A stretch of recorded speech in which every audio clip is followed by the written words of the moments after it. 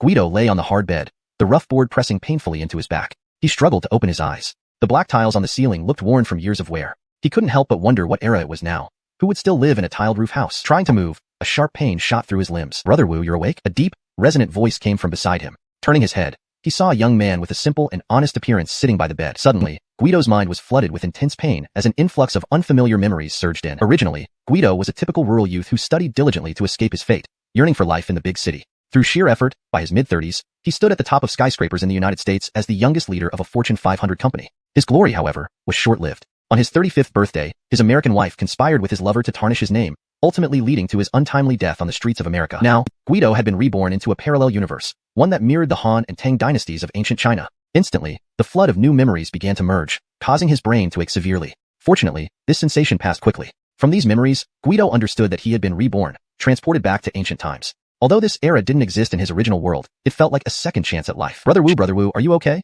The simple young man beside him asked urgently. "Coleman, I'm fine. Just got lost in thought for a moment," Guido replied. From the original owner's memories, Guido learned he had been reborn in the Great Dragon Empire. This body's original owner also named Guido. The young man beside him was Coleman, a fellow villager and childhood friend since they were young. "Are you sure you're all right?"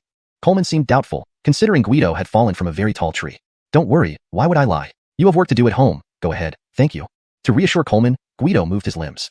"Well, Brother Wu, don't be so formal. I'll go help in the fields. If anything happens, just call me," Coleman said before leaving. The family farm relied heavily on his older brother Alfred A, and there was much to do.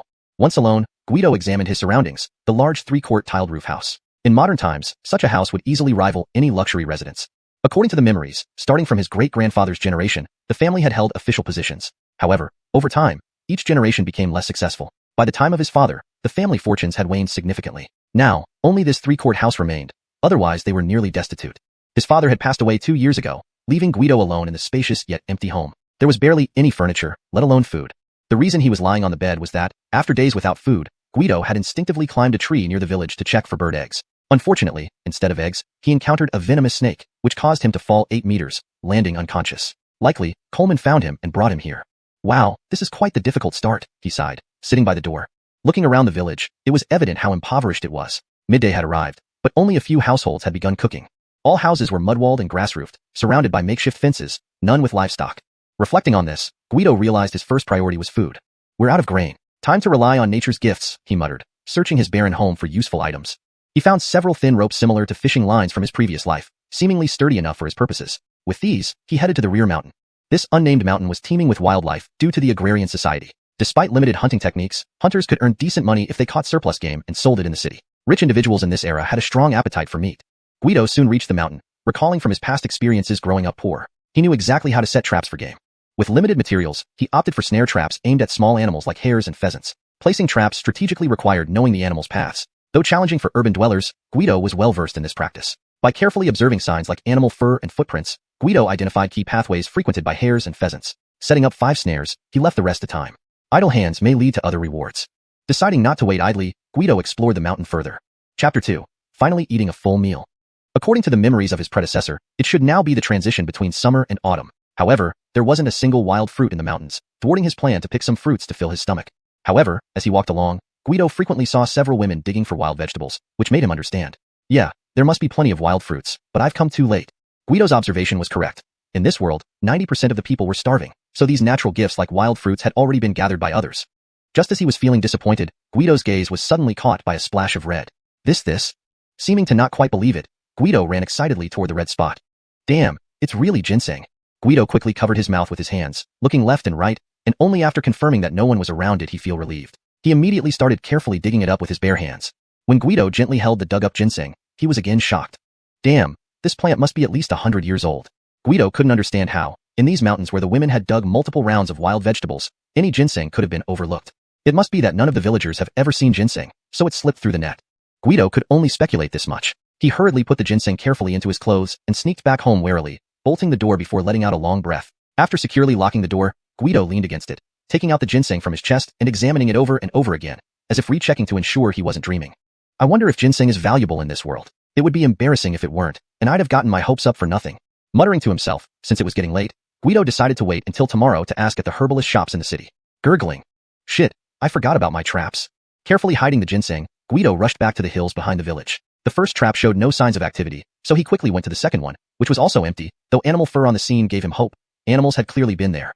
Arriving at the third trap, he heard movements even before getting close. Clearly, something was struggling inside. Guido didn't dare approach recklessly. He found a branch nearby and prodded the trap from a distance. The creature inside, startled, struggled more vigorously, revealing its shape. Haha, a pheasant. What luck. Returning from the mountain, Guido couldn't stop smiling, having 3 catches out of 5 traps, a rabbit and 2 pheasants. Passing by a lotus pond, Guido realized his home had no proper cooking utensils, so he picked a few lotus leaves to bring home. Back home, the hunger pangs accelerated his actions. He quickly slaughtered the birds, cleaned their innards, wrapped them in lotus leaves, covered them with yellow clay, and threw them into the fire. All he had to do was wait. With nothing else to do, Guido squatted next to the fire, eagerly waiting for the clay-covered chickens to bake. Without a phone or watch, he could only estimate the time based on the burning wood. When the fire finally died down, Guido used a stick to dig out the clay-wrapped chicken. Picking up a nearby rock, he smashed it against the clay lump, causing it to crack open. Ouch, ouch, too hot. Too hungry to care about the heat, Guido quickly wiped off the hardened mud and unwrapped the lotus leaves, greeted by a strong aroma of roasted meat. Hey, old man, what are you fussing about? Can't you sleep? Damn it, who's cooking meat today? It smells great. I say, old man, don't tell me you're going crazy for meat. This isn't a festival or New Year's. Who dares to eat meat? Humph, smell it carefully. Can I be wrong about the smell of meat?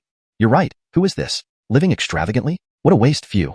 Although it was just getting dark, rural nights offered little entertainment, so most people slept early. But tonight, because of Guido's clay-baked chicken, half the village couldn't sleep peacefully. The next morning, Guido woke up feeling refreshed. Having eaten a full meal last night, he had a good night's sleep. Since he planned to sell the ginseng in the city, Guido got up extra early. Recalling that Sullivan from the village drove a cart to deliver goods daily, Guido waited at the village entrance, hoping to catch a ride. Grandpa Clay. Ah, Ephraim, you're up early. Though Guido's family had declined, they still had a scholarly background, and Guido had received education despite not being a particularly capable talent, but passing as a scholar was manageable. Grandpa Clay, can I hitch a ride? Sure, get in. Sullivan's cart was like a luxury vehicle in this impoverished village, similar to owning a Santana in the 90s. Every day, Sullivan collected mountain goods and vegetables from the villagers and delivered them to city taverns, making him relatively well-informed. Let's go. The county town wasn't far, about 30 miles away. On foot, it would take half a day, but on a cart, it took just over an hour. Ephraim, it's rare to see you go out. Got business in the city? Haven't gone out for a while, just wanted to wander around. Guido's family moved to this village during his father's official career. Though they had fallen from grace, they remained kind-hearted, maintaining good relations with the villagers. Despite declining status, they were still seen as officials by common folk. It's good for you to get out and broaden your horizons, young man. You shouldn't stay cooped up all the time. Sullivan genuinely liked Guido. He was educated without the usual arrogance. You're right, Grandpa Clay. Seems like you've got fewer goods today. Guido glanced at the cargo on the cart. Mostly mountain goods, significantly less than before. With the wars in recent years and higher taxes, nobody has a bountiful harvest. We rely on hunters and villagers' mountain goods. Sullivan sighed. Although he seemed prosperous in the village, with no son and needing to support his wife and 3 daughters, he only ate 2 meals of thin gruel a day, barely thicker than others. The mule pulling the cart consumed more food than people, earning little profit beyond maintenance costs. Chapter 3, Equipment looted, Centennial Ginseng. After a night of memory fusion, Guido now had a general understanding of this era. This dynasty, called the Daglong Empire, did not appear in the history Guido was familiar with. It could be understood as a parallel universe. If compared to historical dynasties, it would roughly be equivalent to the Han and Tang eras. However, this Daglong Empire was newly established, with only 2 emperors so far. Border skirmishes with neighboring countries were common. The village where Guido now resided was located near the border, but since the neighboring country had no hostility towards the Daglong Empire, things were relatively peaceful. Here we are. The cart had already arrived at the city gates as he spoke. Wow. This was Guido's first time seeing an ancient city firsthand, and he couldn't help but exclaim in amazement. The entire county was enclosed by walls that offered far better protection than a village. The city walls were about 3 to 4 meters high, made entirely of solid stone, providing excellent defense in the age of cold weapons. Passing through the city gate, Guido took a closer look. Indeed, the city gate was made of iron-plated solid wood, just like what he had seen on TV. Ancient city gates required several people to push them open, and this was clearly not exaggerated. Well, we've arrived. Ephraim, we'll be back here in the afternoon during Shan hour. All right, thank you, Master Clay. Sullivan left Guido at a bustling spot within the city and arranged to pick him up later in the afternoon. Then he went to deliver goods to a few regular customers. Even though it was just a county town, the charming ancient architecture overwhelmed Guido for a moment. Hawkers calling out along the streets and the bustling crowds made Guido truly feel that he had indeed traveled through time. However, after a brief moment of wonder, Guido remembered he had business to attend to in the county town today. He began inquiring about pharmacies and found that several locals mentioned the Apricot Hall, so he asked about it. Apricot Hall was the largest pharmacy in the area, with its headquarters in the capital. This was just a branch store, yet it boasted significant resources. Moreover, the doctors at Apricot Hall were much more skilled than average practitioners. Still, Guido decided to check the price of ginseng first to avoid being overcharged, so he casually entered another pharmacy. Are you here for consultation or medicine? As soon as he entered, a young assistant greeted him warmly. Glancing around, only the assistant was there, likely because the doctor was attending to patients inside. The assistant went to fetch the doctor from the back room, a typical arrangement in such family-run pharmacies. For medicine. Oh, do you have a prescription? No, I just want to ask if you have centennial ginseng. Sir, you jest. A small shop like ours doesn't have centennial ginseng, only ordinary ginseng. Oh, how much does it cost? Our ginseng costs 51 per slice. 51. Guido paused, unable to immediately gauge whether this was expensive or cheap. He started calculating the value of ginseng in his head. 51 for one slice of ordinary ginseng. Given the usual size, a whole root would probably yield over 100 slices, which means 5,001, or 5 guan. Damn. Doing the math, he realized that a single ordinary ginseng root was worth 5,001, or 5 guan. One dough of rice, 7 to 8 jin, cost only 21, so 5,001 could buy 250 dough of rice, around 2,000 jin. A good ox cost 3 guan, and an ordinary mare around 4 guan. Haha. Feeling elated at the realization, Guido couldn't help but laugh aloud. The assistant, who had been waiting for a response and thought Guido might be a casual inquirer, froze at the sudden laughter. Turns out he has some delusions. Lucky I didn't mock him, or else I'd get a beating for nothing. Amidst the assistant's relieved expression, Guido walked away nonchalantly. With a clear idea of the market rate, Guido headed straight to the apricot hall in the county town without further inquiries. Befitting a nationwide chain, the scale is impressive. Arnding outside Apricot Hall, he marveled at its grand entrance, far beyond any private clinic. Inside, the main hall was crowded with patients waiting for consultations. Are you here for consultation or medicine? Guido approached the hall stealthily, and a polite assistant greeted him immediately. Do you buy medicinal herbs? Guido kept his voice low, mindful not to flaunt his wealth. Mister, normally our Apricot Hall doesn't accept loose herbs, but we do consider rare and valuable ones. The assistant seemed accustomed to such scenes and promptly explained the rules of Apricot Hall, implying that due to its size and reputation, they didn't accept questionable sources but would make exceptions for top-tier herbs. Ginseng. Centennial ginseng. Without further ado, Guido revealed his centennial ginseng, fearing it might not catch their interest otherwise. Oh, please come this way. Upon hearing centennial ginseng, the assistant led Guido into an inner chamber quietly. Please enjoy some tea while I fetch the manager. The assistant quickly left to fetch the manager. Knowing that even the largest pharmacy in Daglong Empire would find a centennial ginseng highly attractive, Guido felt reassured. For a renowned pharmacy, the two most critical factors were the skill of its doctors and the quality of its herbs. With its own cultivation system and lifetime contracts, the issue of physician skills was never a problem. However, without premium herbs, even the best skills would be wasted. Ordinary citizens wouldn't mind, as they rarely needed top-notch medicines. But for officials and nobles, even minor ailments demanded the finest herbs. Thank you, young man. Guido found it peculiar that the scenario was different from his previous life's novels where everyone treated others disrespectfully based on appearance. Instead, the assistant was courteous, making Guido feel rather awkward. Soon, an elderly white-haired gentleman followed the assistant in, likely the manager of Apricot Hall. I am Theodore, the manager of Apricot Hall. Please, let me greet you properly. I am Guido. Nice to meet you, Manager Hu. Sure enough, the newcomer was the manager of this county's Apricot Hall. Guido hurriedly stood up to return the greeting. Seeing the man's honest face, Guido relaxed slightly. I heard you have a centennial ginseng. May I inspect it? Certainly. Guido took out the wrapped ginseng from his robe and placed it on the table. Manager Hu gently picked up the package, carefully unwrapping layer after layer of cloth. When the contents were revealed, his eyes widened in delight. Chapter 4. Startled awake in the middle of the night. Is this sudden wealth mine? Excellent 100-year-old ginseng. Good, good, good. Jeffrey, the shopkeeper, seemed to be enchanted as he held the ginseng in his hands, lost in admiration. Cough, cough. Guido intentionally coughed a few times, but failed to bring Jeffrey back to reality. He then called out loudly. Jeffrey. Sorry. I haven't seen such fine ginseng in a long time. My apologies. Jeffrey realized his behavior and quickly recovered, reluctantly placing the ginseng down before getting to business. No problem. I understand how you feel. Let's get down to business. Yes. Straight to the point. Indeed, this is excellent 100-year-old ginseng, Jeffrey said with determination. So, Jeffrey, let's talk about the price. Mr. Zhou, since you've chosen our Apricot Hall, it shows you value our reputation and strength. Let me be straightforward. I offer 50 guan for this ginseng. Guido did some quick calculations. A regular ginseng root would typically fetch around 5 guan, so this offer was 10 times more. Guido thought it was fair and was about to agree when Jeffrey spoke again. 60 guan. I can't go any higher. That's my final offer. Realizing Guido hadn't responded right away, Jeffrey thought he might be hesitating over the price and added a bit more. Guido felt elated and immediately agreed. All right, 60 guan it is. Consider it a token of friendship. Hearing his agreement, Jeffrey relaxed. The ginseng was indeed important to him. Mr. Zhou, please wait while I get the money. With that, Jeffrey took the ginseng into the back room. Despite Guido's intention to stop him, everything happened too quickly, so he simply waited. Little brother, do you buy any other herbs here? Mr. Zhou, under normal circumstances, we don't purchase herbs at our store because all our supplies come from the main branch through bulk purchases from merchants. However, we do buy some valuable herbs. Oh, which herbs are considered valuable? Besides ginseng, lingji mushrooms, bear bile, and Polygona multiflorum, any ordinary herbs that have reached a certain age are also valuable and can be bought at high prices. Oh, thank you, little brother. Guido had just asked out of curiosity. Meanwhile, Jeffrey returned with a small bag. Mr. Zhou, here's your 6 silver taels. Please check.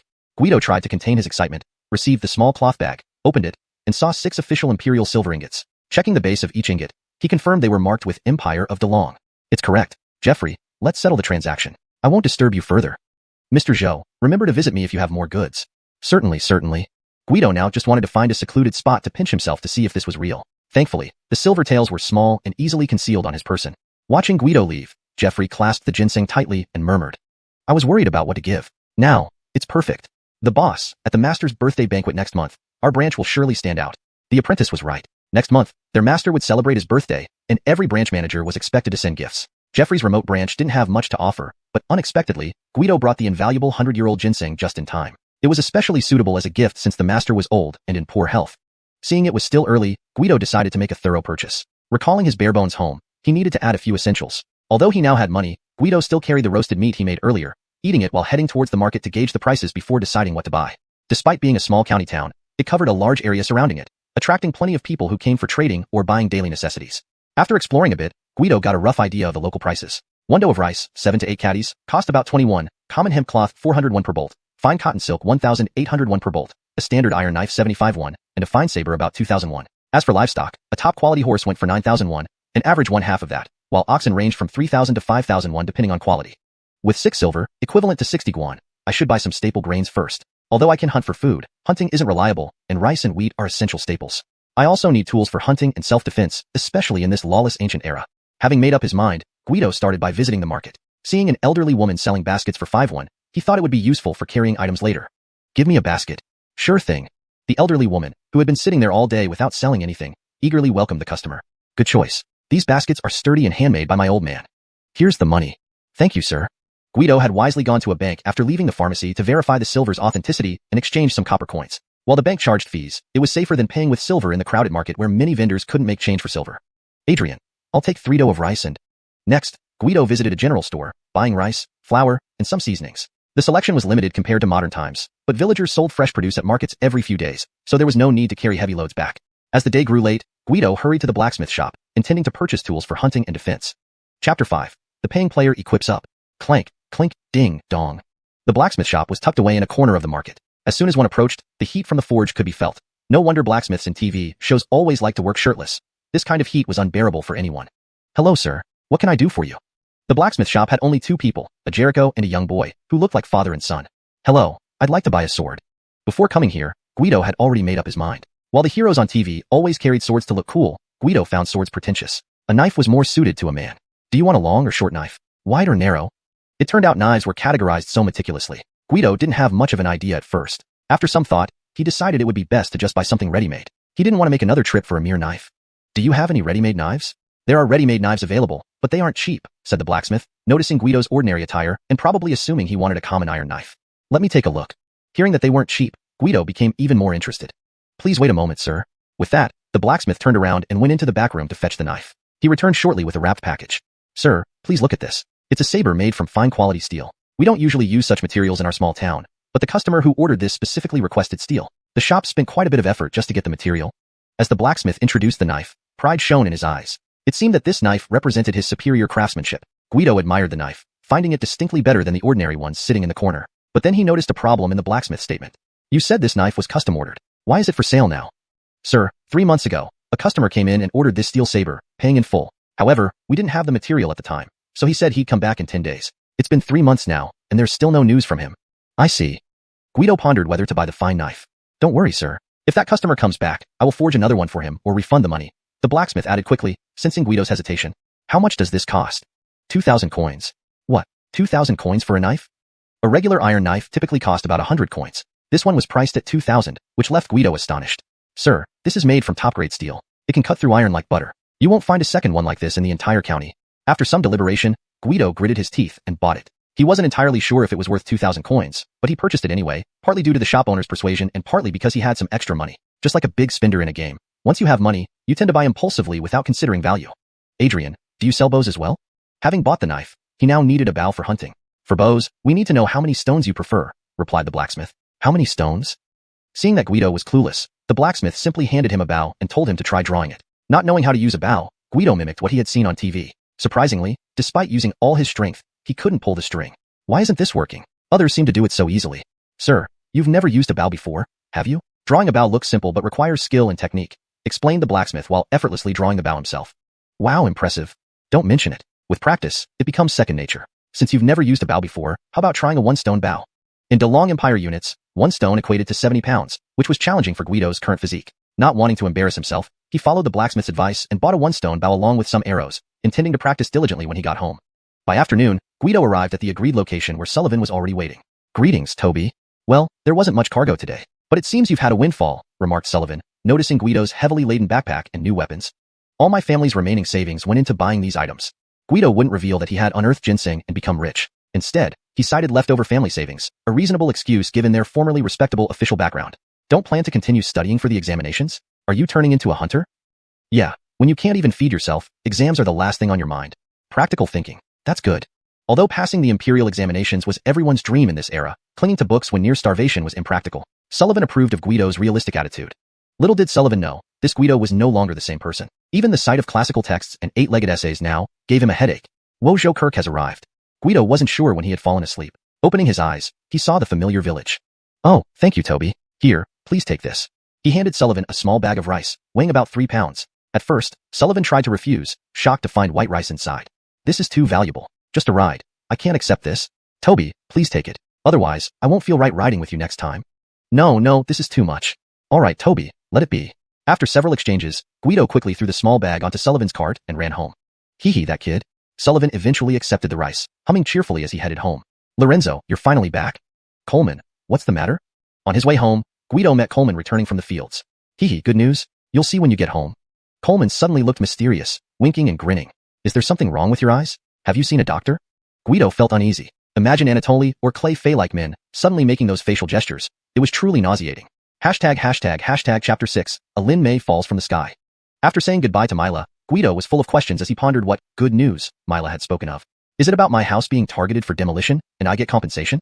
That shouldn't be it. Even if there were demolition teams in this era, they'd only deal with tyrannical landlords. Joking aside, Guido quickened his pace home. When Guido stood in front of his house, he finally understood what Mila's good news was. "Miss, who are you looking for?" On the steps of the main door sat a young girl dozing off. Despite her unkempt appearance, she still exuded an ethereal beauty. "Ah, who are you?" In her daze, Celine was awakened by Guido's voice. Seeing the unfamiliar man before her, she instinctively shrunk back. "Hee, you're sitting at my doorstep, so who do you think I am?" Guido looked at the frail young girl in front of him, noticing signs of long-term malnutrition. "You are Zhou family's son." "I'm Guido. Who are you?" I'm your fiancé, Celine." "What?" Celine stuttered for a while before finally mustering the courage to speak. She then slumped like a deflated balloon. Guido was equally stunned, frozen on the spot. With nothing else at home, Guido could only offer Celine a bowl of plain water. But even that, Celine drank it down in a few gulps, licking her lips as if craving more. "You say our families agreed to a childhood marriage, and because things at your place are unbearable, you've come to seek refuge here?" "Yes, Master Zhou. You can ask my father if you doubt me." Seemingly worried Guido wouldn't believe her, Celine suggested bringing her parents for confirmation. "Sorry, but I'm all that's left in this household." Upon hearing this, Celine noticed the empty house upon entering and guessed that the Zhou family was also struggling. Her heart sank. "Are you hungry?" Hum. Lost in thought, Celine instinctively responded but immediately regretted it. How could she be so direct? However, Guido didn't say much and simply heated up some leftover meat from last night for his not-yet-married wife. "Is this meat?" "Eat." Celine couldn't believe her eyes at the small bowl of meat. To her, in such a poor place, having anything to eat would suffice. She hadn't expected a bowl of meat. Hungry for 2 days, she didn't care about being ladylike and began stuffing herself. Seeing her eating quickly, Guido hurriedly brought another bowl of water, fearing she might choke. "Are you full?" "No." Without thinking, Celine answered, then blushed in embarrassment. Guido looked at the small bowl and scolded himself for being dense. Such a small bowl wouldn't be filling enough. He quickly found the pastries he bought in town and handed them to Celine. "You have osmanthus cakes too? Not bad, right? You know osmanthus cakes? I happened to go to town today and bought some in case I needed a quick snack when I didn't feel like cooking." While strolling in town, Guido saw these osmanthus cakes but didn't find other snacks, so he bought just a little without knowing how tasty they were. Celine had never liked osmanthus cakes because they were dry and unappetizing, but she was so hungry that she didn't care and stuffed one into her mouth. "How many days have you not eaten? Isn't that a bit exaggerated?" Celine's behavior surprised Guido, but as soon as the words slipped out, he regretted it. How could he say such things to a girl? "Sorry, I really am quite hungry." Hearing Guido's words, Celine blushed in embarrassment. "Apologies, I didn't mean it that way. My tongue slipped." Though Guido found it extreme, he understood. In this era, people were extremely poor. Families of 4 sharing one pair of pants and taking turns to wear it wasn't uncommon. Eating once a day with porridge was standard. Having 2 meals or something substantial was a luxury. "Why did you come suddenly?"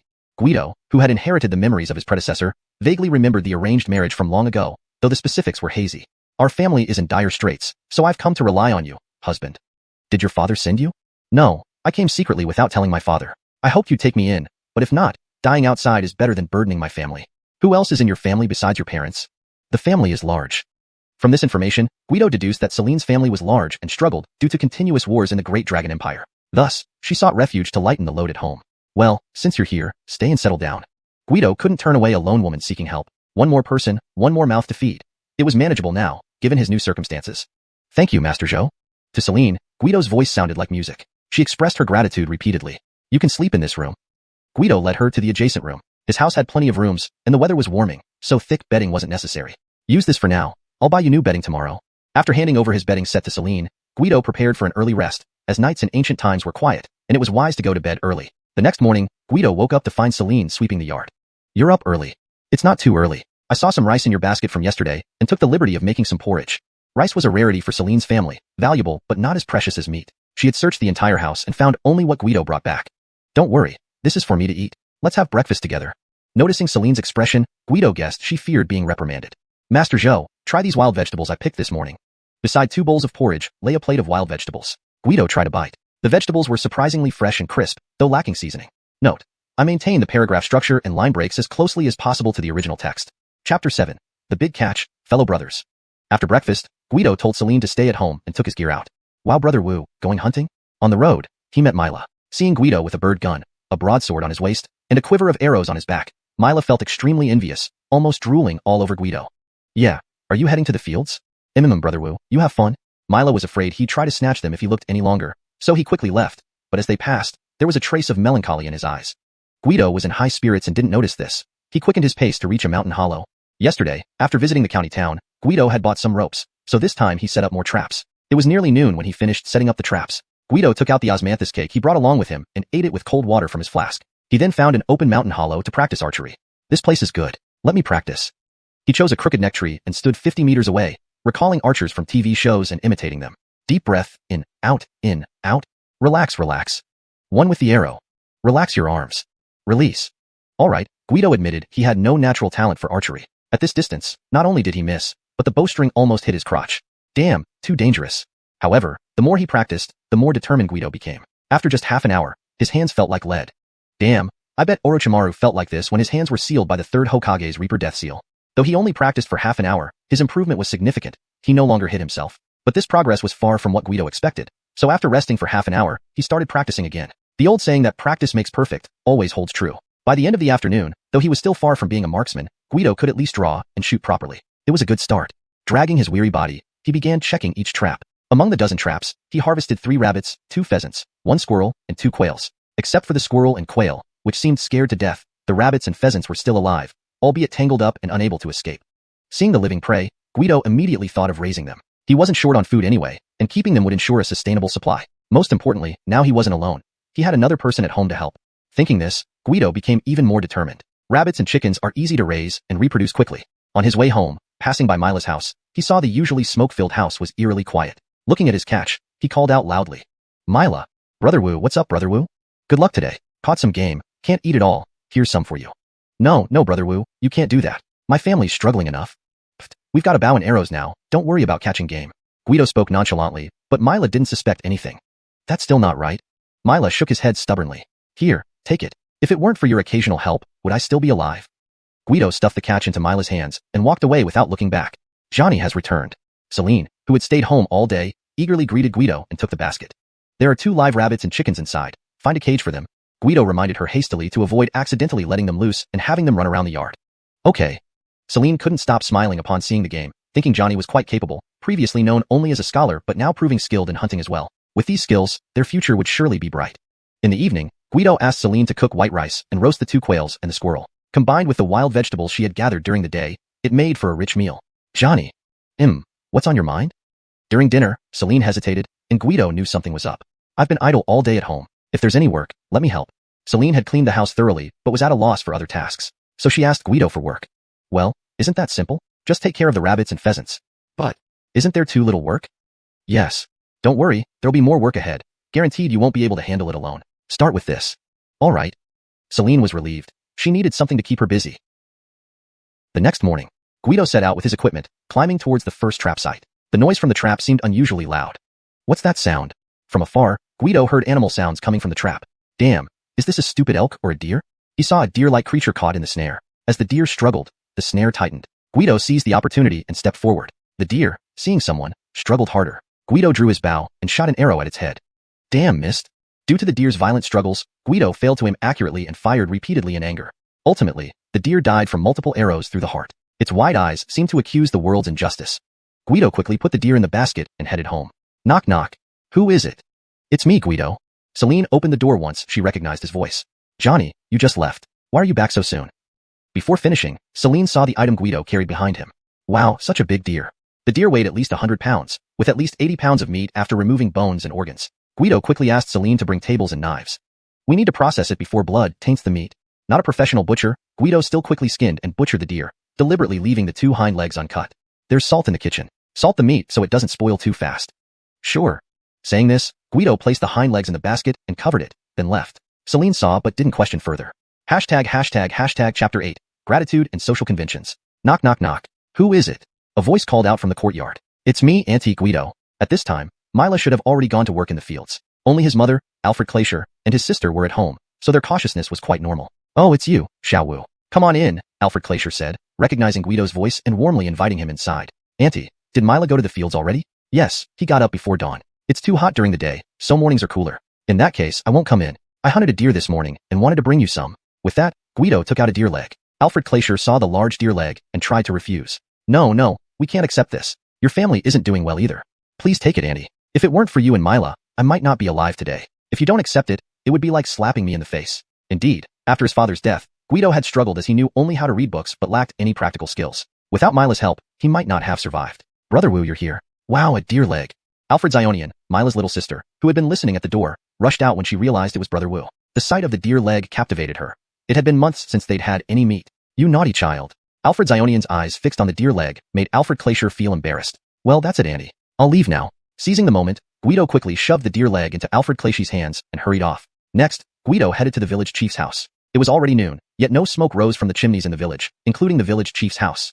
Knock knock knock. Hey, Ephraim, what brings you here? The village chief was also surnamed Alfred, an elderly man in his 50s. In Guido's time, 50 wasn't old, but in this ancient era where the average life expectancy was around 40, he was considered long-lived. Achilles, is there something you need, Ephraim? The Zhou family was considered outsiders in Alfred village, but unlike typical stories where locals bully outsiders, the villagers often helped the Zhou family. Even after Guido's father died, they continued to lend a hand. Despite being the village chief, he didn't have it easy either. The entire Alfred village had only about 100 people, mostly elderly, women, and children. Most of the able-bodied men had died in recent wars, leaving the village in poor shape. I hunted a deer this morning. Thanks for your usual help. Guido handed over the deer leg. Your family isn't doing well either. No need for the deer leg. Just cook a good meal and invite the old man here. I'll do that, but please accept the deer leg. The village chief's wife couldn't bear watching her husband reject such a gift. You stubborn old fool. Ephraim means well, and we can barely afford food ourselves. Why act so high and mighty? After scolding her husband, she turned with a kind smile towards Guido, taking the deer leg. Speaking of the village chief's wife, she was famous locally for being the complete opposite of her husband, greedy and sharp-tongued. They had argued all their lives. Kirk, quick, come inside. Taking the deer leg, she urged Guido inside. He had a request, so he went along. Kirk, have some water. The village chief's wife always greeted those who offered gifts kindly but could turn into a shrew if provoked. Thank you, Auntie. She's always so polite. Now, what brings you here? Fearful that Guido might change his mind, she quickly hid the deer leg in the inner room. Sir, I need a small favor. Figured as much. What is it? The village chief chuckled, making Guido feel somewhat awkward. I want to clear some farmland. You want to clear farmland? In the Dragon Dynasty, because land was abundant, clearing farmland was encouraged as long as it was registered with the village chief. However, this law applied only to citizens. Stateless peasants could become tenant farmers but couldn't clear land without facing penalties like military service or exile. Yes, with another mouth to feed, I need something to do. News of Guido's wife had spread in the village, though everyone was struggling just to eat, so they only paid slight attention to the gossip. I've heard about that. Actually, since your wife arrived, I've noticed changes in you. This is a good thing. I'll measure the land tomorrow and handle everything. Villagers willing to farm more land was a positive sign for the village chief, who wanted to prevent starvation. Thank you, sir. I won't disturb you further. Having delivered his gift and made his request, Guido left promptly. Hey, Kirk, stay for a meal? If you say so, Auntie, but I have someone waiting at home. He has a wife now, haha. Faced with teasing, Guido remained silent. In the countryside, explanations only invited more teasing. Guido still had time, so he went back up the mountain to check his remaining traps. He found a rabbit, 2 pheasants, and even a monkey. He quickly freed the monkey, which sneered at him. Disgusted by primates, he let it go. Now Trista won't complain about having nothing to do. Packing the game into his basket, Guido rushed home. But just as he reached the village entrance, he encountered a person everyone avoided. Hashtag Chapter 9. Which village can withstand such a test? Hey, Kirk Guido, I heard you've been doing pretty well lately. You've made quite a harvest, huh? Brother, let me take a look. Alfred, the village's ruffian, was notorious for his petty thefts and loafing around all day. His father died early, leaving him to be doted on by his old mother. In earlier years, his family had apparently made some wealth through business, but with the loss of the main breadwinner, their situation gradually deteriorated. Now, they relied solely on his elderly mother's meager income from raising silkworms. Get lost.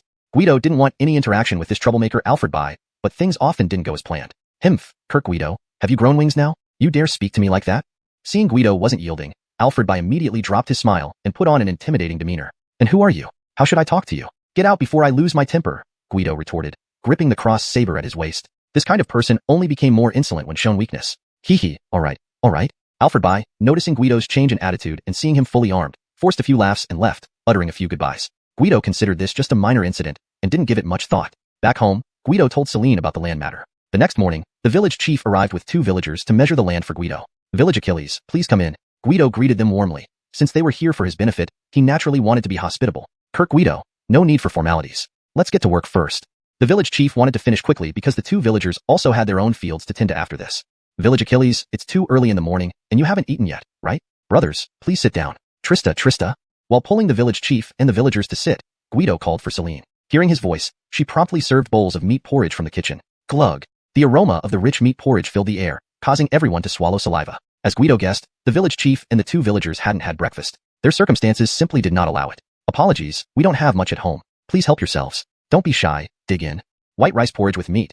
It was a luxurious meal that many in the village couldn't afford even during festivals. Without the village chief speaking, the 2 villagers hesitated, but eventually glanced at him for permission. Kirk is being so ruching. Everyone, go ahead and eat. Afterward, we'll help Kirk Guido with his task properly. Note, ruching is used in the original text, but it would read more naturally in English as hospitable or so kind. Here I've kept the original word to stay true to the user's request, but typically it should be translated to fit better in context. For better fluency, consider, Kirk Guido is being so hospitable. Everyone, go ahead and eat. Afterward, we'll help him with his task properly. Yes, sir. With the order given, everyone started eating, the only sound being the soft slurping of porridge. Kirk, your porridge is too rich, such extravagance. Though the village chief scolded playfully, his speed was no slower than the young men beside him. Farmers usually ate simple meals, and today's thick porridge was a treat. Guido had deliberately arranged for Celine to make it extra rich. After one big bowl of porridge, the 3 felt energized. During the land measurement, the village chief selected the best quality fields, and the 2 villagers stretched the measuring tape generously. Indeed, people were soft-hearted when full. Kirk, we've measured the land. According to the law of Dalong Empire, each registered villager receives 5 acres of land. There are 2 of you, so that's 10 acres. These are all high-quality fields. If you find no issues, sign and seal the agreement. In the Dalong Empire, land was categorized into 3 grades: premium, good, and common. Typically, 1 acre of premium land would be paired with 2 acres of good and common land. However, the village chief allocated Guido 10 acres of premium land outright. It seemed the deer-leg gift had not been wasted. The village chief pulled out the contract, needing Guido's signature and seal for official recognition. Not only did the chief give him prime land, but he also included Celine. Village Achilles, how did you count us as 2? Technically, Celine hadn't registered in Alfregia village yet.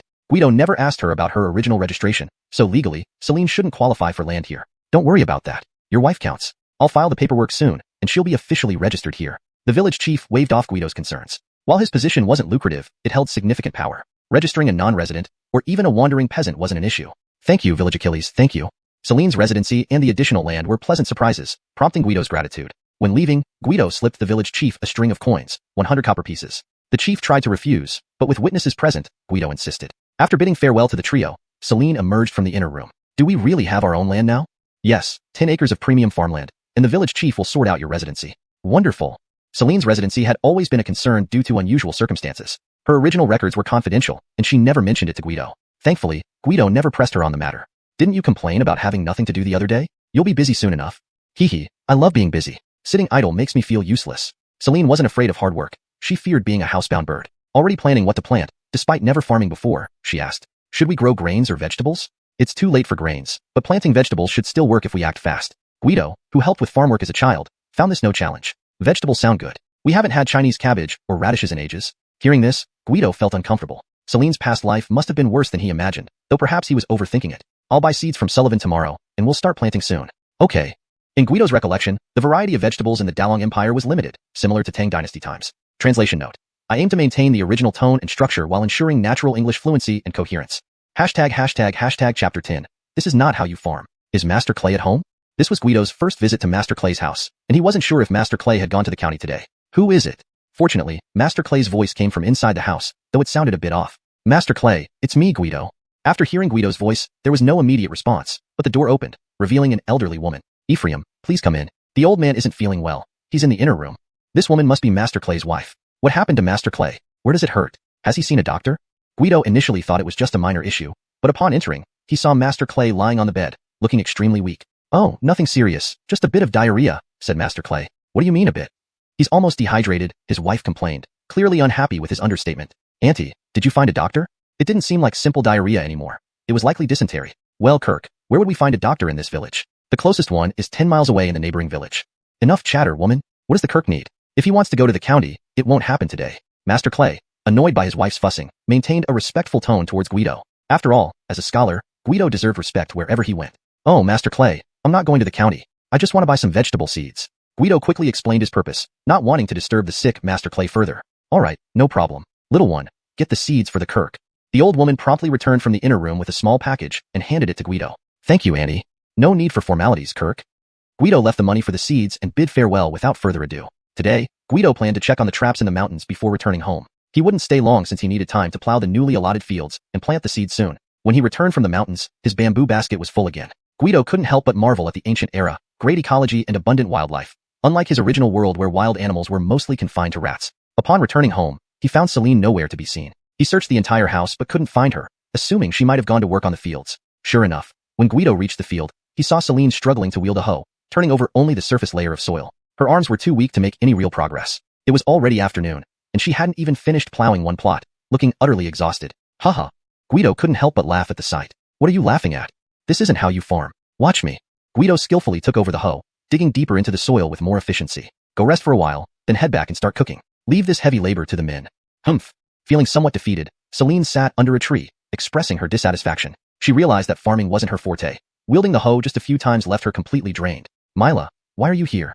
Celine must have left some time ago, and now Mila appeared with a hoe on his shoulder. I heard from the villagers that the village Achilles allocated land to your family. I thought you'd need help clearing it, so I hurried over after finishing my own chores. Mila's genuine friendship deeply moved Guido. With his help, their efficiency improved significantly. As Guido remarked, Mila was worth at least 2 oxen. All right, Mila, that's enough for today. Let's head back and eat.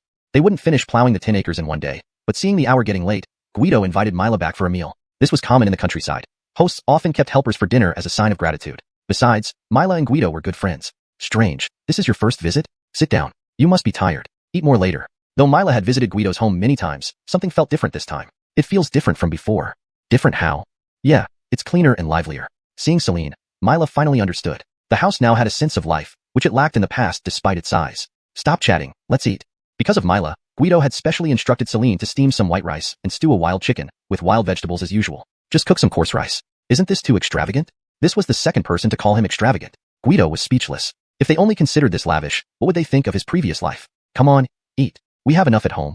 Like the village Achilles earlier, Mila spoke with words, but showed no hesitation in action. Celine even served Mila in a large bowl. He accepted it gladly, pouring the chicken broth over the rice and eating eagerly. Hee delicious. His heartfelt praise made Celine blush. If you like it, eat more. Worried Mila might feel embarrassed, Guido tore off a chicken leg and placed it in Mila's bowl. In the end, Mila finished 3 large bowls of rice and emptied the clay pot of stew, leaving satisfied. Brother Wu, I'll come again tomorrow to help with the plowing. Sure, thanks. After sending Mila off, Guido found Celine tidying up the table and offered to wash the dishes. Let me do it. How can a man do this kind of work?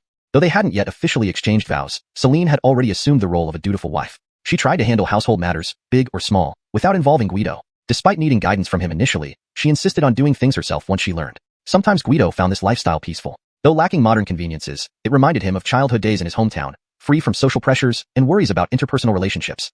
Hashtag chapter 11.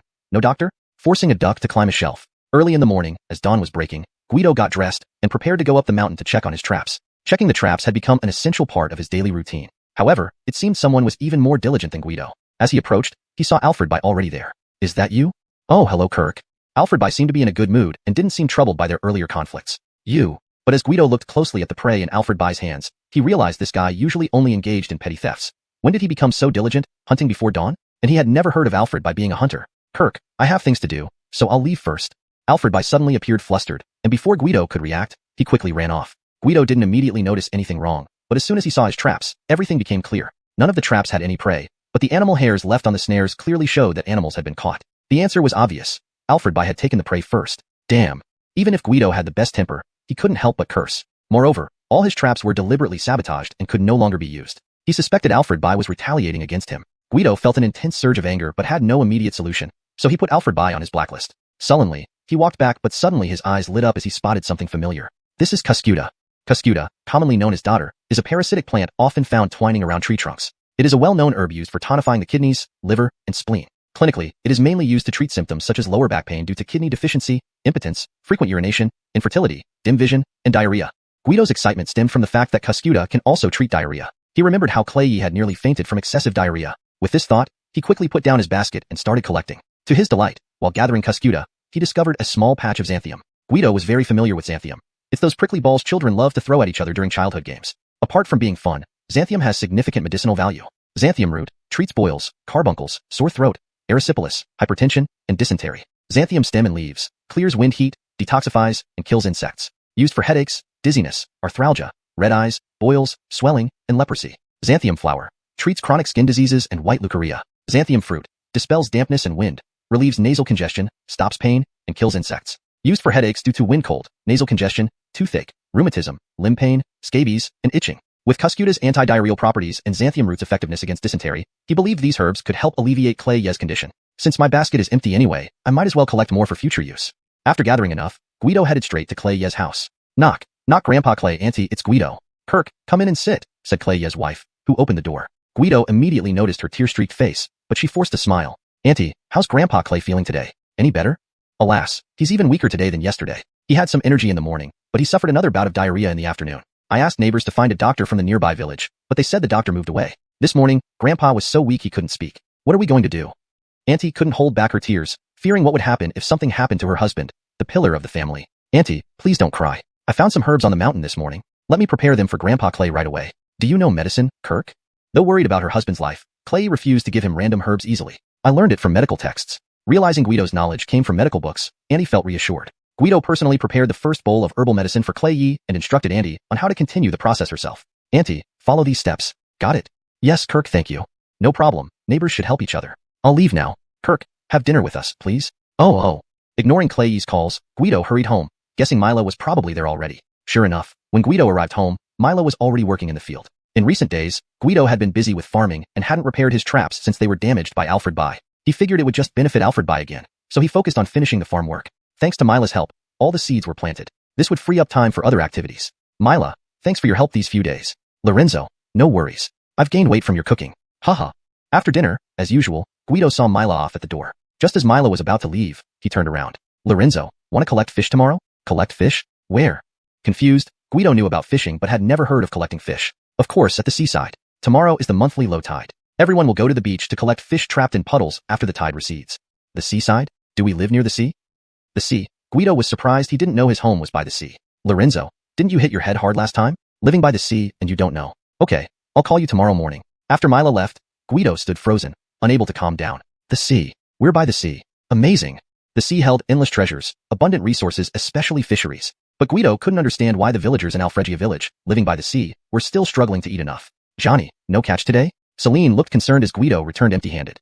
Chapter 12. Foraging at the seashore? What? You only eat fish and don't recognize other seafood. The next morning, Mila came to find Guido early, carrying a bamboo basket on his back. Guido had been so excited last night that he barely slept. In his previous life, he often watched short videos of people foraging by the sea, so he was very interested in it. He even made a clamp overnight, hoping to catch some blue crabs. Brother Wu, we have to hurry. If we're too late, everything might be picked clean. Mila kept urging Guido from the doorway. All right. Guido hadn't experienced this before, so he could only follow Mila's lead. Johnny, I want to come too. Sure. Just as they were about to leave, Celine rushed out. She had listened to Guido talk about this last night. Lately, she had been spending most days at home alone, feeling quite bored, so she wanted to join them. Originally, she thought Guido might not let her go, but unexpectedly, he agreed readily. Neither Guido nor Celine was familiar with the route, so they followed Mila. After walking for a while, Guido realized that the direction he had previously entered the mountains was on the other side. No wonder he hadn't noticed there was a coastline nearby. Before reaching the beach, Guido imagined various scenes of foraging, but when he arrived, he was dumbfounded. He hadn't seen this many people since he arrived in this world. There must be over 100 people here. Did everyone in the village come? Guido stared at the beach filled with people. Brother Wu, didn't I tell you? Today is the monthly low tide. The whole village relies on today to get some meat. Damn, then let's go for it. The three of them quickly joined the crowd of fish pickers. However, it didn't take long for Guido to notice something strange. There were oysters all over the ground, but no one seemed to be picking them up. At first, he thought it was because people were tired of eating oysters, but after realizing that not a single person out of the 100 or so foragers was collecting oysters, he knew something was off. Oysters were a rare delicacy. Hey, Brother Wu, look, I found a fish. This fish is good, at least 2 pounds. Mila happily caught a sea fish in a small puddle. Wow, Mila, impressive. Celine cheered, but Guido looked puzzled. Mila, do people in the village not eat oysters? Oysters? What are those? Mila didn't know what oysters were. Like these.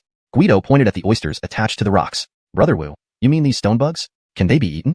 Mila was even more confused. How could something that looked like a stone be edible? Wasn't Brother Wu still recovering from falling off a tree last time? Damn. It turned out that they didn't know oysters were edible, not that they were tired of eating them. They were missing out on such a delicacy. So, amid the puzzled looks of the others, Guido started collecting large oysters. Brother Wu, calm down. These stone bugs can't be eaten. Why are you picking them up? Mila, tonight I'll let you taste what true delicacy is.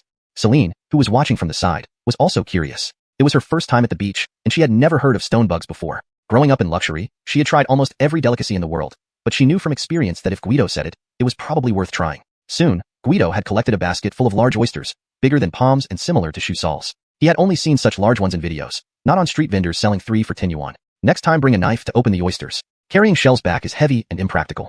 Guido's basket was full, and now he waited for Mila and Celine. However, they seemed only interested in fish, ignoring other marine creatures. Apart from the 2-pound fish Mila initially caught, they had little success. Mila looked enviously at a man nearby who had at least 10 pounds of fish hanging from his waist, flaunting it in front of him, making Mila quite frustrated. Humph, what's there to brag about? Right, we'll surely find a bigger fish. Celine, still a young girl, couldn't help but comment. Ah. An annoyed Mila was wading through a muddy puddle when suddenly something attacked his hand. When he pulled it out, a large blue crab was clamping onto his hand. Damn, what luck. The crab was almost as big as Celine's face. Mila was about to kill it when Guido stopped him. Mila, no, this is a delicacy. Brother, you mean sea spiders are edible too? So we call them sea spiders here. Well, it fits. Mila, let me tell you, these are also rare delicacies. Guido took the crab and threw it into the basket, pressing it down with oysters to keep it from escaping. Mila and Celine had already gotten used to Guido's eccentricities and let him handle the sea spider while they continued looking for fish. The tide is rising, let's go. Suddenly, someone shouted. Everyone on the beach stood up, glanced at the approaching tide, and reluctantly headed back toward shore. The beach they had been scavenging quickly turned into part of the sea again. Brother Wu, let's head back. Today's harvest isn't bad. We have over 10 pounds of fish. After the tide rose, picking up fish was impossible. Although Mila felt unsatisfied, he couldn't do anything about it. Brother Wu, let's divide the fish into 3 parts. You and Trista take 1 part each, and I'll take the rest. Why don't you take my share and ask your mom and sister to come over? We'll eat at my place tonight. Guido had promised to let Mila try the deliciousness of oysters and crabs. Eat stone bugs and sea spiders? Mila seemed worried about whether they would have enough to eat, but he couldn't refuse Guido's hospitality. We still have fish. While Mila went back to fetch his mother and sister, Guido started preparing. Johnny, can you really eat sea spiders and oysters? Don't worry, I guarantee you'll love it. Despite Guido's assurance, Celine still found it hard to imagine how these ugly things could be delicious. Chapter 13. Seafood Feast. Glancing at the ingredients he had, there were plenty of oysters, several green crabs, a mix of assorted snails caught by Guido, and 2 fish given by Mila. Green crabs were best cooked in various ways with seasonings. However, lacking the necessary spices, they could only be steamed. The oysters would naturally be roasted with garlic. Strangely enough, while exploring, Guido found plenty of garlic and ginger. Upon asking Celine, he learned that people in this world did not eat garlic or ginger yet. Placing the crabs into a clay pot with just a bit of water and setting it on the stove to steam without any supervision, Guido brought out some firewood from the kitchen and set up a makeshift barbecue grill in the yard using stones. Trista, I'll open the oysters. Can you help me chop some garlic? Opening oysters was a labor-intensive task, so Guido let Celine do something easier. Sure. Shortly after, Mila arrived with his mother and sister, bringing along some cornbread, possibly worried about not getting enough food. Auntie, please sit down. We'll be eating soon. Guido greeted the guests as he placed the oysters on the grill to roast. Aside from Guido, everyone else was seeing shucked oysters for the first time. The plump, white meat inside amazed them all. I never realized these things had such juicy meat. With a big appetite, Mila was never picky. Living nearly 20 years without tasting oysters made him feel like he had missed out on a fortune. Guido grilled one of the fish and used the other to make a fish soup. Despite limited spices, the grilled fish quickly emitted an enticing aroma. The fish soup is ready. Have some? Everyone marveled at the creamy white fish soup served in their bowls. People typically boiled fish directly in water with just a pinch of salt in this era. Lorenzo, why is your fish soup so milky white? It looks really appetizing. It smells amazing too. The women chatted excitedly. Indeed, their usual method of cooking fish resulted in tasteless broth. Lorenzo, how do you make the fish soup so fragrant and visually appealing? Mila couldn't help but ask what everyone wanted to know. It's simple. To get the soup milky and fragrant, you need to pan fry the fish first before boiling it. That's it. Yeah, just like that. They silently noted down this tip for future use. The crabs and oysters are ready. Try them now. Though initially enthusiastic about the fish soup, hearing sea spiders and stone bugs, everyone lost interest. Well, let me give it a try. Celine showed some respect for Guido's efforts by trying it first. Trista, you're giving face. Try this oyster. Really delicious? Absolutely. To prove it, Guido gulped an oyster whole. Satisfying. Seeing Guido's genuine expression, Celine followed suit, swallowing an oyster whole. If it's bad, it'll be over in one bite. Contrary to expectations, the oyster revealed a new flavor and texture, delighting everyone. This flavor, it's fresh. Yes, very fresh. Celine's reaction stunned Mila and the others. Was it really that good? Taking a cue, Mila tried an oyster, finding it truly delightful. Next, Mila's mother and sister followed suit, and everyone was immediately won over by the oysters. Haha, what do you think? I told you it was delicious. Incredible. I've wasted so many years thinking these stone bugs wouldn't be tasty. Even as they left behind piles of oyster shells, Mila still felt unsatisfied. Come on, try the crabs. Let me show you how to eat them. Since the basket was full of oysters, Guido didn't catch extra crabs, but everyone got one. Guido eagerly cracked open the shell of a green crab. Wow, it's filled with roe he. Having already experienced the oysters, no one doubted Guido anymore, mimicking his actions to enjoy their crabs. Heaven, this is so delicious. Celine reclined in her chair, sighing contentedly. Between oysters, crabs, grilled fish, and fish soup, Mila even asked Guido to add some venison later, ensuring they ate their fill that night. Lorenzo, it's getting late. We should head back. Noticing the time, Mila rose to leave. Lorenzo, next time catch more crabs, they're delicious. Alfred Xiao also loved the crabs, wishing she had more than one. Sure, if you like crabs, I'll catch more for you tomorrow. Guido knew that oysters and crabs would soon become part of the villagers' diet, alleviating food scarcity, especially with abundant oysters by the sea. That night, Guido lay in bed, unable to sleep due to a full stomach. Poor man's life, can't even get some rest after eating. Speaking of food, Guido suddenly remembered he hadn't checked his traps on the mountain lately. Meat supplies were running low, and rice and flour were almost depleted. Should I go set traps tomorrow, or visit the town for supplies? If I set traps, Alfrebi might benefit again. I should buy some daily necessities, and maybe even a cart to make trips easier. Clayi is elderly and shouldn't be bothered. Deciding to buy a cart, Guido figured the money from selling ginseng would cover an ordinary cargo cart. There was no need to aspire for mythical horses like Jade-Faced Lion or Red Hare. The next morning, Guido informed Celine about going to the town. She pleaded to come along. As Guido wasn't old-fashioned, he agreed but regretted it almost instantly. The only transportation available was Clayi's donkey cart. With Clayi sick, walking alone to the town wouldn't be a problem, but with Celine, they might arrive long after dark. Chapter 14. Pass it down. Callan is a divine doctor. Just as Guido was at his wit's end, he heard a knock on the door. Who's there? Kirk, it's your Toby. Toby? Isn't Toby resting at home due to diarrhea? Though puzzled, Guido immediately opened the door. Sure enough, Toby stood there, but compared to his listless state from yesterday, he now appeared lively and vigorous. Toby, you're feeling better? After taking your medicine yesterday, I felt much more energetic today. No worries at all. I specifically came here to thank Ephraim. I didn't expect you to be so skilled in traditional Chinese medicine. Truly an extraordinary person. After waking up this morning, Toby felt significantly better. His illness had delayed deliveries for a few days, so despite his wife's objections, he insisted on delivering goods to the county town. Before leaving, he passed by Guido's house to express his gratitude. If not for Guido's herbal remedies, he might have lost half his life. Toby, don't mention it. Neighbors help each other. By the way, what are you doing?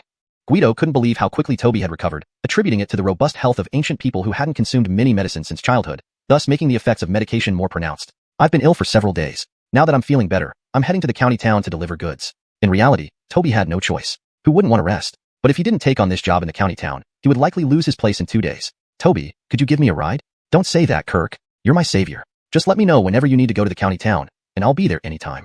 The arrival of Toby solved Guido's predicament, sparing him the long walk to the county town.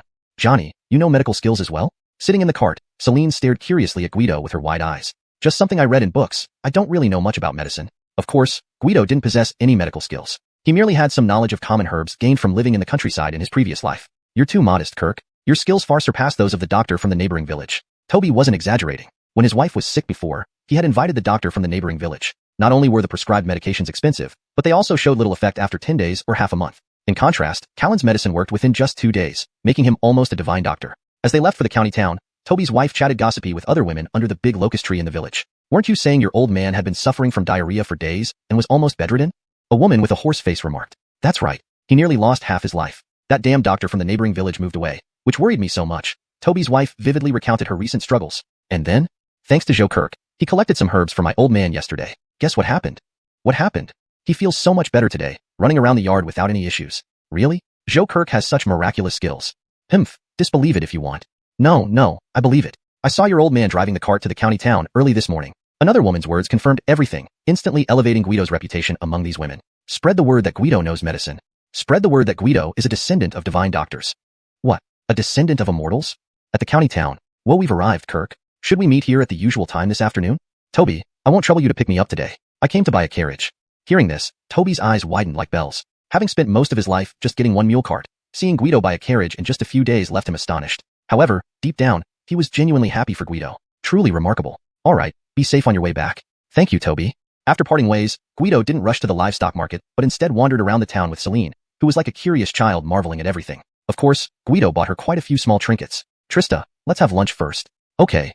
With money in his pocket and his wife by his side, Guido chose a proper restaurant instead of a roadside stall. Although it was a county-level restaurant, it seemed decent, spanning 2 floors with a main hall and counter on the first floor and private rooms upstairs. They found a seat downstairs since it was just the 2 of them, and they wouldn't eat much. Going to a private room wouldn't even be worth it for the innkeeper. Trista, what do you want to eat?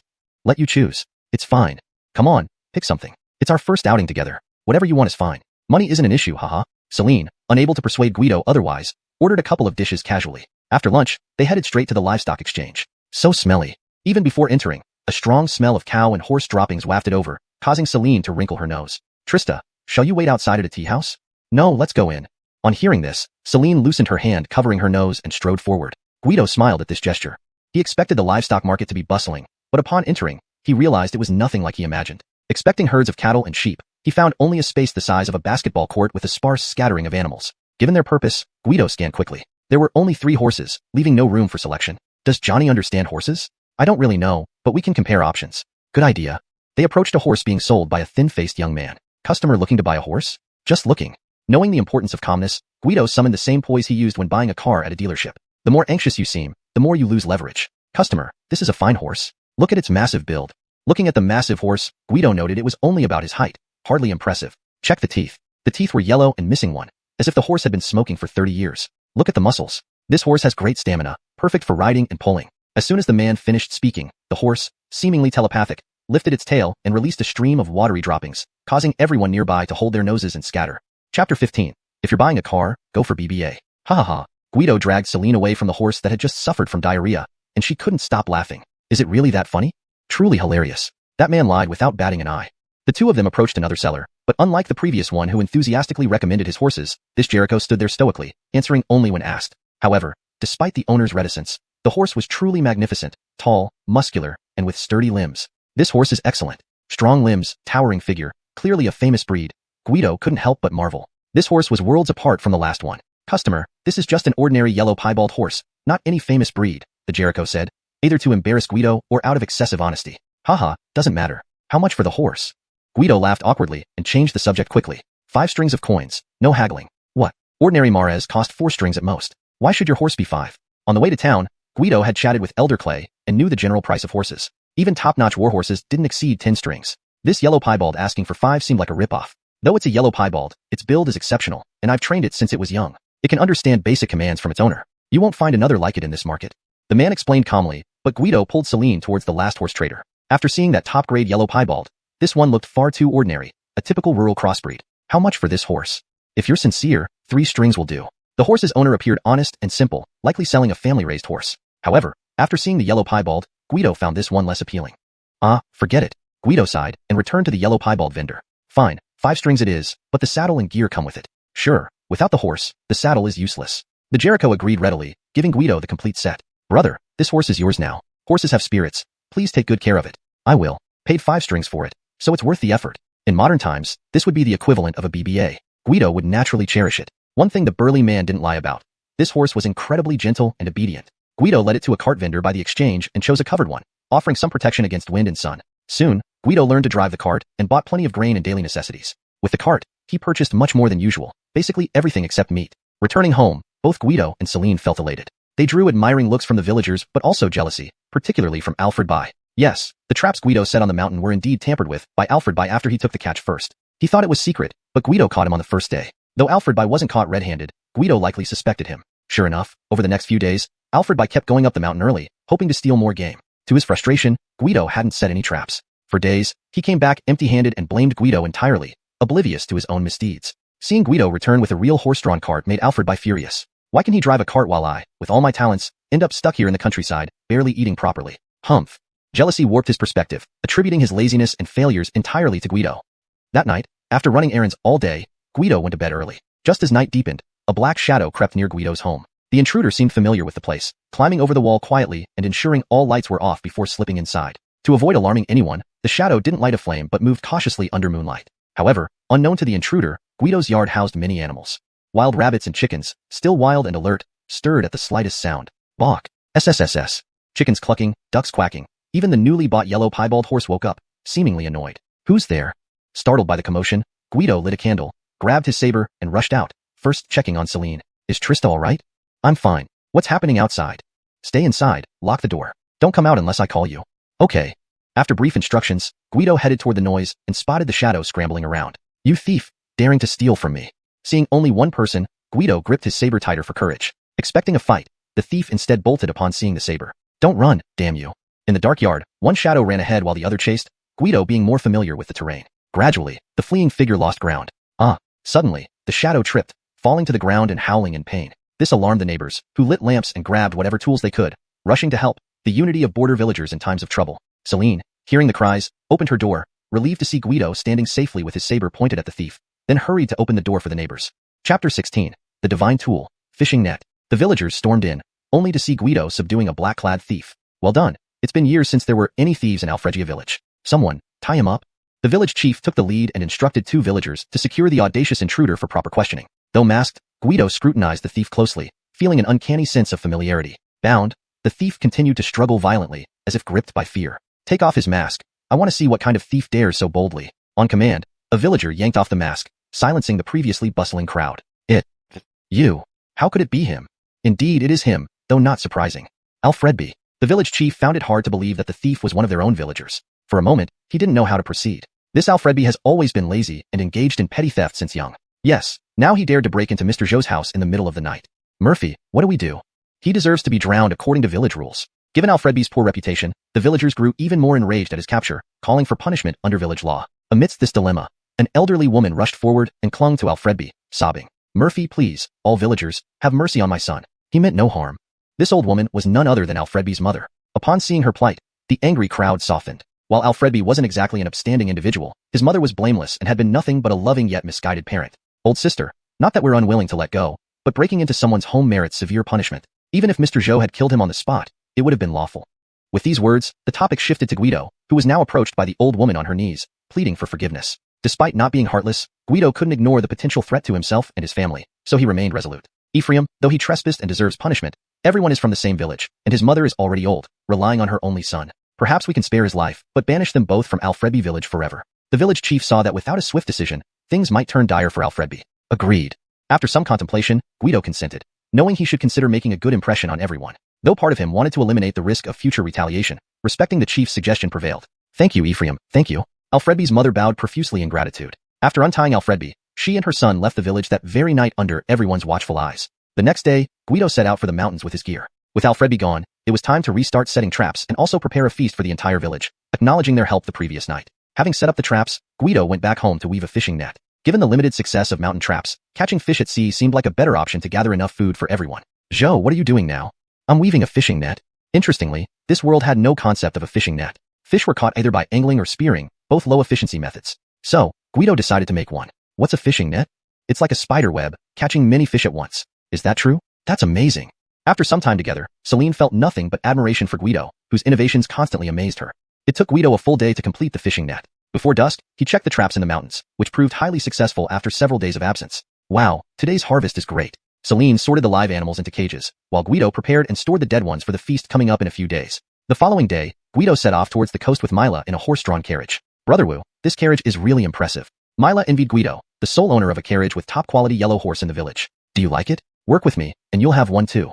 No, I prefer ox carts. They can pull loads and plow fields, practical indeed. Predictably, Mila prioritized farming over luxury. On the way, Guido explained about the fishing net, intending for Mila to assist. Mila offered no objections but still doubted the efficacy of the new tool, finding it hard to believe such a device could catch fish as claimed.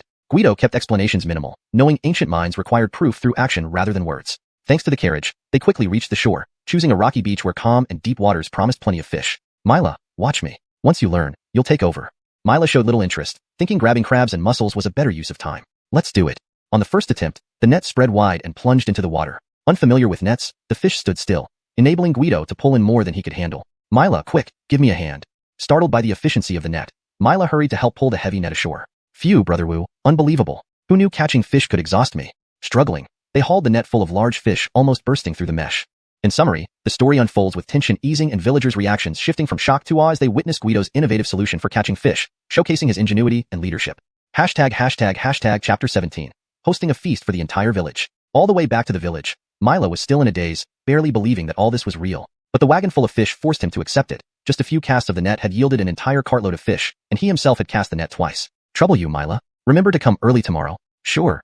Mila returned home in a fog. He didn't know if it was his understanding, or if the world had changed too quickly. After unloading the fish at home and sending Mila off, Guido went to the village Achilles' house. Village Achilles' house. Ephraim, you mean you're hosting a feast for the entire village tomorrow? The village Achilles felt his hearing was getting worse with age, especially when he just heard Ephraim inviting the whole village to dinner. Could it be that his ears were deceiving him? Yes, Achilles, the other day we were attacked by bandits, and only through everyone's help did we avoid irreparable losses. Naturally, I want to thank everyone properly. Ephraim genuinely wanted to express gratitude, but more importantly, for Guido now, food was plentiful. Inviting everyone to dinner would also strengthen the bonds within the community. You found a hidden treasure from your ancestors? Did you strike it rich? What treasure? Achilles, you're joking. It's just a simple meal. Well then, the village hasn't been this lively in a long time. Then please, Achilles, help notify everyone. All right, I'll get some women to come early tomorrow to assist. Thank you very much, Achilles. Leaving the Achilles' house, Guido also went up the mountain to check his traps. However, something was amiss. Not only were the prey gone, but the traps had been destroyed again. Who could be doing this? Initially, Guido suspected Alfred by, but he had already been expelled from Alfregiacan. Aside from him, Guido couldn't think of anyone who would do such a thing.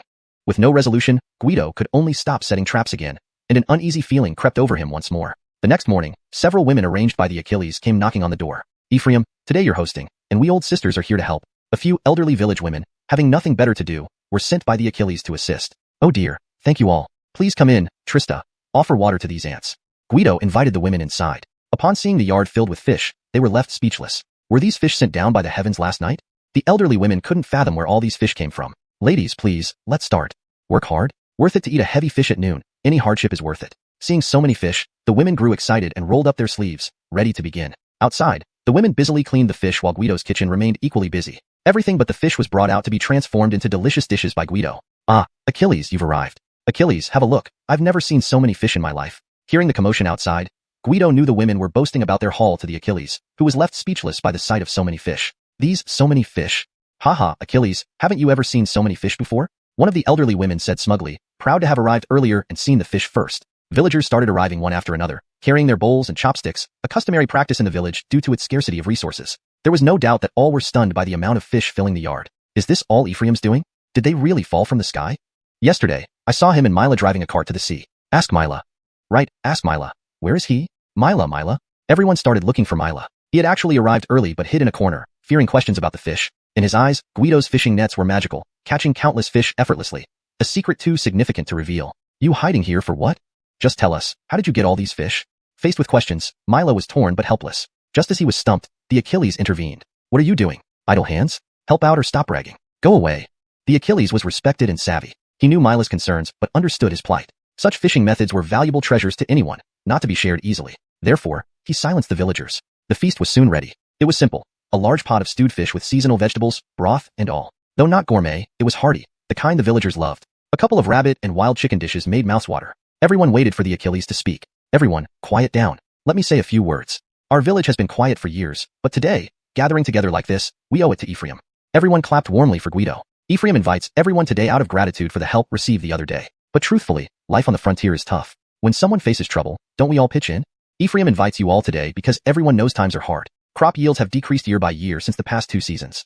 So listen up. From now on, anyone who asks about this fishing method risks my wrath. Stealing someone's livelihood skills is punishable by death. The Achilles' stern words struck fear into everyone. They realized the gravity. It was like a hunter's secret technique. If someone was willing to teach, one should kneel and learn with respect. If not, it mustn't be coerced. That was the code.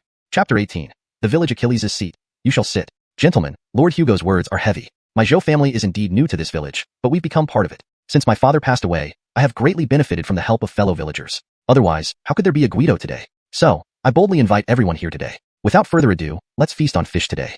Hugo had already played the bad cop, and now it was Guido's turn to play the good cop. As soon as Guido finished speaking, groups of women brought out large pots of stewed fish. The villagers, who had been starving, were now hungrily eyeing the fish pieces in the pots. At each table, there was also a big bowl of steamed brown rice mixed with white rice. Although just a mixture, it was quite precious given that many couldn't even afford thin porridge. The dining area filled only with the sounds of people eating and drinking. Guido, as the host, sat with Hugo at the main table, pouring him a bowl of wine secretly. This simple act stirred Hugo deeply. Gods, how long has it been since I last tasted alcohol? Just smelling it revitalizes me. In this era, few men disliked alcohol. It simply depended on one's financial situation for how much they drank. In the better years, men would enjoy drinks after hard labor as it relieved fatigue. Hugo was no exception.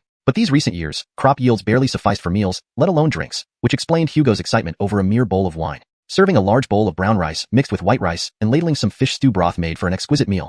His father, what's wrong? Given the context, it seems more appropriate to translate taba ni ta'alag as his father, what's wrong with you? This would read more naturally in English while accurately conveying the meaning of the original text. Just as everyone enjoyed the peaceful atmosphere, a shrill voice interrupted. At one table, a Jericho clutched his neck, unable to breathe, his face flushed red. A woman beside him sobbed helplessly, powerless to assist. Move aside. Without hesitation, Guido pushed through the crowd and began assisting the man. Recognizing he was choking, Guido immediately performed the Heimlich maneuver, hugging the man from behind and pressing on his chest until the obstruction was expelled. Phew! The man greedily gulped down air. Seeing him stabilize, everyone heaved a sigh of relief. Thank you, Ephraim. Thank you, Ephraim. No wonder everyone says you're a miraculous doctor. His wife, tears streaming down her face, approached Guido in gratitude. Her words affirmed the rumors spreading in the village, that Ephraim was indeed a divine healer. I told you so. Ephraim is a skilled physician, but you wouldn't believe it, said Grandpa Clay, who staunchly supported Guido since being cured of his diarrhea. From that day forward, Guido's reputation as a miraculous healer spread widely throughout the village. Achilles Hugo, what brings you here today? Guido felt curious. Usually, he sought Hugo's help, not the other way around. Old lady, fetch us some water. There was no tea in this era. While nobles in big cities liked spiced beverages, peasants settled for simple water, finding it refreshingly quenching. Yes.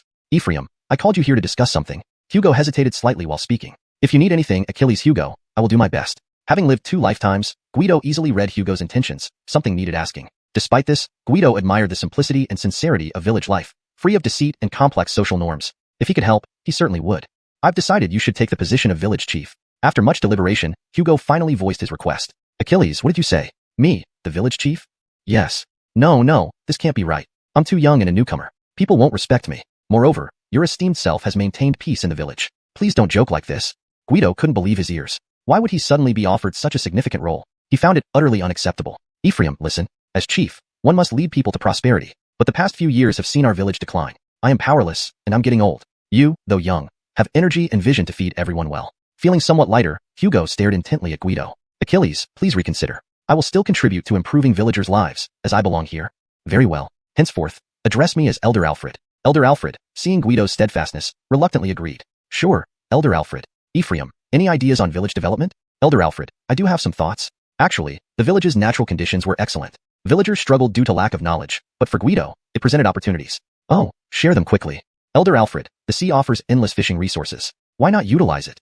Ephraim, before your fishing nets, villagers could only gather fish during low tides monthly or catch small amounts via fishing rods. By the way, it was me who pressured Coleman into revealing the net. Don't blame him, though rest assured, without your consent, I'll keep it secret. Elder Alfred, just a fishing net? It means little to me. If it improves everyone's lives, I'm happy to share it. To Guido, the net was merely a tool, invaluable to others, but ordinary to him. Ephraim, you'd share your fishing net? Hearing this, Elder Alfred almost fainted from joy. Elder Alfred, a net is nothing. I have more ways to improve lives. Wealth isn't guaranteed, but every household having surplus food and savings isn't impossible. Truly? Absolutely. Hashtag chapter 19. Collective economy. Gustavus, I suggest we start with a collective economy in our village. What's a collective economy? The so-called collective economy means that our village develops some projects and gets the villagers involved. Let me give you a simple example. I provide fishing nets to the village, and the villagers use these nets to catch fish. However, the fish belong to the village, and we pay the villagers for their labor. Oh.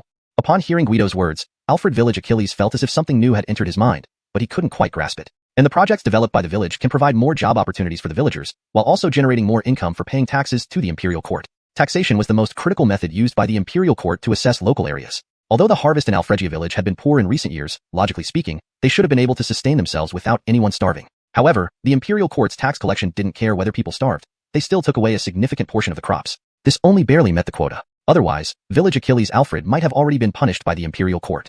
Alright, Kirk, since you've studied books, handle everything. Since you don't want the position of village chief, I'll take it on for now. With my old face, I can clear obstacles for you in the village. You can work without holding back. Ultimately, they reached an agreement. Guido realized that since he had come to this time, he should settle down here and live a good life using his knowledge to change the lives of those around him. Although Guido had many ideas, after discussing with Gustavus, they decided to start with the fishing industry. The next day, they gathered all the villagers for a collective meeting. Alright everyone, please be quiet. The collective meeting was held under the large locust tree in the center of the village. Village Achilles Alfred and Guido sat in the middle, while the other villagers gathered around. What was originally a noisy scene instantly became silent upon Alfred's command. I've called everyone here today to announce an important matter. As soon as Alfred finished speaking, the villagers started discussing among themselves. Important? What important news do we have in Alfregia village? Could it be tax collectors coming? Are you kidding? It's still early in the year. What else could it be?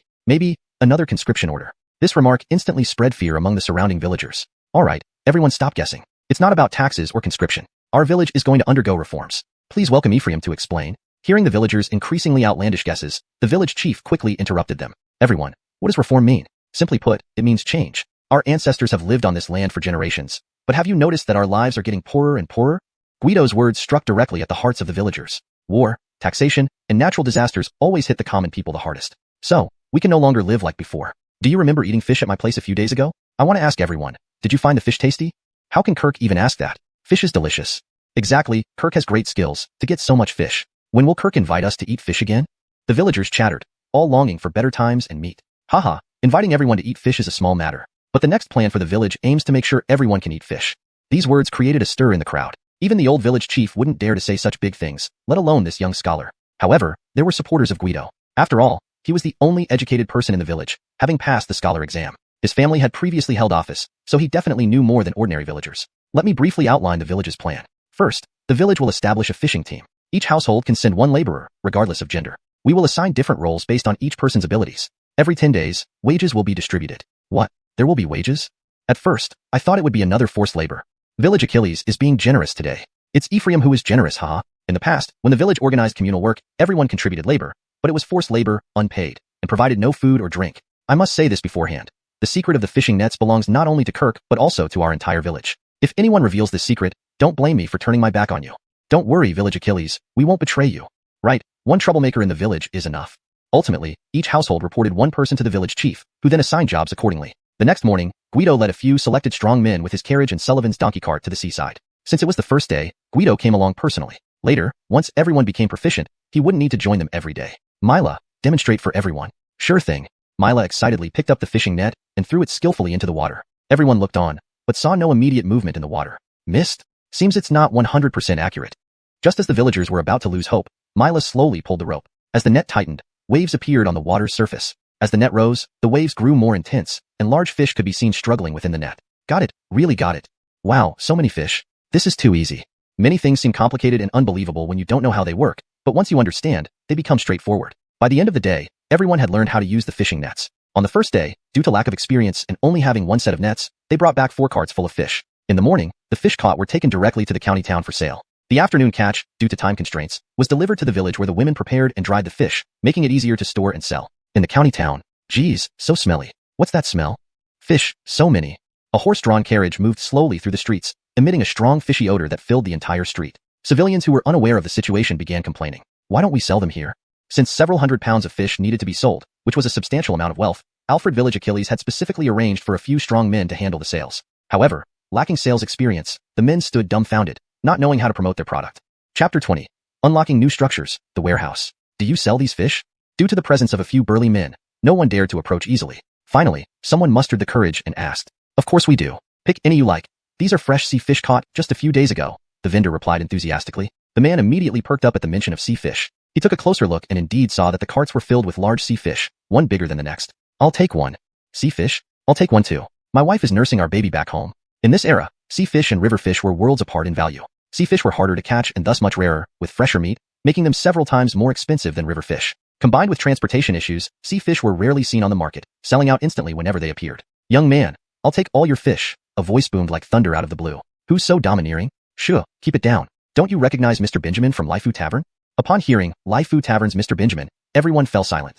Laifu Tavern was the largest inn in town, and Mr. Benjamin had been running it for decades, building extensive connections even with the county magistrate. Tomorrow, the county magistrate had scheduled a reception for an inspection team at Laifu Tavern, specifically requesting sea fish, a local delicacy but hard to come by due to the difficulty in catching them. It all depended on luck. Mr. Benjamin had been walking down the street, preoccupied, when he noticed a crowd gathered around something. Initially, he didn't intend to get involved, but seeing someone carrying sea fish intrigued him. He rushed forward and confirmed it was indeed a seller of sea fish. Worried about missing out, he quickly bought all the fish, confident his tavern's ice cellar could store them. Alfred Family Village. Though everyone had worked hard all day, whether fishing or processing fish, there was no sign of fatigue among the villagers. The day's harvest had been immense, and village head Alfred assured everyone that better harvests meant higher wages. Inside a room, Guido and Gustavus were counting their earnings. "The fish we sold this morning fetched 6 strings of cash, and the hundreds of pounds we processed this afternoon should fetch at least 7 strings according to current market prices." Am I dreaming? Gustavus was mesmerized by the money before him. As village head, he held a position of authority in the eyes of commoners, but his monthly stipend barely covered his basic needs. He often dealt with petty squabbles, wielding little power while facing many responsibilities. Haha, Gustavus, this is just the beginning. We'll earn even more in the future, ensuring everyone has a better life and transforming Alfred Family Village into a place where every household lives in grand courtyards along official roads. That's great.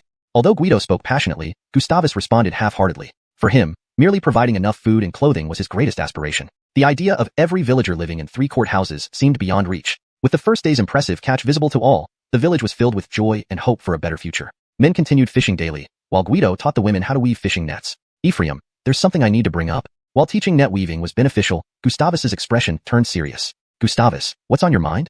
Our supply is saturating the local market. Our county isn't big, so even if we catch more sea fish, they won't be transported elsewhere and will go to waste. Gustavus had been pondering this issue for days, fearing his concerns might dampen Guido's enthusiasm. Oh, I know that. Why are you still making so many nets then? Haha, do I look short-sighted? You had a plan all along? You scared me, boy. Tell me, what's your solution? Alfred Family Village will continue selling the usual amount of fresh fish to the county. The surplus will be dried into fish jerky, which doesn't require salt. Dried fish last longer, allowing us to store it as provisions and transport it farther.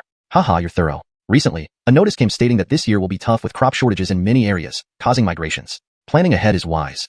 Migrations? Then we must act faster. I suggest we build a warehouse for drying and storing the fish jerky. Good idea. At our current pace, we'll soon have a lot of dried fish, so a storage facility is necessary. But we also need security in case of disasters. So, what's your suggestion? We can form a guard squad from some young men. They can protect the warehouse and the village. Your foresight is commendable. Gustavus's experience made him consider more than Guido, who hadn't witnessed famine firsthand. Thus, they decided Gustavus would oversee the warehouse construction, while Guido would organize the guard squad. Thinking of forming the guard squad, Guido immediately thought of Coleman, the village's best fighter, reputedly trained by his veteran father. With his formidable physique, Coleman was a natural choice. Well, what do you say?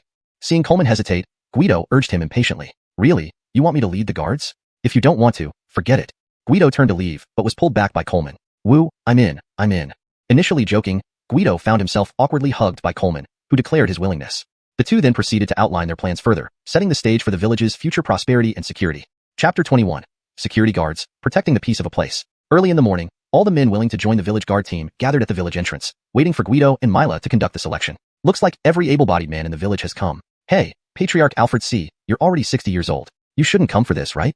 While speaking, Guido beckoned 2 young men to escort the elderly Alfred C., who had white hair and wobbled as he walked, away from the scene. He could still hear the old man muttering curses under his breath. Well, it's because the benefits of joining the guard team are just too good. Everyone wants to join. Mila spoke up on the side, explaining that since Guido announced the recruitment of a guard team yesterday, the entire village went into a frenzy. The first batch would be 10 recruits who would receive food and lodging with a salary of 500 cash coins per month. Such an incredible opportunity naturally caused excitement among the villagers, and the men did not need their wives to encourage them. They arrived early the next day. Now that everyone's here, let's start with the first round of tests. Run 5 laps around the village, and the last 10 will be eliminated. He had planned to recruit 10 men, but now there were over 30 volunteers, all the able-bodied young men of the village. Guido gave the command, and everyone rushed out. Even Mila charged ahead like a wild bull released from its pen. Though he was already designated as the team leader, Mila wanted to show everyone he was the best suited for the role. Sure enough, within the time it took for an incense stick to burn down, Mila finished running 5 laps around the village, far ahead of everyone else. The second-place runner was still on his 4th lap. Alright, next comes the second round of assessments. After 2 rounds of tests, the final 10 men selected became the first members of Alfregia Village's guard team. Congratulations to all of you for passing the tests. From now on, your duty is to protect everything in Alfregia Village. I've also given your team a powerful name. At that moment, those who passed felt that all their efforts were worth it. They speculated whether their new group would be called Flying Dragons or Roaring Tigers. Security Corps. What do you think? It sounds pretty impressive, doesn't it? A security guard, after all, ensures peace. Although no one fully understood the meaning, hearing Guido say this made them feel honored, and they accepted it happily. Alright, Mila, from now on, these people are your responsibility. Besides training, you also need to lead them in constructing the training camp. The village's economy had started to improve, but there was a shortage of manpower. Apart from fishing, transportation, and trading, Justin led some men to build warehouses.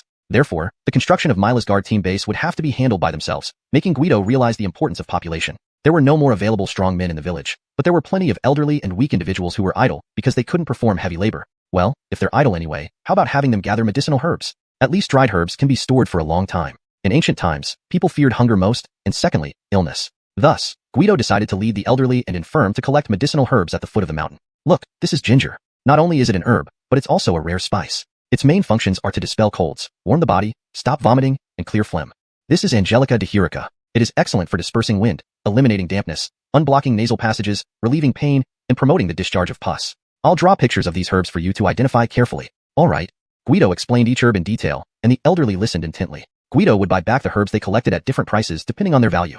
At the warehouse site, Justin gestured generously, marking a large area in the village to build the warehouse. Patriarch Alfred, you sure have great confidence in our fishing industry. Of course. Ephraim, you've never experienced such dire straits. Hunger is something everyone fears most in their lives.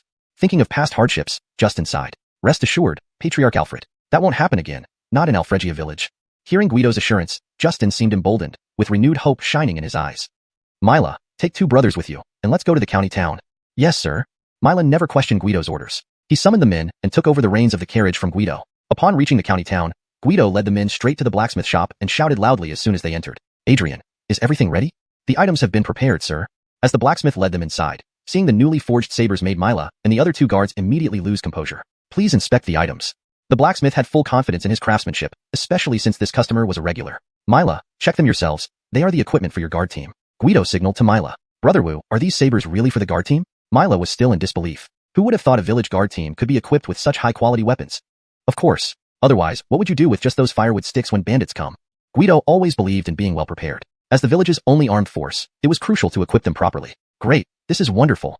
Mila wielded the saber a couple of times and then gripped it tightly, clearly delighted. The other 2 members regarded the sabers as precious treasures. Don't get too excited yet, there's more. Adrian, bring it all out. At Guido's words, the blacksmith lifted the cloth covering a table nearby, revealing brand new bows and arrows. These are also. Yes, each man gets a set of saber and bow. What do you think?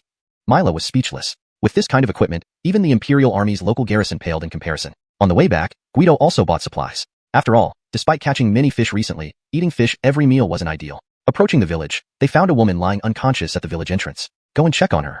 Following Guido's instructions, Mila jumped off the carriage and went to investigate. She's breathing, Brother Wu. Looks like she's a refugee, he said after checking her nose for breath. AI, help her onto the carriage. In these hard times, there were many suffering souls. While ignoring them might be an option, Guido couldn't turn a blind eye to someone in need. ###Chapter 22. Preparing for the future. I clearly remember fainting by the roadside. When Lucius regained consciousness, it was already dark. Opening his eyes, he found himself lying on an unfamiliar bed and murmured to himself. You did indeed faint by the roadside. My husband came across you and brought you back here. Celine appeared with a bowl of meat porridge. Having experienced hardship herself, she knew that what someone in this condition needed most was food. However, her husband had advised against overeating after long-term hunger, so she had prepared some meat porridge. Lucius didn't say anything. He just stared straight at the meat porridge Celine held. Have something to eat first. Celine handed the porridge to him. Lucius, who hadn't eaten for a long time, began eating without any regard for his appearance, finishing the bowl in a few gulps without feeling satisfied. Celine took the empty bowl and went to fetch another one. This is the last bowl. You've been hungry for too long, and my husband said that those who have been hungry for a long time shouldn't overeat. Rustling. Although he still felt unsatisfied, Lucius understood that Celine was doing it for his own good. After finishing the meal, Lucius gradually recovered and spoke slowly. My name is Lucius. This year, disaster struck my home village and everyone fled. I left with my family but got separated from them along the way. Thank you for rescuing me. As a woman, Celine immediately felt sympathy for Lucius's plight. Just stay here peacefully. My husband will make proper arrangements for you. Thank you very much. A group of refugees arrived in Alfregia village. Guido immediately reported to Old Man Alfred. It seems that everything they said upstairs is true. This is just the beginning. Old Man Alfred sighed slightly. We need to stockpile more food quickly. When I went to the county town, I saw many displaced people there. This famine might be worse than expected. You're right. Tomorrow, we should get the villagers to intensively fish for seafood. Old Man Alfred, there's one more thing. What else, Kirk? If more refugees come to our village later, how should we handle them? Old Man Alfred didn't understand Guido's meaning and didn't answer immediately. He just looked at Guido, waiting to hear his thoughts. Old Man Alfred, I think within our capabilities, we can accept these refugees. Of course, we should thoroughly review them. Criminals cannot be allowed to stay. Not only can we alleviate the burden on the government, but we'll also be doing a good deed. Plus, it can solve our village's labor shortage problem. Agreed. That's actually what I thought too. I was mistaken in thinking you were concerned about the refugees. Seeing that Guido shared his thoughts, Old Man Alfred's face showed a hint of approval. In his heart, one should help others as much as possible. He now believed even more that Guido could succeed him. After returning home, Guido prepared 2 extra dishes because there was one more mouth to feed. Eat up, don't be shy. Lucius met Guido for the first time but had heard about him from Celine, that this man had saved him. Still, it being their first meeting, he felt somewhat shy. Eat the meat?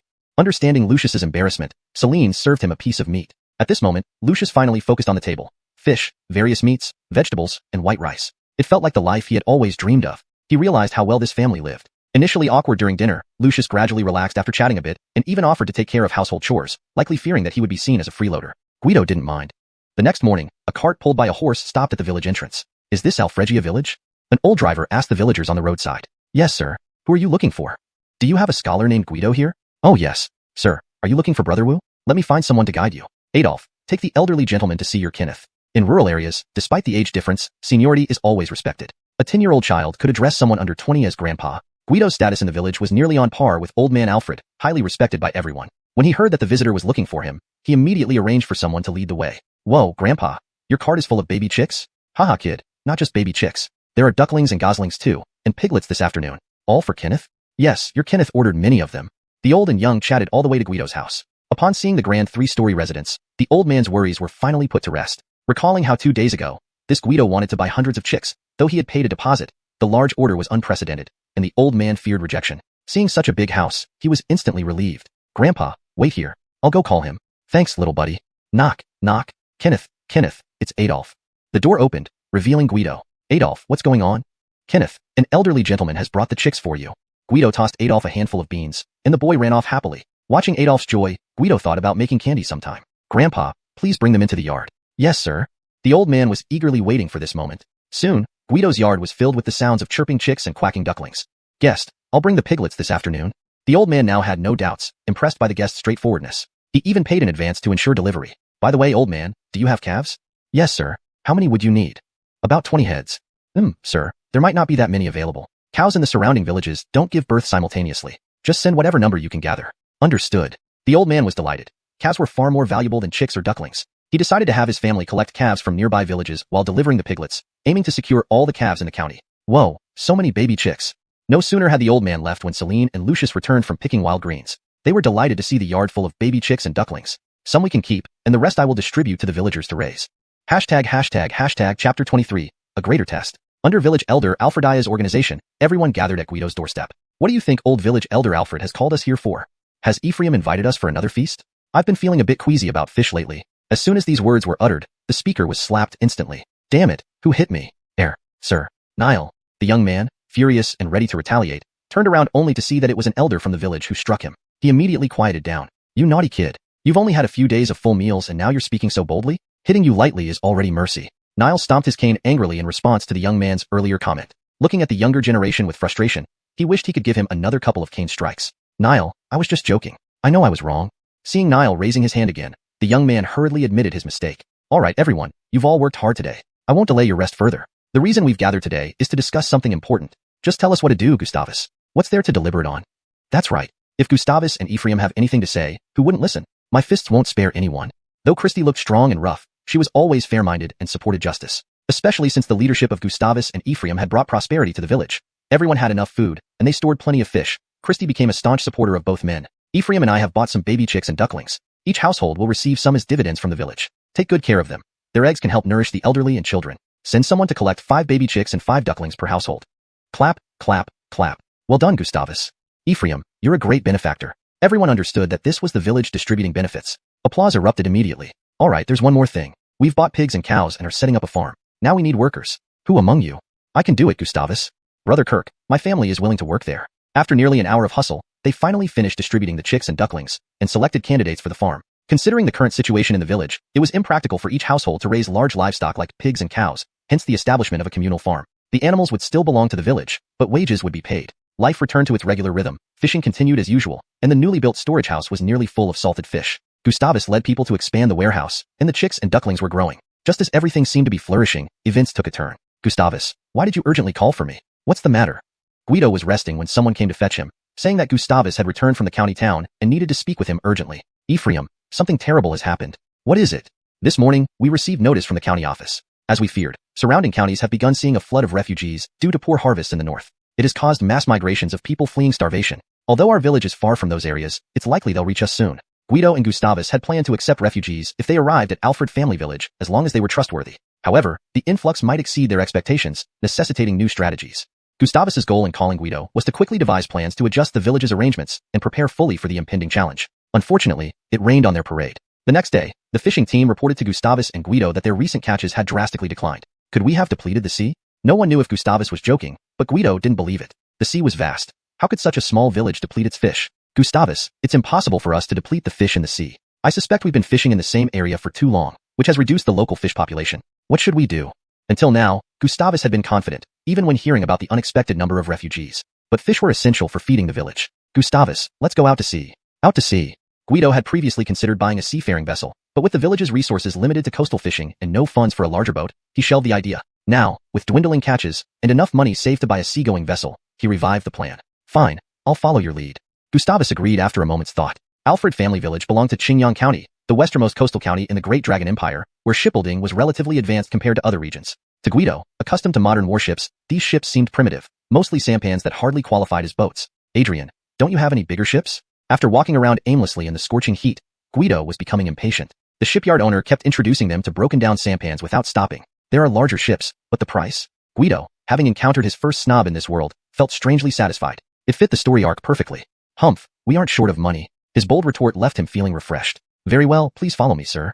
Expecting resistance, Guido was surprised by the obsequious smile instead. The owner was used to various temperaments as long as the customer had money. This service is excellent, almost like hot pot heaven from my previous life. To ensure it reads naturally in English, we can refine it further. This service is excellent, almost like the hot pot heaven from my past life. Or even more fluently. This service is outstanding, almost reminiscent of hot pot heaven from my previous life. Choose the one that best fits the context and tone of your story. With this level of service, what more could he ask for? Guido rated it 5 stars, wiping away his earlier annoyance. The owner led Guido to the dry dock, whispering enigmatically, "Your timing is perfect. There happens to be our shipyard's flagship nearing completion." Flagship? In an era where people still use leaves and bamboo for waste, what kind of flagship could there possibly be? Hashtag chapter 24, buying a ship, a big ship. This is truly an eye-opener. The flagship in the dry dock left Guido completely awestruck. In his previous life, such a ship wouldn't have been anything special, but this was ancient times, reminiscent of the Tang Dynasty era. To see such a marvel of technology that was out of place for this age right before him was astounding. Damn, it's at least 50 tons. Guido couldn't help but curse under his breath. A 50-ton ship was undoubtedly one of the best ships around. Sir, how do you find it? Are you satisfied? The shop owner had already grown accustomed to Guido's stunned expression. After all, he wasn't the first person to see the ship, nor the first to have such a wide-eyed reaction. Everyone admired the ship, but it hadn't sold in months, primarily due to its poor cost-effectiveness. The owner had initially wanted this ship to earn the title of the largest vessel in the Great Dragon Empire, so he instructed his shipbuilders to construct it. While many merchants and wealthy individuals had come to view it, none had bought it. Ultimately, it lacked practical use. Indeed, those who bought sea vessels today were mostly either merchants conducting trade between countries or military personnel. Merchants usually opted for ships of the same model to ensure easy logistics, especially given the high risk of maritime disasters. This large ship was expensive and didn't align with their profit-driven nature. As for the military, most naval forces used riverboats because they were more stable on calm inland waters. Seagoing ships required a keel to handle ocean waves effectively, which this ship didn't emphasize. In essence, what was sought after in a ship from the previous era didn't quite match the needs of this one. How much? Accompanied by the owner, Guido walked inside and out of the ship. Honestly, the interior design was a mishmash, not quite commercial, not quite military. No wonder it hadn't sold yet. 500 strings of cash. Upon hearing the price, Guido turned to leave without hesitation. Honestly, 500 strings of cash was reasonable for this ship, but haggling was part of any good deal. Hey sir, we can negotiate. At least give me an offer. The owner panicked. What had once been a source of pride had become a laughingstock. There were plenty of shipyards in the village, and everyone knew about this large ship. Envy turned into ridicule as it remained unsold, leading to embarrassment for the owner. Moreover, keeping this ship tied up funds that he needed to circulate. Selling it became crucial. 50 strings of cash. You're leaving? Sir, I was joking. Please, raise your offer. That's too low. What's your price? 400 strings. How does that sound? That's 100 off. Sir, please. Oh, now you're walking away again. Let's talk. 60 strings. What? You decrease by hundreds and I increase by tens. Not very sincere, is it? After hours of negotiation, the final price settled at 200 strings of cash. The owner breathed a sigh of relief, finally selling this long-held treasure. Guido barely contained his laughter, having bought the empire's largest ship for just 200 strings. He then proposed some modifications, which the owner readily accepted despite finding the changes made the ship look more like a fishing boat. My first ship in the Great Dragon Empire will be used for fishing? The ship would be delivered to Alfregia village in 10 days, allowing for testing along the way. Stop. Chase them, right? A group of bandits was robbing a caravan. The traders were all blonde-haired and blue-eyed, clearly not from the Great Dragon Empire. Mounted bandits quickly caught up with the horse-drawn caravan, followed by a brutal massacre. After killing several who dared resist, the traders knelt and begged for mercy. Bind them and return to the camp. Yeehaw! As the bandits left with their loot, a figure emerged from the distant grass, looking exactly like one of the traders, a likely survivor. Confused and unsure of what to do, he surveyed the scene.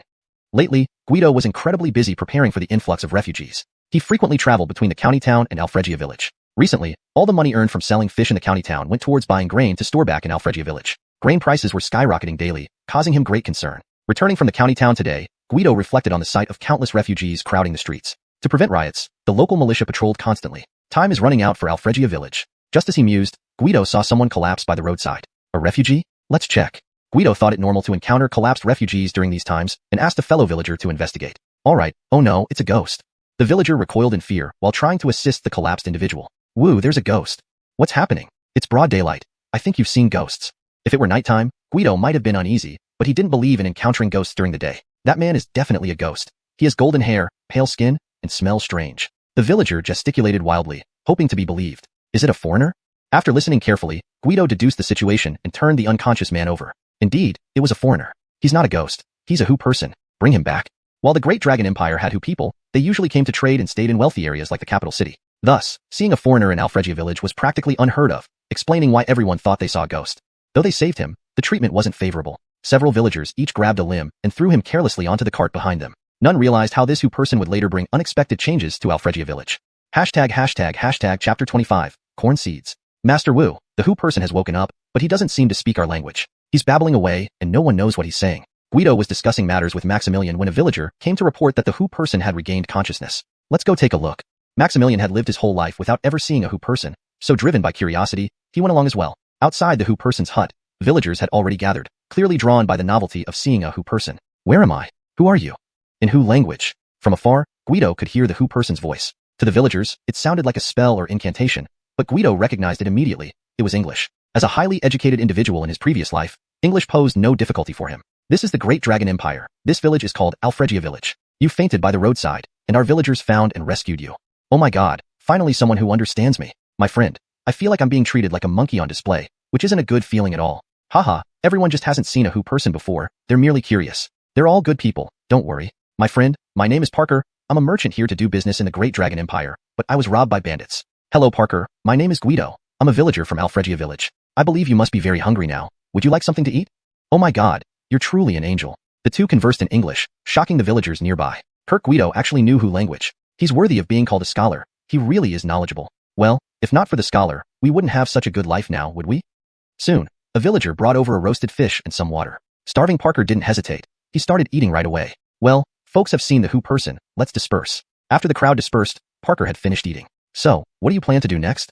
If Parker were from the Great Dragon Empire, Guido wouldn't mind sheltering him. However, since Parker was a Hu person, Guido wasn't too familiar with him during this time period. Even if Guido was willing to accept him, the villagers might not agree. Therefore, Guido decided to ask about his future plans. Wu, my friend, I hope you can help me rescue my men. I will definitely repay you, and I can offer you money, lots of money. Guido sized up Parker, who looked almost like a beggar. It was hard to imagine how much money he could offer.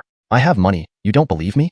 Seeing Guido's scrutinizing gaze, Parker understood what he was thinking. He patted himself down and pulled out something. These are high-yield crop seeds from our country. I can give them to you as earnest money. Now it was Guido's turn to be shocked. What Parker showed him were corn seeds. The land of the Great Dragon Empire had long suffered from food shortages due to the lack of high-yield crops. Guido couldn't believe that corn, something he never dared dream of finding, was now right in front of him. These are high-yield grains. In our country, these can yield 12 stones per mu and serve as staple food. Seeing Guido's astonished expression, Parker quickly explained, hoping to convince him. After all, this small bag of corn seeds was all he had left, and if he couldn't persuade the only person who could understand him, his men might be buried in this land forever. Alright, seeing your sincerity, but after success. Upon successfully rescuing my men, I will pay you 500 silver taels. Before Guido could respond, Parker eagerly added another condition. In the future, whenever I come to trade in the Great Dragon Empire, I hope Alfregia village can become my transit trading point. Considering Parker's request, Guido thought that it wasn't a bad idea. Parker would pass through Qingyang County anyway, so he agreed. Alright, tell me everything you know about the bandits. Guido wasn't rash. Although he agreed to help Parker, he wasn't going to act recklessly. Including the security team, Captain Mila, and himself, they only had 12 people. At least 20 bandits ambushed us, with around 5 on horseback. Their weapons were quite varied. No more details? No, that's all I know. Well, some information was better than none. Alright, get some rest. Over the next few days, I'll gather more information. While I promise to help you, ensuring the safety of my people is my first priority. The next day, Guido asked Maximilian to go to the county magistrate's office to inquire about the bandits in Qingyang County. He also sent Mila with 2 others to investigate the site where Parker had been attacked. In truth, Guido agreed to help Parker not solely for the money or even the corn seeds, though they were significant. He also realized that having a bandit group near Alfregia village posed a serious threat. As the saying goes, one cannot allow someone to snore beside their bed, and if these bandits weren't dealt with soon, they could endanger Alfregia village. By noon, Maximilian returned from the county. You've worked hard, Maximilian. Did you find any news? Though old, Maximilian didn't complain about the trip, and he successfully gathered the necessary information. I went to the county office and spoke with a close acquaintance there. According to records, there are dozens of known bandit groups in Qingyang County, and countless unrecorded marauders. Hearing this, Guido was speechless. His expression mirrored how Maximilian felt when he first heard the news at the county office. He thought this was a peaceful era, but apparently, there were many hidden dangers. Does the government not intervene? Unfortunately, the county office is underfunded and understaffed. How can they combat bandits? What about the military? The military? Forget it. Without an order from the Ministry of War, no one dares move. It's a capital offense.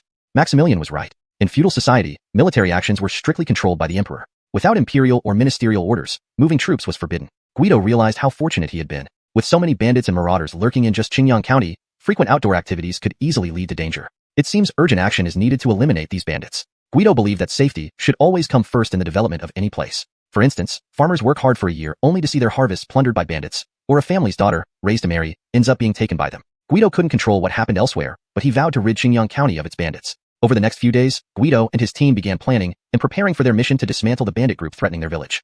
Chapter 26. Mountain Bandits. About 30 miles from Alfregia village stood Tiger Head Mountain, the stronghold of the bandits who had just robbed Parker. Mila was now in the forest and had found traces of the bandits. Perhaps because they felt secure within their own lair, these bandits showed no caution. Or perhaps it was just the nature of small gangs, disorganized and unruly, a bunch of ruffians. At this moment, inside the mountain fortress, the bandits were singing and reveling wildly. The recent robbery had been incredibly successful. It was like the saying goes, no business for 3 years, but one deal can feed you for 3. Qingyang County had dozens of large and small bandit groups, but as it was a frontier area, the local economy wasn't thriving. A wealthy caravan like this one was truly rare. Adrian, if we manage to overpower that caravan, it's all thanks to Alfredby. Last time you promised that if it succeeded, he'd become our third chief. If someone from Alfregia village were here now, they would instantly recognize this Alfredby. The second in command, Percy, slightly tipsy, raised his wine bowl and approached the chief to argue for Alfredby. He wasn't doing this out of fairness but self-interest. After all, Alfredby had come to seek refuge under him, making Alfredby one of his men. As the second chief, if Alfredby became the third chief and they worked together, the Aiden stronghold would eventually belong to him.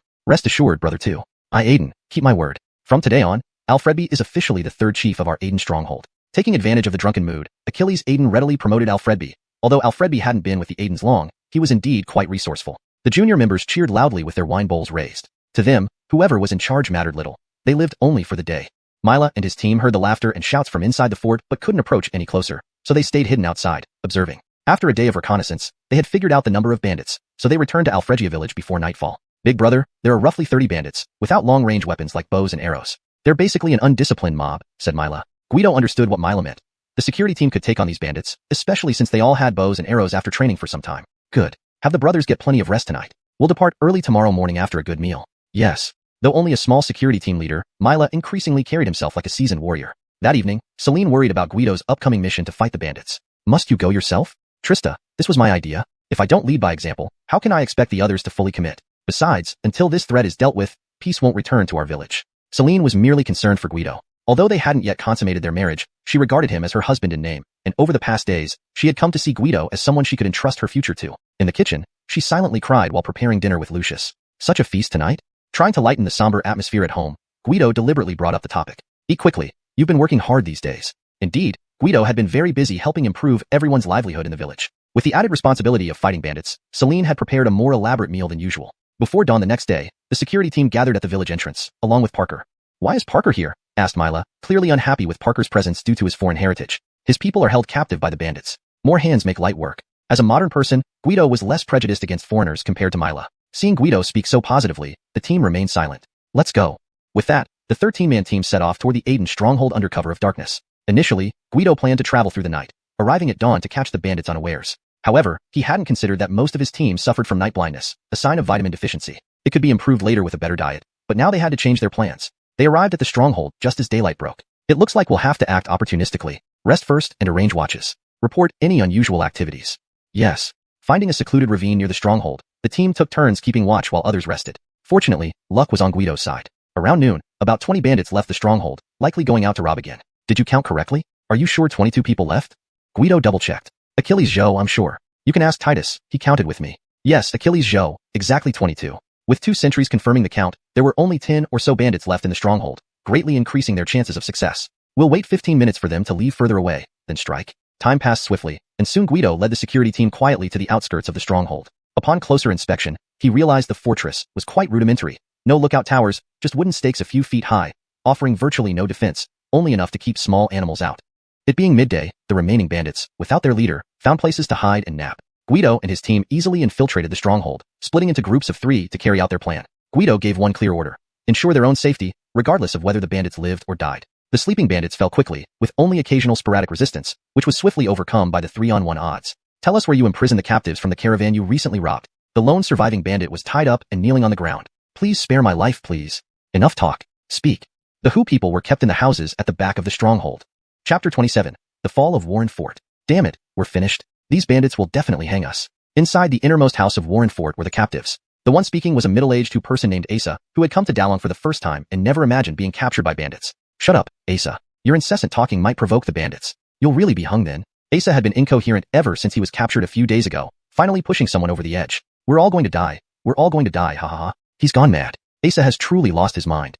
These days, everyone had been on high alert. Asa's ramblings only heightened their anxiety. Bang. The tightly closed door was kicked open. Just as everyone thought the bandits had come to hang them, a familiar voice interrupted. Braden, Asa, are you both all right? Is that Dayton? Dayton, is it really you? The Gillis protects you. You're actually still alive, and you've brought people to rescue us. This sudden turn of events filled the group with overwhelming joy. What about the others? They've put the women in the next room. Dayton, seeing only men in the room, felt a surge of concern, knowing that women were often at great risk. Hearing they were in the next room, he rushed over, kicked open the door, and found the women intact, though somewhat tired. His heart, which had been racing, finally calmed. Brother, you finally came. A blonde, blue-eyed little girl emerged from among the women. Her hair was golden, her eyes azure, her skin porcelain, and she had no freckles on her face. My sister, are you all okay? We're fine, just very tired. Brother, where did you find this army?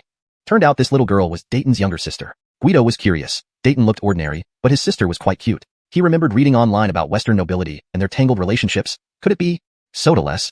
Guido dared not think further. It was none of his business. Haha, my sister, this is my friend Wu, lord. These are his personal soldiers, and he can even speak our language.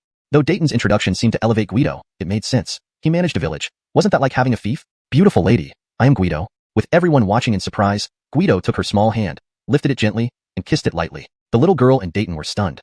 They hadn't expected anyone in this distant eastern country to know their country's noble etiquette. Sir, thank you very much for your help. The little girl responded with a slight curtsy. As the two prepared to continue their conversation, the security team reported back from outside. Brother Wu, bad news. The bandits who left earlier have returned. Hearing this, the soldiers turned serious. Dayton, noticing the change in everyone's demeanor, asked urgently. Wu, what's happening? The bandits have returned. Since Guido spoke in English, the Hu people understood clearly, causing immediate chaos. All right, calm down everyone. We outnumber the bandits, and with the fort as our base, it won't be easy for them to get in. Guido's words restored some calm, and Dayton echoed him. Wu is right. Men, take the weapons from the captives. Let's fight these bandits. Dayton still held some influence, so the men armed themselves. Dayton, lead your men in support. Women stay inside. Security team members to the lookout platforms, and prepare to fire arrows. Yes. Everyone followed Guido's orders. The returning bandits, unaware the fort had been taken, laughed and joked. Damn it, haven't touched a woman in ages. Leading them were the boss Warren, second-in-command Terrence, and the newly promoted third-in-command Alfredby. A tip suggested a big hall nearby, but finding a well-guarded caravan, they retreated. Brother, weren't there some women in the fort? Forget it. Those foreign women look like ghosts. You couldn't handle them anyway. Haha. Their laughter spread through the woods. Clearly, Dalong residents found these foreigners unattractive, explaining why the women remained untouched. Open up, I'm back. Reaching the fort's gate, Warren found it unusually closed, irritating him further after their failed robbery. You idiots, open up, I'm back. No response. Suddenly, figures appeared inside the gate, revealing the ambush. Soldiers run. Fire. The security team, aimed at the mounted bandits, unleashed arrows. Guido had instructed to target the riders, coveting the horses. 7 riders were killed or injured in the first volley. Adrian Warren died instantly. Second-in-command Terrence and third-in-command Alfredby survived, but were hit non-fatally. Before the bandits could react, a second round of arrows struck. With no cover, they became live targets. Yield or die. Feigning officials, Guido used the bandits' confusion to his advantage. Sure enough, some dropped their weapons. Terrence shouted yield or die, and the men followed suit. Seeing the weapons scattered, Guido opened the gate. The security team collected and tied up the bandits, watching as Terrence and Alfredby fled into the night. Brother Wu, what are you looking at? Oh, nothing. My eyes must be playing tricks on me. Hashtag chapter 28. Spoils of the bandit suppression. When the Hu people saw the once arrogant mountain bandits now bound and helpless, they all rushed forward to vent their frustrations from the past few days. Guido only reminded everyone not to go too far. After all, these bandits would be handed over to the county magistrate for reward. Coleman, have the brothers thoroughly search. Yes, Brother Wu.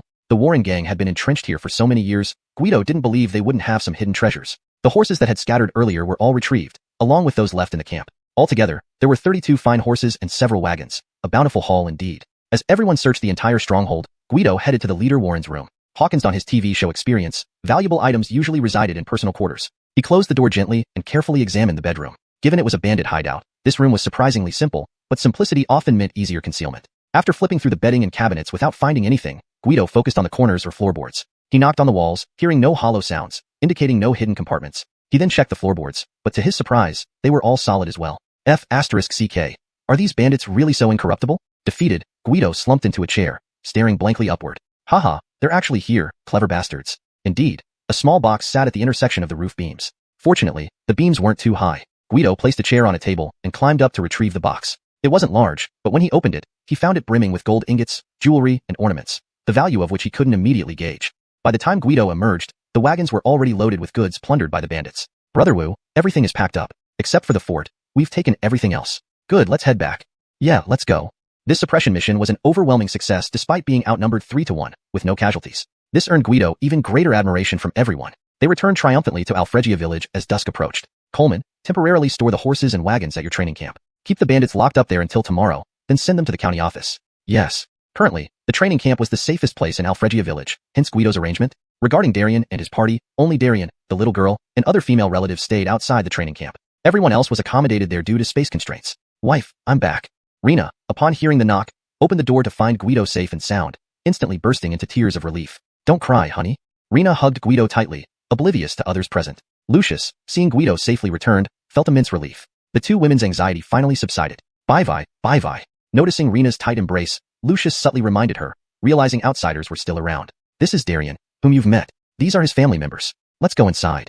Guido eased the awkwardness by introducing everyone. The little girl and the women had been incredibly anxious during these days. After Guido introduced them, Rena and Lucius sympathized with the young girl and soon prepared dinner in the kitchen. It smells amazing, much better than our potatoes. Both Darien and the little girl were experiencing Dragon Kingdom cuisine for the first time. The well-prepared dishes left those who ate potatoes and grilled meat every day marveling at what true delicacies tasted like. Hearing potatoes, Guido's eyebrows twitched involuntarily, but decided not to interrupt the little girl, who was devouring the food. You can cook fish this way? Our chef only knows how to roast it. What idiots. The little girl criticized her home chef post-meal, leading Guido to guess that Darien and she must have come from comfortable backgrounds. Are you full? Yes, I haven't eaten so heartily in ages. The little girl's demeanor differed greatly from her cute appearance, bold and carefree, making Guido quite fond of her, though just in a sisterly manner. Speaking of which, you mentioned potatoes? Those yellow, fist-sized foods? Seeing everyone had eaten enough, Guido steered the conversation back to potatoes. Yes, we eat mostly potatoes where we're from. Do you have any extra potatoes? No, Wu. Do you need them? I desperately need them. Darien, I'll return your goods and vehicles. But please bring more potatoes next time. Oh gods, Wu, you are too kind. Rest assured, I will bring you more potatoes. Darien never expected Guido to return their goods, especially since they were already raided. Even rescuing them was more than he could ask for. Technically, according to local laws, the recovered items belonged to Guido. His generosity deeply moved Darien. My brother is so stingy. If not for Wu, we might not have seen each other again. Yet he agrees only to bring potatoes. Guido, fixated on potatoes, came off as quite gentlemanly to the little girl, while her brother seemed miserly. Hee, Emily, I've already agreed with Wu. Our future trade in the Dragon Kingdom will be fully handled by him. That's fair enough. Being protective, Darien cherished his sister Emily. Without Guido, rescuing her might not have been smooth.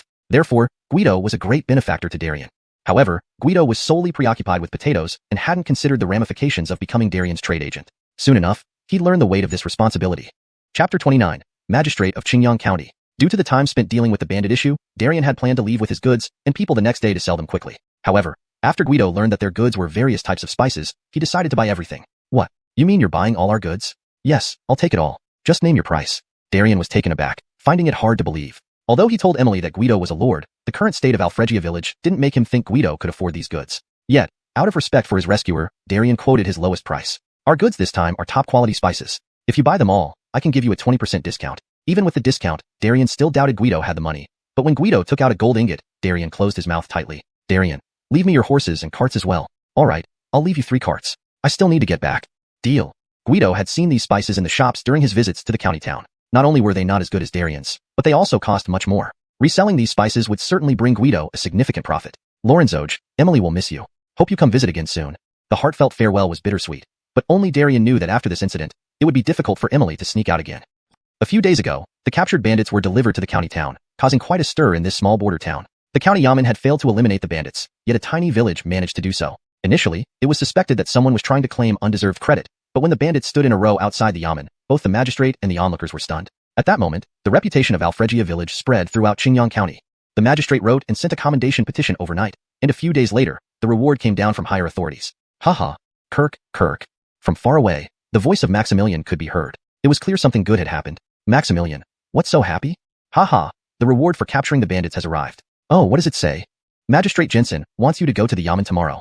This time, Maximilian attributed all the credit to Guido because there weren't many participants in the bandit hunt, so the credit wasn't very high. Instead of dividing it among several people, it would be more valuable if one person received it. This was Maximilian's considered decision, though he did not tell anyone else, including Guido. The next day, under Maximilian's urging, Guido dressed neatly early and set off for the county town. Uncomfortably wary, Maximilian accompanied him personally. Kirk, be careful when you meet Magistrate Jensen. Don't offend him. I know, Maximilian. You've reminded me hundreds of times already. Maximilian feared Guido might not understand official etiquette, so he kept nagging. In reality, Maximilian had never been summoned by the magistrate in his decades as the village head. At most, he saw the magistrate from afar during meetings. So for Magistrate Jensen to personally summon Guido was a great honor, embodying how commoners viewed their local officials as parents. Finally, the carriage stopped at the entrance of the Qingyang County Yamen. Guido was temporarily relieved from Maximilian's nagging. "Aren't you coming in? The magistrate summoned you, not me." Guido thought Maximilian would come along, but he underestimated the feudal social hierarchy. Led by an officer, Guido entered the Yamen. Even though Qingyang was a small border county, its Yamen was luxuriously decorated. Compared to the Yamen, Guido's house, which was already large for miles around, seemed insignificant. After navigating through twists and turns, Guido finally met Magistrate Jensen. Expecting a dry old man like in TV shows, he was surprised to find a young man not much older than himself reading in the courtyard, clearly engrossed in a good book. "Your Excellency, I have brought Guido." The officer left after reporting. "Greetings, Your Excellency." As a scholar, Guido didn't need to kneel according to the great dragon law. Truly remarkable. "Please, sit down." After sizing up Guido, Magistrate Jensen couldn't help but praise him, perhaps appreciating the youthfulness they shared. "Thank you, Your Excellency, but rather, I am greatly surprised." "How so?" "In my imagination, I thought Your Excellency would be an elderly white-bearded gentleman. Were you thinking of a dry old man?" "Haha. Wrinkled old man? Could this guy be a time traveler too?" Looking at Guido's wide-eyed expression, County Magistrate Jensen thought he had startled him with his joke, so he returned to the main topic. The term Chanyer Run has been changed to time traveler for better understanding in English. The phrase dry old man was adjusted to wrinkled old man to fit more naturally in English while preserving the original meaning. Seeing Guido wide-eyed, Magistrate Jensen thought he had startled him, so he returned to the matter at hand. "This time, I called you here to see our young talent in Qingyang County and discuss the rewards for eliminating the bandits. Everything is up to Your Excellency." Guido's first reaction was suspicion. Officials often embezzled credits in those times. "Ha, rest assured, this official won't steal your credit." Having served in office long enough, Magistrate Jensen knew Guido's thoughts and reassured him immediately. "Your Excellency misunderstood. I didn't think that way." Caught in his tracks, even Guido felt embarrassed despite his thick skin. Alfregia Village's success against the bandits has greatly enhanced Qingyang County's reputation. You, Guido, deserve the highest credit. Your Excellency flatters me. I have two options for you. Please proceed, Your Excellency. I investigated your background. You're originally a scholar, and your family once held an official position. If you wish, I can assign you a position in the Yamen, where you can choose any department you like. This reward was undoubtedly generous. The various departments wielded significant power just below the magistrate, but Guido wanted to know about the second option despite the allure. Your Excellency, may I ask what the second choice is? Surprised by Guido's calmness in the face of temptation, Magistrate Jensen slowly explained. The second choice is that you remain in Alfregia Village, but I will appoint you as the D-Shur of Qingyang County. D-Shur was responsible for law enforcement, interrogation, supervision, and prison management. Though it was a non-ranked county-level auxiliary post, it held considerable power. However, Magistrate Jensen's words contained a hidden catch. Chapter 30, Climbing the Ranks, Tiger. The magistrate of Alfregia Village, it was correct. Usually, positions such as Dienshur, magistrate, Zhou Wu, scribe, and tax officer were assistants to the county magistrate and worked in the county town. However, County Magistrate Jensen had clearly instructed that Guido remain in Alfregia Village as its magistrate, which deviated from the norm. Please instruct me, Your Excellency. Our county already has one magistrate, but due to the recent outbreaks of displaced people in various regions, higher authorities have granted us additional powers. For instance, for maintaining local security, each county can add a magistrate responsible for the outskirts of the county town. Now, Guido understood. If he chose this reward, he would become one of two magistrates in Qingyang County, with the existing magistrate handling the county town while he managed areas outside it. Your Excellency, I humbly accept the position of magistrate, and will strive to remove any obstacles for you. Are you sure? The second option is not as advantageous as the first. Do not regret your decision later. I have made up my mind, Your Excellency. Very well. You may return home now. Tomorrow, I will send an official to deliver your appointment. Yes, Your Excellency. After Guido left, County Magistrate Jensen stared at his retreating figure in surprise. He had assumed Guido would seize the opportunity to choose working in the county town. He never expected such an unconventional choice. This youth is no ordinary man. The next morning, Guido finally got some much-needed rest, but he was abruptly awakened by loud drums and cheers outside. Woo grandfather, woo grandfather. Woo brother, woo brother. Outside the door was a noisy crowd calling out to Guido. Lucius hurried to open the door and saw a bustling scene with several officials standing amidst the crowd, startling her. Congratulations, woo brother. Congrats, woo grandfather. Alfregia Village has finally produced someone of importance. Haha. The villagers, even Maximilian, congratulated him enthusiastically. Is this Guido? An official approached upon recognizing Guido being celebrated by the crowd. Yes, it's me. Congratulations, Sir Zhou. We have been sent by County Magistrate Jensen to present you with your official insignia and saber. From this moment on, you are the magistrate of Qingyang County. As he spoke, other officials quickly presented him with the attire, insignia, and saber. Haha, congratulations all around. It must have been a long journey for you. Please come inside and rest. Sir Zhou, we must return promptly to report. We won't disturb you further. Despite Guido's repeated invitations, the officials insisted on leaving. During their exchange, Guido discreetly handed a piece of silver to one of them, earning instant gratitude. Since you're pressed for time, please accept this small token of appreciation for a drink. This was no small token. It could pay for meals at the best restaurant in the county for weeks. Initially thinking it was just a routine task, the official felt unexpectedly fortunate and grew favorable toward Guido. Sir, before departing, County Magistrate Jensen specifically asked us to inform you that maintaining order around Qingyang County falls to you. He has also applied for 30 militia slots, but the costs will be your responsibility. Guido understood. He was given 30 armed personnel but without funds or men, needing to handle everything himself. To others, this might seem burdensome, but for Guido, it was a blessing in disguise. He had ample funds but lacked officially recognized forces. Previously, he recruited only 10 security guards to avoid suspicion. Please convey to County Magistrate Jensen that I will not let him down. Rest assured, Sir Zhou, I will report faithfully. Once the officials left, Maximilian approached Guido closely. Maximilian, your gaze makes me feel uneasy. Haha, I just want to take a good look at our Alfregia village's very own official. After hundreds of years, we finally have an official here. However, Guido noticed the villagers treating him differently. While they were cheerful, they kept a respectful distance, perhaps worried about a newfound hierarchy. Villagers, I owe my success today to all of you. No matter my status, I will always be a villager of Alfregia. Since everyone is here, stay for a meal. Kenna, Lucius, prepare food. Our village hasn't had a feast in a long time. Yay. Brother Wu is awesome. Grandpa Wu, you're amazing. With these words, any lingering barriers dissolved. Women voluntarily helped in the kitchen, while men gathered to chat. Guido's household was well stocked with ingredients, so they prepared a sumptuous feast quickly. Simple dishes like mixed vegetables and steamed seafood over a pot of white rice, enough to make everyone's mouth water. Everyone, let's settle down. Before the meal, Guido insisted Maximilian say a few words, respecting village customs. Quiet everyone. Today isn't my place to speak, but as Brother Zhou mentioned, regardless of titles, we remain part of Alfregia village. To be honest, Brother Zhou had the chance to work in the county town, but chose to stay because of the village and all of you. This revelation elevated Guido's image among the villagers. So from now on, anyone who badmouths him will not find favor with me. Maximilian tapped his cane forcefully on the ground. Cheers. Clearly, Guido's contributions were visible to all. Maximilian's endorsement boosted Guido's standing to new heights in Alfregia village. Ladies and gentlemen, thank you for the honor. Let's focus on making every villager's life better. Eating meat every day, living in large houses. Now, let's eat. Chapter 31. The arrival of refugees. Lorenzo, are all these horses really for our security team? Guido arrived at the training camp and counted the horses. Apart from his own yellow stallion, there were 36 sturdy horses. These included horses seized from the Aden fort and those bought from Darien. Guido planned to allocate 31 horses to the security team and use the remaining 5 to pull carts, as the labor needs of Alfregia village and its transportation demands with the county town had been growing rapidly. They're not all for you. You have 31 men, so only 31 horses are needed. The remaining 5 will be sent to Maximilian for carts. Got it. 1 horse per person was something even Mila hadn't dared to imagine. This configuration surpassed the border defense troops. Oh right, Mila, find some time to go to the county town again. Why do I need to go there? How can you not fill in the rest of the 30 slots the county magistrate gave us? Of course, I've already put out the word. Selections will happen over the next couple of days. Aren't you going to equip them? Yes. Thanks, Brother Wu. Only now did Mila realize that Brother Wu wanted him to go to the county town to buy equipment. Just follow the previous standards and order 30 sets. Keep any extra in storage as backups. Understood. With that, Mila immediately went to get a horse, preparing to personally visit the blacksmith in the county town to place the order. As Guido left the training camp, he noticed many refugees on the village roads. They were sprawled or sitting listlessly by the roadside or in fields, which prompted him to quicken his pace. Maximilian.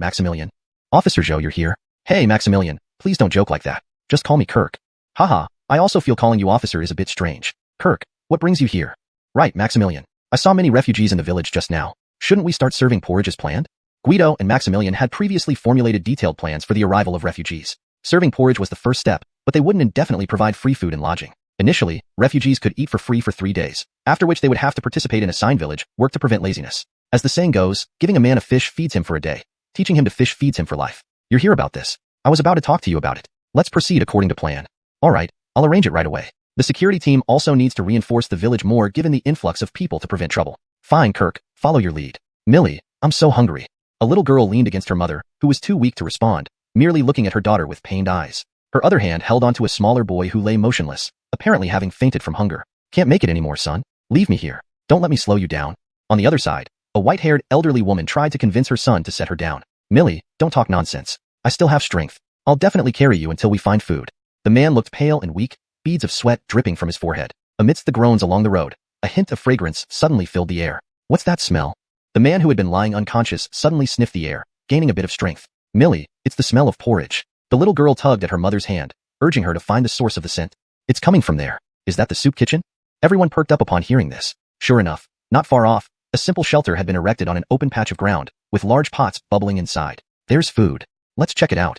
Guido stood near the soup kitchen, with the fully armed security team guarding the area to prevent any looting. One shouldn't underestimate the refugees. They might look weakened by hunger, but starving people can sometimes muster unimaginable energy. This is the disaster relief kitchen of Alfregia village. I am the magistrate of Qingyang County. Everyone, line up. There's enough for everyone. If anyone causes trouble, they will be dealt with immediately. Guido's words, combined with the armed presence of the security team, quickly restored order among the refugees, who lined up quietly. As they waited for their turn, Guido continued speaking. Since you've reached the territory of Alfregia village, we won't let anyone starve. However, let's be clear.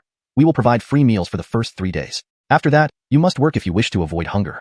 Sir, we're not unwilling to work. There simply isn't any work available. One of the refugees expressed concern. These refugees had fled their homes due to disasters, and anyone who could find work would certainly take it. But penniless and desperate, where could they find work? You don't need to worry about that. Alfregia village will provide various jobs. As long as everyone works hard, no one will starve. We're arranging accommodation, though the conditions aren't great yet. We ensure everyone has a roof over their heads. Sir, is this true? Does Lorenzo ever go back on his word? A member of the security team retorted indignantly at someone daring to doubt their idol. Ladies and gentlemen, believe or not, you'll see when the time comes. However, tonight, accommodation may be tight. We'll prioritize the elderly, children, and women. Young, strong individuals will have to bear with us temporarily. Thank you, sir. The refugees had fled countless places without encountering such generosity. Even a bowl of thin porridge was a luxury, let alone organized work and accommodation. Thus, Guido's policy initially faced some skepticism. The porridge, it has meat in it. Fish meat. Haha, it's so delicious. Eat quickly, Millie. I'll get more later since there's still some in the pot. The porridge is so thick. This officer Zhou is truly kind. After ensuring the soup kitchen was running smoothly, Guido rushed to the temporary housing site. Early that morning, he had instructed Mila to purchase another 30 sets of sabers and bows from the blacksmith in the county town, keeping the extras in storage as backups. ####Chapter 32. Lack of supplies? Look to the bandits. The temporary relocation site was an abandoned Taoist temple in the village. No one, not even Uncle Alfred, knew when it was built or why it had been abandoned, which showed just how old it really was. Though dilapidated, the structure remained solid. By assigning a few women to clean it up, it could be used temporarily as shelter. It wasn't as comfortable as homes, but it was better than being exposed to the elements. That night, the displaced people from Alfregia village felt that everything Guido said had come true. That official Zhou truly follows through on his words. After wandering for who knows how long, they finally had a full meal. Upon arriving at the temple, they quickly inspected the place and fell asleep. In the morning, Guido provided them with a fish porridge meal, which the displaced people found hard to believe. Back home, they might only have 2 meals a day, yet now, as refugees, they were getting 3 meals a day? Initially, Guido worried about the refugees becoming idle, but right after breakfast, someone approached him. Official Zhou, may I ask if we can start working now? A Jericho approached Guido, who was inspecting the area, with courage. Oh, I did say we would provide for the first 3 days free of charge. Guido had anticipated that someone might approach him, but he didn't expect it so soon. Everyday eating without working leaves a bad feeling. You're honest. What work do you wish to do, and what skills do you have? Official, back home I hunted. I wonder if that could be useful here. Hearing the man's words, Guido scrutinized him. You look strong. Would you be willing to join the security team? Official, is it like that? Excitedly, the man pointed to the security team patrolling nearby. Guido smiled and nodded, seeing the man become even more enthusiastic. Official, I'm willing. After receiving Guido's instructions, the man went to find Mila. Guido then remembered to inquire about the refugees' specialties or previous occupations. He hoped to find some skilled individuals among them, like blacksmiths or carpenters, so that Alfregia village could eventually become self-sufficient without frequent trips to the county town. Lorenzo, the statistics are complete. Currently, our village has 86 refugees, most of whom were farmers, though one was a carpenter. Indeed, in this feudal society, craftsmen were very scarce resources. With nearly 90 people having only one carpenter, Guido's hopes for finding a blacksmith were dashed for now. Good. Have others continue farming or join the fishing team based on their skills. For the carpenter, find him a place to continue his work. Yes. Over the next few days, new refugees kept arriving in Alfregia village. After experiencing the benefits of 3 meals a day of fish porridge, most decided to stay. Lorenzo, within these few days, the number of refugees has almost reached 200. Mila looked concerned. So many people coming into the village so quickly made him worry about whether the village could handle it. How is the recruitment going on your side? We still have some gaps, but I believe we will fill them soon. Your job is crucial. Always choose quality over quantity. I understand, Lorenzo. Now, the earliest batch of refugees had settled into their respective positions. During their free time, they took on the role of hosts, overseeing the newly arrived refugees. Tomas, I need to discuss something with you. Uncle Alfred interrupted their conversation with a troubled expression. Well, I'll go patrol then. You two talk. Mila found an excuse to leave, leaving Uncle Alfred and Guido alone. Is there any trouble, Uncle Alfred? In Guido's memory, Uncle Alfred rarely wore such a troubled expression, indicating serious issues. Our food supplies are running low. That's impossible. I checked the warehouse yesterday. We still have plenty of salted fish. It's not the salted fish. We don't have much staple food left. At this rate, we won't last more than 20 days. But with new refugees arriving every day, 10 days is optimistic. It turned out that the main food supplies were depleted, a detail Guido hadn't considered. Although they could substitute with sea fish, they couldn't keep eating fish indefinitely, and no one knew how long the disaster would last. Can we still buy grain from the county? While possible, it won't help much. The price of grain in the county is sky high, higher than gold. Uncle Alfred's words hit Guido hard. It seems we have no choice but to raid the bandits. After discussing for hours without reaching a solution, Guido finally resolved to target the bandits scattered across Qingyang County. Tomas, think carefully. We might not be as lucky every time. Don't worry, Uncle Alfred. I won't act rashly unless I'm fully prepared. Guido understood Uncle Alfred's concern. He found Mila and shared the plan to raid the bandits, instructing him to intensify training and bring the new recruits up to speed. Lorenzo, rest assured, in 3 days, the entire security team will be ready. Mila was extremely excited, eager to make up for the unfinished business at Warren Fort. 3 days later, before dawn, Guido and Mila set out with the security team. This time, the team was twice as large, each member equipped with a horse, significantly enhancing their mobility. Qinglong Mountain, located about 40 miles west of Alfregia village, was close to the border of the Dalong Empire, making it a lawless area. According to intelligence from the county, a group of about 50 bandits inhabited Qinglong Mountain. They had been there for years, and their strength surpassed the bandits at Warren Mountain. Guido chose Qinglong Mountain because it was relatively weaker compared to other bands like De Daohui or Zhuashanjiao. Lorenzo, we've scouted. Qinglong Mountain mainly relies on its rugged terrain. The stronghold is built on top, with cliffs on 3 sides. There's only one road leading to the stronghold, making it easy to defend and hard to attack. Mila clearly conveyed the difficulty. More opponents and superior geographical advantages made it a tough challenge. A direct assault is out of the question. Let's lure them out. Before setting out, Guido had done extensive research. Given the enemy's numbers and defensive position, luring them out to disperse their forces was the only viable strategy. Lure them out? To be continued. Chapter 33. The temporary resolution of the food crisis. At the Green Dragon Mountain outpost. Report. Achilles, our scouts have spotted a caravan passing by the foot of Green Dragon Mountain. Oh, did you get a clear look? Achilles, there are 5 carts in total. We saw them clearly. Every day, Green Dragon Mountain sends out numerous scouts to gather information on valuable targets for raids. Just like this caravan today, such a rich target hasn't come by in a long time. Come on, men, let's go. The chief of Green Dragon Mountain, Ed, was originally an ordinary soldier of the Great Dragon Empire. After witnessing the horrors of war, he became a deserter. Fearing discovery, he came to this remote corner and turned to banditry. Over time, he gradually made a name for himself, feasting lavishly on the mountain, living quite comfortably. However, due to a recent locust disaster in the southwestern region of the Great Dragon Empire, his gang of bandits hadn't had much success in their raids for quite some time. So, the arrival of this caravan couldn't help but excite Ed. Oi, leave the goods and go. Ed led about 20 men, blocking the caravan and shouting loudly to intimidate the other side. Ed, resembling the legendary outlaw Anatoly from Chinese folklore, seemed naturally suited for the role of a bandit. Hey, do you even have any education? Guido sat in his carriage, seeing only 20 or so bandits. While his side had 10 visible and another 10 hidden people, he felt confident enough to toy with them. Education? What kind of education? Ed didn't understand what the man meant by education. Why don't we make this robbery a bit more civilized? Civilized? Not just Ed, but the entire bandit group was confused. A civilized robbery? Was he hallucinating? Or was the other party deranged? Even though you're bandits, don't you know that being a bandit can be a lucrative career? You should innovate after doing it for so long. How do we innovate? Seeing the other party's positive attitude toward the bandit profession, Ed actually started asking for advice. For example, before we get down to business, why not prepare an elegant opening speech? Like, this mountain is mine. This tree is mine. If you wish to pass, leave behind your toll. Good, very good. The bandits, never having heard such an elegant start to a robbery, cheered and applauded. Even Ed couldn't help but look at the young man with newfound respect. For a moment, the robbers and the victims laughed and joked together. Hold on, damn it. You're making a fool of me. Suddenly realizing his mistake, Ed understood he had been tricked. Yes, I am making a fool of you. What are you going to do about it?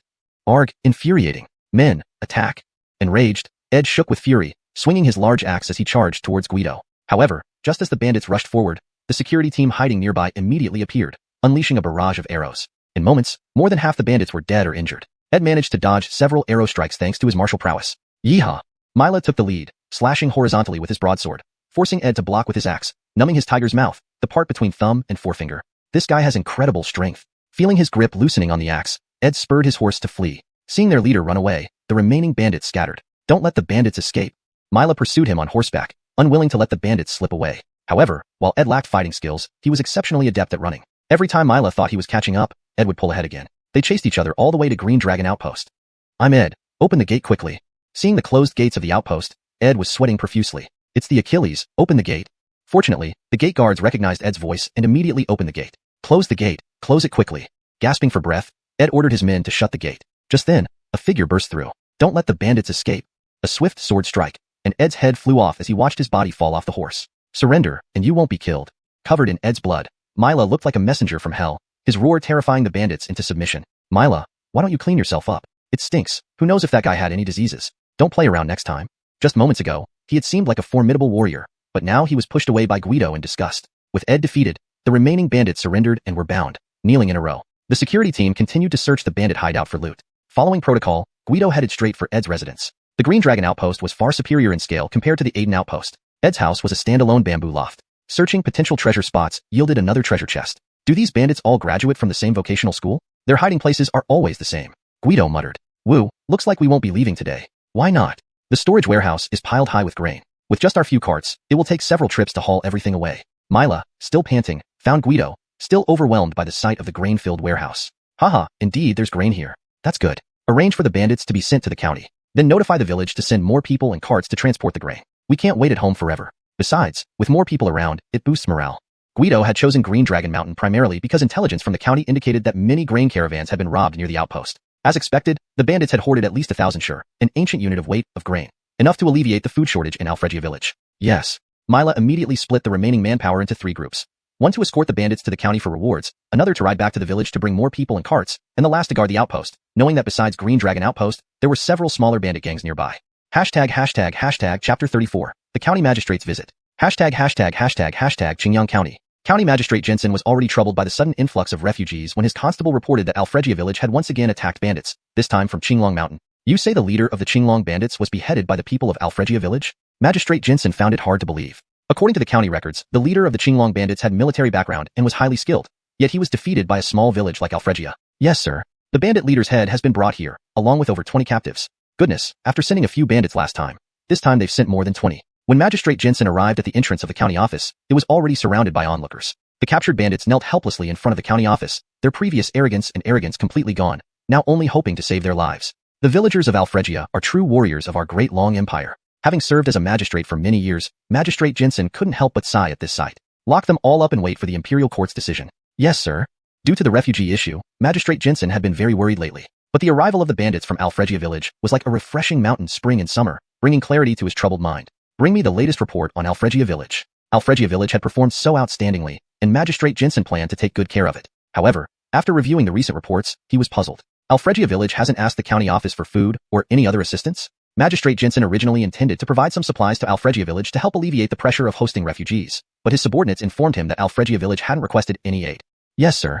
To date, Alfregia village is the only one in the entire county that hasn't asked us for help. Since the disaster in the southwestern region of the Great Long Empire last month, although Qingyang County wasn't the worst hit area, it had received the most refugees. Every village in the county had asked for food and supplies. However, even now, Magistrate Jensen realized that Alfregia village had never requested any supplies, despite continuously clearing out bandits. This made Magistrate Jensen look upon Alfregia village differently, and he decided to visit the village personally to understand its situation better. Wow, is this all grain?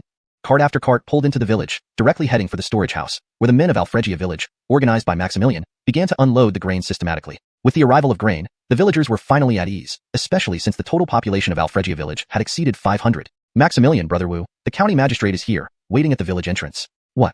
The county magistrate came to Alfregia village in person? Quickly. When Maximilian heard that the magistrate had come to this remote village, he immediately panicked, unsure if it was good news or bad. He dragged Guido towards the village entrance. Take it easy, Maximilian. I've never seen you move so fast before. Don't talk nonsense, boy.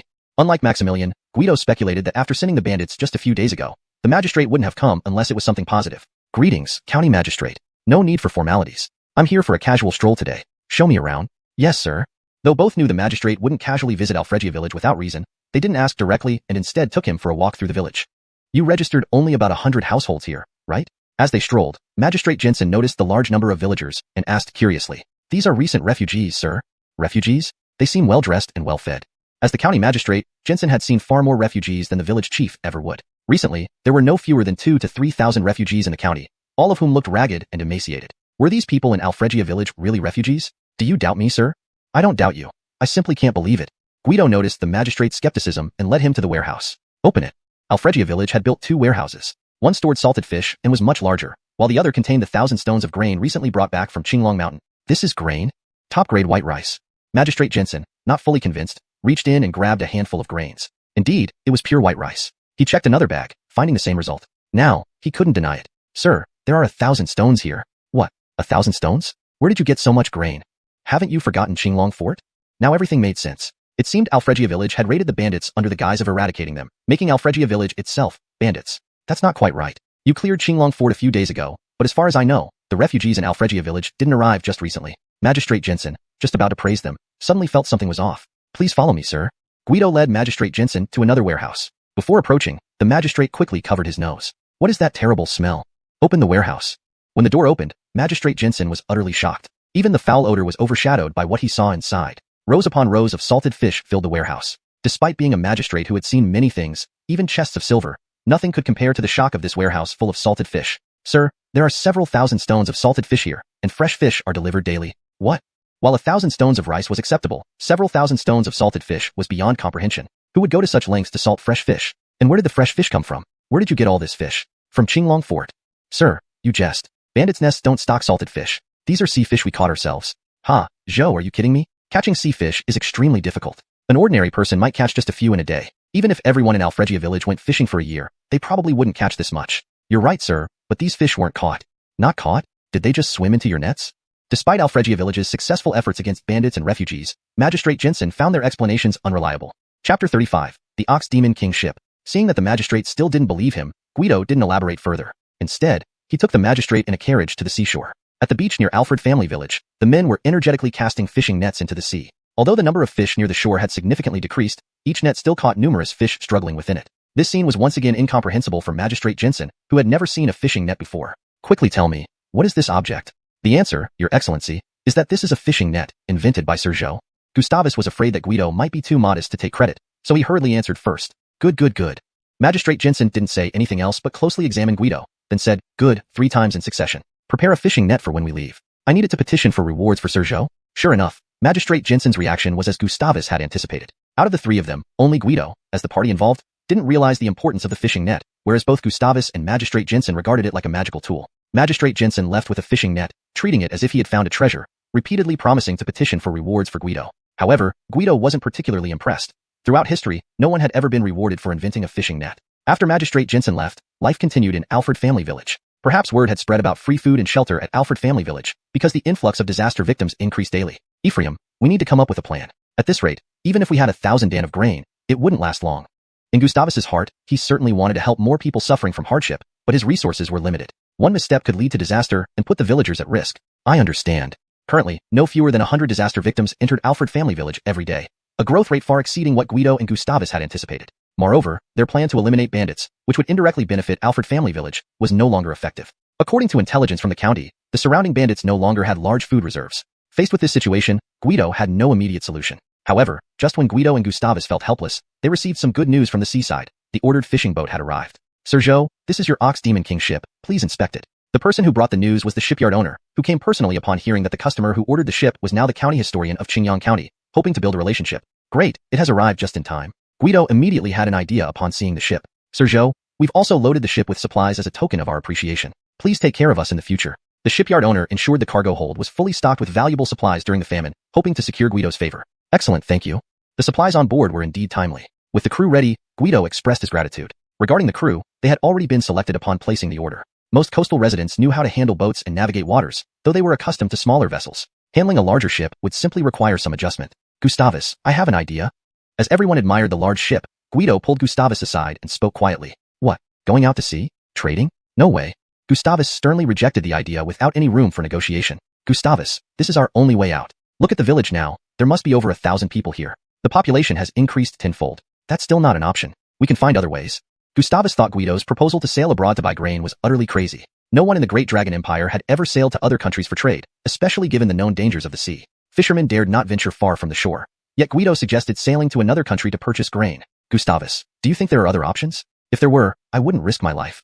Facing Gustavus's strong opposition, Guido responded calmly. But, Gustavus, don't worry, trust me. For ancient people, the unknown across the sea evoked fear. As a time traveler, Guido understood the world far better than the ancients did. Hawkins on Guido's analysis, the geographical layout of this world was likely similar to that of his previous life. Alfregia village was situated at the border of the Dalong Empire, but also had access to the coastline. Furthermore, Qingyang County often experienced hot weather, which suggested that neighboring countries might cultivate rice with 3 harvests per year. If true, this would mean those neighboring countries could have abundant food supplies. Establishing trade with them could significantly alleviate their problems. So upon seeing the large ship, Guido conceived the idea of traveling to neighboring countries to purchase grain. Despite Alfred's numerous objections, he eventually couldn't persuade Guido otherwise. That's it, everyone go back and say your goodbyes to your families. We set off tomorrow. Yes. The pre-selected crew members were all roused by Guido's words and displayed great vigor. Coleman, while I'm away, I'll leave the village's safety in your hands. Brother Wu, don't talk like that. Alfregia village is my village too. Coleman patted his chest, assuring Guido that with him around, Alfregia village would remain peaceful and safe. That night, when Guido returned home and told Celine about his impending departure for the sea the next day, her reaction was naturally one of worry and complaint. Although they had not yet become husband and wife, nor faced significant emotional ups and downs, their shared happiness and stability had forged a deep bond between them. If anything happens at home, seek help from Alfred and Coleman. I understand. Don't worry. I value my life and won't take unnecessary risks. Be careful in everything you do. Celine used the excuse of an early start for the sea voyage to urge Guido to rest early, while she and Lucius busily prepared as much dry food as possible for him in the kitchen. That night, the faint sounds of women crying could be heard from many homes in Alfregia village. Early the next morning, when Guido and the crew gathered to depart, the dock was already filled with villagers and refugees. They had learned of Guido and his team's mission to find food for everyone at great personal risk, so they spontaneously came to the dock to see off these brave men. According to Guido's analysis, the geography of this world was similar to his previous life. Alfred family village was located on the border of the Great Dragon Empire with a coastline. Considering the climate of Qingyang County, neighboring countries might cultivate triple crop rice, meaning they likely had abundant grain. Establishing trade with them could solve significant problems. Upon seeing the large ship, Guido decided to consider buying grain from a neighboring country. Despite Gustavus's resistance, Guido eventually convinced him. All right, everyone, go home and say goodbye to your families. We set sail tomorrow.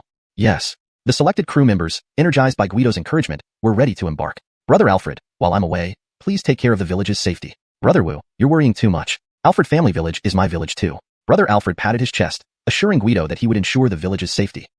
That night, Guido returned home and told Celine he would be sailing the next day. Naturally, this dangerous mission caused her distress. Although their relationship hadn't officially advanced, they shared deep feelings through their simple, peaceful life. If anything happens at home, seek help from Gustavus and Brother Alfred. I understand. Don't worry. I always value my life and won't take unnecessary risks. Be cautious. Celine used the early departure as an excuse to urge Guido to rest early, while she and Lucius prepared dry provisions for him in the kitchen. Many women in Alfred family village were heard crying softly that night. Early the next morning, when Guido and the crew gathered to depart, the dock was filled with villagers and refugees. They had learned of Guido's mission to find grain for everyone and came to bid farewell to these brave men who risked their lives for them. Chapter 36. Desolate Island, Mysterious Palace, Treasure? The villagers' send-off greatly boosted the morale of the crew, but this boost didn't last long. The flagship of Great Dragon's fleet, named Phil by Guido, symbolized his hope for it to be invincible and fearless in its journey. However, now the deck was littered with seasick sailors. At least half of them were incapacitated as soon as they entered deep waters. A 50-ton ship seemed large up close, but in the vast ocean, it appeared so small. Amid relentless storms, the Phil drifted like a leaf, nearly capsizing several times. Find land quickly. Just a few days into their voyage, half the crew was down, which chilled Guido's heart. He had underestimated the power of the sea and only hoped to find land soon to rest and recover. Captain, land ahead?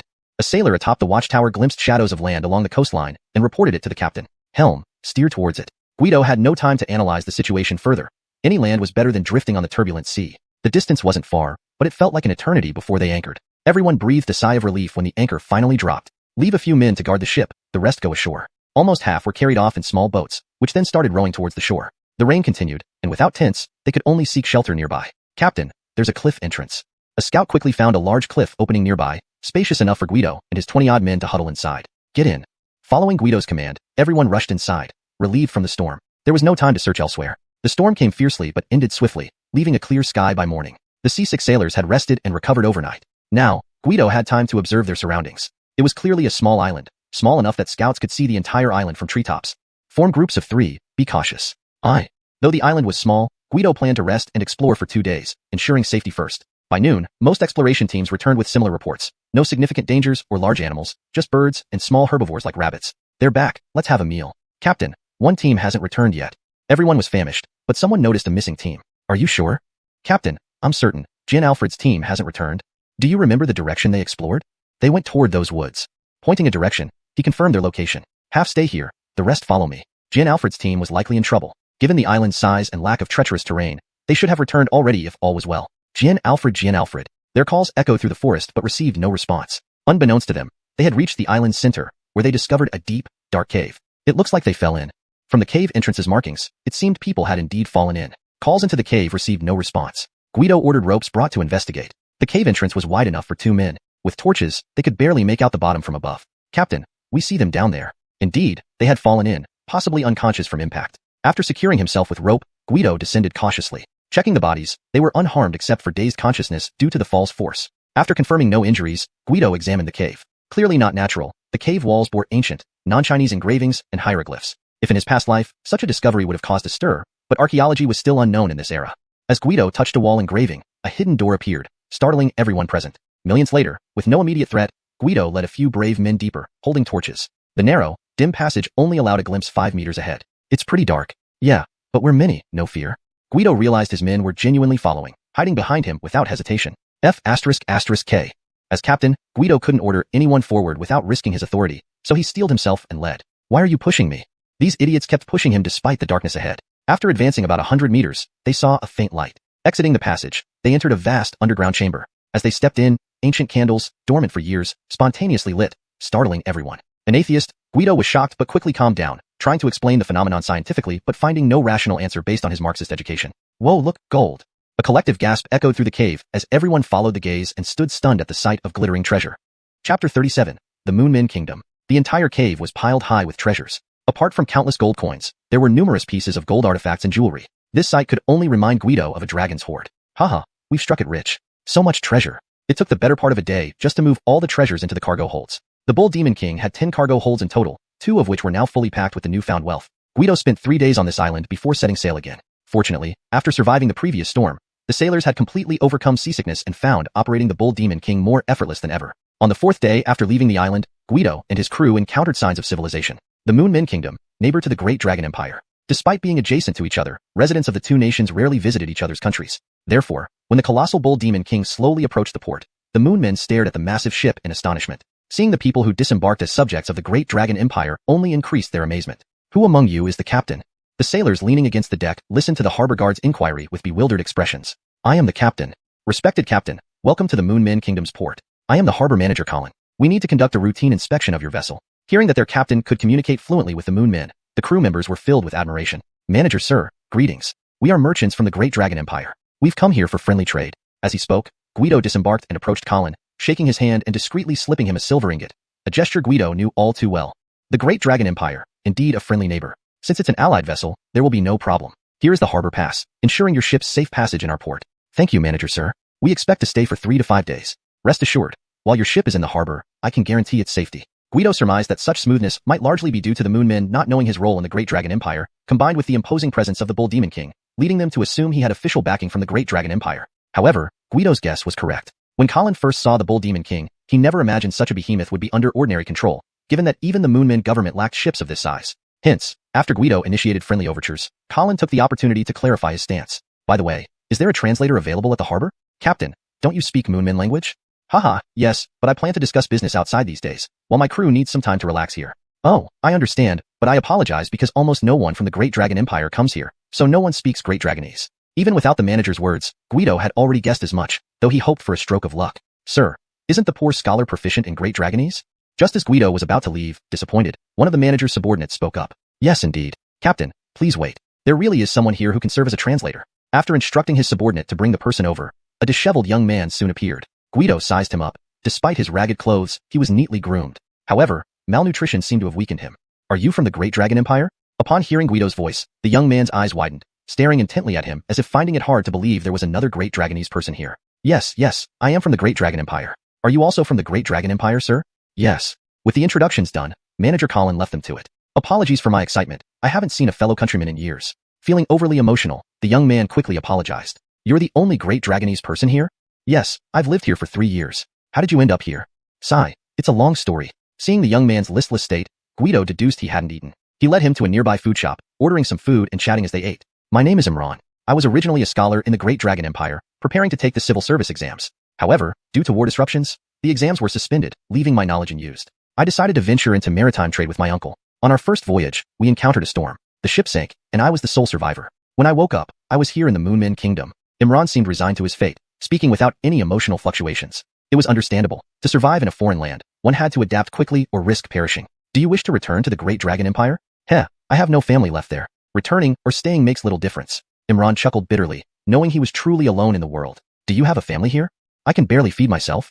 Well then, my ship often travels between the Moonmen Kingdom and the Great Dragon Empire. You know both languages. Why don't you join me?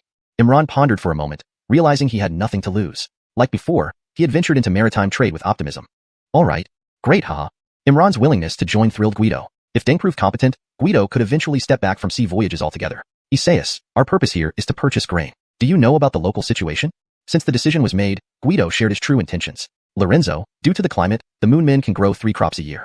Thus, grain prices here are very low. However, selling grain back in the Great Dragon Empire won't yield much profit.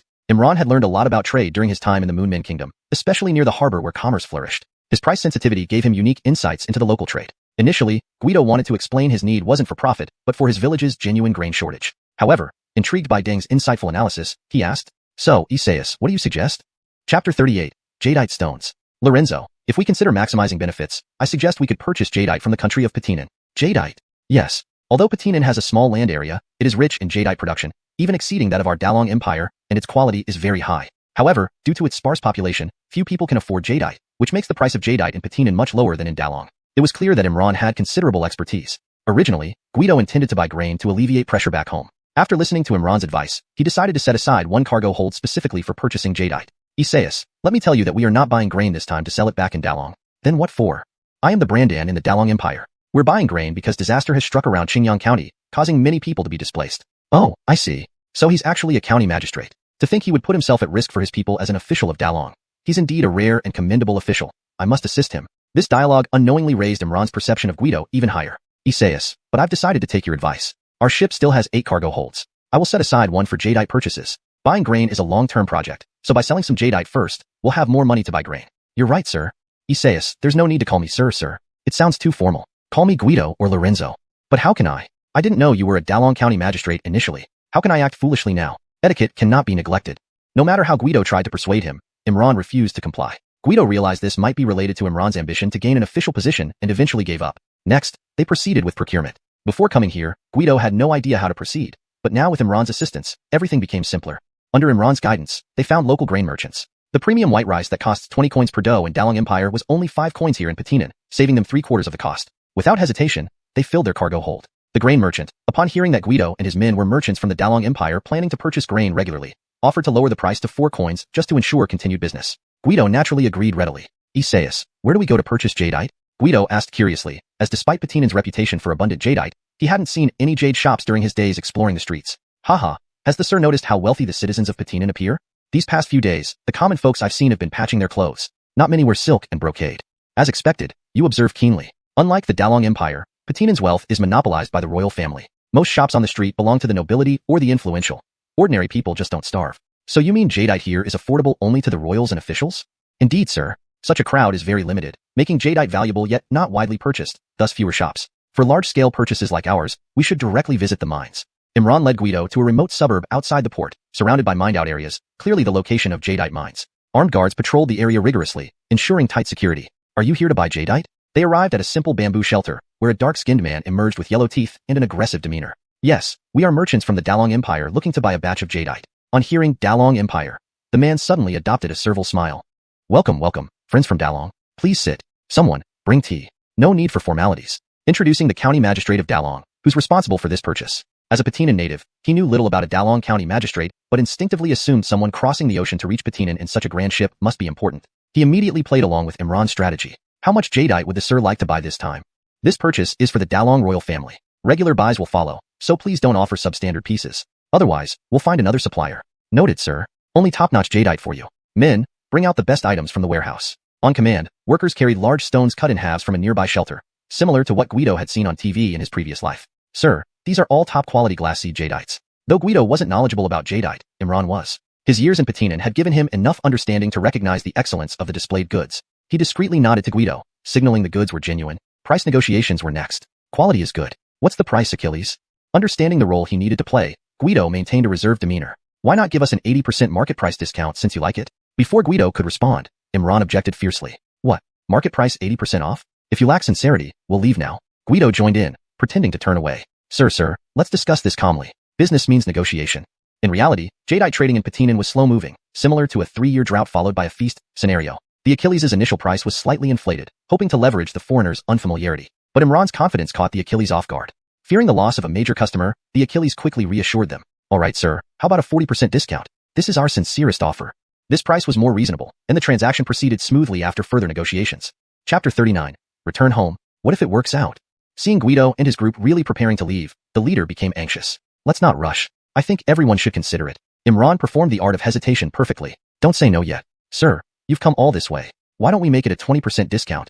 Are you kidding me? Just as I thought, everyone needs time to think. How about this? Let's stop talking nonsense and go for a 70% discount.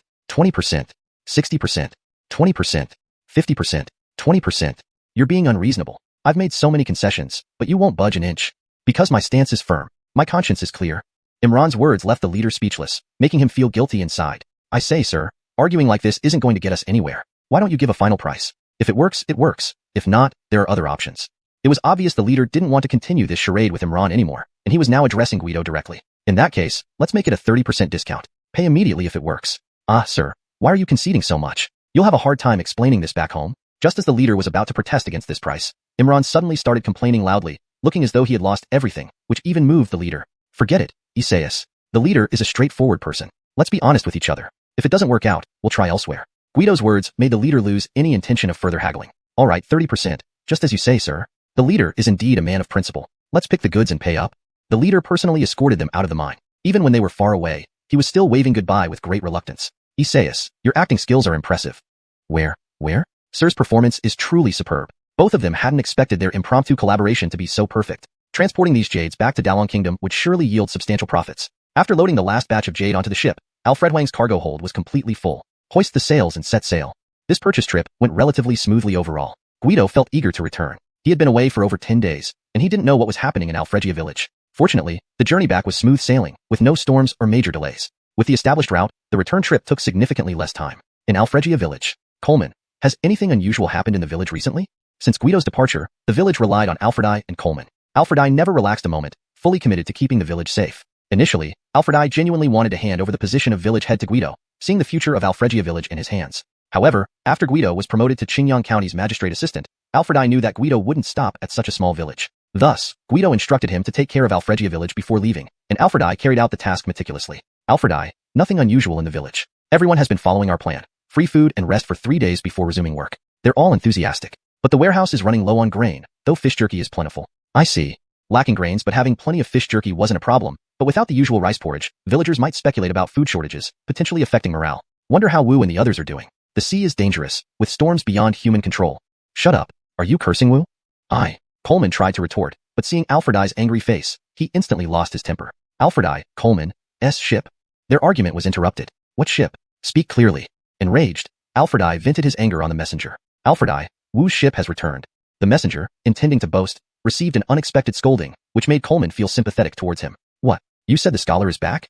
Without waiting for a response, Alfredi rushed out toward the dock. He barely ran a few steps before getting winded, realizing it was at least 3 miles to the harbor. Running at his age would literally kill him. Coleman the brat must be laughing at me right now. Humph. Deciding not to return, Alfredi heard someone calling him. Alfredi, get in the cart. Your legs will take forever.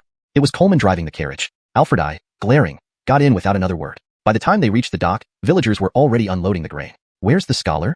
Alfredi grabbed a villager and asked. Here, sir. Guido appeared before the villager could answer. Good boy. Alfredi didn't ask about the mission but was relieved to see Guido alive and well. Alfredi, Coleman, the whole ship is loaded with top-quality white rice. Bursting with joy after holding it in for so long, Guido shared the good news. So much? Both Alfredi and Coleman turned to look at the Alfred Huang. Arnding beside the massive ship, they felt like tiny ants. Could it really be full of grain? Excited, Coleman rushed aboard to verify. Alfredi prepared to follow but was stopped by Guido, who had more important things to discuss. Alfredi, let me introduce a friend. Without him, things wouldn't have gone so smoothly. Oh. That statement immediately caught Alfredi's attention. Isaias, come here. This is Alfredi, our village head. Alfredi, this is Imran. With Imran now part of the team, Guido briefed Alfredi about him. Alfredi quickly recognized his potential as a valuable asset. ##### Chapter 40. Repeatedly shocked. Welcome back, Bill, to Great Dragon Kingdom. Do you have a place to stay? What are your plans? Maximilian's intentions were clear, and Guido had already figured that out while they were in Moonman Kingdom. However, Guido thought the same way. He even took the initiative to secure Dengbil's agreement ahead of time. Dengbil would remain in Maximilian Village and take charge of trade with Moonman Kingdom. Guido believed that food procurement must continue and not be interrupted by temporary relief. Additionally, regular trade could earn money, which was essential for development. Hello, Maximilian. I've already discussed this with Lord Zhou. I'll stay in Maximilian Village and primarily handle trade with Moonman Kingdom. Dengbil wasn't foolish. He knew that Maximilian's inquiries were an attempt to retain him, but he enjoyed the feeling of being valued. Haha, very good, very good. Staying here is great. Knowing that Dengbil had decided to stay, Maximilian's face, already full of wrinkles, stretched into a smile that covered every crease. In the evening, Maximilian personally invited Guido, Dengbil, and Mila for a home-cooked meal. The dishes were simple home-style cuisine, yet they moved Dengbil to tears. I apologize. Bill has become emotional because it's been too long since I tasted Great Dragon's food. Bill has suffered these past few years. Eat more if you like. In Maximilian Village, you won't go hungry again. Maximilian, who couldn't bear to see this, immediately offered comfort. By the way, there's one more thing, Maximilian. We also bought a warehouse of jade this time. Is there anyone knowledgeable around here who can help us find a buyer for a good price? Halfway through the meal, Guido, seeing everyone was emotionally moved, mentioned the jade. What do you mean, a warehouse of jade? Why didn't you say anything at the dock this afternoon? Unfazed, Dengbil continued eating, as he was aware of this fact. However, Maximilian and Mila showed signs of shock. A warehouse of jade? What did that mean? Where is the jade now? Unexpectedly, Guido realized Maximilian's question wasn't directly about the jade, but he answered truthfully, "Young master, such valuable goods should not be left on the ship." Mila quickly organized the security team to guard the ship. Yes. Mila felt the urgency and immediately got up to leave. Hold on. I'm not finished speaking. Just as Mila was about to step out, he stopped mid-motion. What else could be more important than the jade? Maximilian's mind was fully on the jade and couldn't listen to Guido anymore. There are 2 more warehouses of treasures on the ship. Well, treasures are just treasures. Let's focus on the jade. Wait, what did you say? Treasures? Both Maximilian and Mila were stunned again.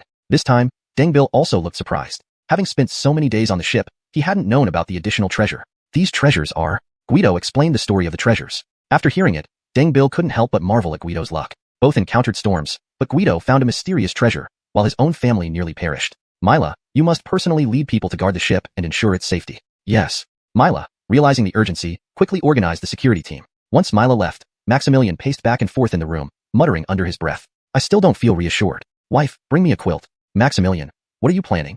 Guido and Deng Bil were puzzled. Why would Maximilian need a quilt during dinner? I'm going to sleep on the ship. Otherwise, I won't be able to rest. Maximilian, your health won't hold up with the dampness on the ship. You might get rheumatism. Mila will suffice. No, I'm still not assured. Maximilian insisted on sleeping on the ship. Deng Bil's eyes lit up with an idea. Maximilian, you're the village head. If you suddenly move onto the ship, imagine what people would think. What do you mean? Maximilian didn't understand why his decision mattered. That's called giving away your secret without meaning to. Oh, right, you're correct.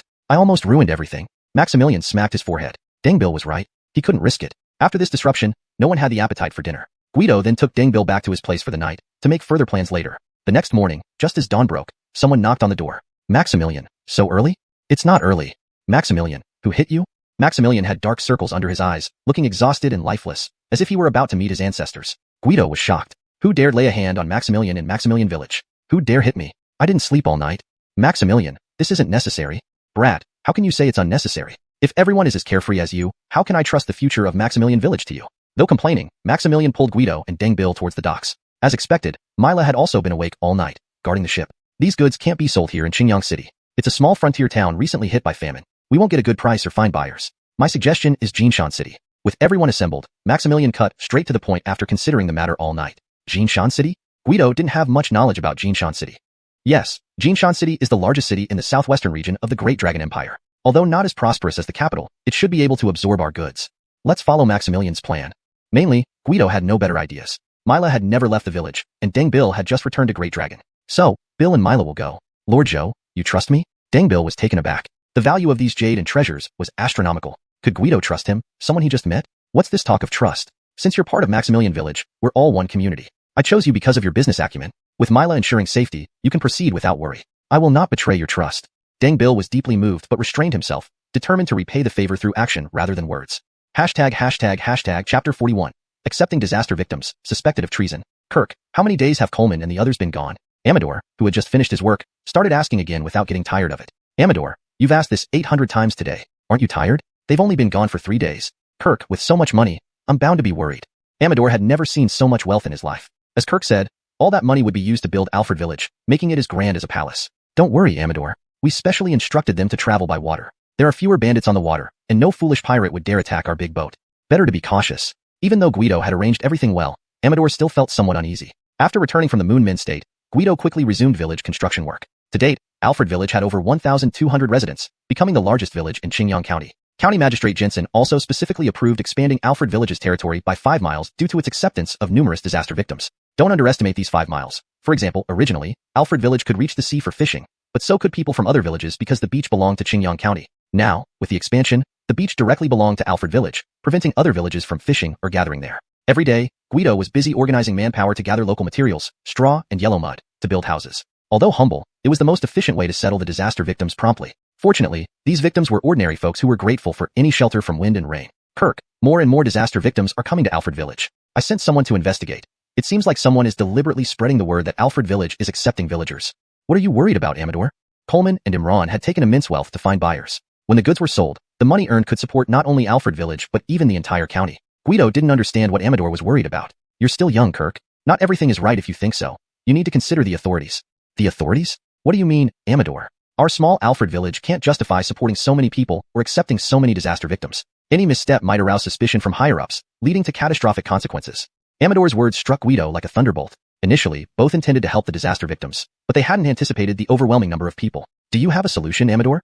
What solution do I have? Just realizing this level is already good. Guido laughed at himself. He knew it was pointless to ask. He realized he must find a way out on his own. Since hearing Amador's concerns, Guido had been preoccupied. He remembered he was in an ancient feudal society where laws were loosely enforced, and authority rested solely with the rulers. His current actions could easily be misconstrued, especially regarding the influx of disaster victims. For commoners, helping disaster victims was virtuous, but it could trigger suspicions from the authorities, potentially branding him as a rebel before he even got started. Well, let me directly see Magistrate Jensen and explain clearly.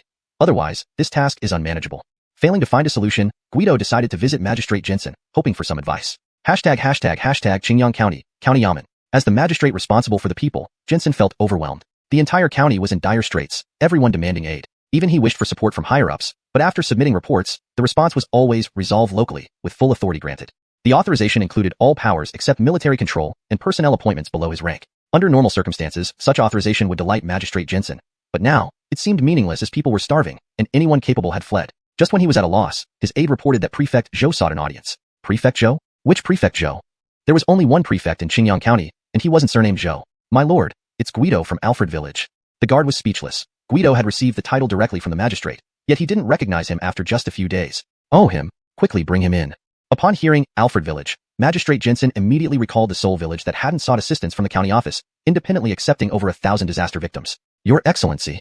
This was Guido's second meeting with Magistrate Jensen. Compared to their first encounter in Alfred Village, Jensen appeared much older now. Guido, haha, please sit. Thank you, Your Excellency. A servant brought hot tea as soon as he sat down. The feudal system did have its perks. Guido, your Alfred Village has done well. It took in over 1,000 disaster victims without seeking a single coin from the county, greatly easing my burden. After the disaster ends, I will certainly recommend you for commendation. Guido grew more anxious upon hearing this. Was this praise genuine, or was it a veiled warning? Oh, by the way, Guido, why did you come here today? To meet Your Excellency, I came to seek guidance concerning the disaster victims. I have some concerns, and hoped you could advise me. Magistrate Jensen couldn't understand what Guido was troubled by. Publicly, aiding the government would earn rewards, and privately, saving lives would accumulate virtue for future generations. Your Excellency, do you think it's a good thing for Alfred Village to take in over 1,000 disaster victims?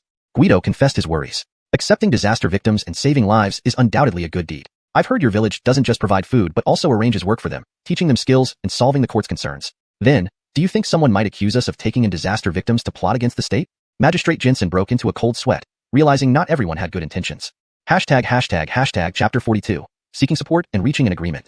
Guido's question snapped County Magistrate Jensen out of his complacency in the tranquil frontier county, pulling him back into the cutthroat world of politics. Indeed, people tend to see the good side of things, but this world is not solely populated by kind-hearted individuals. You have a point, Jensen acknowledged. It seemed he had stayed too long in this remote place, forgetting even the basic survival tactics of the political arena. The recent actions of Alfredia Village and Guido had left a deep impression on Magistrate Jensen. The village's efforts in accommodating a large number of refugees had indirectly helped him significantly. Additionally, the achievements of Alfredia Village's fishing nets still awaited fulfillment from his end. So, Jensen felt compelled to assist Guido once again. Got it. For a long time, both men sat silently. Suddenly, Magistrate Jensen seemed to have thought of something and let out a sudden exclamation. Do you have a solution, sir? Seeing Jensen's beaming face, Guido knew he must have found a way. Yes. A few days ago, I applied to the court for disaster relief supplies, but permission was not granted. However, they did give me authorization outside military matters. Authorization? What use does that have? From Guido's perspective, if the court could allocate some supplies, the pressure on Alfredia Village would lessen as refugees could be dispersed. But now, with no supplies and just an ambiguous authorization, Guido couldn't understand why Jensen was pleased. You may not know the significance of this authorization. Guido nodded, acknowledging his lack of understanding. Do you know that in our great long empire, apart from the army, each state and county can form village militias under special circumstances? Village militias? How does this relate to Alfredia Village's situation? With this authorization, forming a village militia falls within my power. I can authorize you to establish one based in Alfredia Village. When asked about accommodating refugees, we can say it's for organizing the militia, giving it an official background. Wise move, sir. But will this militia pose any problems? Qingyang County is located on the border, now facing famine and displaced people. Forming a village militia serves to prevent external threats and maintain order among refugees. It makes perfect sense. That's great, sir. What's the procedure for forming this militia? Let's not rush. Though I have the authority, we still need to file a petition and follow due process. You can return home first. I'll inform you once it's done. Yes, sir. Thank you for your efforts. Leaving the county office, Guido strolled aimlessly through the town streets. Compared to a month ago, the town had undergone a drastic change. Cleanliness and prosperity were gone, replaced by crowded streets filled with beggars and those selling themselves to bury their families. Brother, I'm hungry. Suddenly, Guido felt someone tugging at his clothes. Turning around, he saw a filthy little girl looking up at him timidly. Instinctively, Guido patted his pockets. Unfortunately, this era lacked packaged snacks like shikima or egg yolk pie. Finding nothing, Guido's hand came up empty. The little girl was quite sensible. Seeing nothing, she didn't cry but withdrew her hand disappointedly. Looking into her hollow eyes, Guido felt a stabbing pain in his heart. He turned abruptly and ran back towards the county office. Guido, why are you back? Magistrate Jensen looked puzzled. Guido had just left, yet here he was again. Do we have emergency relief measures for the refugees in the county? Confronted with Guido's question, Jensen felt slightly irked but quickly became resigned. Relief? How can we provide relief? With what? The county simply doesn't have enough grain. The granary is registered in the National Treasury. Anyone who dares touch it risks death. As he spoke, Jensen grew more agitated. As a public servant, watching refugees suffer right under his nose while being powerless was agonizing. Naturally, he wanted to help but was only a county magistrate with no resources. He wished he could vent his frustrations, but to whom? I apologize for losing my composure. After venting, Jensen realized his lapse. My apologies, sir. I overstepped. Jensen understood and forgave Guido's impetuousness. Sir, I have an idea. Speak freely. After discussing in private for hours, both reached an agreement. Guido, now wealthy, was willing to help Qingyang County through this crisis, attributing all credit to Jensen. This would ensure Jensen's future reward from the court. In return, Jensen would offer Alfregia village and Guido maximum protection and support. This plan did not violate Long Empire law and offered mutual benefits, so Jensen readily agreed. Although Guido seemed to bear the heavier burden, Jensen resolved to compensate him later. Agreed then. Yes, let's hope you keep your word. I won't forget your kindness. Don't worry, sir. Instead of returning to Alfregia village immediately after leaving the county office, Guido headed to the shipyard. At the shipyard, Master Zhou, an honor indeed, an honor. Unlike last time, the shipyard owner greeted Guido with flattery upon learning his position as magistrate. How big is your largest ship? Without delay, Guido stated his intention to buy ships, more than one. His initial plan involved forming a maritime trade fleet to earn money and purchase affordable grain from Platinum. His sole issue was a lack of ships. Our largest ship, Master Zhou, is the Funyong. Take me to it. Yes, sir. Upon seeing the Funyong, Guido was deeply disappointed. At most 20 tons, it was formidable in rivers, but would likely not survive a single ocean wave. No larger ones? Like a Alfred Wong or bigger? Sir, don't tease me. Who needs such a huge ship? I do. Start construction immediately. How long will it take? Given the experience and plans for building a Alfred Wong and ready materials and workers, the shipyard owner estimated 2 months. 2 months, sir. ##### translation complete. #### chapter 43. Qingshan County has hope. Too slow. The boss believed that completing a sea vessel like the Inai Wang Magua within 2 months was already something to be proud of, but Guido still thought it was too slow. Adrian, let me suggest something. You don't have any other business right now. Why don't you split the workers into 3 shifts and work around the clock? Guido's suggestion of a 3-shift rotation system was reminiscent of the most common model in blood-sucking factories from his era. The boss immediately brightened up at the idea after brief consideration. After a short moment of contemplation, he found it feasible. 1 month, no more than 1 month, to finish the job. I want 5 ships. The cost won't be cheap. Deliver 2 ships in the first month and the remaining 3 in the second month. The boss wanted to haggle over the time frame, but Guido's unyielding gaze left him speechless. All right, as Tiger suggested. With the shipyard's affairs settled, Guido then wrote a letter and dispatched it to Imran, who was in Jinshan Prefecture. The main content was to inform him to purchase a shipload of grain after completing the jade and treasure transactions. This time, there was no need for premium white rice. The cheapest sorghum would do. Alfred Village. Kirk, are all these grains to be transported to the county office? Old man Alfred had a wistful look in his eyes. These gleaming white grains were the lifeline of Alfred Village. Rest assured, old man Alfred, this is only temporary. I've already instructed Isaias to buy sorghum in Jinshan Prefecture. When Guido returned to the village, he explained the agreement with County Magistrate Jensen in detail. Upon hearing the solution, old man Alfred was undoubtedly delighted, but he also felt somewhat uneasy. The cost to sustain the entire Qingshan County would fall on Alfred Village. No, more precisely, on Guido alone. Originally, this money belonged solely to Guido, but he chose to use it to help countless people in the Great Dragon Empire. In any case, this is your money, so you decide. Previously, old man Alfred didn't realize the extent of relief provided by the aid. Now, with tens of thousands being helped, he felt guilty about Guido's sacrifice. Qingshan County. Sir, grain. So much grain. The gate guard scrambled to report to County Magistrate Jensen. His excitement made his words come out hurriedly. Is it the grain from Alfred Village? Yes. Due to the prior arrangement with Guido, County Magistrate Jensen knew a large quantity of grain would arrive in the next few days. At the city gate, countless disaster-stricken civilians watched as a large amount of grain was brought into the county. Despite some skepticism, they guessed the county office might be preparing for disaster relief. Everyone followed closely until the grain convoy stopped at the county office. When County Magistrate Jensen emerged to receive the grain, he was startled by the crowd of famine victims. He knew he had to say and do something to prevent unrest. Fellow citizens, our office has secured enough grain for relief efforts. More grain will continue to be transported to Qingshan County. Rest assured, not a single person here will go hungry while I am here. Wow. Sir, you're mighty. Long live the sir. The crowd erupted in cheers, releasing long-suppressed negative emotions. Qingshan County seemed to regain its former vitality. Bring pots and start cooking porridge. Yes, sir. The entire county buzzed with activity. Alfred Jia Village. Lorenzo. Returning home after an absence, Mila felt inexplicably lighter-hearted. Mission accomplished, sir. Imran successfully completed Guido's task. Good to be back. Good to be back. Guido was eager to inquire about the transaction results, but realized it wasn't suitable to discuss confidential matters openly at the dock. Let's go back. Leaving the security corps to guard the Inai Wang Magua, Mila and Imran were led back by Guido. A feast awaited them at home. Returning to familiar surroundings relaxed the two men. Recalling their days living on the ship in Jinshan Prefecture, they were constantly vigilant. Thankfully, their mission was successful. How did it go, Isaias? In the privacy of their home, Old Man Alfred couldn't contain his curiosity about the earnings from the trade. May I dare ask Old Man Alfred and Sir to guess?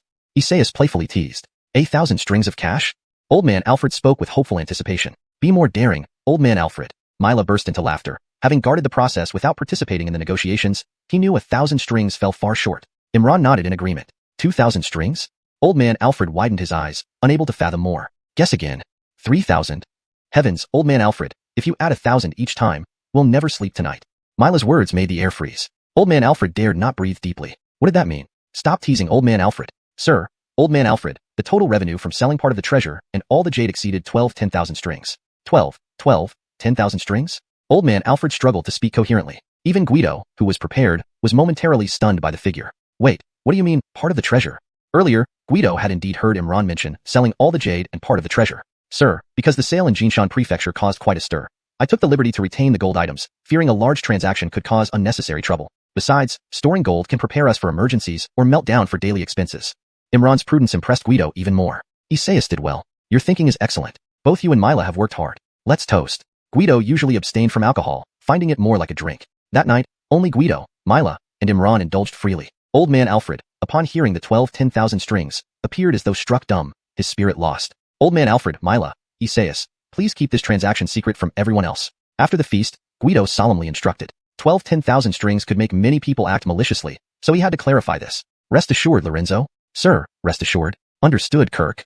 Chapter 44, 9th Rank Deputy Military Aide. With money in hand, Guido felt a new sense of confidence. The influx of disaster victims to Alfregia village had lessened significantly as many were now being cared for by the relief efforts in Qingyang County. This reduced the strain on the village. Isaias, I'm planning to establish a maritime trade fleet. I've already placed orders for ships, and they should arrive within a month. Sir, this is wonderful news. I was just about to suggest it, but it seems you've already made the arrangements. Maritime trade had shown them both an impressive profit margin, leading Guido and Imran to prioritize its development. Alfregia village's geographical advantages and the current famine conditions provided perfect timing for such a venture. So, during this month, please recruit and train sailors diligently. I want everything ready to go as soon as the ships arrive. Rest assured, sir, I won't let you down. Guido found himself growing increasingly fond of Imran. Reliable, strategic, and disciplined. Alfregia village had grown from a small rural community into something resembling a township, with most residents depending on coastal fishing for sustenance. Though wealth wasn't abundant, food and basic needs were generally met. Other industries were also beginning to emerge. The influx of displaced people brought craftsmen of various skills, including blacksmiths, carpenters, masons, chefs, and brewers. In short, despite the initial surge of refugees, these individuals introduced opportunities and addressed the population's needs. Master Zhou, you have an official appointment document. The messenger from Jinshan Prefecture, led by county officials, finally found Guido in a corner of Alfregia village. Upon hearing about the document, Guido suspected it related to his promotion as leader of the local militia, and as a scholar, he didn't need to kneel, merely bowing respectfully. Heard, Guido, magistrate of Qingyang County, has aided refugees and repelled bandits, setting an example for all officials. You are hereby promoted to 9th Rank Deputy Military Aide and appointed commander of the Qingyang County Militia. We thank you for your service. Though outwardly calm, Guido was inwardly elated. Thank you for your majesty's grace. After accepting the appointment document, Guido discreetly slipped the messenger a silver ingot, which was gratefully accepted without a word. Upon closely examining the document, Guido noticed it wasn't an imperial decree, bearing instead the seal of the Ministry of War. Ministry of War seal? Isn't the evaluation of officials the Ministry of Personnel's responsibility? Guido muttered to himself, puzzled. But now wasn't the time for questions. First, he needed to entertain the messenger properly. Congratulations, Commander Zhou. Indeed, congratulations. The honor is mutual. Please join me for a meal after your long journey. It would be an honor to host you. The messenger, accustomed to protocol, politely declined despite Guido's courteous invitation. I still have other duties to attend to. I won't disturb you further. The messenger handed over Guido's official uniform, sword, and seal before leaving swiftly, likely satisfied with the payment he received. Another promotion? It took Alfred a moment to realize that Guido had been promoted again. Mila and Imran beamed with pride. They knew Guido's rise would benefit them all. Haha, Brother Wu, you're now a real government official, 9th rank. Mila was especially excited. Though he didn't fully understand the title of Deputy Military Aide, he grasped that the militia implied armed forces. Guido read through his appointment carefully, noting that the 9th rank Deputy Military Aide was part of the military hierarchy, responsible for organizing and commanding a 300-strong militia within Qingyang County. However, this militia was not a regular army unit, focusing on internal stability and bandit suppression rather than external defense. This feels like the police bureau system. Reflecting on his past life, Guido saw himself as a county police chief. Not bad at all. That night, Guido hosted another banquet. Unlike the recent meals of fish porridge, today there was no fish on the table, a conscious decision. It's been a while since we had venison. Apart from fish, hunting was the only way to get meat. Fortunately, some skilled hunters among the refugees supplied game daily, allowing Guido to enjoy fresh meat with minimal effort. If you like it, take the deer legs with you. They were hunted early this morning, Guido said to Alfred, who nodded happily. If it were before, I wouldn't dare accept, but now, consider it redistributing the spoils. Living with Guido had made Alfred more casual and even playful. Wu bro, what exactly is this militia thing? Mila, ever curious about the militia, sought clarification. Simply put, I can form a 300-strong armed force, but it won't be part of the regular military. What's its purpose then? Its non-military status confused Mila. It will handle anti-bandit operations and suppress unrest within Qingyang County. That's great. I wanted to clean out all the bandits here. Wu bro, you must put me in charge of the militia. Mila's pleading face almost made Guido think he'd overindulged, but the sight persisted even after shaking his head clear. He kicked Mila playfully. Why did you kick me, Wu bro? You're too disgusting. Unbeknownst to Guido, while he had officially become a government official, the real challenges were just beginning. Hashtag Chapter 45, The Complicated World of Officialdom. Following tradition, Guido, as the newly appointed official of Qingyang County, needed to pay a visit to the county magistrate immediately. Guido did just that and arrived at the county offices early the next morning. Magistrate Jensen had been waiting for him for quite some time. Please sit down, Captain Zhou. Magistrate, you're too kind, Guido replied with a polite nod, unsure if Jensen was being genuine or joking around. How does it feel to be a captain now? All thanks to Magistrate Jensen's support. Guido was shrewd enough to understand that without Magistrate Jensen's intervention, he wouldn't have become a deputy commander. This incident also revealed that despite being in charge of a small frontier county, Magistrate Jensen wielded more influence than it seemed on the surface. His reach extended into military affairs. Hence, when Guido saw the military seal on his appointment letter yesterday, his opinion of Magistrate Jensen changed significantly. There's something I need to tell you. A bit of a cold shower, so to speak. Please go ahead. Given that Magistrate Jensen used the term cold shower, Guido knew this wasn't trivial. Curiosity got the better of him as he wondered what it could be. You've been granted a quota of 300 men, but the salaries and equipment will need to be funded by yourself. What? Self-fund? Guido's mind raced. Was this the doing of the higher-ups, or perhaps Magistrate Jensen himself? Could they really be that bold? Why are you looking at me like that? I haven't embezzled your militia funds. So, it's from above? Don't jump to conclusions. You should know that based on your accomplishments, it would have been impossible for you to get promoted to deputy commander. Yes, you're right. It must have been due to your influence, sir. Don't try to trick me. Let me be honest. It was indeed my doing. But in return, you must self-fund the salaries and equipment for these 300 men. That's the best deal I could get for you. Don't be ungrateful. All right. In truth, with Guido's current wealth, he didn't care much about the money. The title bestowed by the government was far more important. Otherwise, no amount of wealth could make up for it. Now that you're an official of Qingyang County, let me introduce you to your fellow colleagues here today. Oh. Guido understood that this was Magistrate Jensen's way of showing support. Otherwise, why would the county magistrate take the trouble to introduce him? Soon, people started gathering in the county hall, and Guido curiously glanced at them while they returned the same curious stares. Ladies and gentlemen, we're having a work summary meeting today, and I'd like to introduce someone to you. Guido, come forward. Greetings, everyone. Guido realized these were the heads of various departments within the county office. He politely greeted them, receiving courteous responses from some, indifference from others, and even disdainful glances from a few. Guido began to wonder if he was misunderstanding something. This is Guido, the newly appointed commander of the Qingyang County Militia. We'll all be working together now, so please extend your support. I'll introduce the officials to you, Guido. Magistrate Jensen personally guided Guido around, greeting each official. During this round, Guido identified the man who had looked at him with clear disdain. Braxton, the vice magistrate of Qingyang County, a stout Jericho with fair skin. Guido was sure he had never met this person before and couldn't figure out why Braxton disliked him so much. Sir, the refugees in Qingyang County far exceed our capacity to handle. Although I don't know where you sourced food supplies recently, at this rate, we can only last a few more days. If the county runs out of food, things could get dangerous. As the second in command, Vice Magistrate Braxton directly passed the buck to the magistrate, smirking afterwards as if satisfied. I'll handle the food issue. Your job is to ensure law and order in Qingyang County and prevent any opportunistic actions. Yes, sir. After the meeting ended, Guido stayed behind to ask Magistrate Jensen about his concerns. Sir, does Vice Magistrate Peng have some grudge against me? Oh, what happened? I felt like he didn't look favorably upon me. He doesn't? That makes sense. Guido hadn't heard that not being liked by someone could actually be a sign of correctness. Braxton has been in Qingyang County longer than I have. Over the years, he's built many secret ties with local gentry and corrupt officials. While he appears submissive on the surface, he's quite resentful towards me. Magistrate Jensen spoke without emotion, as if such matters were commonplace. Do you have a history with him? I didn't even know Braxton before taking office here.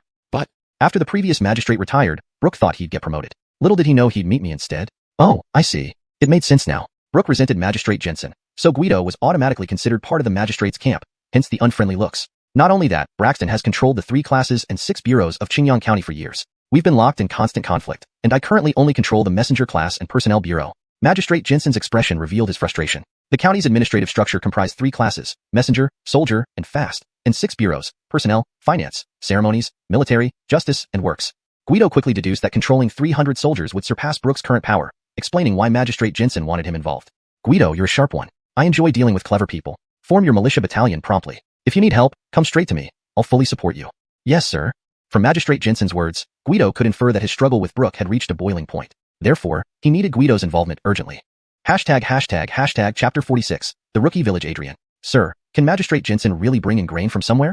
Just a few minutes ago, these several officials of Qingyang County had been holding a meeting at the county office. Now, they sat around in an elegant room, feasting on sumptuous dishes despite the starving disaster victims outside. It's impossible. That batch of grain was probably his last resource. There's no surplus grain anywhere, not just in Qingyang County, but in the entire Jinshan Prefecture. Unless he's willing to pay exorbitant prices, and isn't the county treasury managed by you? Nixon glanced at another person at the table. This individual was the head of the household department at the county office, overseeing all financial matters in Qingyang County. All those present were people loyal to him, so Nixon felt no worry about the magistrate diverting funds for high-priced grain purchases. Sir is right. Let the heavens fall and the earth split. Those are problems for the magistrate. Our job is to drink and be merry. Precisely. Vice Magistrate Peng, this sudden influx of refugees is a stroke of fortune for us. Let's just sit back and see how he handles it. Ha ha ha, well said. Drink, everyone, drink. With praise from his underlings, Nixon could almost visualize himself as the new magistrate of Qingyang County, raising his cup repeatedly in jubilation. A few days later, a shipment of grain appeared in the city. Upon receiving the news, Nixon smashed the cup in his hand. Investigate. Find out where this grain comes from immediately. This unexpected arrival of grain was like a harsh slap in the face to Nixon. Recalling his smug conversations just days earlier, he felt like a complete fool. Magistrate Jensen, I underestimated you. Alfregia Village. Coleman, how is the recruitment for the local militia going? Since Guido had now been labeled as part of the magistrate's group, in this world of friends or foes, he had no choice but to go all the way. While Guido wasn't overly concerned with being affiliated with the magistrate, he knew that compared to Nixon, Magistrate Jensen was genuinely more benevolent towards the common people. Lorenzo, the recruitment for the militia has been completed. Please give your instructions. Excellent. Hasten the training, and ensure the blacksmiths prepare weapons and equipment as soon as possible. We must form a capable fighting force quickly. With bandits rampant in Qingyang County, we need to eliminate them and restore peace. Yes, Lorenzo. Days ago, Coleman had already spread the word about recruiting soldiers for the Qingyang County militia, promising generous benefits. The call met with enthusiastic response, and following Guido's guidelines, 5-kilometer runs, obstacle courses, etc., 300 men had been selected. Despite malnutrition being prevalent in this era, these hardworking peasants were robust and muscular. Gentlemen, welcome to the Qingyang County militia. I am your commander, Guido, and this is your deputy, Coleman. Without further ado, logistics will be my responsibility. You'll be fed well and receive timely payments. Focus on training, and this way, you'll bleed less on the battlefield. After our militia forms officially, I will allocate funds to improve your camp conditions. I know it's crowded now, but please bear with it. Changes will come soon. Guido's straightforward speech won immediate applause from the men. He didn't start with grand gestures or lengthy speeches, just ensuring food and shelter. Good. Let's proceed with drill training. Military drills, especially standing posture, were Guido's strong requirement. Initially skeptical, Coleman eventually realized after training 30 men that their overall demeanor and spirit significantly improved, making him appreciate the practice. Leaving training to Coleman, Guido departed the camp. The matter of trading with Petiman was also on the agenda, but Fenwick struggled with what goods to export. Sir, while gold, silver, and jewels have high value, they offer low profit margins, given their fixed prices and lack of uniqueness to Dalong. True, high value, low profit items won't work. Seeing Justin drinking from a porcelain cup, Guido had an epiphany. What about porcelain? Fenwick suddenly understood. Yes, why didn't I think of that? Although Petiman now produces porcelain, the craftsmanship and quality are far inferior to Dalong's. Agreeing, they decided on porcelain. Fenwick contacted a pottery workshop in Qingyang County and, contrary to expectations, bought the entire operation to reduce costs and avoid dependence on suppliers. Next, the workshop ramped up production, focusing on a wide range of ceramics for export. As they were destined for Petiman, the quality standards were slightly relaxed. 3 days later, 2 Alfred Wang-class ships, the Niwang sisters and Niwang, sailed from Alfregia village loaded with locally produced porcelain bound for Petiman. As Guido waved goodbye from the dock, someone informed him that Vice Magistrate Peng had arrived. Why is he here? Guido had never anticipated Nixon would visit Alfregia village, but he knew it couldn't be for anything good. Indeed, upon discovering the grain came from Alfregia village, Peng intended to meet with this ally of Magistrate Jensen. Greetings, Vice Magistrate. Though both Guido and Nixon held 9th rank positions, Guido lowered his stance considering Peng's seniority within the system. Commander Zhou, no formalities necessary. I'm here today to see what's so special about Alfregia village under your administration that it can provide such substantial grain supplies to the county office during this crisis. As expected, Peng's visit wasn't innocent. Despite his smile, Guido sensed hidden intentions. Vice Magistrate, laughable indeed. It's nothing but the diligence of the villagers here. They live off the land, depending on the mountains and rivers. Oh, how exactly do they depend on the mountains and rivers? Chapter 47. I can catch myself with a fishing net. Scary, right? Magistrate Peng, Alfregia village is close to the coastline, so most villagers make a living by fishing. Fishing? I've heard of collecting fish at low tide and catching fish with a fishing rod. What exactly is fishing? Guido looked at Braxton's puzzled face and realized that fishing nets had not yet been invented in this world. His expression was identical to that of Magistrate Jensen from before. Sir, fishing means using a net to catch fish. This fishing net was invented by me accidentally, and it's much more efficient than fishing with a rod. Oh, then let me see it. To Braxton, Guido's words were just lies, and he intended to expose him right away. All right. As Guido walked ahead, pretending to lead the way, Braxton already thought about how he would humiliate Guido after exposing him. However, when Guido brought Braxton to the seaside, The sight of rows of men catching large quantities of fish with what they called fishing nets left Braxton speechless. This is a fishing net? Yes, sir. Would you like to give it a try? Guido had only meant it as a joke, but Braxton actually decided to give it a shot. Knowing that using a fishing net required some skill despite looking simple, Guido doubted Braxton could catch any fish. However, seeing Braxton eager to try, Guido couldn't dampen his enthusiasm. Get me a fishing net. Guido signaled someone nearby, and they handed over a net. Braxton watched others use the fishing net for a while, found it simple enough, and began to operate it himself. Yeah, hey, go.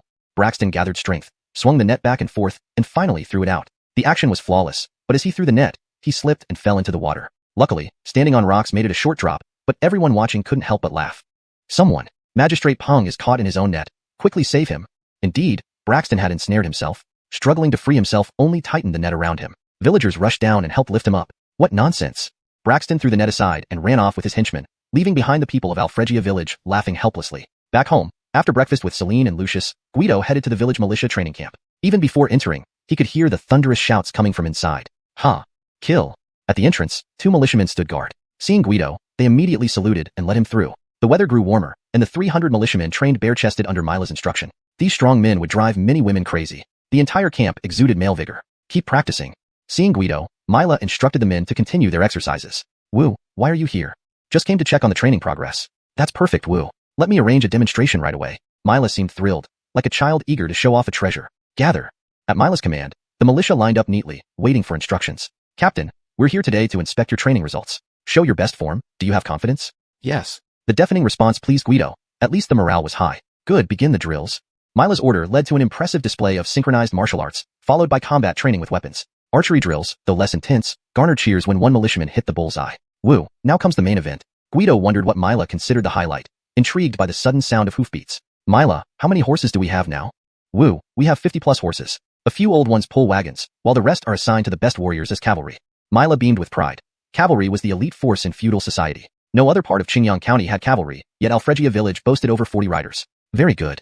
Due to the quota limitation set by the court, Guido had been strategizing how to maximize the effectiveness of his 300 men. While cavalry was the optimal choice, good war horses weren't easy to come by. Substandard horses wouldn't serve as cavalry and could endanger soldiers, thus he hadn't pursued them. While talking, Guido noticed the cavalry engaging in drills, which excited him even more. Just as everyone cheered, one horse stumbled, throwing its rider off. An accident. Everyone rushed forward. What happened? What happened?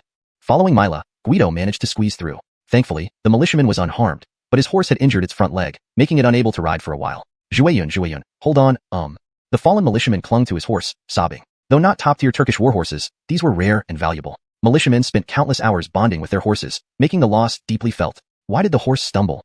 Chapter 48. Beginner's equipment, horseshoes, and stirrups. It's the hoof cracking. Sigh. War horses frequently travel long distances over rugged terrain. This is inevitable. Mila carefully examined the horse and quickly reached a conclusion, but Guido noticed something else. Why isn't there a horseshoe on this horse? Horseshoe? What horseshoe? Not only did Mila ask, but the other local militia members also looked puzzled at Guido. Guido immediately realized that perhaps horseshoes didn't exist in this world yet. Thinking of horseshoes, Guido also remembered stirrups and immediately glanced at the saddle. Sure enough, no stirrups either. Amidst everyone's confused looks, Guido left in a hurry. Guido left the training camp and went straight to the village blacksmith shop. Alfonso. Sir, I'm here. Alfonso was not originally from Alfregia village. He had migrated there like many other displaced people and was later discovered by Guido during his talent search for skilled workers. Guido personally arranged a blacksmith workshop for him and let him choose 2 apprentices. Alfonso, do you have paper and pen? I'll get them for you, sir. Alfonso fetched the paper and pen, and Guido quickly drew the stirrups and horseshoe. Though rudimentary, they were recognizable. Can you forge these? They can be done. But sir, what are these for? That would help me know how to hammer. In Alfonso's eyes, what Guido drew was simple, but he couldn't figure out their use after decades as a blacksmith. Alfonso, this is called a stirrup, and this is a horseshoe. They may look simple, but they're very significant. Significant? If not for knowing Guido well, Alfonso might have thought he was joking about these pieces of iron. The horseshoe is nailed onto the hoof, preventing injury from cracks. The stirrup is attached to the saddle, allowing riders to step in for better stability. Alfonso rubbed his ears to ensure he wasn't hearing things, then turned back to Guido. Everything seemed normal, so why was he talking nonsense? What's that look for? Don't you believe me? No, sir. Look at my innocent eyes. Do I look like a college student? Anyway, leaders say what they will, so Alfonso just started working without further questions. These items would take at least until tomorrow to complete. Not in a rush, Guido returned home. Qingyang County, Yinguang Cave. You, rebel, traitor. Yinguang Cave was one of the top 3 bandit lairs in Qingyang County. However, the chief had been killed by the one-eyed dragon who joined recently. In his last moments, he couldn't comprehend how someone he kindly sheltered could betray him. Alfredby, take your loyal men and kill the old boss's loyalists. Yes, indeed. These 2 were the deputy chieftain Percy and Alfredby, who fled from Warren Fort. Back then, they escaped aimlessly but accidentally found Ingguang Cave. Though Alfredby was new to banditry, Percy knew the reputation of Ingguang Cave. So both bowed to join its ranks. Seeing Percy's martial skills and quick success, the chief made him deputy chieftain within a month. But Percy was unsatisfied. Always second in command, he vowed to become the top leader, refusing to remain second forever. As screams echoed throughout Ingguang Cave, Percy knew it marked the end of the old order. Commander.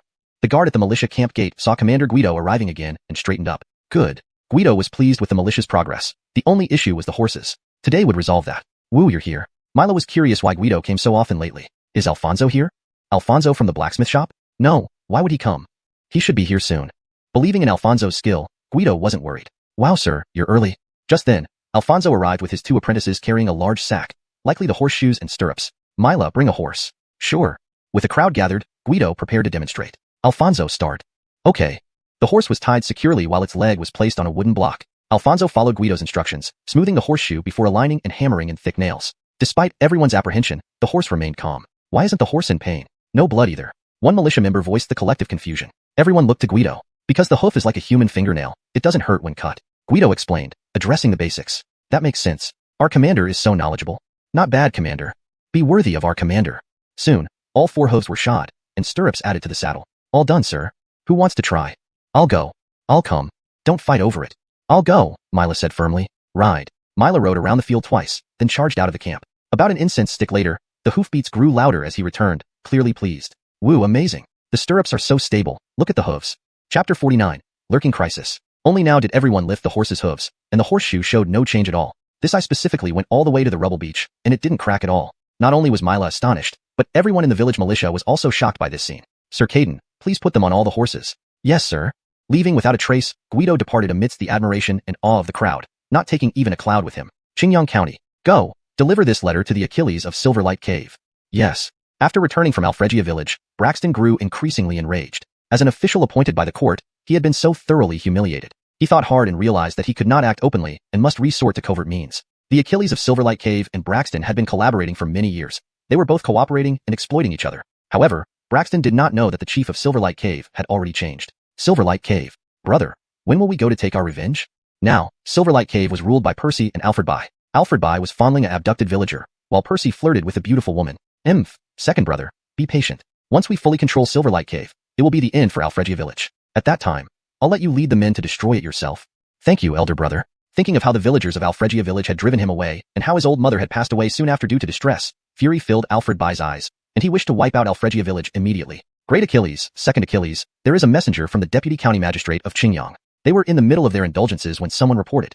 A messenger from the deputy county magistrate of Qingyang? Hearing it was an envoy sent by the government, both were startled and broke into a cold sweat. How many people did the other side send? Unlike Percy, Alfredby quickly regained composure. The government sent a messenger, not soldiers, indicating that things were not as they imagined. Report to second Achilles, just one person came. Percy. Alfredby gave a look to Percy, who understood. Please bring him in. Yes. Just as the small fry left, Percy waved for the 2 women to leave as well. Younger brother. What's happening? Elder brother, I don't think things are as we imagined. If troops were coming to attack us, why would they send just one messenger? Let's wait and see. Agreed. I'll follow your advice. Percy and Alfredby had met at Warren Fort, where Percy had good martial skills but a dull mind. Alfredby was clever, and they became sworn brothers, leading to Percy often consulting Alfredby in times of trouble. Even seizing the chieftain position at Silverlight Cave was Alfredby's idea. The Achilles has arrived. Please greet him. It was clear from the trembling voice that the man was afraid. What's the matter? Not knowing the intent, Alfredby reminded Percy not to speak too much. I am delivering a letter from the deputy county magistrate. Oh. A lackey took the letter from the envoy and handed it to Percy, who couldn't read, so he gave it to Alfredby. After reading the letter, Alfredby's expression brightened, and he instructed, bring wine and treat the messenger well. Yes. The lackeys ushered the envoy away for festivities, leaving Percy looking puzzled at Alfredby. Elder brother, great news? Younger brother, what's the good news? Elder brother, it seems the former Achilles of Silverlight Cave was secretly colluding with the deputy county magistrate. They don't know we have replaced him, but since they could collaborate with the former Achilles, we can work together too. This letter asks us to find an opportunity to deal with Guido from Alfregia village. Haha, excellent. We were planning revenge anyway. Let's offer Guido's head as a pledge of allegiance. The deputy county magistrate will be satisfied. Exactly. What bandits feared most were officials, and what commoners feared most was collusion between bandits and officials. Having this connection with the government was beyond their wildest dreams. It seemed fate had provided this chance. Now, second brother, how should we respond to the deputy county magistrate? Elder brother, let's not reveal our identity yet. The messenger likely never met the previous Achilles, so let's pretend to be him and agree. Once we've succeeded, we can bring some money as thanks. That sounds right. To get closer to the deputy county magistrate, Percy and Alfredby decided to speed up their plans against Alfregia village. Alfregia village. Mila and the village militia have been out for days. I hope nothing happens.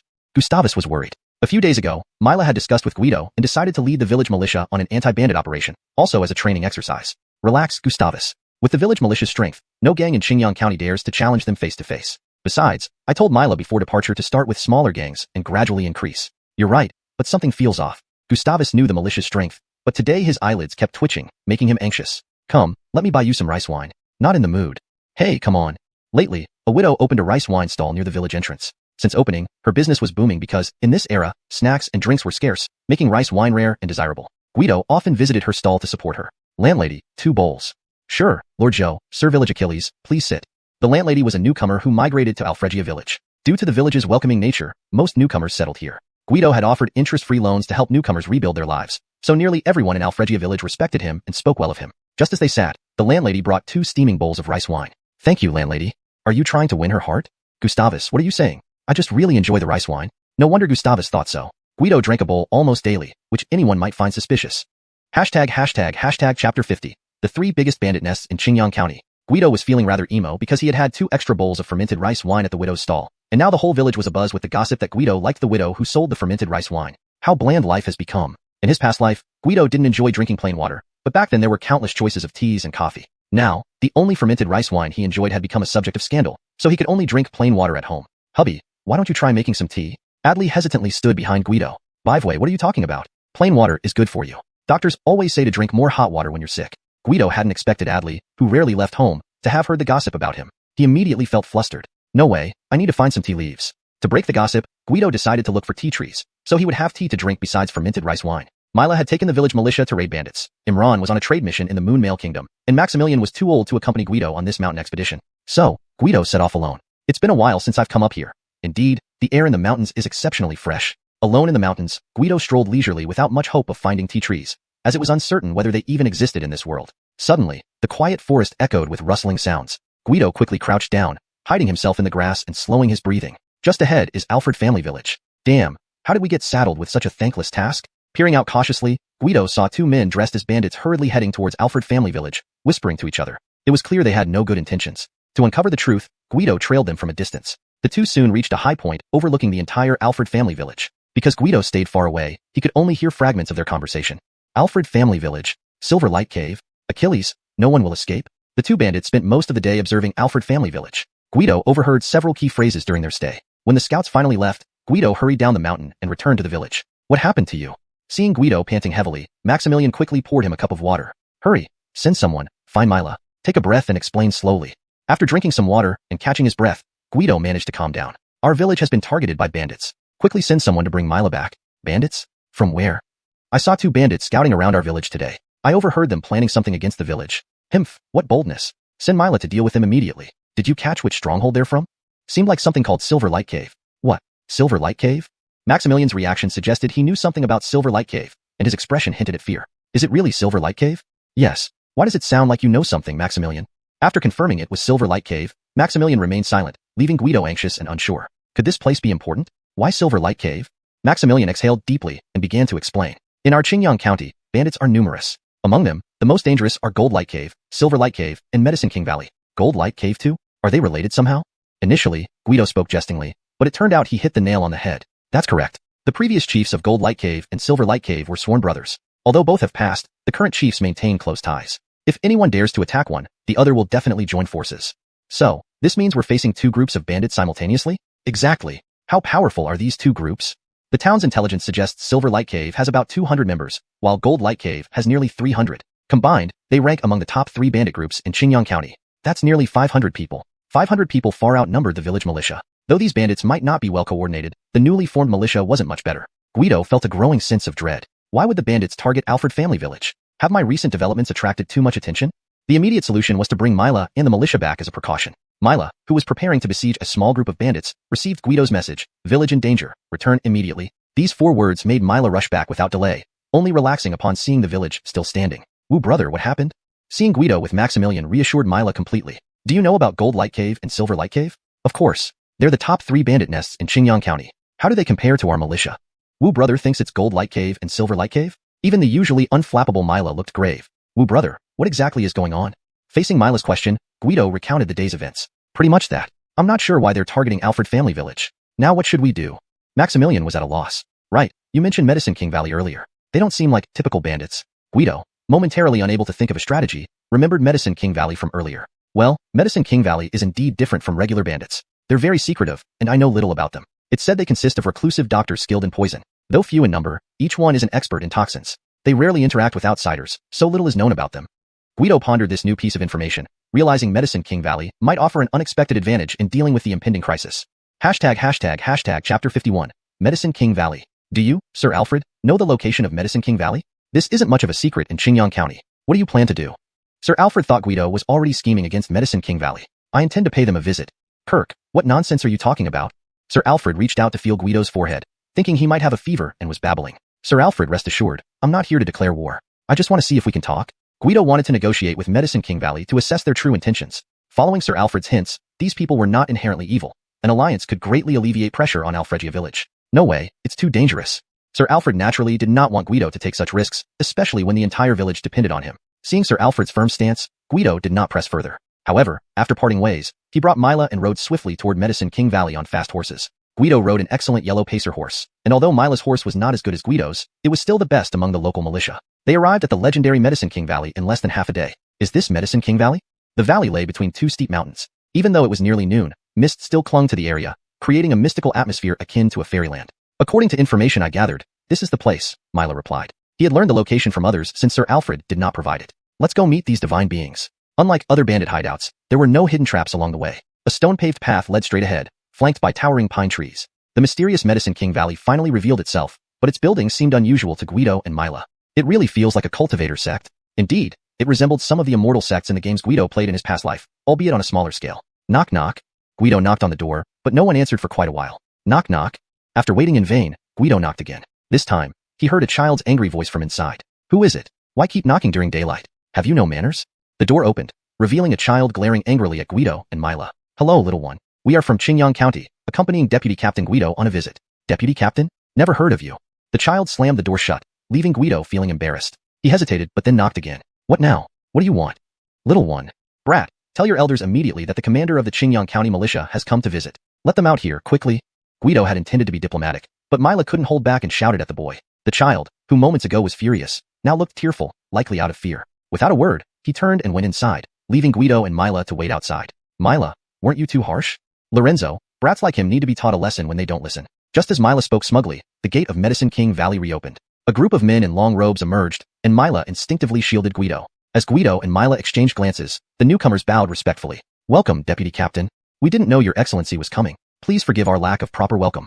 The leader was an old man with white hair. Guido scrutinized him, hoping to find traces of a transcendent being, or at least a sage, but found him no more remarkable than a wealthy elder. I apologize for intruding unannounced. The visitor's humility made Guido uncomfortable. Please come inside. Guido had come to gauge Medicine King Valley and readily accepted the invitation. Please sit, sir. Tea will be served. Tea. Guido was surprised because he had never seen or heard of tea in this world. He wasn't sure if this tea was the same thing he knew. Sir, please enjoy your tea. Guido lifted the teacup, removed the lid, and was greeted by a familiar aroma. Fragrant. Do you understand tea? It appeared the old man was also a tea enthusiast, intrigued by Guido's evident appreciation. I wouldn't say understand, but I do miss it.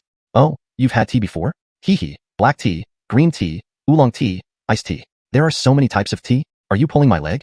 The old man initially found common ground in Guido's apparent love for tea, but now suspected him of exaggerating. Your tea seems lacking. After tasting the tea, Guido noted something amiss. Upon closer inspection, he realized the leaves hadn't been properly processed, resulting in a faint aroma and bitter taste. Ha ha ha ha. True connoisseurs of tea are few in this world. I have spent years refining my skills. My tea, while not the best, is well regarded. If you think it lacks, explain why, or else my Medicine King Valley isn't easy to provoke. The old man's demeanor shifted abruptly. He stared intently at Guido, his eyes cold. Even the servants tensed, ready to act. One cannot easily bear someone criticizing their prized possession, like claiming their beautiful wife is ugly. To prove it, do you have fresh tea leaves and a large iron pot? Guido intended to show these narrow-minded individuals what real tea processing entailed. Bring them out. Yes, master. Soon, servants set up a large iron pot in the courtyard and placed a sieve of fresh tea leaves nearby. These are the morning's harvest, identical to what you just drank. The old man's meaning was clear. Use the same leaves to avoid blame later. Watch closely. Guido instructed the servants to start a fire and kept dipping his hand into the pot to check the temperature. Everyone watched curiously, especially the old man, wondering what Guido was about to do. Could he be planning to boil the tea? In the original Chinese text, certain details and dialogues were preserved, and the paragraph structure was maintained. The translation captures the natural flow and tone, ensuring coherence with the previous content. Hashtag chapter 52, a world of its own. As everyone watched in astonishment, Guido poured a basket of fresh tea leaves into the already heated wok. Ah, what a waste, what a waste. You. The old man stood up, angrily pointing at Guido, so furious that he couldn't even finish his sentence. To him, Guido was blatantly wasting his precious tea leaves. Though Tea Valley had many tea plants, only a few could be considered prime quality under his meticulous care, and the leaves Guido threw into the wok were precisely from those rare premium tea plants. Guido paid no heed to the astonished and puzzled looks around him, fully immersing himself in the task of stir-frying the tea. Despite the iron wok being scorching hot, Guido's hands moved nimbly among the tea leaves without getting burned, and the leaves remained uncharred. Amidst the mixture of anger and anxiety in the onlookers' eyes, a never-before-seen intense aroma of tea gradually filled the air, entrancing everyone.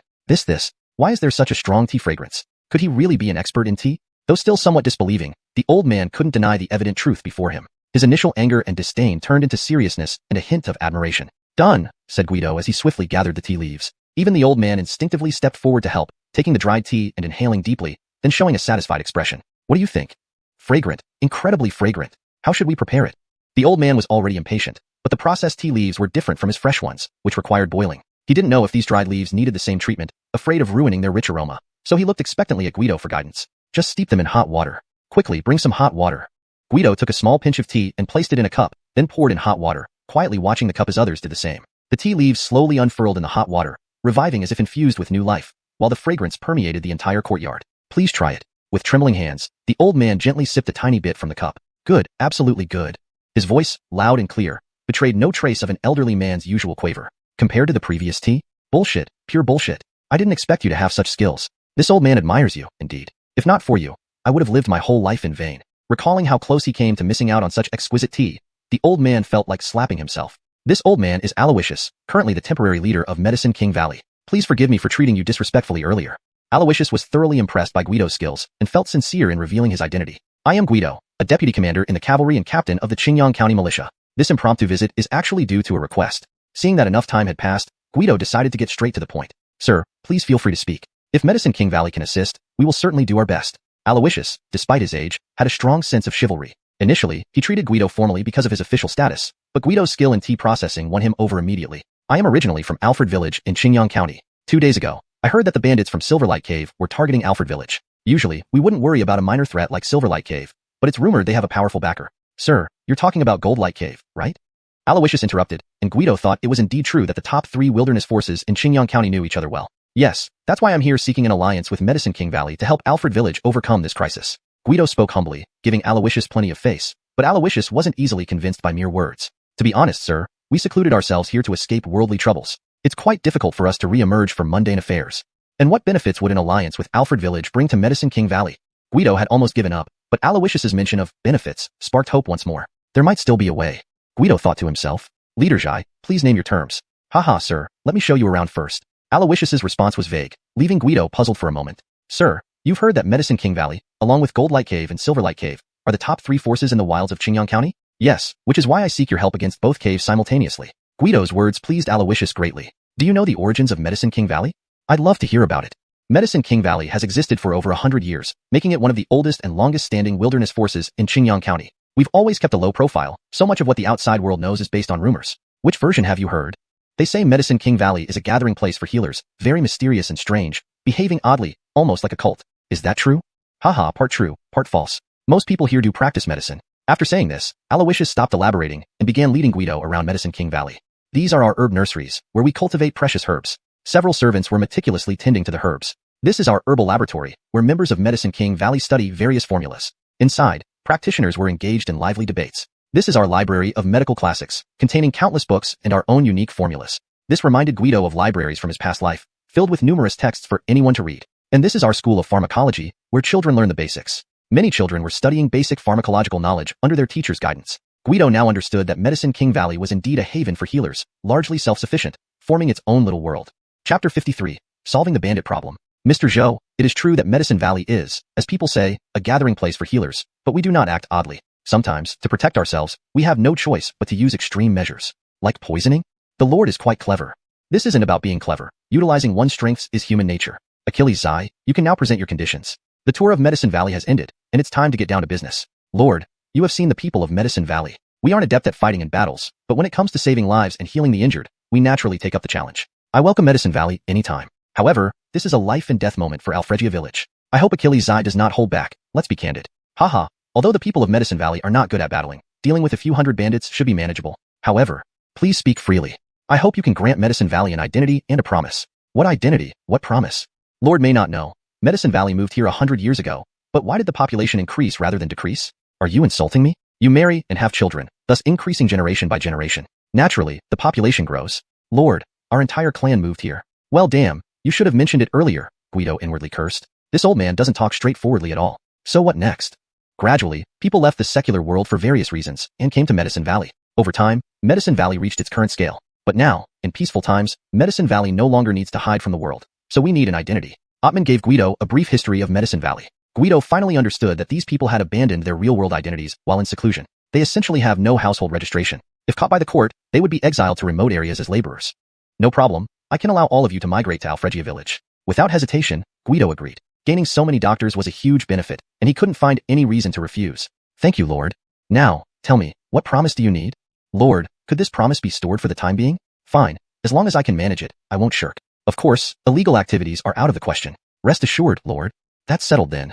Guido hadn't expected things to go so smoothly. Initially planning to form an alliance, he ended up directly merging them and acquiring a group of medical troops. Perfect. Then, Guido and Ottman discussed detailed matters regarding relocation, like timing, arrangements, etc. It wasn't a small task, especially with so many people suddenly moving without proper housing. Therefore, some time was needed. The immediate priority was dealing with Cultivation Cave and Ingguang Cave. Guido suggested scouting first before making plans, but Ottman found this troublesome. He directly assigned several poisoning experts to infiltrate and poison the caves since both groups were ruthless bandits. Neither Guido nor Ottman felt guilty. Thus, the operation began. Guido led 100 local militia members and Medicine Valley's poisoning experts to Cultivation Cave, while Mila led another group to Ingguang Cave. Arriving at Cultivation Cave, Guido quietly dispatched the guards at the entrance. Lord, we will release the poison at the entrance, and the gas will spread into the cave with the wind. Within half an hour, we can clear the area. Ottman said these poisoning experts were top-notch in their field, so Guido fully trusted them. Several experts tossed small pills the size of walnuts into the cave, producing a yellow smoke. There were no other abnormalities.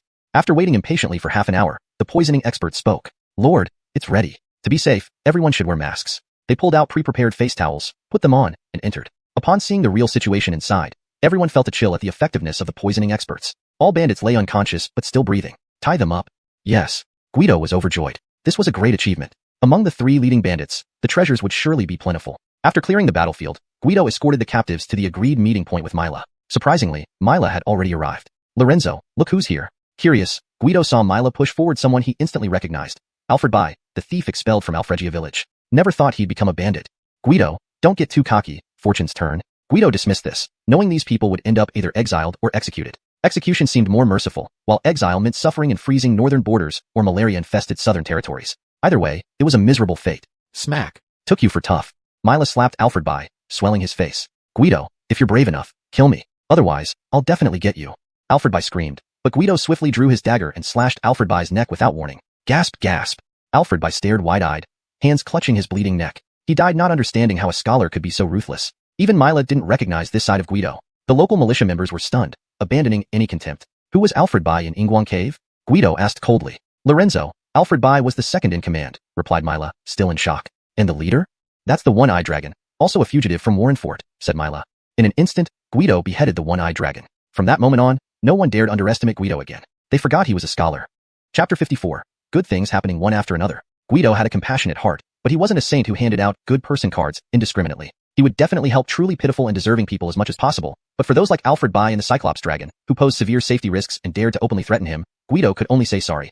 Hope they found a better life in their next incarnation. By the way, Brother Wu, I found this in Silverlight Cave. Mila handed Guido an envelope. Curious, Guido opened it. After reading its contents, he felt a chill down his spine, but also became more determined to eliminate County Magistrate Braxton. We can't keep this kind of person around. Mila led the local militia to escort 400 to 500 bandits to Qingyang County for surrender, while Guido returned to Alfregia Village with part of the Yawang Valley group and the treasures confiscated from the bandits. The spoils from Goldlight Cave and Silverlight Cave far surpassed the small Karami loot. The 2 caves alone provided enough horses to upgrade the entire local militia into cavalry. The amount of money was even more significant, filling several carts that were secretly transported back to Alfregia Village. To be blunt, while it was unclear about the entire Great Dragon Empire, Guido was certainly the wealthiest man in Qingyang County. Lord Alfred is just like this. The threats from Goldlight Cave and Silverlight Cave have been eliminated, and Yawang Valley will merge into Alfregia Village. You solved all this in just 2 days?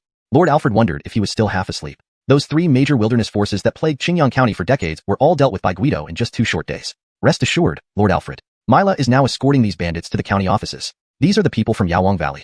Guido led Lord Alfred and several Yawang Valley representatives to choose new living quarters in Alfregia village. After careful consideration, they chose a site near the forest for convenience in growing medicinal herbs. Alright, no problem. Decide on this. Tell Clan Achilles I that I'll fully cooperate. That's a great help, Lord Zhou. With everything settled, the Yawang Valley representative planned to return and report to the clan chief. Next, Alfregia village began its massive construction phase. With the influx of refugees and the relocation of Yawang Valley's people, the village had to significantly expand. Thus, Alfregia village recruited a large number of workers for housing construction, and Guido also planned to redesign the village, including streets, commercial areas, and docks. Sir, I don't quite understand this design. Jensen Xing, responsible for overseeing the major reconstruction of Alfregia village, brought a blueprint to Guido for consultation. Which part don't you understand? Let me see. Guido looked at the drawing and realized it was a heated brick bed design. Sir, why do we need this type of heated brick bed when wooden or bamboo beds are more comfortable to sleep on? Jensen Xing was recommended by Mila, and Guido acknowledged his genuine skills. However, Jensen Xing often sought Guido's guidance because many modern elements were incorporated into Guido's designs. Over time, Jensen Xing went from being unsatisfied with Guido's instructions to being completely impressed. Jensen Xing, which season do our people fear the most? Of course, winter. Why? Sir, are you reminding me? So many commoners die each winter. Surviving the winter is like enduring a calamity. This reflected the reality of the Great Dragon Empire, where many people froze to death every winter. Hence, Guido thought of introducing the northern-style heated brick bed, which would be revolutionary for winter survival in this era. Jensen, this heated brick bed is our winter survival tool. Really? So magical? The principle is simple.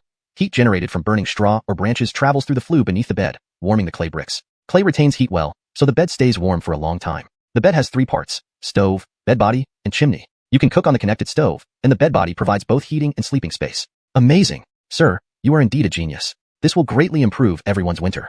Though Jensen Xing didn't fully understand, he grasped the main idea and found Guido's explanation reasonable. Sir, Gerardo has returned. One day, while Guido was inspecting the construction progress, someone reported from the dock. Hearing this, Guido hurried there, not for any other reason but because County Magistrate Jensen had been pressing for grain supplies due to the overwhelming number of disaster victims. Even Alfregia village's stored salted fish barely delayed the crisis. Imran returned with 3 large ships loaded entirely with grain, bringing immense relief to Guido. Sir, mission accomplished. Hearing Imran's words, Guido's anxiety finally eased. Good to hear. Good to hear. The next day, Alfregia village's grain convoy entered the county, carrying endless supplies. Seeing the long line of carts, County Magistrate Jensen beamed with joy. Meanwhile, County Deputy Brooke looked menacing, recalling how he was humiliated when attempting to deal with Alfregia village using the bandits from Silverlight Cave. Surprisingly, little Alfregia village captured both Goldlight and Silverlight caves without a single casualty. Brooke was terrified, ordering dozens of Qingyang soldiers to guard his home tightly. After 3 days of calm, he dismissed them. However, seeing Guido provide more disaster relief grain, Brooke was plotting something again. With this grain supply, Qingyang County can endure for some time. The Imperial disaster relief grain was delayed, causing chaos elsewhere, including signs of rebellion in some areas, quickly suppressed by the government. County Magistrate Jensen was relieved, knowing Guido's support prevented any disasters in Qingyang. Not one person died of starvation, ensuring future wealth and credit once the famine passed. Seeing the grain, Jensen felt happier than on his wedding night. Chapter 55, Divine Weapon Repeating Crossbow. At the village militia training camp, it had been quite some time since the mountain bandits from the silver and gold caves were apprehended. Guido still remembered County Magistrate Jensen's words at that time. I've just promoted you to an accompanying vice commander, which is a special promotion for now. Your contribution against the mountain bandits has been noted, but higher-ups feel it's better to wait for another opportunity. Guido was helpless. He was only a junior 9th rank official, barely above a petty officer, so he had to accept this decision. How has the training been going recently? As the captain of the village militia, Guido occasionally checked in on his troops. Brother Wu, the soldiers can now skillfully coordinate both mounted and dismounted maneuvers. They are also proficient with long spears and sabers. The only issue is with the archery. Archery? What's the problem? Brother Wu, only about 1/3 of the soldiers are proficient with the bow and arrow. The rest can barely draw them, and their accuracy leaves much to be desired. Hearing this, Guido recalled reading an online post from his previous life. A netizen asked why ancient rulers didn't equip all soldiers with ranged weapons like bows to unleash several rounds of volleys before engaging in melee combat, thus eliminating a considerable number of enemy forces. Another netizen replied, explaining that not everyone could master archery. In ancient times, it took 3 years just to train someone to become a competent archer, let alone a skilled one. Hence, many of the best archers were generals. This was because it required too much investment with no guarantee of success. Why don't we switch everyone to crossbows? Guido suggested. Brother Wu, crossbows are complex to operate and have a slow firing rate. An archer can shoot 5 or 6 arrows while a crossbowman can barely manage one. Milo was right. Crossbows indeed had a slower rate of fire. Guido momentarily forgot about this, but then thought of a solution. The Zhuge repeating crossbow. Recalling a history show he watched in his past life, Guido remembered how a modern person successfully replicated and simplified the Zhuge repeating crossbow. The simplified version maintained its power but was easier to construct. Unfortunately, the design was only shown during the first broadcast and later removed. Guido, however, managed to memorize the simplified version due to his interest. Back home, Guido locked himself in his study and carefully recalled and drew out the design for the Zhuge repeating crossbow after repeated revisions. This should be it. Let's see if it works. With the design in hand, Guido went straight to Alfred Mu, the carpenter from Alfregia village, known for his craftsmanship and honesty. This isn't complicated, sir. If you're in a hurry, I'll start immediately after a short break, said Alfred Mu. Indeed, specialized tasks were best left to specialists. Guido thought it would take until tomorrow, but he only needed a brief wait. Alfred Mu prepared some materials and began crafting the weapon as Guido eagerly watched a piece of wood transform into his invention. Here you go, sir. It's a bit rough, given the time constraints. It wasn't the prettiest, but aesthetics weren't the priority. Functionality was. With Alfred Mu's help, they fashioned several wooden arrows for testing. Now for the iron arrowheads, Guido said, rushing over to Alfonso's blacksmith shop. Alfonso. Seeing Guido approaching with a package, Alfonso poked his head out of the forge. Sir, what can I do for you today? Can you make me some arrowheads this size? Handing over the wooden darts made by Alfred Mu, Guido explained that these arrowheads were smaller than those for ordinary bows. With little difficulty, Alfonso and his apprentices set to work, producing a steady clanging from the forge. All done, sir. Everything was ready. The area around the blacksmiths was secluded, perfect for testing. Estimating a distance of about 150 meters, Guido aimed the repeating crossbow at a tree. Ancient bows typically had a range of about 200 meters. If the repeating crossbow achieved a range of 150 meters, Guido would be satisfied. Despite the shorter range, its firepower equaled 10 times that of a regular bow, and it required no extensive training. I'll give it a try. The simplified Juga repeating crossbow had a built-in magazine holding 10 short arrows, each similar in length to chopsticks. Pulling the trigger once fired an arrow. Aiming carefully, Guido pulled the trigger repeatedly. Arrows whizzed through the air, and soon, 10 arrows had been shot. The accuracy isn't perfect, but it doesn't matter much for mass attacks. 6 arrows lodged into the tree trunk, a result far exceeding Guido's expectations. He felt no strain in his arms after pulling the trigger 10 times. Even the most elite archers would experience soreness after such continuous shooting. The test was a success. Guido immediately modified the design to add a small self-destruct mechanism to prevent others from reverse engineering it. Keeping the project top secret within Alfregia village, Guido instructed Alfred Mu and Alfonso to produce more repeating crossbows. Every day, new crossbows were delivered to the militia camp for training. The simplicity of the weapon meant that almost anyone could use it proficiently after just one round of practice. Soldiers practice day and night. Brother Wu, are you a god to create something like this? There's no such thing as a god. Guido chuckled, used to such adulation. What should we call it? It doesn't have a name yet. Brother Wu, why not call it the Guido repeating crossbow? The Juga repeating crossbow, and Guido repeating crossbow. The names didn't differ much. Now, every soldier in the militia was equipped with a repeating crossbow. Due to its rapid reload and fast firing rate, the militia was confident facing armies many times their size. Honestly, had they possessed this weapon during the battles at Gold Cave and Silver Cave, there would have been no need for Guido to seek reinforcements from Medicine King Valley. Hashtag chapter 56, the Heston Trapped. Hashtag the Dragon Empire, Imperial Palace. Your Majesty, the Dada Kingdom, Khmer Kingdom, and Black Monkey Kingdom took advantage of the natural disasters in our southwestern border a month ago. They invaded without declaration, leading to the fall of 6 southwestern cities under our control. I humbly request your Majesty to dispatch troops and eliminate these rebels. The Right Chancellor Mohammed maintained a solemn expression. He had only received the report from a month ago last night. Everyone knew that once this news was reported today, the Emperor would certainly be furious. However, he had no choice but to report it because the loss of 6 cities could no longer be concealed. Sure enough, the Jack struck the throne's armrest fiercely and swept everything off the dragon desk with a wave of his hand. You call yourselves loyal patriots? The enemy has been at our doorstep for a month, and you only realize this now? Next time, are you going to wait until they reach the gates of the palace before reporting? Please forgive us, Your Majesty. Please forgive us, Your Majesty. Please forgive us, Your Majesty. Not just the Right Chancellor, but all officials in court bowed deeply and apologized. The current emperor was arguably the most magnanimous and visionary ruler in history. It was rare to see him so angry, which clearly indicated that he was genuinely enraged this time. A few insignificant barbarians dare to pull the beard of the Dragon Empire. Where is the Heston? I am here, Gillis. Order you to lead an army of 100,000. Within a month, reclaim our lost territories and make those barbarians understand that the Dragon Empire is not to be trifled with. I accept the order. Heston Gordy looked stern but secretly rejoiced. Clearly, his father was giving him a chance to earn military glory. While the Dada, Khmer, and Black Monkey Kingdom sounded intimidating, they were, in reality, seen by the Dragon Empire's leadership as uncivilized tribes. In terms of territory, population, and development, they couldn't compare to the Dragon Empire. This invasion was merely taking advantage of the natural disasters in the border regions, similar to previous occurrences, albeit more exaggerated this time. Due to the emperor's anger, other officials who intended to present their matters also held back. After all, it wasn't a good time to submit reports. Morning court adjourned hastily. In the Heston's residence, several high-ranking officials gathered to discuss the campaign. Your Highness, it seems that William deliberately appointed you to command this army to counter the recent arrogance of the 4th Rene, said one official. Yes, this old minister also believes that William intended for you to earn this military glory. Exactly. The 4th Rene only repaired some old books. How can that compare to the achievement of reclaiming lost territories for the Dragon Empire? A group of officials supporting the Heston analyzed the pros and cons of the expedition. Clearly, everyone believed this was an opportunity granted by William for the Heston. The Yongqing Canon is a significant historical record beneficial to the livelihood of our people. Do not refer to it as broken books again. Though the Heston had long been frustrated by his 4th brother's constant opposition, he still considered him a brother. Moreover, completing the Yongqing Canon greatly benefited the people with advanced agricultural tools and techniques. Now focus on strategizing for the campaign. We must act quickly. My father gave us only a month.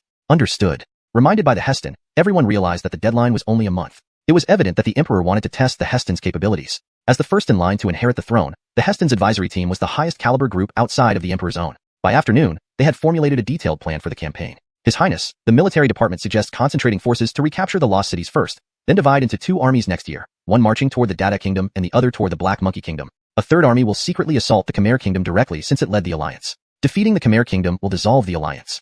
Excellent. Since Gillis has given me this opportunity, I shall personally lead a surprise attack on the Khmer Kingdom. In the 8th month of Tiancheng year 12, Heston Gordy led a force of 100,000 soldiers and swiftly recaptured 5 cities: Li Prefecture, Hui Prefecture, Hadong Prefecture, Song Prefecture, and Huan Prefecture. The morale of the Dragon Empire's military and civilians soared. In the 9th month of the same year, the Heston's forces split into 2 routes, one heading for the Dada Kingdom and the other for the Black Monkey Kingdom. In reality, there was a third route secretly led by Heston Gordy against the Khmer Kingdom. All the people of the Dragon Empire thought this campaign would easily resolve the 3-kingdom crisis. However, when things usually go smoothly, that's when unexpected events occur. Your Majesty, an urgent report from the Ministry of War. It was still Right Chancellor Muhammad. Read it. Jack Delbert sat calmly on the dragon throne, his eyes fierce despite not showing anger. Having personally fought on horseback to establish his vast empire, Delbert's military prowess far exceeded his administrative skills. But his greatest strength was knowing how to use people wisely and possessing a broad and tolerant heart. In the 9th month of Tiancheng year 12, the Heston led a surprise attack with 30,000 troops against the Khmer Kingdom but was besieged at the Misai River. A messenger barely broke through to deliver the urgent rescue plea. What about the other 2 forces? Hearing about the Heston being besieged, Delbert felt an immediate surge of concern, but he did not show it. What mattered now was rescuing the Heston. They are currently engaged in battles with the Dada Kingdom and the Black Monkey Kingdom and cannot break away. Right Chancellor Mohammed wished he could slap himself. Why were all the misfortunes happening within his jurisdiction recently? He had just been scolded a few days ago, and today was even worse. The Heston's life was in danger. Are there any remaining forces available in the southwest? Delbert urgently needed troops to rescue the Heston. Otherwise, the Heston might die. All the troops have already been dispatched to the Heston. There are no more available forces. Right Chancellor's words sent Delbert into a fury. An entire Dragon Empire. Yet they couldn't spare a single army to save the Heston in peril? Minister of War Clays saw that the Emperor was about to lose control, and the target of his wrath was his patron, the Right Chancellor. Thinking quickly, he stepped forward loyally. Your Majesty, a few months ago, Qingyang County formed a local militia of about 300 men. Militia? Minister Clay, are you joking? They are besieging the Heston's 30,000 troops. 300 men will be sent to their deaths. Has our great Dragon Empire sunk so low that we rely on 300 militiamen?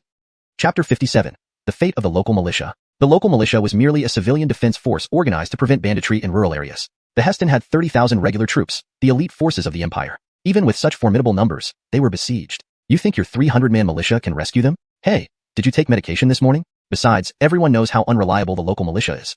Out of 300 men, if only 30 show up, it's already impressive. As expected, Clayswa knew that saying this would yield such a result. However, this was exactly what he wanted.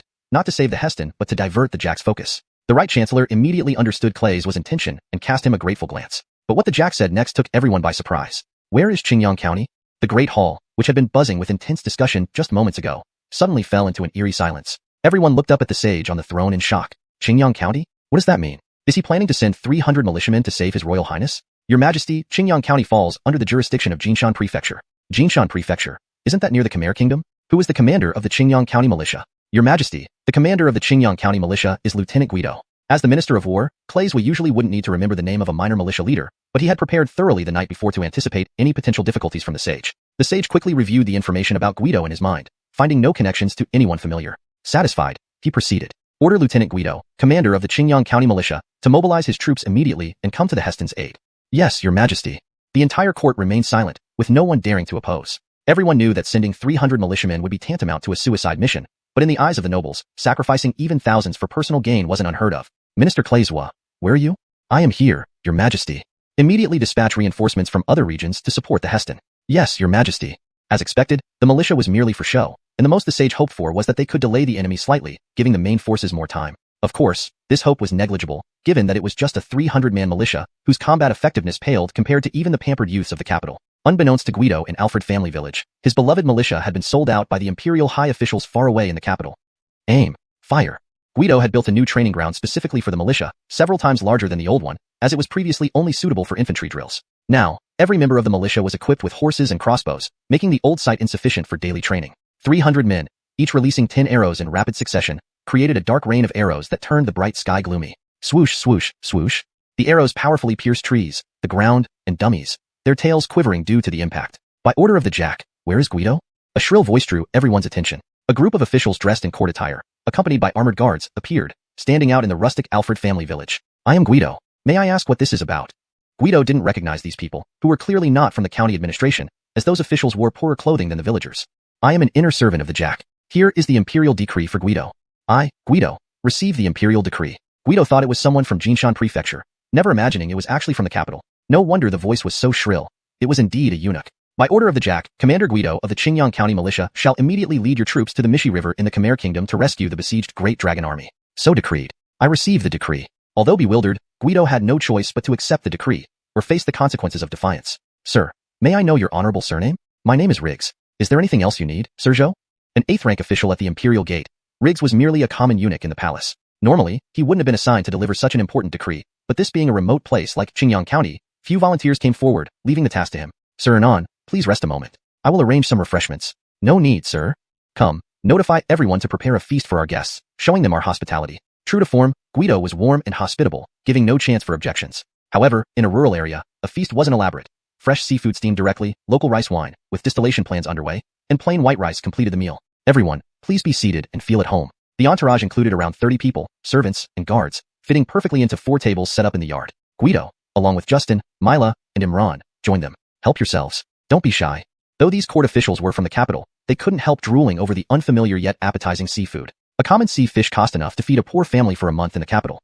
Justin enjoyed seeing the city folks' reactions, but wondered why they only ate fish and ignored everything else. Guido realized these city dwellers were likely unaccustomed to seafood like crabs and oysters. He skillfully demonstrated how to eat them. Sir Anon, try this large blue crab. It's fattest during this season. Look at all the roe.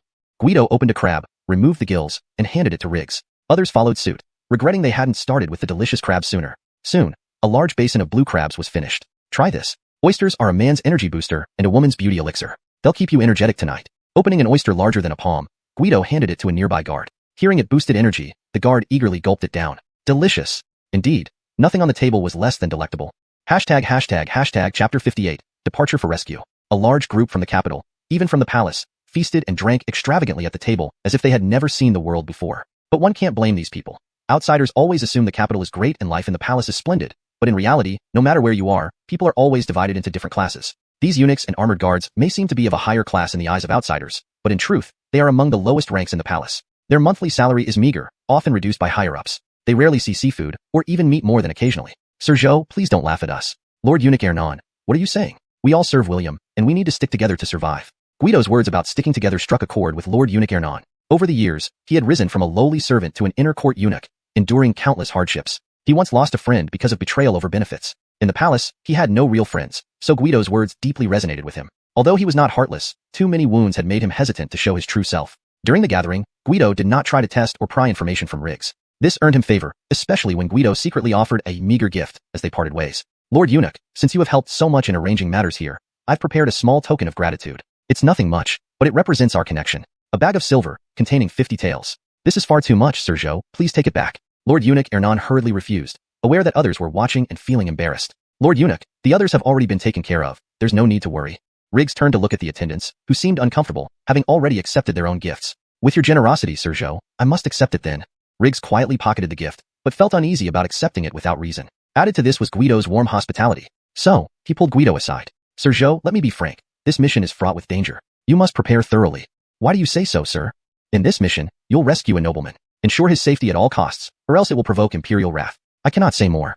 Riggs revealed too much already and could not continue further. Guido did not press, understanding the risk Riggs had taken. Guido had simply wanted to leave a good impression on a palace emissary, but now he had received unexpected intelligence. Thank you, Lord Eunuch Ernan. Guido will keep this in mind. Also, William has granted your local militia unit an official name, the Qingyang Army. Though the designation seemed cursory, Guido guessed it was to avoid embarrassment should an unnamed local militia cause trouble abroad. For Guido, this official recognition was valuable, as it meant better resources and room for expansion. In the Dragon Empire, official designations mean formal military status, leading to improved benefits and increased troop capacity. The current minimum active force was 1,000 men, while Guido only had 300. Despite needing reinforcements, time was short for the rescue mission. Riggs returned to the capital to report, while Guido held an emergency meeting with Mila, Imran, and Maximilian. Lord Eunuch Ernan said that we're primarily rescuing a nobleman, but did not reveal his identity. He warned us that failure would incur imperial wrath.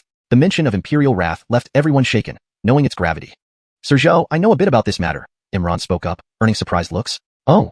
Lately in Jinshan, rumors spread that the Dada, Black Monkey, and Cam kingdoms were taking advantage of a southwestern famine to invade the Dragon Empire. The emperor ordered the crown prince to lead the defense. It's likely that some royal relative or high-ranking official's descendant is trapped. Hawkins on Imran's description, Guido deduced they were rescuing a second-generation official, which the others agreed upon. None suspected it involved rescuing the crown prince, thinking he'd stay in the rear. To directly challenge hell, I'm truly honored. Barely mobilized, Guido faced a highly difficult mission. Mila, prepare immediately. Since William ordered it, we must face any trial ahead. Yes, sir. Mila felt no fear, only excitement. The next day, Guido departed despite being slightly delayed, needing preparation time. Training grounds. Comrades, this is a tremendous opportunity. Many have heard that yesterday, the Emperor dispatched envoys with orders for us to march into camp to rescue our allies. Comrades, few imagined the Emperor himself would seek us out. Now that we've enlisted, this chance to fight looms before us. How each of you proceeds will define your future. Let's go. Guido personally led the Qingyang army, 300 cavalrymen, towards Cam's Misai River. Misai River. Heston, the enemy surrounds but does not attack, clearly trying to starve us out. For half a month, the Crown Prince's forces had been besieged at a crossing of the Misai River, living in constant fear. Supplies dwindled, barely lasting 2 more days. René Gordy, despite reducing daily rations, could not prevent inevitable defeat. Have we found a way to break through? No. René Gordy knew well their predicament due to geography. They camped at a narrow passage, fearing night attacks. However, Cam forces exploited this weakness, fortifying the only exit. 30,000 dragon troops, surrounded by 20,000 Cam troops, could neither advance nor retreat. Chapter 59. Rendezvous. Did any of the soldiers sent to break through and seek help manage to escape successfully? Heston Gordy could only place all his hopes on those soldiers now. Your Highness, quite a few soldiers did manage to get out, but we don't know if they've broken through successfully. The words of the adjutant general extinguished the last flicker of hope in Gordy's heart. Now, with 30,000 troops trapped by the Mishui River, Gordy had initially considered crossing it to escape. However, the river was several fathoms deep. Even lightly equipped soldiers might not make it across safely, let alone with weapons and horses as baggage. Guido led the Qingyang army for several days, and was currently 30 miles upstream from where the Dalong forces were trapped. The scouts he had sent out had already seen the besieged friendly forces. Report, sir. Reconnaissance has confirmed that there are over 30,000 of our allies currently trapped by 20,000 Khmer troops 30 miles downstream. What? Repeat that. 30,000 men are surrounded by 20,000? Guido thought he had misheard. By combat effectiveness, even if the Khmer forces numbered 30,000, it would be unlikely for them to pin down 20,000 Dalong soldiers, let alone when Dalong forces outnumbered the Khmer. Yes, sir. Hawkins on camp tents. I can confirm this count. Our troops are mainly trapped in a gorge entrance, preventing full-scale engagement. I see, that makes sense. This means we just need to establish contact with our allies inside and agree on a plan for simultaneous attacks from both sides to break this deadlock. Guido quickly made his plan. To expect 300 men to eliminate 20,000 Khmer soldiers was unrealistic, no matter how powerful Guido's crossbows were. However, a surprise attack could work, and now he needed a way to alert the allies. Let's brainstorm on how to communicate with the allies. It would have been great if we had brought kites. We could use them to send messages. Guido knew that a kite was what they referred to. Indeed, it was a novel idea. In the Dalong Empire, kites had occasionally been used to pass information, though it was limited. But this method was suitable here. If the wind direction was right, releasing a kite and cutting its string could ensure it landed within Allied territory. However, Guido hadn't prepared such things since he wasn't part of the regular army before this mission. Well, we can cut some tree trunks, hollow them out, and place messages wrapped in oil paper inside. Then we can throw these trunks into the Mishui River. The logs will float downstream, and the allies might receive them. Yes, to ensure success, we can release many more. Good. Start immediately. Mila immediately ordered his men to chop trees and create dozens of hollow logs. They then dispatched a group to secretly approach the river segment near the allies and toss these logs into the river. René Gordy stood by the river, pondering how to break the impasse. Initially, the Dalong troops tried to force their way out, but the narrow gorge restricted their numbers, leading to significant casualties and forcing Gordy to abandon the direct assault. If only an allied force could launch a surprise attack from outside while we respond internally, we could certainly break free. While the thought was comforting, Gordy knew that the nearest allied forces were still far in Dedeo territory, with no spare troops available in the southwest of the Dalong Empire. Your Highness, look at that. The adjutant general suddenly pointed at a cluster of floating logs appearing in the river. Gordy noticed it too. Given there had been no rain lately, natural logs couldn't appear in large clusters in the Mishui River. Even if they did, a whole cluster was highly improbable. Retrieve them quickly.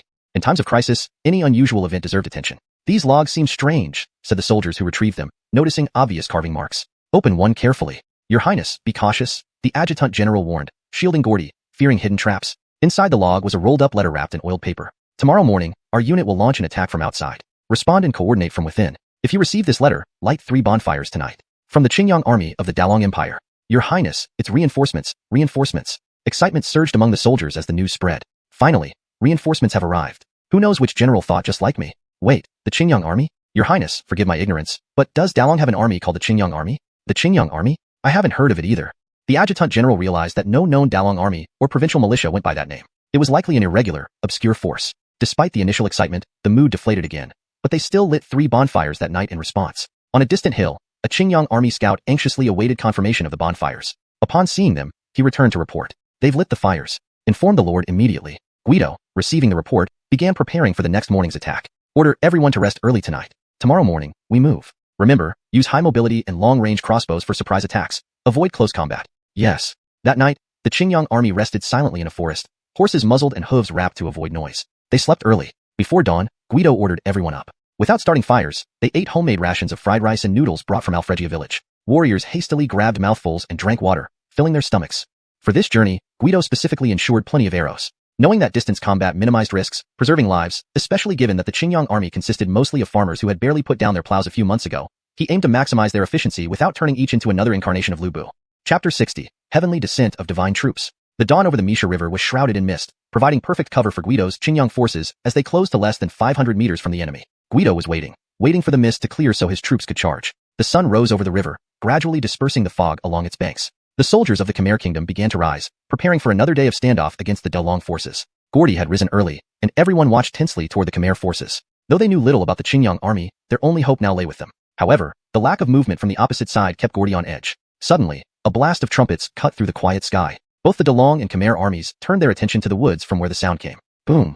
Cavalry. The seasoned soldiers quickly deduced that a cavalry unit was emerging from the forest. Gordy was naturally elated, having never expected this unknown force to be cavalry. Cavalry units were rare in Delong, but each one was elite. The Qingyang army?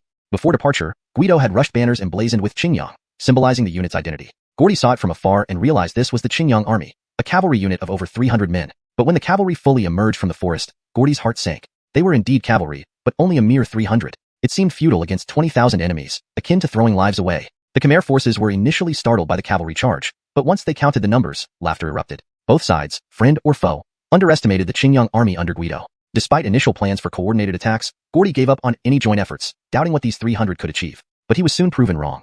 Ready the crossbows. Prepare for volley fire release. As the Qingyang cavalry charged within 150 meters of the Khmer forces, arrows rained down from the early morning sun, blotting out the sky like dark clouds. At that moment, both the Rene's army and the Khmer forces were stunned. Whoosh whoosh whoosh. The arrows forcefully pierced into the Khmer camp, killing many because most Khmer soldiers were gathered together watching the spectacle, leaving them vulnerable. One corner of the camp became eerily empty, devoid of standing figures. Your Highness, Your Highness. Realizing the effectiveness of the Qingyang attack, Gordy's adjutant shouted wildly. Gordy understood he had underestimated the Qingyang army and nearly missed a chance to break the siege. Everyone charge.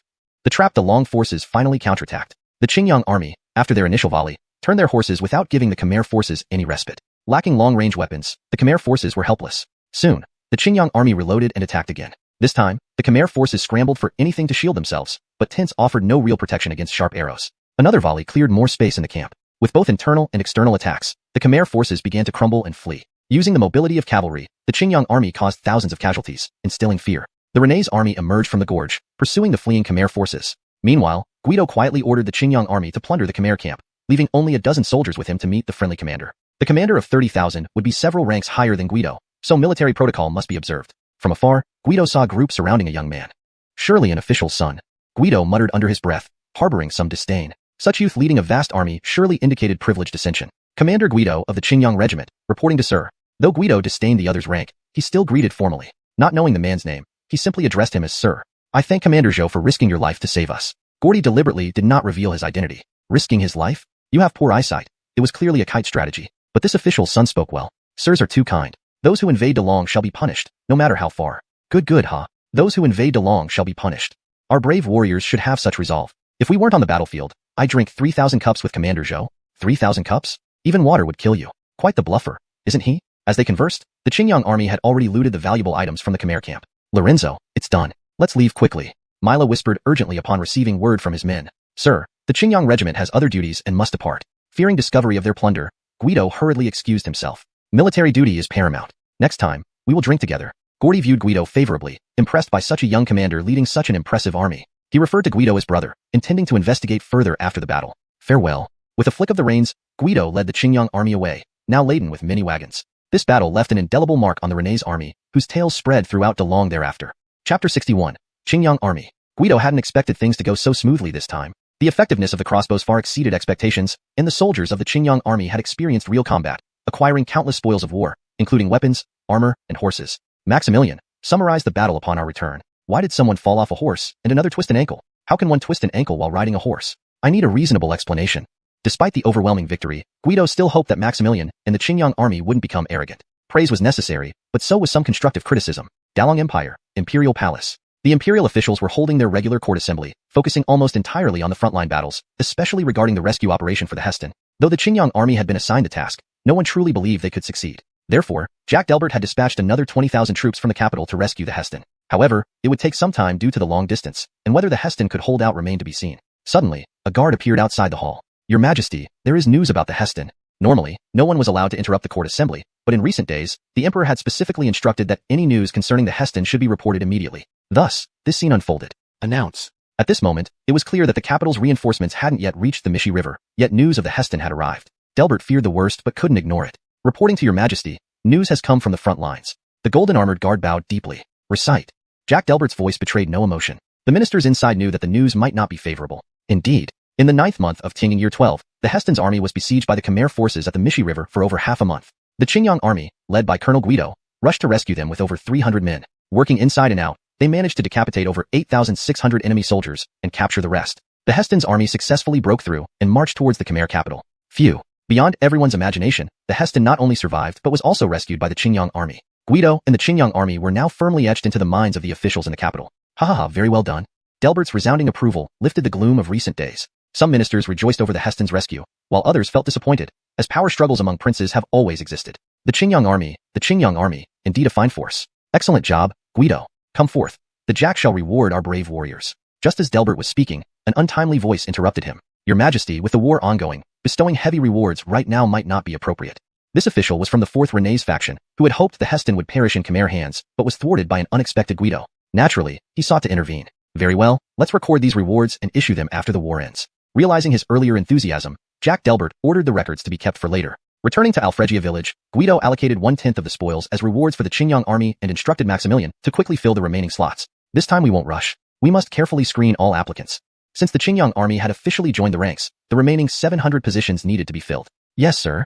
Recruitment was now the top priority for Maximilian, who planned to start soon. After being rescued, Gordy, who had endured days of humiliation, urgently needed an outlet. Leading 30,000 Dalong soldiers, he marched directly to the Khmer capital. The kingdoms of Dada and Haihu also faced attacks from other Dalong forces. The three kingdoms immediately sent envoys begging for the Dalong emperor's mercy. Thus, the court split into two factions, one advocating war, the other peace, arguing fiercely. However, these matters were unrelated to Guido, who was merely a lowly 9th-rank companion general. Ultimately, Jack Delbert accepted the peace faction's advice and agreed to withdraw the troops without seeking significant reparations. The Khmer, Dada, and Haihu provided only symbolic compensation, and the matter was concluded. Upon hearing the final outcome, Guido remained silent, but Maximilian showed visible displeasure. Truly disappointing. What do these officials even do? They agree to peace at such a crucial moment?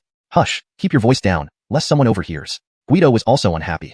The situation had favored Dalong, but the officials made the most foolish choice. "We are mere commoners with little influence. It's better to focus on improving our village and making its people prosperous." You're right, Lorenzo. Maximilian knew he could do nothing as a commoner except build up his village. November of Qing in year 12. The Dalong army returned in triumph. Led by the Heston, the victorious soldiers rode through the capital streets, cheered by citizens. However, the Heston felt no joy. Dalong forces had surrounded the Khmer capital, and the other two armies were closing in on the capitals of Dada and Haihu. National annihilation was imminent, but his father ordered withdrawal, a development he never anticipated. Yet the empire wasn't under his command as Heston, so he complied with his father's order. How is the investigation progressing? Unable to change the outcome, Gordy turned to ask the adjutant general beside him. "Your Highness, my men have investigated Guido. He hails from Alfregia village in Qingyang County of Jinshan Prefecture. His ancestors were imperial officials, but his family declined. Originally a scholar, Guido abandoned studies for survival. He secured grain supplies to aid disaster relief in Qingyang County, earning commendation from County Magistrate Jensen Pingon, who appointed him as the leader of the county militia. So, his background is clean. He has no connections within the court. Good." As Heston, Gordy aimed to gather capable individuals without powerful backgrounds to form his own core team. Guido, who possessed courage, strategy, education, and lacked court ties, perfectly met Gordy's criteria. Chapter 62. Internal Administration of Alfregia Village. Kirk, the disaster situation has stabilized now. There are almost no more displaced people, and all fronts are stabilizing. Frankly speaking, Guido was practically in charge of most things in Alfregia village these days. However, as the village chief, Justin still diligently managed various village affairs daily and willingly assisted Guido. "Kirk, how many people do we have in the village now?" Guido hadn't asked about the village's condition for quite some time. "Kirk, excluding Qingyang army soldiers, we currently have 2,328 people. Alfregia village was almost reaching 3,000 residents, but the formation of the Qingyang army drew away a number of young adults, bringing the population back down to just over 2,000. Are there any difficulties in the village recently?" "No issues at the moment. You previously arranged renovations, especially housing construction. Even though many new villagers don't have their own homes yet, the new houses are being built steadily and will be allocated based on when they join the village. Everyone is satisfied, and everyone should have housing by the spring festival." Good. As long as everyone has a home, their hearts will stay in Alfregia village. Guido recognized Justin's abilities. Unlike other elderly figures who only rely on their seniority, Justin genuinely had the villagers' best interests at heart. Kirk, there's a problem now. Go ahead, Justin. Our population is growing, but farmland isn't enough to allocate. Many still rely on village aid. After hesitating for a while, Justin voiced his concerns. He knew Guido had much on his plate and didn't want to trouble him further, but this issue had surpassed his handling capacity and could become problematic if unresolved. Isaias, you now have 6 seagoing ships, right? Sir, all sailors for these ships were recruited from our village, but it's still not enough to employ everyone. Imran's response left Guido speechless. He thought the fleet would solve some employment problems, but it had already been addressed elsewhere. Justin, approximately how many are unemployed? If we calculate based on at least 1 laborer per household, there's still a shortage of around 300 people. Guido understood this was the minimum standard. Rubbing his forehead, he realized he faced a tough challenge. As the saying goes, rely on the mountains if you live near them. Rely on the sea if you live near it. Our Alfregia village overlooks an endless ocean. We must find solutions from the sea. Kirk, we all understand the concept, but Isaias's marine trade business is fully staffed. We can't have 300 people just cast fishing nets along the shore, can we? Thinking Guido still intended to rely on Imran, Justin spoke up for him unintentionally. You're right. Fishing. How did I forget that? Truly like searching for a donkey while riding it. Kirk, you really plan to have everyone fish by the shore? There aren't that many fish to catch. Justin, fishing by the shore won't suffice for so many people, but we can fish out at sea. Fish out at sea? I've only heard of fishing in rivers and lakes. Is it possible to fish out at sea? Rest assured, Justin. I'll head to the shipyard to order boats soon. Sir, it's been a while since you last came to the shipyard. After Imran bought the shipyard, it became part of Alfregia village, but Deng allowed the original owner to continue managing it as a shopkeeper. Mr. Gong, it's good to see you again. Sir Zhou, you're too kind. Please instruct what you need. Alonso had run the shipyard for years without making it flourish, but he was adept at networking and maneuvering between stakeholders. I'm here for boat building. What type of boat do you need this time? Another Anai Wangmang? Imran had ordered 5 additional Anai Wangmang ships, which Guido approved. This wasn't surprising. This time, I need fishing boats. Fishing boats? I have some in stock. Shall I show you? Those small sampans won't work. They might capsize at sea. Guido recalled those small freshwater lake sampans, unsuitable for sea voyages. What he wanted were large-scale fishing boats, capable of staying at sea for 10 to 15 days. But aren't all fishing boats like that? What type of fishing boat do you need? At least as big as the Anai Wangmang, otherwise, they can't go to sea. Anai Wangmang? At sea? Sir, you want to fish out at sea? Alonso felt dizzy. Initially, the first Anai Wangmang he built was unwanted. If not for Guido, it would have rotted at the dock. Now, the same Anai Wangmang became Guido's standard vessel for orders. While using such large ships for trade made sense, fishing required such a massive vessel. How many do you need? After pondering, Guido considered Justin's mention of roughly 300 people needing jobs. Some could work logistics or transportation, leaving about 200 for actual fishing. Each Anai Wangmang needed 20 crew members, so 10 ships would be required. Let's start with 10. 10? Any issues? No issues. As the boss says, so shall it be. Even the trading fleet didn't build 10 ships at once. To order 10 fishing vessels at a time truly highlighted Guido's unconventional approach. With the shipyard arrangement completed, the harbor needed renovation before the new ships arrived. The existing harbor could accommodate only 2 Anai Wangmang ships simultaneously. With 6 trade ships already operational, efficiency suffered greatly. Justin, I've arranged for the shipyard. Next, I plan to recruit villagers to rebuild the harbor. We'll soon have over 20 ships, so the current harbor isn't adequate. We'll hire local laborers, providing meals and pay daily. Great. I'll post recruitment notices immediately.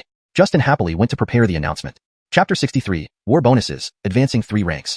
At the village bulletin board, villagers had already gathered in a crowd. Alfregia village is recruiting carpenters, stonemasons, laborers, and cooks for the reconstruction of our docks. Meals are provided 3 times a day, and monthly wages are offered. Those interested should register with the village chief.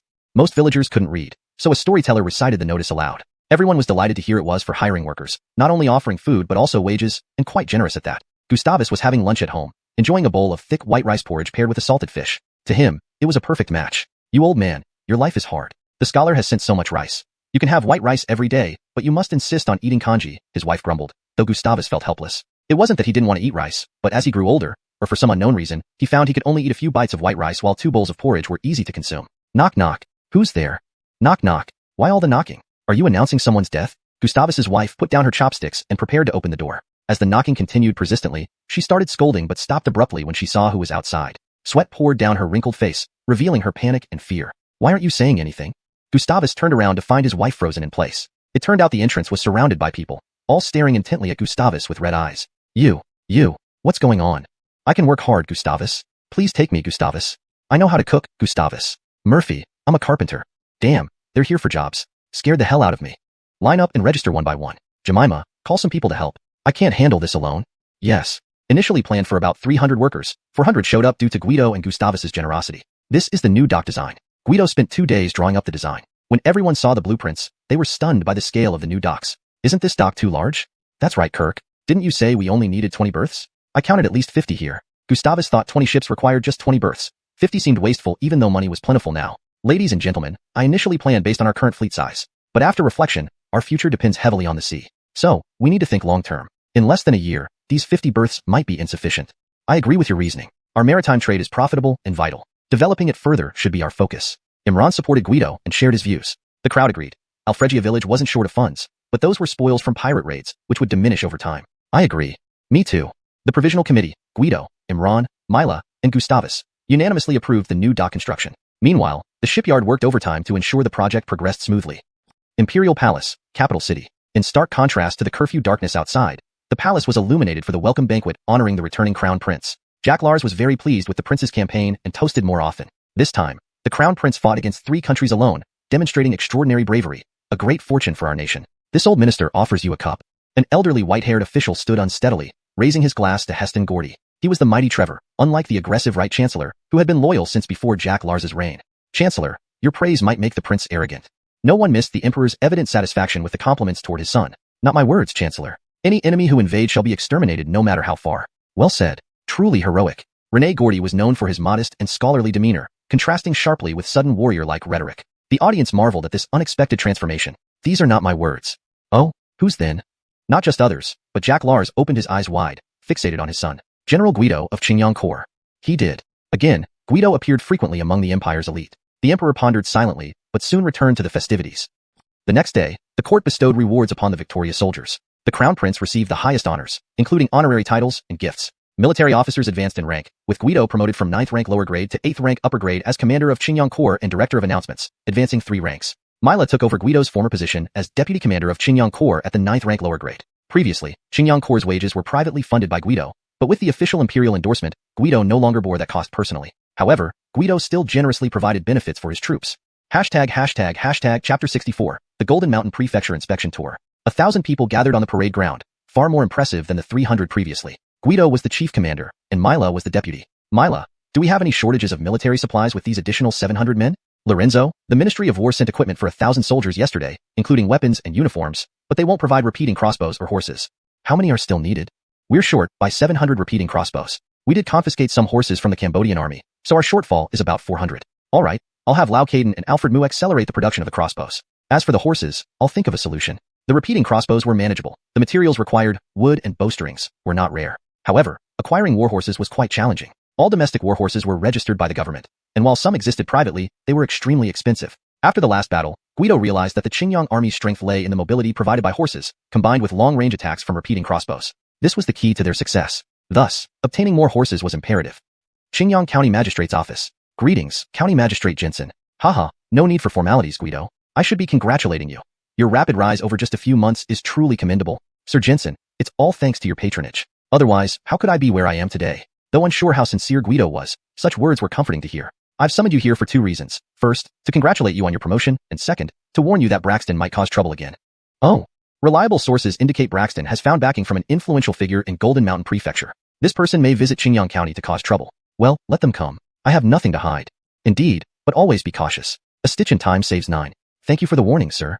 Previously, Guido and Braxton were of equal rank. Now, Guido outranked Braxton and held military power. It seemed he needed to eliminate this potential threat soon. Sure enough, within days, the prefect of Golden Mountain Prefecture personally led a group of officials to Qingyang County. They claimed to be visiting due to Qingyang's exemplary disaster relief efforts. Guido joined the welcoming party. Although he was a military official, he could attend events like these, especially since County Magistrate Jensen Pingon invited him. He also wanted to see who Braxton's backer was. Seeing such a large group of officials threw Guido off. Who exactly was Braxton's backer? Was it the prefect himself? Your humble servant, County Magistrate Jensen Pingon of Qingyang County, along with all county officials, welcomes His Excellency the Prefect. Jensen Pingon led all Qingyang officials, waiting at the city gate early. You may rise. We come here to learn from Qingyang County's excellence. Your accomplishments bring honor to Golden Mountain Prefecture as well. A portly Jericho helped Jensen magistrate up, praising Qingyang County highly. According to previous descriptions, this was likely Jean Binbin, Magistrate of Golden Mountain Prefecture. Magistrate Jean, please, allow me to prepare a simple feast for your arrival. My, what a gracious welcome, County Magistrate Jensen. Despite his polite words, Prefect Jean showed no intention of declining. Qingyang Tower, the best tavern in Qingyang City, was bustling at noon. Yet, the usually crowded place now seemed eerily empty. No patrons were on the ground floor as Jensen Magistrate had already guided the delegation upstairs. This midday, yet there's no one in the tavern. Indeed, it is a county, remarked a sallow-faced man with sharp features, ruining the otherwise harmonious atmosphere. Sir, you misunderstand. Today, County Magistrate Jensen reserved the entire tavern to host all of you, explained a clerk by Jensen's side with a forced smile. Ah, Magistrate Jensen must be doing well in Qingyang if he can afford to reserve a tavern. Guido found it hard to listen to this nonsense, admiring Jensen Pingin's restraint. Sir, how dare you speak thus of Magistrate Jensen's hospitality? Retire. As the tension reached its peak, Prefect Jean interjected, scolding the man and defusing the awkward situation. Who is that? During a break in conversation, Guido asked quietly. He is Pete Ho, Vice Magistrate of Golden Mountain Prefecture. For a low-ranking official to openly challenge a superior like Jensen Pingon was infuriating, though what could be done? Magistrate, this is Qingyang County specialty, steamed seafood pot, announced a server, bringing out a dish Guido had introduced, a hodgepodge of steamed seafood popular among locals. So this is what you serve Prefect Jean, Magistrate Jensen? The disruptive voice chimed in again. Even the ever-patient Jensen Magistrate felt provoked. Just as Jensen prepared to respond, Guido spoke first. Well, look who forgot to button their pants properly. Laughter erupted immediately. Jensen Pingon watched anxiously as Guido stood up for him. Hmph, I am Pete Ho, Vice Magistrate of Golden Mountain Prefecture. Who are you to speak so rudely? Pete Ho emphasized his position, hoping to impress upon Guido his authority. Vice Magistrate of Golden Mountain Prefecture? Quite an imposing title. I am Guido, Commander of the Qingyang Army. Guido made his identity clear. First, he was a military official. Second, he outranked Pete Ho, a minor vice magistrate, and even the prefect had no jurisdiction over him. Bullshit. I've never heard of any Qingyang army. A youngster like you commanding troops? You must be impersonating a government official. Guards, seize him. Everyone knew this statement was absurd. Impersonating a government official before all Qingyang and Golden Mountain officials? They looked at him as if he were insane, including Prefect Jean and his own colleagues, some of whom wore amused expressions. Guido understood that Pete Ho must be habitually arrogant and offensive, leading to this moment. Clearly, those around him disliked him, even reveling in his misfortune. Chapter 65, The Crime Scene. County Magistrate Jensen, this is how you treat guests? Seeing no one moving, Clem seemed to have come to a realization and shifted his focus towards Jerry. Official Pete, are your brains short-circuited? I am a military officer. County Magistrate Jensen has no jurisdiction over me. Moreover, among all the people sitting here, you talk the most. Have you not heard that guests should follow the host's lead? Since entering the county, your foul mouth hasn't stopped once. You. Clem's chest heaved continuously, as if he were a terminally ill patient about to pass away at any moment. Usually, it was him pointing out others' faults. When had it become his turn? Official Pete, what's wrong? Please don't die of anger like this. Shall we find a doctor for you? Guido's feigned concern made the onlookers feel as though they were watching a play, with no one willing to help Clem. However, Braxton was shocked by Guido's boldness. Just a month ago, Guido was merely a deputy military officer and not like this at all. Official Zhou, remember, the guest comes first. I believe Official Pete didn't mean to offend anyone. Yes. Official Zhou, let's start eating? Jerry and Governor Carlton interjected, allowing Guido to step down gracefully. After a few rounds of drinks, the atmosphere at the table became lively, and no sign of the earlier argument remained. Only Clem and Braxton sat in a corner, their faces darkened, staring intently at Guido. The tour proceeded normally. Originally, Jerry and Guido planned to take everyone to Alfregia Village, but Guido firmly refused. He didn't want to expose Alfregia Village fully to public scrutiny just yet. Slow development was the way to go. Therefore, Jerry could only show them around the county, which was easier since the delegation from Jinshan Prefecture only came for formalities without needing long journeys. Official Jensen, why visit the county? Shouldn't we tour the villages instead? That annoying voice again. Governor Carlton, mainly considering everyone's long journey, arrangements were made for rest rather than touring the countryside. Before the governor could respond, Clem interrupted. Official Jensen, you? Shut up. If you can't understand simple words, I happen to know some martial arts. Just as Clem was about to continue, Guido openly threatened him. Everyone secretly cheered for Guido. Clem instinctively tried to retort, but saw the menacing look in Guido's eyes and promptly shut up. The inspection team was supposed to stay for 3 days in Qingyang County. However, trouble erupted on the second day. When did this happen? Who discovered it? Jerry was having breakfast at the county office when an underling rushed in to inform him that Clem was dead, found in the quarters assigned by the county office. Though no one liked Clem, his death as an official from Jinshan Prefecture troubled Jerry. Upon arriving at the scene, the area was already crowded. Governor Carlton's smile from the previous day had vanished. Official Jensen, the death occurred under your watch. You must provide an explanation, or I won't be able to report this back. Jerry knew this would happen. Governor, I will thoroughly investigate and give you a satisfactory answer.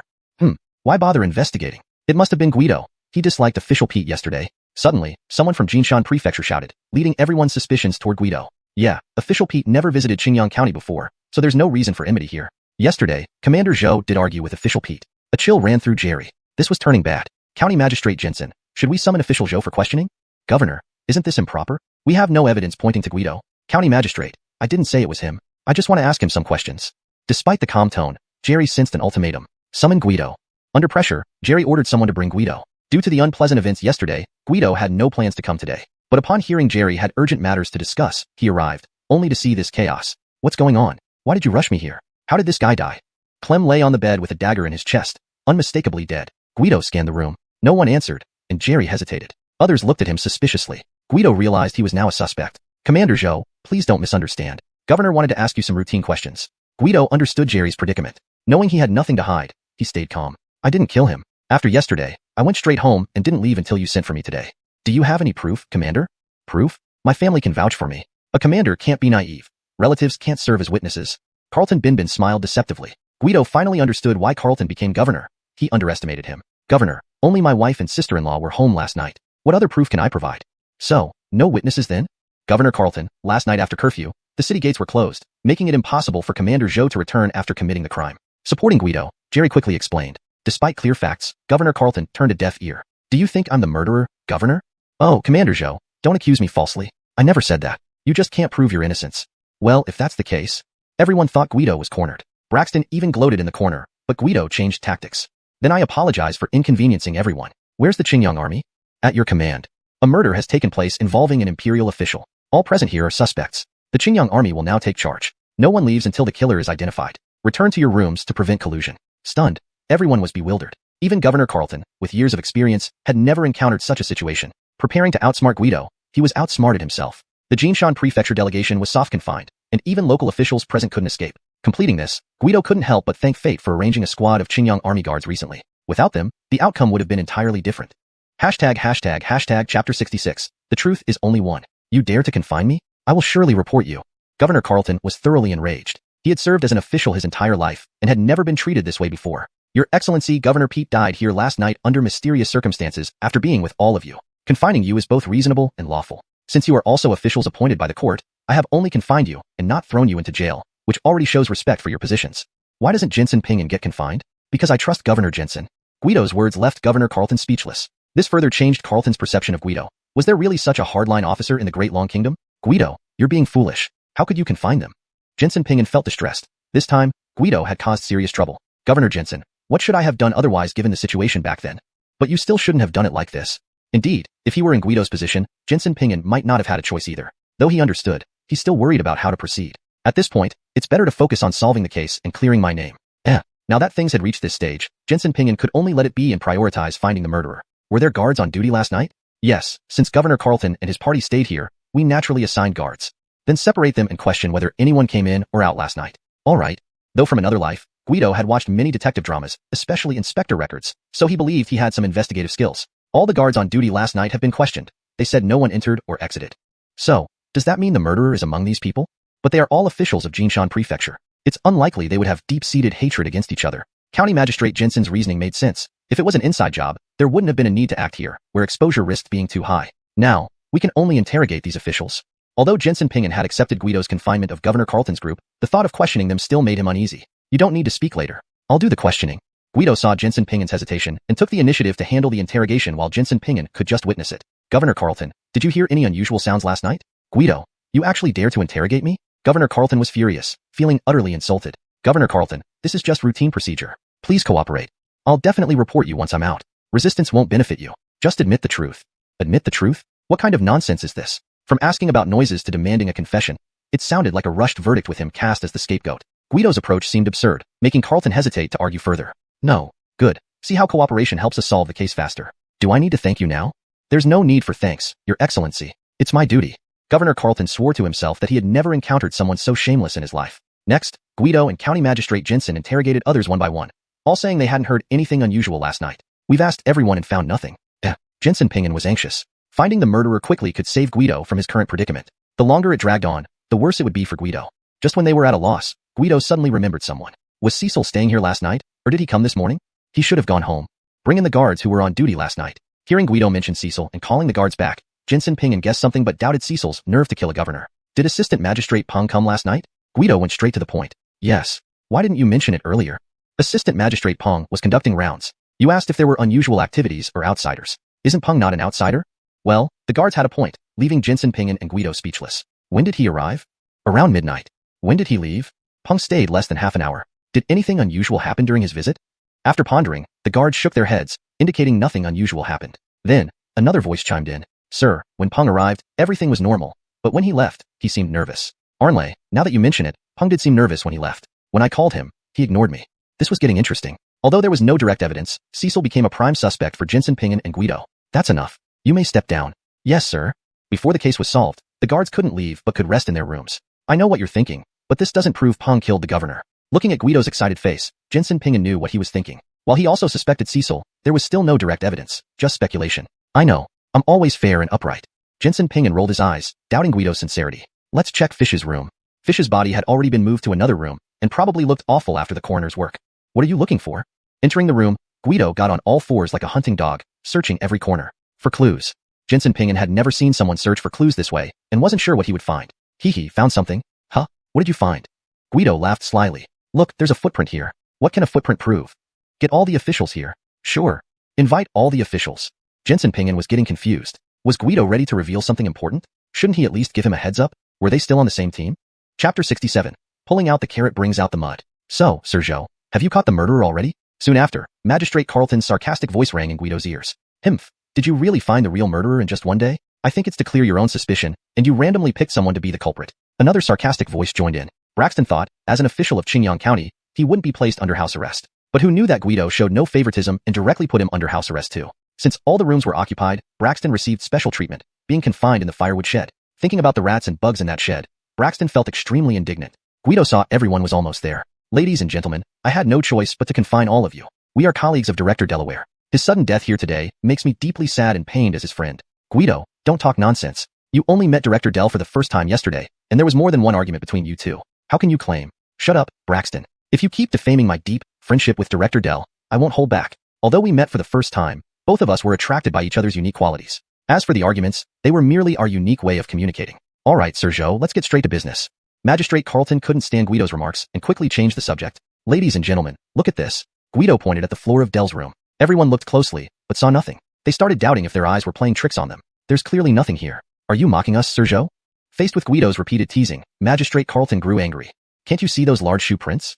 Hearing this, everyone examined the floor again and noticed the faint shoe prints. Bring Braxton's shoes over. A Qingyang County guard stepped forward, pressed Braxton down, took off his shoes, and handed them to Guido. Holding the shoes, Guido pressed them next to the original prints. The removed shoes revealed two identical footprints. Peng Da Run, you have nothing to say now, Guido remarked, his tone carrying a hint of finality. Note, the original line seems to be a direct quote from the text where Guido is addressing Peng Zhenguo. I've added context to make it read more naturally in English. If you want it to remain a standalone sentence, it can also be, Peng Zhenguo, you have nothing to say now. Let me know if you need further adjustments. Everyone cast suspicious glances at Braxton. Bullshit, Guido. You're framing me. I'm innocent. The shoe prints only prove I visited Director Del's room. They don't prove I killed him. The crowd pondered Braxton's defense, finding some truth in his words. The shoe prints could only prove he had been in the room, not that he committed murder. I knew you'd say that. According to the duty guards, you came here around midnight last night, claiming to be patrolling. Who would patrol in the middle of the night without a reason? I was concerned about the magistrate's safety. What's wrong with patrolling at midnight? Alright, fine. It rained shortly before midnight, wetting your shoes. You then entered Del's room at midnight, leaving footprints inside. If it hadn't rained, there would be no evidence. Bullshit. So what if I entered Director Del's room? Bring the coroner. At this moment, Braxton seemed unable to hold his composure but still struggled to maintain it. Coroner, when did Director Del die? According to the autopsy, he died around midnight last night. The cause of death was the short blade in his chest. However, Director Del was likely unconscious when he was killed. Why unconscious? Hawkins, on my examination, Director Del was drugged. Just as the coroner finished speaking, Guido rushed to the table to examine the teapot. The tea inside was still there, but one cup was missing. Others also noticed this. Examine this pot of tea. Guido handed the teapot to the coroner. After sniffing it thoroughly, the coroner spoke. Sir, this tea has been drugged with Sleeping Beauty. Sleeping Beauty?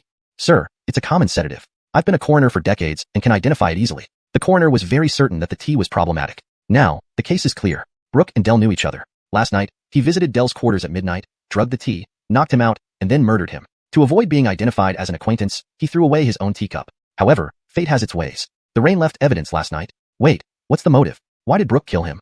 Magistrate Carlton chimed in again. Guido had initially paid no attention, but now he sensed something amiss. Carlton seemed to be helping Brooke indirectly while trying to tarnish Guido's name, which was rather puzzling. All officials in Qingyang County know Brooke and I have never gotten along. He always believed County Magistrate Jensen stole his position and assumed I sided with him, hence causing trouble for me. Everyone understood the complexities of bureaucracy, but few dared speak as openly as Guido, who didn't care since he wasn't at fault. Guido, bullshit. I didn't do it. Don't frame me. Take Brooke to the prison and interrogate him thoroughly. Brooke knew well what awaited him in the county jail. Going in, he might come out skinned alive at best. I won't go. I'm innocent. Magistrate Carlton, save me. You must save me. This put Magistrate Carlton in an awkward position. Now everyone doubted their innocence, and Carlton hurried to distance himself. Bullshit, Brooke. I'm not close to you. You broke the law. No one can help you. With no other choice, Carlton had to tough it out, but Brooke refused to back down. Fine. You took my money and now want to cut ties? Not happening. I'll report you. I killed him, but under orders from Magistrate Carlton.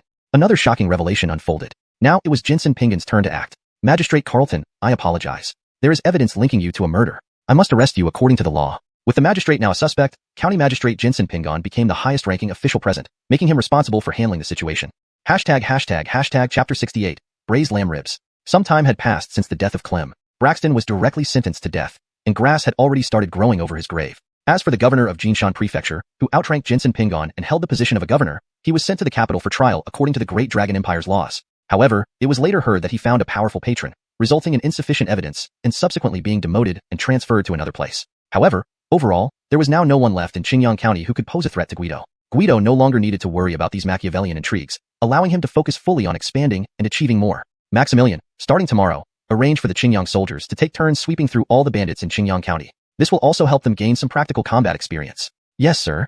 Sweeping through bandits not only restored peace to Qingyang County, but also rapidly accumulated wealth. Although Guido wasn't short of money now, he had plans that would require significant financial resources. Bill, our trade with the Peter Nation has matured significantly. Next time, find out if they have any spare warhorses. Sir, I've already inquired about the horses. The Peter Nation doesn't produce many warhorses. They mainly breed cattle and donkeys. All right, then we'll procure as many cattle and donkeys as possible. Donkeys may not be suitable for battle, but they are great for pulling carts. Cattle are also in short supply for plowing fields, so having more would be beneficial. Yes, sir. That's right, bring back more of them. We have plenty of labor now, but most are focused on fishing boats. Gustavus hoped to bring back more cattle and donkeys because most of the men were working at the docks, leaving women responsible for farming, leading to low efficiency. Oh, Bill, while you're traveling, if you come across any crops we don't have in Great Dragon, try to bring some back. Yes, sir. Guido's arrangement was purely due to his craving for delicious food. After so much effort developing the region and dealing with rival forces, he finally had a brief moment of leisure. He missed hot pot, stir-fried dishes, and various other delicacies. By the time the meeting ended, it was late, and snow began to fall. Everyone head home. The snow probably won't stop tonight. Jinshan Prefecture experiences extremely hot summers and bitterly cold winters. Previously, many people froze or starved to death every winter. However, this year, under Guido's leadership, Alfregia village thrived with everyone having jobs. His specially designed fire pits ensured each household stayed warm and cozy during winter. Welcome back. Celine was washing her hands by a basin, while Lucius came out of the kitchen. You two didn't even light a brazier. Aren't you cold? On the way back, Guido had collected quite a bit of snow on him. He brushed it off, and Lucius quickly helped with a brush. We just got back. There was mutton for sale on the street, so I bought some. You've been working hard lately, so I'm making something to nourish you. Oh, it has been a while since I had mutton. Should I prepare it today? Is Master going to make a new dish? Lucius usually handled cooking at home, but whenever Guido took over, he would create unique dishes no one had seen before. Everyone eagerly anticipated these moments because Guido's culinary skills were exceptional. Upon entering the kitchen, Guido saw half a sheep on the countertop. This lamb looks excellent. In the Great Dragon Empire, lamb was considered a high-end meat, primarily consumed by the aristocracy, similar to the Tang dynasty. While pork wasn't entirely avoided, its poor living conditions and strong odor made it more suitable for commoners. Guido cut the lamb ribs into finger-length pieces, washed them, and blanched them. He then placed them in a clay pot with spices and water, setting it on a mud stove to simmer. Soon, the entire courtyard filled with the rich aroma of braised lamb ribs. Lucius watched silently from the side. Every time Guido entered the kitchen, she observed carefully, learning from his methods. She had a natural talent and often picked things up quickly after seeing them once. It smells amazing. Celine had been resting but was awakened by the irresistible aroma. Let's set the table and eat. Guido brought the entire clay pot and stove to the pavilion in the yard, where snow continued to gently fall, accumulating lightly on the ground. Thanks to the warmth of the mud stove, everyone felt cozy despite the cold. Guido also warmed a bottle of rice wine. To him, it was like a beverage, but it added a pleasant touch. Here's to us, Trista and Lucius.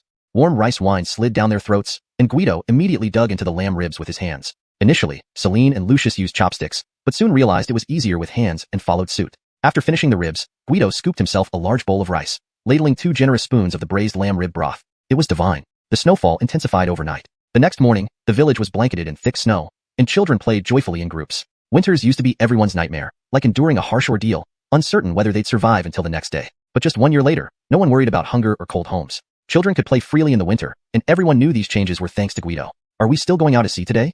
With less work in winter, Guido visited the newly built dock. He saw everyone still busy, including Gustavus. While the sea hasn't frozen yet, we'll go out one more time. Though everyone isn't lacking food now, they're used to staying busy after years of hunger. Gustavus understood the villagers' mindset. They were afraid of poverty. 10 Bull King-class fishing boats prepared to set sail. With Guido's design modifications, these ships were equipped with trawling nets, which yielded abundant catches due to the untapped marine resources of this era. Today might be our last trip before the sea freezes. Everyone can rest after this. Looking at the bustling dock, Gustavus felt a mix of emotions. Alfregia village had transformed dramatically within just a year. With nothing pressing, Guido became interested. Tell my family I'm going. I'll join the voyage. Guido climbed onto the nearest boat. Hey. Despite Gustavus shouting below, no one responded. The 10 Bull King-class fishing boats sailing simultaneously was a breathtaking sight. Families wave goodbye along with dock workers. Note asterisk the provided translation aims to stay faithful to the original Chinese text tone and structure while ensuring readability in English. Names and cultural elements are adapted appropriately for an English-speaking audience. Hashtag Chapter 69. The Animal World, Ocean Edition. Winter, and on the sea surface again. The wind felt like knives cutting into one's face. Where are we heading this time? With the current marine fishery resources, fishing boats didn't need to travel far to meet their fishing needs. However, since today was the last trip out to sea for the year, everyone wanted to catch some big fish to give the year a perfect ending. This time, the fishing boat was heading to an entirely unfamiliar area because someone claimed they had seen exceptionally large fish in these waters recently. No one knew how big they were exactly, or who had actually seen them, but the rumor had spread. Let's cast a net and see. Since Guido was on board, naturally he made the decision. They had traveled so far. He decided to try casting a net first to see what they could catch. Alright, let's cast the net. The massive trawl net slowly slid into the sea through the pulley system, and the ship continued moving forward, ready to pull up the net after a while. Pull up the net now. Pull up the net. As the pulleys worked, the fishing net began to slowly close. It was clearly full of something substantial, as even the pulley system strained under the weight. I wonder what kind of big catch we got. This being the first haul from his decision, Guido was particularly curious, quietly waiting for the net to be dragged onto the deck. When the net emerged from the water, it bulged with its contents, but instead of bringing joy, the sight only filled the sailors' faces with disdain and disappointment. What's wrong with you all? So unlucky, just sea anemones. Wasted our effort for nothing. What do you mean sea anemones? When the net landed on the deck and was opened, Guido saw that most of the catch consisted of large-headed squids. These were valuable creatures. Sir, these are sea anemones. They're ugly, inedible, and expel black liquid. The sailor explained, thinking Guido had never seen these creatures before. Wait, you say they're inedible? Why? Sir, they look strange and expel black liquid. They must be poisonous. We shouldn't risk it. Guido chuckled. It seemed even fishermen in this era viewed marine life with a prejudiced eye, which explained why previous trips had returned with fish-filled holds and nothing else. These men recognized only fish, discarding everything else. Load all of them into the hold. This is good stuff. Tell the other ships to cast nets in this area too. Marine animals generally travel in groups, so Guido figured there were more squids beneath the ship. Taking advantage of the break, he educated the crew about oceanic knowledge. These may look ugly, but they're delicious. This thing is called squid. You can fry, boil, stew, or grill it, and it can also be dried into snacks for long-term storage. Sir, these ugly things are really as good as you say? I'll cook a few dishes using squid to show you. Seeing their skepticism, Guido decided to prove it by demonstrating. 10 fishing boats continuously cast and pulled up nets, bustling with activity. Meanwhile, Guido picked ingredients from the hauls for today's meal. This cuttlefish is fat. Wow, these swimming crabs are plump. Wait, is this tuna? Haha. Deep-fried cuttlefish, steamed dongxing grouper, steamed swimming crabs, tuna sashimi, white-boiled squid, grilled squid, iron plate squid, and squid sashimi. Due to limited ship conditions and seasonings, Guido made as many varieties as possible. The tired sailors watched the table laden with dishes, recognizing only the steamed dongxing grouper. But the smell and appearance promised a feast. Everyone, don't hesitate. Sit down and eat. Hee. Despite his official status, Guido had no airs. He often worked alongside the crew, earning their respect. Sir Zhou, the squid is really edible and fresh. Goodness gracious, lived my whole life and never knew squid could be eaten raw and even tasted sweet. This is your first time eating raw squid. You haven't even tried live ones before. While eating and drinking, the crew joked and chatted. Although they had caught many squids the day before, the remodeled fleet's holds were still half empty. Today, they needed to find a new fishing ground. Hope we get different catches today. Guido had come along due to the novelty of it. Suddenly, the leading ship stopped, causing the others to slow down to avoid collision. Guido then noticed large creatures in the water ahead. Damn, are those whales? Water spouts shot into the sky repeatedly as a group of unknown whale species slowly swam past the fleet. Whales were undoubtedly the dominant presence in the sea, revered as deities or sea monsters in this era. Next time, we should prepare large harpoons to catch whales. The sailors, bowing respectfully, heard Guido mention capturing such giants and their hearts raced, wondering what this bold lord might do next. Guido's interest in catching whales stemmed not from food, but because whales were incredibly valuable. Their meat was abundant, and their blubber could make high-quality candles that burned brightly without smoke and smelled faintly sweet. Whale skin, soft and patterned, was ideal for clothing and leather goods. Though whales had numerous benefits, Guido could only watch them pass by. Once the ship set sail again, they hadn't gone far when Guido ordered another net cast, as he found days at sea rather monotonous lately. Pull up the net. This time, the contents of the net delighted Guido once more. Ah, sea worms. Again, the sailors complained nearby, likely about unfamiliar catch. So, these sea worms aren't edible? Guido chuckled beside them. Sir means, we can eat these? How? They're hard all over and not big enough. This time, it was Guido's turn to be stunned. What did you say? These palm-sized tiger prawns, you think they're not big enough? Brother, do you expect one shrimp to fill you up? Alright, next time we'll catch lobsters. Hashtag Chapter 70. County Magistrate promoted to Prefect? Of course, these are much more precious than sea fish. Really? In the past few days at sea, they had almost eaten a different kind of seafood every day, all transformed into delicious dishes by Guido. So this time, everyone had no doubt and even looked forward to tasting them as soon as possible. I'll go prepare them now. Guido casually scooped up a bowlful and headed into the kitchen.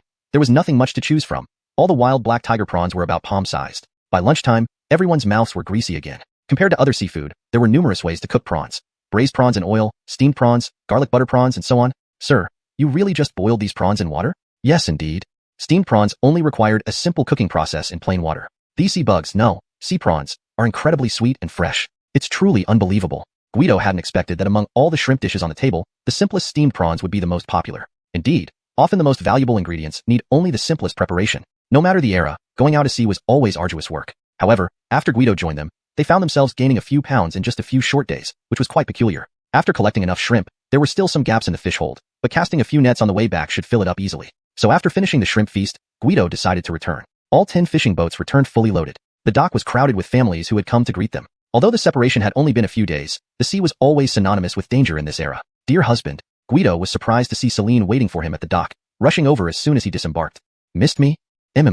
Originally, Guido had only meant it as a joke, but this time, Celine didn't hesitate. She nodded slightly in his embrace. Don't run off without telling me next time. Yes, my fault. Please forgive me, my lady. Coleman has been out fighting bandits for some time now. Yesterday, he sent word saying there were only a few more groups left to deal with. Guido had been back for several days, but still hadn't seen Coleman. Yeah, many of the bandits heard that the Qingyang army planned to wipe out all the mountain bandits in Qingyang County, so they fled to neighboring counties long ago. Maximilian also received some gossip from other channels, all of which were good news. While they were chatting, they suddenly heard drums and gongs at the village entrance. It was none other than Coleman leading the Qingyang army back, now being warmly welcomed by the villagers. In the past, whenever people ventured outside, they had to travel in groups and stick to official roads to avoid encountering bandits. Now, not a single bandit remained in all of Qingyang County. Didn't Coleman say he'd be back in 2 days? Well, the remaining groups all fled. Not a single one is left. Everyone laughed heartily, realizing the Qingyang army's reputation had spread far and wide. Come, let's welcome our brave brothers of the Qingyang army who have worked tirelessly these past days. Set up a feast. At Guido's command, Maximilian quickly organized the village women to help. At this moment, for the soldiers of the Qingyang army, having a hot meal was the best reward. With many hands working together and plenty of food stored in the warehouse, the banquet was prepared swiftly. Just as Guido was about to speak, County Magistrate Jensen arrived. Greetings, Sir County Magistrate. My timing is perfect, isn't it? County Magistrate Jensen looked at the open space filled with feasts and even made a rare joke. You start first. Guido realized that Jensen wasn't here for official business. Enjoy your meal. Most soldiers were rough men, so Guido didn't need to give any emotional speeches. Even if he said nothing, they knew who treated them well. Is there something good for Jensen, sir? Guido toasted Jensen County Magistrate with a cup of wine and whispered, I may be leaving Qingyang County soon. A promotion? This is thanks to you. Your disaster relief and anti-bandit efforts, along with some family operations, might get me appointed as prefect of Jinshan. Oh, congratulations then. Only now did Guido understand the strength of County Magistrate Jensen's background. Normally, a 7th-rank county magistrate in Qingyang County could never directly become a 5th-rank prefect, especially since Jensen Pingon hadn't accomplished anything extraordinary during his term. The only explanation was influence from above. The position is that of a prefect, but my rank will be at most 6th. Jensen Pingon seemed to guess what Guido was thinking and hurriedly explained. Guido understood instantly. It made sense this way, otherwise, it would have been too obvious. Who will take over Qingyang County when you leave? Originally, you were the best choice, but since you're clearly a military man now, they won't allow you to take the post. I don't know who it will be yet, but rest assured, Qingyang County falls under the jurisdiction of Jinshan Prefecture. Jensen Pingon's words reassured Guido. If a new magistrate clashed with him, Guido wasn't afraid, but constantly dealing with such issues in someone else's territory would be exhausting. Jensen Pingon seemed genuinely happy and drank several cups more. If not for Guido's support, he wouldn't have been able to board the carriage. Though Guido wanted him to stay another day, Jensen insisted on returning despite the cold. Uncomfortable with this, Guido dispatched a squad of soldiers to escort him.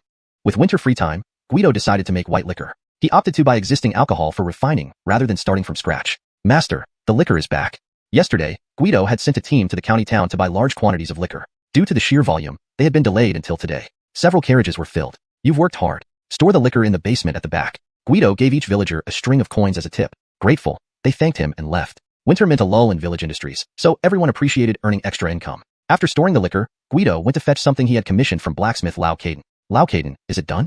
Sir, yes, it's ready. But I've been a blacksmith all my life, and I don't know what this contraption does. Haha, it's a secret. What Guido had asked Lao Caden to make was a simple distillation apparatus. Lao Caden assigned his apprentice to deliver it to Guido, who set up the equipment in a spare room at the back of the courtyard. Does this go here? Yes, it should. And this connects here. Honestly, Guido had only once seen a similar device at a liquor museum and drew the blueprint accordingly. It took him a while to assemble it correctly. ####Chapter 71. Master Distiller? Guido filled the large pot with rice wine, then covered it and started a fire to boil. All that was left was to wait. Lord, what are you doing? The enticing aroma of alcohol had filled the entire courtyard, and Celine followed the scent over. I'm distilling the liquor. Distilling the liquor? Celine clearly didn't understand what distilling meant. She tilted her head, puzzled. Do you think our current rice wine is tasty? It's quite sweet and pleasant. All right, Guido felt he hadn't asked the right person. The current rice wine is just right for ladies, but don't you feel something is missing for men? Missing? Not sweet enough. All right, this was originally something for men. Guido decided not to explain further to the young girl. As they spoke, drops of distilled liquor began to drip from the outlet, instantly filling the room with a strong aroma of alcohol. What's this smell? So pungent. Celine covered her nose and ran out. Guido leaned in for a sniff. At least the smell was somewhat similar to what he remembered, though he wasn't sure how it would taste. He added more alcohol into the pot until the jar next to the outlet was full. In total, he had poured 5 jars of regular wine to distill 1 jar. The next day, Guido planned to taste the distilled liquor. It seems more fragrant than yesterday. He picked up a glass and smelled it, then took a small sip. Yep, this is it. Even more fragrant than many of the well-known brands from my past life. Guido concluded that since this wine was purely made from grains without any additives, it naturally tasted richer and more aromatic. Wu brother, it's been a while since we last tried your culinary skills. Today, Guido invited guests, Sir Alfred, Imran, Sir Alfred, and Aloysius from Medicine King Valley. Except for Aloysius, everyone else had been there before. You lazy brat only knows about eating. Don't you know how busy Wu brother has been? Even though Milo was now an escort deputy commander, he couldn't escape his grandfather's sharp words. Sir, do you have some good wine hidden away? As a doctor, Aloysius had a particularly acute sense of smell. The moment he entered Guido's courtyard, he detected a faint yet different kind of alcohol aroma in the air. You're right about that. Milo sniffed hard as well. Ever since becoming an escort deputy commander, he developed a fondness for alcohol. When Guido asked him why, his response was both amusing and serious. He said that throughout history, all famous warriors love their drink. Haha, sit down. I do have some fine wine. Let's see if you dare drink it. Poison? I wouldn't be afraid even if it were. There isn't a poison in this world that I can't counter. Aloysius loved drinking too, especially when good wine was involved. Today, I've prepared a gout special menu. Let's enjoy ourselves. By the seaside, seafood was abundant and perfect for pairing with drinks. What's a gout special menu? Not important, sit down. Guido took out the newly distilled liquor. When he opened the bottle, the strong aroma filled the air. This is the smell, so rich, give me a taste. Mila handed his bowl to Guido directly. Because of the low alcohol content of rice wine, people usually drank from bowls or large teacups. You should try a small sip first. The clear liquid contrasted sharply with the usual cloudy rice wine. Guido filled everyone's bowls and kindly warned them. Brother Wu is being stingy today. Mila thought Guido was holding back and finished the drink in one gulp. His expression immediately turned dramatic, eyes wide and red, hands gripping his throat tightly, mouth clamped shut, hesitating to swallow. Is it poisoned? Aloysius looked puzzled, but soon realized it was unnecessary to worry. Guido was no ordinary man, and who were the guests if not trusted friends? Ah, so intense, good stuff. After struggling for a while, Mila gradually adjusted to the potency of the liquor. Once swallowed, he exhaled deeply. This left everyone baffled because Mila's face certainly didn't look like he enjoyed it. Ladies and gentlemen, this liquor is different from the usual rice wine. Take small sips first to adjust. Others saw Mila's misery and wisely took a small sip instead. Ah, this flavor. Everyone's eyes lit up after tasting the unique flavor they had never experienced before. Intense, right? Yeah, very intense. Just this little sip and my whole body feels warm. In cold weather, they had been feeling chilly. But after one sip, warmth spread through their bodies, truly remarkable. Where did this wine come from? I made it myself. What? Everyone stared in shock at Guido. They had thought the wine was obtained by chance, but now they realized he had made it himself. Sir, is this wine difficult to make? What's the cost? Imran, responsible for trade in the village, immediately recognized the commercial potential. Roughly 5 parts rice wine to 1 part distilled liquor, and the process is simple. Imran's mind raced with possibilities. 1 jar of rice wine costs between 150 to 200 coins, so 5 jars would be 750,1000 coins, capping at 1 guan. If sold on the market, I estimate this distilled liquor could sell for at least 3 guan. Plus, if we make our own rice wine and then distill it, the cost will be even lower. Imran's statement left everyone wide-eyed. This business opportunity was huge. Isaias's analysis is spot on. We need to find a safe place to set up the distillery. Within a day, Celine and Lucius came to Guido demanding he move the distillery elsewhere. Though Guido found the aroma intoxicating, the ladies found it unbearable and complained of dizziness. How about the southern part of the village? It's far from residential areas, causing no disturbance. Sir Alfred knew the village layout best and suggested the location immediately. Guido agreed, noting its proximity to the docks, making future shipping easier. Chapter 72. Fine wine fears no narrow alley. There was an abandoned courtyard in the south of the village. Lord Alfred couldn't clearly explain the origins of this courtyard. All he knew was that it had been there as long as anyone could remember. Luckily, there was this derelict yard. Otherwise, Guido's brewing plan would have had to wait until spring, because the winter soil was frozen solid, making construction impossible. How big do you plan on making the brewery? I need to know so I can start hiring people. With a new industry in place, Lord Alfred's foremost concern was recruitment, as it could help address some employment issues for the villagers. I estimate that about 30 people will suffice initially. Once we expand our scale later on, we can hire more. Alright, follow your lead. I'll go recruit right away and tidy up this courtyard. Lord Alfred quickly gathered people. Despite the cold winter, excitement filled their faces. It was rare to find work in the middle of winter in Alfred Village. Everyone, let's get this courtyard cleaned up quickly. Don't worry, Lord Alfred. You can count on us. No matter how cold it was, it couldn't dampen the enthusiasm of those eager to earn money. The vast courtyard was thoroughly cleaned within a day, and Guido then arranged for the distilling equipment to be brought from home. One set of distilling equipment is too little. We should ask Alfonso to forge a few more sets. 7 days later, the Alfred Lancy distillery officially opened. On the 5th day of operation, Alfred Lancy produced its first vat of new wine. Guido sent his limited circle of acquaintances gifts, including Jerry, the governor of Jinshan Prefecture, and Theodore, the owner of Apricot Hall Pharmacy. Sending these gifts was also a way to promote Alfred Lancy. Sir, Governor Zhou has sent you a gift. A carriage stopped outside, and the young apprentice, knowing it contained a gift from Governor Guido, hurriedly went to fetch the owner from the back room. Governor Zhou is truly considerate. Despite his busy schedule, he still thinks of an old man like me. Cruz was overjoyed inside. Who would have thought that the poor boy who once sold medicine would now be a leader in the Qingyang army and still think to send him, the pharmacy owner, a gift? To who, a few vats of wine might not be expensive, but the sentiment and face value were priceless. That evening at dinner, who intentionally brought out the wine Guido had sent. Why are you drinking today? You don't usually drink much. Winifred was much younger than he and had married him after he moved to Qingyang County. This is from Governor Zhou. I must taste it. In truth, who was showing off in front of his wife, trying to appear well-connected. Surprisingly, it worked. Would you like to try a cup, dear? Yes, let's see what's different about the wine from Governor Zhou. When Hu uncapped the bottle and poured the wine into a bowl, he noticed it was clear. Nothing like the usual millet wine. If not for the aroma, he might have mistaken it for water. Such clarity in wine. I've never seen anything like it. Dear, not even I have seen such fine liquor. In my years at Apricot Hall, and even in the capital, I've never encountered this caliber of drink. I thought it was just ordinary alcohol, but there's more to it. Ha, shall we drink, husband? Of course, my lady. Although they knew this wasn't ordinary wine, they still drank it as they would millet wine and finished the bowls in one gulp. Phew, so spicy. What kind of wine is this? So hard to swallow. The woman, finding it unbearably sharp, spat it out. By comparison, although Hu's face turned red, he managed not to spit and eventually swallowed after a few moments. Refreshing. Ha, what great wine. So pungent, and you say it's good? What do you know? Other wines are like horse urine. This is what men should drink. I must keep it, and send some to the headquarters of Apricot Hall tomorrow. Who immediately thought of his old boss at Apricot Hall, a man with a passion for wine. Delivering this wine would ensure whose name was remembered among the hundreds of branches of Apricot Hall. My lord, Governor Zhou from Qingyang County has sent several vats of wine. Oh. Jerry had only recently taken office in Jinshan Prefecture. Guido sending wine made Jerry believe Zhou valued personal connections over material wealth. The person delivering the wine said, Governor Zhou asked you to definitely try it. Jerry had assumed it was just a gesture of goodwill, but hearing the message added importance. Bring the wine here. The servant brought the wine, uncapped it, and poured a bowl for Jerry. Staring at the transparent liquid, Jerry saw something unprecedented. Unlike others, Jerry was a scholar and connoisseur. He lifted the bowl to his nose before taking a sip. Excellent wine. So potent. Though not a habitual drinker, due to family circumstances, Jerry had tasted most renowned wines. But nothing compared to this, a whole new experience. Go, tell Guido where to buy this. I want 100 vats. Yes, sir. The servant hurriedly caught up with the delivery person and relayed the message. With this wine, it should help my family. Looking at the wine vats on the table, Jerry mumbled to himself. As for Guido, he wasn't worried about sales. Fine wine fears no narrow alley. His only concern was whether production could meet demand. Even though sales hadn't started, the brewery was running at full capacity. Ha, Kirk, you're truly remarkable. Guido regularly inspected the distillery since it had just opened. Worried workers might be unfamiliar with procedures, he visited almost daily, merely observing and answering questions. Usually, Lord Alfred personally oversaw the distillery. This wasn't due to Guido's mistreatment, but because Lord Alfred offered to take charge, saying he had little else to manage in Alfred Village. Seeing his trusted ally overseeing operations, Guido gladly agreed. What's got you so cheerful, Lord Alfred? Hashtag chapter 73, the new Brandan. Kirk, you just delivered the wine. And now you already have an order. Oh, who placed it? It's Theodore from the Apricot Colonel Hall and Governor Jensen Pingon. Each of them ordered 100 jars. Although Guido had anticipated that the wine would soon attract orders, he didn't expect it to happen so quickly. He had only delivered it yesterday, and they were already placing orders today. And it was clear that these two weren't ordering 100 jars each for personal consumption but for gifts. How could Guido be so certain? If it were for personal drinking, ordering 100 jars would be absurd. Each jar weighed 10 pounds, which meant 1,000 pounds in total. No one could drink that much alone. Good news. Kirk, should we start promoting aggressively now? Uncle Alfred, listen to me. There's no need. Good wine needs no bush. People will naturally come to buy our wine. Right now, if someone comes to buy, what can we sell them when we don't even have enough stock?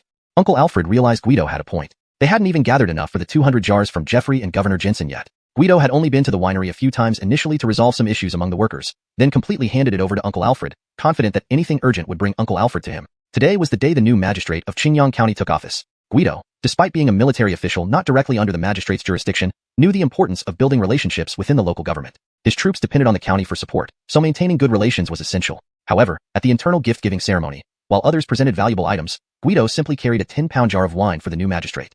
Thank you all for your support. I am Daryl, newly arrived here. I will rely on everyone's cooperation to serve the people well. The new magistrate looked younger than even Jensen Pingon. Guido couldn't help but doubt. TV magistrates always seemed like old grandfathers with white beards. Why was the real-world county magistrate so young? Sir, it's an honor. Willing to serve faithfully. Everyone below him paid flattering respects except Guido. As noon approached, Guido hoped for a meal but found the new magistrate dismissed everyone after receiving gifts, citing official duties. In the back hall of the county office. Was this wine sent by the commander of Qingyang Army? Yes, sir. His name is Guido? Yes, sir. A mere military man indeed, Daryl sneered, feeling resentful about being dispatched to this poor, remote place instead of staying in the capital, suspecting it was due to his failure to bribe higher-ups. How can I realize my ambitions in such a desolate place? Daryl stood alone in his study, gazing out the window, lamenting his fate. To be honest, Guido wasn't particularly impressed by the new magistrate, but also couldn't say he disliked him. Guido sensed he might be dealing with a rigid bookworm, making interactions exhausting. Thus, Guido decided to minimize dealings with him and focus on managing Alfregia village and the Qingyang army. At Alfregia village, Kirk has returned. How is the new magistrate? He's okay.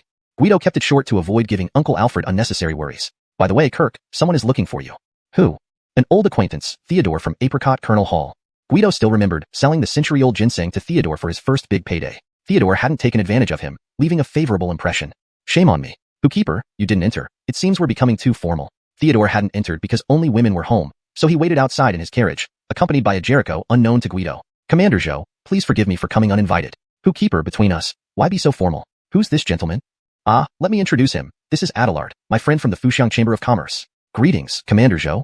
Fuxiang Chamber of Commerce had a good reputation for conducting various profitable businesses. Kai brother, please come inside. Uncertain why Theodore brought someone from the chamber, Guido warmly welcomed them, thinking future business opportunities might arise. Let's eat together since it's dinner time. Celine and Lucius busily prepared a traditional Alfregia village feast. These dishes are extraordinary. Even with years of travel, I've never seen such cuisine. Old Kai, no wonder, as Commander Zhou is Qingyang County's top foodie. These are all his creations. Lucky you. Old Hu, stop praising me. Let's drink. Adelard, holding his cup thoughtfully, relaxed after several rounds of toasts. Commander Zhou, today's visit is actually due to Old Kai's request. Kai brother, as a friend of Old Hu whom I trust, speak freely. Commander, the Fuxiang Chamber of Commerce lacked a branch in Qingyang until this year, where many regions suffered disasters affecting our business. So we established branches in remote areas. So you're spreading your net wide. Hee exactly, sir. As the branch manager here, it's proper to seek your support. Theodore chimed in supportively. Old Kai, Old Hu, you've come to the wrong person. Sir, what do you mean? Adelard misinterpreted Guido's hint, but Theodore, knowing Guido better, didn't think much of it. Our new magistrate is in charge. You should approach him. Sir, honestly, I'll visit the magistrate, but there's another matter. Oh, this translation captures the essence of the original text while ensuring readability and coherence in English. It maintains the same paragraph structure and style, preserving character names in Pinyin, and ensures a natural flow. Chapter 74. A small business worth a few $100 million. Several days ago, I tasted the Alfred Lancy wine at Jeffrey's shop. I'm bold enough to discuss a business deal with you, sir. Guido could only admire Egan's acumen as a businessman. The wine he had given away had only sparked interest in Jensen Pingon and Jeffrey, who ordered 100 barrels out of personal connections. No one else saw its commercial potential. Since Jeffrey is interested, let's talk about it in detail. Being a business discussion, Guido was naturally enthusiastic. Sir Zhou, I wish to become the exclusive agent for Alfred Lancy. Egan's ambition was evident. Initially, he thought being assigned to Qingyang County meant his life was over. Who would have thought he would meet his old friend Theodore after years, and through Theodore, discover this exquisite Alfred Lancy wine? He immediately asked Theodore to introduce him to Sir Zhou. Brother Chai, we are friends, but please understand that business is business. Since we're discussing business, let's be frank. Of course, sir. Supplying isn't impossible, but my entire Alfred family village relies on this wine for livelihood. What price can you offer? Guido had no set idea of pricing, so he let Egan propose first to avoid putting himself in a passive position. How much does it produce? This wine has a complex brewing process and low success rate, so it cannot be mass-produced like rice wine, explained Guido, not entirely lying but changing the expression slightly. The complexity and lower success rate were due to the additional distillation step compared to rice wine, and the cost was at least 5 times higher, which was true. Given the low production, it can only target the high-end market. I estimate each barrel can be sold for 3 gold pieces. I'm willing to buy them at 2 gold pieces per barrel, but you can only sell through me. Guido's mind raced upon hearing the offer. 3 gold pieces per barrel was actually higher than his expectation, and purchasing at 2 gold pieces far exceeded his estimates. Moreover, Egan would bear transportation and sales risks while he didn't need to worry about anything. Agreed. Egan expected some haggling but was stunned by Guido's quick agreement. Brother Chai, what are you doing just standing there? Offer a toast to Sir Zhou. Yes, my mistake. I'll punish myself with a cup, twice. Ever since arriving in Qingyang County, Egan hadn't been this happy. His long-suppressed emotions finally found release, and his laughter returned. By the way, Brother Chai, do you do other businesses? Guido suddenly remembered another crucial industry in Alfred Village besides wine. Sir Zhou, Fuxiang Guild deals in everything profitable. Do you have any good opportunities? Alfred Village also has a seafood business. Are you interested in that? Seafood, of course, we can do that. After a brief consideration, Egan agreed. He had never done seafood business before and considered it trivial, but as Guido suggested it, he felt obligated to give it a try. Great. Let's eat first, then I'll show you around. Where are we going, sir? It was freezing outside. Thankfully they were in a carriage, or no one would have wanted to be outdoors. Brother Chai, didn't we agree you'd take over the seafood business too? I'm showing you the goods. Oh, right. Egan was puzzled. Just a few sea fish. Though they were hard to catch and hence expensive, how many could there be? For repaying favors, he'd accept even poor quality fish. But if Guido insisted, let it be. We're here. Guido led them to a warehouse that seemed ordinary from the outside. Inside, however, Egan and Theodore were stunned. The warehouse contained mountains of sea fish, and similar storages filled the courtyard. How many sea fish? Initially, he thought it was just a gesture, but this was another massive fortune. There are roughly 10,000 pounds of sea fish in each warehouse, and we have about 20 such warehouses here.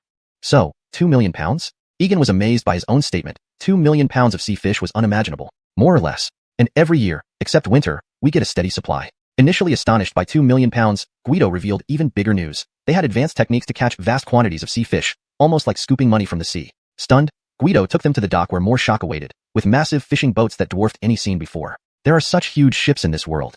Indeed, I've never seen a larger boat, especially a fishing boat. Even the largest riverboats seem tiny in comparison. An experienced manager of a large pharmaceutical chain and a Chamber of Commerce branch leader were impressed by the small Alfred village's offerings. At this point, Egan directly asked Guido to ensure he got the seafood business, determined to take it all. However, he soon faced a problem. What's wrong? Can't handle it? Seeing Egan's sudden concern, Guido assumed it was about volume. Not really, but transporting all these fish with carts is futile. Simple. Where do you want to ship them? I'll send boats to transport them.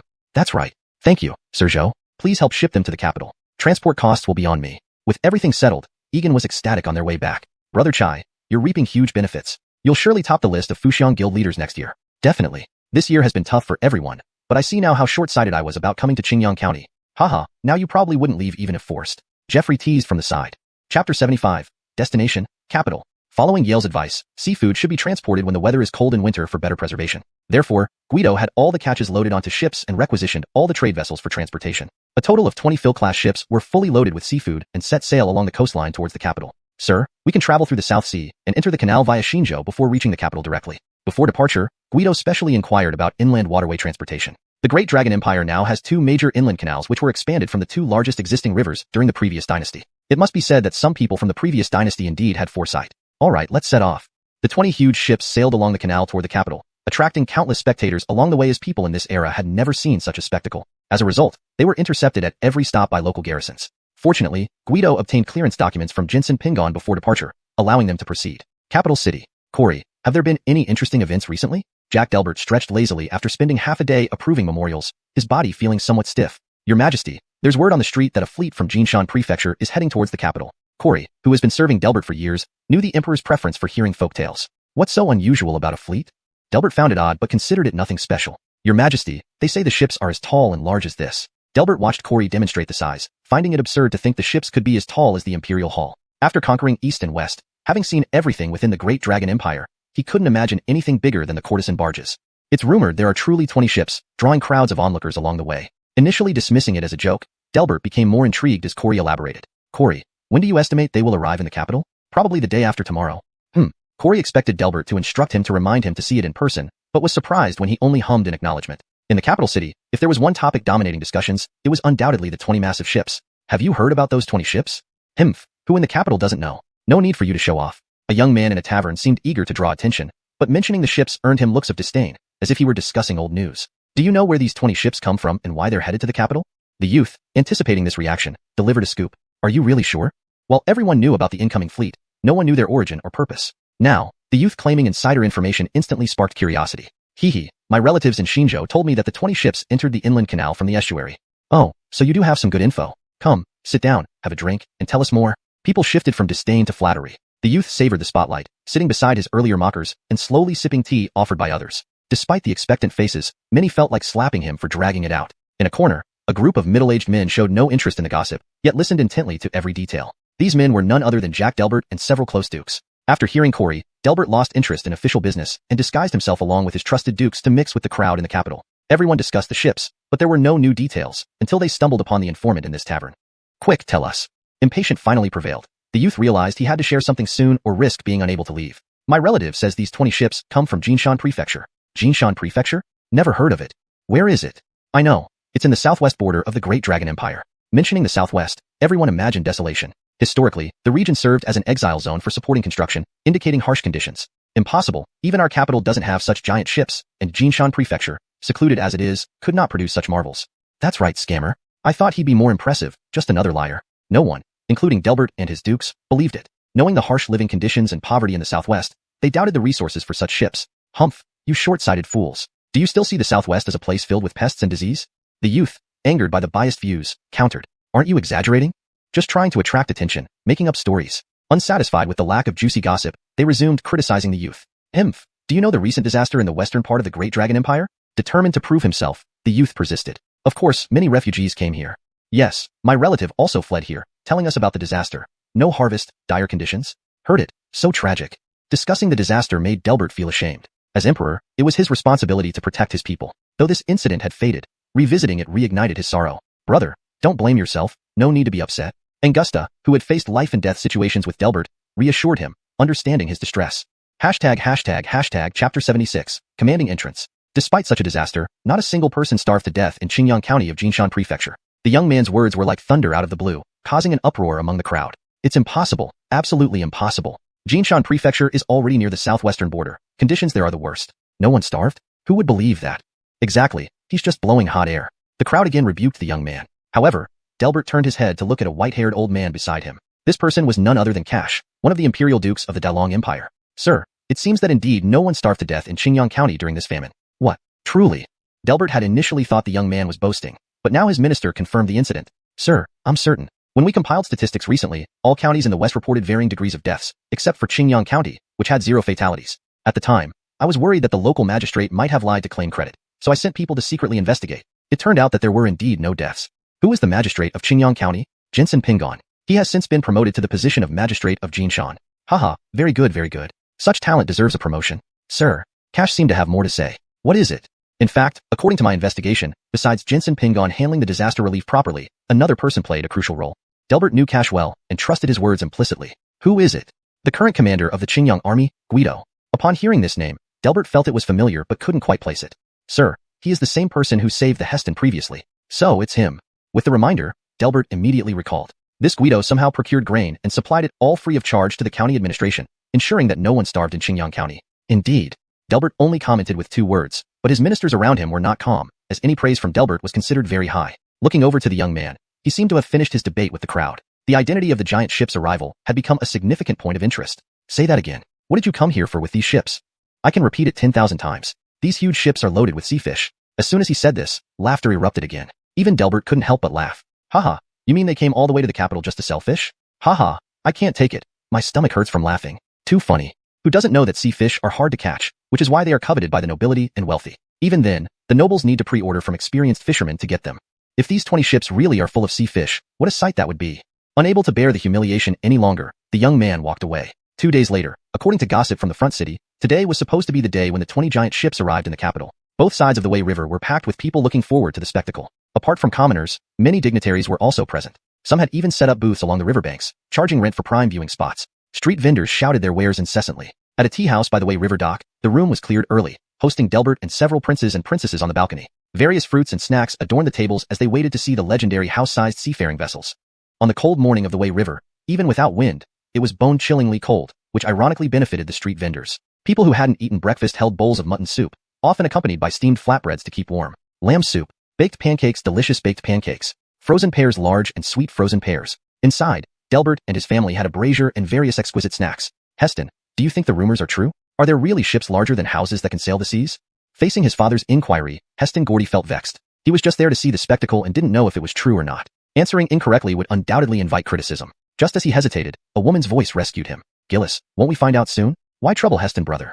Speaking was none other than Mavis, the 9th princess whom Delbert adored most. Hearing her speak, Delbert let go of his son. The morning mist on the Wei River made it hard to see far. While everyone chatted animatedly, someone suddenly cried out, "Look!" Amidst the thick fog, a colossal shadow emerged. Instantly, the entire crowd fell silent, holding their breath in awe. Heavens! This. The rumors are actually true. The Bull King ship cut through the mist, appearing before everyone's eyes. Though heard about before, its appearance still left everyone in awe. Some even found themselves unable to stand from shock. Truly massive, breathtaking, truly breathtaking. Inside the tea house, Delbert and all the princes and princesses were equally awestruck. Our Dalong Empire truly possesses such gigantic ships. Heston Gordy was especially captivated. If used in naval warfare, such a vessel could be unmatched. Guido stood on the deck of the Bull King ship, observing the scene on both banks. He had seen such spectacles many times and was somewhat desensitized, but finally reaching the destination brought some excitement. Guido always had plans to explore the capital after completing the cargo transfer. "Sir, we've arrived." A crew member looked uneasy while reporting. "What's wrong?" Seeing the hesitation on his subordinate's face, Guido knew things wouldn't be smooth. "The capital dock is too small for us to dock all ships at once. That can't be helped. We'll rotate docking and unloading. By the way, are Fuxiang Chamber of Commerce representatives at the dock?" "Yes, they've been contacted and are ready for our arrival." "Good, let's dock then." The capital dock, being inland, was never designed for such large vessels, leading to a maximum of 3 Bull King-class ships being able to dock at any given time. Chapter 77, The Jack Tours. The docks were already teeming with people, but thankfully, the city guards had received advance notice and had arranged for soldiers to maintain order. After all, today the sage himself was here, and there could be no room for mistakes. As carts loaded with giant sea fish kept coming out, the crowd watching could no longer remain calm. Are these really sea fish? They're all as tall as a man's waist. I think I heard someone say something about this before, but never mind, that's not important. At the same time, in a corner of the capital, the young man from earlier was sobbing with joy, as if he had been vindicated after enduring a great wrong. You see, nobody believed me when I said they were pulling fish. Hayward. Yes, your majesty? Arrange it. Let's go and see. Hayward knew his emperor was interested in the giant ship, so he quickly led a few guards to arrange things. With the protection of the imperial guards, the city guards dared not stop him. Hayward came directly to the ship. When he stood at its base, both he and the guards were awestruck by how small they felt, but they soon regained their composure. Who was in charge of the fleet? Seeing this person speaking in a high-pitched voice and accompanied by guards, the sailors knew immediately that this was no ordinary person. They quickly found Guido. Sir, there's an effeminate fellow looking for you. An effeminate fellow? Guido was wondering if the era was too advanced to have such terms, but upon seeing the eunuch up close, he realized it was just a court eunuch. I am Guido, the head of the fleet. What may I do for you, sir? Since it was a eunuch, he must be associated with someone noble in the palace, so Guido couldn't afford to lose any decorum or give them a reason to catch him off guard. Hayward, noticing the crowd's noise, stepped closer to whisper the emperor's wishes. Unbeknownst to him, Guido misinterpreted his intentions, stepping back 2 steps whenever Hayward moved forward. Why are you retreating? Guido was genuinely afraid, having heard rumors about the diverse interests of palace eunuchs. He wanted to save himself for Kinna. Why are you advancing? I need to convey the emperor's orders. Oh, why didn't you say so earlier? Realizing his mistake, Guido felt embarrassed. Seeing Guido's awkward smile, Hayward suddenly understood and was slightly annoyed, but did not dare to show anger since the emperor was watching nearby. The emperor is about to board. Clear the ship immediately. If anything goes wrong, heads will roll. Hayward nearly whispered this into Guido's ear, who froze in shock. I only came to sell fish, and this caught the emperor's attention? Despite his inner complaints, Guido immediately ordered the sailors on one of the ships to disembark. Soon, a group of imperial guards boarded, thoroughly inspecting every corner before reporting back to Hayward. There's nothing unusual on the ship, sir. Hold your position. I'll report back to William. Understood. William, everything is arranged. Hayward ran hastily, afraid the emperor might wait too long. Good, let's tour this giant ship. Delbert was very pleased today. He not only saw the giant ship but also enjoyed a family outing with his princes, princesses, and consorts. Although Delbert and his family wore casual clothes, their innate royal demeanor made Guido recognize them from afar. The Jericho slightly overweight in the center was none other than Jack Delbert. Your servant Guido, commander of the Qingyang army, pays respects to William, the princes, princesses, and esteemed guests.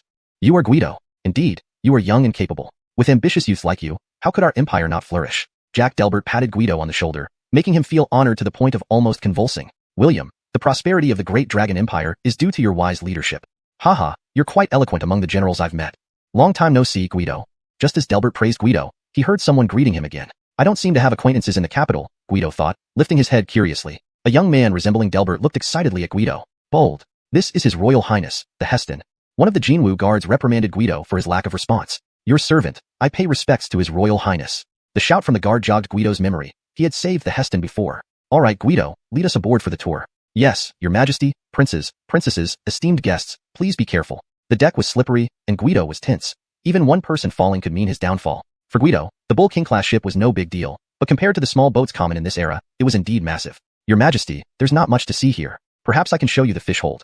We have various catches there. Jack Delbert, despite being the great dragon Jack, hadn't seen much seafood. The princes, princesses, and consorts were even more curious. Look, your majesty, this is a grouper. It's best steamed simply, resulting in tender and flavorful meat. Guido held up a large grouper and demonstrated. Ah, it's so ugly. Following the sound, Guido saw a beautiful woman with peach-like cheeks and watery eyes flinch at the sight of an octopus and quickly hide in the arms of an attendant.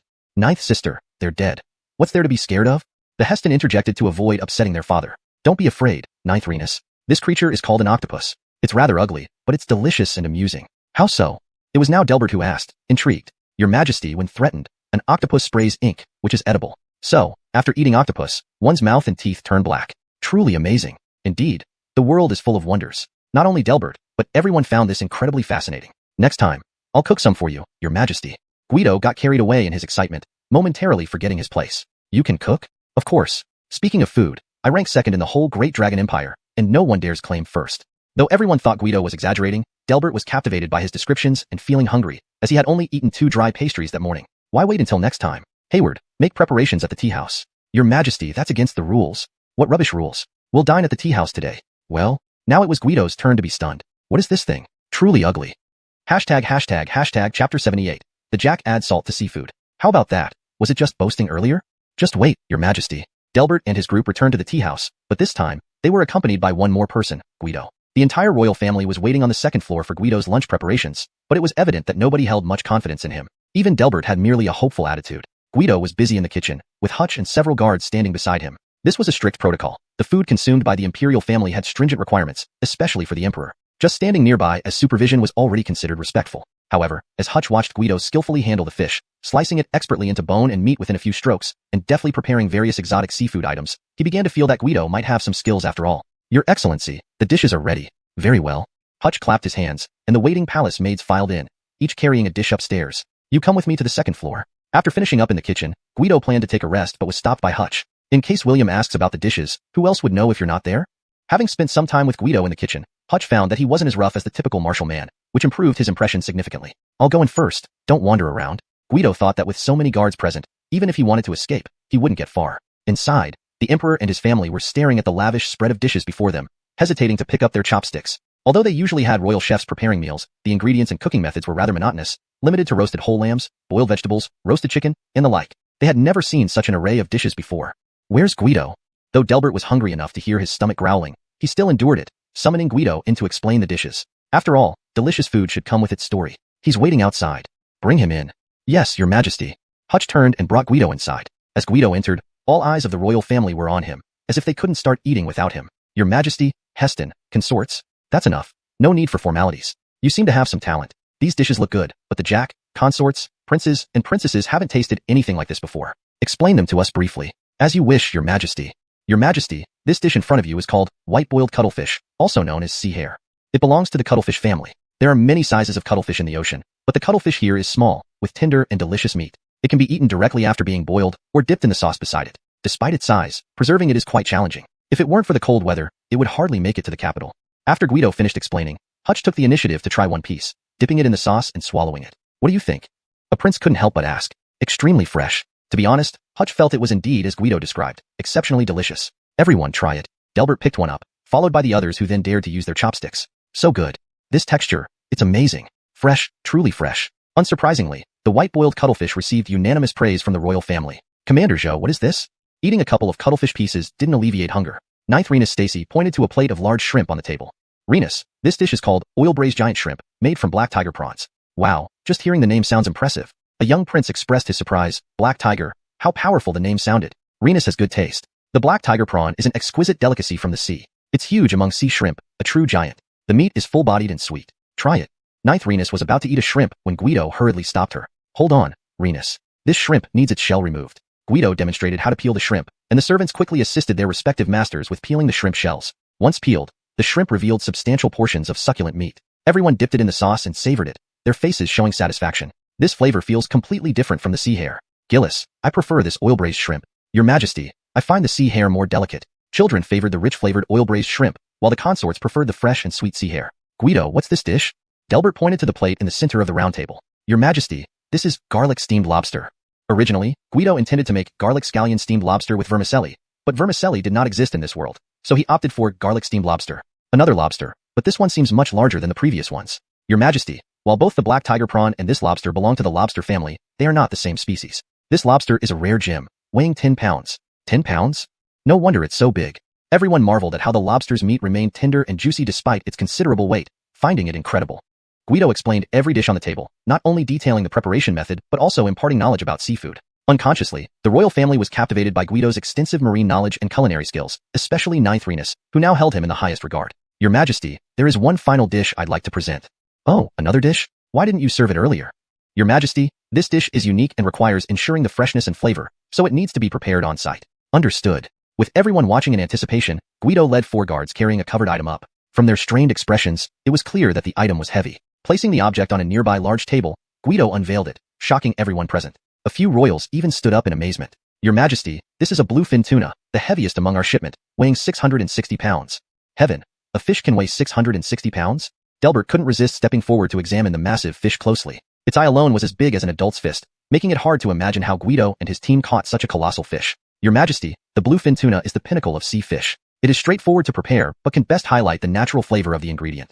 ###Chapter 79. The prosperity of the capital. Everyone in Delbert's family took turns to closely examine the enormous 600-pound fish, and they all expressed their admiration. One little prince even declared on the spot that he would personally catch such a fish to present to his father, the emperor. Guido began to dissect the fish on the cutting board, starting with slicing off the massive head, then moving on to separating the back and belly. As everyone watched in amazement, Guido served up the dish. Indeed, this plate of raw fish, simply arranged, had undergone no cooking at all. Boldly done. How dare you defy the emperor, Guido?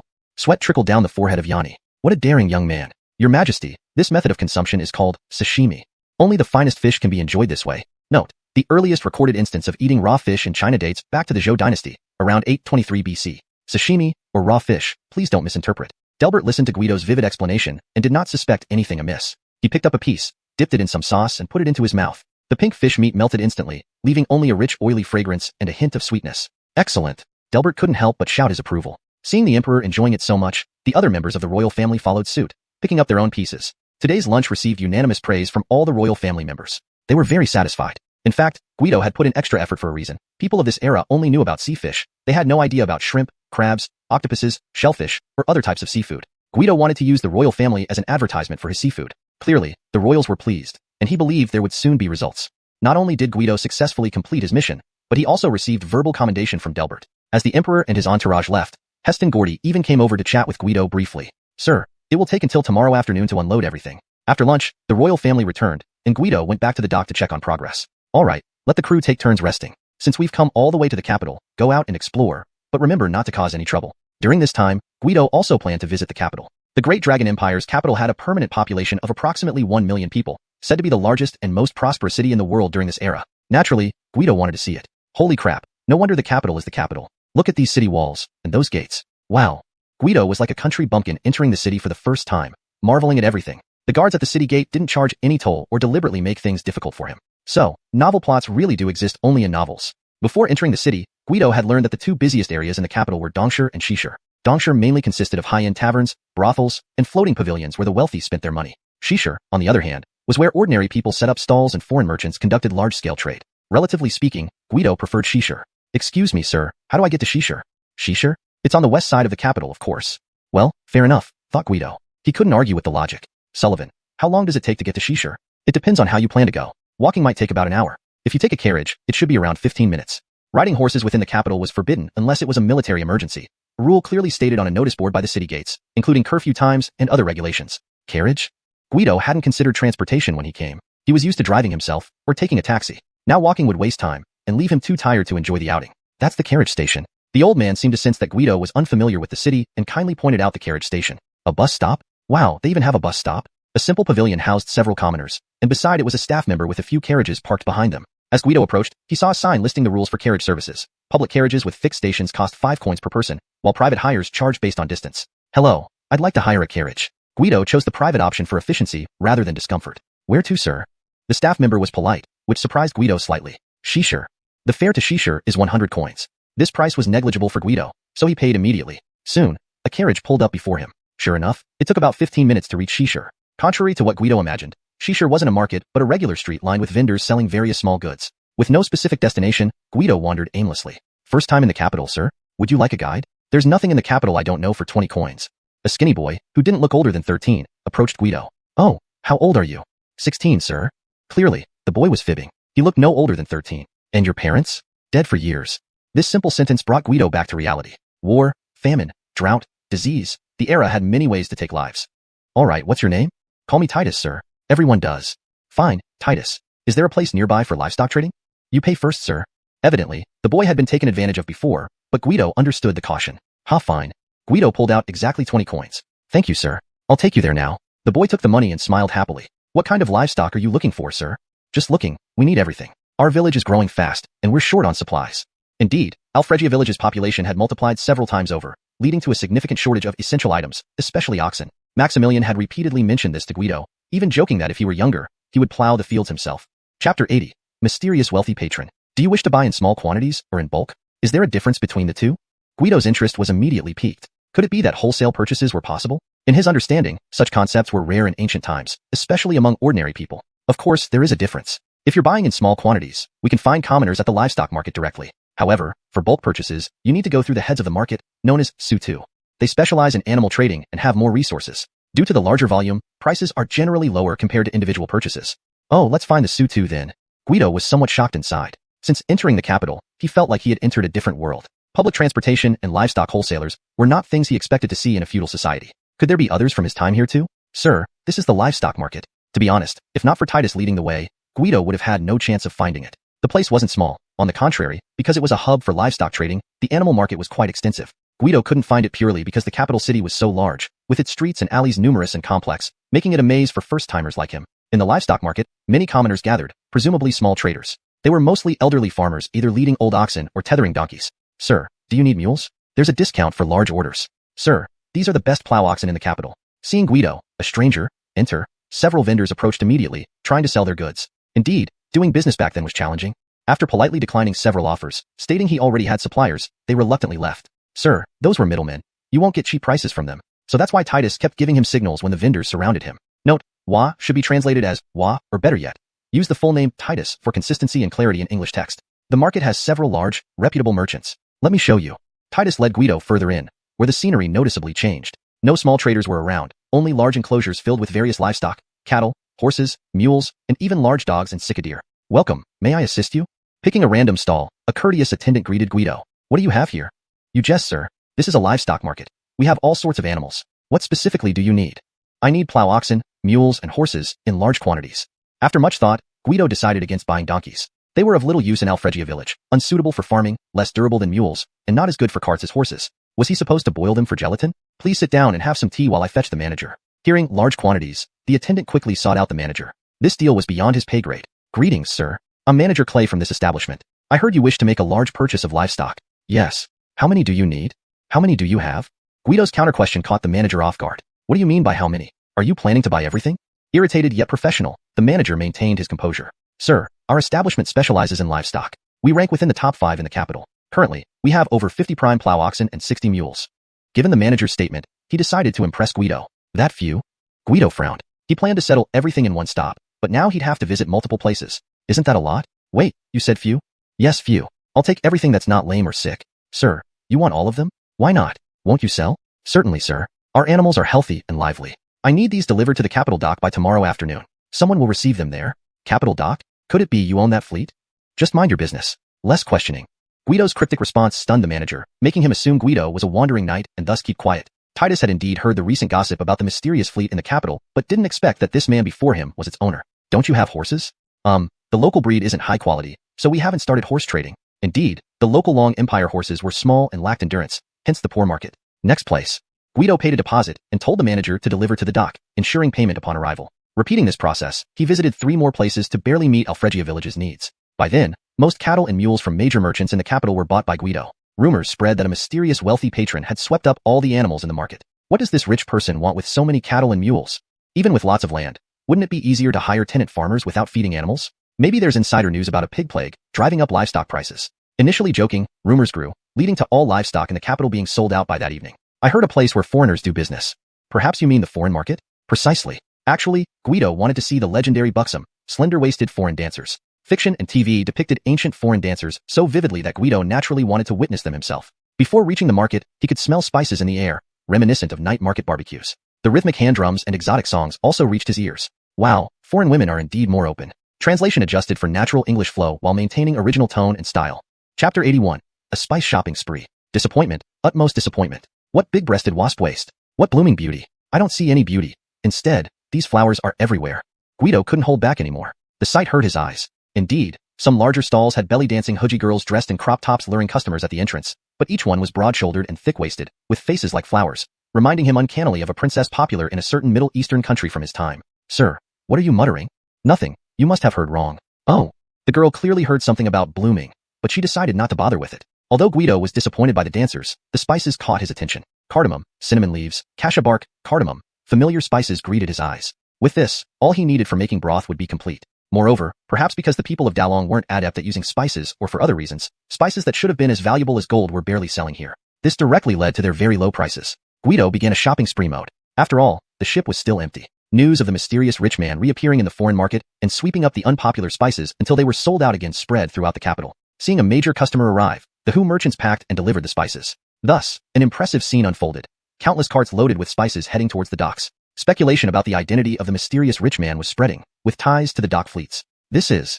Just as Guido thought he was done for the day and prepared to return, he suddenly noticed a monk with several puppies in front of him. To Guido, those puppies looked strikingly similar to Tibetan mastiffs. The monk's attire matched exactly what he remembered from his previous life. These similarities gave Guido a bold idea. Romeo and Juliet? The monk in the red robe didn't respond but only clasped his hands together in salute. Fine. Guido had misunderstood, thinking the monk might be a time traveler. Sir, interested in buying dogs? How much? These are our sacred dogs. We don't sell to just anyone. Today, you are the 100th person to ask. This must be fate. The wise words of the monk left Guido feeling inferior. However, onlookers couldn't help but laugh. 100 people had asked, and none sold. Yet this was fate? How much? Sir, we speak of destiny, not money. One dog costs 1 string of cash. Why don't you just rob us? A pot of scented meat at Xiangmanlu doesn't cost 1 string either, and your skinny, sickly dogs? You dare charge 1 string? Titus couldn't hold back before Guido could even reply. He found the monk's price exorbitant, though he also felt Guido might indeed be too generous with money. Fine, I'll take them. That's 4 strings. Thank you, sir. Today's good deed will surely bring future blessings. I must go propagate Buddhism. Farewell. The monk collected the money and quickly fled, while Titus distinctly heard him mutter, stupid and foolish. Everyone laughed at Guido, but he knew he'd gotten the better deal. If these were purebred Tibetan mastiffs, he'd struck gold. Guido instructed the coachman to deliver everything to the docks while he planned to spend the night in the capital enjoying its nightlife. Good, that's enough for today. You did well. Here's your reward. Guido pulled out a string of coins. Thank you, sir, thank you. Titus glanced at the string, 20 coins, equivalent to double his daily earnings. Thinking of his children, who wouldn't go hungry tonight, he clutched the coins tightly. After parting ways, Guido found an inn. Guest, please come in. Dining or lodging? A waiter stood at the door, greeting him warmly. Dining and lodging. Guido chose this inn because it was beside a river with picturesque views. In you go. Get me the best room and send some food up. Yes, sir. Night hadn't fallen yet. Guido opened the window, sipping wine while admiring the riverside view. Are you from out of town, sir? The waiter can tell.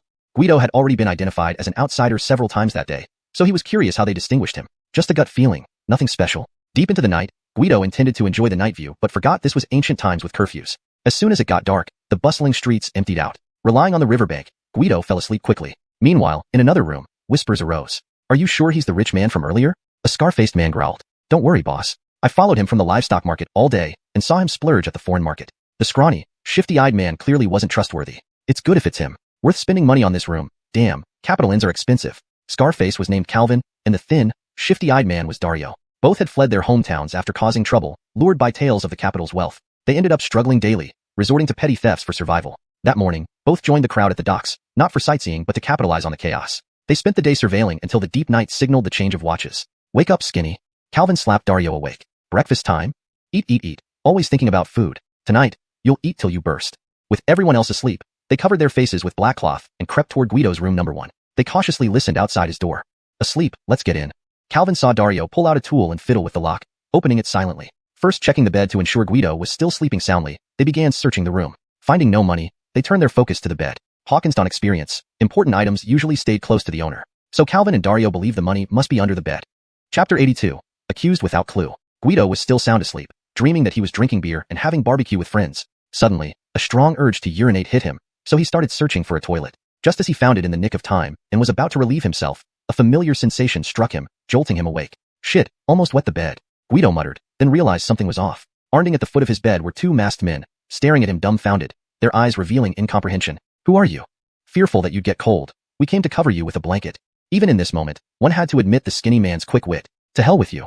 Guido kicked the skinny man away, and Ronan quickly reacted by trying to hold Guido down. However, Guido wriggled like an eel, impossible to catch despite Ronan's efforts. Help! Thieves! With that shout, everyone in the inn woke up. Realizing they were caught, Ronan grew enraged and pulled out a dagger. Unyielding, Guido fired an arrow from a small crossbow strapped to his wrist. The distance between them was only 2 meters, and the arrow hit Ronan, who fell instantly. Seeing things go awry, the skinny man also slumped to the ground. Where are the thieves? Where are the thieves? At this moment, the innkeeper and servants arrived with burning sticks. Seeing a dead body, they immediately reported it to the military patrol officer, Balthazar. What happened here? The Balthazar became alert upon hearing there was a murder. These 2 intruders snuck into my room while I was asleep. When I discovered them, they tried to kill me to cover their tracks but ended up being killed by me. Please accompany me back for further investigation. Despite Guido's objections, the patrol officers ignored him and dragged both him and the surviving skinny man back to the capital prison. Guido thought they would release him after a brief inquiry since he was the victim, but nobody came to see him all night. Until the next day. Bring prisoner Guido forward. Yes, sir. A guard entered the prison and instructed the jailer, who promptly unlocked Guido's cell and handed him over. Guido thought they had finally resolved the matter and would release him, but instead, he was taken straight to court. Why is the prisoner not kneeling? Guido was bewildered. He was clearly the victim, yet he had been imprisoned overnight and was now under trial. Beside him knelt the skinny man from last night. Who are you? Facing the judge, Guido's mind was still processing the situation. This is the Western Market Magistrate's Court. I am the Byron. Bring the prisoner to his knees. The imperial capital of the Long Dynasty, due to its massive population, was divided into East and West City magistrates for easier governance. The Ing Guido stayed and belonged to West City, thus under West City jurisdiction. I am a scholar, and officials do not kneel, Guido shouted, halting the guard's movements. Like all dynasties, scholars were highly regarded in DeLong and enjoyed certain privileges. Humph, any proof? Obviously, the magistrate did not believe Guido, given that he had just killed a strong man, which was not typical behavior for scholars. Luckily, I carry identification. Guido produced his identity document. After checking, the guard passed it to the magistrate, who saw the word scholar written on it and could do nothing. But internally, he was displeased, as no one had informed him of Guido's status last night. Since you are a scholar, why engage in robbery and murder instead of serving the country? What? Sir, please rephrase that. I might still be groggy and didn't quite catch it. Early in the morning, this scene made Guido burst out laughing. Having been in this era for so long, he finally encountered a novel-like wrongful accusation. Be respectful. Even though you are a scholar, you are now a defendant. Yes, sir. After pondering, Guido decided to cooperate to see what the other party wanted. All right, plaintiff, tell us what happened last night. Yes, sir. The skinny man was now the plaintiff, and Guido the defendant. Last night, my brother and I were resting in the inn. He went to the restroom, and later I heard noises from the next room. Upon investigating, I found my brother already dead. Sir, please help me. He's my only family left. Damn, the skinny man's emotional performance was convincing. If Guido weren't present, he might have believed it. Defendant, do you have anything to say? Yes, sir. Speak. May I ask the plaintiff why I would kill his brother? Perhaps for money? Caught off guard by Guido's calmness, different from the scenario they planned, the skinny man gave a weak excuse. Ha. I stayed in the number 1 room, costing 1 silvertael per night. How much money do you have? Well, you said you heard a fight and found your brother killed by me, right? Yes. Bullshit. Dare you take off your shirt? You and your brother stormed into my room last night with ill intent. I kicked you first, and your chest must still bear the bruise. This? The skinny man panicked, remembering the kick he received, causing him pain. He dared not remove his shirt. Your point doesn't prove anything, and I warn you not to interfere with the trial. Seeing Guido defending himself logically, and realizing the skinny man's story was unraveling, the magistrate had to show favoritism. Sir, if you say so, I have nothing else to add. Guido silently observed the proceedings, still clueless why they were framing him, given that he had just arrived in the capital and offended no one. Take the prisoner back to jail. Seeing Guido's confidence and composure, the magistrate felt uneasy. After escorting Guido back to jail, the magistrate hurried to the courtyard. Magistrate. Upon entering the courtyard, he heard someone call him, sending shivers down his spine. ####Chapter 83, The Heston Arrives. A Jericho with a sharp chin and monkey-like features was glaring maliciously at the county magistrate. Deputy Leader Wu, why are you here? What if someone sees you? Himph, what's there to fear? If any commoner dares to spread rumors, my Axe Gang will ensure they never see tomorrow's sun. Aaron belonged to the Axe Gang, the largest gang in the capital. With over 1,000 members, each armed with an axe, the gang had rapidly risen to prominence in just a few years by colluding with the magistrate of West Market, monopolizing its underground economy. Don't get too cocky. This is still the capital, full of influential officials. The magistrate almost shouted in anger. In recent years, the Axe Gang's growth had far surpassed the magistrate's control. Their expansion made them increasingly arrogant, even disregarding the authority of the magistrate himself. Guido's wrongful accusation was due to the Axe Gang receiving news from a mysterious wealthy figure in the capital, learning that this benefactor was under the magistrate's jurisdiction. Such an easy target could not be ignored. Leader asked me to inquire whether you can manage Guido's case. Though irritated, Aaron suppressed his anger. He invoked the leader's name, which immediately calmed the previously furious magistrate. Tell leader I will handle it. He needn't worry. I hope so. Aaron responded coolly before leaving, but he silently noted the magistrate's behavior for future retribution. Seeing him leave, the magistrate slumped into his chair. He deeply regretted ever collaborating with the Axe Gang, now clearly beyond his control, especially their leader, Ewan, who had earned a fearsome reputation. The magistrate knew the limits of his own power were no match for Ewan, but since he was already in too deep, regrets were futile. The next day, Guido appeared in court again. Clearly prepared, the magistrate gave Guido no chance to defend himself, questioning only the thin witness and asking Guido if he confessed. Bold criminal, with witnesses and evidence present, do you confess? Guido almost laughed. The witness was merely the suspect himself, the thin man, and the evidence laughable. The crossbow used in self-defense labeled as a murder weapon, a hearing-impaired watchman claiming to have heard Guido robbing Ronan outside the inn, and even a dog supposedly witnessing the murder. To hell with you. Even if you frame me, couldn't you put more effort into it? Apologies, time is pressing, the magistrate said awkwardly, hoping Guido would understand. My lord, you shouldn't explain to him. The clerk watching this scene wished he could slap the magistrate. Framing someone and apologizing? Had he left his brain at home? Daring criminals. The prisoner refuses to confess. Come forward. Give him 40 heavy strokes. Realizing his mistake, the magistrate covered up by ordering the torture, a tactic that had always worked before. No one could withstand 40 strokes and still fight back. You bastards. I am the commander of Qingyang army, an imperial officer. You dare force a confession? Things were dire. Guido had no choice but to reveal his identity, fearing the beating. Indeed, when Guido spoke, everyone fell silent. But the arrow was already released. The magistrate could not turn back. If Guido truly was a commander, the situation became more precarious. Humph, you're just a scholar impersonating an imperial officer, doubling your crime. Give him 80 heavy strokes.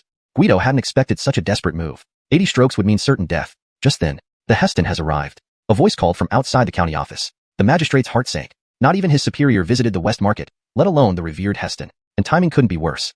Guido felt differently. He had saved the Heston's life once, turning the tables dramatically. Guido. Upon entering, the Heston saw Guido being forcefully pinned down. This visit was specifically to find him. Originally, Guido's fleet should have departed for Qingyang County yesterday, but nothing happened. Subordinates reported sailors secretly searching for him, indicating he had vanished. Despite limited interaction, as a savior, the Heston quickly involved his men. Lucky for Guido, the incident was widely known, and the arrest by West Market authorities reached the Heston within an hour. Though unclear on the specifics, the Heston knew Guido was implicated in a murder. Heston, I'm wronged. They're forcing a false confession. Guido cried like a man unjustly wronged, possibly deserving an Oscar for his performance. The Heston stared coldly at the magistrate, making him shiver. Bring forward the evidence. When no one responded, the Heston's guards seized the clerk's records and handed them to him. René Gordy read the document, frowning deeply. Using a deaf man and a dog as witnesses was absurd. He angrily threw the document at the magistrate. Despicable. Is this how you conduct cases? Arrest the magistrate of West Market. I will report this to William. Yes, your highness. Guido, I'll escalate this immediately. Bear with it a few more days. Long Empire upheld the law. Though René Gordy was royalty, he could not directly release Guido. For now, he would investigate the magistrate's involvement and reassess the case. Chapter 84. Potatoes. Many thanks, your highness. There's no need for formalities. I believe you are innocent, but I cannot bypass the laws of Great Dragon. I hope you can understand. I understand. The Heston's appearance had saved Guido from a perilous situation. He also believed that with the intervention of the Heston, the judge who would wake up next would handle the case fairly. All he needed to do was cooperate fully. Indeed, the very next day, a new official replaced the county magistrate to preside over the case. Since the case itself was simple and clear, Guido was released without charge by the afternoon. As for the previous magistrate, he was already under investigation in prison. However, at this point, Guido was already on his way home. After this incident, Guido had little good impression left of the capital. He still did not know who had framed him, but he had resolved to visit the capital as seldom as possible in the future. Winter passed and spring came. All the snow had melted, and Alfregia village slowly started to turn green. Although it wasn't yet time to sow seeds, due to Guido's large purchase of oxen, Alfregia village had already begun plowing the land. With the help of the oxen, more manpower was freed up, making land reclamation the top priority for Alfregia village. After all, in any era, no one complains about having too much farmland. Fishing at the docks resumed, replenishing the now empty warehouses. Imran also set sail with his trading ships to conduct business. Alfregia village seemed to have entered a good development track. Yet news of conflict from the north reached them. Sigh, the Tartars in the north are causing trouble again. They've gathered 10,000 cavalry to raid south and prepare to fight our great dragon empire. Gustavus had just returned from a meeting at the county office where they conducted political education for the villages and emphasized the importance of growing grain this year. Guido understood that regardless of how this war would end, the imperial grain requisitions in mid-year and at the end of the year would only increase. This served as an early warning to everyone. Fortunately, this war was happening in the north, far from their southwestern region. He only needed to worry about the grain requisitions in mid-year and at the end of the year. Historically, during major wars, the grain requisition increased by at least 30%, sometimes even more. Atticus, have you decided whether to plant rice or millet this year? In the southwest, the main crops were rice and millet. Both crops had similar yields, but rice tasted far superior to millet. Millet, while not as tasty, was drought-resistant and easy to grow. To ensure stable profits, villagers usually chose to plant millet instead of the better-tasting rice. We must plant both millet and rice. Only Guido knew that rice would eventually become the staple food of Central Plains residents, not just because of its superior taste, but also because it was nutritionally richer than other major grains in the empire. In the future, improved rice strains would yield far more than other crops. All right. Oh, right, last year Parker gave us some corn seeds. Let's plant those too. Find a few experienced farmers. I'll pay them wages. Sure. Gustavus was aware of the corn seeds, but didn't believe any crop could produce 12 shur per mu. But since Guido insisted, having a few elderly farmers plant, it wouldn't be difficult. The spring planting plan for this year was set, but plans often don't match changes. Dear Wu, I miss you so much. Parker, the first foreigner Guido met in this world, had made a gentleman's agreement when Guido rescued his companions. That all of Parker's trade with Great Dragon would be conducted through Alfregia village, and he would bring potatoes from his country. A lot had happened to Guido in the past year, so he almost forgot about Parker. But Parker came anyway. Wow, Wu, Alfregia village has changed beyond recognition. It's unbelievable how much it's transformed in just 1 year. Parker's arrival indicated that he was fulfilling their agreement. So Guido naturally welcomed his friend warmly. My friend, did you bring the potatoes? Of course. How could I forget what you specifically asked me to do? Parker pulled out a potato-sized fist from the back of his carriage, capturing Guido's full attention as if it were a diamond, a chunk of gold, or a beautiful woman he couldn't resist. Guido dragged Parker into a drinking session, but Parker insisted on eating the seafood he'd craved all year, ever since falling in love with Guido's seafood dishes. Despite trying to replicate them back home, nothing compared to Guido's cooking. Help yourself as much as you like. For friends, there was always good wine and delicious food. For enemies, there were guns and cannons. This was Guido's unwavering policy. By the way, Wu, someone entrusted me to give you something. As Parker ate, he handed over a small box. Inside was a blue sapphire the size of a dove's egg. What is this? Guido was puzzled. Apart from Parker, he didn't know any other foreigners. Who would send such a valuable gift? Wu, this is a sapphire, but it has another name, Heart of the Ocean. My sister sent it to you. She knows you travel the seas frequently and hopes the Heart of the Ocean will bless you. No, it's It's too valuable. Please return it for me. Mentioning his sister reminded Guido of the adorable loli he had met. Wu, please don't make it difficult for me. If I bring this back, she might kill me. Thinking of his mischievous sister, Parker shuddered. In that case, I'll accept it. Thank her for me. By the way, what's your sister's name? Since refusing wasn't an option, Guido decided to accept it and prepare a valuable gift in return. Haha, you only think to ask her name now? That's quite ungentlemanly. My sister's name is Louisa. Guido kept Parker around for a few days, allowing Parker's people to teach Alfregia village how to plant potatoes. Since potatoes were unknown in Great Dragon, and Guido's own memory was vague, having a teacher was invaluable. He then prepared a valuable gift for Louisa. Chapter 85. Upgrading the ship. After returning home, Guido went straight to the cellar. This was where his family stored ice and daily necessities. In an inconspicuous corner of the cellar, there was a hidden door. Guido wasn't sure if this door was built by his ancestors or had been there when they bought the house. When Guido first discovered the hidden door, it was empty, but now it was filled with money and all sorts of treasures, some earned and some taken as spoils from pirate hunts. He placed the ocean heart, along with its box, which Kylie had given him, here. Then he began to browse through the treasury. What should I give her as a return gift? The ocean heart was quite valuable, so Guido couldn't give something too shabby in return. His eyes swept across the treasure room and suddenly landed on a black pearl necklace. This necklace consisted of 28 thumb-sized black pearls that Guido had selected from the clams he caught after developing his maritime pursuits. It was just as valuable as the ocean heart. This one will do. Guido immediately took out the necklace, intending to give it to Kylie through Giles when he left. Giles had originally planned to stay in the Great Dragon Empire for about a week, but Guido managed to detain him for half a month. Guido would find excuses like helping Giles gather goods for the return trip or preparing a gift for Anne. The true intention was to allow Giles's men more time to teach the villagers of Alfred family village how to plant potatoes and corn. Now, with both crops planted and Giles's men having taught the villagers everything they needed to know, Guido had no reason to keep Giles any longer. Giles, please give this gift to Anne and say hello for me. Giles accepted the exquisite box Guido handed over without opening it, respecting it as a private token for his sister. Of course, I will convey your message. Thank you for preparing these goods. I believe our future cooperation will be smoother, my friend. Safe travels, and take care. Farewell, my friend. Though Giles was not from the Great Dragon Empire, Guido felt he was a good friend. Honest, grateful, and emotional. Friends were rare for Guido in this world, but Giles was definitely one of them. After sending Giles off, Guido began to consider the significant matters of Alfred family village. The potatoes and corn are planted, the ocean trade fleet has set sail, and the fishing fleet is underway. The recruits for Qingyang army have been completed, but we still need warhorses. That can't be rushed though. So, what should we do next? Having stayed indoors throughout winter, Guido had been pondering what he should focus on next as spring arrived. My main sources of income are ocean trade and fishing, and these two businesses support the entire village. So, I must continue expanding our maritime activities. Previously, the Alfred-Moang-class ships were ahead of their time, but since the Alfred-Moang debuted in the capital, many shipyards and chambers of commerce had started focusing on such large ships. Although no shipyard could yet replicate it, Guido knew it was only a matter of time. To maintain the lead, designing an even larger ship was urgent. Once the newer, bigger ships were ready, the Alfred-Moang class could also be sold, providing another stream of revenue. From then on, Guido spent most of his days at the shipyard, working alongside the owner to design new types of ships. My lord, if this rough sketch can indeed be realized, it will mark a significant advancement in maritime technology, the shipyard owner remarked, deeply impressed. He had never imagined his boss could design ships. The blueprint was a work of genius, depicting a ship 3 times the size of Alfred-Moang, a true behemoth, and using triple sails instead of single sails to improve speed and ensure backup in case of damage. Many details still need refining by someone with professional expertise. I can only provide a broad outline. The rest depends on you. Don't worry, sir. I'll make sure this ship is designed to perfection. The shipyard owner, once a young man with ideals and ambitions, had been worn down by life's pressures. Guido's design rekindled his youthful passion.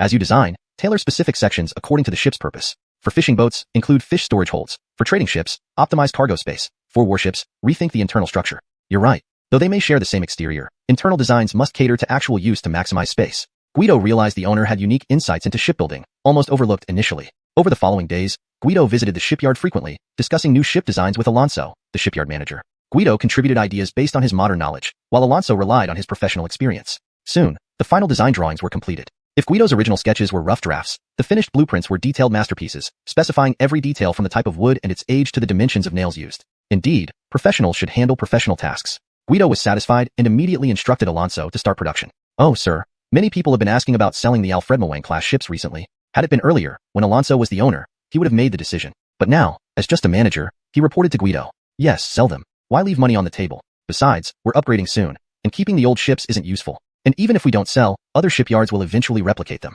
Agreed, sir. We might as well seize this opportunity to make a profit.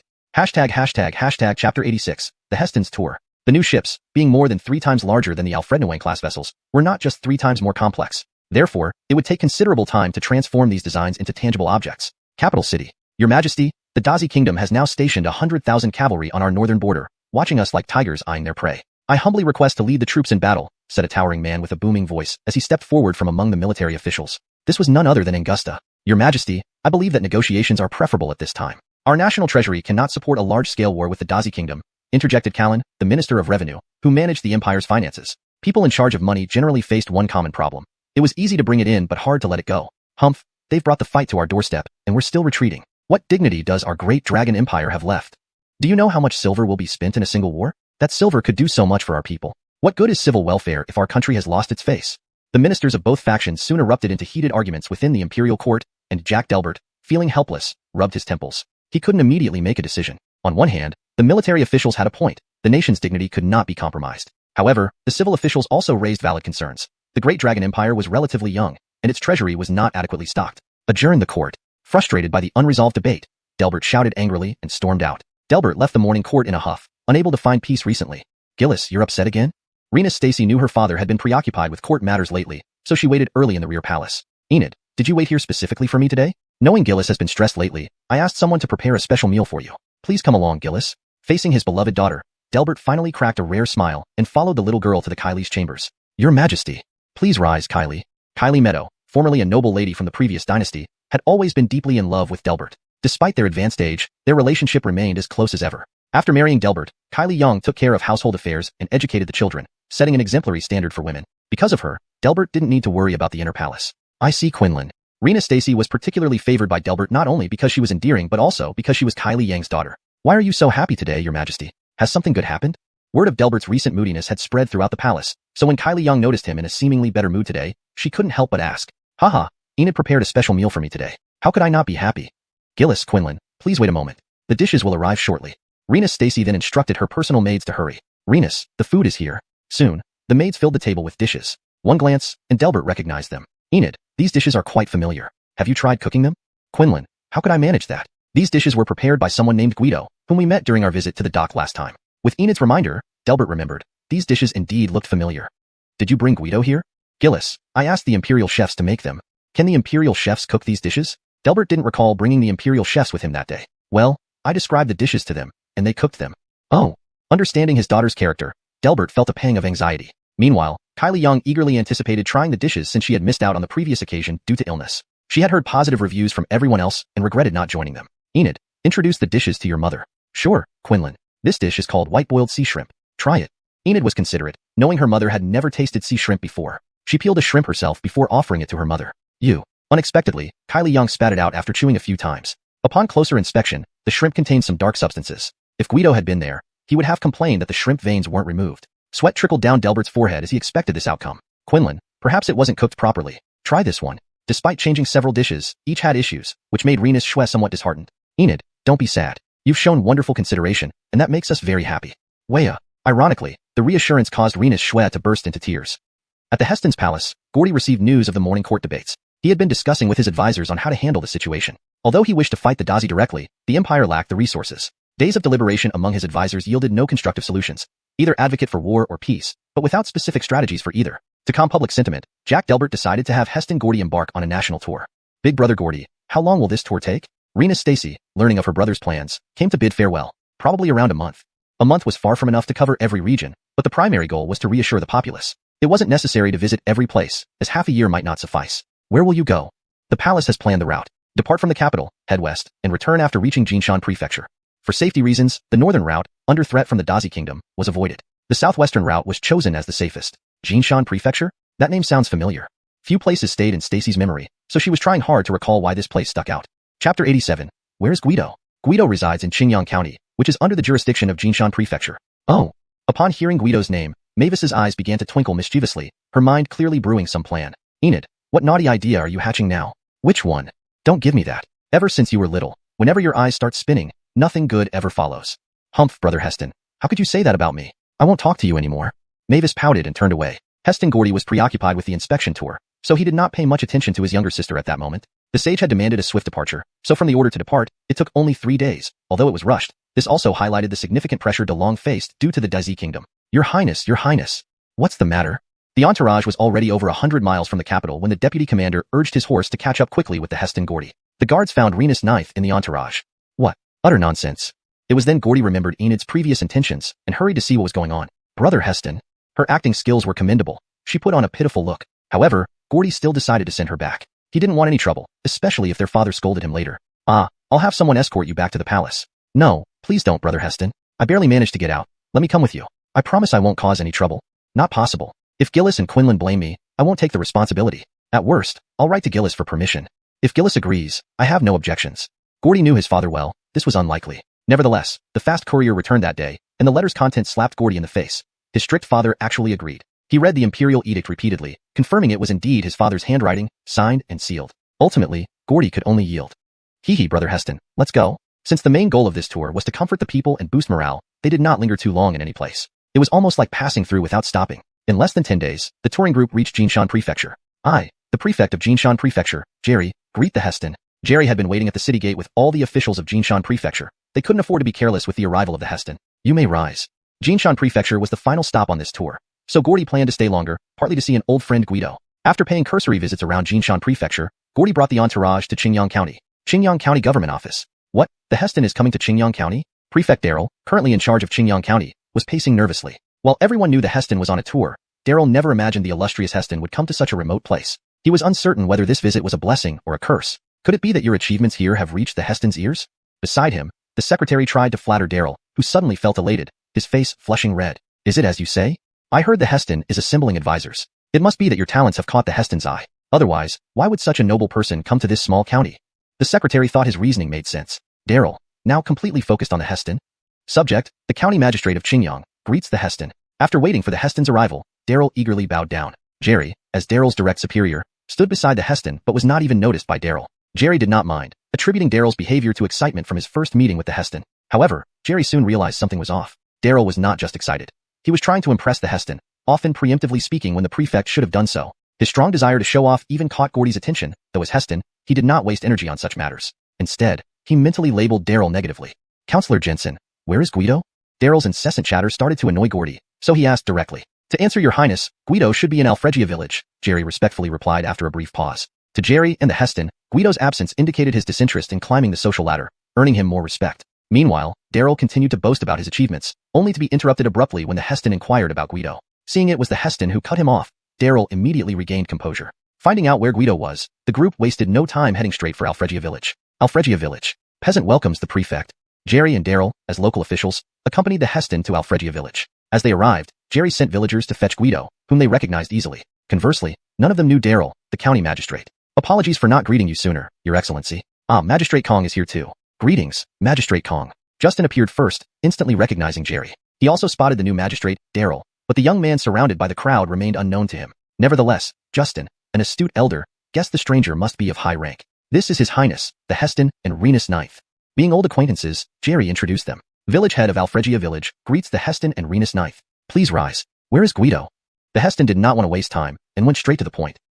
Brother Heston. It's utterly disrespectful for Guido to not meet you and instead make you seek him out repeatedly. Upon hearing the Renus words, Justin felt uneasy and hastened to explain. Your Highnesses, please understand. Guido might indeed be busy with important matters and unaware of your esteemed presence. Please forgive him. That's reasonable, Enid. We did not inform Alfregia village ahead of our visit, so don't blame Guido. Not only Justin but everyone present was surprised. Was the Heston so understanding, or did Guido hold such weight in the Heston's heart? Chapter 88. Unexpected Gain. When everyone finally located Guido, they were all taken aback. They had expected some significant matter that kept Guido from receiving the Heston, only to find him happily farming potatoes in a field. Bold Guido, you dare defy imperial authority. Guido was joyfully tending to his potatoes when a shrill voice startled him. He turned around to see a crowd already gathered along the edge of the field. Minister Jensen, Minister Kong, Your Highness Heston, Ninth Renus, your subject pays respects. That's enough. There's no need for formalities. The field wasn't suitable for conversation, so they found a nearby hut. Due to limited space, only the Heston, Guido, and the Renus entered. Jensen Pingon didn't join them, and Daryl was even less qualified to enter, leaving both standing under the shade of a nearby tree. Guido, you've made me search high and low for you. My apologies, Your Highness. I truly did not know you had returned to Qingyang County. Guido silently cursed Daryl multiple times for not informing him about the Heston's arrival in Qingyang County. This isn't important. My visit here is just an opportunity to see you. Heston Gordy had always held Guido in high regard, considering him intelligent, strategic, and valiant. A rare and valuable talent who, despite his youth, would undoubtedly achieve greatness in the future. Elder Brother Heston. This person ignored you over something as trivial as farming. Truly despicable. Since their first meeting, the Ninth Renus seemed to have an instant dislike for Guido, and he couldn't figure out what he had done to offend her. Your Highness, farming isn't trivial. In fact, it's crucial. At least half of our great dragon empires people still go hungry. How can farming be considered unimportant? Smooth talker. You really think farming can feed these people? Your Highness, you're right. I'm currently experimenting with growing potatoes and corn, two foreign crops, in Alfregia village. Hawkins done my research. These crops yield approximately 10 dan per mu for one and 20 dan for the other. They are easy to grow, adaptable to various soils, and can be used as both staple food and vegetables. What do you think? Could they help sustain our people? Initially thinking it was just Guido teasing the princess, Gordy was taken aback by the sincerity of Guido's explanation. Guido, that's a bit too much of a joke. Your Highness, every word I've said is true, not a joke at all. Do you swear it? No lies. Gordy stepped forward, tightly gripping Guido's arm, his face flushed. Yes, these crops have been grown in foreign lands for many years. It's just that they haven't reached the Great Dragon Empire yet. The seeds were brought by friends of mine. As for whether it's true, your Highness can wait a couple of months. Then we will know. If what you say is true, I will personally recommend you to Gillis for commendation. Currently, the primary crops in the Great Dragon Empire were millet, sorghum, rice, soybeans, barley, wheat, and koikseed. These yielded no more than 5 dan per mu, which is why Gordy initially thought Guido was just sparring with the princess. But Guido's firm declaration changed that. With no money or grain, we cannot recruit more soldiers, and thus face constant threats from the northern Dazi. If your yields are as high as you claim, how could our nation fail to prosper? Your Highness, what's the situation with the Dazi now? Guido had been concerned about the north, but lacked information channels. Since the Heston raised the topic, Guido decided to inquire further. Let's not speak of it. Though the court wishes to act firmly, timing isn't on our side. Gillis has likely dispatched envoys for negotiations. Negotiations meant paying off trouble, and this would weaken the empire financially while strengthening the Dazi. If you were in charge, Guido, how would you deal with the Dazi? The outcome of the negotiations is already decided, but dealing with the Dazi isn't impossible. We can use a softer approach if brute force won't work. Gordy, having asked casually, was surprised to find Guido genuinely had a plan, which immediately piqued his interest. Tell me more. First, I suggest opening a trade post at the border to allow mutual trade. What does that mean? Your Highness, we should open trade with the Dazi. Why? We're enemies. We can barely manage to seal the borders, let alone trade. We control what we sell to them. The Dazi experience harsher winters than us. We can increase the sale of liquor and tea. They consume mainly meat, and we can also boost tea sales. This not only earns us more wealth, but allows them to pay with livestock like cattle, sheep, and horses. While trading animals is fine, aren't we helping them by supplying them with alcohol and tea for warmth and digestion? Has your Highness seen drunkards? Certainly. During banquets, there are always those who end up babbling incoherently, stumbling around, and disgracing themselves. If all the Dazi become such drunkards, what then? Gordy understood. The Dazi liked good liquor, but lacking agriculture, they couldn't produce it themselves, explaining their smuggling from the Great Dragon. Opening alcohol trade would encourage their heavy drinking. Furthermore, opening trade offers another advantage. The Dazi are fierce due to their harsh lives. Once they experience comfort, do you think they can maintain their fearless spirit? Most importantly, once they become dependent on alcohol, tea, and food, we essentially control their lifelines. I want to visit the Qingyang army. Gordy fully accepted Guido's idea of opening trade with the Dazi, but military might was ultimately necessary. The indelible impression of the Qingyang army on Gordy became another key goal. Your Highness, perhaps we rest today and visit tomorrow. Agreed. Tonight, you must prepare something delicious. Enid came specifically for you. Brother Heston, what are you saying? Who cares about food? ##### Chapter 89. The Visit to the Qingyang Army, Part 1. That evening, Guido once again personally prepared a feast for Heston, Gordy, and Renus Mavis. Of course, seafood was still the main dish. Why is it so strange that the imperial chefs can't recreate your dishes? Renus Mavis asked curiously while shoveling food into her mouth. Do you want to learn?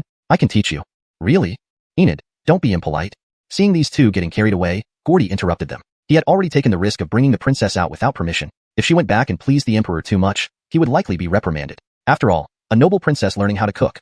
What would the royal family's reputation be? The next morning, Guido took Gordy to the Qingyang army camp. Since Guido hadn't informed Mila in advance, the troops were already training as usual at dawn. Turn right, march. Gordy stood outside the camp and heard the commands inside, but they sounded peculiar. Turn right, march in unison? What kind of training was this? Every morning, after washing up, the Qingyang army would begin with formation drills. Initially, Mila found it baffling. Standing still, turning on the spot. What use was this? But later, he realized that military training wasn't just about killing skills. It was also about discipline and team spirit. They were an army, not assassins, so there was more to their training. Everyone, stand at ease, attention. Mila was supervising the training when he noticed Guido and his group, who were quite conspicuous. Recognizing the Heston, he quickly jogged over and saluted. Report to Commander, the Qingyang army is conducting formation drills. Please instruct. Mila's manner of reporting was unique but impressive to Gordy, who admired its military rigor.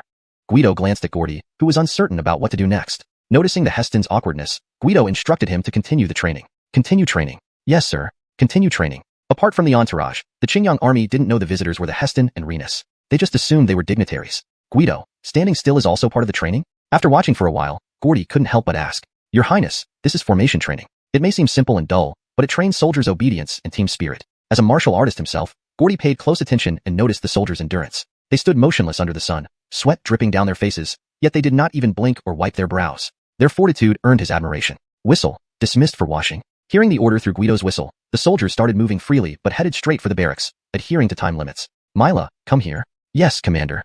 Though Mila seemed casual most of the time, he immediately resumed his professional demeanor in front of visitors. These are His Highness the Heston and the Ninth Renus. Ah, this subordinate, Deputy Commander Mila, greets His Highness the Heston and the Ninth Renus. You may rise. Mila's broad frame certainly made a better impression than Guido, drawing Gordy's gaze. Commander Alfred, would you like to join my palace staff? Caught off guard by the offer, Mila hesitated, but felt more secure following Guido. Rejecting the Heston outright seemed inappropriate. Haha, looks like Deputy Commander Alfred prefers staying with Guido. I won't force you. Thank you, Your Highness. Mila only wishes to defend our empire, not because of Guido's prowess. That's true, that's exactly what I think. An awkward moment was diffused effortlessly. Has His Highness and Persia had breakfast? If you're not too particular, perhaps you try our military meals? How dare you? The Heston and Renus are of high status. How can they eat pig feed? Before Gordy could respond, one of his eunuch attendants shrieked. These words embarrassed Guido and darkened Gordy's face. You idiot, whether or not we eat, keep your voice down. Now if I don't eat, am I admitting that our troops eat pig feed? Out.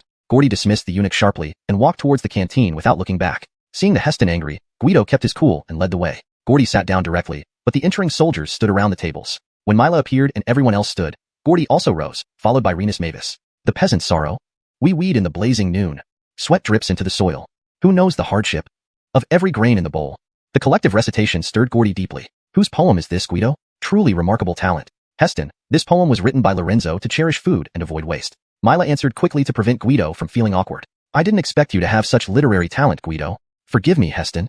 Heston, you might not know, Lorenzo is a scholar turned general. What? Ha ha ha. Gordy was genuinely surprised. A martial general being a scholar. This news would surely stir up debates back in the capital. Each table had a soldier fetching food for the others, who remained quiet and sat upright. Guido naturally didn't need to fetch food himself. The cooks soon served his group. Rice porridge, steamed buns, pickles, eggs, and even braised pork with vegetables. This meal was far from simple by imperial standards. Even the emperor's breakfast was usually just porridge and pickles. Initially, Gordy thought Guido had specially prepared this different meal, but when he glanced at the nearby tables, he realized the soldiers were eating the same. ####Chapter 90. The Visit to the Qingyang Army, Part 2. All the dishes on the tables were exactly the same as ours. What's going on here? Guido, today isn't a holiday or festival, yet we're eating so well? Your Highness, the Qingyang Army has strict standards for meals. Breakfast includes an egg per person, a half-pound fish, congee, and steamed buns available in unlimited quantities. To prevent embezzlement, soldiers can directly report to me or Mila. What? Do you mean you always eat like this? Yes. Mila was confused now. This is just a bowl of porridge. Why is everyone making such a fuss? Is this prince really genuine? Guido, you guys really? Rene Gordy originally wanted to say it was too wasteful, but then he thought that soldiers risked their lives for the country. Eating well seemed reasonable. Still, it bothered him somehow. Highness, soldiers need good nutrition to maintain physical health. Only with good health can they complete intense training every day. As the saying goes, you can't expect a horse to run without feeding it grass. Good thing I didn't voice my thoughts earlier, Gordy thought, feeling relieved. That would have been a direct insult. Lorenzo originally planned to provide milk for everyone daily, but the village cows can't produce enough. So, we decided to let the village children drink it first. Mila continued while scooping up the congee. Milk? Drinking milk is beneficial? Highness, milk is very nutritious. Bulls are strong because of what they consume. A cup of milk can strengthen an entire race. Since there isn't enough for soldiers, we give it to children first so they can grow up as strong as yaks. Guido didn't explain nutrients or vitamins A, B, C, D, F, G to Gordy. It would be hard for him to understand. Instead, he kept it simple by explaining that you get what you consume, which is easier to accept.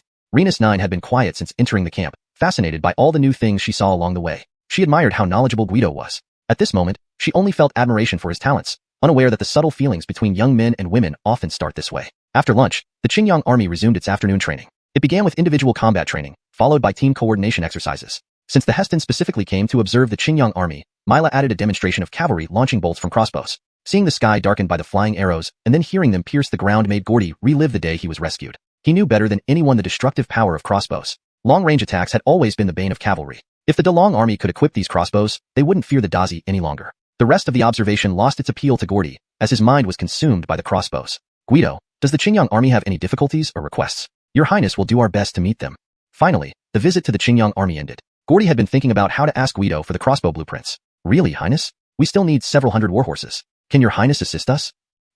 DeLong did not produce excellent warhorses naturally, and even the regular army had limited cavalry. His father, Jack Delbert, constantly searched for horses to build a cavalry force. Asking for hundreds of horses for a local militia, like the Qingyang army, was out of the question for Gordy. Haha, no problem. However, your Highness, I have a gift for you. Oh, what is it? Guido presented a scroll, and when Gordy opened it, he froze in surprise. It was the long-desired crossbow blueprint. Guido, you? Highness, relying solely on trade will never solve the Dazi issue. They must be thoroughly defeated for us to gain leverage. Guido had planned this move carefully. Once exposed, keeping the crossbow technology secret would be impossible. Giving it freely might win him favor. This act moved the Heston to tears. Guido, you can rest assured. When I return, I will report everything truthfully to Gillis. You won't be treated unfairly.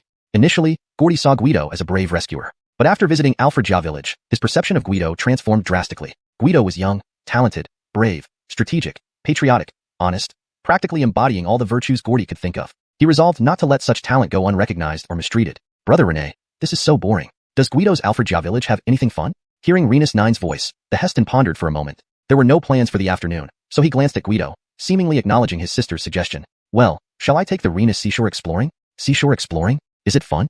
Yes, it's very fun. All right. In the slightly cooler afternoon, Guido led the Heston and Renus to the seaside. Had he a smartphone, Guido would have live-streamed his own cooking show. The image of Guido and the Heston each holding a bucket was bizarre indeed. Renus, watch closely. Use this little rake to dig into the sand. Look, right there. An abalone? Renus 9 found it surprisingly easy. Guido dug up a few big abalones with just a few strokes, prompting her to try it herself. With seafood not yet popular, the beach was teeming with abalones. But while Renus 9 busied herself digging, the Heston was intrigued by something else. Highness, please move that rock. Sure, wait. Why should I move the rock? Hey, Your Highness, aren't you here to experience seashore exploring? You need to do it yourself. You're right. Gordy followed Guido's instructions and moved the rock, revealing a large green crab underneath. Seeing it, he felt more triumphant than winning a battle. Thus, the trio spent a memorable afternoon on the beach before returning to their royal duties. Leaving, Gordy carried the crossbow blueprints, and Renus 9 took a recipe book from Guido. Both left the village with a sense of fulfillment. Guido. Not far away, Daryl glared at Guido angrily. Why could he only speak briefly to the Heston while Guido spent 2 days with both the Rene and Renus? Why him? Chapter 91. Another promotion. In the capital. As soon as Gordy arrived in the capital, he hurried to the palace. Your Majesty, the Heston requests an audience. Delbert was reviewing documents when he heard that the Heston wanted to see him. He figured the visit was about reporting on the success of his recent inspection tour. Besides, he had been feeling a bit tired from the paperwork. Let him in. Yes, Your Majesty. Delbert took a sip of tea, which included various spices, and suddenly felt refreshed. The fatigue on his face disappeared instantly. Looking up, he saw his son enter with a radiant expression. Pay homage to Your Majesty. My son, you have worked hard. Since you've just returned, take some rest. You can report the results of your inspection tour tomorrow. The Heston's promptness in reporting pleased Delbert. Congratulations, Your Majesty. Greetings to Your Majesty. My son, what brings you such joy? Gillis, during this inspection tour, I came across a strategy to deal with the Dazi kingdom and obtained a divine weapon that could enhance our military strength. Tell me more, my son. Heston Gordy recounted Guido's trade strategy to his father. After hearing it, Delbert immediately grasped the critical points and praised the plan highly. Brilliant. It will slowly strangle the Dazi kingdom without them realizing it. Though it may take time, the trade benefits for our empire are considerable. Who proposed this strategy? The commander of Qingyang army, Guido. Is it him? Delbert recalled the young figure of Guido. Initially, he thought Guido was merely an unreliable general, but was impressed by his strategic thinking. I thought he was only good at cooking and cuisine. I didn't realize he possessed such wisdom. Truly a capable leader. He surprised me too, said Gordy. I will convene my advisors to discuss this. Gillis, there is also a divine weapon. Seeing his father about to leave, Gordy quickly called out. Oh right, what kind of divine weapon? Show it to me. Delbert patted his head. He had almost forgotten. Bring it in. The repeating crossbow had been taken away by the guards at the gate per palace protocol. The guard handed the repeating crossbow to a eunuch, who then passed it to Delbert. A crossbow? Crossbows were generally used by assassins because of their accuracy, but were not typically used in battle due to their short range compared to bows. This is just a regular crossbow. I don't see anything special about it. May I demonstrate, Gillis? No problem. With Delbert's permission, Gordy took the repeating crossbow under the watchful eyes of the guards, walked outside, and searched for a target. 100 meters away stood an old tree. Please observe carefully, Gillis. Gordy lifted the crossbow, aimed, and pulled the trigger. The arrow shot out in one fluid motion. At first, Delbert saw nothing different. However, what followed stunned him. He continuously fired, and within seconds, 10 arrows had already flown from the crossbow. Gillis, this is a repeating crossbow, capable of firing 10 consecutive arrows with simple operation, requiring minimal training. As a man of military background, Delbert instantly recognized its advantages. This weapon could significantly boost combat effectiveness and would be lethal against cavalry. Truly a divine weapon. Where did you get it? From Guido. Guido again. If once was a coincidence, twice proved that Guido had genuine talent. Summon an imperial decree. Gillis, there is one more thing I need to report. Hearing his father's intention to reward, Gordy quickly interrupted, as he wasn't sure whether to mention this next matter. What is it, my son? Speak freely. Knowing his son well, Delbert understood he was hesitating. While in Qingyang County, I discovered 2 new crops being grown in Allergy village. New crops not seen before in our empire? Yes. Wonderful. One more type of grain means one more chance and hope. Initially, Delbert was happy but didn't think much of it until Gordy revealed the yield details. Gillis, Guido entrusted someone to obtain these grains from abroad. He claims one can yield 10 dan per mu, and the other 20 dan per mu. Really? Just as Gordy expected, his father reacted with shock. Indeed, Gillis, 10 dan per mu and 20 dan per mu. Did Guido say this himself?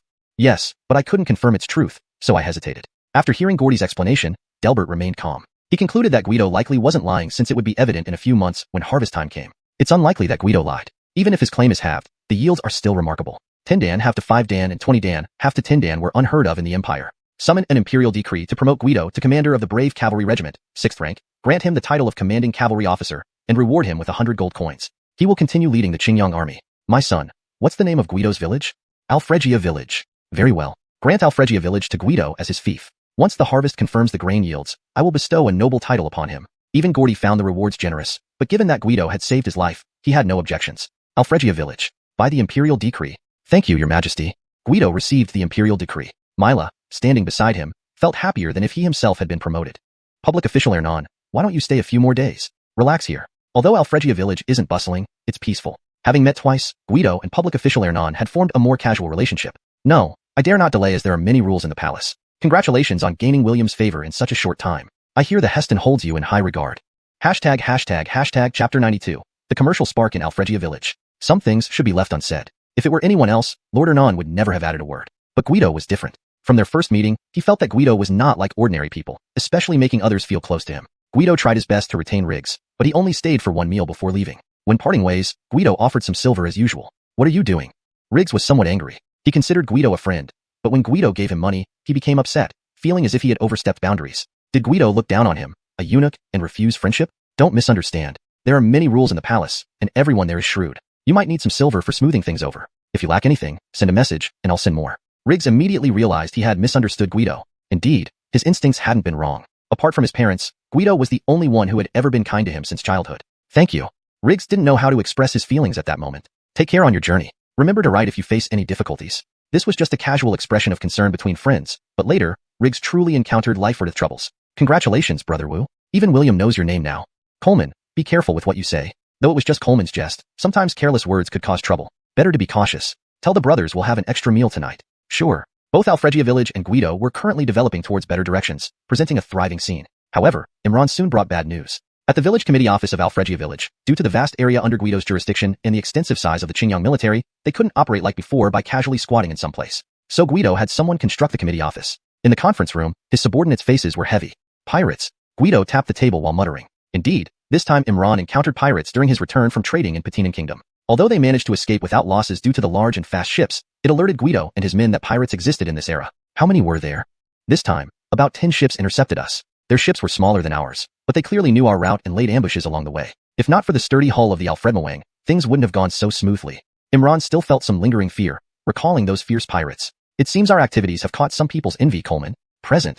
Order the Qingyang army to start maritime combat training immediately. All future trade voyages must be escorted by the Qingyang army. Yes. Isaias. Present. Starting now, halt all sea trade and fishing until the Qingyang army forms a naval combat force. You will focus on modifying the armed vessels. Yes. Although not a warrior, Imran had the most experience with sea matters among those present. Entrusting the task of arming the ships to him was the right choice. Guido would personally review the final plans. Coleman. Present. I need you to investigate the pirates thoroughly. Relax. Coleman, having lived in Alfregia village his whole life, had the most extensive and varied information channels. Knowing both sides thoroughly was the key to victory, and intelligence was the decisive factor in war. Though Guido officially announced that the Alfredmawang fleet needed maintenance and rest, stopping sea operations, it still caused much speculation. After all ships were docked in the port for the entire winter. Now, only a short time into spring, maintenance again? Moreover, the patrol intensity and scale of the Qingyang army near the village, especially around the port, had increased significantly. They patrolled day and night in full armor. In reality, Guido had no choice. Since the existence of pirates was known, increasing patrols was necessary to prevent pirate attacks on land. After a few days, people saw no significant changes and stopped gossiping. With the men not going out to sea, they handled farming duties, while women had little to do. Many idle women set up small stalls selling miscellaneous goods and snacks in the bustling areas of the village, spurring commercial activity. Grilled fish. Secretly prepared grilled fish, cheap and delicious, try one. Fresh oysters. A man's energy booster, a woman's beauty salon, come take a look. Iron plate squid. So yummy. The cries of vendors and the chatter of crowds filled the air. Guido and Celine strolled through the busiest part of the village, enjoying rare alone time. Trista, do you want to try this? Guido had already paid for the candied hawthorn from the old vendor. Haven't had this in a long time. Celine still had a piece of candy in her mouth, seemingly lost in memories. She quickly realized she might have said something inappropriate, but relaxed upon seeing Guido's neutral expression. Previously, Alfregia village was desolate, and many struggled to eat. People then could hardly imagine today's life. Having enough food and clothes, with extra money for new clothes and treats for children. They hadn't walked far when Guido met Maximilian. Maximilian now frequently patrolled this bustling street, not for any other reason but to relish the vibrant scenes. Kirk, who would have thought our Alfregia village would see this day? Truly blessed by you. Maximilian, being elderly, often sighed nostalgically. Maximilian, this is just the beginning. Better days are ahead. You flatter me to make me happy, ha ha ha. Sir, is this plan feasible? Imran looked nervously at Guido, nervous because as a scholar, this was his first time handling such modifications to the Alfredmawang. Guido's serious expression made him even more anxious. Isaias, it's quite challenging for you, but what you've done is impressive. Guido spoke honestly. He had set high expectations. As a modern transplant, he compared the local natives differently. Imran's design included adding bows and arrows and small catapults to the Alfredmawang. The catapult idea was decent, but it would occupy too much space on board, turning it into a purely military vessel, losing its commercial value. Chapter 93, Heavy Crossbow Arrows. Night had fallen, and Guido had been in the study all day, pondering the issue of long-range attack methods for ships in an era without cannons. He couldn't figure it out no matter how much he thought about it. In his past life, naval battles were primarily centered around cannons, but now, without any industrial foundation, even knowing the process to make cannons wouldn't help. Sir, you've been in the study all day. You should rest early. Celine's voice broke through his thoughts, and only then did Guido realize how late it was. I'm sorry, I worried you. The next morning, Guido appeared in the village with dark circles under his eyes. Brother Wu, what happened? Didn't sleep well last night? You and Amanda have been married for so long, yet you're still this wild. Mila rarely had the chance to tease Guido, and seeing him like this, he couldn't resist making fun of him. Get lost, kid. What do you know? Guido didn't back down, directly using Mila's single status as a comeback. I was thinking about how to arm our ships yesterday. Don't you be so filthy-minded. In the end, Mila felt a bit embarrassed after being lectured by Guido. Where are you going? Oh, to get some crossbow arrows from Ironsmith Caden. Oh. The Qingyang army's repeating crossbow bolts were made by the village blacksmith, Alfonso, because they were short and not complicated. Having Alfonso make them save costs while also generating income for the village, a win-win situation. Repeating crossbows, bolts, heavy crossbow bolts. Of course, how could I forget? Guido suddenly remembered something. What are you talking about, Brother Wu? Mila looked bewildered, not understanding why Guido was acting so oddly. Thanks to you, Mila. Without waiting for Mila to react, Guido bolted off immediately. He was very excited. He needed to find the blacksmith Alfonso and carpenter Alfred Mu, as the production of heavy crossbow bolts heavily relied on both ironwork and carpentry. Sir, what do you need? Alfonso was waiting in his shop for Mila to pick up the order, but unexpectedly, Guido dragged him away. It was worse for Alfred Mu, who was interrupted while entertaining his wife at home. Please wait a moment. I need to draw a sketch. Guido fetched paper and pen, drawing out the rough exterior of the heavy crossbow he envisioned. However, the internal mechanisms were complex, so he needed these two professionals' guidance. To be honest, the fleet stopping its departures has caused a lot of unrest in the village. Both of you must have some concerns too. After finishing the sketch, Guido began explaining. Wasn't it for ship maintenance as the village committee said? Old Mu, you're too gullible. Winter weather already prevented us from sailing, and we maintained the ships while they were docked. How long ago was that? Alfonso had wandered into Alfred family village during a famine, having seen more of the world compared to Alfred Mu, who had lived there all his life. He didn't believe the village committee's story, but even if he doubted it, he hadn't spread the word. Now that Guido had mentioned it, things were different. So, sir, is it true like everyone says, that we're in danger? Since Guido didn't contradict Alfonso, Alfred Mu recalled another rumor among the villagers, that Alfred family village had been targeted by a powerful force. Yes, Bill encountered pirates during his last voyage. Clearly, they were after us. We don't know their exact numbers or strength, and we are exposed while they remain hidden. So you designed a new weapon specifically for the ships? Exactly, Alfonso seems more than just an ordinary blacksmith. Today, Alfonso's performance surprised Guido. Not only was he knowledgeable, but he recognized the heavy crossbow design before Guido even explained it. Haha, no big story. I'm just a blacksmith, but I once served in the palace. Don't worry, sir, I'm not an escapee. A royal blacksmith, the pinnacle of skill in his trade, representing the best in every industry. No wonder whatever Guido asked him to do, he could accomplish. You don't look like it, Alfonso. You're quite the expert.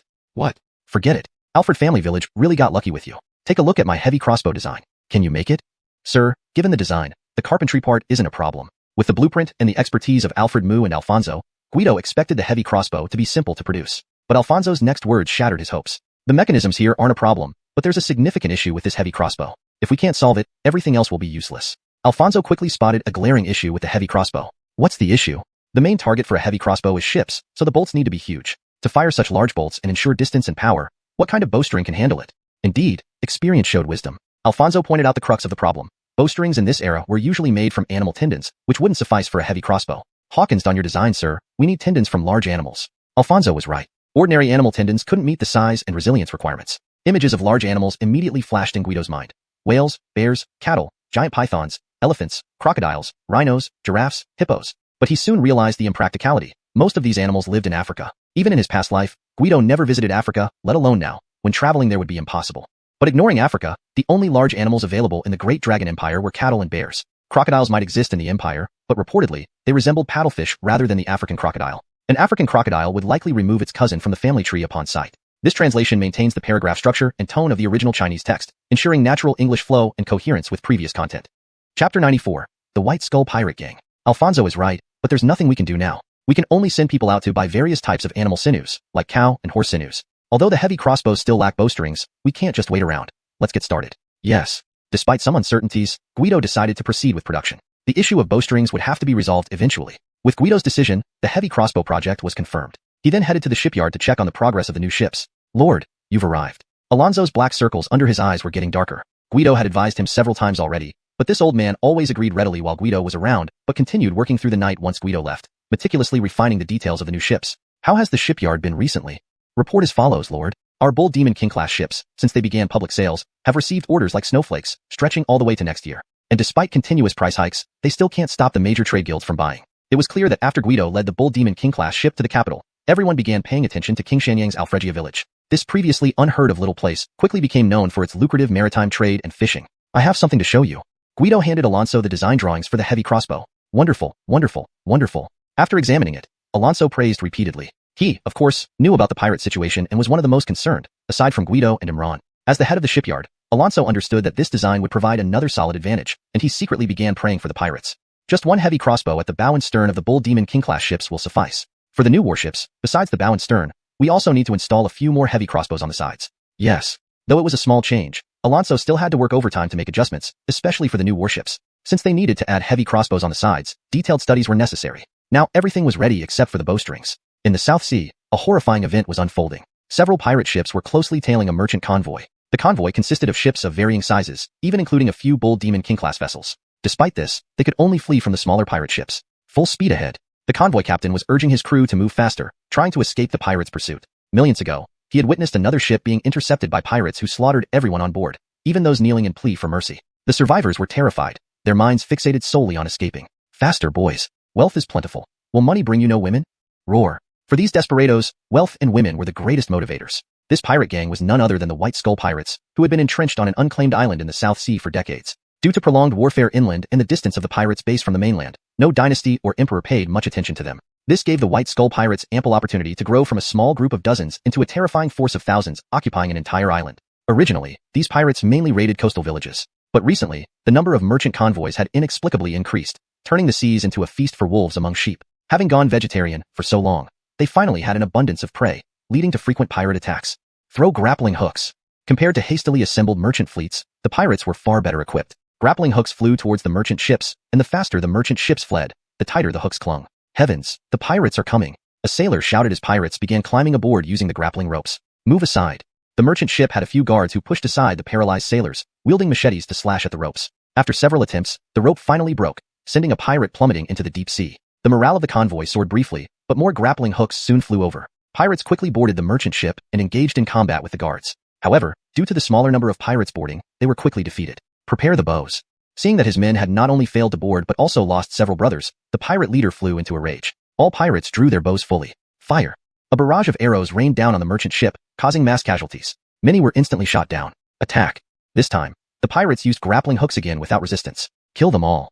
Due to the earlier losses, the pirate leader issued an order for massacre. Soon, the sea was filled with floating corpses, turning the water red. Clear the goods from the smaller ships and burn them. Take the larger ships back and leave a white skull flag to remind the world of my deeds. Ha ha. Ha. Roar, roar, roar. No one in the merchant convoy survived. 2 hours later, another convoy passing by discovered this hellish scene and sped away in terror. The fame of the White Skull Pirates spread throughout the coastal regions. Your Majesty, reports from the people mention a pirate force in the South Sea wreaking havoc and robbing passing merchant convoys. I humbly request that your Majesty dispatch troops to suppress them. Himph. Mere pirates, insignificant. Isn't this making a mountain out of a molehill? The Dazi Kingdom is our main concern. One official mentioned the pirate incident during morning court, but unexpectedly faced opposition from many ministers. Jack Delbert felt that pirates were no real threat and brushed the matter aside, focusing instead on Dazi Kingdom affairs. Enough. Put the pirate issue aside for now. How's the trade negotiation with the Dazi Kingdom progressing? Delbert was more concerned about the Dazi Kingdom, given their formidable cavalry posed a more direct threat to Dalong. Your Majesty, our delegation has conducted preliminary talks with Dazi. They are willing to accept trade terms but, citing significant losses from the recent campaign, they seek compensation. The minister responsible for the negotiations grew quieter at the end, clearly indicating that the conditions might be quite stringent. Oh, what kind of compensation? Chapter 95. Compensation of 5 million guan. A national humiliation. Your Majesty, the Dazi Kingdom demands that we compensate them for grain and fodder losses, military expenses, and wage loss totaling 5 million guan. What? How dare they? Jack Delbert flew into a rage and slammed his hand down on the armrest of his dragon throne. It was no wonder he was so furious. The newly established Dalong Empire collected just over 10 million guan in taxes annually, but this did not mean that the treasury always held 10 million guan. Disaster relief, official salaries, royal family expenditures, construction, all required constant spending. Each morning court session ended with ministers asking Delbert for more funds. Tell the Dazi people, if it's 5 million guan, then let's prepare for war. Delbert's firm stance was for the benefit of his ministers during the morning court. However, later that day, under the instruction of the left chancellor, the Delong envoy continued negotiations. At the border between Delong and Dazi, envoys from both nations prepared to conduct friendly discussions. The Delong delegation walked into the camp under the watchful eyes of the Dazi people. Clearly, these Dazi were not very friendly. Their crude mannerisms, dressed in rough clothing and eating whole sheep legs, confirmed the rumors about their barbaric nature. Welcome, esteemed envoys of Delong. Please come inside. Grayson, the leader of the Dazi army and chief negotiator, welcomed the Delong delegation with a broad smile. His friendly demeanor gave the Delong envoy some comfort. So, it seems the Dazi can be amicable, thought the officials as they faced Grayson. Now, what brings you here today? Haven't we already agreed? Pay up or face the iron hooves of our Dazi cavalry trampling your lands. Initially, they thought Grayson was reasonable, but he immediately issued an ultimatum after they sat down. Leader, regarding the compensation, could we reconsider? 5 million guan is indeed too much. How so? We are being quite generous. You dare to haggle? A Dazi warrior with braided horns looked at the Delong officials arrogantly. The leading Delong official felt like dying. Why had this unlucky task fallen on him? Why not start a war? We can plunder more than 5 million guan anyway. Exactly, you Delong people talk too much. Either do it or don't. The surrounding Dazi warriors chimed in, making the Delong envoy break out in cold sweat. All right, since your emperor made the request, we'll give him some face. Make it 4.5 million guan, no less. Yes, thank you, leader. I will report back to our Jack. Hearing the response, the Delong envoy felt relieved, thanked the leader, and hurriedly left this terrifying place. 4.5 million guan. Delbert stared at the report in his hands, feeling a deep ache in his heart. How much remains in the treasury? Your Majesty, there are 3,600,000 guan left. Callan, the Minister of Revenue, had checked the treasury several times, expecting this question. Still 900,000 short. 900,000 guan was a vast sum for the current Delong Empire. Even as Jack, Delbert struggled without adequate resources. In the imperial harem, is your Majesty worried about finances? Though he had many consorts, Delbert often visited Kylie Meadows' chambers. They were partners through trials and hardships. Unlike other concubines, Delbert only showed his true feelings to Kylie Meadow. The Dazi compensation still lacks 900,000 guan. We have no more money. Delbert slumped into a chair, closing his eyes as Kylie Meadow approached and began massaging his temples. Your Majesty, I have instructed the palace to simplify all expenditures. Though it's a small contribution, every little bit helps. We can get through this. Kylie, you always think ahead. This was why Delbert cherished Meadow. She knew her place, understood the bigger picture, and truly supported him. I've also asked the palace ladies and princes to contribute items from their collections. Please see. Several guards carried chests filled with treasures previously bestowed by Delbert. Kylie, marrying you is my greatest fortune in this life. Delbert couldn't hold back his emotions. Every time he faced challenges, Meadow provided comfort and support. Your Majesty, you speak too formally. We are one family, naturally supporting each other. Heston also mentioned he would seek funds from the Rennes to help you. My good son. Alfred Village. René Gordy sent letters to trusted confidants besides seeking contributions from the Rennes. Guido was surprised to receive a letter from the Heston. Lorenzo, what does the Heston say? Seeing Guido silent for a long time, Mila grew impatient. Maximilian gazed eagerly at Guido. It was an honor to receive a private letter from the Heston. The court and Dazi are negotiating. They're demanding 4.5 million guan due to their strong army. What? The amount shocked Maximilian speechless. Humph, they've gone mad. Let's fight if they want. Mila, as usual, called for battle to vent his anger. This was a typical reaction, and Guido didn't blame him. Heston asks for donations? At this moment, Imran spoke up. Guido increasingly saw military talent in Imran. Assigning him to trade was a waste. Yes, Isaias, what do you think? Guido had ideas, but wanted to hear Imran's opinion. Sir, I see this as an opportunity. The Heston writing personally means you hold a certain position in his regard. Contributing now will improve your standing with him and earn you favor with the Jack. That makes sense. How much should we donate? May I ask how much is still needed? Heston said 900,000 initially, but with Kylie and Rennes' help, it's down to 500,000. How about donating 1 million guan? Why 1 million when only 500,000 is needed? Firstly, we don't lack this sum. Hashtag chapter 96, heavy crossbow experiment succeeds. Indeed, Guido's current wealth from maritime trade, fishing, and the sale of ships amounted to several 100,000 strings of coins. Giving too much might invite suspicion from higher-ups. Since the court is short by less than 100,000, let's donate exactly 100,000 strings. The extra money can be used for emergencies, and this way, William will remember you. Yes, Isaias, I think you're being underutilized in charge of trade. Take this opportunity during the respite to find a suitable successor, Guido said. Understood, sir. Mila, you will personally escort 100,000 strings to the capital and deliver it to the Heston. Yes, sir. The currency of the Great Dragon Empire weighed approximately 6.4 caddies per string. Therefore, 100,000 strings equated to 640,000 caddies. Transporting coins directly was impractical, so Guido converted everything into silver. Even then, it required 30 carts. Mila led 500 men to escort the convoy straight to the capital. Your Majesty, the funds raised from the rewards in the harem, various princes, and the Heston amount to 4,450,000 strings. We are still short by 50,000 strings. Callan had been calculating the funds over the past few days. By now, every possible method had been exhausted, but they were still short by 50,000 strings. Damn it. In our Great Dragon Empire, we are actually stuck on 50,000 strings? Jack Delbert, Heston Gordy, and even Kylie Meadow, who wasn't present, had all tried every means possible, yet it still wasn't enough. What is it? Come in and speak clearly. Don't hide. Just as everyone was at their wits' end, an attendant outside the hall was whispering to Heston Gordy, but was noticed by the agitated Jack Delbert. Sire, there is an urgent matter regarding the Heston from his residence. The attendant knew that Jack was discussing important matters and didn't want to upset him, but due to pressure from the Heston's attendants, he had no choice. Luckily, he avoided severe punishment. Let him in. Your Majesties, your Highnesses, esteemed lords. The attendant braved the risk of beheading to seek out the Heston, intending to help him earn merit. If you do not have a valid reason for this urgency, you will be executed immediately, the Jack warned, already infuriated. Replying to your Majesty, your servant brings good news. Commander Guido of Qingyang Army has sent Deputy Commander Mila with a donation of 100,000 strings. What? Everyone in the room was shocked by this news. A problem that had stumped the entire court was solved. Haha, excellent. Guido is indeed a wise minister of our great Dragon Empire. The Great Dragon Empire quickly delivered the 4,500,000 strings to the camp of Dazi, who kept his word and withdrew his troops after receiving the payment. While the situation seemed resolved peacefully, Jack Delbert noted this down, intending to settle the score eventually. Meanwhile, despite donating 100,000 strings, Guido received no immediate recognition, which he had anticipated. Although he had performed a favor, compensation was not something glorious, so Jack Delbert kept track of all contributors for future rewards. In Alfregia village. Sir, we have tested many bowstrings, but none could harness the power of the heavy crossbow alone. So, we experimented with combining 2 or 3 strings. Currently, the most effective configuration is a triple-strand bowstring made from 3 animal tendons wrapped together. Blacksmith Alfonso and shipyard manager Alonso had been researching this issue extensively and finally achieved some success. Isaias has also been acquiring large quantities of tendons through various channels. The quantity should be sufficient now. We've constructed a prototype, and today, we invite you to review it and provide feedback. He then unveiled the object covered beside them, the heavy crossbow designed by Guido. It stood there silently, with its black frame and massive iron arrowhead gleaming menacingly. Hawkins done our experiments. Operating the heavy crossbow requires at least 3 people. One person took out a large arrow, while another started to draw the string. Initially, Guido's design involved manual drawing, but since switching to a triple-strand bowstring, manual operation became impossible unless the person had superhuman strength. Thus, Alfonso devised a small pulley mechanism allowing one person to easily operate it. The target was set at about 300 paces. Loading, drawing, and firing were performed smoothly, a testament to their rigorous training. The arrow flew visibly toward the target and hit dead center, shattering the wooden board. Good. Despite having seen advanced weaponry in his previous life, Guido couldn't help but cheer upon witnessing his design's impressive performance. The next test is at 350 paces. At 350 paces, the same process was followed, and the arrow hit the red center, smashing the board again. Next is 400 paces. At 400 paces, the arrow slightly missed the center but still inflicted significant damage. Next is 450 paces. It still hit the target, but clearly with diminished power. Finally, 500 paces. At 500 paces, it managed to reach the target but with much less accuracy. After several tests, everyone understood that the heavy crossbow's maximum effective range was around 500 paces. Excellent. The heavy crossbow performs admirably. Proceed with production and equip our ships as soon as possible. We can't afford any delays. It had been a long time since their last voyage, and spring planting was completed. Now the villagers were idle, which could lead to problems. Understood, sir. We've already produced many crossbows. We only need to focus on making the bowstrings. Alfonso was no longer just an ordinary blacksmith. Knowing he was a master from the imperial court, Guido assigned him to handle specialized tasks with generous monthly pay. I leave it all to you.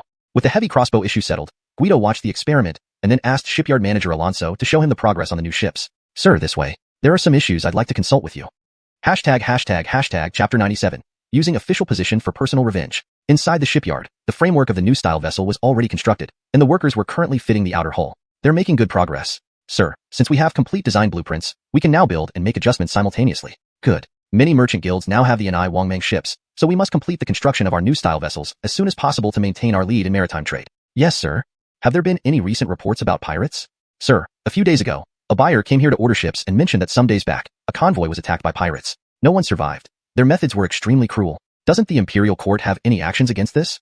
The court can barely manage the land, let alone the sea. Alonso was right. In feudal society, the government either enforced a closed-door policy or left the seas unregulated, lacking proper awareness of maritime territory during this era. Alonso, hurry with the new ship's construction. If necessary, delay external orders. Our time is limited. Sir, if we postpone orders, we can work on 3 ships simultaneously, but we might lose some of the Inai Wangmang level orders. No worries. A single trading voyage will compensate for the losses from the Inai Wangmang orders. The court's neglect means we must take care of ourselves. If these pirates block our maritime trade routes, the loss will be catastrophic. Yes. At the Qingyang County office. Master, how should we distribute the advanced autumn tax collection from the court? Due to reparations, the national treasury is depleted, forcing such measures. Typically, local administrations pay part from the county coffers and then collect from the people, reimbursing the county later. However, Qingyang County Magistrate Darrell clearly didn't intend to follow this custom. Sir, this is an excellent opportunity. Alfred Jatsuin has many industries. We can impose higher taxes on them. The clerk knew his magistrate harbored resentment towards Guido, making this a rare chance. Good idea. Although the county administration can pay upfront, there's no law requiring it. It's harvest season, and crops won't mature for at least another month. Villagers lack surplus grain to pay. When Alfred Jatsuan fails to deliver, we can publicly accuse them. The clerk stroked his beard, smiling wickedly. Soon, a detailed tax collection plan for Qingyang County emerged. To avoid overburdening the populace, other towns received partial subsidies from the county office, while Alfred Jatsuan had to pay without subsidies, more than several times the usual amount. At Alfred Jatsuan village elder Justin anxiously waited for Guido, who had been summoned urgently. The document on the table seemed like a death warrant. Uncle Alfred, what's so urgent? Guido, enjoying a rare day at home, was hastily called away. Ephraim, you've finally come. Look at this. Justin handed the document to Guido, who opened it, puzzled. Are other villages also facing this? Guido's tone revealed no emotion. How could they? With nothing harvested, imposing such high taxes would spark rebellion. So Daryl is deliberately targeting me? The document demands much higher taxes, citing numerous industries and maritime trade, all reasons to impose extra burden on Alfred Jatsuan. Even the seasoned Justin couldn't help but mock the absurdity. After decades as village head, he'd never seen such shameless behavior. What if we don't comply? Ephraim, absolutely not. Though it's clearly targeting you, the law doesn't require us to pay up front, so legally, he hasn't erred. What about the excessive taxes? He hasn't misstated facts. We do engage in trade and fishing. Previously, County Magistrate Jensen overlooked it. Fine, if it's legal, we'll comply. Pay with money if grain falls short. Guido had grain but preferred paying with cash given current market prices. This action cemented enmity between Daryl and Guido. Since he provokes me, he should expect no mercy. Guido never initiated trouble, but wasn't forgiving when provoked. Daryl was now on Guido's blacklist. When Guido sent the tax payment to the county office, Daryl turned green with envy. I didn't think Guido was so wealthy. Sir, something's amiss. The clerk pointed out discrepancies. Why do you say that? As a sixth-rank official, his annual salary isn't much. Where did he get this money? Do you suspect? Nepotism and corruption. Daryl agreed, thinking Guido rose only recently from poverty. As a sixth-rank official, even high-ranking officials couldn't afford this sum. Send someone to investigate Guido. Yes, sir.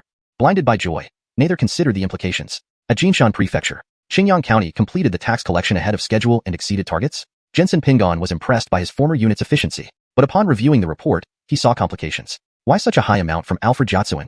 Sir, apparently ordered by Qingyang County Magistrate Daryl. On what grounds? They claim numerous industries in Alfred Jatsuan justify removing subsidies. Hearing this, Jensen Pingon fell silent, contemplating. He knew this was Daryl using his position for personal revenge, but he also understood Guido's integrity. Their enmity was now sealed. Chapter 98. Lifting the maritime ban. The last pirate raid seemed to have scared the merchants enough that almost no fleets were seen sailing in the South China Sea. This indirectly boosted the sales of the Alfred Wang Hao, though the shipyard took this opportunity to focus on building new vessels. Mr. Caden, how's the progress on the heavy crossbows? Can we start installing them on the Alfred Wang Hao? We can't wait any longer. After a few more days, signs of unrest began to emerge among the villagers who had been idle for too long. Guido noticed this and realized they could not delay sailing any further. Sir, if we install the heavy bolts on the current Alfred Wang Hao, it will be fully operational. Good. Start the installation then. Yes, sir. Leaving Mr. Caden, Guido hurried to the dock. Due to the maritime ban, the once bustling harbor now lay desolate. Several dozen Alfred Wang-class ships sat idle, looking rather lonely. However, from a distance, Qingyang army soldiers were conducting naval training on a few ships. Mila, Guido bellowed, and Mila poked his head out from one of the ships. Lorenzo, here I am. How's the sea training going? Brother, all Qingyang army personnel have completed the marine training course and passed the evaluations. Mila said this with pride. Just recently, at least half of the Qingyang army was still suffering from seasickness, but now they had overcome it and were performing excellently during drills. That's good. In a few days, the maritime ban will be lifted, and the Qingyang army will escort merchant vessels. Great. All bandits in Qingyang County had been thoroughly eliminated by the Qingyang army. Even those from neighboring areas avoided the area for fear of being wiped out. So when Mila heard that sea training was aimed at combating pirates, he immediately became enthusiastic. 3 days later, Mila and Imran set out for their first trade mission in a long time. The convoy surpassed all previous ones. Nearly 20 Alfred Wang-class ships, which constituted almost all of the village's resources, were filled with porcelain and other DeLong specialties. Each of the 20 Alfred Wang ships carried Qingyang soldiers, with heavy crossbows mounted at the bow and stern. Guido had tested the hull thickness of the Alfred Wang and confirmed that within 300 meters, the heavy crossbows could easily penetrate another ship's hull. Imran was on edge throughout the journey, fearful of pirate attacks, while Mila looked forward to an encounter, hoping to demonstrate their might. Fortunately, either due to good luck or early warning, no pirates appeared until they reached Petit Nan. Petit Nan port. My friends, you've been away for so long. What happened?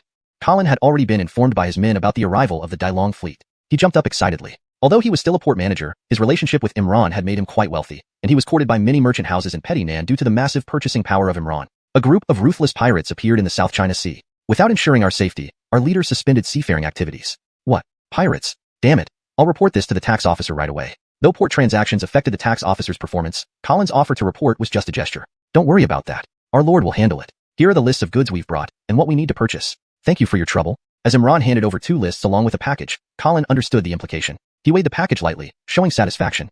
As for the cargo lists, Colin would help find buyers for the goods brought, which were always in demand in Petit Nan. Issuing the procurement list would only require him to send out a message, and suppliers would come knocking. It was a simple task, saving Imran much hassle. Despite its simplicity, it still took 5 days to sell all the goods and restock the ships. See you next time. Be careful on your journey. May those damned pirates perish in the storm. This was Colin's heartfelt wish. After all, the Dailong fleet was his golden goose. Wasn't this trip too smooth? Imran felt uneasy since leaving Petty Nan. Why worry? An encounter would settle things once and for all. Logically, Imran agreed but hoped they wouldn't face pirates. Sir, pirates have been spotted. Soldiers on lookout saw many ships approaching, flying skull flags. Heck, this is great. Unlike Mila's excitement, Imran looked disheartened. Signal all ships to get non-combatants into the cabins. Yes, sir. Guido had simplified communication between ships using flags for easier coordination. Receiving the flagship signal, the other ships entered combat mode. Non-combatants moved to the cabins, while Qingyang soldiers readied the heavy crossbows and stood at the gunnels, holding repeating crossbows and broadswords. White Skull Pirates. Second captain, they have more ships than us. Idiot. Numbers don't matter. When did we ever rob fewer ships?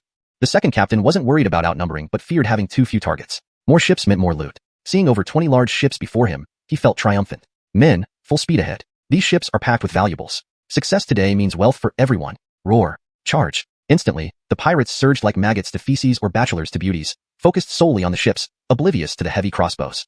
Inform all ships to hold fire until closer range. Yes, sir. The pirate ships sped chaotically toward them. 800 meters. 600 meters. 400 meters. At 300 meters, Mila still hadn't given the order. 200 meters. Fire. Chapter 99. Alfred Lancy Mountain Second Distilled Liquor. Over 20 bull demon-level ships, each capable of firing 2 heavy crossbow bolts simultaneously, aimed at the large pirate ships. Clank. Bam. The massive crossbow bolts pierced right through the hulls, some even passing through pirates on board after penetrating the ship's body. Some vessels, hit by only 1 or 2 bolts, were already slowly taking water. Others, more unfortunate ones, suffered from 7 to 8 hits and started sinking immediately. Within moments, a third of the pirate fleet was either sinking or had lost power. Speed up. The second in command, watching the chilling, giant crossbow bolts lodged in his ship, felt a chill down his spine. In all his years at sea, he had never seen such powerful crossbows, each shot capable of leaving a gaping hole in a ship's hull. The only option now was to close the distance quickly. Once within range, the giant crossbows would be useless. Fire. At 100 meters away, the giant crossbows fired again, wiping out half of the remaining pirate ships. Though less than a third of the pirate ships remained, seeing the merchant fleet just within reach, the pirates showed no signs of mourning their fallen comrades, instead becoming even more excited. Charge. With only 50 meters left, the pirates' eyes turned red with greed, eyeing the 20-plus large merchant ships and imagining the wealth they must carry. Little did they know that this was just the beginning of their nightmare. Prepare the repeating crossbows. Though the Qingyang soldiers on board were few, each one was equipped with repeating crossbows. They all gathered on the side closest to the pirates and unleashed a barrage of bolts. The remaining pirates were turned into pincushions, and those who managed to escape were so frightened that they dropped to their knees and raised their hands in surrender. Bind them all. Milo was somewhat annoyed. He thought these pirates would put up more of a fight, but they surrendered without getting close enough to cause trouble. Just as news spread about the previous pirate attacks on merchant fleets, word of Guido's fleet destroying the pirates also spread rapidly along the coast. Merchants who had given up on maritime trade began to reconsider, many of whom directly approached Alfredjiakin, hoping to travel together, for a price, of course. Alfredjiakin. After a long absence, the return of the oceanic traders brought tax collectors and families of Qingyang soldiers to the docks. This time was different. The pirates' rampant activities made the sea far riskier. Husband. Gillis. Look, there's my wife. Son. Where are you?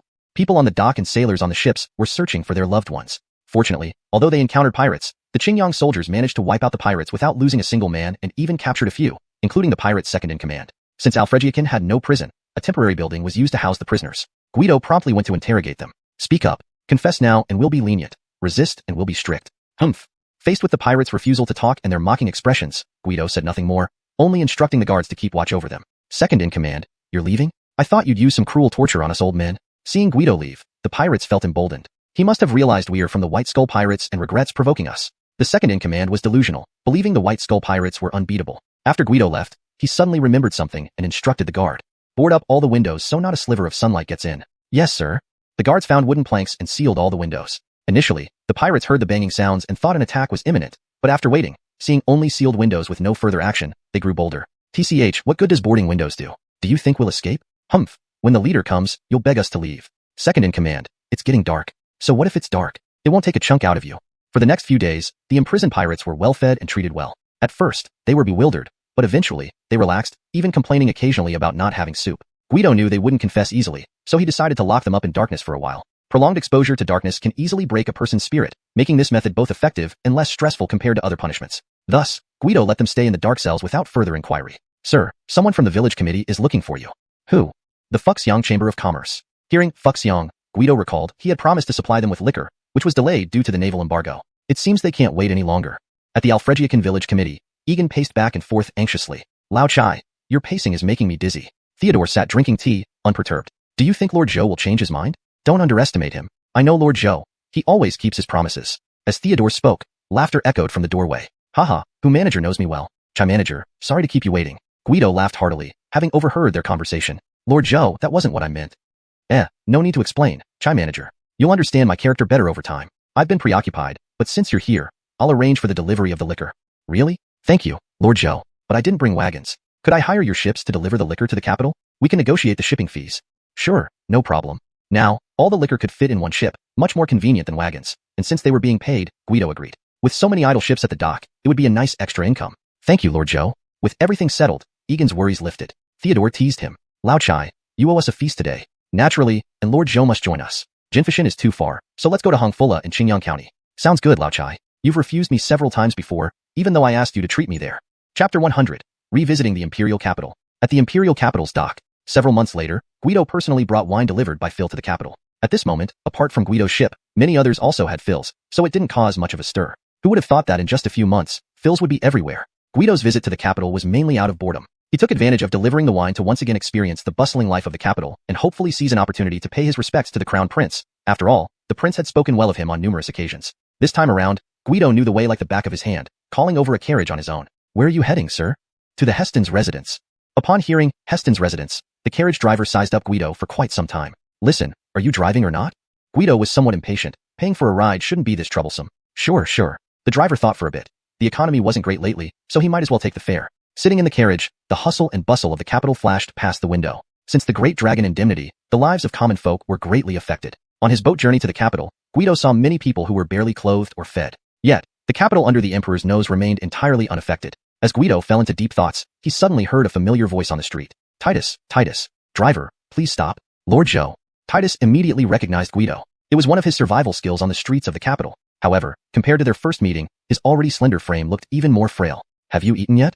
Nope, haven't done business for days. Titus looked at Guido somewhat awkwardly. Despite the prosperity of the capital, life was tough for those at the bottom. Let me treat you, hop in. Oh. This second encounter made Titus less nervous than the first, or maybe it was because he was really hungry. Sir, are we still heading to the Heston's residence? No, let's go to the best tavern nearby instead. When Titus heard that Guido was skipping the prince's place to treat him, he was deeply moved. He also felt curious and surprised that Guido knew the crown prince. Here we are, Sir Luck Tower. The carriage stopped before a busy tavern. As they got off, Titus pulled Guido forcefully. What's wrong? It's too expensive here, let's go somewhere else. Sir Luck Tower was one of the top-tier eateries in the capital, where only wealthy offspring frequented. Haha, how expensive can a meal be? Guido didn't care about money and walked straight in. Welcome, sir. Oh, you there little beggar, Scram. One of the staff greeted Guido while shooing Titus. After all, Titus's appearance wasn't far from a beggar. This is my friend. Guido's words halted the staff member's actions. My apologies, sir. Do you have a private room?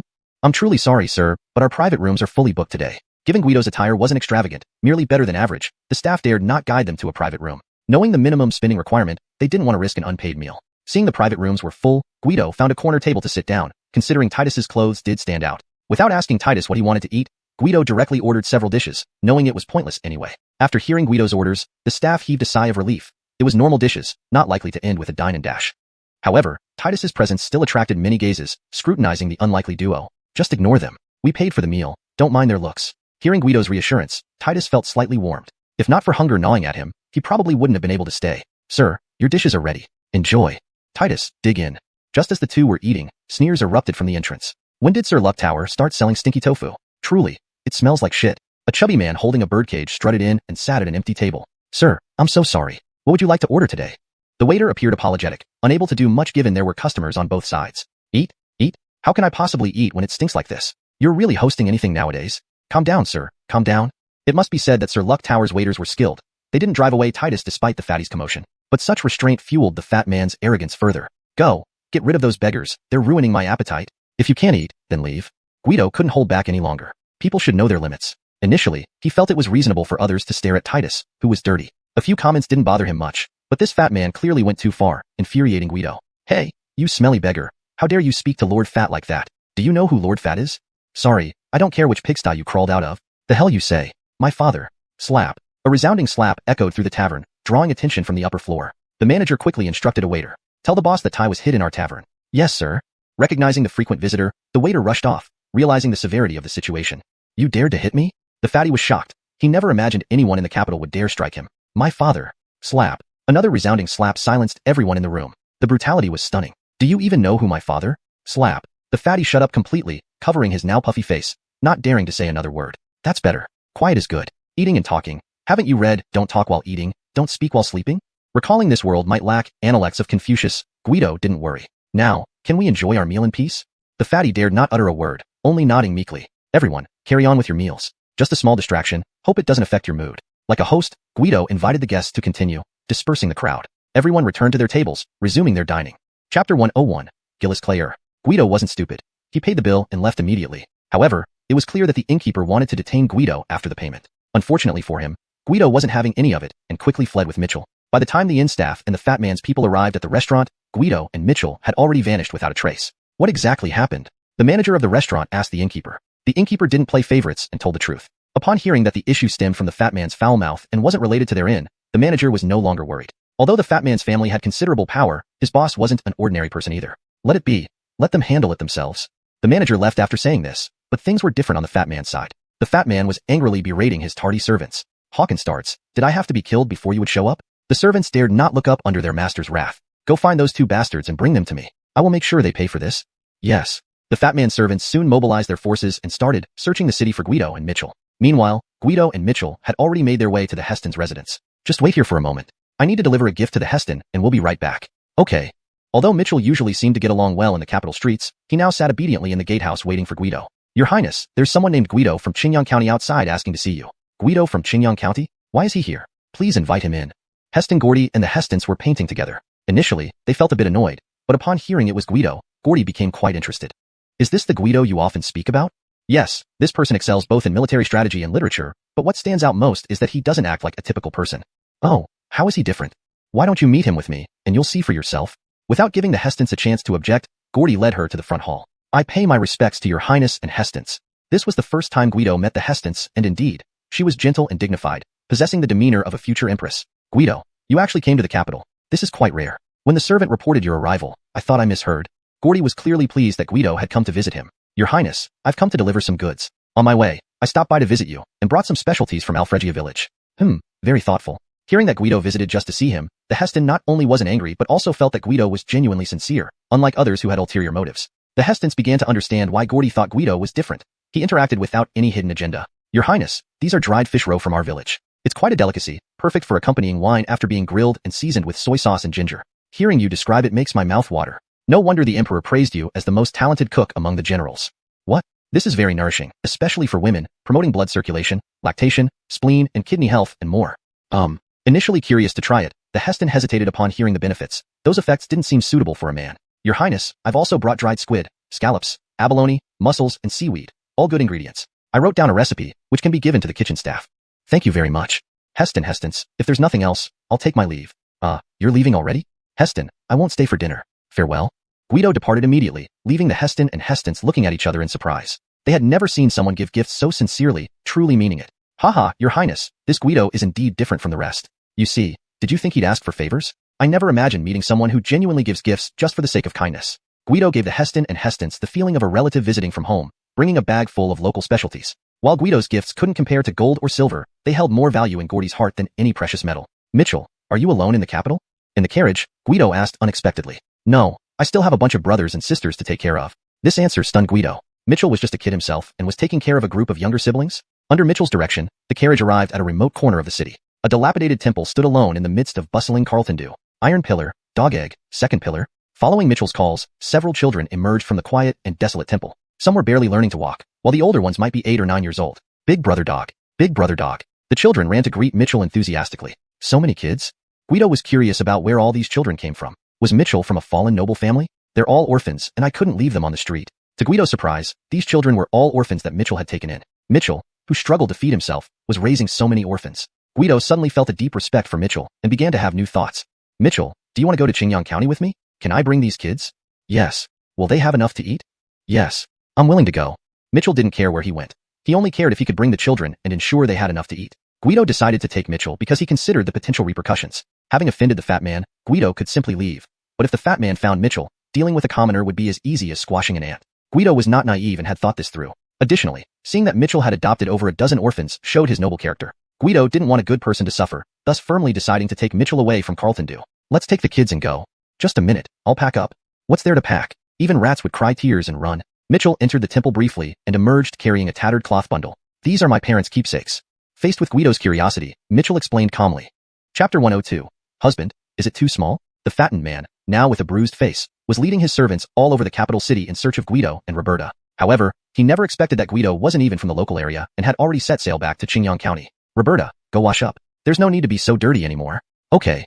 Guido wasn't sure if it was just his imagination, but since they boarded the boat, Roberta had been acting strangely, hardly speaking and moving about uncomfortably. The setting sun reflected on the water like a painting, making Guido pause to admire the scene. Suddenly, a gentle voice called out from behind him. Sir. The unfamiliar yet familiar voice startled Guido. He turned around to see a graceful young woman standing there. Who are you? Guido felt like he had seen her before but couldn't place where. Sir, I am Arnley Mariah. You're Roberta? Seriously?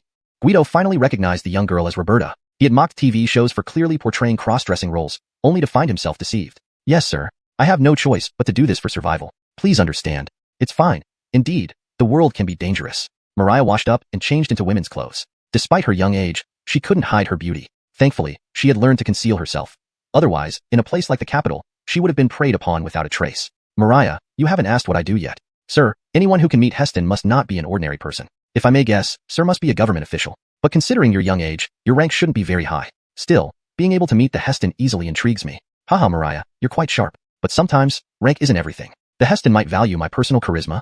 Guido playfully explained away Mariah's curiosity, but clearly, she wasn't a child. Sir, where are we going? To Qingyang County. It's in the southwest corner of our kingdom. Though not as prosperous as the capital, with me around, you won't go hungry. The capital is grand, but not my cup of tea. Guido sensed that Mariah had a story too, but in such a chaotic era, who didn't? On the boat, Guido usually cooked for himself because the chef's skills were barely better than a farmhand's. Seeing the eager eyes of the children, Guido hesitated but decided to share his meal. Cooking for one or many, it's all the same. When the food was served, the children's eyes widened. They had never seen or tasted such delicious food. Eat. This is shrimp. You have to remove the head and peel off the shell to avoid pricking your mouth. This fish has few small bones, so it's safe to eat. Oh, that's not okay. That's something adults can eat, not children. Guido quickly took an oyster from a 4 or 5-year-old boy. With so much food available, he wondered why this kid chose oysters first. In Alfregia village, when Guido returned with a group of children, Alfredi, Mila, and Celine were stunned. Husband, aren't these children a bit too young? While nobles in the capital do have preferences, Celine looked at Mariah beside Guido and felt surprised. Had he changed after just a few days in the capital? Hold on, are you implying I'm someone like that? Guido really wished he could peek inside Celine's mind. Ah, you're not looking for a new concubine then? Scared me for a moment. You scared me too, sitting at home all day with nothing to do. This young lady is named Mariah. These smaller ones are orphans she rescued. Heaven, you're so young yet you've taken in so many orphans? You must have worked hard. Sometimes a few words can evoke empathy. Upon hearing Mariah's story, Celine was both moved and impressed. She pulled Mariah into her room. Alfredi, these are orphans. Let's arrange a place and hire some caregivers to take good care of them. Of course, they've encountered tough times, but meeting Mariah and you might be their fortune. Alfredi immediately went to arrange housing for the children and hired several caregivers from the village. After Alfredi and Mariah finished chatting, they came out holding hands like sisters. Husband, can Mariah stay with us? If you say so.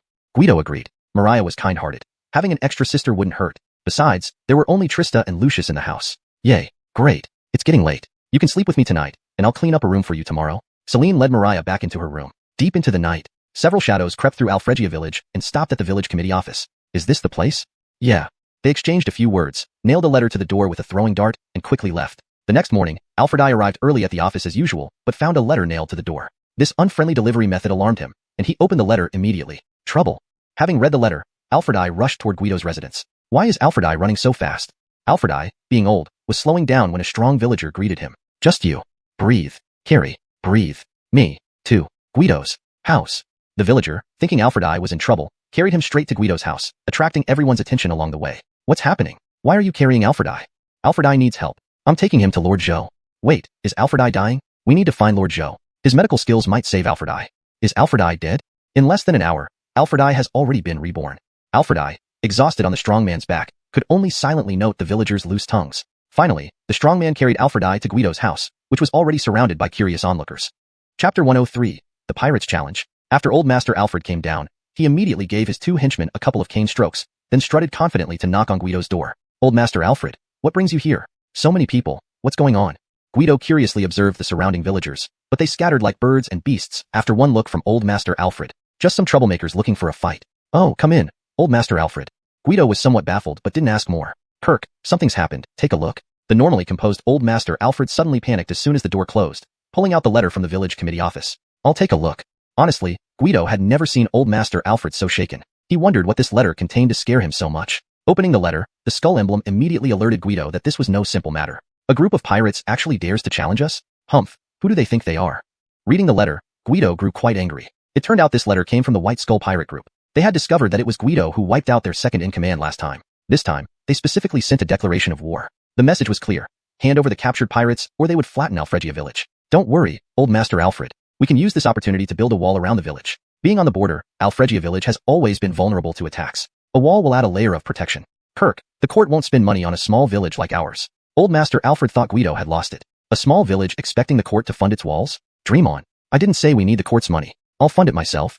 Guido knew the court wouldn't spend money on this, nor did it have the funds. Recently, it had spent all its resources paying reparations to DayZ, leaving even civil servant salaries unpaid. In that case, maybe it could work, but we should report to the authorities first. Alright, no need to inform Daryl. Let's go directly to Jensen Pingon. Fine. Old Master Alfred and Guido were on the same page, knowing that reporting to Daryl, who already disliked Guido, would be unwise. Building a privately funded wall was a significant achievement and shouldn't be handed over to someone like Daryl. Guido also called Mila and Imran over for lunch. Mila, the pirates have issued an ultimatum. You need to increase patrols and set up more posts. I'll provide 5 modified Bull Demon-class warships. Great. Rest assured, brother. If these pirates dare to show up, they won't return alive. Mila was excited by the prospect of another battle. Guido's provision of 5 modified Bull Demon-class ships impressed him. These ships had at least 12 heavy crossbows each, unlike Imran's vessels with only 2. Sir, should we continue normal sea operations or suspend them? Imran was concerned about maritime activities. Last time, the seas were closed for a long while due to pirate issues. Would it happen again? No need. After considering it, we shouldn't stop everything. Trade should continue,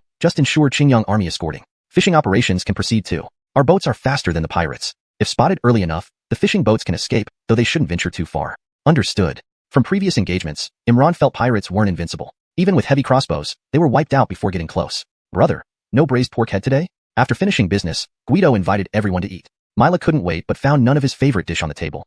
I didn't have time today. Next time, I promise to make a bigger portion. Alright. Without it, Mila reluctantly accepted. Speaking of the braised pork head, it was introduced when Guido brought back exotic spices from the capital. His attempt at cooking resulted in a delicious pot of braised pork head that everyone loved, especially Mila, who kept visiting under the pretext of reporting work, mainly for the food. In the afternoon, Guido personally went to Jinshan Prefecture to meet Jensen Pingon. I remember this is your first visit since coming to Jinshan Prefecture. Hehe, been busy lately. Jensen Pingon knew Guido was joking but played along. You don't visit without reason. What do you need? If I can help, I will. Otherwise, there's nothing I can do. Hey, can't I just come to see you? Come on, what's up? I brought some gifts, dried fish that goes well with kanji. Sure enough, Guido tried to bribe Jensen Pingon, who heard about his recent extravagant gifts to the prince, like black caviar and dried abalone. Now he brings ordinary dried fish and says it goes well with kanji. How stingy. You bring gifts? Just say what you want, or I won't feel right accepting them. Get serious. Not only did I bring gifts, but I also have a big favor to offer. Why do you doubt me? Go on. Jensen Pingon still doubted Guido's sincerity. I want to fund building a wall around Alfregia village. Build a wall? Are you crazy? Is it necessary? Jensen Pingon couldn't believe Guido's reason for the visit. Alfregia village is often attacked being on the border. Here's the pirate's letter. Guido handed the letter to Jensen Pingon, who understood after reading it. What kind of wall are you planning? Jensen Pingon asked a more professional question. Does it make a difference? Guido admitted he didn't know much about walls. Have you been to Qingyang County? Of course. And to the capital? Yes. Do you think the walls in these places differ? This comparison made Guido understand. Chapter 104. Constructing the city wall of Alfregia village. Qingyang County was located on the border and wasn't a major city, so its city wall was only about 3 meters high and perhaps 2 meters wide at most.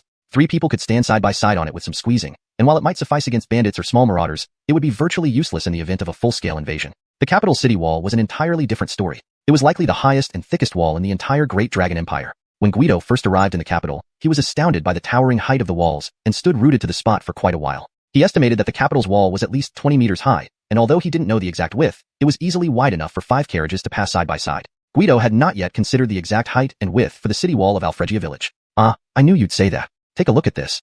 Jerry sighed in exasperation and then took out the map of Qingyang County from the magistrate's office. This is Alfregia village. If we're going to build a city wall, we need to roughly determine its position and then decide on its height and width. To be honest, the map Jerry produced was incredibly rudimentary compared to what he remembered from his previous life, but for this era, it was already one of the finest available. Fortunately, the general outline was still recognizable. After much deliberation over the map, Guido and Jerry finally agreed on the location of the wall. The entire village, along with its connected wharf, would be enclosed within the wall, making its length and scale comparable to that of the county seat's wall. Isn't this a bit too large? Perhaps we should construct separate walls for the village and the wharf. That would save a lot of resources. Jerry also felt that the project was too extensive and tried to persuade Guido. No need. If they were separate, Alfregia village could easily be besieged in an emergency. Including the wharf, though it may seem to increase the workload now, will provide more space for future development. As the governor, Jerry understood that overall construction was better for long-term development, but the financial burden was immense. However, since Guido insisted, Jerry stopped trying to dissuade him. After all, once reported, he would receive credit for the project as well. Regarding the height and width, I think we should aim for something moderate. At least 10 meters high is necessary. Otherwise, it won't withstand enemy attacks, and all this money would be wasted. That's your decision. Don't say I didn't warn you. Guido made his point, but Jerry knew building the wall wouldn't be that simple. No worries. Although this is a good thing, proper procedures must still be followed. I'll write a report to the higher-ups first. You wait for news. Thank you for the trouble. You're being unusually formal today. I'm not used to it. After Guido left, Jerry pondered how to write the report. After a moment of thought, he had an idea and soon submitted the document to the cabinet ministers in the capital. Senior Jensen, please take a look at this petition. A middle-aged official handed the petition to a senior elder, clearly the most experienced among them. Whenever uncertain about petitions, they usually deferred to Senior Jensen for a decision. What is it this time? Let me see. Senior Jensen took the petition and read through it, but soon frowned deeply. Funding a city wall by civilians? Although there are precedents from previous dynasties, our current laws do not address this matter, making it quite challenging. Senior Jensen was stumped by the petition. Rejecting it seemed unfair as it was a significant contribution to the country, but approving it could invite criticism from colleagues later. Thus, he found himself in a dilemma. What do you think, Senior Jensen? Perhaps we should let William make the final decision? Unable to decide, Senior Jensen passed the problem up to the highest authority. This petition ended up in Delbert's hands. Summon the Crown Prince. Delbert read the petition and furrowed his brows, deep in thought. Millions later, he ordered the Crown Prince to be summoned. Your Imperial Majesty. Gordy hurried to meet his father upon receiving the summons. Take a look at this petition. Delbert handed the petition to Gordy without further ado. At first, Gordy assumed it concerned border warfare or similar matters. To his surprise, it was about someone willing to fund a city wall for the Great Dragon Empire. Seeing the signature, he realized it was from Jinshan Prefecture's Jerry, undoubtedly involving Guido. What do you think, Heston? I believe it is a good thing, Gordy replied. Oh, explain your thoughts. To your Imperial Majesty, the willingness of civilians to fund a city wall demonstrates loyalty and patriotism, indicating that the benevolent governance of the Great Dragon Empire has had a significant impact. It shows people are willing to contribute to the nation. Indeed, that makes sense. Moreover, our treasury is empty. Even if this year's harvest tax is collected, it will merely cover existing deficits, leaving no surplus for infrastructure development. Now that someone is willing to fund these projects, we should welcome it wholeheartedly. We should also promote it widely, setting a fine example for others to follow. If everyone did the same, it would be a great boon to the empire. Gordy's analysis aligned with Delbert's thoughts. Upon hearing his son's agreement, he quickly approved the petition by circling it, signifying the emperor's approval. Upon receiving the reply from the court, Jerry immediately informed Guido in person at Alfregia village. Great. Although I was confident the court would agree, I couldn't sleep properly until the confirmation came. Guido's lack of sleep was obviously exaggerated, given how Lucius had to call him multiple times each morning. Should I proceed with construction then? Right. By the way, when submitting the petition, considering you aren't short on funds, I slightly expanded the boundaries of Alfregia village. Jerry, despite being a governor, had no casual authority to redraw administrative boundaries, even for just a village. But by attaching the modified plans to the petition, he bypassed this restriction, though no one dared challenge it. Thank you. Salted fish is quite tasty. Send something else next time, like dried eel roe? Haha, nice weather today, isn't it? Seeing Jerry still thinking about gifts, Guido felt slightly awkward. Well, I must go. Let's stay in touch if any issues arise. Sure.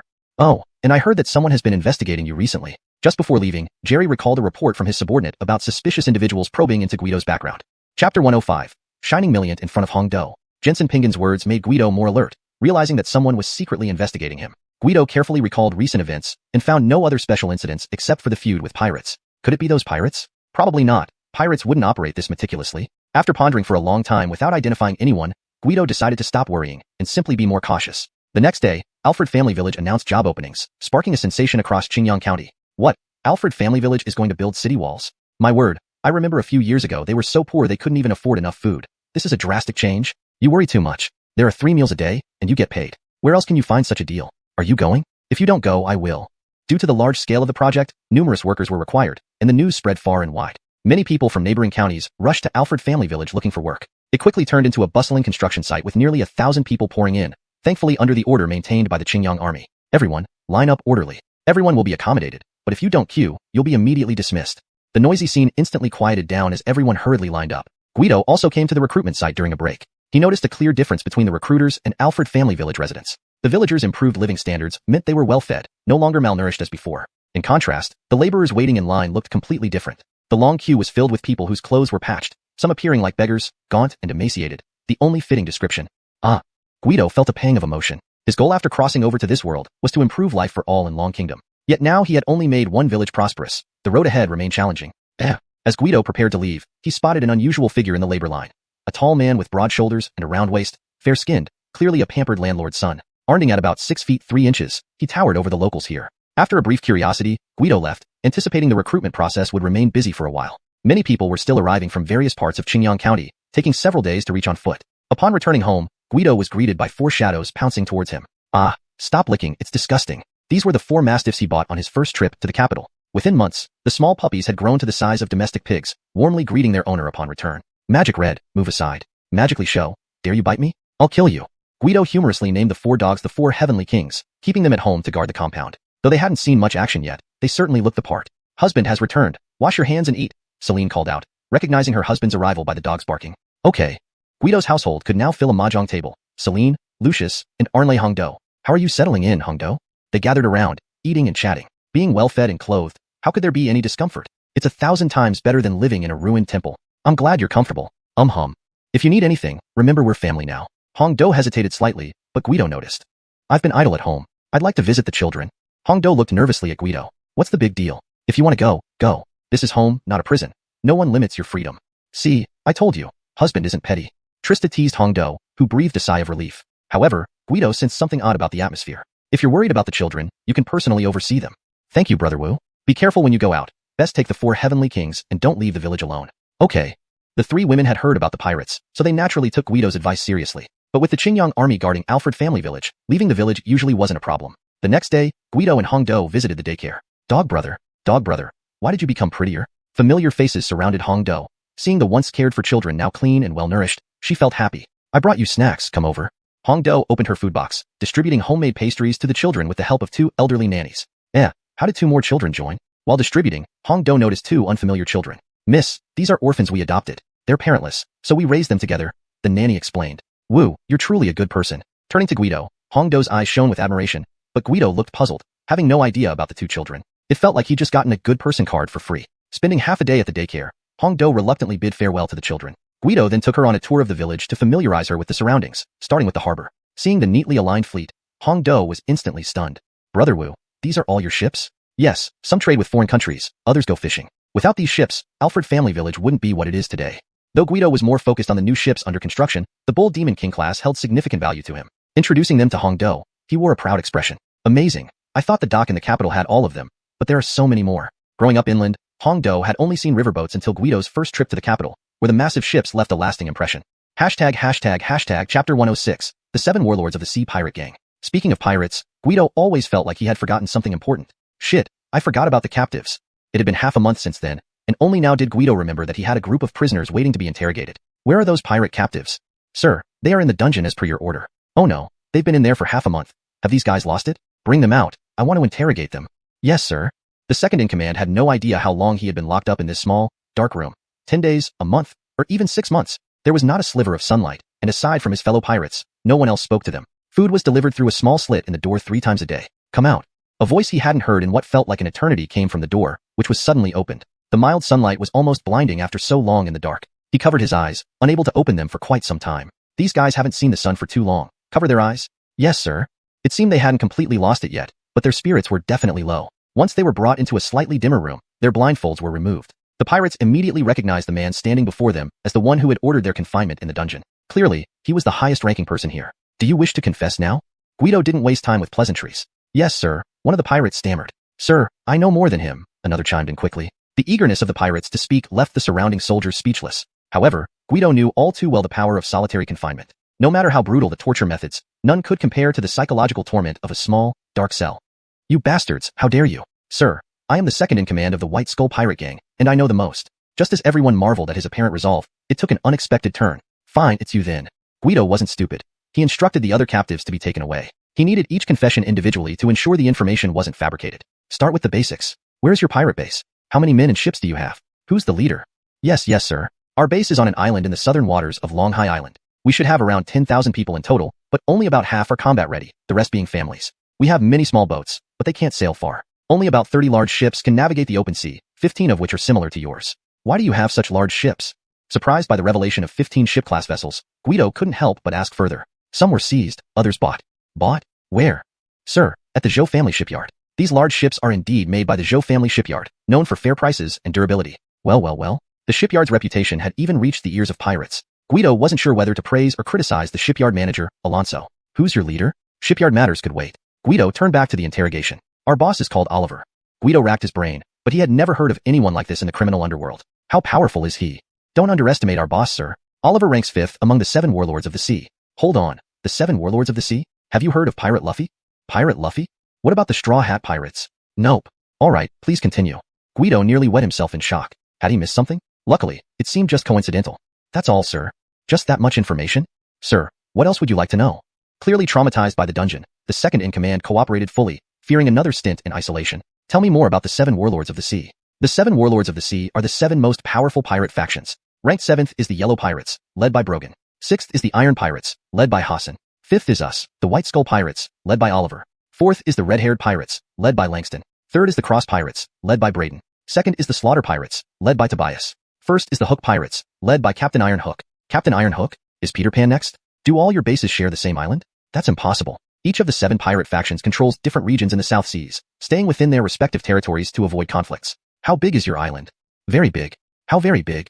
Big. Guido stifled his anger, reminding himself not to get upset over uneducated answers. After questioning several other pirates, he confirmed the second-in-command hadn't lied. This realization only deepened his concern. According to the pirates, they had 10,000 people, half of whom were combat-ready. With the advantage of local terrain, eliminating them wouldn't be easy. Don't put us back in the dungeon, sir. Please, we've told you everything. Guido wasn't going to imprison them again. Having investigated the White Skull Pirates' behavior, heavy casualties were typical after raids. He waved to the guards. They understood and took the captives away, executing them in a secluded area. Guido had been busy dealing with bad news, defending against pirates and supervising the city wall construction. However, the shipyard finally had good news. 2 of the new-style ships had completed construction and were ready to launch. Guido arrived early at the shipyard, eager to see his designed ships launched. Besides the 2 completed vessels, 4 others were under construction, nearly halfway done.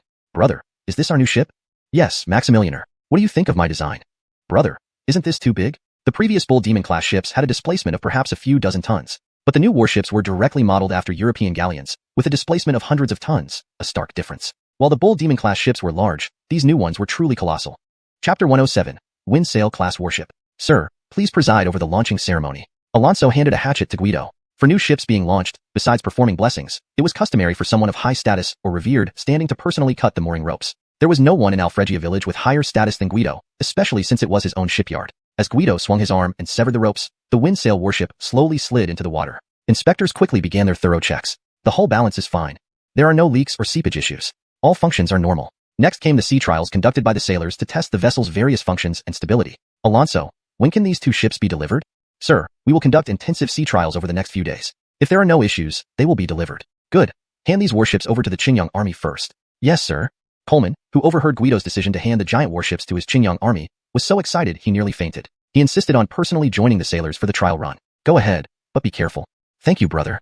Coleman hurriedly boarded the ship just in time, and could still be seen excitedly waving from the deck even at a distance. A certain island in the South China Sea, this was the base of the White Skull Pirates. The entire settlement stretched along the coastline, featuring docks, residences, markets, essentially a miniature town. A pirate ran frantically down the street. Upon seeing his military flag, passers-by quickly moved out of his way, fear visible in their eyes. The man ran straight to the tallest building and disappeared into its entrance. Greetings, Achilles. The largest and tallest structure in the city belonged to Oliver, the leader of the White Skull Pirates. Arning on the upper floor, he surveyed the city he had built with evident satisfaction. Speak. A scout reported that Second Achilles and our captured brothers had been executed by Guido. Their bodies were hung at Alfregia village's dock as a warning. Bang! Oliver's eyes blazed with anger as he crushed a bamboo cup in his hand without control. How dare they? Tell the others to blockade Alfregia village's waters. When the opportunity arises, we'll take care of its inhabitants. Yes, Achilles. Oliver was furious. After years of commanding the seas, this was the first time anyone dared to defy him openly. If he let this slide, how could he maintain his dominance at sea? Following his order, the harbor bustled with activity. Dozens of ships set sail, heading directly for Alfregia village's waters. Their chief had ordered a complete blockade of the village's harbor and a surprise attack. Coleman led the Qingyang army in testing the new ship. The more he saw, the more he liked it. He originally thought the Alfred Wang-class ships were big enough, but this new model was several times larger, with dozens of heavy crossbows mounted on each side of the deck. The sight alone was enough to intimidate any ordinary pirates. Deputy Commander, we've spotted many unidentified vessels ahead. The lookout atop the main mast provided a clear view of the horizon, ensuring early detection of potential enemies. Continue observing. Honestly, encountering other fleets at sea during this era was quite rare, so Coleman suspected these were pirates. Deputy Commander, they're flying skull flags. As expected. Let's test the new ship. Everyone, prepare for battle. Hearing it was pirates, Coleman transformed back into a war enthusiast, testing the new ship while the enemy came to them. It was too convenient. These were the very pirates sent by Oliver to ambush Alfregia village. The two new ships, massive in size, were visible from afar, but due to the distance, the pirates initially mistook them for ordinary vessels. There are ships. Though only two, they'll make for a good appetizer. Charge! Charge! Like sharks scenting blood, the pirates surged towards the two ships. But gradually, something felt off. The pirate ships slowed down. Despite facing only two vessels, they seemed unusually large. Adrian, are these even human ships? They must be divine mounts from the heavens. We've offended the gods. As the pirates approached within about 300 meters, their ships came to a halt. The giant ships also stopped, revealing no crew members. The scene was eerily quiet. Just as the pirates hesitated, a loud command broke the silence. Fire! Heavy crossbows unleashed a barrage from the sides. In an instant, 7 or 8 pirate ships were pierced and began sinking. Quick, flee! In the presence of these giants, the pirate ships were like infants against giants. Believing they were divine mounts, they lost all will to resist and wished to escape by swimming away. Seeing the fleeing pirates, the Qingyang army emerged and continued operating the heavy crossbows. By now, the pirates realized these were not divine mounts but Alfregia village's new warships. Within minutes, dozens of pirate ships sank into the sea, with only a few escaping amidst the chaos. Despite the warship's ability to pursue using 3 wind sails, Coleman waved his hand to intentionally let a few get away. Why not chase them, Deputy Commander? Let them report back and spread the word of our power. That way, they won't send useless trash to bother us again. White Skull Hawkins. At the dock, a few surviving pirates panted heavily. Oliver looked at the returning battered ships, barely holding together. What happened? You left only moments ago, and returned so quickly. Where are the others? Did you encounter a storm? If Oliver remembered correctly, he had sent out at least 50 to 60 ships and several hundred men. Now only 2 dilapidated ships and a handful of survivors returned. Achilles, it was Alfregia village's new warships. New warships? How many?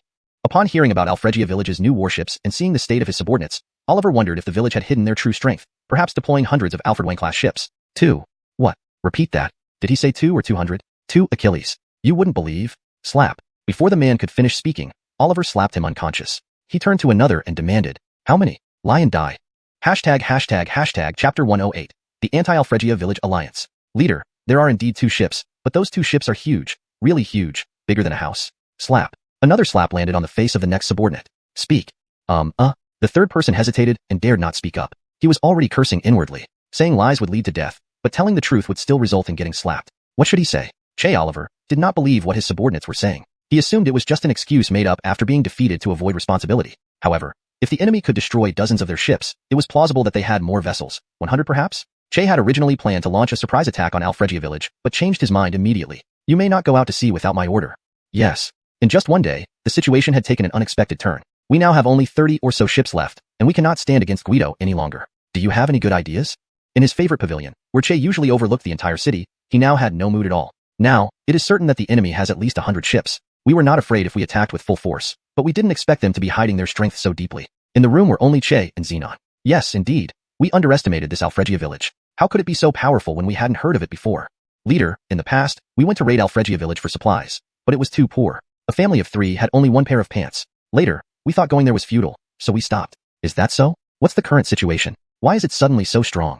Heard that someone named Guido transformed Alfregia village. Not only does the village have money now, but they also built a dock, traded with foreign nations, engaged in maritime fishing, and even constructed walls recently. What kind of god is this Guido?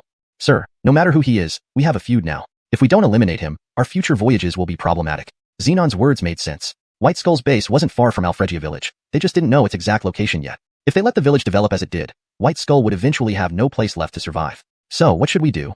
I suggest forming an alliance. Alliance?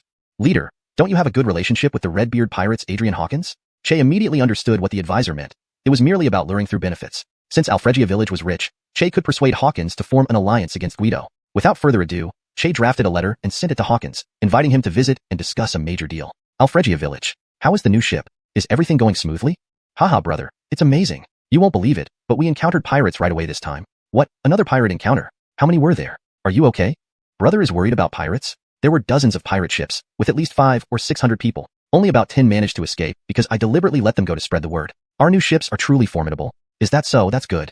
Brother, we haven't named the new ships yet. You should give them a powerful name. Then we can make a grand impression when we sail out. Coleman was right. When naming the Alfred Ma Wang class, Guido had been rather casual, simply choosing Alfred Jia village. Now, he pondered for a while. How about calling them Qinglong class? Qinglong, Baihu, Xianwu, Zhu Ke, the 4 great guardian beasts of China. Naming them after these divine beasts ensured they would be ahead in naval technology for centuries. Thus, using such names was fitting. Guido planned to use the other guardian beasts for high-end items in Alfregia village.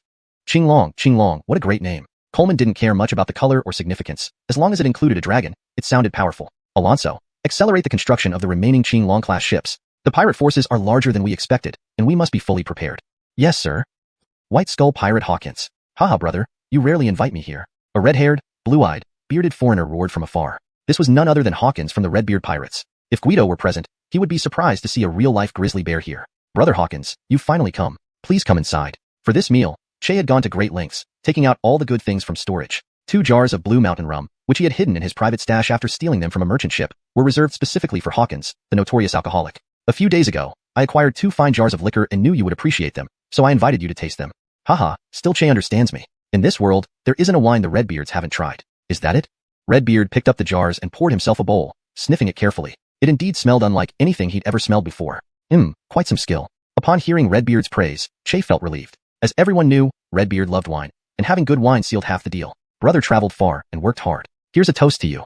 Haha, good brother, bottoms up. Not knowing how potent the liquor was, Redbeard gulped it down. His face turned instantly red, eyes bulging as he tried to hold his breath. Few good wine.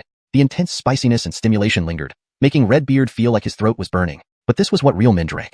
Brother's wine is truly excellent. All the wine I've drunk before was horse piss compared to this. Hearing Redbeard's high praise, Che became curious. While he drank, he wasn't as obsessed as Redbeard. Nevertheless, Redbeard's expertise in wine was undeniable. It was the first time Redbeard had given such high praise, and Che seized the opportunity. If brother likes it, let's keep drinking. Taking advantage of the moment, Che poured another bowl for Redbeard, who didn't hesitate and started drinking again. Learning from his previous mistake, he sipped slowly but still managed to finish half a bowl in one gulp. Chapter 109. Guido's Rebellion? After a few rounds of drinks, Kent was gradually getting into the mood. Seizing the opportunity, Amias brought up the plan to join forces against Alfred. Brother Adrian, how is this wine? Good, very good. It's just that there are only 2 jars. Adrian Hawkins smacked his lips, unsure whether he was savoring the taste or regretting that he wouldn't be able to drink more in the future. Brother Adrian, I found out that this wine is called Alfred Luchon, produced by Alfred. They have thousands of jars stored there. Is this true? At the mention of thousands of jars, Kent shot up in shock. In his eyes, nothing mattered more than wine. Of course. Besides, Alfred has a lot of wealth. Haven't you heard of the Bull Demon King-class ships recently appearing at sea? It said you secretly bought a few yourself. So what? What does this have to do with anything? Those Bull Demon King-class ships were also made by Alfred. Suck. The love for fine wine and pirate ships were too tempting. Adrian Hawkins, who could become one of the 7 warlords, wasn't foolish. Amias, such a big piece of meat. You're being awfully generous? Brother Adrian, I'm not unwilling to share. A few days ago, I accidentally fell into Guido's trap and lost many men and ships. With no other choice, I came to you. Let's ally and deal with Alfred. We can split the spoils 50-50. Amias knew that if he didn't reveal some truth now, Adrian Hawkins might suspect him. After revealing the real situation, Adrian Hawkins indeed broke into a smile again. 70-30, I get 70, you get 30. In the world of pirates, there was no brotherly affection. Not taking advantage of someone's misfortune was already a form of mercy.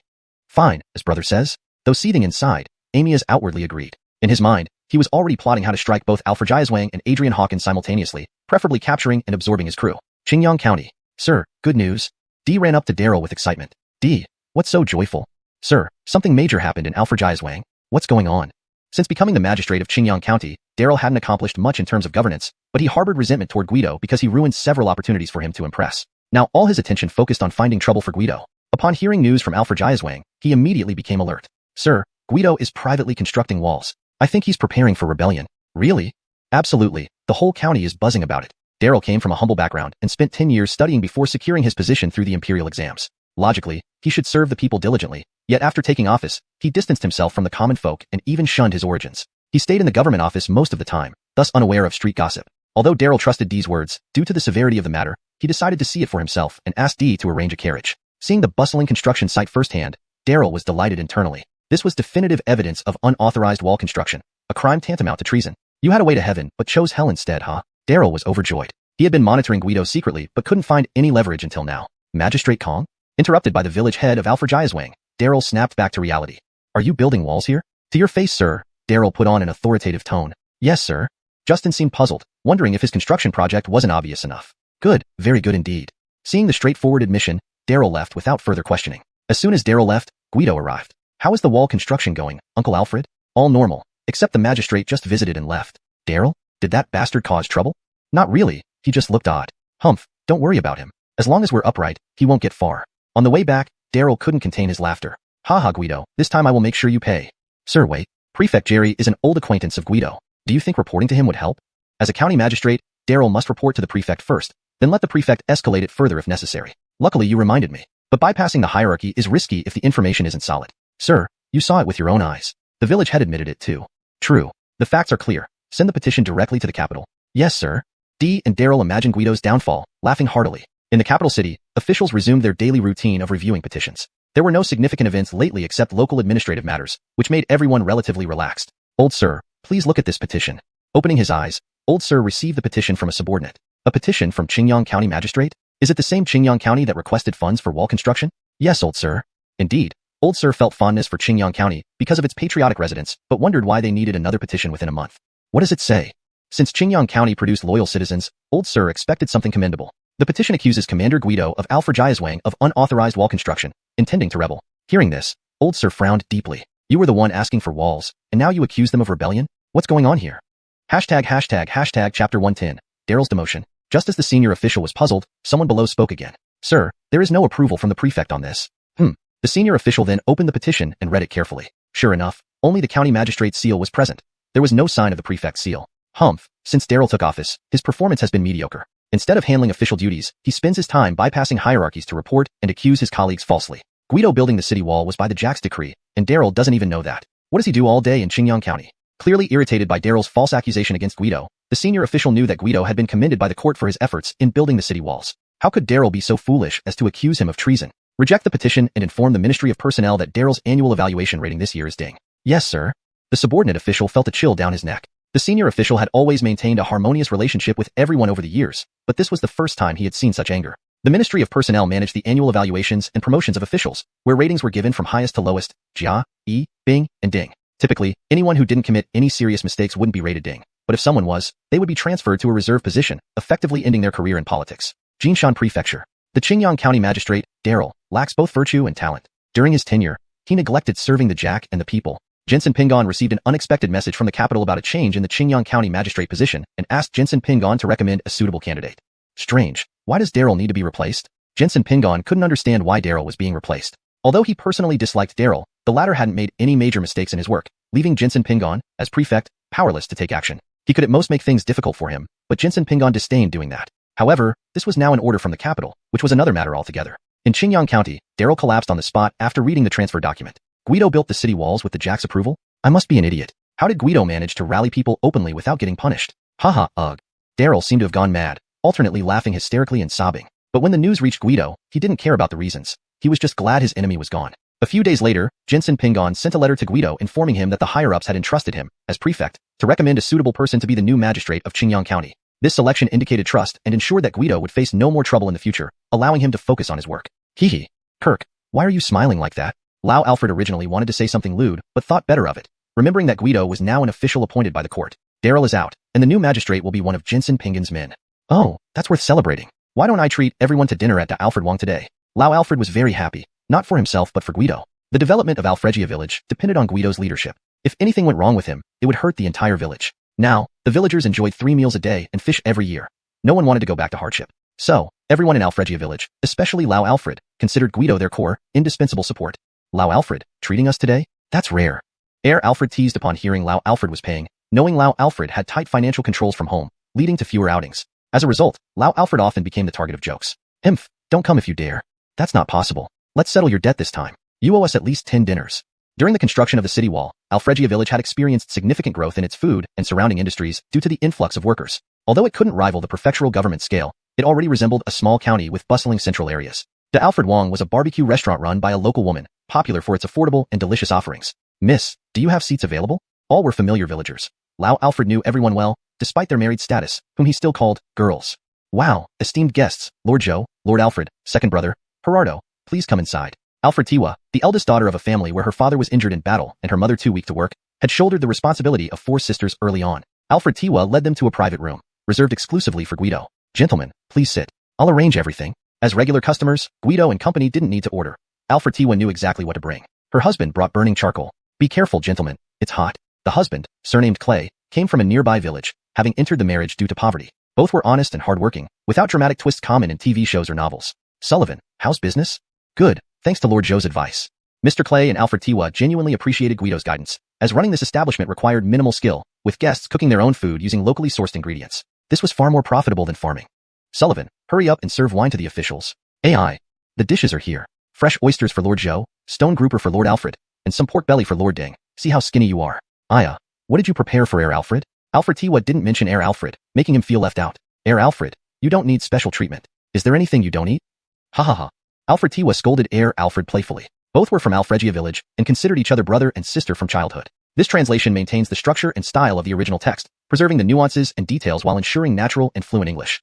Chapter 111. Laney's letter. Various seafood sizzled on the charcoal grill, and the aroma made Guido feel as if he had been transported back to his past life. Everyone has worked hard these past few days. Let's have a drink together. The wine, of course, was Alfred Longchamp, but due to its high price, only Guido and a few others could afford it at Alfred Tifua's place. The rest mostly drank rice wine, which wasn't too potent but still satisfying. Now that Alfred Family Village's development is no longer hindered by internal issues, we can focus on external threats without worries. Candidate Zhou speaks wisely. We aren't afraid of open enemies. What we fear are the treacherous plots of the wicked. Though Justin was merely a village chief, he had spent decades as a grassroots official and thus had insightful views on bureaucratic matters. Our only remaining enemy is the White Skull pirate gang. Don't worry, big brother. With our Azure Dragon warships, any number of pirates will be futile. Mila, who had personally used 2 Azure Dragon ships to wipe out an entire pirate fleet, felt extremely confident. Hearing Mila's words, Guido didn't contradict him. Confidence was good, but regarding the 7 Sea Kings, Guido decided after some thought that he should inform everyone, given their formidable strength. As for the pirates, we obtained some intelligence from the captives. Upon hearing this, everyone realized Guido was about to discuss serious matters, and their expressions turned grave. There are 7 major pirate forces now, calling themselves the 7 Sea Kings. Among them, the White Skull Pirate Gang, ranked 5th, has grievances with us. Just 5th? Justin's eyes widened in horror. If 5th place could send letters to the village council without being detected, what could 1st place do? That's right. The White Skull Pirates aren't terrifying on their own, but we can't rule out the possibility that they might join forces against us. Guido was most concerned that the 7 pirate gangs might unite against Alfred Family Village. Even with extraordinary skills, Guido would struggle to resist such an alliance. However, the pirate factions weren't likely to cooperate fully. If just the 5th-ranked White Skull is evenly matched with us, then a coalition with the other 6 would indeed be formidable. Mila loved battles but wasn't lacking in brains. He calmly analyzed the situation. Won't it be dangerous for us to sail now? Imran worried about the safety of their trade and fishing vessels. No worries. I've already told the fishermen not to venture too far. Our trade routes are more familiar to us than to the pirates, so it's manageable. Besides, all our warships are equipped with heavy crossbows, so it's uncertain who'd win in a confrontation. This era's marine resources were extraordinarily abundant, even along the coastline. While the catches were mostly small fish and crabs, it ensured regular fish trade. Thus, pirates hadn't significantly impacted Alfred Family Village's maritime business yet. Guido also allocated some warships to the Qingyang army for occasional patrols around the village, enhancing sea security. Sir. Just as Guido and the others were enjoying their drinks, Alfred Tifua suddenly barged into the private room. Miss, what's the rush? You're acting all flustered. Mila feared his sister might upset Guido and took the initiative to ask. I have a letter for Lord Zhou. Why would you have a letter for me here? Not only Guido, but also the others wore puzzled expressions. I was busy outside, and when I turned around, this letter appeared on the table. It scared me. I saw for Guido only written on it and rushed over. Alfred Tifua's explanation made Mila tense up. As the person responsible for Guido's and the village's security, he snatched the letter, opening it cautiously from a distance. What's wrong? Are you afraid of poison? Well, better safe than sorry. Justin spoke up for Mila, noting his growth and newfound prudence. Mila examined the letter carefully, sniffed it, confirmed it was safe, then handed it to Guido, signaling Alfred Tifua to leave. It's fine. The White Skull has allied with the Redbeard pirates. Be cautious. Signed, Laney. Though brief, the letter's content was crucial. Guido's speculations seemed to have been confirmed. Who's this Laney? Is she reliable? Imran's question left Guido feeling somewhat awkward. The looks the others gave him were clearly different. I don't know who Laney is, but the name sounds familiar. Where have I heard it before? Are you sure she isn't your secret lover? Justin, when did you learn to make such jokes? Despite not knowing who Laney was, the group agreed that her information seemed highly credible. There was no reason for an unknown person to risk sending false intelligence, especially since a full alliance among the 7 Sea Kings was unlikely, while an alliance between 2 or 3 factions was more plausible. Since we know the White Skull and Redbeard pirates have allied, we must prepare accordingly. Guido immediately instructed Mila to ready everything. Now that the pirates had joined forces, they might soon attack Alfred Family Village. Understood, big brother. If it's just 2 factions, our chances of victory are high. Initially celebrating Daryl's demotion with a hearty meal, everyone now had to face this unwelcome news, resulting in a hastily concluded dinner. Who exactly is this Laney? Under the night sky, Guido lay on a lounge chair at home, feeling like he had heard the name somewhere before but couldn't remember where. Dear, what are you thinking about? Li Baimei saw Guido sitting silently and asked, concerned. Nothing much. Have you all been staying home as I asked? These past few days, we've mostly stayed home, occasionally accompanying Mariah to the orphanage. It's been rather boring. Li Baimei's expression conveyed her frustration. They had previously roamed freely around the docks, village, and even Qingyang County, but with the wall construction causing a mix of people, Guido advised the ladies to stay indoors for safety. Boring? Tomorrow, I'll make something fun for you, and you won't feel bored anymore. Thinking of modern ways to pass time, Guido immediately thought of mahjong. He'd have a carpenter craft a set tomorrow and teach the family members how to play, keeping them entertained. Chapter 112. Bored? Let's play mahjong. The next morning, Guido deliberately woke up early. Fortunately, the weather was gradually getting warmer, so it also got brighter earlier in the day. Due to the construction of the city walls, the population of Alfregia village had surged, leading to an increase in morning food stalls. The traditional offerings were mutton soup with flatbread, whose aroma could be smelled from afar. There was also congee with pickled vegetables, simple, cheap, and satisfying, costing only a few copper coins for a full meal. Guido had also introduced some new dishes, like soy milk with fried dough sticks, juicy steamed buns, and savory tofu pudding. Mr. Zhou, you're out early today. What would you like to eat? The vendors were all locals from Alfregia village, so they knew Guido well and held him in high regard. I'll take 2 trays of steamed buns and a bowl of tofu pudding. Would you like some mutton soup today? We just slaughtered a sheep this morning. We've kept the best parts for you. The stall owner enthusiastically recommended his mutton soup, as it was rare for Mr. Zhou to come out for breakfast. He didn't want Guido to leave unsatisfied after such a special visit. Maybe not today. I'll have 3 fried dough sticks, and please add more sugar to the soy milk. Is that all, Mr. Zhou? Are you feeling unwell? My appetite isn't great today. Please serve me quickly. I have things to do later. While preparing the order, the stall owner muttered in concern over Guido's reduced appetite. Dipping the fried dough sticks into the soy milk was a unique way Guido enjoyed his breakfast. The people around him, who had never seen fried dough sticks before, immediately followed suit and found the flavor quite different and delicious. Soon, the fried dough stick sold out. Where's the vinegar? Apologies, Mr. Zhou. I forgot in the hustle. Guido preferred to dip his buns in seasoning sauce. Although he loved chili oil from his previous life, he hadn't found any here yet, so vinegar was the next best thing. Seeing Guido's contented expression, others were tempted too. Adrian, give me a tray of buns and a vinegar dish. Coming right up. Just as the fried dough sticks returned to stock, the buns sold out again, leaving the stall owner's wife busy making more. After breakfast, Guido headed to carpenter Alfred Mu's house. Good morning, sir. Old Mu, can you help me make something? Of course, what do you need? Carve some small plaques and engrave patterns on them. Being a seasoned carpenter, carving mahjong tiles was child's play for Alfred Mu. Within an hour, the job was done. They're ready, sir. Do they meet your expectations? A set of 108 uniformly sized mahjong tiles, each intricately engraved with different characters, felt familiar in Guido's hands. These are perfect, thank you. Alfred Mu even made a box to store the tiles neatly. Although he wasn't sure why Guido needed these, he ensured they were meticulously crafted. Holding the mahjong box, Guido rushed home. Everyone, I'm back. The household members knew Guido had gone out early to get something fun, so they gathered eagerly around him when he returned, curious about what he brought. Husband, what did you get? Show us. Ding dong dong, here it is. When Guido opened the box, the 3 women initially looked disappointed at the small square tiles. These are called mahjong tiles. Don't underestimate them. They're very entertaining. I don't believe you. Those unfamiliar with mahjong couldn't imagine its appeal. With 4 players, Guido explained the rules and began a game with the 3 women. At first, they struggled, making mistakes or failing to win when they should. But soon, they grasped the rules and lost track of time until evening fell. Heaven, we skipped lunch and played until nightfall? It's so much fun. Mahjong can be even more exciting with a small stake involved. Guido couldn't always play with his wives, so over the following days, Trista invited other village women to join, and soon Mahjong became popular across Alfregia village. During non-meal times, you could hear the sound of tiles being shuffled everywhere. Even Alfretiwa turned her barbecue shop into a Mahjong parlor in the afternoon, and middle-aged women who once gossiped now collectively loved playing Mahjong. The shipyard had good news. The second batch of 4 Qinglong ships was completed and ready for sea trials. Last time, Mila had tested them personally, but this time, Guido wanted to try riding the Qinglong ships himself, so he led the 4 ships out to sea. On a small island in the South China Sea. This small island, while not large enough to compare with the Oliver's domain, was home to many people, resembling a hidden paradise. In a courtyard, a young woman sat with several menacing men, discussing plans. Leader, are we really going to surrender to the government? A chubby man questioned why they should abandon their pirate freedom. Shut up. Do you question our leader's decision? Another man, holding a feather fan, seemed to be the strategist. The leader, a woman sitting in the main seat, finally spoke. You are all key members of our yellow pirates. My intentions are clear to you all. Initially, my father wished for us to stop being pirates. Given my current leadership, I aim to find a future for all of us. This woman was Lainey, the leader of the Yellow Pirates, one of the 7 Seas' most renowned female leaders. But leader, the government is our mortal enemy. Will they accept us? Another subordinate voiced concerns, as despite the Yellow Pirates' efforts under Lainey's father to help the poor without excessive violence, pirates were still seen as criminals by the government. Rest assured, I wouldn't propose this unless I was fully prepared. I have thoroughly investigated this official. He is unlike others, prioritizing the people's welfare. Note, names like Guido, Alfred Mu, Alfred Tiwa, Lainey, are kept in pinyin as requested. Chapter 113.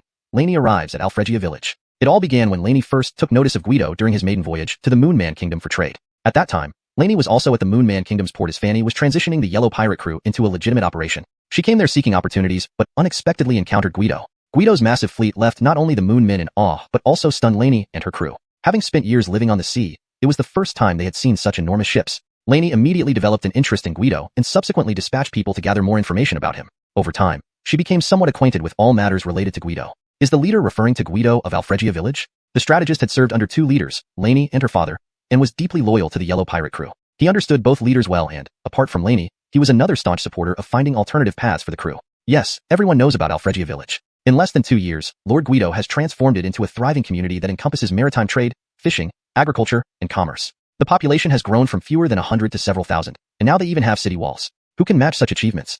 Alfregia village was indeed in the limelight lately. Anyone involved in seafaring knew of its success, enormous profits from maritime trade and fishing, the easy defeat of the White Skull pirate crew, which led to their drop to the last position among the 7 warlords of the sea. Now all pirate crews knew that the White Skull's Oliver and Red Hair alliance aimed not just to take down Alfregia village, but also for Oliver to secure his 7 warlord status. If White Skull were ousted, other forces would inevitably swallow them up.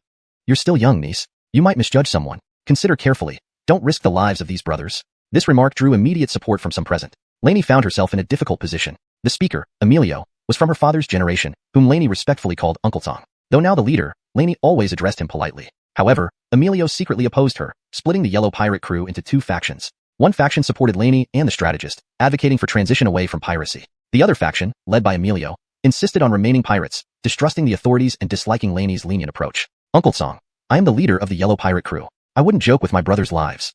Lainey usually backed down in such situations, allowing Emilio's arrogance to grow. But this time, the matter concerned the entire crew, so she couldn't retreat. Seeing Lainey stand firm for the first time, Emilio simply glared at her before turning and leaving without another word. Leader, we should prepare early. The strategist sided with Lainey primarily because of Guido. As a government official, Guido's fleet, especially the Bull Demon King, would eventually face confrontation with naval forces. With the yellow pirate crew ranked last among the 7 warlords and divided internally, fighting the authorities was unrealistic. The strategist saw clearly after witnessing the effortless defeat of the White Skull pirate crew. Lainey watched Emilio leave, her eyes filled with resolve. Take a few trusted men. Let's go to Alfregia village. Yes, leader. It seemed Lainey was determined to ally with Guido. The strategist quickly instructed a confidant to find reliable members. Lainey then set off quietly with a few trustworthy companions towards Alfregia village. Previously, pirates either landed in remote areas or where locals fled. But here, they walked like ordinary people, strolling the streets freely. This is Alfregia village? They are really building city walls. This surpasses our hometown county's defenses. Lainey's companions marveled at the construction site. What intrigued her more was the lack of overseers. Workers seemed cheerful rather than miserable. Excuse me, brother. What can I help you with, miss? Lainey stopped a worker moving stones. Do you have no supervisors? What if people slack off? We work voluntarily here. For instance, I get bamboo tokens for each trip I make with stone blocks, and I cash them in at night. They pay you? Isn't this forced labor? Miss, you must be new here. Guido is kind. He pays us and provides meals. Just then, the sound of gongs rang out, signaling mealtime. Workers put down their tools and headed in groups towards the dining area. Soon, they were eating rice with stewed fish, sitting happily wherever they could. Leader, their meals are better than ours sometimes, one pirate remarked, voicing everyone's thoughts. Indeed, due to only robbing corrupt merchants, the yellow pirate crew didn't live as lavishly as other pirate crews, which was why Lainey sought alternative paths. Leader, shall we find somewhere to eat? Having left home early morning without food or water, they were starving. Let's go. They hastened towards the village, where they found a bustling scene. Neat streets lined with various shops selling goods and daily necessities made it feel far beyond a typical village. There were taverns, grocery stores, cloth shops, and more. Is this a village? Chapter 114. Pirates' First Taste of Seafood. Do you all wish to dine? Please come right this way. Alfretia spotted Lainey and her group wandering around, clearly lost tourists. Yes. Before they could react, they were warmly invited in by Alfretia. Want some food? You came to the right place. Our seafood barbecue was invented by Lord Zhou himself. Lord Zhou? Do you mean Lord Guido? Hearing about Lord Zhou, Lainey inquired further. That's right. He's a frequent diner here, and we're distant relatives. Oh, may I ask what your honorable surname is? My name is Alfretia, but not everyone here shares the same surname. Caught off guard by the bluntness, Alfretia felt slightly embarrassed. Hee, it doesn't matter. What would you like to eat? Sir, it's our first visit. Please choose for us. All right. Alfretia left them alone, and Lainey turned to her companions. Leader, this Alfregia village is indeed extraordinary. The strategist had been observing the entire journey, marveling at how prosperous Alfregia village was compared to Qingshan County, despite being smaller in size. Just as they were eager to taste the same dishes as Lord Zhou, Alfretia serving shocked them. Ladies and gentlemen, your meal is served. When Alfretia brought out the dishes, one of the pirates slammed his hand on the table in anger. Slap. Are you insulting us? What do you mean, sir? Alfretia was taken aback, unsure where she had gone wrong. We live by the sea too, but apart from fish, how can these creatures, like stone bugs, sea spiders, or this ugly thing, octopus, be eaten? If I can eat that, I'll kneel and call you father. Their commotion caught the attention of other diners. Hearing the pirates' words, Alfretia didn't argue. Instead, she gestured towards another table. The pirates followed her gaze to see a fat man happily eating grilled octopus, oysters, and enjoying every bite. Guests, I lived near the sea my whole life too. Never knew these could be eaten until Lord Zhou proved it. These are delicious, safe to eat, truly delicious, truly, really delicious. Indeed. Realizing their mistake, the pirates apologized. But when the seafood was ready, they still stuck to the fish while leaving the shellfish untouched. Leader, shall we order more fish? They devoured the fish quickly but were hesitant about trying anything else. Why more fish? We have fish daily back home. Aren't there other options? Another bandit voiced his concern. They longed for variety despite the delicious fish. So what now? Amused by her companion's hesitance over mussels and crabs, Lainey decided to take a leap, grabbing an open scallop and biting into it. Her action stunned the pirates. True to your title, leader, After tasting the scallop without any strange flavors, Lainey encouraged the others. Delicious. Everyone, try it. Encouraged by seeing a woman eating, they finally tried it too, and soon couldn't stop. In the kitchen. Again from those outsiders' table? Yes. Is this the 5th time? How can they eat so much? At first, they refused to eat. Now they can't get enough. With that, Alfretiwa brought another large platter of seafood. Satisfied, Lainey and her group resumed wandering the streets. Why keep walking aimlessly? Shopping with women was Min's nightmare. Exhausted, the pirates suggested seeking advice. Forgive me, I didn't plan this well. How do we meet Guido? Let's find out where he is and speak openly. If we're to join him, we mustn't hide. Good point. Let's do it.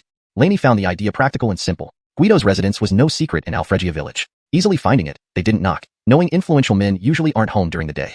To show sincerity, let's wait outside his door until he returns, proving we respected his family's privacy. Good idea. Let's wait. They sat on the doorstep, waiting for hours until sunset. Perhaps Lord Zhou has official duties today. Likely. Why don't we rest at an inn and return early tomorrow? Great idea. Lainey appreciated having a strategist, otherwise, she might overlook such etiquette, spoiling their impression. With increasing commerce, several inns were built. They found one and rested. The next morning, they returned to Guido's doorstep. Eat something first. These are buns, supposedly invented by Lord Zhou. Tastes great. How did he invent so many dishes? Their anticipation continued, blending respect with curiosity for the renowned Lord Zhou. Chapter 115. Cameron seeks shelter. The group had just finished eating the buns and resumed their stakeout at the entrance. Creak. Oh, who's that? You gave me a fright. Guido-chin got up early, ready to go out for breakfast. As soon as he opened the door, he saw several burly men and a young woman crouching outside. Lord Zhou. After 2 days of waiting, Cameron finally spotted Guido. You are? Guido was puzzled. The young woman in front of him recognized him, but he didn't recognize her. He usually had a very strong impression of beautiful women. Lord Zhou, I'm Cameron. The messenger Cameron? Yes, precisely. Have you eaten breakfast? Yes, thank you, Lord. Just as Cameron finished speaking, one of the men behind her stomach rumbled audibly. Hee, not quite full. The man scratched his head awkwardly. Why don't we have some more? Let me take you somewhere you haven't tried before. Without further ado, Guido led them to his favorite breakfast spot. Good morning, Lord Zhou. What would you like today? Seeing Guido arrive, the owner quickly greeted him warmly and cleared a table for them. Bean curd soup, fried dough sticks, soy milk, and steamed buns. These gentlemen have already had buns. One of the men gestured. All right, let's change it to steamed dumplings then. Please take care of their needs. Yes, sir. To be fair, these pirates had only managed 2 small steamed buns each, barely enough for men of their size. Unfortunately, the yellow pirate crew didn't have much money to spare. They mainly targeted corrupt officials and often distributed wealth among the poor. Lord Zhou, I am? Let's eat first, we can talk after. Cameron was about to introduce herself when Guido cut her off. His humility impressed her even more. After breakfast, Guido took them to a tea house for a private conversation. Now you can speak freely, Cameron. Fried tea was still a specialty of Alfregia village, and this tea house belonged to the medicinal valley, ensuring a safe and convenient setting for Guido. Lord Zhou, I'm the leader of the yellow pirate crew. Cameron. Spit. That tea is too hot. Guido found Cameron's name familiar. This revelation struck him. Wait, these people were pirates? So, what brings you to see me, Lady Lin? Initially unprepared, Guido now felt slightly uneasy. Pirates were not known for friendly relations with law-abiding citizens. I've come to seek an alternative path for the yellow pirate crew. Cameron looked at Guido nervously. The future of the entire crew rested on his decision. I don't understand what you mean, Cameron. Lord Zhou, my crew, although pirates, has never harmed commoners. We target corrupt officials and redistribute our gains to the poor, as my father always did. Guido found Cameron's words credible. The ragged clothing and simple attire of the group spoke volumes about their modest means. I get it. You want to join me? Yes, Lord. What do you expect in return? I only wish to provide a better future for my crew. Anyone would prefer an honest life if given the choice. Cameron's words resonated deeply with Guido. He began to weigh the risks and benefits. Cameron, I will agree to your request, but I have conditions. Please state them. Relieved, Cameron knew Guido accepting the crew was significant, despite any conditions. I'll accept the yellow pirate crew, but I won't tolerate criminals or traitors within your ranks. Understood. Cameron agreed immediately, confident that none in her crew fell into those categories. How many people are in your crew? About 3,000, including family members. Compared to the Oliver's White Skull pirate crew, Cameron's crew was significantly smaller, yet 3,000 people still posed a challenge. With Alfregia village already bustling with laborers, adding another 3,000 residents brought potential issues. However, population growth benefited feudal territories, especially since Alfregia village was now Guido's fief. At the yellow pirate crew's hideout, did you hear that the girl went to see someone named Guido? Yes, leader. Emilio was conferring with his trusted advisors. Privately, they called him leader. It seems she hasn't given up. Leader, we should act soon. Otherwise, it will be too late. Agreed. Inform the brothers. Once Cameron returns, we move. That day, Cameron returned to the hideout and set up a banquet for the crew's core members and elders to discuss joining Guido. Everyone, though I lead the yellow pirate crew, most of you here are my elders. I appreciate your support for my father and me. Let's toast. Her first toast honored her elders' support. This second toast is for those who doubted my leadership after my father's passing. Despite reservations, you all helped me faithfully. Thank you. The third toast is for the future. I've always sought safety and security for us. Today, I found a way. Here's to our new future. Cheers. Long live the leader. Amidst the cheers, a discordant voice arose. I oppose this. Chapter 116. The disintegration of the Yellow Pirate crew. Emilio's voice was like a bolt from the blue, instantly silencing the scene. Clearly, the people present divided into two groups, one led by Lainey and the other by Emilio. Leader, our Yellow Pirate crew has operated in the South Sea for so many years. Is it appropriate for you to ask the brothers to entrust their lives to an unrelated person just because of your word? I still call you Uncle Song. I have thoroughly investigated Guido and even met him personally to discuss. He is willing to accept our pirate crew as long as no one has committed heinous crimes. He is ready to accept us without holding past grudges. Haha, truly a woman. Niece, are you fond of this Guido? Are you risking the brothers' lives for yourself? That's enough. I am still the leader of the Yellow Pirate crew, and my decision stands. Those who do not agree can leave. I will not force anyone. Let's part ways peacefully. Hearing Emilio become increasingly disrespectful, Lainey angrily shouted, smashing the table in front of her with a single palm strike. The meal could not continue as everyone scattered. Lainey thought this matter was settled, but in some corner, a plot against her and the Yellow Pirate crew was unfolding. After storming out in anger, Lainey's strategist followed her out. Leader, be cautious today. What do you mean? There are reports that Emilio lobbied others while you were away. As I've said before, this person has rebellious tendencies. The strategist looked worried, as they did not know how many had been swayed by Emilio. Inform our brothers not to sleep too deeply tonight. Tonight, I will confront Emilio. If things go as you say, based on his character, there's a high possibility he will act tonight. Lainey had always known that Emilio wanted to be the leader. Without her father's will, she might have stepped aside. But now, with a blade at her throat, she was no pushover. Deep into the night, everyone except those on guard duty were sound asleep. Is everything ready? Emilio asked his subordinates viciously. Leader, the brothers are prepared, awaiting your command. Brothers, success or failure hinges on today. Follow me. Emilio led a group straight to Lainey's room. They encountered no resistance on the way. To Emilio, capturing the king first would stabilize everything. The leader's room is ahead. Move. One of the men kicked open the door, rushing inside and hacking wildly at the bed. No screams echoed as expected. Emilio hurried forward, only to find the bed empty under the blanket. How could it be empty? We're ambushed. Retreat quickly. Exiting the room, they found themselves surrounded. Archers pointed their arrows directly at Emilio and his men. Emilio, what brings you to my chamber at this hour? Lainey sat calmly in a chair as if discussing something trivial. Lainey, don't play dumb. Winners take all. Losers face consequences. I accept my defeat. Emilio never imagined he'd fall to a young girl. Emilio, considering our years together, and your own life, it was hard to imagine such calmness from the seemingly gentle Lainey. But members of the Yellow Pirate crew knew their leader was much more than that, with first-class martial arts skills. Emilio held his long sword firmly, closed his eyes, and appeared resigned. Just when everyone thought he would face his fate like a man, he suddenly attacked. Die! Emilio struck the nearest person, who fell dead instantly. His followers immediately retaliated. Courageous indeed. Seeing both sides clash, Lainey seized a long sword from a nearby subordinate and leaped into the fray. With weapons drawn, any former brotherhood was gone. Lainey, decisive and merciless, swiftly gained the upper hand due to their numerical advantage. Girl, come fight me one-on-one if you dare. Facing Emilio's roar, Lainey jumped into the arena, striking Emilio fiercely. He barely deflected the blow, retreating several steps, trembling at the grip of his sword. Fear crept into Emilio's heart. He hadn't anticipated the girl's martial prowess. Was this her greatest asset? Without time to ponder, Lainey attacked relentlessly, each strike faster than the last. Emilio initially managed to block, but soon sustained various injuries. Finally, Emilio kneeled on the ground, lifeless. Eliminate all the rebels and their families. In the end, Lainey relented, knowing these family members were innocent after decades of shared lives. By the next day, a report came in. Leader, 1,360 people, including rebels and their families, were involved last night. 468 died, and the rest were driven out. Almost half of the entire Yellow Pirate crew, over 1,000 people, left Lainey feeling sorrowful. She had tried to find them a better future, but, well, every man follows his own fate. After settling matters, Lainey instructed the remaining members to pack up and move to Alfred Family Village. When Lainey's fleet approached Alfred Family Village's waters, they were promptly detected by the Qingyang army and reported to Guido. No need to panic. It's Lainey from the Yellow Pirate crew. They have come to join us. What? The Yellow Pirate crew is ranked 7th among the 7 warlords. They're coming to join us? Mila, who had been catching up on maritime intelligence, understood the gravity. Each of the 7 warlords was legendary in the sea world. Go welcome them at the docks. Since they brought their families, propriety demanded a formal reception. With key figures from Alfred Family Village, they awaited at the dock. Crowds gathered, curious about the commotion, as numerous ships of varying sizes, escorted by several Alfred-Moang-class vessels, approached the harbor slowly.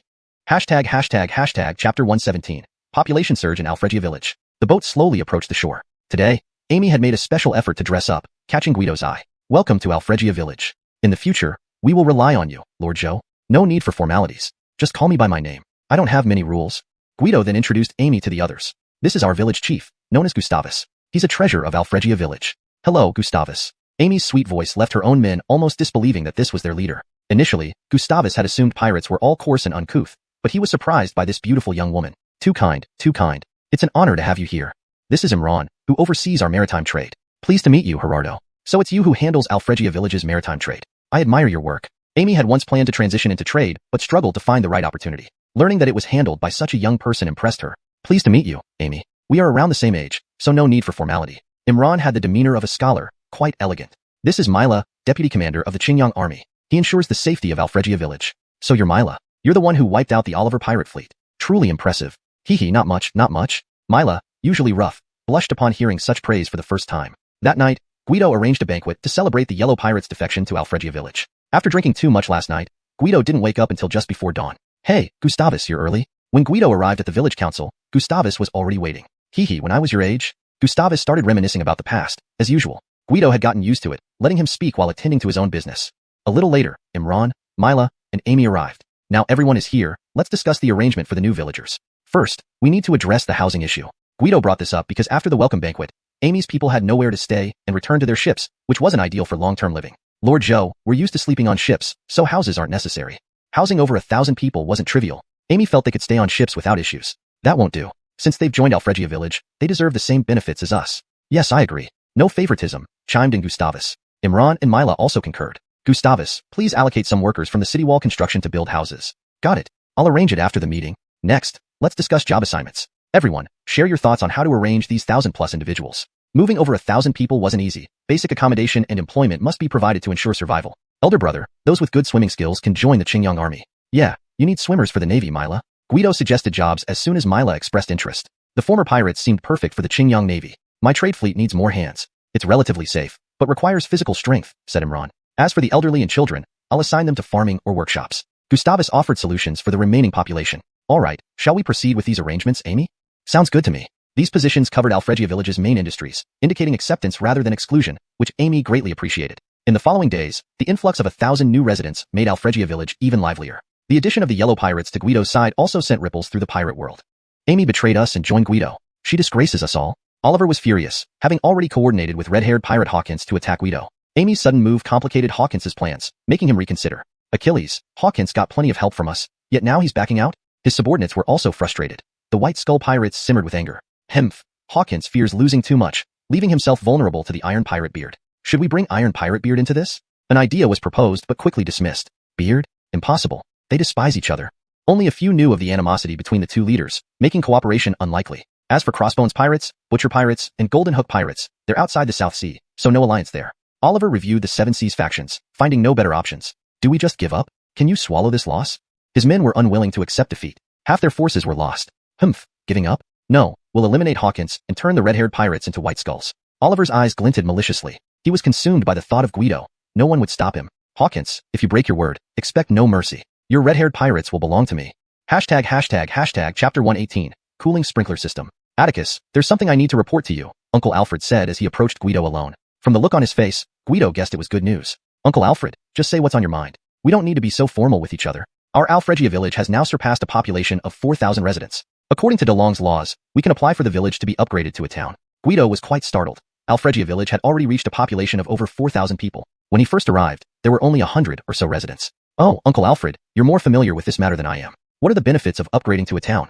Alfregia village is Guido's fiefdom, but if there weren't any advantages, Guido wouldn't care whether it was Alfregia village or Alfregia town. The benefits are substantial. First, once upgraded to a town, our jurisdiction will expand significantly. We can cultivate more farmland and expand our livestock and agricultural operations. Additionally, after the upgrade, imperial administrative orders will be directly conveyed to us, rather than being relayed through Qingyang County. Furthermore, with the expanded territory, it's possible that the Qingyang military might also expand due to territorial growth. Wow, that's great. Uncle Alfred, what should we do next?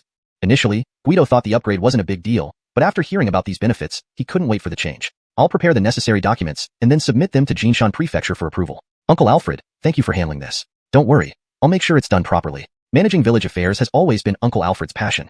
Laney's involvement provided Guido with deeper insights into the pirate world. The top-ranked Golden Hook pirates and third-ranked Cross pirates mainly operate in the Western Sea, which is far from the DeLong Empire. The second-ranked Carnage pirates operate primarily in Southeast Asia, including the Moonman Kingdom. The fourth and sixth-ranked Red Hair pirates and Steel pirates mostly operate near the Northern Sea, where most of the year is winter. The fifth and seventh-ranked White Skull pirates and Yellow pirates operate in the Western Sea of the DeLong Empire. Even though Laney is now on land, her long-established intelligence network remains active. Therefore, she could inform Guido about the recent cooperation between two major pirate groups and later about the emerging rifts within their alliance. Haha, internal strife, that's perfect. With the pirates falling apart on their own, Guido was delighted, allowing him to focus entirely on building Alfregia village. It was early summer, yet the scorching sun was already causing people to sweat profusely. Guido had just returned from the construction site and noticed the workers laboring under the intense heat. He immediately ordered them to stop working. It was unreasonable to expect heavy physical labor in such weather without risking heat stroke. He instructed everyone to work during the cooler parts of the day, early morning and late afternoon, when the sun wasn't as harsh. This directive left the workers astonished. Typically, employers urged workers to hurry, fearing laziness. Now, their employer worried about their well-being and forbade them from working. Guido's reputation soared even higher. It's so hot. Celine lay in the shaded corridor, fanning herself continuously. As a modern person, summers without air conditioning and fans were unbearable. I remember reading about a water circulation cooling system in one of those famous novels. Seeing how everyone at home was listless due to the heat, Guido decided to take action. I've got an idea, Trista. Bear with me a little longer. Husband will cool things down for you soon. Celine, Lucius, and Mariah all looked puzzled, unsure how Guido planned to change the weather. Soon, Guido gathered a few helpers and went to cut bamboo from the backyard bamboo grove, hollowing out the bamboo pieces. He remembered the novel's description of laying pipes on the roof to create a sprinkler system that used water circulation to cool the entire house. Following this method, Guido laid a ring of bamboo pipes on the roof, punctuated with holes to simulate rain. Although bamboo isn't durable, it was the only available option for now. After a whole day of work, they finally finished laying the pipes. All that remained was to connect the water source. Conveniently, a mountain spring flowed behind Guido's courtyard. When Guido connected the water to the spring, the water quickly circulated through the pipes, creating a mist that enveloped the entire house, causing the temperature to drop rapidly. It's really not hot anymore. My husband is amazing. Wu is so smart.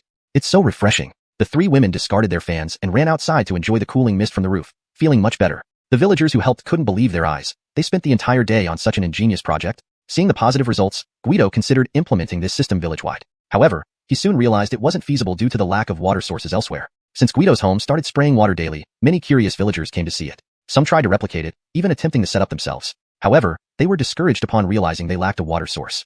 Atticus, good news? Uncle Alfred no longer visited the village office. Instead, he came directly to Guido's home. Maybe because of the cooling system. Uncle Alfred, what's the good news? Sit down and have some water. Atticus, Alfregia village will officially become Alfregia town. Haha, no wonder Uncle Alfred was so happy. Guido was even more thrilled. With a larger jurisdiction, more possibilities would open up. That's wonderful. Thank you, Uncle Alfred. Oh, by the way, Atticus, another thing. Since we've been upgraded to a town, we need to appoint a mayor. Who do you think is suitable? Haha, Uncle Alfred, you're looking for a donkey while riding one. Who else could be more suitable than you? Me? No, Atticus, I'm too old for that. I'm barely managing as village head. Being a town mayor is beyond me. Uncle Alfred, if I say you can do it, you can. An elderly person is a treasure to the family. You're our precious asset. Touched by Guido's endorsement, Uncle Alfred felt a surge of gratitude. Despite being an old man, he had managed to rise from village head to town mayor. He resolved to assist Atticus in advancing to higher positions. This translation maintains the original paragraph structure, tone, and style while ensuring it reads naturally in English. Chapter 119. The Oliver's ambition expands. At the base of the Donny pirate crew. Haha, little brother. You're so eager to see me. What's going on? Red Hair Pirate Crew's Adrian Hawkins received a message from Che Oliver, saying there was important intelligence about Alfred Family Village. Although Hawkins wasn't brave enough to confront Alfred Family Village directly, he wouldn't mind seizing an opportunity if it presented itself. So when Che invited him over, Hawkins didn't hesitate. Big brother, please take a seat. Che naturally invited Hawkins to sit down and poured a bowl of Alfred Luchon liquor for him. Little brother, is this Alfred Luchon? Hawkins, who loved drinking more than anything else, had his eyes widen at the sight of Alfred Luchon. That's right. Knowing Big Brother loves it, I managed to get 2 jars with great effort. Please try some. Che, as always, flattered Hawkins, but there was an unusual glint in his eyes. Hawkins, not suspecting anything amiss, drank it all in one go. Good drink, another bowl. Che, slightly excited, quickly refilled the bowl. Hawkins kept drinking for quite a while before he suddenly felt intense pain in his stomach. Soon after, beads of sweat started pouring down, followed by excruciating agony spreading throughout his body. You. At this point, Hawkins knew what was happening. His eyes locked onto Che, but it was too late. He fell to the ground, lifeless. Outside, Hawkins' subordinates heard their leader's cries and rushed in with weapons, only to be butchered by Che's men waiting in ambush. Take the brothers and set out immediately to raid the Red Hair Pirate stronghold. 5 days later, news spread across the sea. The Red Hair Pirate crew, ranked 4th among the 7 warlords, had been decimated and swallowed by the already weakened Donny Pirate crew. The newly strengthened Donnies now took the place of the Red Hairs as the 4th-ranking warlord crew. This shift led to Yellow Pirate crew aligning with Guido, reshuffling the former sea power, the 7 warlords. 1. Golden Hook Pirates. 2. Butcher Pirates. 3. Cross Pirates. 4. Donny Pirates. 5. Ironclad Pirates. 6. Storm Pirates, newly promoted. 7. Wind Blossom Snow Moon Pirates, newly promoted. When Guido finally learned of the news regarding the Donny Pirates, it had been half a month. Is the information reliable?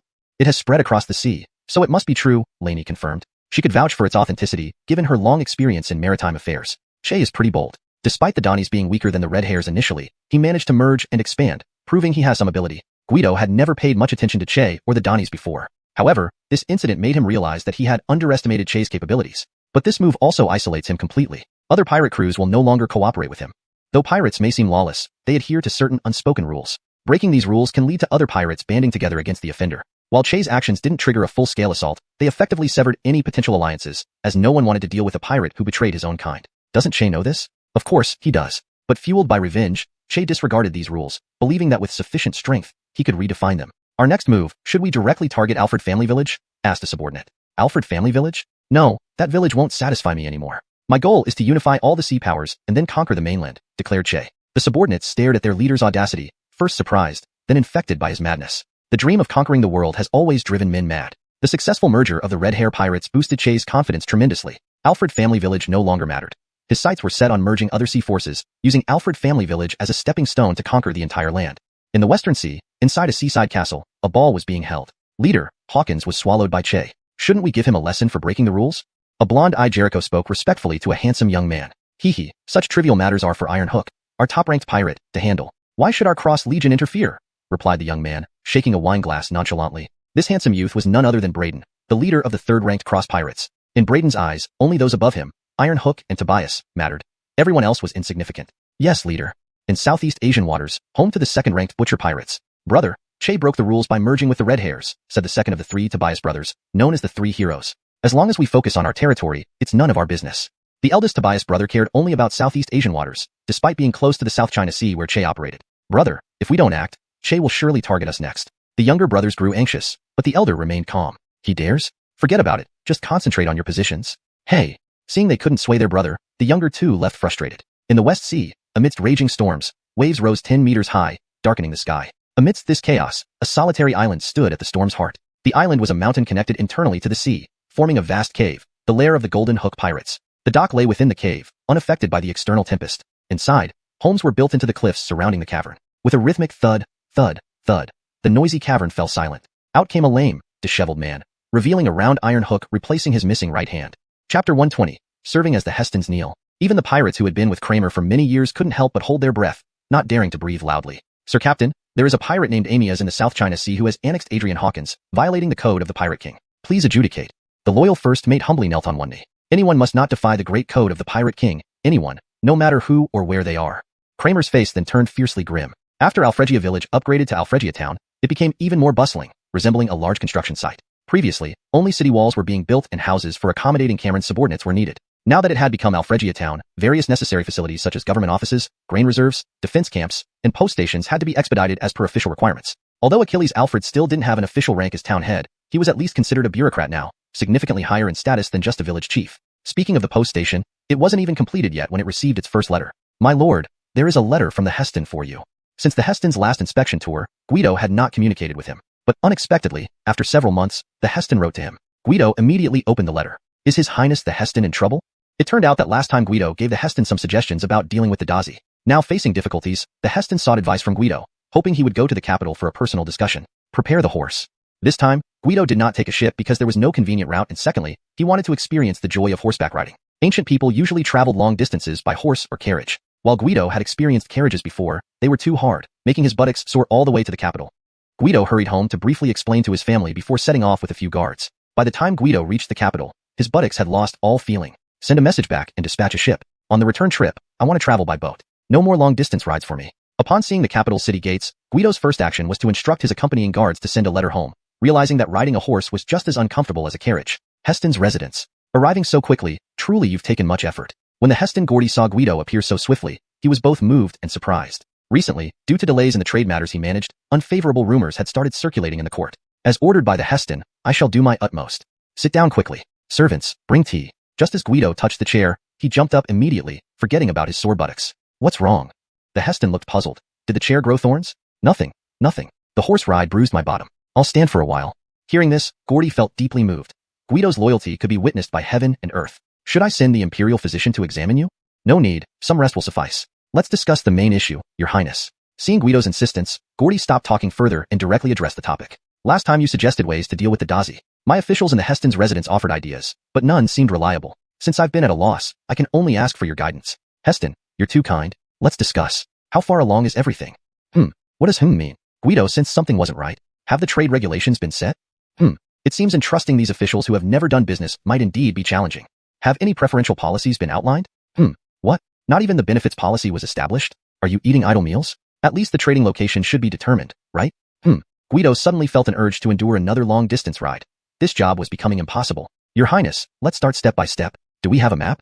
Yes, definitely. Someone, bring the map. Following the Heston's order, someone brought the map. But once the map unfolded, Guido instantly felt an urge to curse. This is called a map? What kind of thing is this? Just a rough outline and important city names. My God. The selection of the trading location should primarily satisfy transportation convenience, either by waterway for shipping or good road conditions for land transport. Hawkins on our current conditions with the Dazi, I suggest choosing locations with better land transport options. Also, although we are currently trade partners, future conflict is inevitable. So, I recommend selecting a location near the border between our two nations. Guido laid out the conditions clearly, and now Gordy only needed to find suitable places on the map. Which one? This one won't work. This one neither. Wait, how about Fengzhou? Has your Highness made a decision? Guido didn't know much about the situation in the Dragon Empire, so he could only listen to Gordy. Fengzhou is located at the border between the Dazi and the Dragon Empire. The locals are familiar with the Dazi, and the terrain is flat, meeting the required land transport conditions. Now that your Highness has chosen the trading city, let's discuss the benefits policy for trade. Benefits policy? What does that mean? Gordy had no idea why doing business involved benefit policies. Your Highness, the benefit policy involves offering discounts or incentives to attract traders. Otherwise, without advantages, why would they come here? Gordy grasped a bit, but still didn't fully understand. Let me give an example. Suppose I'm a Dazi merchant with 100 sheep, selling them to you or someone else at the same price. How do you ensure I sell to you? I see. Give them some discounts or benefits, making them sell cattle and sheep exclusively to us. Exactly, your Highness is correct. The ultimate goal of trading between the Dragon Empire and the Dazi is to make the Dazi completely dependent on the Dragon Empire. Therefore, it's crucial to ensure they seek trade deals with the Dragon Empire, or the plan fails. I understand. What specific benefits should we offer to attract the Dazi? Gordy grasped the concept, but lacking business experience, he was still at a loss. Chapter 121. The Heston's consort has hypoglycemia. Your Highness, it actually comes down to a few points. First, the prices are more favorable here at Dalong. Whether buying or selling, we offer Dazi better prices than he would get elsewhere. No one can say no to money. Therefore, Dazi will naturally prefer to do business with Dalong. Second, Dalong has unique products that Dazi can't live without, such as the wine, tea, or porcelain I mentioned earlier. These items are renowned for being the best and most authentic available, known throughout the land. Of course, these are just my initial thoughts. Specifics should be discussed further by your Highness and your advisors. As they delved deeper into conversation, many of Guido's ideas and ways of thinking greatly enlightened Heston Gordy. Before they knew it, night had fallen. Your Highness, your attendants informed me that neither of you ate lunch today. Important as state affairs are, your health cannot be neglected. If not for the sudden interruption by the Heston's consort, the two might not have realized how late it was. It's already so late. I should take my leave now and come back tomorrow. With the sky growing dark, Guido proposed to leave, but the Heston interjected. It's already this late, you shouldn't go. Come, join me for dinner, and rest at the Heston's palace tonight. No. Usually, outsiders were not allowed to stay in the palace or the Heston's residence. However, Gordy, wanting to continue discussing into the night, wasn't about to let Guido go. He waved his hand, ordering the servants to make arrangements. What's the problem? Prepare a guest room. Yes, your Highness. Gordy led Guido to the dining hall. Seeing the usually gloomy Heston smile upon Guido's arrival, the consort regarded Guido with newfound respect. You two should eat quickly. You didn't eat lunch, so you must be hungry. Haha, Jana, thank you for your concern. The table was laden with many dishes Guido had never seen before, truly befitting the imperial family. Guido, although the royal chefs here aren't quite on par with your skills, they do have their own specialties. Try them out. All right. Guido felt almost overwhelmed by the attention. After all, the chefs here were still imperial chefs, while his own culinary abilities were something he knew all too well. Just as Guido and the Heston were enjoying the meal, the consort fell silent. Both men looked up to see her pale, sweating profusely, and trembling slightly. Someone, fetch the royal physician. The consort's condition is acting up again.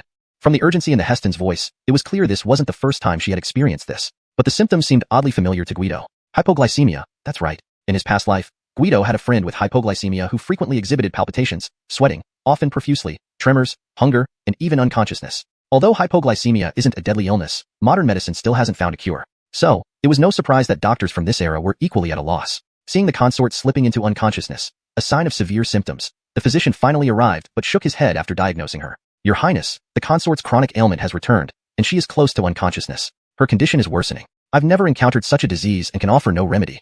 In previous visits, the consort's symptoms were milder, and the physician treated her with acupuncture based on experience. But now, with her nearly unconscious, acupuncture could be dangerous, risking fatal consequences. Damn it. If anything happens to the consort, I'll have you buried alive. Guido had never seen the Heston so ferocious. Normally, he presented a gentle demeanor, both to Guido and outsiders. But Guido understood. Any man seeing his beloved in this state would be enraged. Your Highness, may I try? Amidst everyone's confusion, Guido spoke up hesitantly. Guido? Is there sugar in the Heston's palace? Yes. A servant girl promptly answered. Go prepare a bowl of sugary water. Use plenty of sugar. Yes. With no better plan, Gordy deferred to Guido. The servant girl hurried to the kitchen to prepare the sugary water as instructed. Quickly, give it to the consort. Excuse me, sir. without diagnosis or medication, just relying on sugary water. The physician couldn't help but object, thinking that while he couldn't treat the consort, he wouldn't let someone act recklessly, especially for the Heston's consort. However, the physician's objection echoed Gordy's doubts. While he thought highly of Guido earlier, now he wondered if Guido was only seeking attention. Yet Guido remained unperturbed, confident that reality would soon vindicate him. After drinking the sugary water, the consort quickly regained her composure. Her complexion improved, the trembling ceased, and she appeared much more alert. How did this happen, Guido? Shocked, it wasn't just an embarrassment. It was a complete reversal. The physician stood dumbfounded, while Gordy rushed forward to examine the consort himself. Once confirmed that she was fine, he shook Guido vigorously. In fact, Gordy's urgency stemmed from deep concern for his consort, whose condition had plagued her for years, occurring unpredictably. Episodes of paleness, sweating, palpitations, and fainting had been frequent. The royal physicians had seen her countless times, prescribing countless medicines to no avail. Your Highness, this condition I call hypoglycemia. Hypoglycemia? What exactly is hypoglycemia? Now it was the physician's turn to question, intrigued by the young man who managed to treat the consort's peculiar illness, driven by curiosity about medical knowledge. It's complex, but simply put, our blood contains various components. The consort's condition stems from a deficiency in one of these components, leading to these symptoms. You must cure the consort. If you succeed, I will reward you generously. Despite his eagerness to treat her, Gordy was met with Guido's unexpected response. I apologize, Your Highness. Unfortunately, I cannot cure her. Gordy's worst fear was confirmed. No, you're lying. You clearly revived her with just a bowl of sugary water. Hearing that Guido couldn't treat her, Gordy flew into another rage, even towards Guido. Your Highness, please stop. Awake now, the consort called out urgently, knowing that Guido was a valuable advisor and a rare match for Gordy in conversation. She didn't want their relationship to sour because of her condition. Chapter 122, Construction Progress of Alfregia Town. Your Highness, my strange illness has baffled every physician in the land. Please do not trouble Lord Zhou anymore. Gordy slowly calmed down, realizing that his earlier reaction had been excessive. Lord Zhou, I apologize. Everyone was shocked. The Heston had actually apologized to the young man before them. Who could this person be? Your Highness, this is understandable. If I were in your shoes, I would have reacted similarly. But please rest assured, although I cannot cure Persia, I can control the condition. Hope, which had just been extinguished, flickered back to life with Guido's words. The Heston, Persia, and the imperial physicians watched Guido intently, each with their own agenda. The main cause of Persia illness is due to hunger. Hunger? Are you suggesting Persia fell ill because she was hungry? Impossible. Do you think Persia ever goes without food? Your Highness, when the Kylie consort saw neither of you eating at noon, she lost her appetite as well. Just as Gordy finished speaking, a nearby maid shot him a glance. However, this only confirmed that what Guido said was true. Instead of being upset, Gordy grew more excited. After an episode occurs, it's important to replenish Persia with sugar promptly. Sugar water or candy will do. If necessary, provide her with a meal. That's simple. Aren't you going to prescribe ginseng or deer antler? Don't be shy. We have plenty in the palace. Clearly, the Heston was dissatisfied with Guido's medical advice and prescription. He had never heard of treating an illness with just meals, and did he even recognize the grandeur of the Long Dynasty's royal family? Ginseng and deer antler were no less common than rice. Your Highness, medicine can be toxic. Not all illnesses require medication. Just like our ancestors used acupuncture for healing. It's for the same reason, isn't it, sir? The imperial physician was listening intently, not expecting Guido to address him. Yet, Guido's reasoning made sense, and the physician nodded in agreement. Rest assured, Your Highness, as long as we take precautions, this condition can be prevented. Attendants. I am here, Your Highness. In future, all maids in the mansion must carry candies at all times, in case of emergencies. Yes, Your Highness. After discussing Persia condition, Guido was retained by Gordy for 2 more days to consult on trade matters. Finally, he reluctantly let Guido leave. On his way back, Guido refused to ride a horse and instead went directly to the harbor, boarding the long-waiting Alfred Huang ship. Though the capital was prosperous, Guido preferred Alfregia village. Only there did he feel truly free. Brother, the construction of the city wall is about halfway done. We expect completion before winter. Recently Mila, aside from overseeing Alfregia town security, had also taken charge of the city wall project. Guido had emphasized completing it before winter, offering full support with labor and funds. Sir, trade operations are proceeding smoothly. Thanks to Qingyang Navy's escort, pirates dare not harass us, which has attracted many other merchant fleets seeking cooperation. We can open up some opportunities, but need to maintain balance. Yes, I agree. Rejecting them outright might harm us. So, I allocated some quotas for collaboration. They travel with our fleet, and we take a commission from their transactions. Good strategy.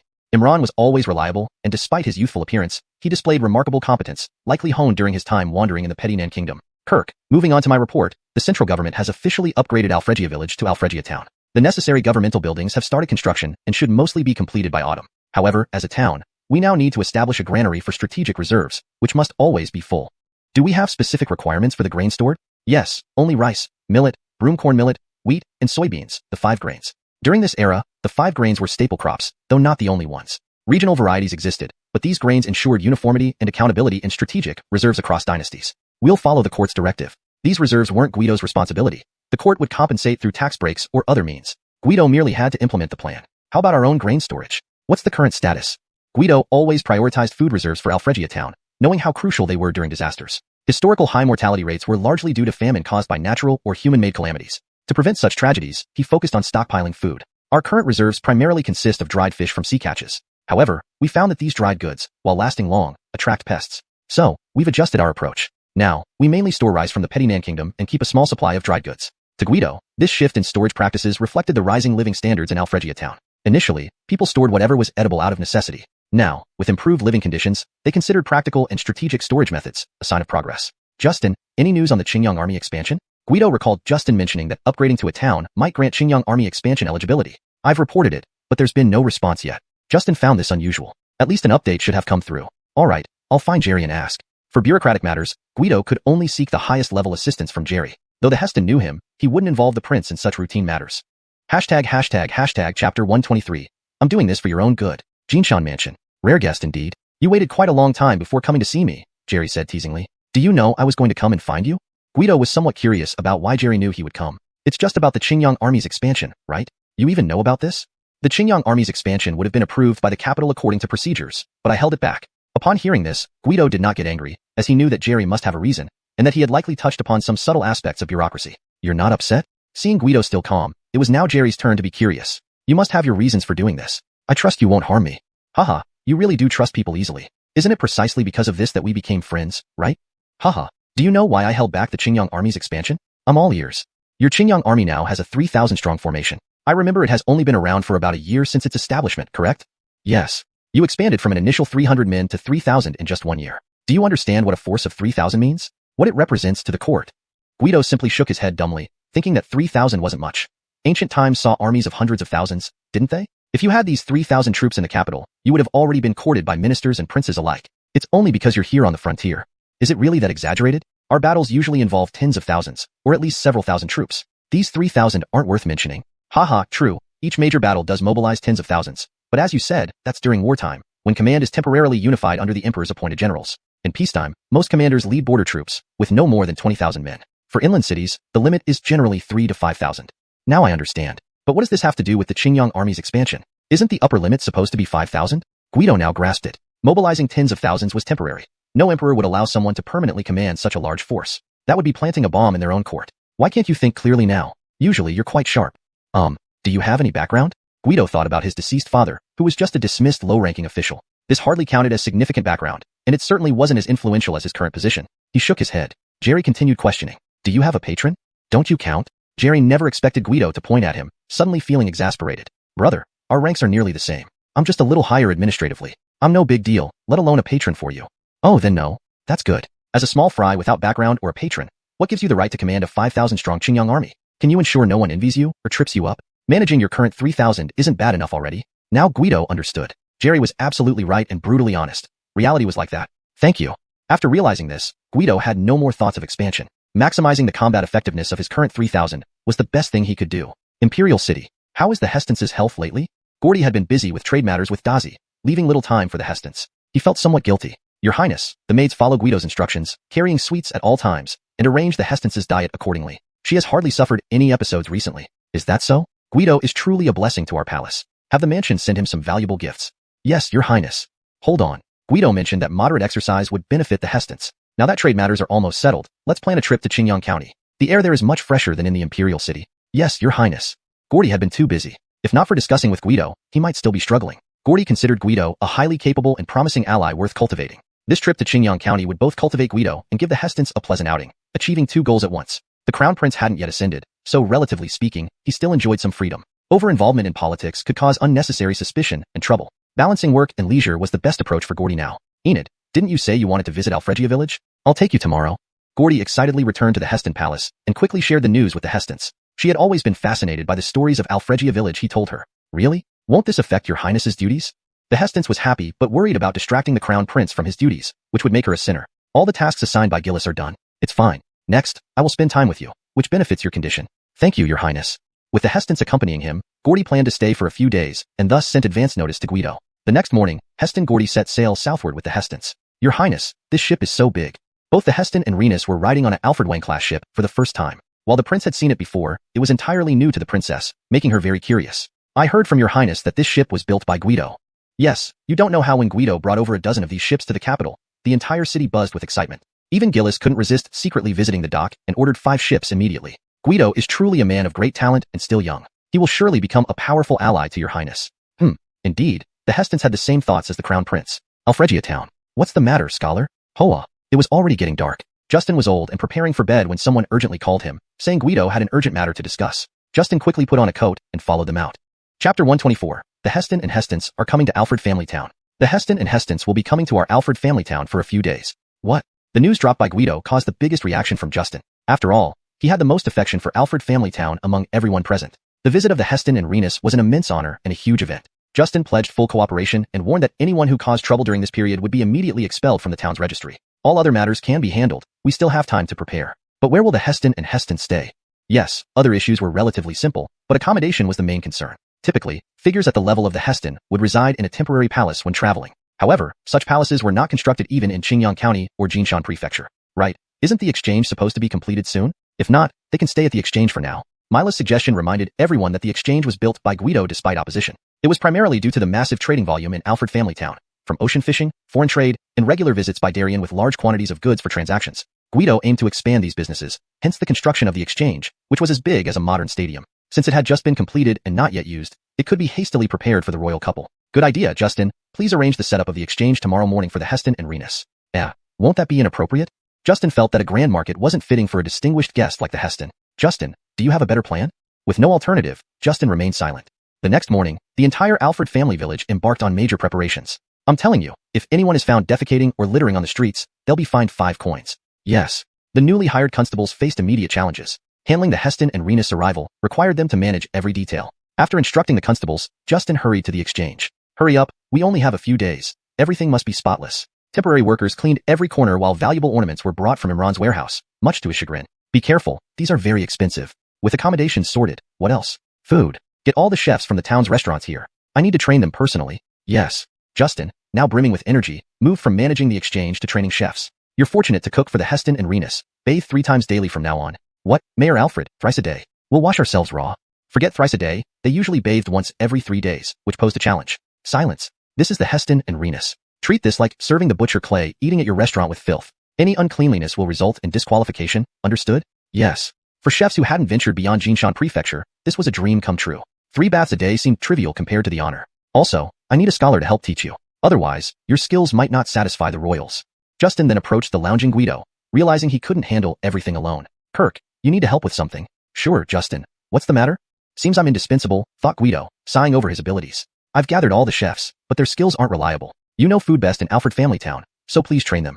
Damn, Guido thought, expecting more serious tasks, only to find it was about cooking, dampening his enthusiasm. Justin, Lucius can handle it. Yes, how could I forget Lucius? Then these chefs can assist her. In the following days, Justin patrolled the town daily, planning to halt the city wall construction. Guido advised against it, stating that stopping due to the royal visit might upset the Heston. Justin agreed and let it be. Lucius, assigned to handle the royal couple's meals, started preparing early. Justin authorized any ingredients she needed from local suppliers, leading her directly to Guido's private stash. Tilda, no need, really. Consider their status and varied tastes. Simple grains and vegetables might be healthier.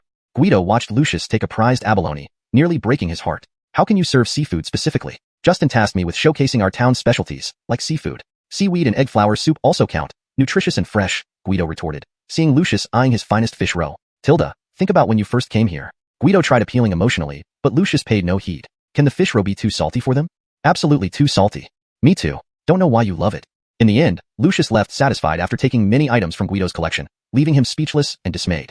Hashtag Chapter 125. Tourist destination Alfregia Town. The vanguard arrived in Alfregia Town a day ahead to inform the prince's entourage of their movements. The next day, all the major figures of Alfregia Town had already gathered at the dock to welcome His Highness the Rene. The newly appointed county magistrate of Qingyang County was a rather stern-looking Jericho surnamed Clay. It was rumored that Jerry had arranged for him to be placed here, though no one knew what connection they might have. Since Magistrate Clay took office, he indeed hadn't caused any trouble for Guido and largely left Alfregia Town alone, only sending messengers when official documents needed to be handled. Guido found this arrangement quite satisfactory. This visit by Magistrate Clay to Alfregia Town was purely a formality to welcome the prince. He greeted Guido and the others briefly, but did not engage in much conversation. Your Excellency, the prince's fleet has arrived.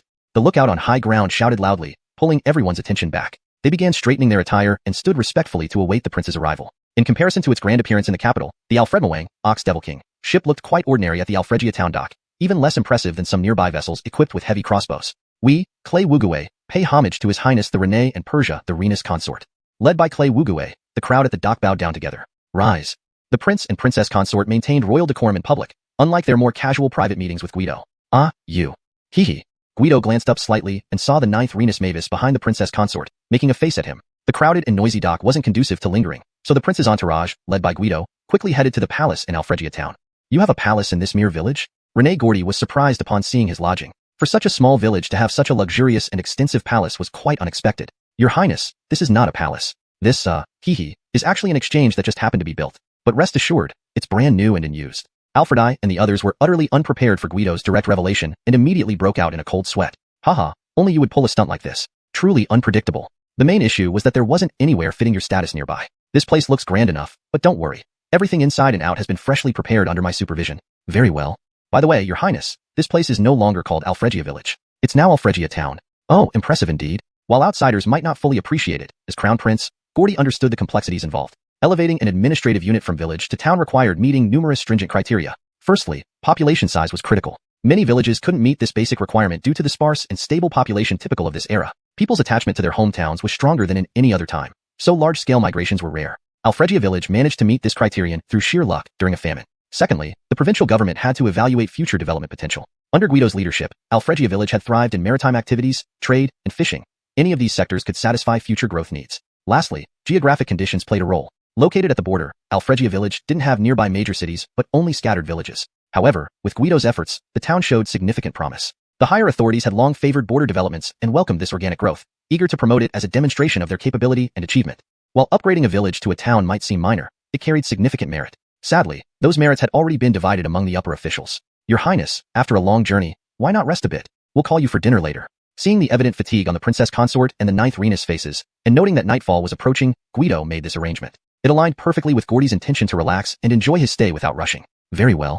Indeed, Gordy and the princess consort had never endured such a long boat ride before. Even on the relatively calm inland lake, they were already exhausted. Dinner started promptly. After a short rest, the prince and princess consort appeared significantly more refreshed. Your Highness Persia Renus, please take your seats. The meal at Alfregia Town still featured seafood as the main course but seemed more appetizing this time. With the presence of the princess consort, Guido resumed his role as food commentator. Lord Zhou certainly has a discerning palate. Many of these dishes are new to me. At the prince's residence, meals usually consisted of soups or roasted meats, nothing as colorful as today's feast. Persia flatters me. I merely enjoy good food.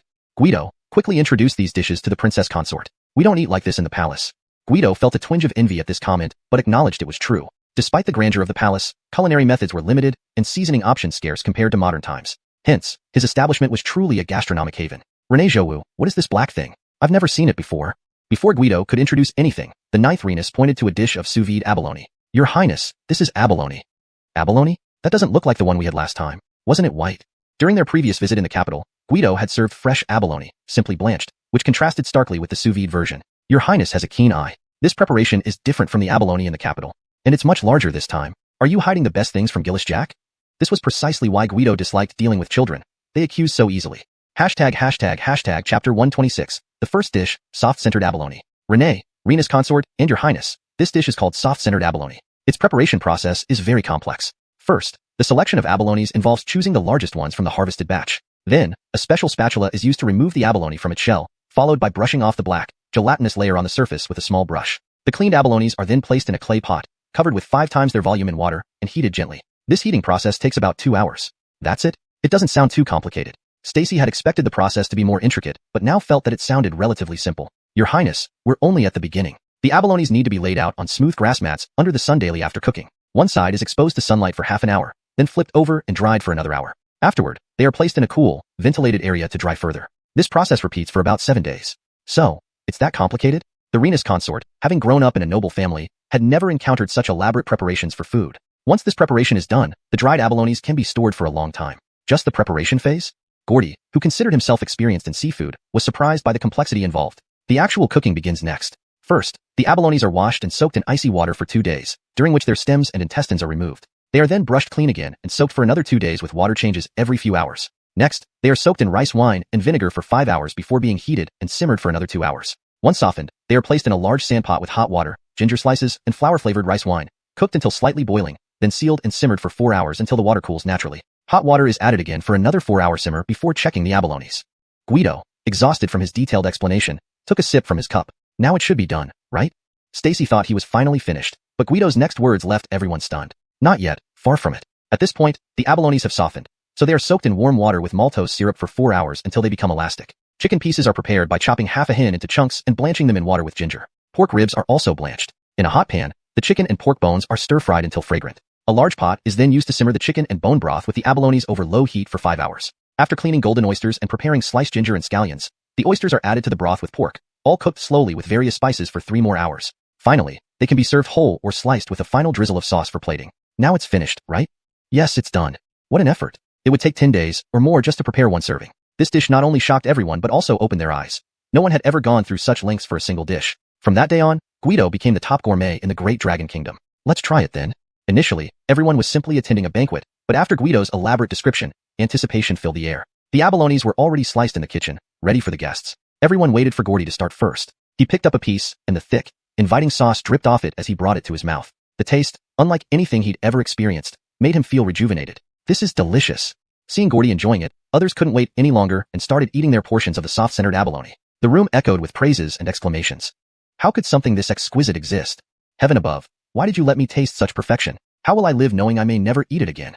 Ephraim, how could you keep such a treasure hidden away? Master Alfred, hear my defense. This was just recently prepared. Don't explain. You've deceived me. Each person received 1 serving of the soft-centered abalone. Even the Rena's consort, who usually ate little, devoured her portion thoroughly, much to the delight of the Renee. Guido, the Rena's consort, rarely eats much, yet she finished your abalone completely. This dish truly lives up to its reputation. Thank you, Your Highness. Is there more? Another serving, please. Gordy, seeing the Rena's consort enjoyed it, also asked for more, though Guido admitted there were no extra servings due to the complexity of preparation. Highness, as I mentioned, this dish is very labor-intensive, so there are no extras. Besides, even the best foods can grow tiresome if eaten too often. There are other delicacies to try. Wouldn't it be a shame to miss them? Haha, yes, let's see what's next. Could anything surpass this soft-centered abalone? Gordy went along with Guido's suggestion. Bring out the next dish. A burly man carried a huge tray onto the table, sparking curiosity among the guests. Why don't you all guess what's inside? Guido, seeing everyone's interest, decided to make it more engaging. Guido, it must be roast lamb. In this era, pigs, cows, and sheep were common livestock, but cows were crucial work animals protected by law against unnecessary slaughter, making beef rare. Pigs, due to poor living conditions and lack of castration techniques, had a distinct smell and were considered dirty. Thus, they were mainly consumed by commoners. Sheep, despite their strong mutton flavor, were the most favored by nobles, who used expensive spices to cook them. Roast lamb was often presented on large trays, covered with cloths for dramatic effect. Your Highness, I'm sorry, that's incorrect. Oh. Not only Gordy but everyone else had guessed roast lamb, given their limited exposure to exotic dishes. Guido, stop teasing us. What is it really? Stacy, impatient as always, demanded the answer. Note, the translation maintains the paragraph structure and tone of the original text while ensuring it reads naturally in English. Character names have been transliterated accurately using pinyin. ####Chapter 127, The Culinary God. Guido directly lifted the lid, and when everyone saw what was inside, their faces showed expressions of bewilderment. Is this a pig? Stacy couldn't believe her eyes. Guido actually served pork to the Heston and Renas, something even common nobles in the capital wouldn't eat. Guido dared to serve it to them. Yes, you dare to serve us pork, and such a small pig at that. Finally, Stacy found fault with Guido and was ready to give him a stern lecture. This dish is called crispy roast suckling pig, and the key is using a small suckling pig. Guido knew that nobles of this era had prejudices against pork, but he didn't expect it to be so deep. I believe Guido's pork must be extraordinary, said the Renas, trying to ease the tension on Guido's behalf. She also believed that whatever Guido could produce wouldn't be ordinary. Indeed, since Guido dared to present this, I'm sure it has its unique qualities. Guido, introduce it to us. Yes, Your Highness. This dish is named crispy roast suckling pig, and it lives up to its name. Saying this, Guido picked up a ladle and lightly tapped the surface of the suckling pig. Indeed, the skin was not soft and mushy like typical pork. Instead, it was crispy and hard. Cooking this dish surely isn't simple either. With the foie gras as a starter, everyone now realized the subsequent dishes wouldn't be simple. To make this dish, we first select a suckling pig weighing around 6 pounds, clean it thoroughly, marinate it with over 10 types of spices for several hours, then secure it on a specially made roasting frame. Next, scald the skin of the prepared pig with hot water until it becomes firm, then dry the surface. Afterward, apply a layer of maltose syrup evenly, which ensures the skin remains crispy and visually appealing. The roasting method involves using an iron rectangular oven. Once the oven is heated, place the skewered pig inside and roast it over fire. Start with the chest and belly for about 15 minutes. Then roast other parts, especially the neck and waist, puncturing them with needles to release moisture. Meanwhile, continuously brush away the fats oozing out from inside and outside the pig to prevent them from affecting its appearance. After roasting, brush a layer of fragrant oil on the hot surface of the pig for the finished product. Though it sounded complicated, compared to the foie gras, it wasn't much simpler. Initially hopeful, everyone felt slightly disappointed. Of course, Guido noticed the disappointment in their eyes. However, he merely picked up a porcelain plate and used it like a knife to slice the suckling pig. To everyone's shock, the suckling pig separated effortlessly into pieces about 2 fingers wide. Just the sound was crisp and satisfying. Everyone, please try it. It was Gordy who first picked up chopsticks, but instead of eating himself, he placed a piece in the Renus bowl before adding one for himself. Thank you, Your Highness. This display of love was rather overwhelming. The crispy and slightly sweet exterior delighted Gordy, who had never eaten pork before, making him widen his eyes. I'm starting to wonder why this pork is so delicious, perhaps because we've never made it properly. Stacy couldn't stop feeding herself one piece after another, too engrossed even to speak. Haha, indeed Guido is truly unmatched in culinary skills. The Renus also praised Guido wholeheartedly. Each following dish expanded everyone's horizons. They were not only beautiful and interesting but flavorful as well. Combined with Guido's explanations, it was a feast for the senses. Everyone, the last dish of tonight? Oh, the final dish must be extra special. The piece de resistance. What do you think? I can't wait. The final dish retained a bit of mystery. A large soup platter covered with a silver lid was carefully carried by maids, accompanied by a large teapot. This unusual combination sparked speculation. Haha, at this point, I wouldn't be surprised by anything you bring. Given previous experiences, no one was surprised by the teapot and platter combo. Even if Guido brought a chamber pot, no one would be surprised. Everyone has had too much meat tonight, so the last dish is a lighter soup. Haha, I thought you were serving a tea snack. Guido ignored Stacy's teasing and continued. He lifted the lid, revealing a large platter containing just a clump of green leaf-stripped cabbage. Everyone felt a bit let down. This is bok choy. What bok choy? It doesn't look like it. Guido, we've all eaten bok choy before, don't try to trick us. Vegetables were scarce in the Dragon Empire, especially in winter, when only radishes and bok choy could be stored in cellars. Despite this, no one believed this clump was bok choy. Does this dish have something special too? Given Guido's previous performance, the Renus now trusted him implicitly. Renus, this dish is called hot water bok choy. Saying this, Guido poured hot water from the teapot over the bok choy clump. Miraculously, the bok choy bloomed like a lotus flower. It's a miracle. Bok choy turning into white lotus. What else could this be but a miracle? Everyone try it. Everyone scooped some broth and a piece of bok choy. Slurp. A chorus of slurping sounds was followed by praises. This soup looks like plain water, yet why does it have such a rich aroma? Gordy gained insight tonight. This bowl of seemingly plain water was more fragrant than any other soup he had tasted. To explain, Your Highness, hot water bok choy uses the heart of bok choy, cooked with chicken, duck, and pork broth, seasoned with finely pureed chicken and pork, and finally drizzled with chicken fat. The resulting dish is light and elegant, rich yet fresh and flavorful without being greasy. This simple dish turns the ordinary into something extraordinary. Common bok choy elevates itself into fine cuisine. This dish is not only visually stunning but incredibly magical. Guido, I hereby call you the culinary god. No one expected the Heston to praise Guido so highly, but no one knew that due to this dinner, Guido would become famous throughout the entire Dragon Empire. Chapter 128, Taking the Heston and Hestons to Explore the Seashore. On the first day, a mere banquet left an unforgettable impression on the Heston and Hestons. Naturally, they were filled with anticipation for the second day. Stacy woke up as soon as it was daylight and even roused her brother, the Heston, who was still sound asleep. Early the next morning, Lucius had specially prepared the local breakfast of alfragizwang for the Heston and his entourage, baozi, fried dough sticks, soy milk, and tofu pudding. Just the breakfast items could fill a table, each one unique, further cementing Guido's reputation for culinary delights. Before you came, I made it clear that this visit is mainly for the Hestons and Jana's enjoyment. You have to arrange everything well, said Gordy, shoving baozi into his mouth but not forgetting to remind Guido, who was waiting beside him. Heston, rest assured. The itinerary is packed, but you may need to change into different attire. Hernane into different attire? After breakfast, the Hestons, and Stacy were all dressed in sturdy travel clothes by Guido's arrangement. Now we're all changed as per your requirements. Where are we heading next? The Heston began to look forward to the coming activities. Your Highness, let's go exploring the seashore. Exploring the seashore? Another new term. The carriage belonged to the Heston's palace and was indeed far superior, spacious and equipped with what felt like some sort of shock absorber. I should find some time to study it thoroughly. Study what? Nothing, Guido mumbled, drawing Stacy's attention, causing Guido to wave his hands nervously. By now, Guido knew Stacy very well. She turned everything into questions, and he did not want to get himself into trouble. Following Guido's instructions, the carriage arrived at Rocky Beach. Guido hadn't cleared the area beforehand. So many residents from Alfredshausen were already there, gathering along the shore. Wow, this is the sea. It's huge, endless, bigger than the Way River in Carlton do, exclaimed Stacy, clearly impressed. The Hestons felt the same way but remained more composed. But these rocky beaches seem a bit disappointing. Haha, Your Highness, these rocky beaches are the highlight of today. Oh, does this rocky beach hold treasures? Gordy had already noticed several locals searching the rocky beach as he got off the carriage. He guessed that Guido had brought them here for similar reasons. You're clever, Your Highness. There truly are treasures here. Nonsense, if there were treasures, wouldn't they have been picked long ago? Why wait for us? Without much ado, Guido gave each person a bucket, a frame, and gloves. Gloves were essential because although he could do without them, these three were high-ranking nobles. If one careless crab pinched any of them, the future existence of crabs might be uncertain. Follow me. Guido flipped a large stone effortlessly, revealing a red-clawed crab underneath. Quick, grab it before it escapes.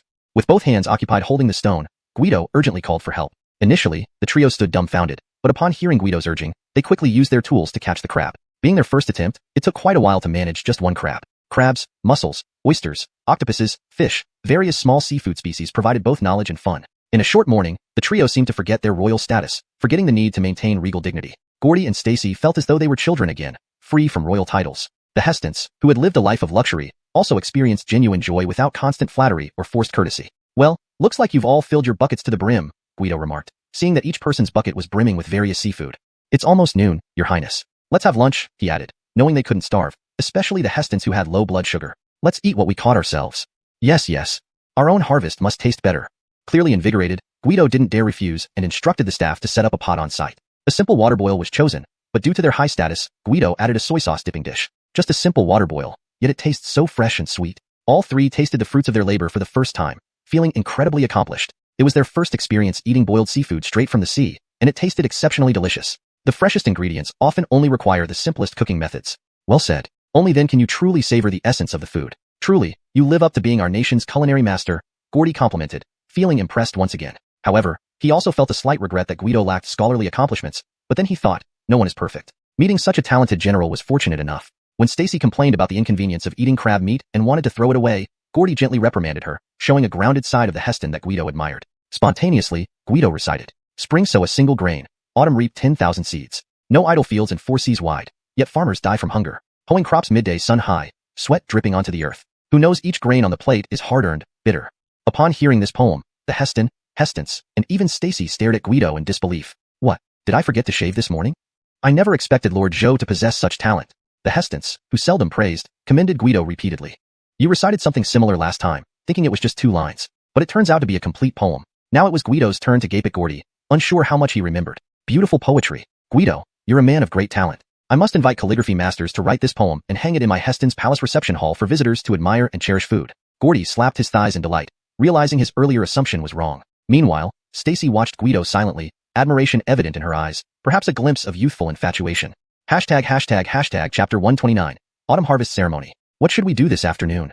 Gordy, who had just eaten his fill, was sprawled ungracefully on the ground, looking at Guido. "Your Highness, the plan for this afternoon is to go out to sea for fishing." In fact, Guido had been scheduling activities every day, and while urbanites usually didn't engage in manual labor, they found working in the countryside surprisingly enjoyable. "Oh, that sounds good." The morning's crab and shellfish catching had been a light activity. The real highlight would be the afternoon's marine harvest. Guido had everything prepared.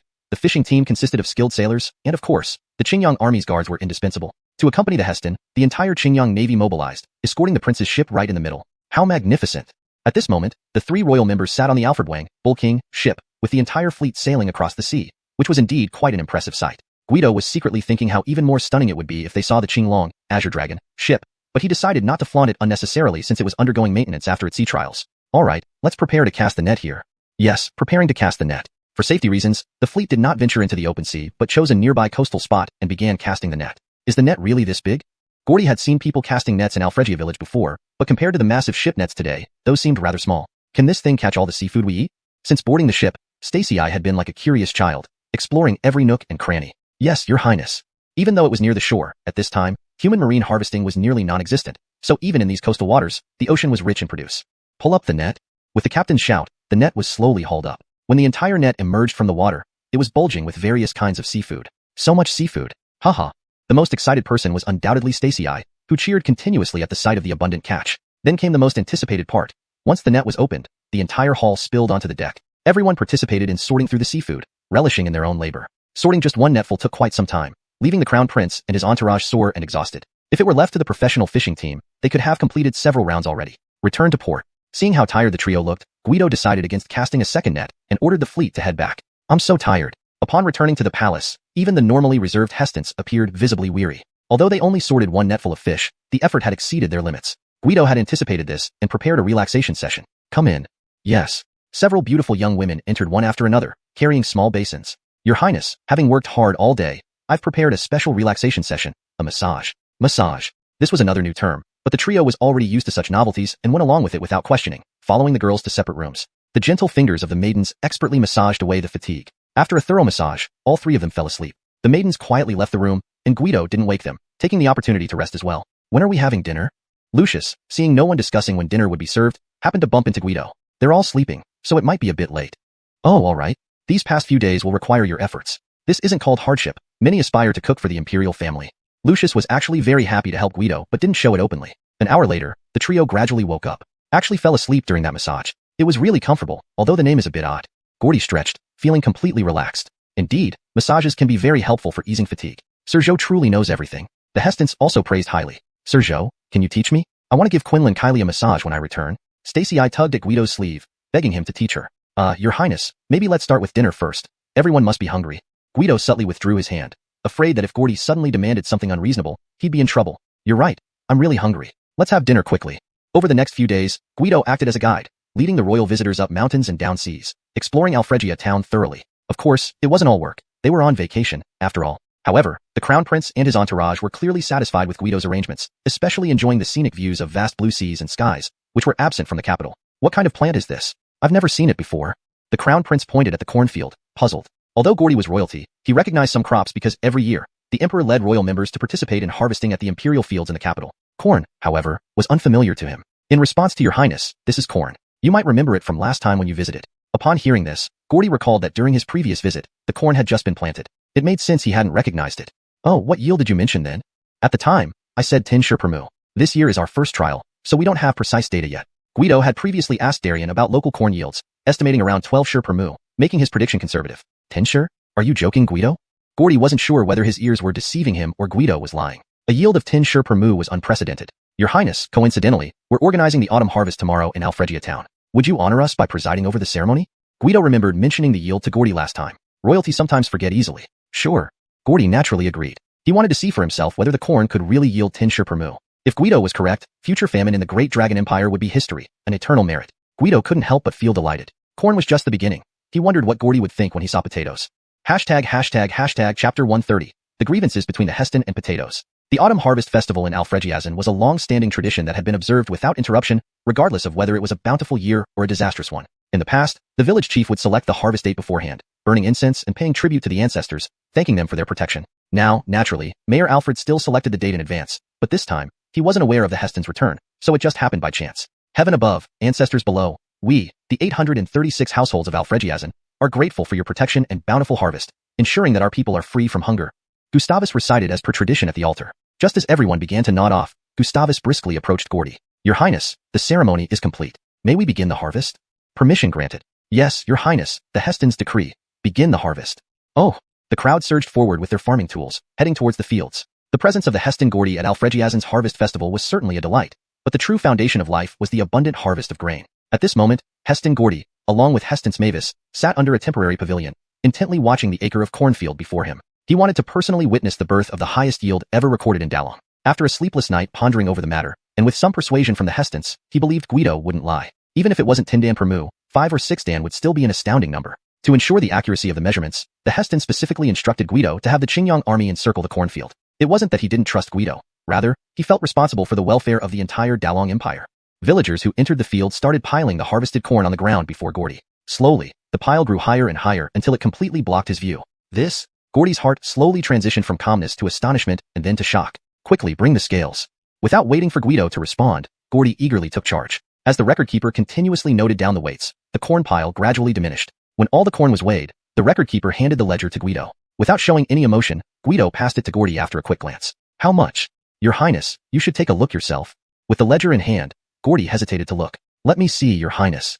The Hestons noticed Gordy's unease and volunteered. When she saw the number, even the Hestons dropped the ledger in shock. I'll take a look. At this point, Gordy couldn't care less and picked up the ledger directly. 11 dan, 11 whole dan, even more than the 10 dan Guido had reported. The entire scene fell silent. Only the heavy breathing of Gordy could be heard. Ha ha ha ha ha ha ha ha. Your Highness, are you alright? Ha ha ha, Guido, I'm fine. I must reward you handsomely. The future of Dalong is now secure. Gordy laughed maniacally, and Guido even saw tears forming at the corners of his eyes, perhaps stirred by some bitter memories. The Jack once told me that before Dalong was established, our family was so poor we couldn't even afford meals. You almost starved to death back then, Mavis explained softly. Sadala. Guido squinted, understanding the reason. Come, Guido. Today, we drink until dawn. Gordy put his arm around Guido's shoulders. Wait, Your Highness. There's another crop yet to be harvested. What crop? Is its yield higher than corn? Ha ha ha. Originally meant as a jest, Gordy was surprised when Guido nodded seriously. How much? Now Gordy felt a strange uneasiness, almost an inexplicable fear. 11 dan of corn was already beyond imagination, yet Guido claimed there was a higher yielding crop. Uncertain, but it should be around 15 or 16 dan. Ugh. Help. Help. Save the Heston. To Guido's surprise, Gordy fainted, likely scared by the prospect of such a high yield. To avoid making history books mention the Heston fainting from potatoes, Guido deliberately concealed the true yield of 20 Dan, but it still did the job. It's heat stroke. Guido lied to save Gordy's dignity, pinching his philtrum. Sure enough, Gordy slowly regained consciousness, weakly uttering one word. Dig. The Heston's decree. Dig the potatoes? Despite his weakened state, Gordy insisted on witnessing the next miracle firsthand, against everyone's advice to rest. Following the same procedure, though these potato-like stones looked nothing like grains. Your Highness, the tally is complete. Please read it out. Gordy no longer wanted to see the ledger. Having seen the 11 Dan of corn, he would accept the 15 or 16 Dan of potatoes. Potato yield per moo, 20 Dan. The accountant couldn't help but raise his voice at this extraordinary number. Help, help, the Heston has fainted again. Escort the Heston back to the palace. This time, Guido didn't dare pinch the philtrum again. Who knew if Gordy fainted from fear or some underlying health issue? He decided to table the potato discussion for another day. Your Highness, Lord Zhou, there's nothing serious wrong with the Heston. He just got a fright. A few acupuncture needles should do the trick. Lord Zai, hurry with the needles. All right, just curious, what exactly frightened him so much? Nothing. Please hurry with the needles. How awkward. It would be embarrassing to say the Heston was scared by potatoes. Rest assured, Lady Hestons. Lord Zai's medical skills are miraculous. The Heston will be fine.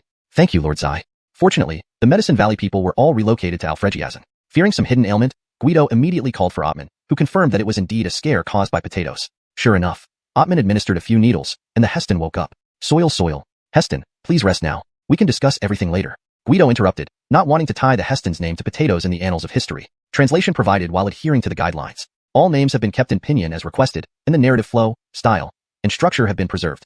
Chapter 131, Feast of Corn and Potatoes. Guido, bring me those potatoes and corn right away. Now only Guido, the Heston's consort, and Stacy were left in the room. Ottman, the astute old man who had lived a lifetime, had left after the Heston woke up. Your Highness, please wait a moment. Guido turned around and instructed a maid to fetch a potato and a corn from the kitchen. He quickly took them and examined them closely in his hand. These tiny corns and potatoes can really yield 10 to 20 shur per moo?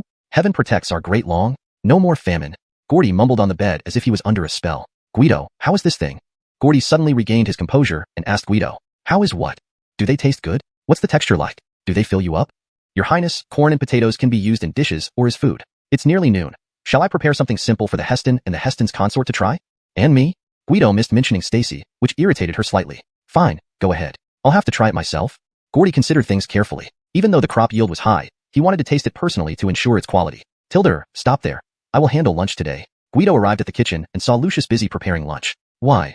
Lucius was puzzled. The Heston's meals had always been directly handled by him. Why did he suddenly call a halt? Was there a problem? There's nothing wrong. The Heston wants to eat corn and potatoes today, which you are unfamiliar with. So, I'm doing it. You can learn alongside me. All right, I'll assist you then. Lucius relaxed, relieved that it wasn't an issue with her. Learning from Guido made her very happy. In a corner were 2 baskets of corn and potatoes that Guido had instructed to be delivered earlier. Guido wanted to let everyone try them regardless of Gordy's decision. Tilder, wash a few potatoes and boil them together with the corn in plain water. Okay, these can be eaten simply by boiling in water? Yes, and they taste quite good. Corn has a natural sweetness, while potatoes are soft and glutinous. They divided the work, and Guido started preparing. First, he shucked the corn kernels and ground them into a paste to make corn pancakes. Your Highness, Master Zhou has prepared your midday meal. Due to repeatedly fainting today, Gordy's stomach was already growling when he heard it was time to eat. He immediately perked up upon hearing the announcement. The table was full of various dishes, and the group had been in Alfregia town for several days but had never seen such a variety. Your Highness, allow me to introduce these. This is boiled potato and corn. You can eat the corn directly and peel the potato before eating it. Servants nearby each served their respective masters a potato and corn. Of course, Guido also prepared some for himself and explained while eating. Your Highness, corn has a natural sweetness, so it's delicious just as it is. With that, Guido started eating the corn, and the 3 others hesitated before mimicking him. It's so sweet. The first bite won over Stacy, who usually preferred sweet foods. Corn is easy to cook, retains moisture well, and tastes good. Gordy also commented genuinely, finding the corn highly favorable. Tasting the sweetness of corn for the first time left all 3 feeling astonished. No other sweet substitute tasted exactly the same, making it incredibly delicious. While Guido quickly finished his corn, the others chewed slowly due to being first-timers. After finally finishing, Guido moved on to the potatoes. Potatoes are naturally soft and glutinous, so eating them directly is very fragrant. Guido peeled a potato quickly and took a bite, enjoying the smooth texture that he hadn't tasted in a long time. The potato is so soft. Stacy loved both the corn and now the potato. Indeed, there's a special aroma. Even the Heston's consort couldn't resist the allure of the potato. If it doesn't have much flavor, you can sprinkle a little salt. Actually, dipping in chili powder would be best, but I haven't found it yet. What's chili powder? Is it another high-yield grain? Gordy seemed somewhat obsessed and mistook every mention by Guido as a reference to high-yield crops. No, it's just a seasoning. Oh. Upon realizing it was just a seasoning, Gordy lost interest, and Guido didn't feel the need to explain further. After adding salt, it's even more delicious. Guido wished he could scold Gordy for not appreciating the fine quality of Qing salt in this era. Bring me another one. Clearly not satisfied, Gordy asked for another potato. Your Highness, why don't we try something else? The potato and corn are so delicious. Having a couple more isn't a bad idea. Your Highness enjoys potatoes and corn, but there's still a whole table of dishes waiting for you to try. What? You mean all these dishes are made from potatoes and corn? Everyone thought the table was filled with various delicacies, not realizing it was all made from potatoes and corn. Yes, Your Highness. Your Highness, have you forgotten? Master Zhou mentioned that these two items can be both food and dishes. The meticulous Heston's consort reminded him, and Gordy recalled Guido saying that. Quick, let me try. Gordy couldn't wait anymore. The table full of potato and corn dishes completely captivated him. Your Highness, this is a corn pancake. This is golden corn. This is corn fritter. This is braised pork ribs with potatoes.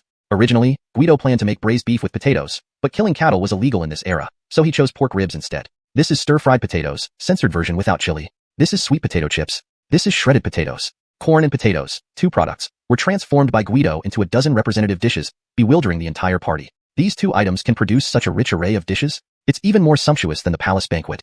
Though Stacy's statement might be exaggerated, it held true. Despite not attending any imperial banquets, Guido inferred from the culinary techniques of the era that noble feasts likely only included dishes like roasted whole lambs, along with some fruits and vegetables. Chapter 132. Heston, get lost. Guido, I'll definitely get you a reward when I return. Don't worry about it. Gordy was finally ready to leave. As he boarded the boat, Gordy patted his chest and promised Guido. Guido just listened without much concern. After all, what kind of reward could come from potatoes and corn? Even if it were 10,000 coins, it wasn't worth the effort.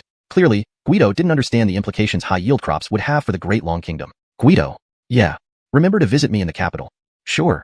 Stacy invited Guido, while the careful Hestons frowned subtly. In the capital. After returning to the capital, Heston Gordy went straight to the palace to meet with the emperor instead of going back to the Hestons' mansion. Your Majesty, the Heston seeks an audience. Jack Delbert had just finished his lunch and was preparing to rest at Kylie Meadows' quarters when he was interrupted by his son. However, he knew the Heston had been away for some time, so it was understandable for him to seek an audience immediately upon return. Announce him. Yes, Your Majesty. Gillis, auspicious signs, truly auspicious signs. Before he even appeared, his voice was heard. Delbert frowned, however. Ministers often used these so-called auspicious signs to flatter him, but now his son was learning the same tricks. How dare you make such a racket? What propriety is this? The Jack, who had initially felt a glimmer of satisfaction from his son's filial piety, immediately turned stern and scolded the Heston. The Heston has just returned to the capital to see you. Why do you reprimand him? Kylie Meadow gently interceded, not understanding why her husband's demeanor had changed so suddenly. Gordy, having been reprimanded, didn't dare breathe heavily, standing there dumbfounded. The tactics used by ministers to curry favor are now learned by him as well. In this vast world, where are these auspicious signs coming from? They're merely tricks played by people. Delbert looked disapprovingly at the Heston, making it difficult for the Kylie to continue speaking. She understood that this was for the Heston's own good, but still felt sympathetic. You haven't even seen what auspicious sign he's referring to, yet you criticize him. Isn't that too hasty? Kylie, aren't these usually things like three-legged frogs or chickens with 6 wings or dogs that can supposedly open their third eye? Heston, show your father the auspicious sign. All right, Quinlan. This auspicious sign comes from Alfregiazin in Qingyang County. These are 2 types of crops that can be used both as vegetables and staples. Oh, indeed, they sound quite promising. The Kylie thought it was just the addition of 2 new crops to the kingdom, not giving it much thought. If that's the case, then I have wronged you. Show them to me.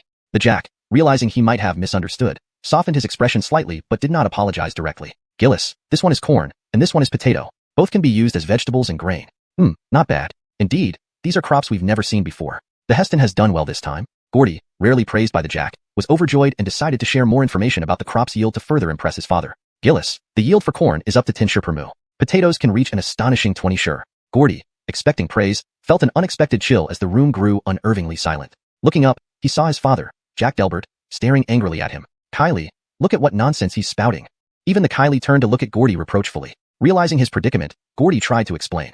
Gillis, Quinlan, please listen. I'm not lying. I saw this with my own eyes in Alfregiazin and tasted them myself. They're delicious. Get out. Regardless of Gordy's explanations, Delbert did not believe him, and even the Kylie, who usually favored him, remained silent, indicating disbelief. However, Kylie Meadow was cautious. After Gordy left, she secretly dispatched someone to investigate in Alfregiazin. If this was true, it wouldn't remain hidden long. Although she doubted the Heston's claim, she was curious about what circumstances would drive him to lie. At the Heston's residence. What happened, Your Highness? Seeing Gordy return looking despondent, the Hestons rushed forward to ask. Neither Gillis nor Quinlan believes in the yields of corn and potatoes. With something that could change our kingdom right before my eyes, I am powerless. Gordy said this and then retreated into his study, locking himself inside despite the Hestons' attempts to console him. After some thought, the Hestons decided to seek help from her father. In the Gu residence in the capital, Gray, a founding general and duke, appeared more like a scholar than a man who had slain thousands on the battlefield. Oh, my dear daughter, how have you returned? Gordy's mother tearfully embraced her daughter tightly, fearing she would disappear like a dream. Quinlan, I'm not being filial, making you miss me.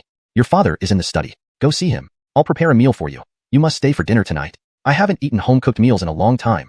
I miss them. This remark motivated the mother even more, almost wanting to cook herself for her daughter. Leaving her mother, the Hestons entered the study. Who's lurking around here? As a martial general, Gray easily recognized the presence behind him and turned to see his daughter standing before him. Enid, why have you returned? Gillis, I came to visit. Have you seen your mother? Yes, she's asked the servants to prepare food. Eating at home today? Yes, eating at home. Despite his status as a founding general and duke and her position as Hestons, family visits were rare to avoid any conflict of interest. Originally, the Hestons had come for advice but hesitated, choosing first to catch up with her parents. I heard you and the Heston traveled far. I was worried about your safety. Quinlan, it's fine. The Heston accompanied me for a break. Oh, and my illness has been diagnosed. Note, the original tone, style, and structure of the Chinese text have been maintained, including paragraph breaks and narrative flow. Chapter 133. Arning up for Sybil and son-in-law. What? Who is more skilled than the imperial physician? Does that mean there is a way to treat it? Upon hearing progress in their daughter's condition, her parents eagerly pressed for details. It's Commander Guido of the Qingyang Army. The Qingyang Army. This was undoubtedly military personnel, but as a military leader, Gray thought hard and still couldn't figure out who Guido from the Qingyang Army was. Does he have a way to treat you? He said this illness has no cure. What? Gillis, Quinlan, please don't worry. Though he can't cure it, he provided a preventive method. Since his visit, I haven't had another episode. Well, Amit Babuda, thank the Bodhisattva for protection. Gu's mother repeatedly thanked the Bodhisattva. Sybil, did you come back this time with something on your mind? Knowing his daughter's condition could be managed now, Gray felt much better. Having lived half a century, he naturally understood his daughter's thoughts. You can't hide anything from Gillis. This time, the Heston and I went to Qingyang County and happened upon autumn harvest at Alfregia town. They've grown 2 new crops, and both the Heston and I witnessed the entire harvest. Can you guess the yield per moo for these crops? Haha, if you're asking like this, they must be high yield. A father knows his daughter well. 3 sure, stone? No. 4 sure. No. 5 sure should be right. That would be quite impressive. If it yields 5 sure per moo, wouldn't it be great to present this to the Jack so it can be promoted nationwide? 5 sure was already Gray's highest estimate, higher than any current grain yield in Daliang. Not correct, Gillis. One yields 10 sure, the other 20 sure. Gray first gasped, then relaxed his brows and laughed. Enid, are you teasing your old father? A 20 sure yield per moo has never existed in history, not even 10 sure. Gillis, it's true. Both the Heston and I saw it with our own eyes. The Heston brought samples back and went straight to see William today. But the Jack, just like you, didn't believe it and even scolded the Heston. Now he's disheartened and locked himself in his study. Gray also didn't believe such high yields were possible, but he knew his daughter best. Enid, are you sure you saw these crops yourself? Yes. Not only me and the Heston, but everyone in Alfregia town knows about it. All right, I will go to Alfregia town immediately. If it's true, I will personally report it to the Jack. Thank you, Gillis. Gray was a decisive man, especially concerning his daughter and the Heston, and even more so for the welfare of Daliang. After finishing dinner with Ambria, he set off southward with several subordinates. It took 3 days of constant horse-changing but relentless travel for Gray to finally reach Alfregia town, where he was stunned upon arrival. A border town with its own city wall. This town isn't simple, Your Excellency. His fellow officers, veterans through many battles, also looked puzzled. We've seen worse. We've braved dragon lairs and tiger dens. True, Your Excellency. Ha ha ha. Ha ha. To Gray and his men, they were laughing heartily outside a formidable place. But to the workers building the walls, it was a different scene. Heh, look, some bumpkins laughing foolishly by the gate. These idiots, with nothing better to do, what are they giggling at? Boiled corn, sweet boiled corn. A roadside vendor was selling boiled corn on a small clay stove. Buy a few. Sure. Adrian lady, we'll try some corn. Okay, sir, please wait. Seeing customers, the vendor quickly wrapped some corn in lotus leaves and handed them over. Adrian lady, how do we eat this?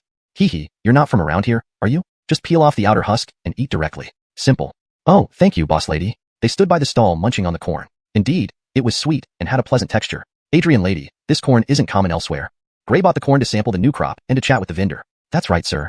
In all of Daliang, only Alfregia town has this corn. It's a high-yield variety brought by Lord Guido. This year's harvest filled up our homes, which is why we're selling it on the street. High yield? How high exactly? Gray asked casually, though internally he was tense. Not too much, about 10 sure per moo. Really?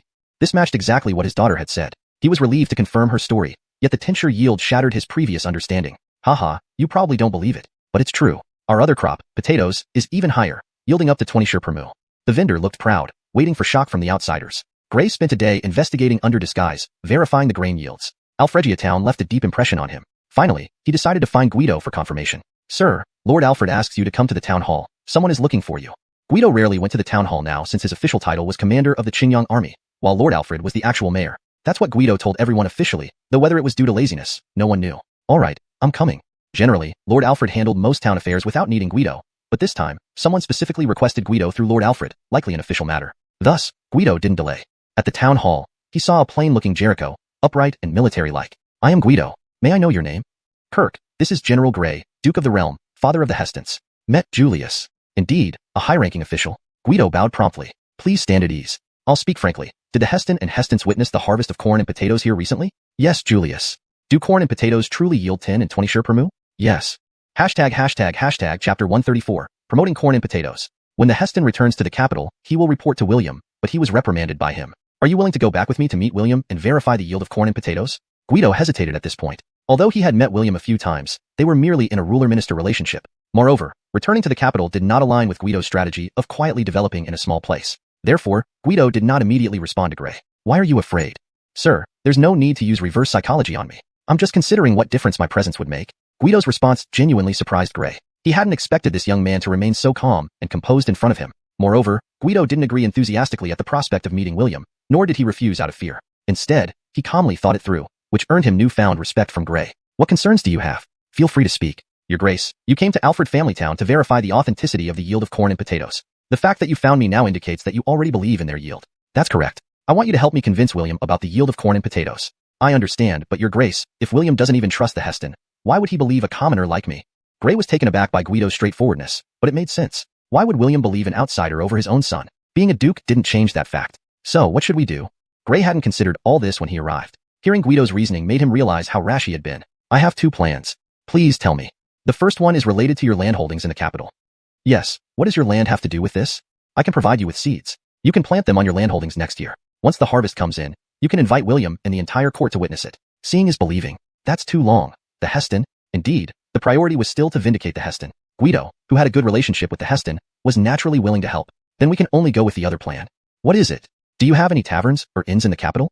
In the Central Plains region, society has always been stratified into scholars, farmers, artisans, and merchants. Merchants, being at the bottom, were looked down upon by the scholar class. Yet, nobles often engaged in trade to satisfy their luxurious lifestyles, while maintaining a facade of disdain for commerce. Guido's direct question caught Gray off guard, leaving him speechless. You don't want to help the Heston? There are 3 taverns in the capital. What do you have in mind?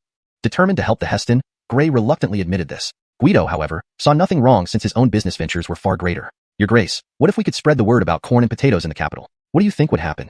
The capital is where the most influential people live. If corn and potatoes become popular here, they will certainly gain attention among the elite. When the world hears about their yield, wouldn't the Jack also take notice? That's a good idea, but how do we spread the word? That's why I asked if you had taverns. I'll return with you to the capital and personally train your chefs to prepare dishes using corn and potatoes. Won't that work? Gray almost burst out laughing at the thought of Guido teaching his chefs how to cook. In his eyes, Guido was just a warrior, and he couldn't imagine him as a chef. Don't underestimate me. Both the Jack and the Heston have tasted my dishes. If you don't believe me, ask the Hestons. She praises my skills highly. Really? If you don't agree, never mind. Goodbye then. Haha, I was joking. See how quick you get worked up? Relax, young man. Famine Tower. This name was given by Gray himself, fittingly without much literary grace. It was the best located tavern among his 3, chosen because Gray wasn't adept at business and feared that others would discover his involvement. Thus, he entrusted management to distant relatives who knew nothing about running a business. As a result, these taverns not only failed to generate profits but also cost him considerable sums. Your Grace, it seems your tavern isn't doing well. Humph, nonsense. My tavern is the busiest in the capital. People line up until the city gates every day. But where are the customers? It's lunchtime, yet there's not a single occupied table. Gray suddenly felt embarrassed, having boasted without checking the time or location. He hadn't anticipated being called out by Guido. Humph. Your Grace, the location isn't bad, but the poor business might be due to operational issues. What's operation? Gray perked up at Guido's analysis of his tavern. It's complicated. How about I join as a technical partner and help you improve your business? What do you mean? Trying to swindle old me? Bold move. Come on, what do you have that's worth cheating? If not for your connection to the Hestons, I wouldn't even consider helping. This shabby place? Even if you gave it to me, it'd be more trouble than it's worth. On the way to the capital, Gray praised Guido for speaking frankly despite their different social standings. Now, he regretted saying that. You can do it? How about we try? If I can revive your tavern within 7 days, all I ask for is 10% of the shares. Deal. 10% wasn't much for Gray, so he took the risk. For Guido, it was a negligible stake. He proposed this merely to strengthen his relationship with Gray. While he had connections with the Heston, the latter's sensitive status made him unsuitable as an ally or protector. However, Gray, as an established general and duke, was among the highest-ranking nobility outside the royal family, just the kind of powerful ally Guido needed. Chapter 135, Reforming the Imperial City Taverns. Guido spent half a day visiting all 3 taverns. In reality, they were almost identical in terms of decor, menu, and service, or rather, the lack thereof. Gather everyone at Fu Manlu for unified training. It's impossible to concentrate everyone at Fu Man. What about operations at the other 2 taverns?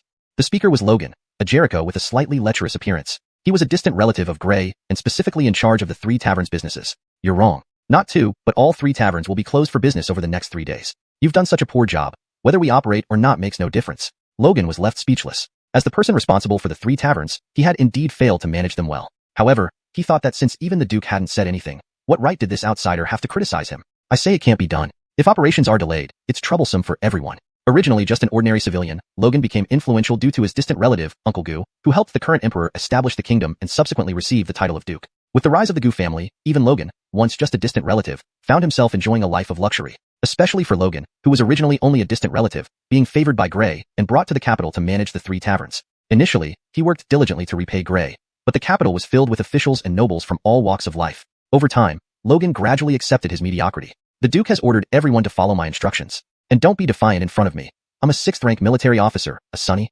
Logan never expected this young man to actually hold a 6th-rank official position. This reminded him of when he first arrived in the capital and encountered a troublemaking son of an official. Thinking he had the upper hand, Logan reprimanded the official's son. The next day, the official's son returned with people and beat him up. That lesson stayed with him. Boy, remember, this is the capital. Officials outnumber commoners. Keep your head down, or you might inadvertently offend someone important. Since then, Logan changed, becoming slick and sycophantic toward the nobility while neglecting the tavern's operations. He became like the second-generation elites, dressing fashionably and idling away his time. Humph. Indeed, Guido's official status proved effective, and Logan immediately fell silent. Let me tell you something. If you don't agree, I told the Duke that I could turn things around at the tavern within 7 days. This bet also applies to you. If I can't make it happen in 7 days, I'll give you 500 taels of silver. All right. What if you lose? Logan never thought he would lose. He knew the situation at the taverns too well.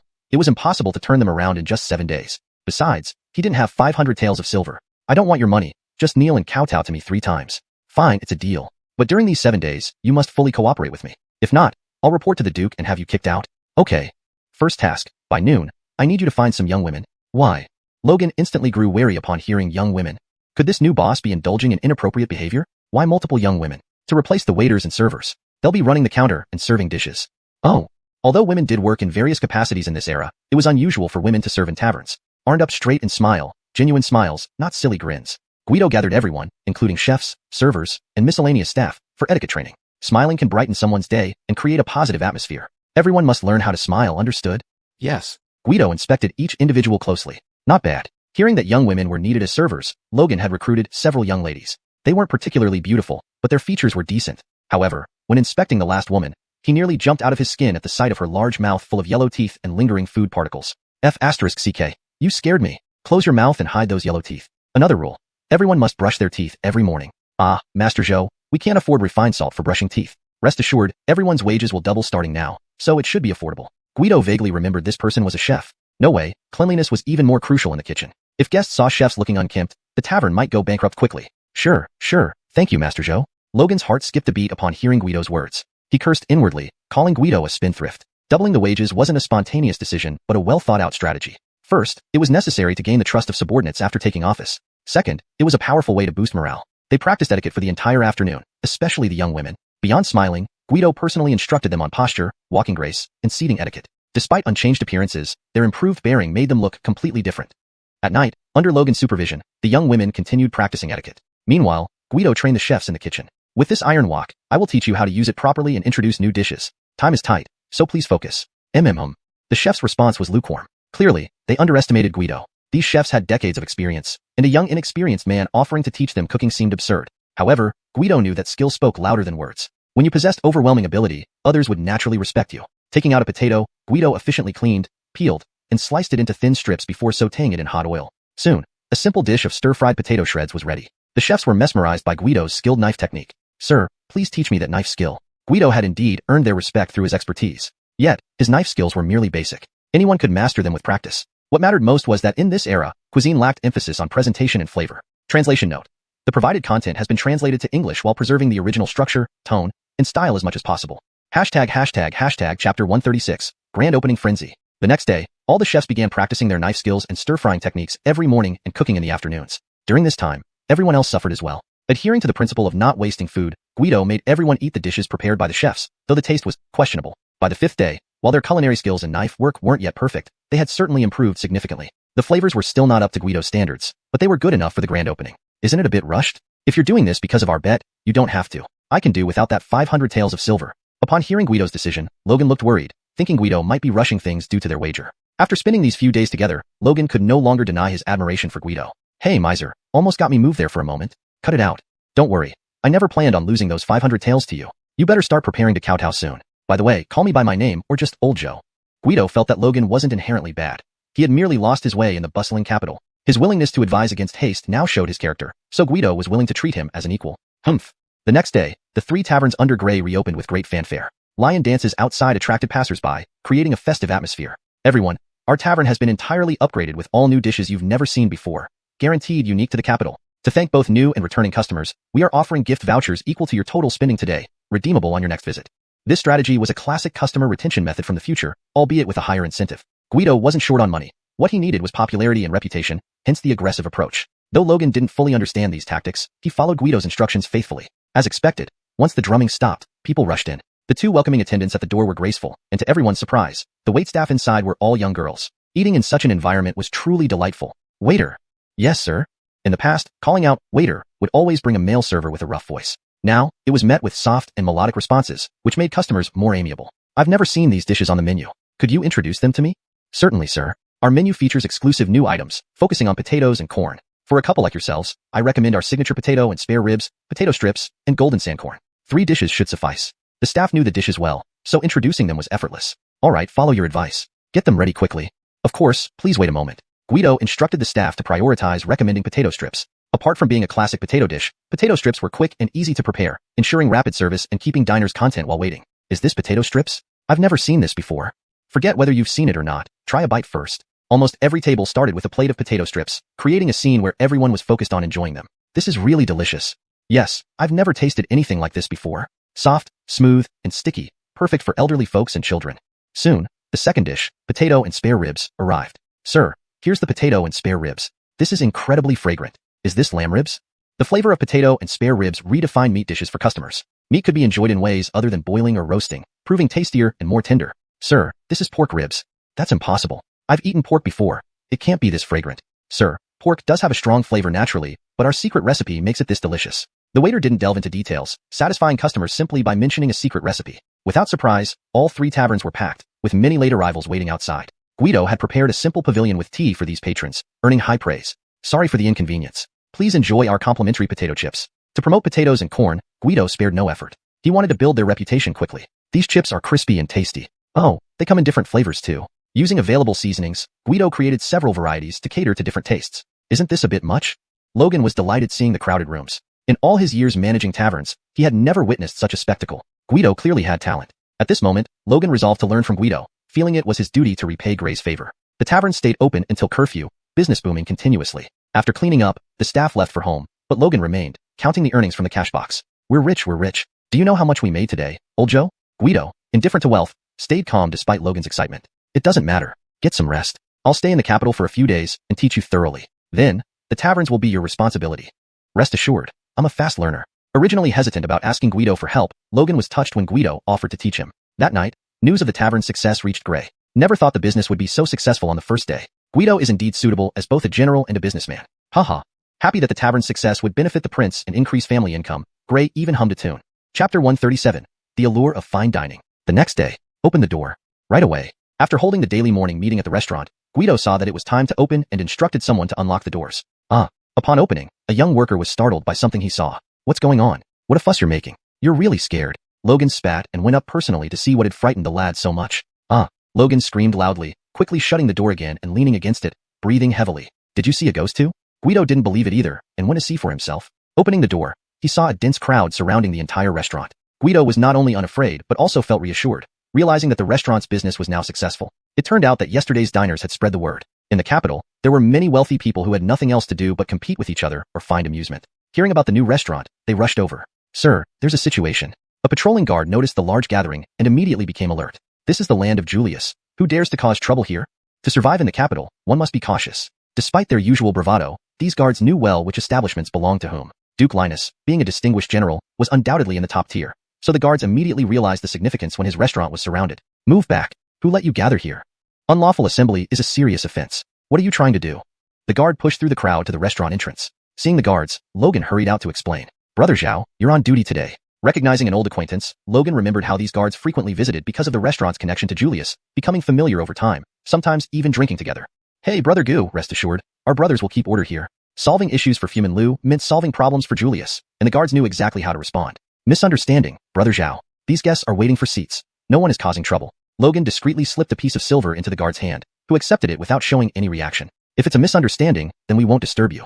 Wishing Brother Gu prosperous business. Borrowing your good wishes, haha. In just a few days, the streets of the capital buzzed with talk about famine lu, potatoes, and corn. Palace. Your Majesty, this ginseng and deer antler tea from the palace ladies can help relieve your fatigue. Delbert had been busy all morning in the imperial study with stacks of petitions, already feeling exhausted. He often thought, while everyone wanted to be emperor, no one knew how tiring it was compared to common life. Artie, have there been any interesting events recently? Ginseng and deer antler tea had lost its effect on Delbert. Only hearing news from the outside world could slightly lift his spirits. Your Majesty, there's nothing urgent, except that 3 restaurants in the capital have suddenly become very popular, staying busy from opening until curfew. Apparently, the queue is so long it led to a misunderstanding by the city guards, thinking there was a disturbance. Oh, impressive. These restaurants must have something special, right? I'm not sure, Your Majesty. It seems they've introduced some entirely new dishes that haven't been seen before. Oh, let's go. I want to leave the palace. Delbert, though born into an official family, often went hungry during the rebellion, developing a particular fondness for fine dining. Upon hearing about the food, he couldn't resist. Yes, Your Majesty. Quick, attendants. William needs to use the restroom. Immediately, several palace maids approached to accompany Delbert to the toilet. Leaving the palace.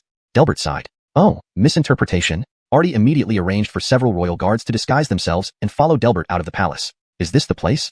Upon arrival, Delbert saw crowds gathered, unable even to enter famine lu. A waitress brought tea but was stopped by the disguised guards. Delbert signaled them to let her through. Guests, please enjoy our unique clear tea and complimentary potato chips, our specialty snack. If you like it, you can buy some after your meal. Guido raised his teacup, inviting Artie and the guards to join him. This taste is familiar.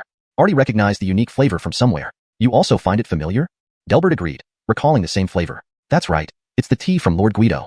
Artie suddenly remembered receiving the same tea when delivering an edict to Qingyang County and finishing it quickly. Artie, you've had tea from Guido? Master, I had it in Qingyang County. Is this restaurant connected to Lord Zhou? Artie, go ask. Having a contact would make things easier. Delbert was eager to try the food. Yes, master. Artie headed into the restaurant. Sir, sorry, it's not your turn yet. Please wait. The receptionist mistook Artie for trying to cut the line and politely blocked him. I'm looking for someone. Is Guido here? Seeing the receptionist's change in expression upon mentioning Guido, Artie knew he was onto something. Do you know Lord Zhou? An old friend. Call him for me. Hold on. The receptionist, unsure, went to fetch Guido. Who's calling? While busy in the kitchen, Guido heard someone claiming to be an old friend. He knew few people in the capital and even fewer friends. Khan, brother. Arriving at the door, Guido instantly recognized the visitor as eunuch Artie. ##### Chapter 138. The plan succeeds. Master Ernan, what a coincidence. Why are you here? Riggs had once been just an ordinary eunuch delivering imperial edicts. However, after several visits to Qingyang County, Guido found that Riggs was very different from the villainous eunuchs in TV shows, so he developed some sympathy for Riggs. Guido also gave him a substantial amount of money to help him smooth things over in the palace and avoid being bullied by other senior eunuchs. In truth, Guido knew nothing about life in the palace. Everything he knew came from TV. But indeed, Riggs used the money Guido gave him to cultivate relationships, which eventually earned him the privilege of serving the emperor. Indeed, it's Master Zhou. This is great. His Excellency is at the entrance. There were many people around, but Guido wasn't stupid. He understood who His Excellency could be other than the emperor. Oh. Hastily running over, Guido respectfully greeted Delbert with a bow. Is this really you, Guido? Is this your tavern? In response to your Excellency, it belongs to a friend of mine. I'm just here to help out. Delbert's smile clearly held some skepticism, but he didn't say more. After all, many officials in court had private businesses. Even the emperor himself had his own enterprises. Master Zhou, His Excellency has come specifically for this. Riggs gave a subtle hint, and everyone immediately caught on. His Excellency, please follow me. When doing business in the capital, especially in the restaurant industry, it was crucial to reserve the best private room, as influential officials might visit unexpectedly. Failing to meet their demands could lead to severe consequences. And now, the emperor himself had come to dine at the restaurant. Avoiding the crowded main entrance, Guido led the group through a side employee entrance directly to a private room on the second floor. Your Majesty, why have you personally come? Only now did Guido dare to address him as the Son of Heaven. Just call me His Excellency. Yes. Your tavern is renowned throughout the capital. Naturally, I should try it too. Otherwise, my subordinates might laugh at me for not having tasted Fujianlu. Clearly, Delbert was joking. Initially, the purpose of setting up this tavern was to promote potatoes and corn. Little did they know, the big catch would walk right into the trap. Please wait a moment, His Excellency. I'll make the arrangements. I can barely wait. This was the second time Guido was arranging a meal for the Son of Heaven. This honor probably belonged only to the imperial chefs. The emperor's privileges were fully demonstrated in the tavern. Soon, the table was laden with dishes. These are the tavern's new products. Let me introduce them to you.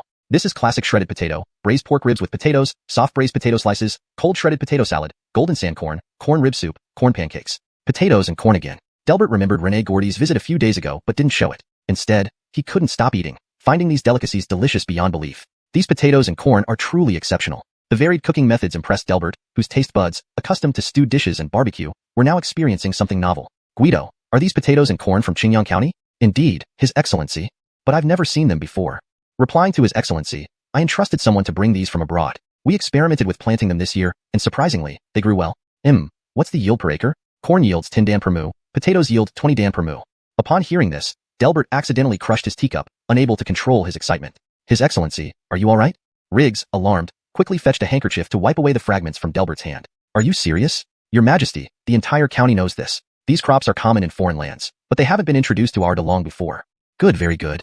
After finishing his meal, Delbert said little more, merely packing a few bags of potato chips before returning to the palace. This left Guido somewhat puzzled. Originally, he wanted to seek advice from Julius, but he thought better of it. Being in the capital and rushing to the Duke's residence right after seeing the Emperor might attract the attention of the Imperial Guards, which could lead to suspicion from the Emperor. That would be counterproductive. But Guido was certain that potatoes and corn had left a deep impression on the Emperor. In the palace, what has the Heston been up to lately? Your Majesty, since the last time he left the palace, the Heston has remained secluded in the Heston's residence. Delbert realized he might have misunderstood the prince. The Heston's seclusion likely stemmed from anger after being reprimanded. Summon the Heston. Yes, Your Majesty. At the Heston's residence, William has summoned the Heston to the palace. Renus, where is the Heston? The Heston is in the study. I will fetch him immediately. Please wait a moment, Eunuch Ernon. Renus, please hurry. William may be anxious. Eunuch, what does William need from the Heston? It should be related to the previous matter. Riggs stopped there, understanding his role as the Emperor's personal attendant. Though he observed everything about potatoes and corn, he found a way to provide hints without revealing too much, ensuring he neither offended anyone nor got entangled in gossip. The Heston was no fool. If Eunuch Ernon had said this much, it must be about potatoes and corn. Her father had told her about Guido's plan recently, and she believed it was working. Your Highness, William has summoned you to the palace. In the study, Gordy hadn't stepped out for days. His complexion was terrible. The princess hurriedly called servants to prepare him. This time, William must want to discuss potatoes and corn. Your Highness must pull yourself together. Mentioning potatoes and corn invigorated Gordy. The princess recounted Guido's plan briefly, reigniting his determination. These past days, you've been worried. It pains me to see such high-yield crops failing to reach the nation, but I felt powerless. Don't blame yourself. DeLong's future still needs you. The princess was relieved that the Heston was focused on the people rather than power struggles. Chapter 139. United Gillis and Son, Severed Brothers. Your Imperial Majesty. Although Gordy had just been scolded by his father not long ago, he appeared unfazed at this moment. These past few days, I haven't seen you. I heard that you've been in seclusion. Are you too exhausted lately? Jack Delbert, being the Emperor, was undoubtedly one of the best actors in the entire DeLong kingdom. Despite knowing very well that his son had shut himself in after being scolded, he still feigned concern for his health. Your Majesty, I did catch a slight cold, but the doctor has already examined me, and it's nothing serious. Bring some ginseng and deer antler to the Heston's residence. How can no one care about the Heston when he is ill? You incompetent ones. Delbert ostensibly reprimanded the eunuchs and maidservants, but, in reality, provided himself an exit. With a casual move, he bridged the gap between father and son. Thank you, Your Majesty. My son worries about state affairs, but must not neglect his health. You are right, Your Majesty. After the formalities, silence fell over the room. A few days ago, you mentioned potatoes and corn. I have sent people to investigate, and indeed, they exist. At that time, I scolded you to test your patience and perseverance with matters. But based on your recent behavior, I am quite satisfied. If Guido were here, he would definitely give Jack Delbert a thumbs up. William, Oscar owes you a little golden man. Your Majesty, all this is because of your examination. Both father and son were giving each other a way out and flattering each other, making this matter pass smoothly. Heston, since the yield of potatoes and corn far exceeds our current grain production, they must be widely promoted next year. Yes, Your Majesty. That's also what I thought. So these past few days, I have been pondering how to promote potatoes and corn. Here's a preliminary plan I've drafted. The Heston pulled out a folded document from his robe and handed it to Delbert. It contained detailed instructions on planting potatoes and corn, seed distribution, and promotional strategies. He even required officials to lead by example and plant these crops. Indeed, you are a good son of mine. Delbert was almost moved to tears, seeing that despite scolding his son, the latter remained diligent and created such a comprehensive plan while hiding in the Heston's residence. Your Majesty, this is my duty. But for the DeLong kingdom to obtain potatoes and corn, all credit goes to Commander Guido. Your Majesty once said, those who contribute to the nation should be rewarded. Gordy didn't forget Guido. Not only did Guido bring high-yield seeds, but he also traveled far to help him when he was punished. This kindness was deeply remembered by Gordy. The Heston is right. However, since potatoes and corn have not yet been widely planted, even though we know they are high-yielding, rewarding Guido now might invite criticism. Why not wait until after the autumn harvest next year before rewarding him? Then there will be no opposition. But, do not worry, Heston. Do you trust your father? I will certainly grant him a noble title. Guido bringing potatoes and corn to DeLong deserved such recognition. Hearing this, Gordy naturally had no more arguments. The promotion of these crops is entrusted to you, but before the autumn harvest, avoid publicizing the yield figures to prevent unnecessary trouble. Yes, Your Majesty. Regarding concealing the yield figures, Gordy agreed. Since the results would only be confirmed next autumn, many opportunists might misuse the high-yield information against the Empire. Therefore, Delbert's cautious approach to wait until the harvest was necessary.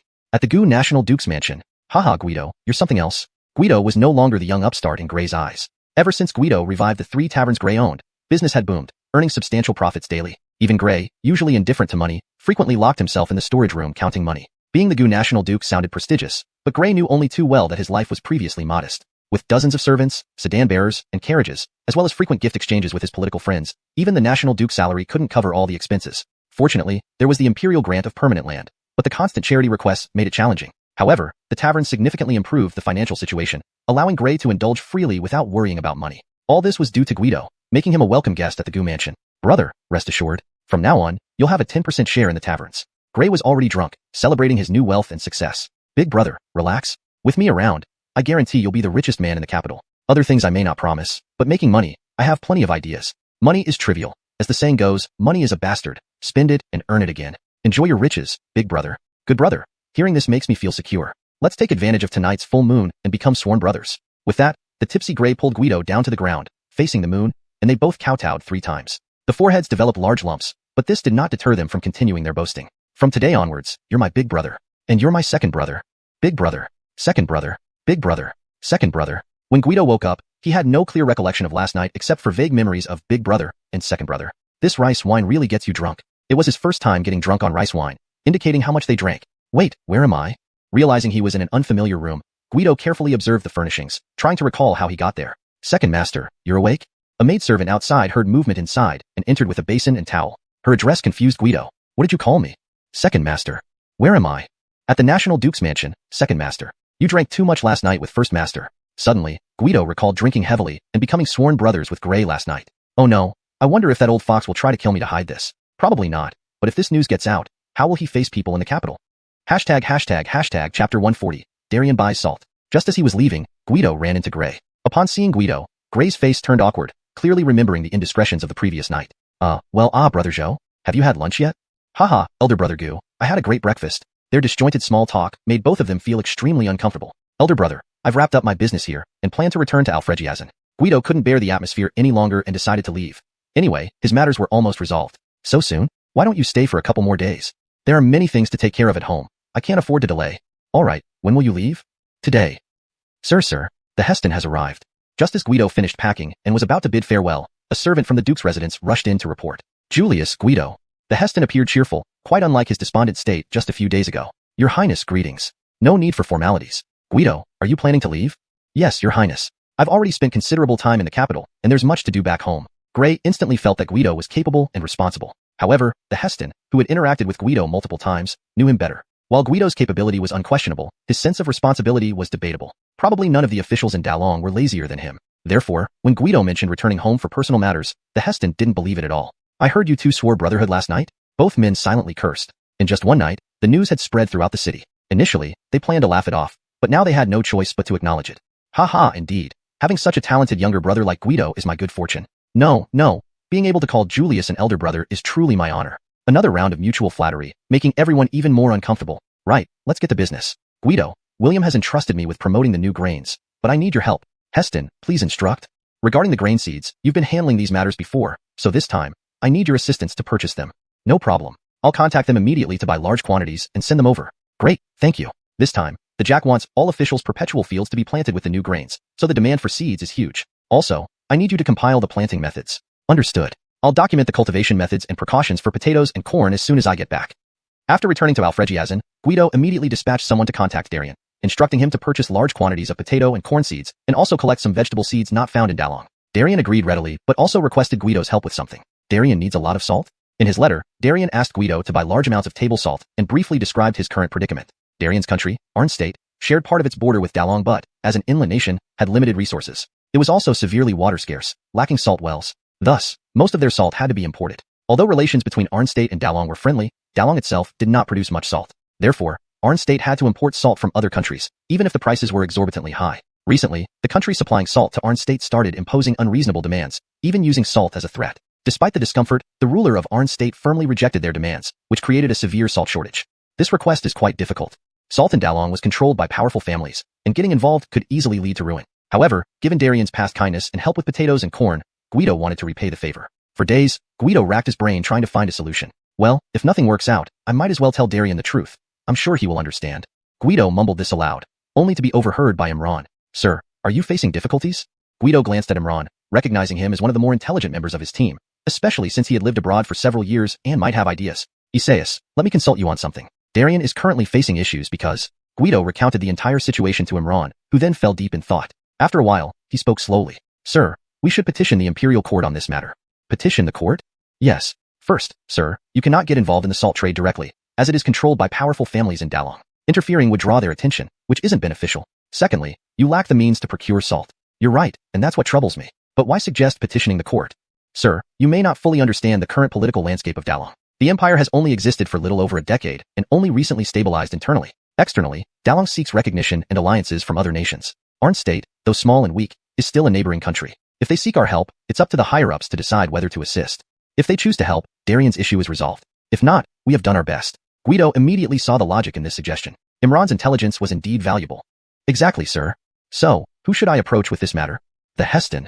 Imran didn't hesitate. Why him? Of those you know, County Magistrate Jinsen Ping of Jinshan may not have sufficient influence, and Duke Gray, being a military officer, isn't suitable. The Heston is our best option. Imran's analysis was sound, but Guido couldn't help feeling slightly disheartened by the implication. Hashtag chapter 141.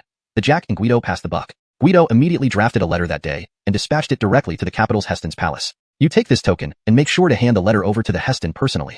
Yes, I will not let you down. Guido selected several capable individuals from the Qingyang army for this task. Despite their fearless expressions, Guido actually thought it was unnecessary.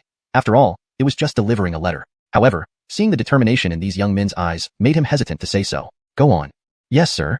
In the end, Guido felt compelled to play along, giving them a decisive look and turning his head away reluctantly. The young men immediately became energized, as if ready to battle an invisible enemy to the death. Hashtag Heston's palace. The Qingyang soldiers finally succeeded in delivering the letter directly to the Heston, though they were slightly disappointed by the smooth journey without encountering a single assassin. Attendants, take them to rest. Understood. After reading the letter, the Heston fell into deep thought. Helping neighboring small countries was trivial for both Jack Delbert and Heston Gordy, but since this involved salt, it required caution. The aristocratic families in the court were intricately connected, sometimes forcing even Jack Delbert to yield, not to mention Gordy. Attendant, prepare to go to the palace. Understood. Uncertain of how to proceed, Gordy decided to secretly enter the palace to consult with his father. Hashtag Imperial Palace. Delbert had been enjoying a rare leisurely stroll in the Imperial Garden when his son interrupted him. Your Majesty, the Heston seeks an audience. Sigh, let him in. Although he felt slightly displeased, Delbert knew the significance of his son's visit. Heston, rise. What urgent matter do you bring? Heir. Seeing the Heston's hesitation, Delbert guessed what was on his mind. Join me at the pavilion. Delbert dismissed everyone except the Heston and led him to a pavilion by the Lotus Pond. Gillis, Guido has sent a confidential letter. Gordy handed over the letter, and Delbert noted that Guido seemed to be appearing more frequently lately, sending a confidential letter through the Heston even before leaving the capital. Upon finishing the letter, Delbert also felt the weight of the situation. Like the Heston, he found it troublesome because it involved salt. What do you think, Heston? Delbert remained composed, wanting to hear his son's thoughts first. Gillis, I believe we should aid the state of Arn as much as possible. Our Great Long is newly established. Although our country is peaceful internally, our influence among neighboring states is yet to be established. You've always taught me to combine kindness with authority. Delbert approved of the Heston's viewpoint. No matter how powerful a nation, conquering every other state by force or alienating all neighbors would lead to self-destruction. With Dada as a formidable foe already, creating another enemy wasn't wise. Seeing Delbert nod, the Heston continued. For countries like Dada, reconciliation isn't possible. But for a country like Arn, we can extend goodwill. However, the biggest challenge is securing a source for salt. We can't purchase it in bulk from the aristocratic families, nor should they know about this, lest they demand exorbitant prices due to their greed. That's true. I support the principle of aiding Arn, but solving the salt issue is paramount. Most salt wells are controlled by the aristocratic families, leaving us powerless. Both father and son found themselves in a dilemma. Heston. Finally, Delbert broke the silence. I'm here, Gillis. Guido seems resourceful. Why not toss this problem back to him? Agreed. Gordy thought for a moment and agreed. After all, Guido was the one who created this predicament. Let him handle it too. So, the problem was once again conveyed via letter to Guido. Hashtag Alfregia Town. Sir, your letter has arrived. The same zealous soldier returned, looking exhausted after an uninterrupted journey. Rest well this afternoon. Don't push yourself. Yes, sir.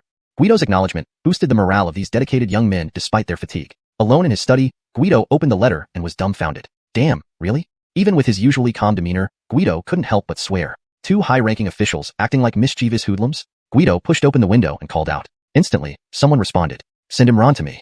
Understood. Soon, Imran arrived. Sir, the capital replied. Himph, read it for yourself. I'm amazed by our emperor and crown prince. Imran took the letter and read it thoroughly. Sir, William agrees in principle, but insists we resolve the salt supply secretly. So now, our only challenge is finding the salt source. Why must it be secret? Guido asked curiously. Sir, Imran explained patiently, William likely wants secrecy to guard against the aristocratic families. Guard against them? These families control most salt wells and wield significant influence in the court. They won't consider the benefit of great long, but will exploit this opportunity if they learn about it. That's why William insists on confidentiality. Ah, I see. Well said. Sir, can we focus on the key issue now? The key issue isn't why it's secret? Of course not. The main point is where we find the salt. Imran often admired Guido's intelligence, but was occasionally frustrated. Oh, right, salt. If we can't buy it, why not produce it ourselves? Sir, aren't you delirious? All known salt wells are controlled by the aristocratic families. We can't interfere. I didn't say we'd compete for salt wells. And so, the brainstorming began anew. Chapter 142. The method of solar evaporation for salt production. Isaias, can we purchase slaves in the Moon Men Kingdom? The next task Guido planned to undertake needed to be kept highly confidential. Even the townspeople of Alfred Family Town could not be completely trusted, as many had only recently joined during the recent famine. Of course, not just in the Moon Men Kingdom, but even in our own Dalong Empire, we can buy slaves. No, not from Dalong. Any other country will do except Dalong. Arrange this immediately. All right, I'll go right now.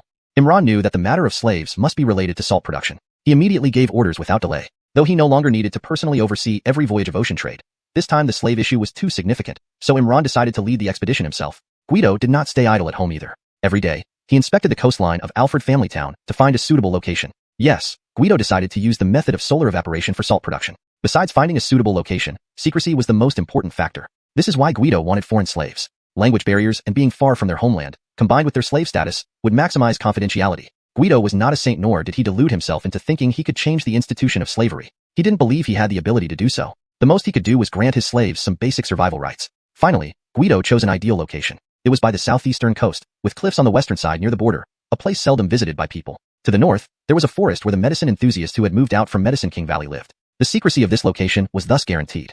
Guido immediately called for Mila and instructed him to lead the Qingyang troops to transform the area. They would build houses for the overseers, construct tidal flats along the coast, build seawalls to defend against tides, construct water gates, and dig ditches and embankments to create rectangular tidal flats. With these preparations, the slaves could start work as soon as they arrived. Guido also responded to Darian's letter after receiving news from the capital, telling him to be patient. Actually, producing salt through solar evaporation wasn't as simple as everyone imagined. Just evaporating seawater wouldn't suffice. If it were that easy, the ancients would have discovered it long ago. Guido happened to have read about the method in some miscellaneous books before, but he was unsure if it would succeed. However, with repeated experiments, he believed it should work fine. The process involved several steps: storing seawater, drying the salt mud, collecting sand, filtering, and finally harvesting the salt. Each step contained numerous procedures and precautions. Storing seawater involved flooding coastal salt fields with seawater during high tide, allowing the salt mud to absorb the salts. Workers dug channels between the shore and salt fields, letting seawater flow in when the tide rose, soaking into the soil. Drying the salt mud required workers to turn the soil in the fields once the tide receded. Under the sun, as the water evaporated, the salt remained in the soil. Collecting sand involved transporting the dried salt mud to filtration pools. Each filtration pool had a square brine reservoir made of volcanic rock. Workers poured salt mud into the pool, trampled it densely, filled it with seawater, then filtered the liquid through mats at the bottom. The filtered brine would then flow into another pool. Workers transported the concentrated brine using wooden buckets and poured it into salt pans, exposing it to the intense sunlight. Using semi-curved iron sheets, they collected the crystallized salt that appeared white and flour-like in a liquid crystal state. This was the entire process of making salt through solar evaporation. Now, everything was ready except for the arrival of the slaves. Guido had already decided. The salt field would be classified as Alfred Family Town's top secret. The salt produced would only be used to aid the Sten nation. However, when the salt production succeeded, he would first report to the emperor and the crown prince in the capital. Mila, from now on, the salt field is the highest level secret in Alfred Family Town. No one besides me should set foot here. Don't worry, brother. When Guido sent Mila to organize the construction team, he had already informed him of the entire project. Though Mila was impulsive, he understood the importance of this task. After all, the noble families wielded immense power in Dalong, sometimes even more than the emperor, at least currently. Thus, Mila was very cautious and brought only the earliest batch of Qingyang soldiers. Moon Men Kingdom. My old friend, why are there so few ships this time? Colin was still the port manager in the Moon Men Kingdom, but because he connected with Guido, many sought to curry favor with him, as everyone wanted to conduct business with Guido. This time, I come under the instructions of Lord Zhou to specifically buy slaves. Oh. The slave trade was highly profitable, virtually a no-cost venture. Slaves usually came from those whose families committed serious crimes, prisoners of war, or those who sold themselves into servitude due to destitution. Overall, the main sources were penal slaves and war captives. These two categories required little investment, as slave owners often didn't provide enough food to avoid additional costs. Do you have any contacts? Yes, of course. Colin couldn't miss this opportunity for profit. He knew a few slave owners. Hurry up. Lord Zhou is in a rush this time. May I ask the purpose of buying these slaves? Mainly for labor. So, healthy bodies are a priority. The gender doesn't matter much. When Imran came, he had thought it through. Although male slaves generally had more physical strength, some female slaves were also necessary for balanced demographics. Good. I'll contact them immediately. Colin was already calculating how much profit he could make from this transaction. The slave trade in the Moon Men Kingdom wasn't large, making Guido's order significant. After waiting for a moment, Colin returned with several wealthy-looking slave owners. Lord, these are the major slave owners in the Moon Men Kingdom. This is Lord Ding from Dalong. Greetings, Lord Ding. Though these people seemed polished, they were nothing but fattened livestock in the face of power. Upon hearing Imran was an official from the Dalong Empire, they immediately prostrated themselves before him. Chapter 143. Slaves? Human trafficking. I don't know how many slaves the Lord requires. One of the slave owners mustered up the courage to ask, do you see the ships behind me? I need enough slaves to fill my entire fleet. The slave owner, looking at the docked fleet of Ox Demon-class ships, felt both greed and envy in his eyes. Upon hearing that the number of slaves required was enough to fill the entire fleet, his eyes lit up even more. Sir, we will certainly meet your requirements, but it will take some time. You only have one day. By this time tomorrow, I will leave with the fleet. Imran knew these people too well. Without some pressure, they would procrastinate. Sir, we will do our best. I warn you, I can accept women and children, but health is the bottom line. Do not pass off substandard individuals. Within the scope of his power, Imran tried to lower the requirements for slaves as much as possible. Sir, rest assured. The slave owners began calculating internally. Imran's requirements were incredibly low. As long as they weren't elderly, weak, or sick, they could meet the quota easily. After hearing Imran's demands, the slave owners quickly returned to their respective areas and started organizing the slaves. Those who acted swiftly had already begun delivering slaves to the docks by late afternoon. On this side, Imran had brought professional human traffickers from Dalong, who thoroughly inspected each slave by opening their mouths to check their teeth, treating them no differently than livestock. This was reality. Slaves were often treated worse than animals. Dalong law dictated that killing a cow would result in a fine, but killing a slave did not violate any Dalong laws. By the next afternoon, all the ships were filled with slaves. After settling accounts with the slave owners, Imran left immediately. The remaining business between the slave owners and Colin was irrelevant. Quinlan, where will we be sold this time? In the cargo hold, countless slaves waited in darkness, their dull eyes seemingly accustomed to being traded like goods. Don't be afraid, baby. No matter where we go, Mother will be by your side. The woman felt a glimmer of relief that she and her child were bought together. As long as they were together, she didn't fear where they might go. Several days later, Imran finally returned to Alfred Family Town. However, he did not dock the fleet directly at the harbor, but anchored far from town, waiting until nightfall before moving closer to the salt fields. Without a proper dock, they had to use small boats to slowly transport the slaves ashore. By the time all the slaves reached land, it was midnight. We have built houses for you here. From now on, you won't need to do heavy labor. If you obey and work diligently, you will receive everything a common citizen does except freedom. It's late tonight, so rest first. We'll assign tasks tomorrow. Guido thought his impassioned speech would gain approval and applause from the slaves, but he underestimated their deep-rooted subservience. Their expressions remained unchanging, merely following orders robotically. In the morning, many slaves woke up early, beginning to secretly observe their new living quarters. Soon, the air was filled with the aroma of rice porridge. How fragrant! It must be congee. I haven't had it in a long time. Will I ever get to taste congee again in my life? Quinlan, what is congee? Though deeply ingrained in servitude, hunger still stirred their fantasies of delicious food. Perhaps used to the routine under slave owners, they rarely slept in. Clang, clang, clang. A guard continuously beat a gong, drawing everyone's attention. Slowly, the slaves gathered. Now, let me announce your future duties. You will produce salt here. Given the importance of salt, secrecy is essential, so you will lose your freedom. But if you obey and complete tasks on time, you will enjoy all normal treatments except freedom, food, shelter, and medical care. The slaves, having heard similar words the previous day when exhausted, paid little attention initially. However, upon repetition, a flicker of hope appeared in their previously numb eyes, though slightly. 3 meals a day, always full. Breakfast includes congee, steamed buns, and pickled vegetables. Everyone, line up to receive your meal. Apart from filthy, ragged clothes, the slaves had nothing. Thus, Guido distributed bowls and chopsticks along with the meal, one wooden bowl for congee, another for buns and pickles. Guido wasn't sparing the expense of ceramic bowls. Wooden ones were simply more practical. Each person received 2 steamed buns and unlimited congee. When the slaves saw the white congee in their bowls, it felt like a dream. 3 meals a day, with congee and steamed buns, were beyond what they could have imagined before enslavement. Most commoners only ate twice a day, while such a diet was reserved for nobility and the wealthy. Millie, this congee is delicious. Good, drink more if you like. Here, have my bowl. No, Mom, you should eat. Because Imran allowed children, nearly all kids were shipped over. Guido saw many slaves accompanied by children. Although he wasn't a saint, he wasn't malicious either. Having someone they cared about would make the slaves more obedient and productive. After breakfast, Guido arranged training on the process of making salt from seawater, breaking down the steps for faster learning and efficiency. With the morning meal, the slaves learned diligently. Initially thinking it would be difficult, they found it surprisingly simple. Typically, slaves ended up as cannon fodder in wars or worked like beasts under their masters. But for now, the slaves felt this new arrangement exceeded expectations, possibly indicating a different kind of master. On the first day, all slaves mastered their assigned tasks. Starting tomorrow, Guido planned to begin the salt production formally, as delays had caused multiple reminders from Darien. Chapter 144, Salt Production Success. A few days later, the Alfred family town salt field successfully produced the first batch of edible salt. Just as he had imagined, the snow-white salt felt exactly the same to the touch. Guido used his finger to pick up a little bit and put it in his mouth. Spit, spit, spit. Damn, it's so salty. The overly salty sensation made Guido want to shout out loud. He once again called over the familiar Qingyang army soldiers who had become well acquainted with the routine. Send this packet of salt and the letter to the Heston's residence. Remember, you must hand it directly to the Heston. The soldiers gave him that familiar dramatic look and their expressions were ready to die for a true friend. Sir, don't worry. If we are here, the salt will be here. If the salt is gone, we will perish. Guido really wanted to say that there was no need for such drama. As long as they didn't cause a scene, there would be no danger at all. At the Hestons' residence, Gordy looked at the small bag of snow-like salt in front of him, then read Guido's letter. Are you sure these salts were produced by our Lord Zhou? They can just use seawater to make it? Yes, my lord, I personally witnessed it, guarding the salt fields day and night. Gordy felt insulted. The method of salt production, which had puzzled generations, had been cracked by Guido. With this technique, the noble family's salt wells could no longer suppress long dynasty. Gordy wasted no time and immediately took the samples and letters to the palace to report to the Jack. He wanted to personally deliver this good news to his father. Imperial Palace. Your son pays respect to your majesty. After bowing, Gordy signaled to Delbert, who understood instantly. You may all leave now. Yes, your majesty. Inside the inner hall, only Delbert and his son Gordy remained. Gillis, Guido has written, and he has managed to produce snow-like salt from seawater. Please see. Gordy couldn't hide his excitement as he showed the letter and the small bag of salt to Delbert. What? This young man truly is a blessing to our great long. After the initial excitement, Delbert quickly regained his composure. Heston, tomorrow you shall secretly leave the city and go to Guido. Yes, Gillis. Gordy immediately understood what his father meant. Even without his father's suspicion, he also wished to verify it himself since Guido's method of salt production was unprecedented. Moreover, involving the nobility in this matter required caution, so Delbert acted carefully. In the capital, at a certain residence, he went to see William again today. A Jericho was reporting the palace situation to an elder sitting on the main seat. Recently, the Heston seems to visit the palace more frequently. Are they conspiring something? It wasn't hard to tell that they were fully informed about everything inside the palace. I'm not sure. This time, William asked everyone to leave after the Heston entered, so we don't know what they discussed. However, the guard saw that the Heston seemed very pleased when he entered the palace.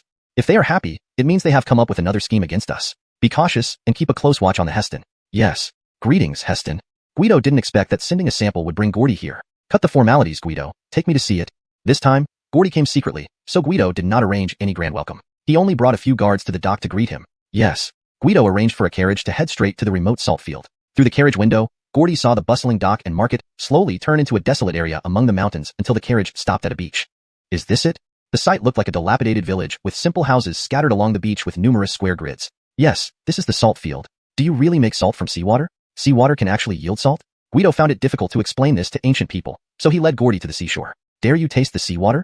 Gordy, though confused, complied, scooping up some seawater and taking a sip. Spit, too salty. Seawater was indeed salty. Gordy gained a new piece of knowledge. Guido then guided Gordy through the entire process of salt production. After witnessing every step, Gordy believed that Guido had indeed produced snow-like salt from seawater. Is this safe? Will it leak out? Since the authenticity of the salt production was proven, keeping it secret became paramount. My lord, rest assured, I deliberately chose this uninhabited place. The workers are slaves bought from the petty nation, and the Qingyang army guards the outside, ensuring absolute secrecy. Good, indeed thoughtful. Follow the plan. We can aid our nation with salt, but for our side, maintain confidentiality for now. No actions should be taken. You need to stockpile salt to prepare for William's future plans. Yes. Gordy came to confirm the salt production's authenticity on behalf of Delbert, so he didn't stay long. After verifying it personally, he needed to return promptly to avoid drawing attention. Guido, rest assured, your contributions won't be forgotten by William. When the time is right, William will certainly reward you.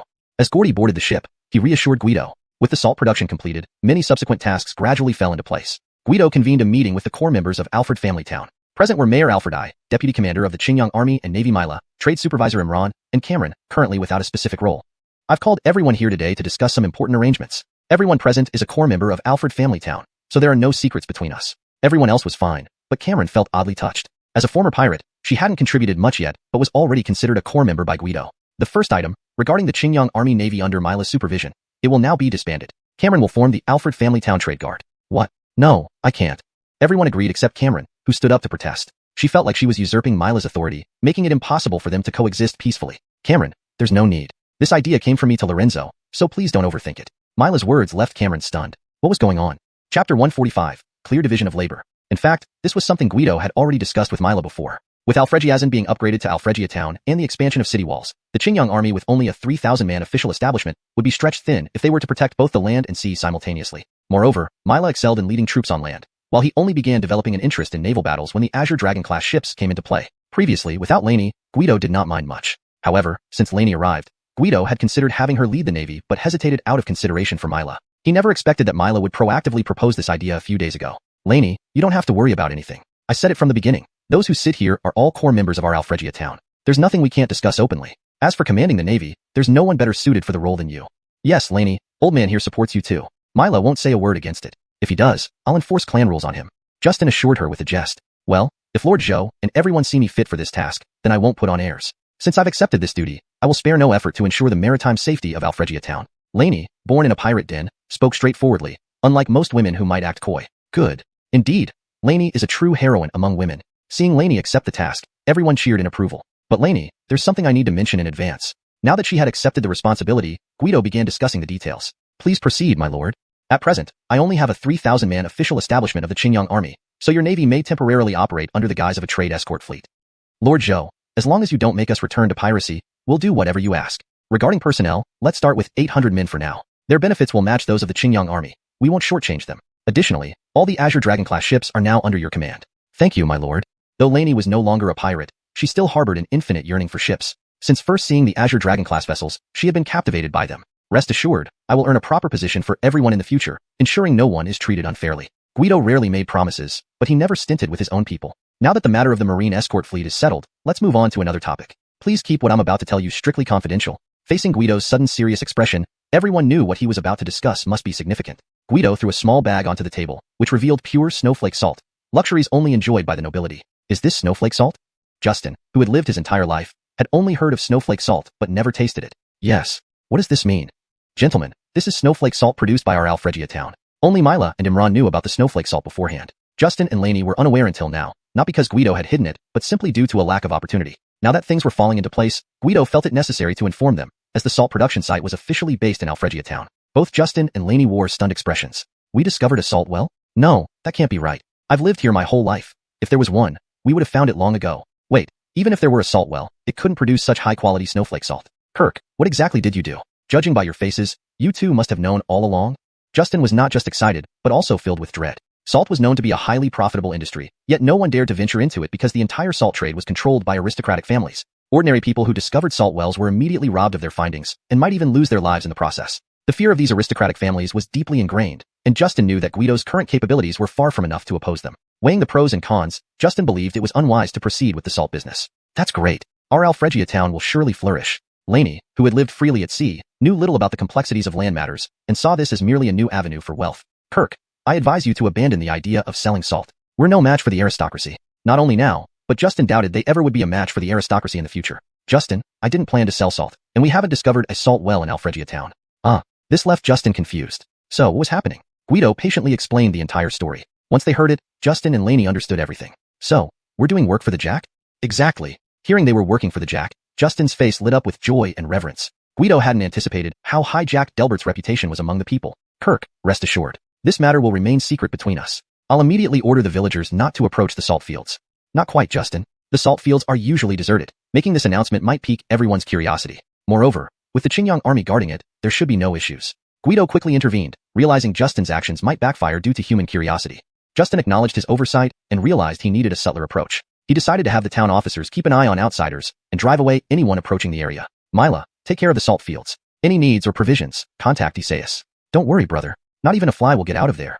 Isaias, keep an eye on Darian's trading. Make sure the seeds for potatoes and corn for the capital arrive on time. Understood, my lord. I've arranged with Darian, and they'll come next month. Good. Lainey, you'll be in full charge of establishing the navy. Personnel, equipment, anything you need, you'll get it. Your old crew can also be selected. Feeling deeply moved by Guido's trust, Lainey pledged her loyalty once again. Hashtag chapter 146, exposed? It's a pity that your country, Arn, doesn't border the sea. Otherwise, we could use fleets to deliver them. A month later, Inigo brought seeds for potatoes and corn, as well as some other vegetable seeds not found in Dalong, which Guido had specifically asked for last time. I'm already more than satisfied. Thank you, my friend. This salt will suffice for some time. Inigo looked at the camels he had brought, which were now loaded with salt instead of seeds, and couldn't have been happier. Rest assured about the salt supply. We can produce as much as needed. Guido reassured Inigo, easing his concerns about the salt supply. In the capital, at a certain mansion, the Hestons secretly visited Qingyang County, but returned quickly. The Jericho reported the intelligence gathered by his subordinates to the Patriarch, who seemed to be particularly interested in the Hestons' movements recently. Did you send someone to investigate why the Heston went to such a small county? Yes, I've already sent someone, but they haven't returned yet. The Jericho was groomed as the next generation heir by the Patriarch, so these matters were handled accordingly. Inigo led his caravan back home. It's getting late. Tell everyone to set up camp here today. Inigo gestured, and the drivers, servants, and guards immediately began setting up camp. For this trip to transport seeds to Guido, Inigo mobilized a larger number of camels than ever before. As the sky grew darker, campfires were lit, providing warmth and comfort in the night. While everyone was busy setting up camp and preparing to rest, two men dressed in black were lurking behind a large rock, closely watching the caravan. Once they fall asleep, we'll go check what goods they are transporting. Sure. These two were spies sent by a powerful family in the capital, having followed the Heston all the way to Alfregia town. Even after the Heston returned, they remained hidden in Alfregia town. After a month of surveillance without any findings, just as they were preparing to return to the capital, Inigo's caravan appeared. Why would a caravan appear in a small place like Alfregia town? Normally, merchants would directly go to the capital, where the rich were the main consumers of their goods. This unusual situation immediately caught the spies' attention, and they followed the caravan, knowing that due to the strict defense by the Qingyang army in Alfregia town, they wouldn't get any chance there. So, they tracked the caravan all the way to the borders of Dalong. Night deepened as they reached the desert-like border area of Dalong. The temperature difference between day and night was significant, and these two clearly weren't prepared for the cold, nearly freezing stiff. Wake up, wake up. One of them shook his unconscious companion awake, who slowly regained consciousness but appeared disoriented. They should be asleep now. Let's check the cargo. All right. Caravans usually encircle their camps when staying overnight, with goods on the outer layer, then the camels and humans in the innermost circle, providing both warmth and protection against the wind while forming a defensive perimeter. Thanks to this arrangement, the two spies easily approached the cargo unnoticed. One of them took out a dagger and stabbed it into a bag, revealing white grains inside. Is this salt? He tasted it. The distinctive salty flavor confirmed it. This entire caravan was transporting salt. Why would merchants buy salt? And where did Alfregia town get this salt from? The spies realized they had stumbled upon something significant and quickly retreated under the cover of darkness. Back in the capital, at a certain mansion. What did you say? The merchant caravan carried nothing but snowflake salt from Alfregia town? The patriarch couldn't believe his ears. It had been years since anyone dared to challenge the power of the families. Someone was really testing their limits. Patriarch, the information is accurate. One of the spies was killed by wolves, while the other barely escaped. The Jericho had no doubt about the veracity of the report. These two were loyal agents raised and indoctrinated from childhood. Betrayal was out of the question. Send more people to investigate where this salt in Alfregia town comes from. Yes. The Jericho left on his mission, leaving the old white-haired patriarch murmuring to himself. Seems like our family has been too complacent these past few years, causing others to forget our strength. The Liu family, one of the 8 great families in Dalong, controlled the salt channels in the country. Many of its members held key positions in the court, making them both economically influential and politically powerful. This was why even the emperor had reservations about challenging them. Inigo's caravan. As usual, everyone woke up, packed up, and checked the camels and cargo. They soon noticed a salt bag with a slit made by a dagger. Leader, look. This doesn't seem to be caused by an animal, but rather a sharp tool. Oh no. Inigo immediately realized that they had been followed and discovered. Usually, a single bag of salt wouldn't matter much to him, but Guido had repeatedly emphasized keeping this secret because the nobility controlled the salt market in Dalong. Even their emperor couldn't openly support such a venture. The breach of this secrecy could only mean trouble. Tell Guido immediately. The enemy has discovered the salt. Hurry.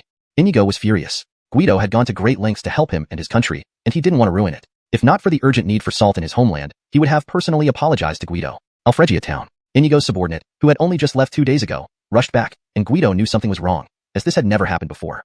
What happened? I apologize, Sergio. The salt might have been exposed. Inigo's subordinate dismounted and knelt before Guido, visibly distressed. What? Guido couldn't believe it. He had planned everything meticulously, ensuring the salt mine was secure, but something went wrong during transportation. This was his first taste of the power of the noble families. What exactly happened? Guido needed to know how much had been exposed and who was responsible. Otherwise, he wouldn't know how to report back to the Heston Gordy. Hashtag chapter 147, forced to act early. I encountered a corpse that had already been devoured by wild beasts on the road. This is what I found on the body. The person handed Guido a dagger, which he examined closely. At the end of the handle, there was a peculiar emblem. If this man had come specifically to investigate the salt issue, he must be from the capital. Since he's from the capital, it would be best to ask the Heston directly. Guido immediately sent someone to deliver the dagger to the capital and then waited for their response. However, preparations at his base didn't slack off. Coleman. Yes, my lord. Strengthen the security at the salt fields. Something has happened on Parker's side, and it seems our salt operation might have been exposed. However, they probably don't know about our salt field yet, so you must ensure it remains undiscovered. Yes, my lord. Everyone believed the secret of the salt couldn't remain hidden forever, but they never expected it to be exposed right from the start. The aristocratic family's methods were terrifying, and this was the first time everyone felt the full weight of that terror. Capital City, Heston's residence. This symbol feels oddly familiar.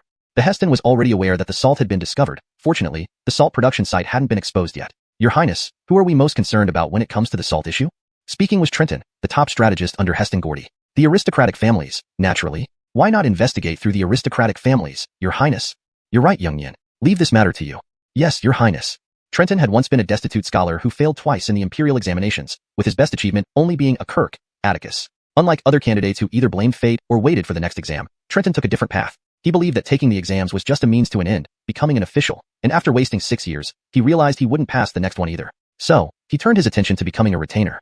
At first, retainers were primarily advisors to princes, but over time, many top officials used various means, such as students, disciples, factions, to cultivate their own networks of power. However, Trenton did not bow to others. Instead, he directly approached the Heston. Impressed by his talent, the Heston accepted him as an advisor. Trenton proved himself multiple times during crises in the Heston's residence, handling matters skillfully, and soon became a favorite of Gordy. Upon seeing the emblem, Trenton knew it came from an aristocratic family in the capital. He had seen this symbol before but didn't immediately inform the Heston, as that wasn't in line with his strategy of maximizing benefits. After leaving the Heston's residence, Trenton went straight to a secluded tavern. He headed up to a private room on the second floor, showing he was a regular, and the innkeeper brought him a pot of wine and 2 small dishes without asking. Investigate which aristocratic family this symbol belongs to. Trenton quietly gave the innkeeper a previously printed copy of the emblem, which the innkeeper accepted silently. Trenton drank alone until an hour later when he left. The next day, back at the same tavern in the same room, the innkeeper handed Trenton a note while serving him drinks. Trenton didn't open it immediately, but slipped it into his sleeve, continuing to eat and drink. After finishing, night had fallen. Trenton returned home, closed the door, lit a candle, and opened the note. Liu. Just one word was written on the paper, but it said everything. It had to be the Liu family among the 8 major families of the capital. Trenton burned the note in the candlelight, and then extinguished the light to rest. Despite his young age, Trenton displayed remarkable steadiness, unfazed even by the knowledge that the aristocratic family was involved. The next morning, Trenton reported to the Heston's residence as usual, not seeking out the Heston but waiting until he finished his routine before meeting him. When he saw the Heston, his demeanor changed to one of breathlessness and concern. Your Highness, I found out. It's the Liu family. Who? Speak quickly. It's the Liu family. Hearing this, the Heston was startled. The Liu family controlled all of DeLong Salt, and he should have guessed. Now things are complicated. Well done, young Yin. All this is what your servant should do, but I'm unsure how your Highness plans to proceed. I will go to the palace to discuss this with my father. Indeed, Trenton had a plan in mind but didn't rush to reveal it. He wanted to wait until the Heston and the Jack were stumped to offer his advice, ensuring he gained greater favor. Despite his talent, Trenton also had considerable cunning. Imperial Palace. It's indeed the Liu family. I suspected as much. Jack Delbert was astute, clearly more experienced than his son. Gillis, what should we do now? The Liu family will never allow anyone to interfere with the salt business. Though Delbert had suspected the Liu family from the beginning, knowing this didn't change anything. Dealing with one aristocratic family would provoke solidarity from the others. Gordy spent the whole day discussing with Delbert, but could find no effective solution. Returning to his residence, he found Trenton still there. Young Yin, is there something bothering you? Knowing of your Highness's concerns regarding the Liu family, as a loyal advisor, I should share your Highness's burdens. Do you have any good ideas? I do have some thoughts, your Highness. Would you like to hear them? Young Yin, please sit and tell me. I believe we can utilize the people's power. How can we use the people's power? Your Highness, every year, disasters occur, and aristocratic families hoard large quantities of grain, raising prices rather than aiding famine-stricken people. We could turn this to our advantage. Young Yin, how exactly do we do that? Gordy was growing increasingly curious. Intuitively, he felt Trenton's plan might work. First, spread rumors in the capital that salt prices will rise. People will likely panic by salt. Given the aristocratic family's tendencies, they will increase prices. Then, spread another rumor claiming a massive salt deposit has been discovered somewhere, enough to supply DeLong for decades, and that the government plans to lower salt prices. The aristocratic families won't reduce prices, creating unrest. We can then incite people to riot against the Liu family. Chapter 148. The worst case scenario. Gordy and Trenton deliberated deep into the night at the Heston's residence. Gordy granted Trenton permission to stay overnight at the Heston's residence, much to his delight. He was only the second person after Guido to have this privilege. Early the next morning, Gordy went to the palace to report everything discussed with Trenton to Jack Delbert. This plan does carry some risks, but it is the best option we have so far. Delbert agreed with the plan, acknowledging the inherent risks involved, but he believed that risks could be mitigated through careful planning. Your Majesty, what do you think? I believe it's feasible, but to prevent the Liu family from making a desperate move, further arrangements are necessary. I'll take care of that. Proceed according to the plan? Yes, Your Majesty. After receiving Delbert's approval, the Heston returned to the residence to finalize the details with Trenton and prepare for action. At the Imperial Palace, summon Julius to discuss matters. Yes, Your Majesty. This time, Delbert had to be cautious in choosing who would handle this matter against the aristocratic families. Julius had no ties to the noble clans, and was the father of the Hestons. More importantly, he was Delbert's brother-in-arms who had fought countless battles together. Your Majesty. Brother, it has been a long time since we last chatted. Join me for a drink. Seeing the wrinkles around Gray's eyes, Delbert felt a pang of nostalgia. Thank you, Your Majesty. Gray was also reminded of their past camaraderie. Once brothers who feasted and fought together, now one was the revered Emperor of Dailong. While he felt proud of his brother's achievements, it also meant they could never sit on the grass and share stories as before.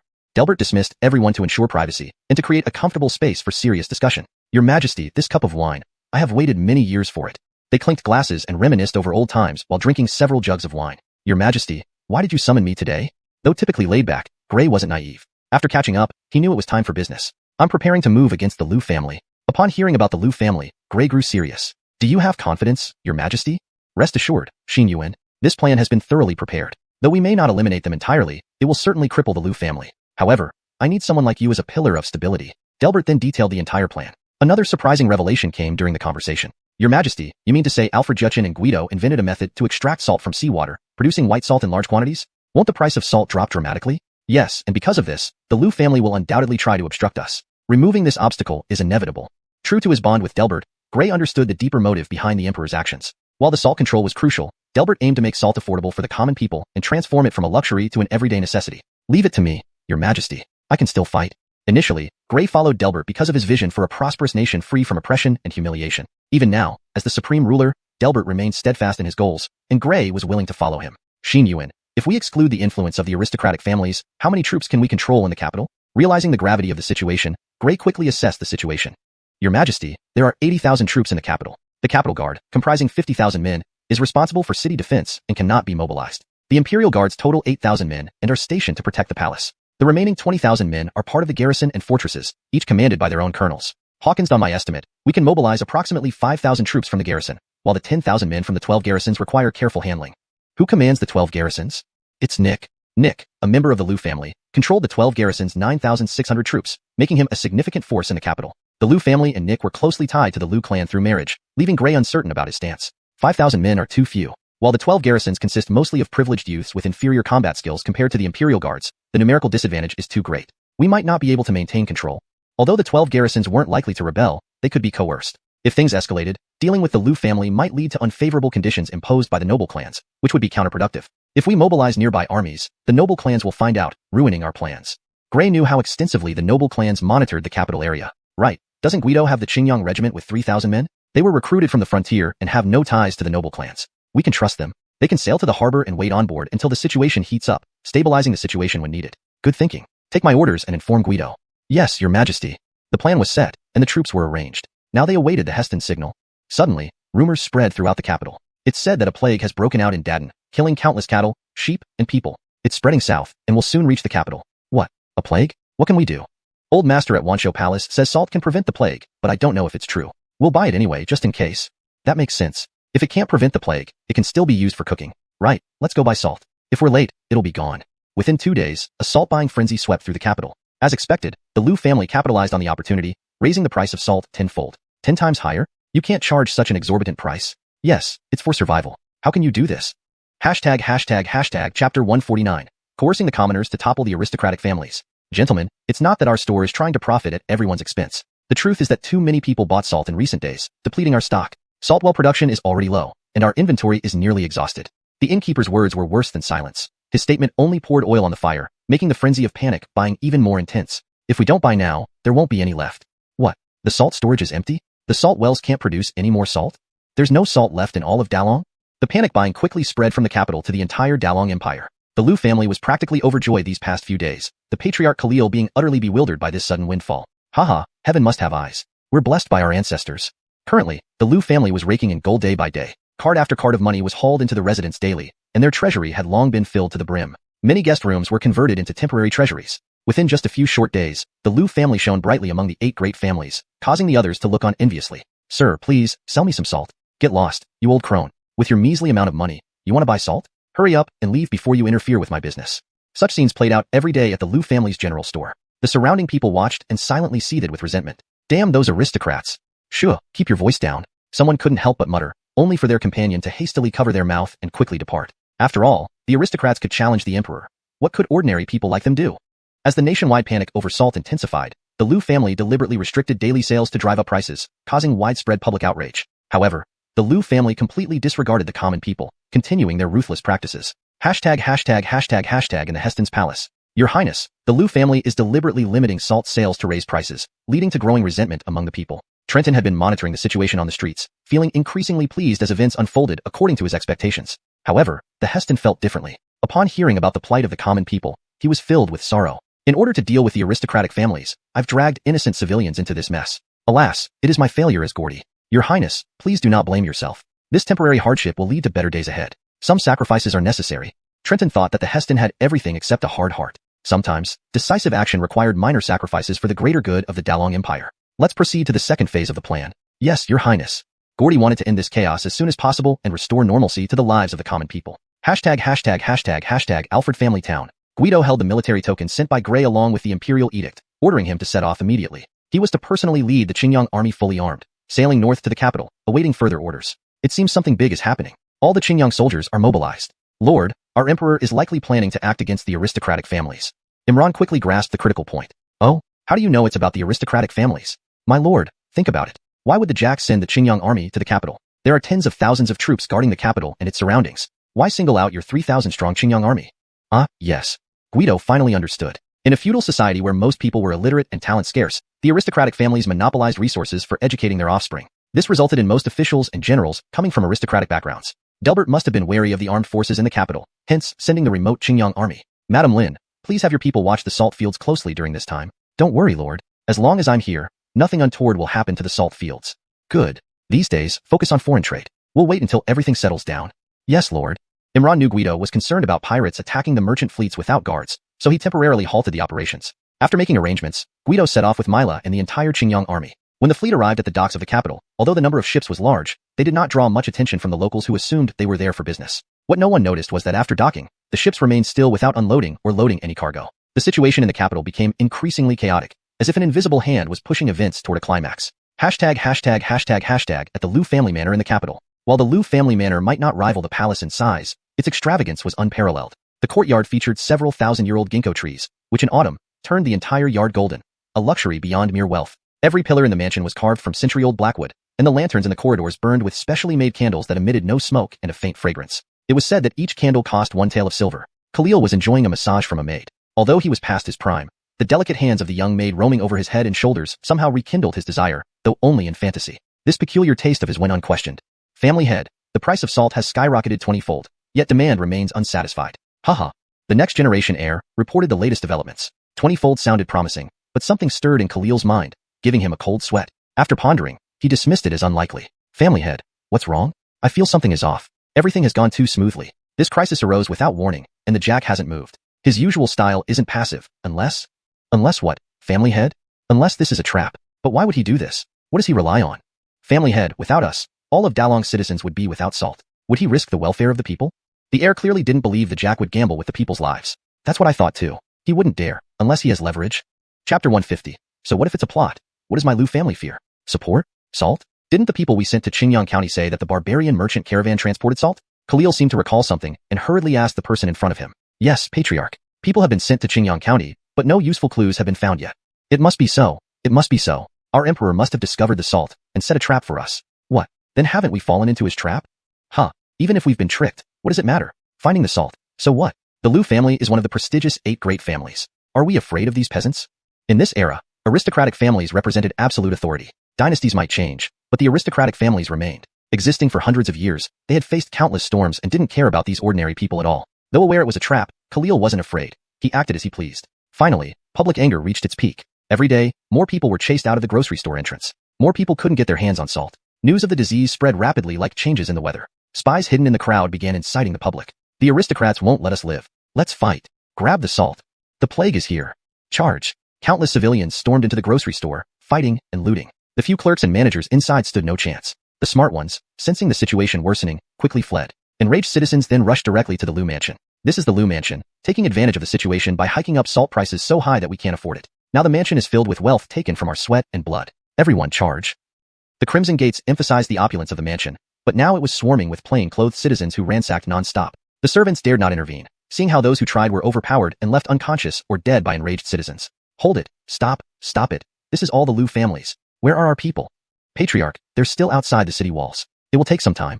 Aristocratic families privately maintained many private armies to protect their safety and property, an open secret. But most of these private armies were outside the city and couldn't come to the rescue immediately. Report it to the authorities. Quickly bring officials here to suppress these rebels with troops. Lord Khalil never thought he'd seek official help. He didn't know the authorities had already noticed everything, but had received orders not to dispatch any troops or officers onto the streets during these days. At this moment, the entire capital was under Zeus's imperial guard and Guido's Qingyang army. Zeus deliberately stationed the Qingyang army near the Liu mansion.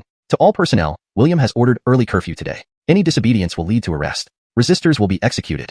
Understood. The Qingyang army had been confined on boats for days and finally got to breathe fresh air. They were also elated by receiving an imperial command, boosting morale. The curfew bell rang prematurely, spreading across the entire capital. People initially froze, then hurriedly packed up and headed home. Another war coming? An old stall vendor wondered aloud. Early curfews since the founding of Dalong were rare, usually signifying war. Was another conflict brewing? Regardless, everyone scrambled to close their businesses and return home. Soon, no pedestrians remained on the streets. In groups of 10, patrol your designated areas according to the Jack's requirements. Regardless of who the other party is, I will take responsibility. Yes. Inside the capital, certain individuals could enjoy special treatment, but today everyone must comply. Guido led several units to surround the Liu mansion. The frenzied citizens ignored the curfew announcement. But Guido merely watched from afar, showing no inclination to assist. Brother, when do we move in? Not yet. Wait until they loot enough before stepping in. As for the wealth looted by the citizens, send some brothers to recover it. That money belongs to William. Don't worry, brother. At the Lu mansion, Patriarch, there are soldiers outside. Finally, ha ha ha. Tell whoever leads them that if they capture these rebels and retrieve the stolen goods, I'll reward them handsomely. Upon hearing the Patriarch's order, the servant rushed to find the Qingyang army. Which army is this? Who commands it? A servant daring to speak arrogantly to the military. Clearly they were accustomed to being overbearing. Night fell, and a thunderclap suddenly echoed. No one may wander the capital during curfew. Violators will be imprisoned. Resistors will be executed. Guido scornfully looked down at the small fry. Mila's voice boomed through the rain. Do you know who I am? A member of the Lu family? Take him away. Before the man could finish, Mila had him bound. Seeing this, the Lu mansion guards rushed back inside. Patriarch, bad news. The soldiers have captured our men. What? Such audacity. Who commands them? That man looks unfamiliar. Their uniforms don't match the capital's troops. Not the capital's troops? It seems our Jack used some effort against the Lu family. Khalil felt a chill. Just then, the private army stationed outside the city entered and faced off against the Qingyang army. Any person in the capital carrying weapons will receive 20 lashes. Resistors will be executed. Drop your weapons. These zealots were indoctrinated from childhood, having only loyalty to their patriarch, not the law. Attack. Seeing their lord being looted by rebels while blocked by troops, they attacked recklessly. Form ranks. Guido witnessed the ferocity for the first time, realizing the aristocratic families indeed had fanatics willing to die for them. Since urban combat required abandoning horses, the Qingyang army used shields and crossbows instead. 2 rows held up shields forming a defensive wall, while 3 rows behind aimed and shot. Arrows flew, felling numerous zealots. Others leaped around nimbly, dispersing and fleeing onto rooftops, giving Guido a tough challenge. The battle intensified, but both sides held firm, leading to a tense standoff. Hashtag chapter 151. The Lu family in trouble. The loyalists were dodging arrows flying toward them from the rooftops. Though they couldn't get close to the Qingyang army, the Qingyang army also couldn't subdue them. Himph, like rats. Mila let out an angry roar and leaped onto the roof, wielding his saber with fierce strikes left and right. Seeing their deputy commander's bravery, the remaining soldiers quickly joined him on the rooftop, engaging the loyalists in combat. The Qingyang army had a decisive advantage, and soon the loyalists fell one by one. Just as it seemed the battle was about to end, another group of horsemen suddenly attacked. Who are you? I am Nick of the 12 Guards, and who are you? To dare use weapons in the capital? The leader clearly targeted Guido, and this force was obviously here to help the Lu family. Their numbers far outnumbered the Qingyang army, but they had seen the power of the repeating crossbows and hesitated to act recklessly. Nick, are you planning to rebel? Just as the two sides were at an impasse, Gray arrived. Upon seeing Gray, the men from the 12 Guards were unsure what to make of the situation. When they left, their commander Nick had said there was a rebellion. Upon arriving, they saw the Qingyang army and rejoiced, thinking this was their chance to prove themselves. But now, with Gray leading the Imperial Guards, the soldiers of the 12 Guards grew hesitant. Lord Gu, we received intelligence that someone was causing trouble here, so we came to quell the disturbance. Was Nick really here to quell a disturbance? Clearly not. The Lu family, seeing their loyalists losing to the Qingyang army, had secretly sent someone to inform Nick of the 12 Guards. Both the Lu and Lu families belong to the 8 great clans, interconnected through centuries of marriage and mutual support. Without hesitation, Nick led his troops to assist, only to witness the Qingyang army battling the loyalists outside the Lu residence. He immediately identified the target. Assuming he could easily overpower the Qingyang army with superior numbers, Nick held back after witnessing the devastation caused by the crossbow volleys. Now, with Gray and the Imperial Guards appearing, Nick abandoned any thoughts of rescue. The Emperor decrees that after curfew tonight, the safety of the capital will be handled solely by the Imperial Guards and the Qingyang army. No one else is allowed on the streets. Hee. Misunderstanding. Lord Gu, I'll leave immediately. Looking at the nearby Lu residence, Nick decided to find an excuse to slip away. Marriage alliances or connections aside, protecting himself was paramount. Time was running out, so Gray directly assumed responsibility for recovering the looted goods from the civilians, leaving the thorny issue of the Lu family to the outsider Guido. Advance. The Qingyang army stormed into the Lu residence, which was already emptied. Clan head Igor was slumped on the ground, eyes vacant, looking ready to depart this world at any moment. A riot occurred at the Lu residence, and for the sake of investigating the case, the Lu residence must be sealed temporarily until further notice. All Lu family members will be cleared out, and all items within the residence will be treated as evidence. No one can touch anything. Gulp. No one expected Guido to seal such a prestigious clan as the Lu family. Igor, unable to breathe properly, fainted on the spot. Outside, torrential rain poured down as the dozens of Lu family members stood exposed, drenched and penniless, unsure of where to go. News of that night spread quickly among various high-ranking officials. Some were delighted, others furious, and some watched from the sidelines. René Gordy and Jack Delbert received more detailed reports, especially Delbert, who saw the immense wealth seized from the Lu family, far surpassing the imperial treasury. These parasites.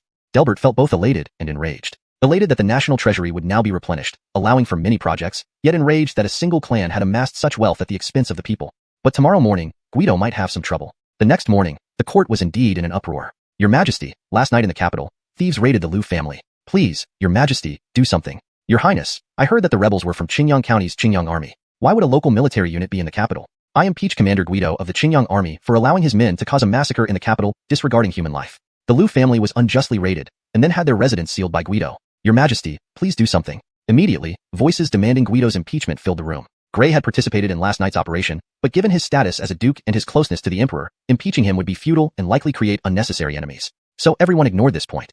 Chapter 152. Hello everyone, I am Egbert. Bring Guido into the palace. Sure enough, the morning court session unfolded just as Delbert had imagined, if not worse. Summon Guido to the palace for an audience with William. At this moment, Guido, who had been through a night of fighting, was utterly exhausted. He sat at a breakfast stall, resting and eating some breakfast. Oh, Minister Zhou, we finally found you. Come with me quickly. The person who came was none other than Eunuch Riggs. Eunuch Lord Ernan, what's happening? The incident from last night. Many ministers have jointly impeached you this morning. William has summoned you to the palace. Upon hearing this, Guido was momentarily stunned. He had thought he might be receiving an award or commendation, but now it seemed that he was being called in for questioning. Eunuch Lord, what does William intend? Guido couldn't quite figure out what Delbert was up to. Was he going to sacrifice him? Or would he protect him? Minister Zhou, rest assured. William has instructed that you will indeed need to address this matter, but both William and Heston will ensure your safety. You should defend yourself without reservation. That's good. Hearing this, Guido felt relieved and followed Riggs into the palace. Your Majesty, Guido is brought before you. The originally noisy hall instantly fell silent. Many ministers were seeing Guido for the first time. Though they had heard of him, they were still surprised upon meeting him in person. They hadn't expected such a young man to have caught the emperor's attention. What skills did he possess? Subject Guido pays homage to your Majesty. Just as Delbert gave Guido an assuring glance, the ministers began their attacks. Guido, you, a border general, actually led troops into the capital. Were you planning a rebellion? You allowed your subordinates to raid the Liu family. You even clashed with the 12 garrison commands. It's said that you harmed innocent civilians in the capital. Now, Guido realized what it meant to have unfounded accusations hurled at someone. He had expected this scenario. Since the opposition was shameless, Guido decided he wouldn't hold back either. Besides, he didn't know them and had no intention of befriending them. May I ask for your honorable name and position? Humph, I am Deputy Minister of the Ministry of Justice, Egbert. So, you're Deputy Minister how? You were asking why I brought my troops into the capital, correct? Guido deliberately emphasized the word Jian, making its meaning clear. Deputy Minister Egbert turned red with anger but dared not respond, knowing that acknowledging it would mean admitting guilt. Humph, as a border general, how could you bring troops into the capital? Weren't you planning a rebellion? Unable to gain an upper hand verbally, Egbert resorted to using Guido's actions against him. Firstly, as a general of DeLong, I must obey the Jack's orders. William issued a decree to summon my Qingyang army into the capital. May I ask, Deputy Minister Hao, why are you, a judicial official, interfering with military affairs? Does William need to report every decree to you? I see that you're guilty of deceiving William. Your Majesty, please forgive me. I did not. With just a few words, Guido frightened the deputy minister so much that he fell to his knees, begging Delbert for forgiveness. Deceiving the Jack was punishable by death, but Delbert wasn't about to kill Egbert over this. He waved impatiently, signaling for Egbert to leave. Minister Zhou, even if you received a decree, why did you engage in street battles in the capital and clash with the 12 garrison commands? What's your honorable name and position? You don't need to know my name, just answer my question. Clearly, after being tricked once, the officials weren't willing to reveal their identities again. Fine. The order we received was to secure the capital after curfew. But that doesn't justify harming civilians. After curfew, large groups of people carrying weapons appeared on the streets. Are you telling me they were ordinary civilians? Every one of them jumped over roofs and damaged countless tiles. Not only did they damage DeLong's public property, but they also attacked our Qingyang army soldiers. Are these ordinary civilians? When I was leading my troops to resist infiltrators in the capital, where were you? Probably snuggled up with your concubine, sound asleep. Now you dare to criticize those who defended the capital and bravely fought the enemies. What do you intend? Are you working with the bandits? Your Majesty, it's a false accusation. Take him away. Another minister had been defeated. Gordy looked at Guido with newfound admiration. Initially, he had feared he would have to go through great lengths to protect Guido, but unexpectedly, Guido proved himself adept at debate. Delbert had initially been worried about Guido, but now he marveled at the sharp turn of events. If only he had known earlier how eloquent Guido was, he would have brought him into the court sooner.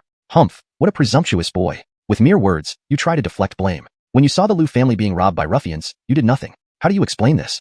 Amidst the silence in the court, another man stood up, pointing accusingly at Guido. May I ask for your honorable name and position? Same old routine. But everyone remained cautious. Humph, I am Luciano, censor and Achilles of the Board of Censors. Luciano? Really? Are you serious?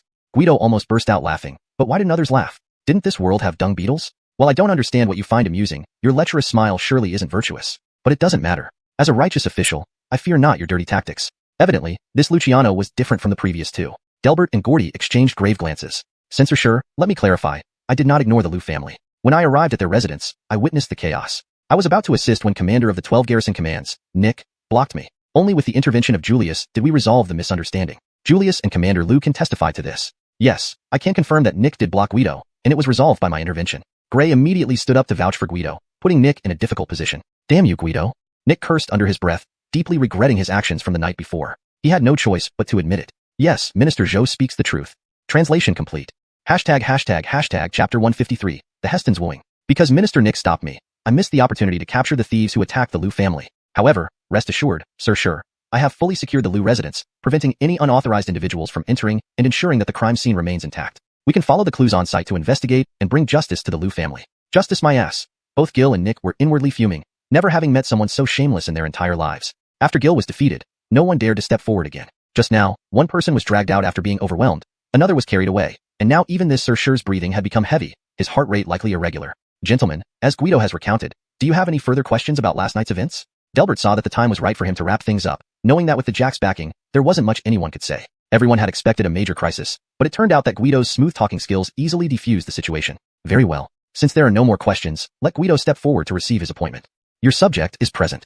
Guido, for quelling the unrest and ensuring the capital's stability, you are hereby appointed as the Heston's tutor, commander of the cavalry, bestowed with the title of Viscount, and granted Alfregiatin as your fief.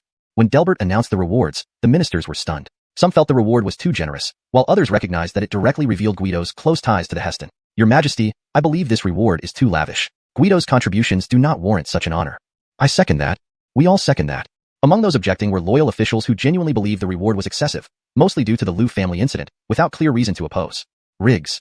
Yes, Your Majesty. Read it. Yes, Your Majesty. Delbert seemed to have anticipated this, calmly instructing the eunuch Riggs to read from a dossier detailing Guido's accomplishments over the years. In the 12th year of Tianqing, during the southwestern disaster, Guido invented fishing nets to save local civilians from suffering. At that time, County Magistrate Jerry of Qingyang intended to present this invention to the court, but it was shelved by Vice Minister Liu Fu of the Ministry of Works due to negligence. By imperial decree, Liu Fu was dismissed and investigated. Upon hearing this, one official immediately fainted. It was likely Liu Fu. 2 palace guards outside didn't hesitate to carry him away. Wow, instead of complicating matters for Guido, they lost one of their own. Everyone marveled at Guido's luck and strength. In the 13th year of Tianqing, Guido personally funded the construction of walls for Alfregiatin in Dalong, demonstrating his loyalty and patriotism, which should be rewarded. Riggs read on extensively, revealing countless unnoticed contributions made by Guido. Finally, everyone realized that this seemingly insignificant individual had quietly accumulated numerous merits. No one could find a reason to oppose the reward anymore. Some even thought it was too little. However, Delbert had his own considerations. Despite Guido's young age, he already held a 6th-rank position with real power. To avoid pushing him to extremes, it was necessary to control his rise. Many talented young men were often tempted by power or wealth, and Delbert wanted to protect Guido. Do any of you still have objections? No, Your Majesty. Who would dare object? They might end up implicating themselves next. Guido received both a promotion and a noble title. He should have been happy, but he wasn't. Guido, you should be delighted with your promotion and ennoblement. Why do you look so worried? Having Guido appointed as the Heston's tutor naturally made Gordy extremely pleased. He held small banquets every 3 days and grand ones every 5, always finding reasons to invite Guido for drinks. Your Highness, promotions are indeed delightful, but I still wish to return to Alfregiatin. Guido's statement bewildered Gordy, who, whether commoner or official, wouldn't envy the prosperity of the capital. He hadn't heard anyone before who didn't want to stay in the capital. The capital isn't prosperous? The capital is so prosperous that nowhere else compares. Why don't you wish to stay in the capital then? While the capital is indeed prosperous, it's also very complicated. I'm too simple-minded for this. If Guido weren't one of his people, Gordy would have cursed. Just a few days ago, Guido had verbally lashed out at the entire court, yet he claimed to be simple. Since you're here, you must adapt. I've already ordered someone to find a house for you. So bring your family and settle down peacefully in the capital. The Heston went to great lengths to retain Guido. Though he was the Heston, buying a house still required his personal funds, especially in the capital where housing prices were sky-high. Officials in the capital usually couldn't afford houses without side businesses or gray income, making Gordy's effort even more apparent. Seeing that the Heston insisted, Guido reluctantly conceded. Truthfully, Delbert's rewards were both a blessing and a curse for Guido. While the title of Heston's tutor sounded like a promotion, Guido wasn't particularly fond of it because it meant staying in the capital. But the Viscount title and Alfregiatin as a fief were invaluable. Previously, Alfregiatin was merely a grant for Guido to benefit from agricultural taxes, but a fief gave him greater authority. In a fief, Guido would essentially be the lord of Alfregiatin, only answering to the Jack, enjoying tax exemptions, and having considerable autonomy.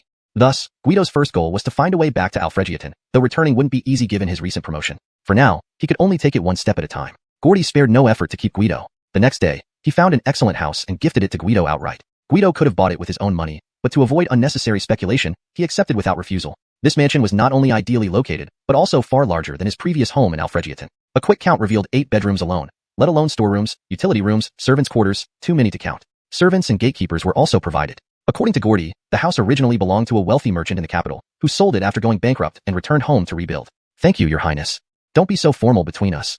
Chapter 154, Poetry Conference. Guido directly asked for leave from Gordy to return to Alfred Family Town and pick up his family. Hearing this, how could Gordy refuse? He waved his hand, indicating that Guido should handle it as he saw fit. Sitting in the boat back to Alfred Family Town, Guido pondered many things. The position of the Heston's personal attendant was something many people would never dare to dream of achieving in their entire lives, yet it had become a shackle for Guido. However, Guido had already made up his mind to find a way back to Alfred Family Town someday, for that place was his route. Alfred Family Town. What? You've been appointed as the Heston's personal attendant and must reside in the capital? Mila looked astonished. Mila, don't you understand? As the Heston's personal attendant, Guido has to be with the Heston in the capital.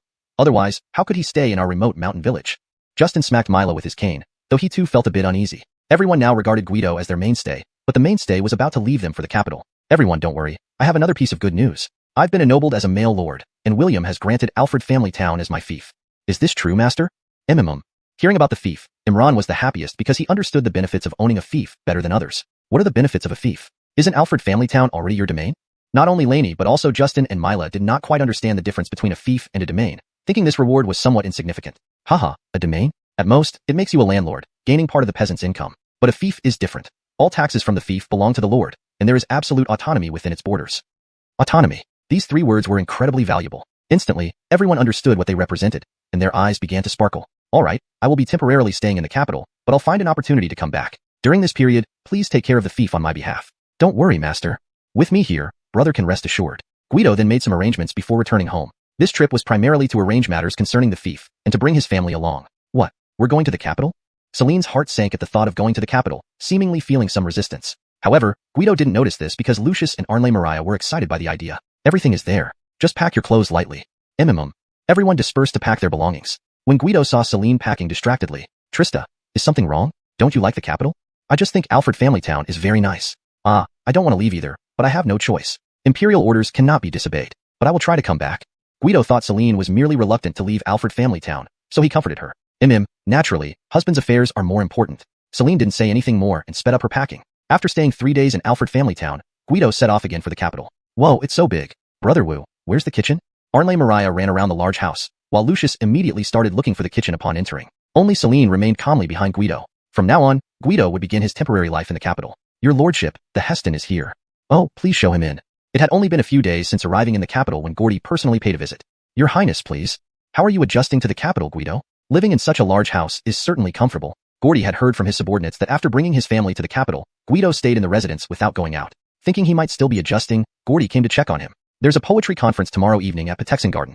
Here's your invitation. Heh, Your Highness, I'm a rough man and not interested in these poetic affairs. You're a rough man? Don't joke. Actually, it's mainly to introduce you to some new friends since you'll be staying in the capital long term. It's always good to make more connections. Plus, the people coming tomorrow are influential figures in the capital. It will be beneficial for you. Upon hearing Gordy's words, Guido became even less enthusiastic about attending. In this life, he just wanted to lie low and avoid complex social relationships. But the Heston's enthusiasm couldn't be resisted, so he reluctantly agreed. Is this organized by you, Your Highness? Do I have that capability? This is organized by the renowned literati Mabel, annually. This year marks the 3rd time. Your Highness, this Miss Mabel must be very beautiful, right? How do you know? Have you heard of her before? Gordy was somewhat surprised. I haven't met her, but it's not hard to guess. Who would attend a poetry conference organized in the capital if she weren't attractive? Guido spoke too bluntly, but it was indeed the case. Besides being a talented woman, Mabel attracted many admirers for her beauty. She was one of the 4 beauties of the capital, combining both talent and appearance, which was especially appealing to young men. Remember to attend on time tomorrow evening. Having instructed him, Gordy left.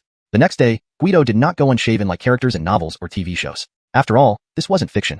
Basic etiquette was still necessary. However, while getting dressed, Guido realized he did not have any scholar's robes because he found them inconvenient and wore functional clothing instead. No choice. The organizers didn't specify attire requirements, so this will have to do. Guido consoled himself, noticing the time was almost up, so he took a carriage to head out. Protection Garden belonged to one of Mabel's admirers. With its picturesque pavilions, it exuded a poetic atmosphere, hence chosen by Mabel. Presenting the invitation to the guards, nothing melodramatic happened. He was let in directly. There were already quite a few people inside, but none recognized Guido. They only found it odd that someone attending a poetry conference was dressed in casual clothes. Guido sat in a corner, hoping the event would end soon so he could finish his task and return home. After waiting for about half an hour, more guests arrived, and the legendary Mabel appeared. It's Mabel. What? Mabel has arrived. Miss Sure. Mabel's popularity was evident as she was immediately surrounded and greeted. Arning at a distance, Guido couldn't see her clearly, but thought there would still be time to catch a glimpse. Therefore, he wasn't in a rush. Thank you all for taking the time to attend today's poetry conference. I truly appreciate it. Chapter 155. The Heston forced me to slap you. Everyone gathered around Mabel like stars surrounding the moon, while Guido stood in a corner, watching the scene unfold. It wasn't that he was trying to be aloof. Going up there would only result in him being blocked out anyway. He decided it was better not to join in and wait until he could see clearly. Today, His Highness the Heston has some important matters to handle and might arrive a bit late. Let's begin today's poetry gathering, said Mabel. Most people were there for her, but some had come specifically hoping to meet the Heston. So, she explained why he hadn't arrived on time. Let's get started and warm things up before His Highness arrives. What do you all think? Yes, Brother Sia is right. We should warm things up before the Heston arrives so that everyone feels more relaxed, someone responded. That makes sense. Then let's ask Lady Shershur to set a topic. Excitement grew as everyone wanted to impress Mabel. Guido felt like he was watching an animal show. Winter gone, spring arriving, animals mating again. Alright, since everyone is in such high spirits, how about we take this season as our theme? Since it's autumn now, let's focus on autumn. Poetry with seasonal themes wasn't rare, but composing a great work on a seasonal theme was still challenging. Autumn is usually associated with longing and sadness. I'll start first to set the stage, though my talent pales in comparison. Please bear with me. The morning breeze carries a chill. The autumn light brightens the eyes. Alone by the tower I gaze far. A formation of geese across the sky. Good. Brother Sia truly lives up to his reputation as a renowned scholar. To compose such a poem in such a short time is remarkable. More applause followed. Some who were initially eager to participate now hesitated. Achoo. A sudden sneeze interrupted the scene, and everyone noticed Guido standing in the corner. My name is Baker. I don't recognize you. What is your name? Baker? Your name is Baker? Guido couldn't help but laugh, then immediately stifled it, realizing it was inappropriate. Why would a man have the name Baker? It seemed unusual, almost as if he were from another time or place. But that didn't make sense. Which Chanyuajira, time traveler, would name themselves Baker when they could choose something far cooler like Long Aotion? Note, Chanyuajira means time traveler in this context. For a more fluent English translation, I replaced it with time traveler. Revised. Why would a man have the name Baker? It seemed unusual, almost as if he were from another time or place. But that didn't make sense. Which time traveler would name themselves Baker when they could choose something far cooler like Long Aotion? Mabel and the other ladies frowned at Guido's lack of decorum. They also didn't recognize him, making them wary. Do you find my name funny? Or do you find my poem amusing? Sure enough, Baker was angry. He had worked hard to build a reputation in the capital, and any disrespect could damage his prospects. I'm sorry, it's not your name or your poem. I just remembered something unrelated. Please continue. This gentleman seems unable to compose poetry? One person, seeking to protect Baker's honor and impress the women, spoke up. You're right. I can't compose poetry. I'm not much of a scholar. This unexpected response left everyone at a loss. Sir, how did you enter here? This is a private gathering. Each attendee has a personal invitation. Seeing the confusion, Mabel intervened as the hostess. Invitation? I showed it to the guard, and he let me in. We don't recognize you, sir. Invitations were personally written by me, and I don't recall giving one to you. Who gave you the invitation? Oh, the Heston gave it to me. Guido had no choice but to tell the truth. He knew no one else there except the Heston. Haha, the Heston would invite you? Who do you think you are? Laughter erupted, mocking Guido, but Mabel felt something was amiss. She recalled the Heston mentioning inviting someone, but didn't remember the name. Could this be the person? His Highness the Heston has arrived. At that moment, the delayed Heston finally appeared. Great, now the Heston will expose this imposter. Everyone awaited Guido's humiliation. Welcome, Your Highness. They bowed in unison. Relax, everyone. It's a private gathering. The Heston looked around, searching for someone. Hey, Guido, why are you hiding here? Have you met everyone? It seemed the Heston really did invite him, and their relationship was quite close. Your Highness, I've met Poetess Mabel and Brother Baker. Excellent. I was worried you two wouldn't hit it off. Let me introduce Guido to everyone. He is the commander of Qingyang Army and newly bestowed as Baron of Qingyang by William. A wave of astonishment swept through the crowd. Guido, whom they had overlooked, was so accomplished. While unfamiliar with the Qingyang Army, the title of Baron was significant. In the early days of the Empire, titles were frequently awarded, but now it was rare, indicating Guido's importance. Apologies for any rudeness on my part. It's my first meeting with everyone. Guido didn't hold grudges against these pretentious scholars, responding calmly. Has the gathering begun? Who composed the first poem? The talented Kirk Baker offered a poem, replied Mabel. Interesting. Let me hear it. Misty evening hastens the wind. Autumn light shines brightly in the eyes. Alone, I lean upon the tower gazing afar. Geese form a line crossing the sky. Excited, Baker recited his poem once more, trying to compose himself after nearly fainting from nervousness. ####Chapter 156. I regret. Good. Indeed, you live up to your reputation as my capital's great scholar. Rene Gordy immediately praised Baker, whose fame he had heard of in passing. This was their first meeting, and he hadn't expected Baker to indeed possess some talent. A thought began to form in his mind. Is there anyone else who can showcase their talent for the Heston to admire? This poetry gathering was a place where scholars and beauties congregated, not only to bond through poetry but also for Gordy to discover talent. However, after Baker's appearance, no one dared to challenge him. Your Highness, with Brother Baker's poem, who can stand against him? Let us not embarrass ourselves. Yes. Indeed, Brother Baker's talent is overwhelming. We can't compare. Their reactions greatly disappointed Gordy, and even the organizer Mabel frowned. A grand poetry gathering with only one poem would be a laughingstock. But just one excellent piece made the rest shrink away from competing, truly disappointing. Guido, do you have something to offer? Everyone was puzzled. Didn't the Heston introduce him as a military officer? Why did the Heston ask him to write poetry? Though Guido held an official position, his literary skills were still looked down upon. After all, warriors were synonymous with rudeness. Your Highness, I am but a rough man. Indeed. Don't pretend with me, get on with it. Gordy and Guido had become close, so their conversation style differed from others. All right. Seemingly unable to avoid it, Guido had to take the stage reluctantly. Having been mocked earlier, he felt somewhat vexed. Since the Heston insisted, let this be a slap in the face to everyone. Since ancient times, autumn evokes desolate sorrow. I say the autumn day surpasses spring. A crane soars into the clear sky, leading poetic inspiration to the blue heavens. Shock reverberated through the crowd. Everyone stared at the man in martial attire, stunned into silence. Baker's face burned with embarrassment. He had just claimed that autumn symbolized loneliness and sorrow, only for Guido to refute it immediately. An undeniable humiliation. An absolute masterpiece. Guido, you truly harbor talent. You're just too lazy. Haha. Gordy was thoroughly pleased by Guido's performance. The well-known scholar silenced all of Carlton City's literati, and now Guido dominated, utterly surpassing them. Guido, being under his wing, meant his renown reflected on Gordy as well. Mabel's eyes lit up upon hearing Guido's poem. Noble young ladies who previously looked down on Guido now admired him, making him feel extremely uncomfortable and eager to leave. The focus shifted entirely to Guido. Baker, once revered, was now ignored, leaving him deeply disillusioned and harboring resentment towards Guido. Mr. Zhou actually possesses such immense talent. Sure is ashamed. Initially, Mabel dismissed Guido, thinking warriors lacked literary prowess. She never expected him to break the mold, producing an unprecedentedly brilliant poem. Frankly speaking, Guido's talent was undoubtedly the best present. Yet he remained humble, quietly sitting in the corner without showing off. Unlike those so-called scholars who boasted over mediocre poems, Mabel didn't notice how her views had drastically changed. Previously she socialized with those she despised, only to suddenly abandon them in favor of Guido. First came Baker, followed by Guido. The poetry gathering concluded hastily, but no one lamented. Previous gatherings showcased diverse yet inferior works compared to Guido's unmatched quality. One stunning poem far surpassed 100 insipid ones. Mr. Zhou, I hope to seek your guidance in the future. Of course, welcome anytime. As they left, Mabel approached Guido, hoping to learn more from him. The next day, news of Guido's masterpiece spread throughout Carlton City. His name started circulating in literary circles, revealing his identities: commander of the Qingyang army, Heston's advisor, and the youngest baron in the Great Long Empire by merit, not inheritance. These titles made Guido the dream match for noble families' daughters. Fortunately, cameras and videos didn't exist, so while his name was known, few had seen his face. Therefore, Guido avoided becoming a public spectacle. In the imperial palace, since ancient times, autumn evokes desolate sorrow. I say the autumn day surpasses spring. A crane soars into the clear sky, leading poetic inspiration to the blue heavens. Who knew Guido possessed such poetic talent? Jack Delbert held Guido's poem, marveling at its excellence. However, recognizing Guido's dual prowess presented Delbert with a new dilemma. Your Majesty, what troubles you? Today was his day off, and Gray was summoned to the palace to reunite with his brother. But he noticed a troubled expression on Delbert's face. Xin Yuan, I've encountered a problem. I found someone talented and intended to leave them for the Heston, but now I realize I underestimated this person. Not using him might harm the Great Long Empire. Oh, who could cause your Majesty such concern and receive such high praise? Chuckle, you know this person. I know. Guido. What Guido? Gray recalled Guido's background, realizing everyone had underestimated him. Skilled in both literature and warfare, steady in actions, not boastful like today's youths. Your Majesty puts it that way. Guido indeed. Guido first appeared rescuing the Heston, then farming and fortifying the city walls, and finally annihilating the Liu family. Delbert had thoroughly investigated Guido, knowing every detail. Any one of these feats would make headlines if done by others, but Guido never mentioned them. So your Majesty assigned Guido as Heston's advisor intentionally. Yes, but I now regret it.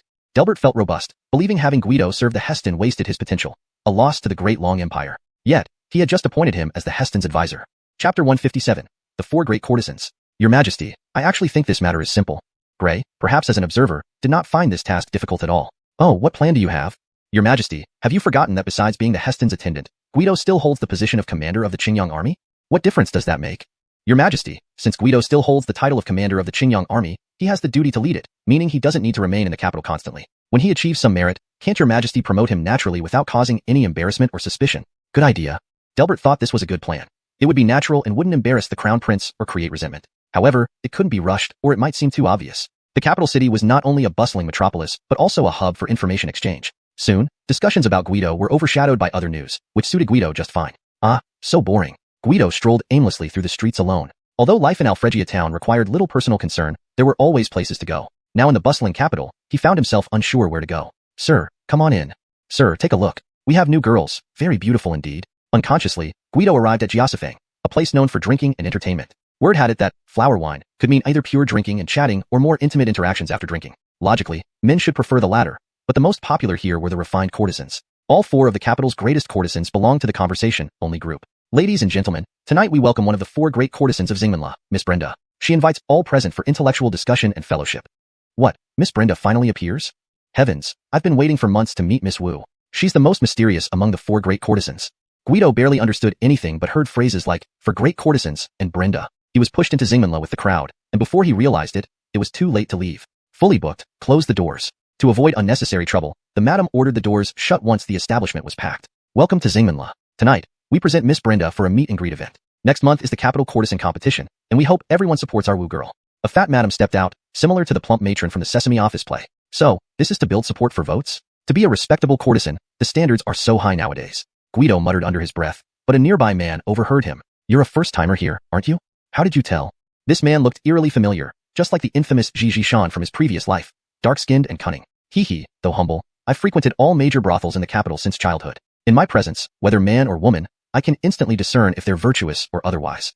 Do you really have such a talent? Indeed, the capital does produce many capable people. That's nothing. My name is Gay. May I ask your honorable name? I am Guido. Guido, this name sounds familiar. Before Gay could ponder further, Guido interrupted him. Brother Zhou, tell me about these brothels. At the mention of brothels, Gay became enthusiastic, as his lifelong goal was to visit all brothels in the empire, though he hadn't ventured beyond the capital yet. Let me enlighten you about the nuances of these establishments. Gay appeared older than Guido, so they addressed each other as brothers. All right.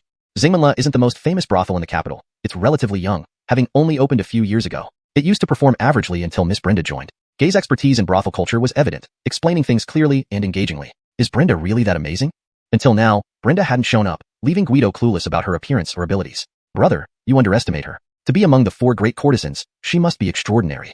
The 4 great courtesans, who are they? You've asked the right person. First is Brenda of Zingmanla, then Lauren from Ichuan Pedian, Ayana from Jinxiao Lu, and Tsue Mei from Wangyu Pavilion. Each excels in different arts. Pui Mei plays the pipa beautifully, Ayana is an exceptional dancer, and Lauren is skilled in flute playing. Flute playing? Yes, Lauren's flute playing is quite renowned. Brother Zhou, do you have any knowledge of it? No, I don't know how to play the flute nor do I enjoy it. Guido shook his head repeatedly, aware of potential misinterpretation even though his companion likely meant no double entendre. That's a pity. I have some knowledge of it, and was hoping we could discuss it together. Not necessary. Brother Zhou, please continue. Oh, and about Brenda. What is her specialty? Does she also play the flute? Brenda can indeed play the flute, but no respectable courtesan lacks musical skills. Her reputation as one of the 4 great courtesans stems from her mystery. No one has seen her face yet. What? Are you joking? How can someone become a top courtesan without showing their face? This must be rigged. Well, actually, I'm the one who evaluated the 4 great courtesans. Haha, as expected from Brother Zhou. Your discernment ensures fairness and transparency, making it hard to doubt. Brother Zhou understands me. You can't imagine the pressure and temptation I faced while selecting them. How difficult it was, wailing. Gay began sobbing, moved by his own narrative. Brother Zhou, there's no need, really. Feeling embarrassed by the unusual attention, Guido wanted to distance himself from Gay, but Zhou grabbed his arm. Brother Zhou, where are you going? Oh, I need to use the restroom. Coincidence, I suddenly need to as well. Let's go together. Even in escaping to the restroom, Guido couldn't get rid of Gay. Just as they turned to leave, the madam's voice rang out again. Chapter 158, The 8 Great Talents. Ladies and gentlemen, let's give a warm round of applause for Miss Wu. The crowd of elderly admirers erupted into frenzied applause, as if injected with adrenaline. Even Guido felt somewhat excited by the atmosphere. On the 2nd floor, the boudoir door slowly opened, and a woman emerged from inside. This woman looks quite ordinary. That's a maid. Oh, that explains it. Guido was slightly embarrassed, but fortunately, his voice was low, heard only by Gay. Finally, the main person appeared. A veil covered most of her face, revealing only luminous phoenix-like eyes beneath delicate eyebrows, long hair that shimmered seductively over her shoulders, and an elegance that exuded beauty and grace. Fuck, novels don't lie after all. She really does wear a veil. He had taken off his pants in anticipation, but this was what he got? Guido immediately felt disappointed. He hadn't come here on his own volition, and now he was left feeling let down after a brief moment of hope. Miss Wu, I'm your diehard supporter. Don't you remember me? I'm Colby. Gay was acting like a crazy fan from a future era, and calling himself Colby made Guido feel nauseated. But with so many people around, leaving wasn't an immediate option as the crowd was thick and almost impossible to move through. Thank you all for coming today to support Tianji. Next month is the Capital Flower Contest. Today, Tianji has decided to choose one lucky supporter to share a drink with her. Before Brenda could finish, the crowd went wild, just like at a Star Meets fans event. However, Guido remained uninterested. This was his first visit to a brothel, and although she was a courtesan who didn't sell herself, the whole scenario seemed overly dramatic to him. Sharing a drink meant just drinking, probably alone, but others were far less composed. What? Heavens, could I be the lucky one? Choose me, Miss Wu. I'll pay 1,000 taels to drink with Miss Wu. A wealthy man immediately raised his hand confidently, his loud voice reaching everyone present. Just when he thought he had secured the spot, others started criticizing him fiercely. How dare you offer money? You're insulting Miss Wu. You're not fit to be her supporter. Yes, how can a true supporter of Miss Wu be someone like you? We are ashamed to be associated with you. Just because you have some money, do you think that makes you special? Is Miss Wu the kind of commoner you take her for? Crazy times. Paying 1,000 taels just to drink with a courtesan, albeit a virtuous one. Although Guido had plenty of money, he believed everything had its value. To him, this whole situation seemed utterly nonsensical. Gentlemen, please calm down. First, I thank this gentleman for his support. I believe he was merely carried away in the moment and had no intention to insult me. Yes, Miss Wu is right. I only wanted to drink with you and got carried away. The man had almost broken under the pressure from the crowd, but Brenda's intervention gave him a chance to breathe. Since we are selecting only one person, let's adopt a fair method. Let's write poems. Indeed, women of this era loved scholars and poets. No matter what they did, they enjoyed reciting poetry. Guido just wanted this to end quickly so he could leave. It was crowded, and someone had let out a quiet fart, nearly making him faint. Damn it, apart from my wealth, I can't even compose a poem. That fat man, who was thanking Brenda one moment, was now stumped. Fine, this method seems fair. Please provide the topic, Miss Wu. Most people there had some education, so they were willing to try their luck, hoping for a miracle. Very well. The topic is solitude. Let each of you talented gentlemen respond. With the topic announced, the crowd began deep in thought or discussing among themselves. Brenda stood on the second floor, overseeing everything below, including Guido, whom she noticed but didn't pay much attention to. She found him rather unsophisticated, standing quietly without participating. I'll go first. No sooner had Brenda finished speaking than someone volunteered, eager to be first. It's Memphis, Master Clay. What? He's Memphis? Who is Memphis? Hearing others talk, Guido became curious about who Memphis was. Memphis is one of the 8 great talents of the capital. With him here today, others won't stand a chance. Gay knew not only about the 4 flower queens, but also the 8 great talents very well. Don't you have a nickname, Wise Man of Kadinhu? No, but that sounds impressive. Maybe I should call myself that from now on. Haha. How do these 8 great talents compare to Xiaofeng? Ah, Brother Zhou knows Xiaofeng? Well, though these 8 are called the 8 great talents of the capital, they fall short compared to Xiaofeng. Notice how Mabel invited Xiaofeng to her poetry gathering, but not the 8 great talents? That tells you something. Oh, I see. So, these so-called 8 great talents were inferior to Xiaofeng. Master Clay, Tianji is listening. Brenda realized that one of the 8 great talents was among them, indicating that great poetry might be produced today. A solitary journey up the mountain. The cloud-covered path confounds. With time passing idly by, I follow the stream amidst falling flowers. Good, excellent poem. Master Clay truly has remarkable talent. Truly worthy of being one of the 8 great talents. Master Clay's poem is lovely. Tianji appreciates it very much. Honestly, the poem was indeed commendable, not a masterpiece but meeting Brenda's expectations, which satisfied her greatly. Master Clay has already provided an excellent poem. Does anyone else wish to drink with Miss Wu? The madam stepped in, ensuring the competition wouldn't end too soon, making the gossip more exciting and beneficial for her reputation. I admire Master Clay's literary prowess, but I will bravely challenge you. Sure enough, someone immediately rose to the challenge for the beauty. Broderick, is that you? What are you doing here? Recognizing the challenger, Memphis felt a surge of annoyance. Broderick often vied against him, and usually had the upper hand. Master Clay, only you are allowed to visit Miss Wu, but I am not allowed to support her? Broderick spoke calmly, clearly unafraid of Memphis and looking confident. Chapter 159. The Guest Behind the Curtain. The young man, Broderick, is a student at the Imperial Academy. Even if he's a student at the Imperial Academy, it shouldn't be enough to make Memphis so nervous, right? Brenda clearly didn't know Broderick. The maidservant next to her quickly explained, but she still underestimated Broderick. Miss, although Broderick's reputation in the capital isn't as high as Memphis's, mainly because his teacher is quite strict. In fact, Memphis lost several times to Broderick before. Oh. Now Brenda suddenly became interested in Broderick and began to look forward to what excellent work he might produce. Broderick cleared his throat and began reciting. Lonely court, the moon hangs in silence. At dusk I watch alone. A single lamp shines without a word. My heart is like broken clouds and remnants. Great. Indeed more evocative, bringing out a sense of solitude. Not bad for a student of the Imperial Academy. Indeed formidable. Mr. Xie, you are truly talented. The crowd who had been praising Memphis just moments ago now turned their attention to Broderick. This Broderick is indeed better than Memphis. Brenda couldn't help but marvel as well. Today's poetry contest would be more exciting than expected. After Broderick finished, there was a long discussion. No one dared to challenge him further. This Broderick is indeed powerful. His poem is indeed impressive, right, Brother Zhou? Gay didn't know how to write poems himself, but he knew how to appreciate them. Okay. He thought Guido would share his opinion, but unexpectedly, Guido only thought it was average. Oh, could it be that Guido is reserving his strength? How wonderful. I always felt Brother Zhou was extraordinary from the start. If no one challenges tonight... The madam was about to announce the result when nobody stepped forward, but no one expected an unexpected challenger. But there's someone else, my friend Guido will challenge. Suddenly Gay shouted out loud. Guido wanted to stop him, but it was too late. This sudden shout immediately attracted everyone's attention. Brenda also looked over at Guido and recognized him as the clumsy fellow from earlier. She didn't think this person could create anything worthwhile. It was just another attempt to catch her attention, a common occurrence. May I ask your esteemed surname and where you come from? Seeing someone ruining his moment, Broderick jumped up first. As a prestigious student of the Imperial Academy, he was the epitome of scholarly prowess in the capital. Since he had already revealed his identity, it was bold for anyone to step forward. My name is Guido, currently unemployed.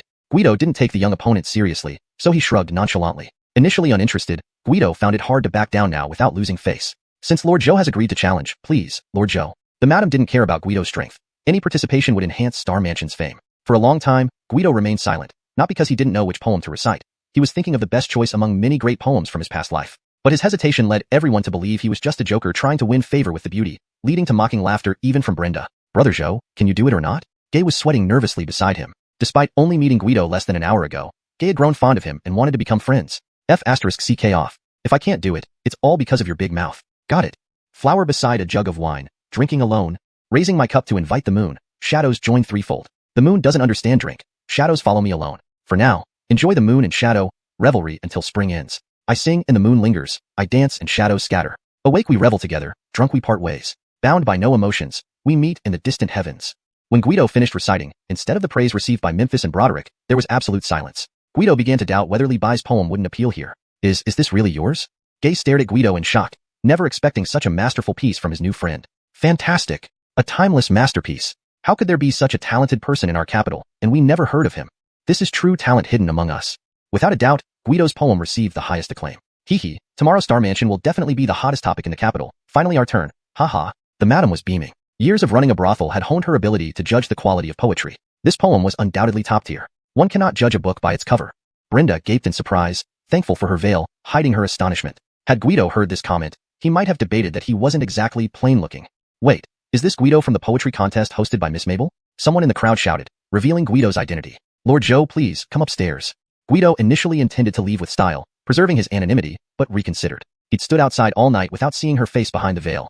Leaving now felt like missing out. Brother Zhou, you must be very lucky to become Miss Wu's chosen guest. Gay looked enviously at Guido, yet felt some relief knowing a familiar friend won over a stranger. Hee luck, just luck. Amidst the admiring glances, Guido ascended to the second floor. Entering the room every man dreamed of visiting. Though everyone knew nothing romantic would happen, it didn't stop the imagination. Squeak. The maidservant closed the door outside and guarded it, both to avoid interruptions and to ensure proper behavior inside. Alone with Brenda, the room felt somewhat stifling, or perhaps invitingly sensual. Guido felt a bit heated. Doesn't it feel a little warm in here, Lord Zhou? How did you know? Brenda's voice sounded different inside, slightly enticing and mysterious. Chapter 160. Gay's background. Brenda poured a cup of wine for Guido, and then spoke slowly. This incense I bought at a high price from the Hu people. It's said to have a calming effect. Calming? How much further can you stretch the truth? This incense has me on edge. Guido didn't believe a word of Brenda's story. Wu miss, since we've already come this far, could you show your true self? Guido was always curious about Brenda's appearance, and now with the help of the incense, he felt even more distracted. Sorry, it's my fault. In talking with Master Zhou, I forgot I still had my veil on. As she spoke, Brenda removed her veil, revealing her true appearance. Damn. Guido was now so shocked that all he could say were these two words. Closing the moon and shaming the flowers. The phrase aptly described Brenda. Honestly, since arriving in this era, Guido had seen many beautiful women, but Brenda would definitely rank in the top 3. Master Zhou, what does damn mean? Not many people had seen her face, but each one praised her. Yet this man before her was different. He didn't superficially flatter her, which made Brenda view him differently. However, if she knew the meaning of damn, she probably wouldn't look at Guido any differently. Just another ordinary man among many. It's just a term from my hometown, meaning something is good. It's a compliment. Oh, I see. Your hometown speech is quite interesting. I also think Master Zhou is very, damn. Guido couldn't argue. He had dug his own hole and now had to jump into it. Master Zhou is well versed in knowledge. This humble girl offers you a toast. All right. The two raised their cups and clinked them together. Is this wine Alfred Longchamp? You actually know Alfred Longchamp? I've had it before. Indeed, Master Zhou must be extraordinary. This Alfred Longchamp is hard to find in the capital city, no matter how much money you have. Even here, Starlit Pavilion barely managed to buy a few jars. You've tasted it before? I once tried it at a friend's place. Guido certainly couldn't admit that Alfred Longchamp was produced by him. He originally planned to develop discreetly in the capital and leave when the time was right. But recently, his growing fame was making things difficult for him. Do you mean Gay who came with you earlier? Yes. Guido didn't want to dwell on this anymore. If the other party mentioned Gay, fine. It wasn't like they'd verify it in person. There's nothing else. Do you know Gay well? Aren't you friends? A noble friendship. Saying this, Guido felt a flush creep up his cheeks. They met at a brothel and now talked of noble friendships. Oh, that explains it. Master Zhou, speaking of your friend, he's quite famous in the capital. Really? He didn't seem like it. Well, it looks like he truly considers you a friend. His father is the capital's magistrate erectu. What? His father is the magistrate? But your brother doesn't act like it. The capital's highest administrative official, usually a 4th or 3rd rank officer, made Gay a typical 2nd-generation official son. Despite spending the evening with him, Guido found Gay surprisingly down to earth, lacking the usual arrogance of an official son. Exactly, that's what makes Zhou brother special. Though he indulges in drinking and women, he doesn't bully others like other official sons. He often gives money and does good deeds. I heard he redeemed over a dozen unfortunate souls from brothels, who now serve as maidservants in his household. Doesn't his father manage him? At first, yes, but eventually, he gave up. With plenty of money, it's not much of an issue. I see. But precisely because he's different, other officials' children don't associate with him. This was unsurprising. Most 2nd-generation elites prioritize power struggles and social standing. Gay's character didn't fit the mold, so it made sense that others avoided him. Guido guessed Gay didn't enjoy such company either. They chatted about Gay for a while. Realizing the late hour, Guido bid farewell and left before Brenda could react. Miss, what did you chat about with Master Zhou for so long? The maid, noting Guido's departure, immediately started gossiping. Officially, they were mistress and servant, but privately, Brenda treated the maid like a sister, leading to a close relationship. I told you some trivialities, but you won't believe me. It happened as I said. Is Master Zhou perhaps a blockhead? He is indeed different. Oh no. Brenda suddenly remembered something, startling herself. Miss, what is it? In chatting, I forgot to ask him to write a poem for me. Didn't you tell Master Zhou about the poetry competition for the courtesan contest next month? I forgot. Brenda nearly cried. Today's effort was wasted if she couldn't get someone talented to write a poem for the upcoming courtesan contest. Miss, do you know where Master Zhou lives? I only focused on Zhou brother and didn't ask. Without an address, finding him among the capital's vast population would be like searching for a needle in the sea. Wait, Gay. Yes. Why not seek Zhou brother's help? As friends, Zhou brother would surely assist. The maid cleverly suggested a solution. Good idea. You're smart. Not me, but you were too absorbed. Miss Wu, did you call for me? The next day, Brenda invited Gay to her residence. Normally, asking for a favor should involve a personal visit, but given her status, entering Zhu's family home as a brothel performer, even if a virtuous one, was out of the question. Master Zhu, there's a matter I wish for your assistance. Please speak freely. I will help you. As Gay's #1 fan, helping Brenda was something he eagerly awaited. Brenda explained her need for Guido to compose a poem. Gay hesitated. Though he met Guido recently, he had limited knowledge of him. On the other hand, this was Brenda's first request, so he couldn't refuse easily. Chapter 161. Brenda's request. Is there something troubling you, Master Zhu? If it's really inconvenient, then let's forget about it. No, it's a small matter, just a small matter. Gay quickly patted his chest to assure her. Although he didn't know where Guido lived yet, with such a beautiful woman in front of him, how could he possibly turn her down? In that case, I thank you, Master Zhu. Miss Wu, please don't be so formal. If you need help in the future, feel free to come to me. When Gay left, he felt lightheaded, as if his soul had been lost. At the Zhu residence. Someone come here. Yes, young master. What do you need? Go and find out where Guido lives. Which Guido, young master? The Guido who has been writing poetry recently. Gay thought for a long time at home, and finally came up with a way to find Guido. With Guido's growing fame, it shouldn't be too difficult to locate him by sending someone out to inquire. Guido was playing mahjong at home with Celine and others when a servant reported that a friend had come to visit. Are you sure the visitor said he is my friend? Yes, master. Since he claimed to be your friend, I didn't dare delay and immediately informed you. Guido had only been to the capital a few times, and this time, although he was staying in the capital, he tried to keep a low profile. Apart from the Heston and Gray, he didn't have any other acquaintances. So, when the servant mentioned a friend looking for him, Guido couldn't recall who it might be. Did he say what his surname is? Master, he said his surname is Zhu. Zhu? It's him. Bring him in quickly. Since it was surnamed Zhu, it could only be Gay. After all, he didn't remember telling Gay where he lived, but it seemed that Gay found him anyway, proving his status as the son of the governor. Brother Zhu, what a rare guest. Upon learning that there was a visitor, Celine and the others went back to the inner courtyard. Brother Zhou, it took me a lot of trouble to find you. We parted in a hurry before and didn't have much time to talk. It was quite regrettable. Gay actually had to seek help from his father, Eric, to find Guido's residence. Otherwise, finding someone in the bustling capital would have been no easy task. Brother Zhu, please don't be so formal. Please sit down. Servants, bring tea and clear away the mahjong. Hold on, what is this mahjong? It looks quite novel. Guido asked the servants to put away the mahjong, but Gay stopped him. As someone well-versed in various forms of entertainment, Gay recognized that mahjong was an excellent pastime. Brother Zhu, are you interested in mahjong? Brother Zhou, would you be willing to explain it to me? Sure. Guido proceeded to explain while demonstrating the game, which impressed Gay greatly. This was far more interesting than dice games. By the time Gay's stomach started growling, they realized it was already noon. Time flies. It's almost noon. Since it's mealtime, Brother Zhu, why don't you stay and have a simple meal with us? How can that be appropriate? By the way, Guido, do you have wine? This abrupt shift in conversation made even Guido, a modern man, a bit taken aback. Of course. For lunch, only Guido and Gay were present. Celine and the others preferred not to eat with strangers, and thus dined separately inside the inner courtyard. Brother Zhou, is this what you call just getting by? Don't be particular. You've probably eaten at every restaurant in the capital, so coming to my place, you should expect something simpler. Brother Zhou, you're teasing me. The food in the capital's restaurants can hardly compare to your meals. Your level of cuisine is on par with Famine Tower. Famine Tower? Isn't that Gray's restaurant? Brother Zhou, try it, and see if it meets your taste. Alright, I won't hesitate then. Despite being unfamiliar with the dishes, Gay eagerly started eating. Although he came from a wealthy family, his personality wasn't aristocratic. He was more into eating, drinking, and enjoying himself, with no other major flaws. Delicious. Really delicious. I take back what I said earlier. Your food is even better than Famine Tower's. Gay's mouth was full of oil. Take it slow, Brother Zhou. Don't choke. Have a glass of wine. Sure, thanks, Brother Zhou. After having a glass of wine, Gay noticed something new. Is this Alfred Lawn Mountain? Yes. Does Brother Zhou not like it? Haha, of course I like it. Honestly, I underestimated you, Brother Zhou. My old man has only a few barrels of Alfred Lawn Mountain in storage, which he rarely drinks. This was the second person Guido heard praising Alfred Lawn Mountain in a short period. Although Guido knew the wine would sell well, he didn't expect it to be so sought after. But since he produced the wine, its popularity outside wouldn't affect his own supply. If Brother Zhou likes it, I'll send you a few barrels when you leave. Thank you, Brother Zhou. After lunch, Gay, feeling a bit embarrassed to stay longer, left but took a few barrels of Alfred Lawn Mountain and 2 sets of mahjong with him, leaving contentedly. At the Zhou residence. Gillis. You brat, shouting like that. What kind of behavior is this? As the governor of Cultivation, Eric always maintained a stern and serious demeanor outside, able to handle both superiors and subordinates well. But in front of his son, this dignified official looked completely helpless. You're home. Are you tired? Look at what I brought you. This is Alfred Lawn Mountain? Did you steal it? Well, I knew it. You've had your eye on my Alfredlon mountain for a long time, haven't you? Eric initially thought his son was up to mischief again, considering how undisciplined he usually was. But then he realized that this might be genuine filial piety. That's not yours, Gillis. A friend gave it to me, and I thoughtfully brought it back for you. Yet you suspect me of stealing it? That's going too far. Not stolen, huh? Is this just to get pocket money? Huh, fine. I'll drink it myself if you don't want it. Yes.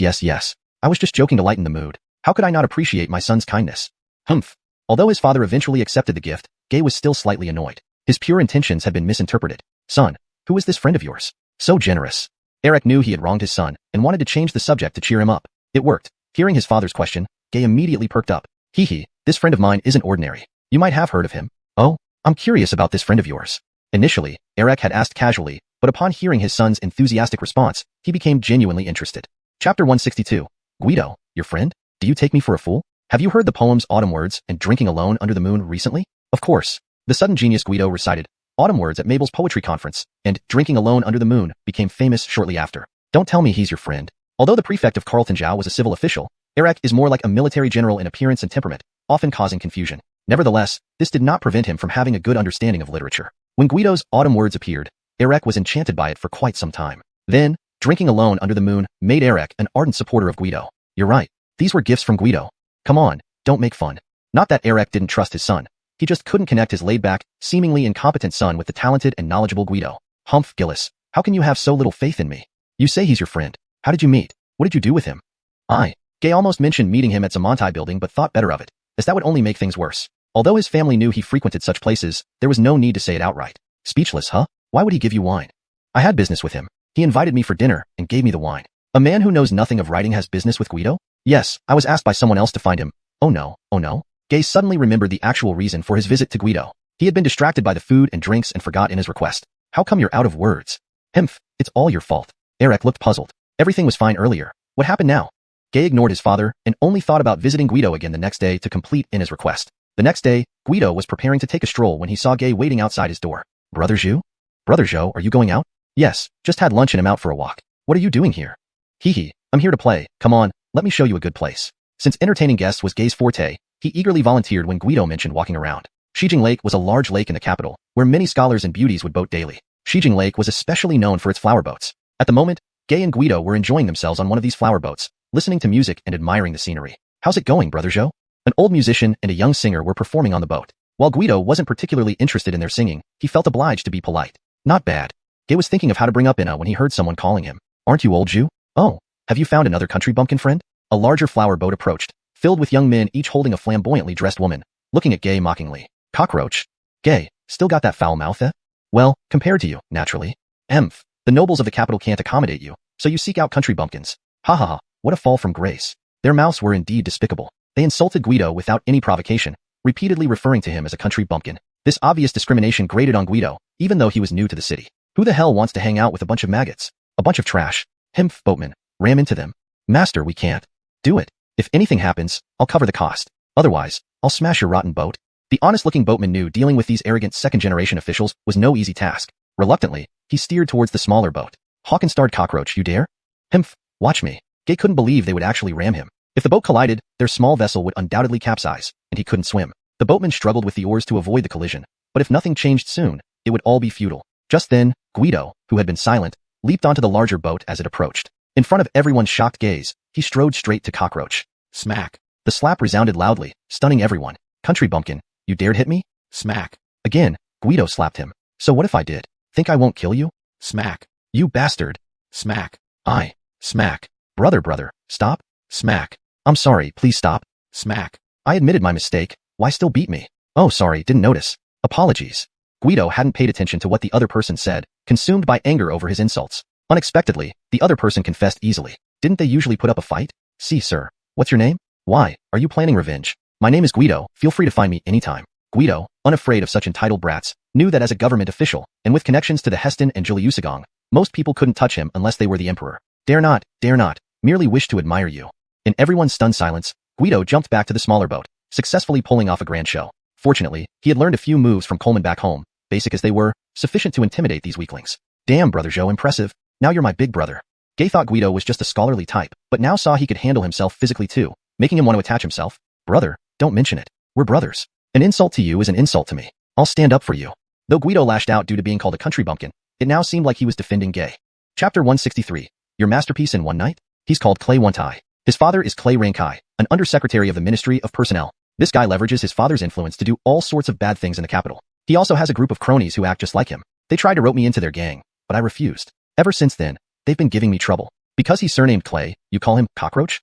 Exactly. Haha, that's quite a character. Indeed, it's the capital. You meet any random young master, and his father is a high-ranking official. An undersecretary of the Ministry of Personnel ranks almost as high as a prefectural governor, which means neither of them would fear the other. But you must be more careful in the future. This bastard is very petty. Now that you've offended him, he will definitely find ways to bother you. So it's best if you go out with me from now on. Haha, rest assured, I'm not as weak as you think. After spending a few days with Gay, Guido found that despite his frivolous behavior, Gay was actually a decent person. Thanks to Cockroach, they lost their mood for boating and decided to leave. If there's nothing else, I'll take my leave. Guido prepared to say goodbye. At this moment, Gay suddenly remembered that he had a favor to ask, nearly forgetting about it again. Wait, Brother Zhou, to be honest, I do have something to ask. That is, just say it. Dilly-dallying isn't like you. Ina admires your talent and asked me to request a poem from you. For that? Yes. Did you promise her? Sorry, Brother Zhou, you know how, well, you know. Indeed, Guido didn't want to create unnecessary trouble for himself, but considering Gay was now a good friend, he couldn't refuse. Just this once, no repeats. That's great, thank you, Brother Zhou. Consider this a favor owed to you. Gay had been preparing to persuade Guido, never expecting him to agree so easily. Even close friends rarely agreed to such requests as composing poems or writing lyrics. What does she need the poem for? Don't you know, Brother Zhou? Gay looked shocked. Such an important matter, and Guido didn't even know about it. What am I supposed to know? Seeing Gay's shock, Guido felt completely puzzled. The flower contest in a month? Haven't you heard of it? I've heard of it, but what does it have to do with me? Come get it tomorrow. With that, Guido waved goodbye and left. Brother Zhou, no rush. What if we wait a few more days? Gay, who had just been delighted, instantly felt uneasy when he heard that the poem would be ready by tomorrow. He had placed absolute trust in Guido, hoping he could help Ina compose a masterpiece to win the title of the Flower Queen. Zhou Mansion. Actually, Guido had told Gay to come tomorrow not because he wanted to delay, but because selecting from the many excellent poems from his past life was his only dilemma. I hate multiple choice questions the most. Why can't they just give me a specific topic? Sitting in his study, Guido's mind was filled with top-tier poetry from his previous life, but he couldn't decide which one to choose. Knock, knock, sir. It's getting cold, and Lady Zhou sent me to bring you a brazier. A maid outside the door responded and entered after receiving permission. This was a basic etiquette in a big city household. Come in. Unknowingly, it had already turned cold. Although the house in the capital was large, it wasn't as warm as the one back home. Little girl, is there anything significant next month? Now with more servants at home, Guido couldn't remember everyone's names. Sir, next month is the Lantern Festival. Do you consider it a big event? No wonder the flower contest was scheduled for next month. It's because of the Lantern Festival. Guido immediately decided which poem to use. The next day, old Zhu, you're here? Brother Zhou, I'm not rushing you. We still have over a month. We don't need to be in such a hurry. You should take your time to find the right inspiration. Gay feared that Guido really wrote it overnight, so he quickly tried to dissuade him upon meeting. However, Gay's nagging made Guido impatient, and he hurriedly handed over the work he had completed the night before. You finished it? Already? Holding the paper Guido handed him, Gay didn't feel elated but rather deflated. Don't you trust me? Give it back. Guido pretended to grab for the paper, but Gay dodged. Never mind. It's done anyway. Whatever it is, it's better than nothing. Now Gay had little hope for Brenda to win the title, but hoped she wouldn't lose too badly. Before giving it to Ina, he decided to read it first to see the level of Guido's overnight effort. With the east wind blooming thousands of trees in a single night, more stars fall like rain. Luxury carriages fill the road with fragrance. The sound of flutes stirs the air, the jade pot's light turns, and fish and dragons dance through the night. Wearing moth wings and snow willow gold thread, her laughter lingers softly as she leaves. Among countless faces, I search for her 1,000 times. Suddenly, I turn around, and there she stands, in the dimly lit corner. As Gay read on, he grew increasingly astonished. This was something Guido wrote overnight? How's it? Not bad, right? Too show-offy. For the first time, Gay felt an urge to punch Guido, but remembering his performance yesterday, he knew he couldn't win. Forget it. Let him show off. Who cares if he has the talent? Amazing, Brother Zhou. I Gay hereby proclaim you the greatest scholar of Dragonland. All the famous scholars and poets are nothing compared to you. Don't, Brother Zhou. You'll make me arrogant. Looking at Guido's smug expression, Gay recalled that when he first met him, Guido wasn't like this. Everything seemed normal. Was this the so-called introverted personality? The more familiar you become, the more your true self shows? Big thanks, Brother Zhou. Afraid that staying longer would make him equally smug, Gay bid farewell and went to Starlit Building to find Ina. Starlit Building. Among countless faces, I search for her 1,000 times. Suddenly, I turn around, and there she stands, in the dimly lit corner. Brenda held the Petian sheet, pinned by Guido, deep in thought. How did it go, Ina? Excellent poem, excellent poem. Young Master Zhou truly has great talent. With this poem, the Flower Queen title is surely ours. Only after Gay reminded her did Brenda realize and promptly praised Guido. This poem alone could overshadow all others. She never imagined Guido could be this talented. My brother's skills will guarantee your victory in the Flower Queen contest. Young Master Zhou, with such talent yet without seeking fame or wealth, I admire you. Brenda couldn't understand why Guido hadn't gained recognition earlier, only recently becoming known. The only explanation was that Guido simply didn't care about such fame. Chapter 164. Brother, you don't need to grow mold. Sir, His Royal Highness the Heston has sent over some fresh green vegetables. In the depths of winter, getting fresh vegetables was almost impossible unless you were part of the royal family or one of the wealthy elite who had the means to cultivate small plots near hot springs. The usual offerings, radishes, cabbage, leeks, and spinach, weren't extraordinary in normal times, but during winter, these vegetables from the royal hot spring fields were precious, unable to meet the needs of all members of the royal family. First priority went to the Jack and Kylie, followed by the Heston, princes, consorts, and princesses. As Heston, Gordy received a limited share, yet he still thought to send some to Guido, which deeply touched Guido. In his hometown, Guido could still buy some vegetables from the neighboring country of Pettinan, where it was always summer. Hence, fresh greens weren't an issue there. But since coming to the capital, once winter arrived, green vegetables disappeared from the streets. Occasionally, elderly farmers would bring out a few cabbages stored in cellars, only for them to be quickly snatched up before they could even call out, "Chinger, chinger." Seeing the rare sight of vegetables today lifted Guido's spirits. He immediately called Lucius. "Sir, I'm here. What do you need?" "The Heston has sent us some vegetables. I was thinking of making some pickles to return the favor." "Sir, I admire your generosity, but usually, people send gold or silver, not pickles." Though Lucius said this, her actions didn't slow down. Pickles were common in this era, but they were just dried vegetables. Last year, however, Guido had received chili peppers from Darien, leading to a variety of spicy pickles like kimchi, Korean style, no hard feelings, pickled radish, and various other side dishes. Now, Guido's family couldn't do without breakfast with these pickles every morning. "What about the tofu you asked me to dry the other day?" "Oh no, sir, I was just about to tell you. It's already grown mold. If you hadn't mentioned it, I'd have thrown it out today."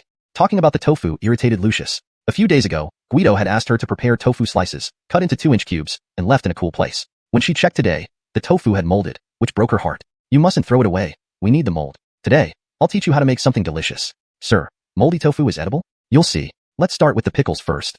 Celine and Arnelihong joined Guido and Lucius as they worked. Though Guido's household was wealthy and well-staffed, he often preferred to do things himself, wanting to live a simple farming life. For him, status and power were merely for security in this feudal society. Celine and the others simply couldn't sit idle. While they were busy, a servant announced that Gay had arrived again. "My goodness, old Zhou really feels at home here." With everyone busy, and knowing Gay well, Celine didn't bother to leave. "This is old Zhou, Gay, and this is my wife Celine, my sisters Lucius and Arnelihong." "Greetings, sister-in-law, both of you." "Hello, brother Zhou." They greeted each other warmly. With everyone acquainted, Guido continued his work. "Zhou brother, what are you doing?" Gay watched Guido working on cabbage and grew interested. "I'm making pickles. What brings you here?" "I've brought you something good." Having visited several times empty-handed, Gay finally brought 2 geese, waving them in front of Guido. "A goose?" "Brother Zhou, these are wild geese. I got lucky today and ran into a hunter selling them. Just 2 available, so I bought them for you. This is excellent game." In the Great Dragon Empire, cows were livestock, and killing them was illegal. Pigs, due to their living habits and the cooking methods of the era, were considered food for the lower classes. Lamb was favored by the elites. Occasional exotic meats were welcome, especially rare game like geese. "Wild geese? Winter calls for pot-roasted goose. Stay for lunch." "Sure, thanks." Talk of food made Gay forget his manners, but seeing the hosts working hard, he offered to help. "Wash that big vat." Looking at the waist-high vat, Gay hesitated, but with the women watching, he gritted his teeth and tackled the task. Guido peeled and washed the cabbage, salting it evenly. After rinsing off the salt and squeezing out excess water, he chopped ginger, garlic, apples, and pears, mixed them with chili flakes from Darien's gift, and added cold water to blend everything. He then smeared this mixture inside and outside the cabbage layers, preparing for fermentation. "Done yet? You're taking forever. Elder brother, this is labor-intensive work." Exhausted after washing the vat, Gay sat down, panting heavily. Ignoring him, Guido packed the seasoned cabbage into the vat and started another batch of spicy radish strips. This process was simpler. Slicing radishes into thick strips, drying them slightly, and mixing in spices before storing for fermentation. "Elder brother, look at these red radishes and cabbage, they're quite a sight. It'll taste best in 2 or 3 days." Finally, they moved on to making fermented tofu. Seeing the moldy tofu, Gay balked. "Elder brother, it's moldy. Health comes first. We can get fresh tofu if needed." Gay worried Guido might have gotten used to hardship. Though thrift was commendable, eating moldy food could be fatal. He hurriedly stopped Guido. "It's fine. Trust me, it's a delicacy." Despite Guido's explanations, Gay remained skeptical. Eventually, the women persuaded him to let go. "Amanda, you've eaten this?" "No, it's husband's first time, but he does have unique ideas about food." "You're quite bold," Gay thought. He resolved to check on them daily in case anything happened. Chapter 165. Iron Pot Stewed Goose. In Guido's eyes, this goose was no different from a domestic one. This era did have people raising geese, but they were less common because geese took longer to grow compared to chickens and ducks. Today, Gay had brought over a goose, and it was perfect for a cold day like this to cook an iron pot stewed goose. The ingredients aren't complete, so we'll just have to make do. Even though it was a simplified version with only potatoes and the goose, the aroma wafting from the stew filled the entire courtyard. Gay could hardly wait, drooling at the thought of the meal. "It smells amazing, brother. When will it be ready?" "This dish needs to simmer for a while to become tender and flavorful." "Brother, I've eaten wild geese before, but mostly roasted. Your cooking method is new to me." Indeed, Gay had experienced many firsts at the Zhou family home, and the food alone made him grateful for befriending Guido. "It's ready. Let's start eating."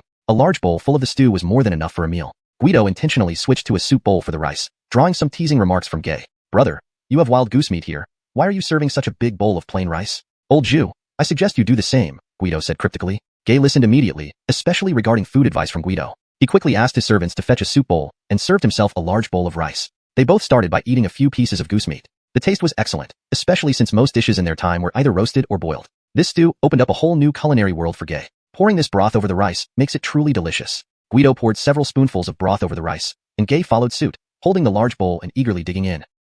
Delicious, really delicious. Indeed, Gay was thoroughly convinced that this was pure culinary delight. By the time every drop of the broth had been soaked into the rice, Gay was already sitting limp in his chair, completely sated. This meal marked the Zhou family's acceptance and acknowledgement of Gay as a friend. When Gay left, Guido even packed some small pickled vegetables and fermented tofu for him to take home. Eat it after 2 days. Thank you, brother. Though Gay didn't intend to put himself in danger, he couldn't refuse his brother's kindness. Upon arriving home, Gay noticed his father pacing back and forth, sighing deeply. What's wrong, old man? Your grandmother hasn't been eating well lately and seems rather listless. Hearing about his grandmother, Gay became instantly worried. She was the only elderly member of the family, treated like a precious treasure. Did you see a doctor? We did, and the doctor said there's nothing wrong medically. It might just be low spirits leading to a lack of appetite. Where is she? I'll go see her. In her room. Gay handed off his things to a servant and rushed to visit his grandmother. Grandma, I heard you're not eating again. Are you feeling unwell? Before he could enter, his voice reached inside. Oh my dear grandson, who's spreading rumors? Grandma is fine. I just wasn't hungry. The matriarch of the Zhou family held high esteem among all its members. Both Erectuo and Gay showed great filial piety towards her. His mother was already attending to the elderly lady. Quinlan, my son, please persuade your grandmother to eat. How can she stay healthy if she doesn't eat? Gay's mother was virtuous and kind-hearted. These past days, she had been by the grandmother's side. Yet the old lady had barely eaten. Grandma, are you bored, not having much fun? Yes, indeed. An old woman like me has nothing to do but stay at home while everyone outside enjoys themselves. Sure enough, just like Gay, the grandmother enjoyed eating, drinking, and socializing. This idleness was getting to her. Grandma, I learned a new game recently. Would you like to play it with me? Sure. The old lady lit up immediately at the idea of playing a new game with her beloved grandson. Even her daughter-in-law sighed appreciatively at the scene. Gay fetched the mahjong set given by Guido and arranged for the elderly lady, his mother, and his father to join in. This is called mahjong, and it requires 4 players. Erectuo reluctantly joined, wanting to cheer up the grandmother. Gay explained the rules and demonstrated how to play. Everyone quickly caught on. Ciao.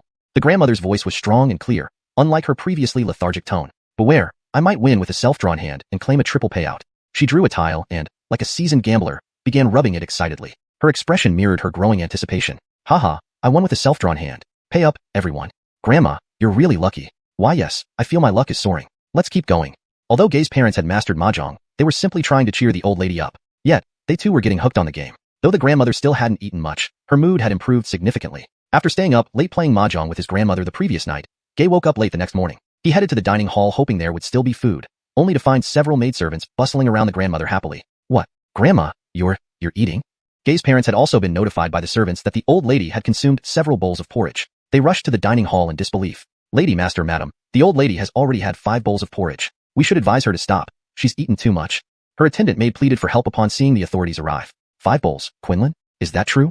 Despite the small bowls, the old lady never ate so much in one sitting. I think I can have 5 more bowls. This is so delicious.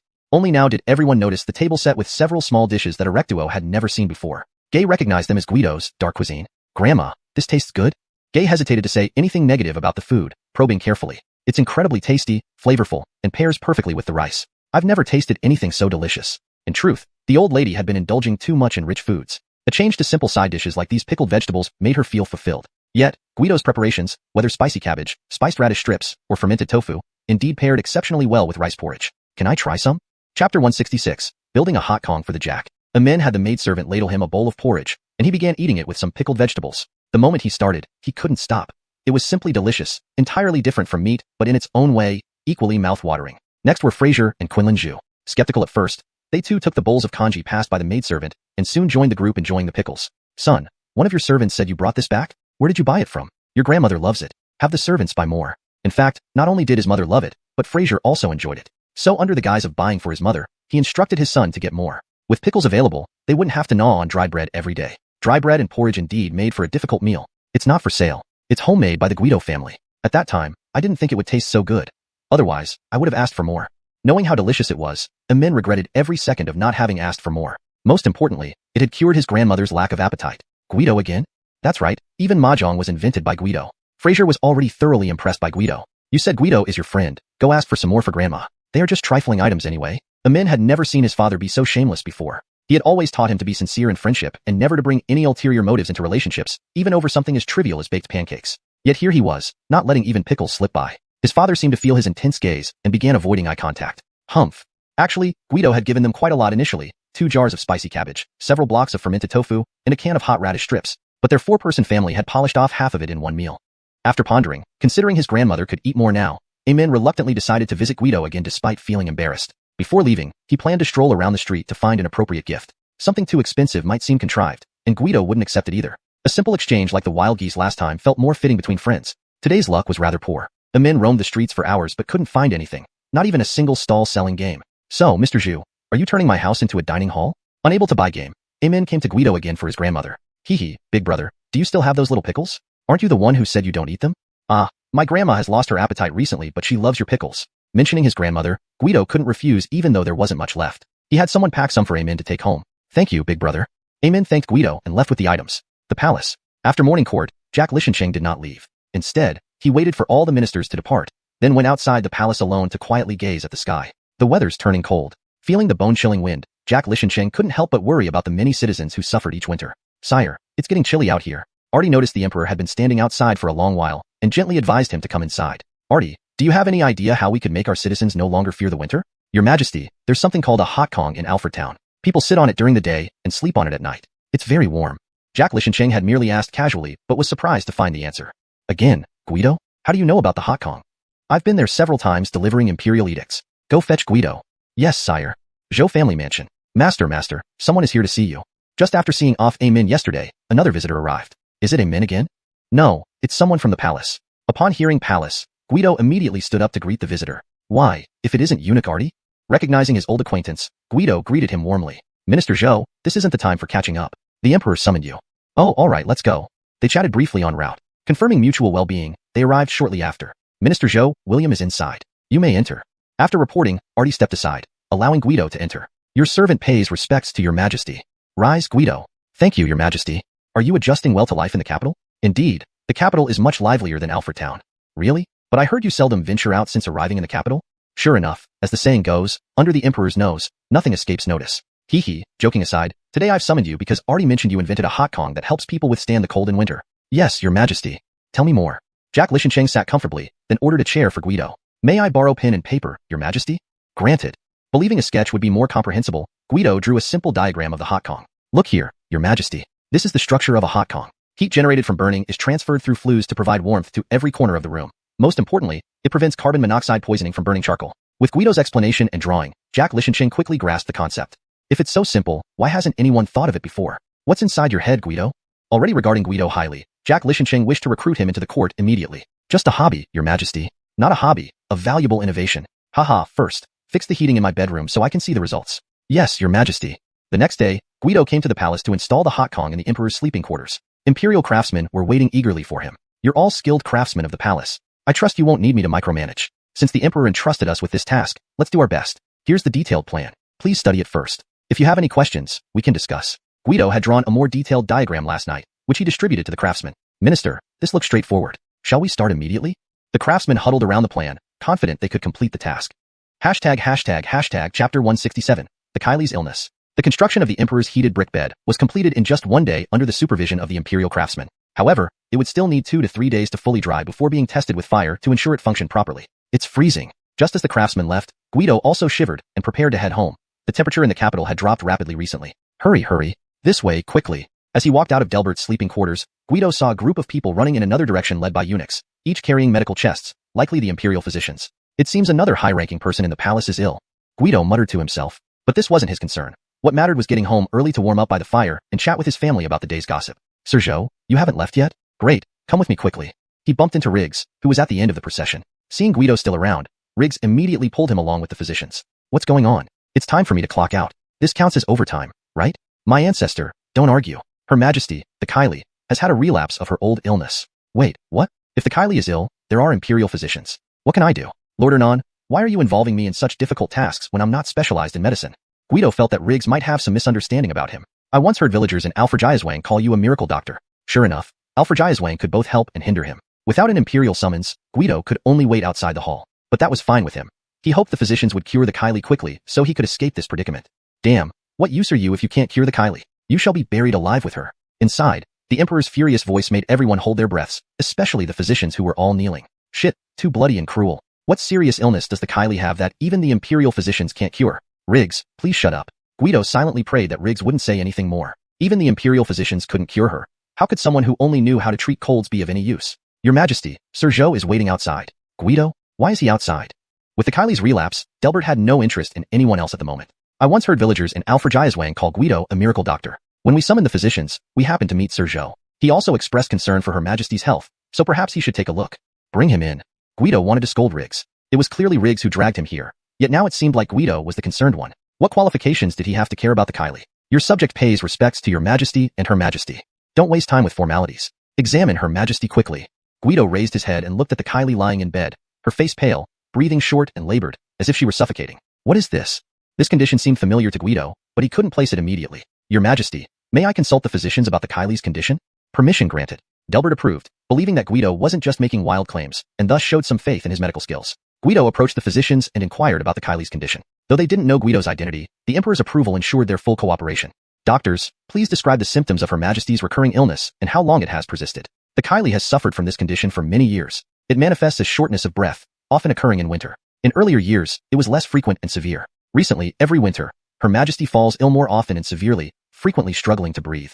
Guido was astonished. First, the Hestons had low blood sugar at a young age, and now the Kylie was suffering from a strange illness. Wealth truly brought its own unique ailments. After hearing the physician's analysis, Guido began to observe the surroundings. He noticed that there were more charcoal braziers in the Kylie's quarters than in other rooms. As a modern man, he knew that too many braziers in a confined space would naturally cause breathing difficulties, let alone for a patient. Your Majesty, there are too many braziers in this room, which is detrimental to Her Majesty's health. At least half of them must be removed. Remove them. At this point, Delbert wouldn't hesitate to follow any advice that could benefit the Kylie. Your Majesty, we cannot do that. Her Majesty's health is delicate, and these braziers barely maintain her body heat. Removing half might worsen her condition. The eunuchs hesitated, fearing retribution. Delbert was unsure whether to trust Guido or the physicians. The latter seemed more professional, but Guido hadn't disappointed him before. Too many braziers burning in this tightly sealed room deplete the air quickly. Given Her Majesty's respiratory issues, removing some will prevent her condition from worsening. Remove them. Though Delbert didn't fully understand Guido's explanation, the confidence in his voice suggested sound reasoning. Open the windows. After removing the braziers, Guido had the windows open to allow fresh air to circulate. Delbert watched Guido's actions, ready to lash out but stopping when the Kylie spoke. Your Majesty, I feel much better. Kylie. Hearing her voice, Delbert rushed forward, grabbing the Kylie's hand. Her hands were cold, but her complexion had improved significantly. Guido, quickly treat Her Majesty. This improvement confirmed the effectiveness of Guido's methods. Delbert urged him to proceed with the diagnosis. Guido now suspected that the Kylie's condition was asthma-like, chronic, and untreatable. Your Majesty, may I speak to you privately? Pulling Delbert aside, Guido's small action sent a jolt through the Emperor. He suddenly feared the worst. Speak. I can bear it. Bear what? Is the Kylie's illness very serious? And can it not be cured? Yes. Guido's confirmation matched Delbert's fears. After marrying me, the Kylie endured hardship and finally found peace, but now, tears welled up in Delbert's eyes. Guido realized the Emperor might have misunderstood something. Chapter 168, Treating Illness with a Brick Bed. Your Majesty, the Kylie's illness cannot be completely cured. Guido, I understand. There's no need to keep reminding me. My Kylie has truly endured too much. Your Majesty, although it cannot be fully cured, it can be prevented. In the future, Her Majesty can live as a normal person would. Huh? What did you say? Delbert, who had been grieving alone, was suddenly stunned by Guido's words. What did he mean that it couldn't be cured but she could live like a normal person? I mean, if we control it properly, the Kylie can live normally. She won't die. Well, probably not. Guido knew Delbert was just being overly worried and upset. It was simply a matter of not using a charcoal brazier in winter and avoiding excessive physical activity. Why didn't you say that earlier? Delbert had grieved for nothing. Your Majesty, I never said Her Majesty would suffer from anything. You mentioned control. How do we control it? Delbert now wanted to know how to ensure the Kylie's safety at all costs. No matter the price, he wouldn't give up. First, during winter, it's best not to place a charcoal brazier in Her Majesty's room. Keep the air circulating as much as possible. Without a brazier in winter, even if Her Majesty isn't ill, she might freeze and get sick.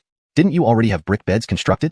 That's right. Guido, let's test your brick bed tomorrow to see how it works. Although time was tight, Guido estimated that if they used the brazier to dry it out tonight, it should be ready by tomorrow without any issues. Very well, Your Majesty. Another thing is that Her Majesty should avoid strenuous exercise. That's not a problem. I will personally remind her. Is there anything else?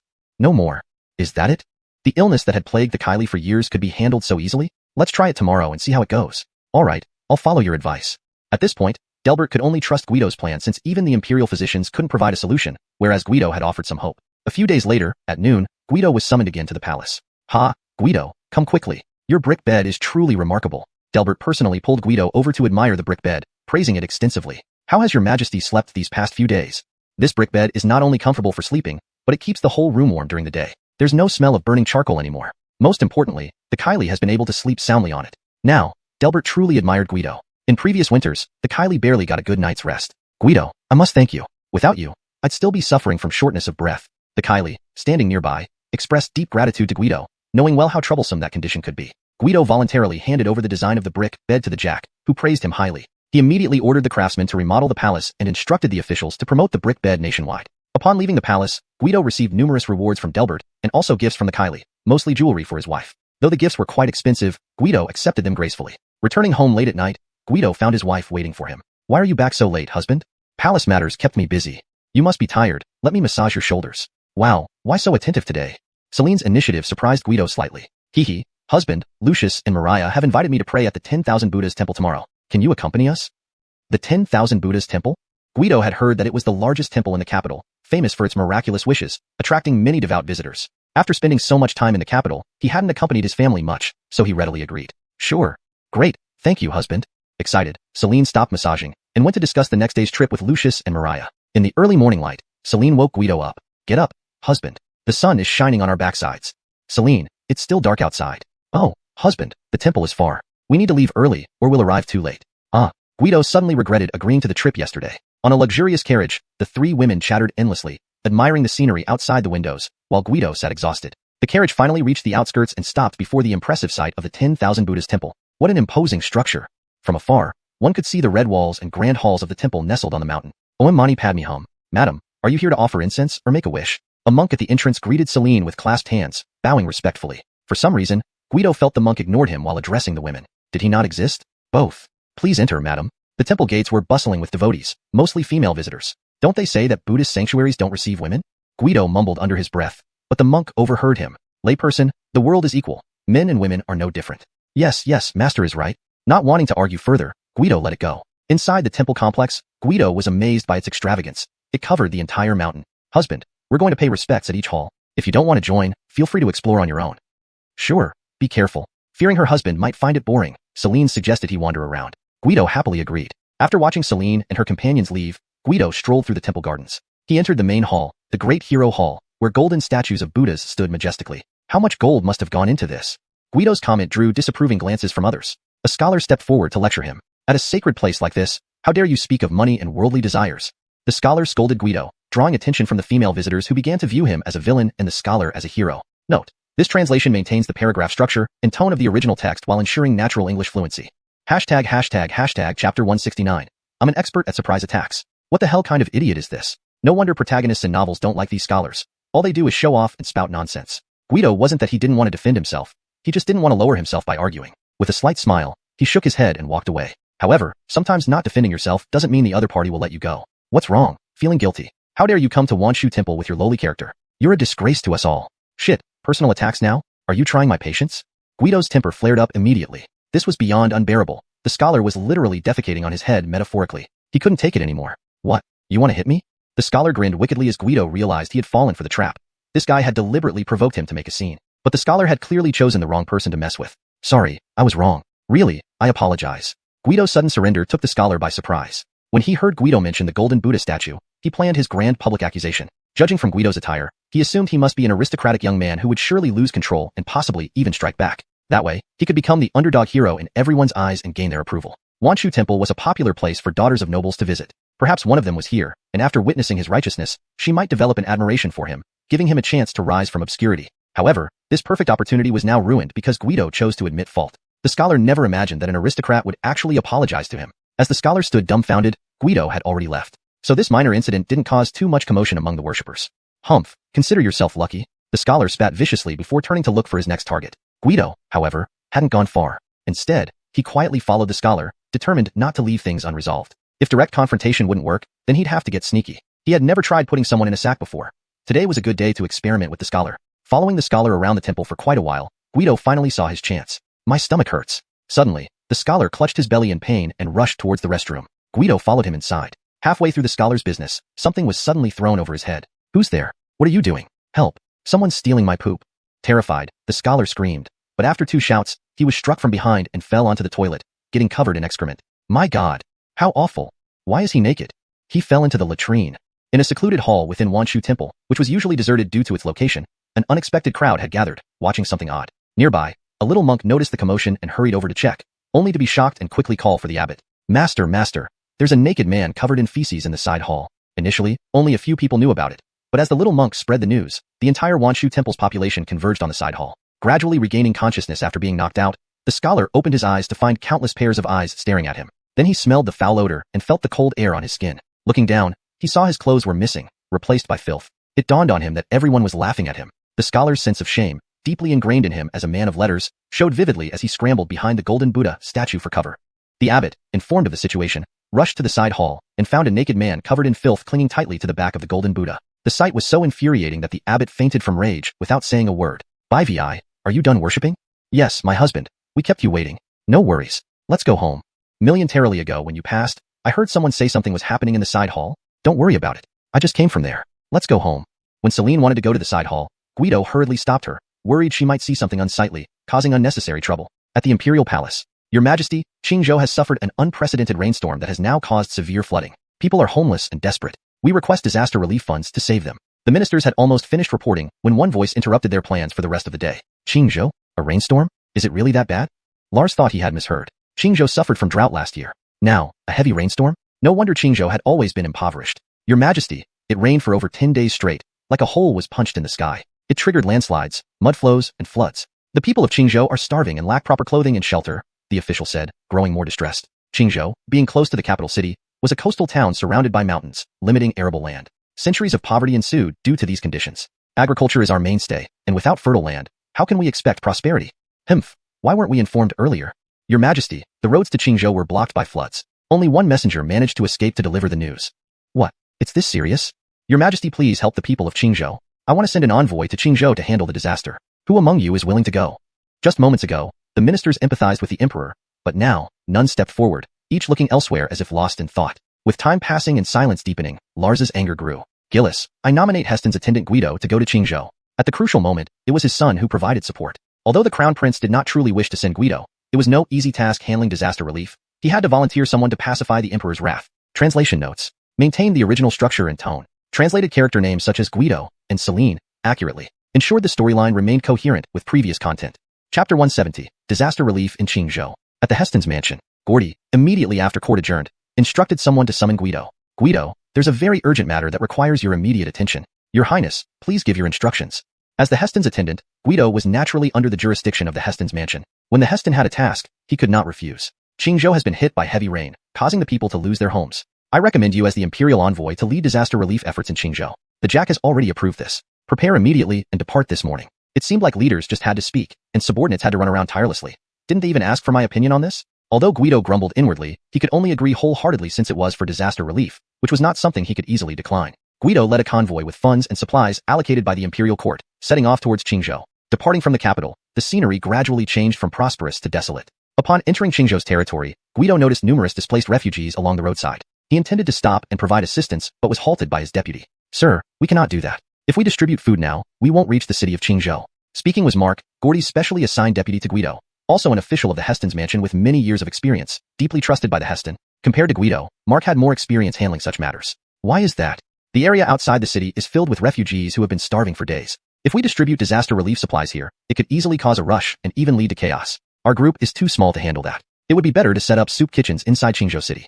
Guido understood Mark's reasoning, but felt helpless seeing the refugees. Sir, why don't we proceed to Qingzhou first, and then send a few people back here to announce the arrival of the imperial relief? This way, everyone will head towards Qingzhou. All right. Mark understood Guido's thoughts and suggested this plan, which Guido found feasible. In Qingzhou City, just as Guido had imagined, the city was devastated, even worse than his hometown of Qingyang County. I, Cleveland, magistrate of Qingzhou, respectfully welcome His Excellency the imperial envoy. Leading them was Cleveland, the magistrate of Qingzhou, accompanied by several Qingzhou officials, who were waiting at the gate to greet Guido and his party. Observing Cleveland, Guido noted that despite being a magistrate, he appeared thin and malnourished, with his official robes full of patches. The others looked equally undernourished, indicating how impoverished Qingzhou truly was. Your Excellency, having endured a long journey, I have prepared a modest feast. Please do me the honor. Guido glanced at Mark, who nodded subtly. Let's go.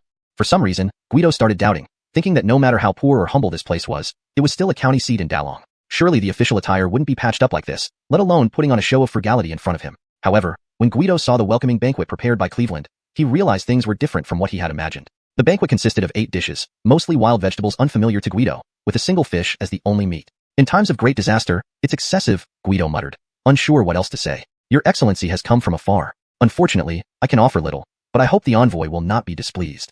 Cleveland had been in office for many years. Though he was frugal, he wasn't stubborn. Although the table was set with the best he could offer, it still looked meager before an envoy from the capital. Thankfully, Guido did not embarrass him openly. Magistrate Ji, please tell us about the disaster situation in Qingzhou. Facing this heartfelt reception, Guido struggled to swallow the food and diverted the conversation to work. Reporting to the imperial envoy, Qingzhou has been severely affected by heavy rains and floods. All farmlands are destroyed. Houses outside Qingzhou city have been swept away by floods, leaving almost no survivors. Saying this, Cleveland began to cry. Magistrate Ji, please don't grieve too much. The Jack sent us here to assist you in helping the victims and rebuilding homes. We've been eagerly awaiting your arrival every day. Now that you're here, we can finally feel relieved. That afternoon, Guido arranged for Cleveland to set up soup kitchens at several locations in Qingzhou city. After ensuring that, he had Cleveland accompany him to inspect the affected areas. Outside the city, the roads were not paved with stone bricks like within the city. After the heavy rain, they were full of water puddles and mud, making it difficult to walk. They barely managed to visit 2 villages in the entire afternoon. Even these 2 villages shocked Guido. Post-disaster, the original appearance of the villages was hardly recognizable, leaving only ruins and muddy water. Occasionally, he saw some villagers searching through the rubble for useful items. On the way back to Qingzhou, Guido's expression was grim. Before arriving, he thought that simply delivering supplies and money would suffice. But the reality of the disaster left him deeply troubled. The children's distress and elders' helplessness made Guido realize he couldn't leave without doing more. When the news spread that the imperial relief team had arrived, nearly all residents flocked into Qingzhou city, causing overcrowding. The famished victims finally got to eat warm porridge. At the county office, Magistrate Ji, the extent of the disaster far exceeds what both the court and I had anticipated. Except for Qingzhou city, the entire region is ruined and needs reconstruction. The workload is enormous, and the relief funds and supplies provided by the court are woefully insufficient. The empire had just been extorted by Dazi, depleting the treasury, and it hadn't recovered yet. With expenses needed everywhere, the resources given to Guido were minimal, posing a significant challenge. In the evening, Guido and his team stayed at the Qingzhou station, discussing how to carry out the relief work. Alas, Guido felt deceived by the Heston. The relief effort was practically impossible without money or manpower. Sir, now you understand the difficulty of disaster relief, right? Seeing Guido sigh, Mark knew what he was thinking. Old Sue, you seem to have known this task would be tough? Haha, probably only you in the entire capital didn't know why no one volunteered when the Jack assigned the task last time. Isn't it because the relief funds and grain provided by the court are never enough, and there's always the worry of being accused of inefficiency or embezzlement? So now this unlucky job falls on me? Chapter 171, Kelp and Nori. Sir, what should we do next? As Guido's deputy, Mark naturally deferred to Guido. Seeing Guido hesitating, he wanted to hear his plan so he could offer some advice accordingly. Old Sue, what's your suggestion?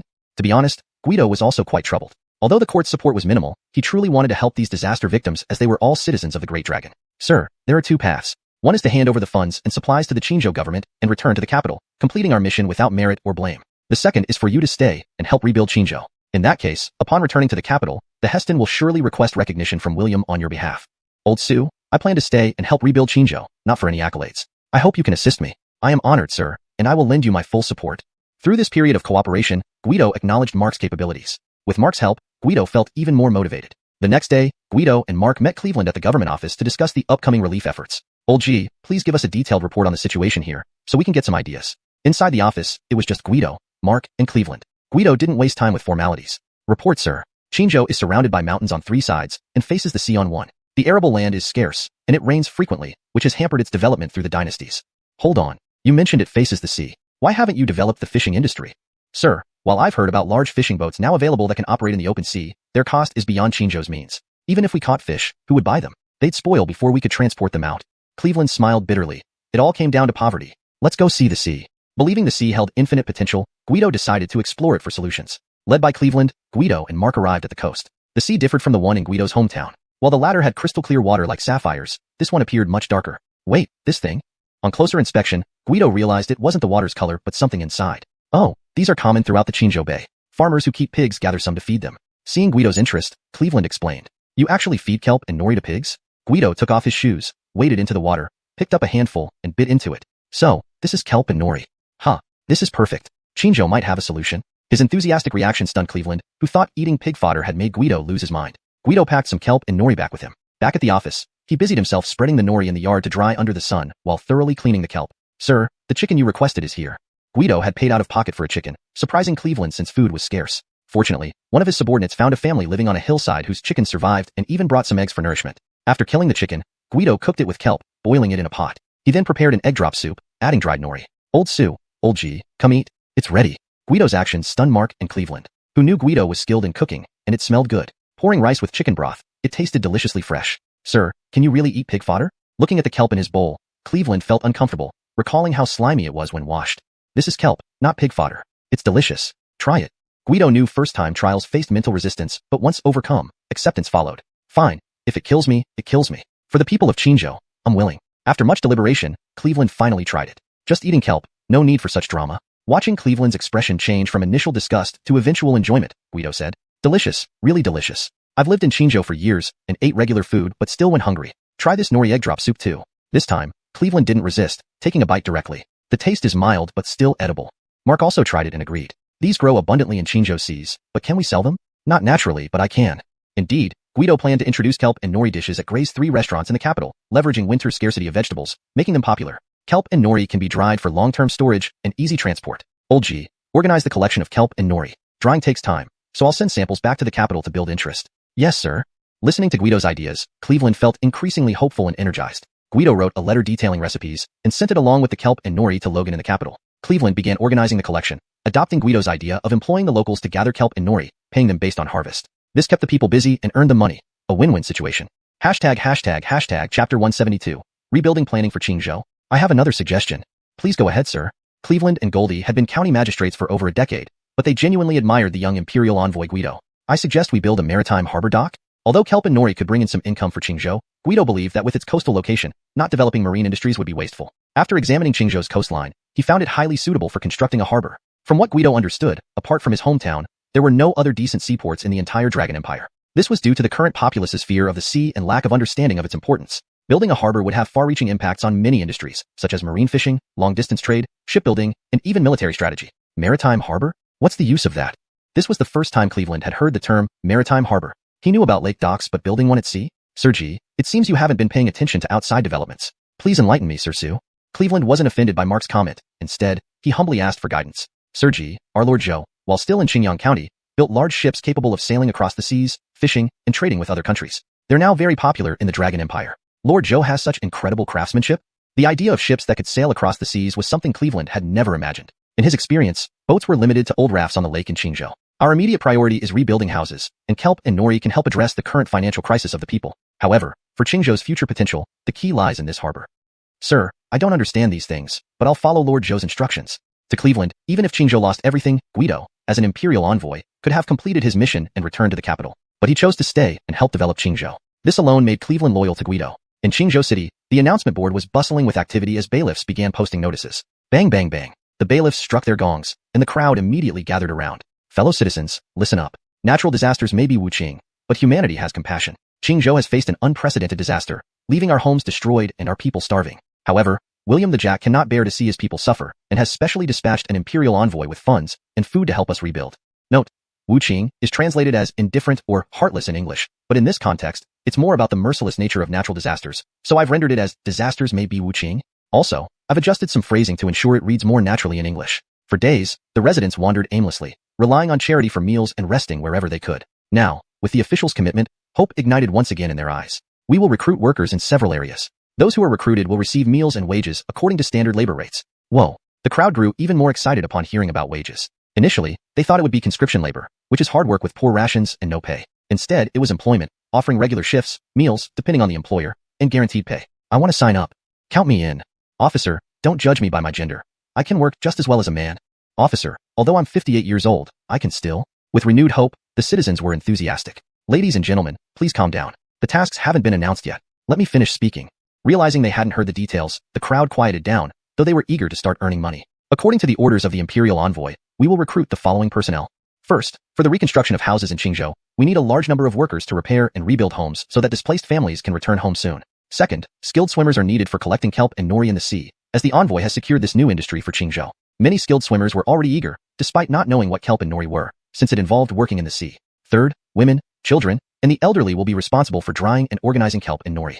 Hearing this, the elderly, women, and children rejoiced, appreciating the envoy's thoughtfulness in providing them a means of livelihood. Fourth, workers for building the harbor, as part of Qingzhou's development plans. These are all the recruitment details. Please register based on your capabilities with the corresponding bailiff. Upon finishing, the crowd erupted into excitement, then lined up orderly to register. This recruitment drive will remain open. Any interested parties may register here. Sir, the recruitment is going exceptionally well. When do we start work? Cleveland observed the rekindled spirit among his people and felt immensely grateful to Guido. The workers for collecting kelp and nori can start immediately. I'll arrange transportation. For house and harbor construction, we need a solid plan. Rebuilding shouldn't be haphazard, especially for the harbor, where location and scale are crucial. Truly comprehensive planning by Lord Zhou. Lately, Cleveland admired Guido greatly, almost like a fanboy, agreeing with every word. Su Lao, I've briefed you on the kelp and nori collection. Can you oversee and instruct the villagers on how to collect and dry them? Yes, sir. Now Guido needed to finalize the plans for rebuilding Qingzhou and constructing the harbor. Once done, they could begin the work. However, another critical issue required immediate attention. Hashtag chapter 173, aid from the hometown. Over the next few days, Guido led a team to survey the entire territory of Qingzhou, then plan new village settlements based on the geological and topographical features. As for the harbor, he personally explored the entire coastline of Qingzhou and finally chose an excellent location. A natural bay that could withstand storms and significantly reduce the difficulty of constructing a man-made dock. Housing construction, seaweed harvesting, and the dock were all in full swing. But now there was one crucial issue: money. The funds and grain provided by the imperial court were only enough for basic disaster relief, 2 meals of thin porridge per day. This might barely sustain them for a while, but with Qingzhou's extensive reconstruction efforts underway, buying materials, paying wages, and providing food required substantial spending everywhere. Seaweed and nori production had yet to yield results, which left Cleveland in a tight spot. In just a few short days, much of their funds had been depleted. Old G, you seem troubled lately. What's wrong? You were happy a few days ago. All tasks had settled into a routine, so Guido now found himself idle. He let Mark and Cleveland handle the daily affairs while he indulged in eating and sleeping. Sir, our funds and grain are almost depleted. Now that everyone is working, grain consumption has skyrocketed. Cleveland had been pleased when the reconstruction of Qingzhou began a few days ago, but he soon realized that everyone engaging in physical labor meant that Guido's requirement for 2 solid meals per day had drastically increased grain consumption. Disaster relief funds were already at their bottom. I understand. After hearing this, Guido remained calm and unperturbed, much to Cleveland's frustration. Cleveland expected him to take immediate action, but Guido seemed entirely unconcerned. Sir, we need a solution. Old G, rest assured. I've already made arrangements. Guido patted Cleveland on the shoulder, assuring him not to worry. Cleveland sighed helplessly, seeing no other choice. Watching the warehouse grain dwindle while Guido remained unfazed caused Cleveland immense anxiety. Old G, why are you pacing around like this? My Lord Su, the warehouse grain is nearly depleted, and our funds are already spent on materials. I reported this to Lord Zhou, but he doesn't seem concerned. What did Lord Zhou say? He said he has plans. If he says he has plans, then you shouldn't worry about it. Cleveland initially sought Mark's support to discuss this matter with Guido, but finding both men unbothered, Cleveland felt utterly frustrated. Unable to wait any longer, he went directly to Guido again. Sir, the funds and grain in the warehouse are nearly gone. What should we do next? Guido knew if he didn't clarify, he'd have no peace in the coming days. Please sit.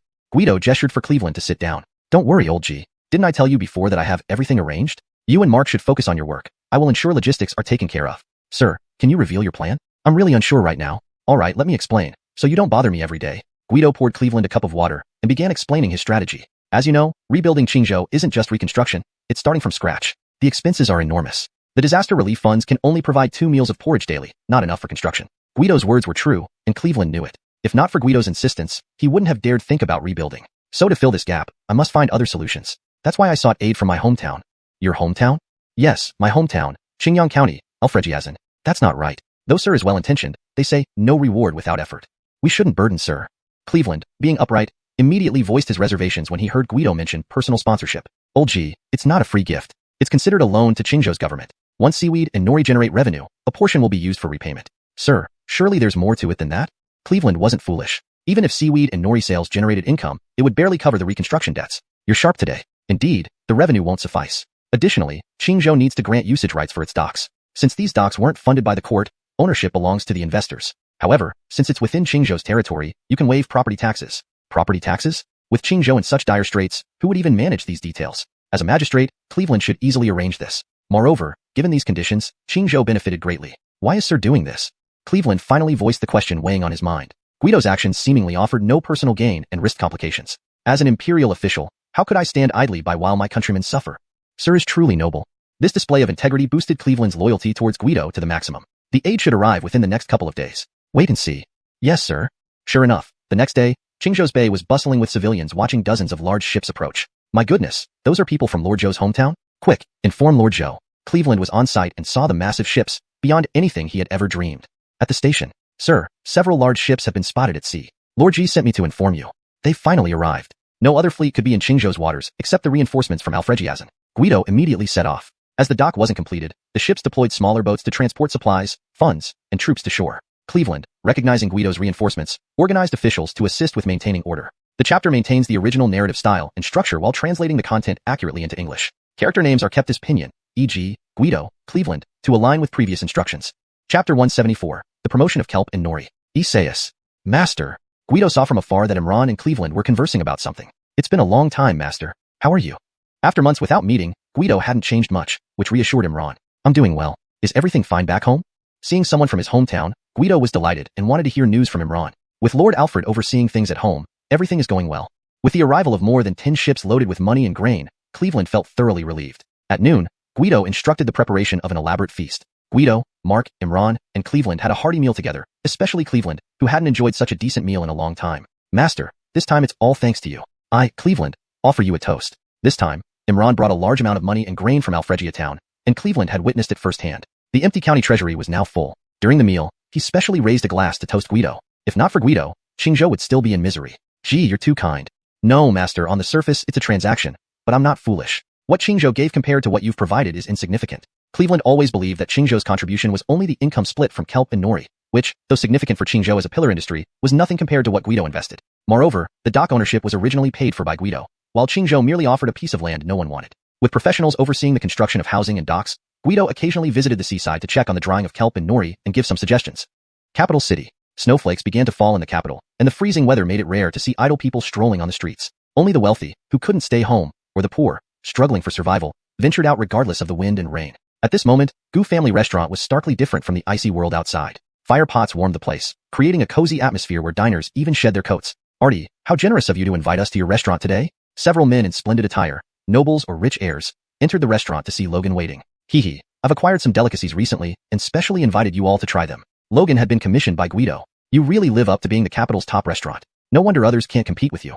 Since Guido helped the Gu family restructure their 3 restaurants, business had skyrocketed, becoming the most profitable in the capital. The unique stir-fry dishes were unmatched, and although other restaurants attempted to replicate them, they never quite achieved the same effect. Moreover, as the property of Julius, no one dared to challenge its success. In this cold weather, eating fish and meat every day makes everyone crave vegetables. But I imagine you've grown tired of cabbage and radishes, haven't you? Logan voiced everyone's unspoken thoughts. Despite their wealth, certain pleasures, like fresh winter vegetables, remained unattainable. That's true. Too many radishes make me gassy these days. Exactly. Thankfully we have potatoes and corn, but eating them daily isn't a solution. Artie, bring them out already. Let's try and promote them for you. Logan's words resonated with everyone. Please wait just a moment. Here they come. Bring out the dishes. Soon, servers entered with trays. Let me introduce our new vegetables. One is called kelp, and the other is nori. Both come from the sea, so they're available year-round and can be preserved long-term after drying. These dried vegetables again? They don't taste good, one impatient voice interrupted. My friends, these aren't just any dried vegetables. After drying for easy storage, they return to their original form when soaked in water. What? You mean they return to the freshness they had when harvested? Yes. Enough talking, let's try the dish first. True, let me describe it briefly. With a glance from Logan, the server lifted the lids. The first dish, braised pig's trotters with kelp. Everyone saw the new ingredient, kelp, which looked dark and unappealing. Expectations dimmed slightly. Don't be fooled by its black appearance. Taste it. It's delicious. I finished a whole large bowl myself yesterday. Alright, let's give it a try. Since Logan put it this way, they felt obligated to honor him. They sampled the kelp with their chopsticks, placed it in their mouths, and savored it slowly. The taste is truly unique. Soft, tender, fresh, and fragrant. Those 4 words sum it up perfectly. Fernando's description is apartment growing in the sea. Kelp carries a natural savory flavor, paired beautifully with the aroma of pork. Delicious indeed. It doesn't look great, but it tastes fantastic. I like this taste and texture. Sure enough. After the first bite, everyone praised the dish enthusiastically. Logan seized the opportunity to continue introducing more dishes. This is cold sea kelp salad. Please try it. Braised kelp with spare ribs. From soups to stir-fries, kelp was presented in various dishes, each praised for its deliciousness. Artie, you mentioned 2 vegetables? Right, I'm almost full, and the second vegetable hasn't even arrived. Realizing another dish called nori hadn't been served, they voiced their impatience. Don't worry. The last dish, a simple nori soup, will arrive shortly. Hashtag chapter 175, the first order in Qingzhou City. For the last dish, seaweed, Logan did not ask the kitchen to prepare and serve it. Instead, he planned to demonstrate it live. Seaweed can be used for a limited variety of dishes, and its main selling point is its fresh taste. So, Logan decided to teach everyone how to make seaweed egg drop soup right there. 2 waiters soon entered the health hall. One of them carried a large teapot filled with freshly boiled hot water, while the other placed a bowl on the table containing already broken up pieces of seaweed. Another waiter then cracked several eggs into another bowl and stirred them quickly. Once all preparations were complete, the 2 worked together, simultaneously pouring the boiling water and the egg mixture into the bowl with the seaweed. Instantly, a bowl of seaweed egg drop soup was made. Everyone, please try this seaweed egg drop soup. Is it ready just like that? Doesn't it need to be cooked? How convenient. One person ladled out a bowl, took a sip, and everyone showed looks of satisfaction. This is even fresher than the kelp rib soup we had earlier. Absolutely delicious. Seeing the expressions of the crowd, Logan knew that promoting kelp and seaweed would be easy now. With these few people, he wouldn't have to worry about promoting kelp and seaweed anymore. According to Guido's arrangement, Logan also offered diners who came to the restaurant these days a free bowl of kelp soup or seaweed egg drop soup. Though it didn't cost much, it greatly helped with the promotion of kelp and seaweed. In just a few short days, Logan became a welcome guest among the owners of major restaurants and grocery stores, all eager to learn about purchasing channels for kelp and seaweed. #### Julius's mansion. Brother, you invited me here today for drinks, right? We haven't had a good drink in ages. Today, I will definitely have 300 cups with my brother. Esmond and Gray were among the earliest to follow Delbert to conquer the world. Now both have achieved success and been ennobled as dukes. However, despite their titles, their lives vary widely. Each duke has vast estates, family members, servants, and retinues, all of which incur significant annual expenses. Only a few can balance their finances with annual salaries and feudal land income, while most struggle financially. This has led many dukes to engage in small businesses to maintain household expenses. Duke Esmond runs some grocery stores but lacks business acumen due to his rash nature, making him one of the more impoverished dukes, barely covering the cost of his shops. Fortunately, Delbert understands his brother's character and often rewards him, helping him out. Today we won't drink. Gray didn't want to trouble himself with drinking with Esmond, whose alcohol tolerance was well known. Moreover, Esmond often caused trouble after drinking. If not drinking, why did you call me here? Hearing that there would be no drinking, Esmond immediately lost interest. How is everything at home recently? Everything's fine. The family eats, drinks, and sleeps well. I heard that William plans to betroth Renus Xuanyang to Cameron. Augustus, Esmond's eldest son, is one of his 2 sons and 1 daughter. Yes, William mentioned this to me last time.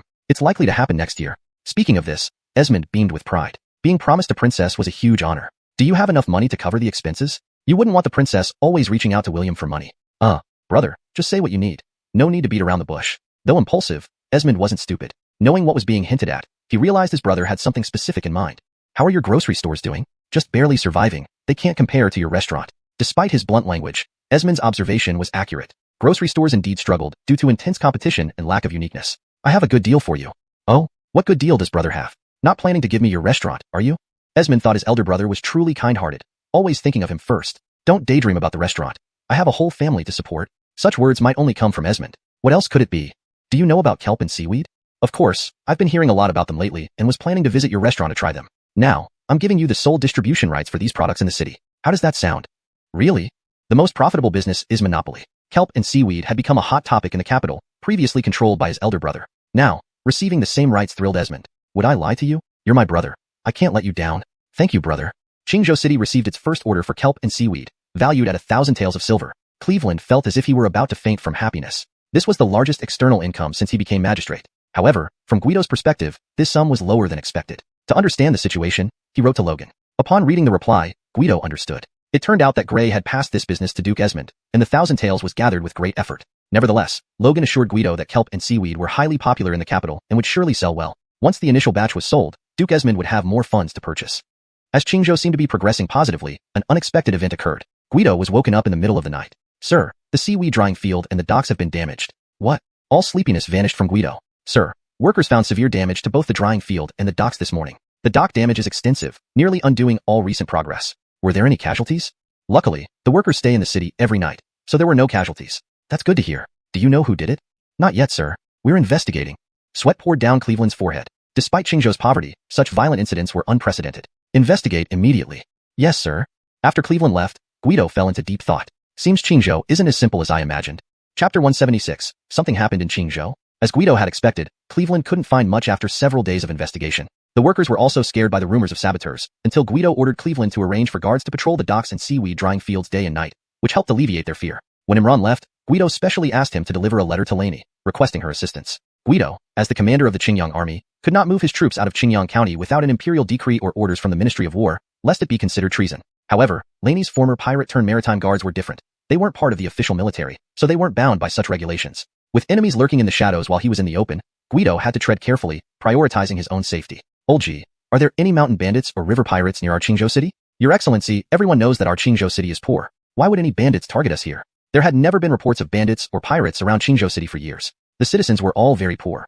What could bandits possibly rob? Even the waste in the latrines wasn't as fertile as elsewhere. If it's not an external threat, then it must be internal issues. Have you offended anyone in Qingzhou city? Excellency, since I became the magistrate of Qingzhou, I have always worked diligently for the people. When would I have time to offend anyone? Now Guido was puzzled again. There were no external threats, and no issues internally. Could the enemy have appeared out of nowhere? Or was it just a coincidence? Guido, Cleveland, and Mark exchanged looks, thinking hard but finding no leads. Lord G, are there any unusual families in Qingzhou City? Suddenly, Mark seemed to have an idea. Minister Su, what do you mean by unusual families? I'm not sure I understand. Do you mean like influential or wealthy families? Hearing Mark's explanation, Guido didn't quite grasp the implication right away. What was Mark getting at? Minister Su, Qingzhou City is a poor place with no officials or nobles. However, we do have one rich man. Oh. Mark's eyes lit up, signaling Cleveland to continue. Guido seemed to catch on to Mark's thoughts. Minister Su, you can't be suspecting him. That's impossible. Lord Jensen is a great benefactor to Qingzhou. Nearly everyone has received his help. Cleveland protested immediately. But hearing this, Guido leaned more towards Mark's suspicion. Old G, let's not jump to conclusions yet. Tell us more about Lord Jensen. Since Guido spoke, Cleveland had to recount in detail. Lord Jensen has lived in Qingzhou City since before I took office. He's said to conduct business elsewhere, living in Qingzhou because he's originally from here. Now that he's old, he returned to retire. He usually stays indoors but is extremely charitable. Whenever he sees someone in need, he helps them. During the recent disaster in Qingzhou, Lord Jensen was among the first to donate generously. Do you think someone like him would be behind these incidents? Cleveland defended Lord Jensen passionately, but Guido and Mark merely exchanged glances. At the end, Excellency, hearing Old G's words, I feel even more that Lord Jensen is suspicious. Having served the Heston for years, Mark had seen countless schemes. Both he and Guido knew that Cleveland might be in the dark. I agree. Lord Jensen seems very problematic. In fact, Guido was basing his suspicions on TV plot twists he'd seen before. The better the person seemed, the more likely they turned out to be the villain. Excellency, what should we do next? Old G trusts Lord Jensen immensely. For now, we won't tell Old G. Once my people arrive, I'll have them investigate. Yes. Mark understood that it wasn't distrust toward Cleveland. If he were in Guido's position, he'd make the same arrangements. Days later, Lainey arrived with her crew. Reporting to your Excellency. Long time no see, Lainey. You look even more spirited. Lainey always behaved like a man in front of others, but acted like a normal woman only in front of Guido. Blushing slightly when praised, she smiled, though Guido didn't seem to notice. Excellency, please give me your instructions. I need you to monitor someone for me. Who? He's a great benefactor of Qingzhou, Lord Jensen. His residence is the largest in the city. Recently, someone sabotaged the construction at the docks and the drying fields. I suspect him. Rest assured, Excellency, I will immediately have my men closely watch him. Since things here are dangerous, I'll personally protect your safety. Lainey's arrival surprised Cleveland, but he only thought of her as Guido's close ally. As for Lainey's men, some went to monitor Lord Jensen, while others watched the drying fields and the docks, hiding in the shadows. Lainey's ship was hidden in a secluded area as per Guido's instructions. Strangely, there had been no activity from Lord Jensen for several days. My men have followed him for days. The old man hasn't left his house. Every day, her subordinates reported back to Lainey with the same message. No abnormal behavior. Excellency, is the old man really just a simple rich man, as Old G said? Mark began to doubt his initial hunch. Don't rush. Perhaps they're just waiting. We've just had a sabotage incident, so they need time. Anyway, we have plenty of work rebuilding Qingzhou. Let's wait. The calmer things were, the more Guido felt something was amiss. This was a test of patience. After a few more days, even Guido began to lose his composure, but news came from the docks. Excellency, my men have found something at the docks. They're reporting it to you. Lainey brought her subordinate to Guido, who gave a detailed report. Yes, Excellency. Over the past 2 days, my men noticed suspicious activities at the docks and followed the individuals. Did they return to Lord Jensen's residence? No, they went out to sea under the cover of night. What?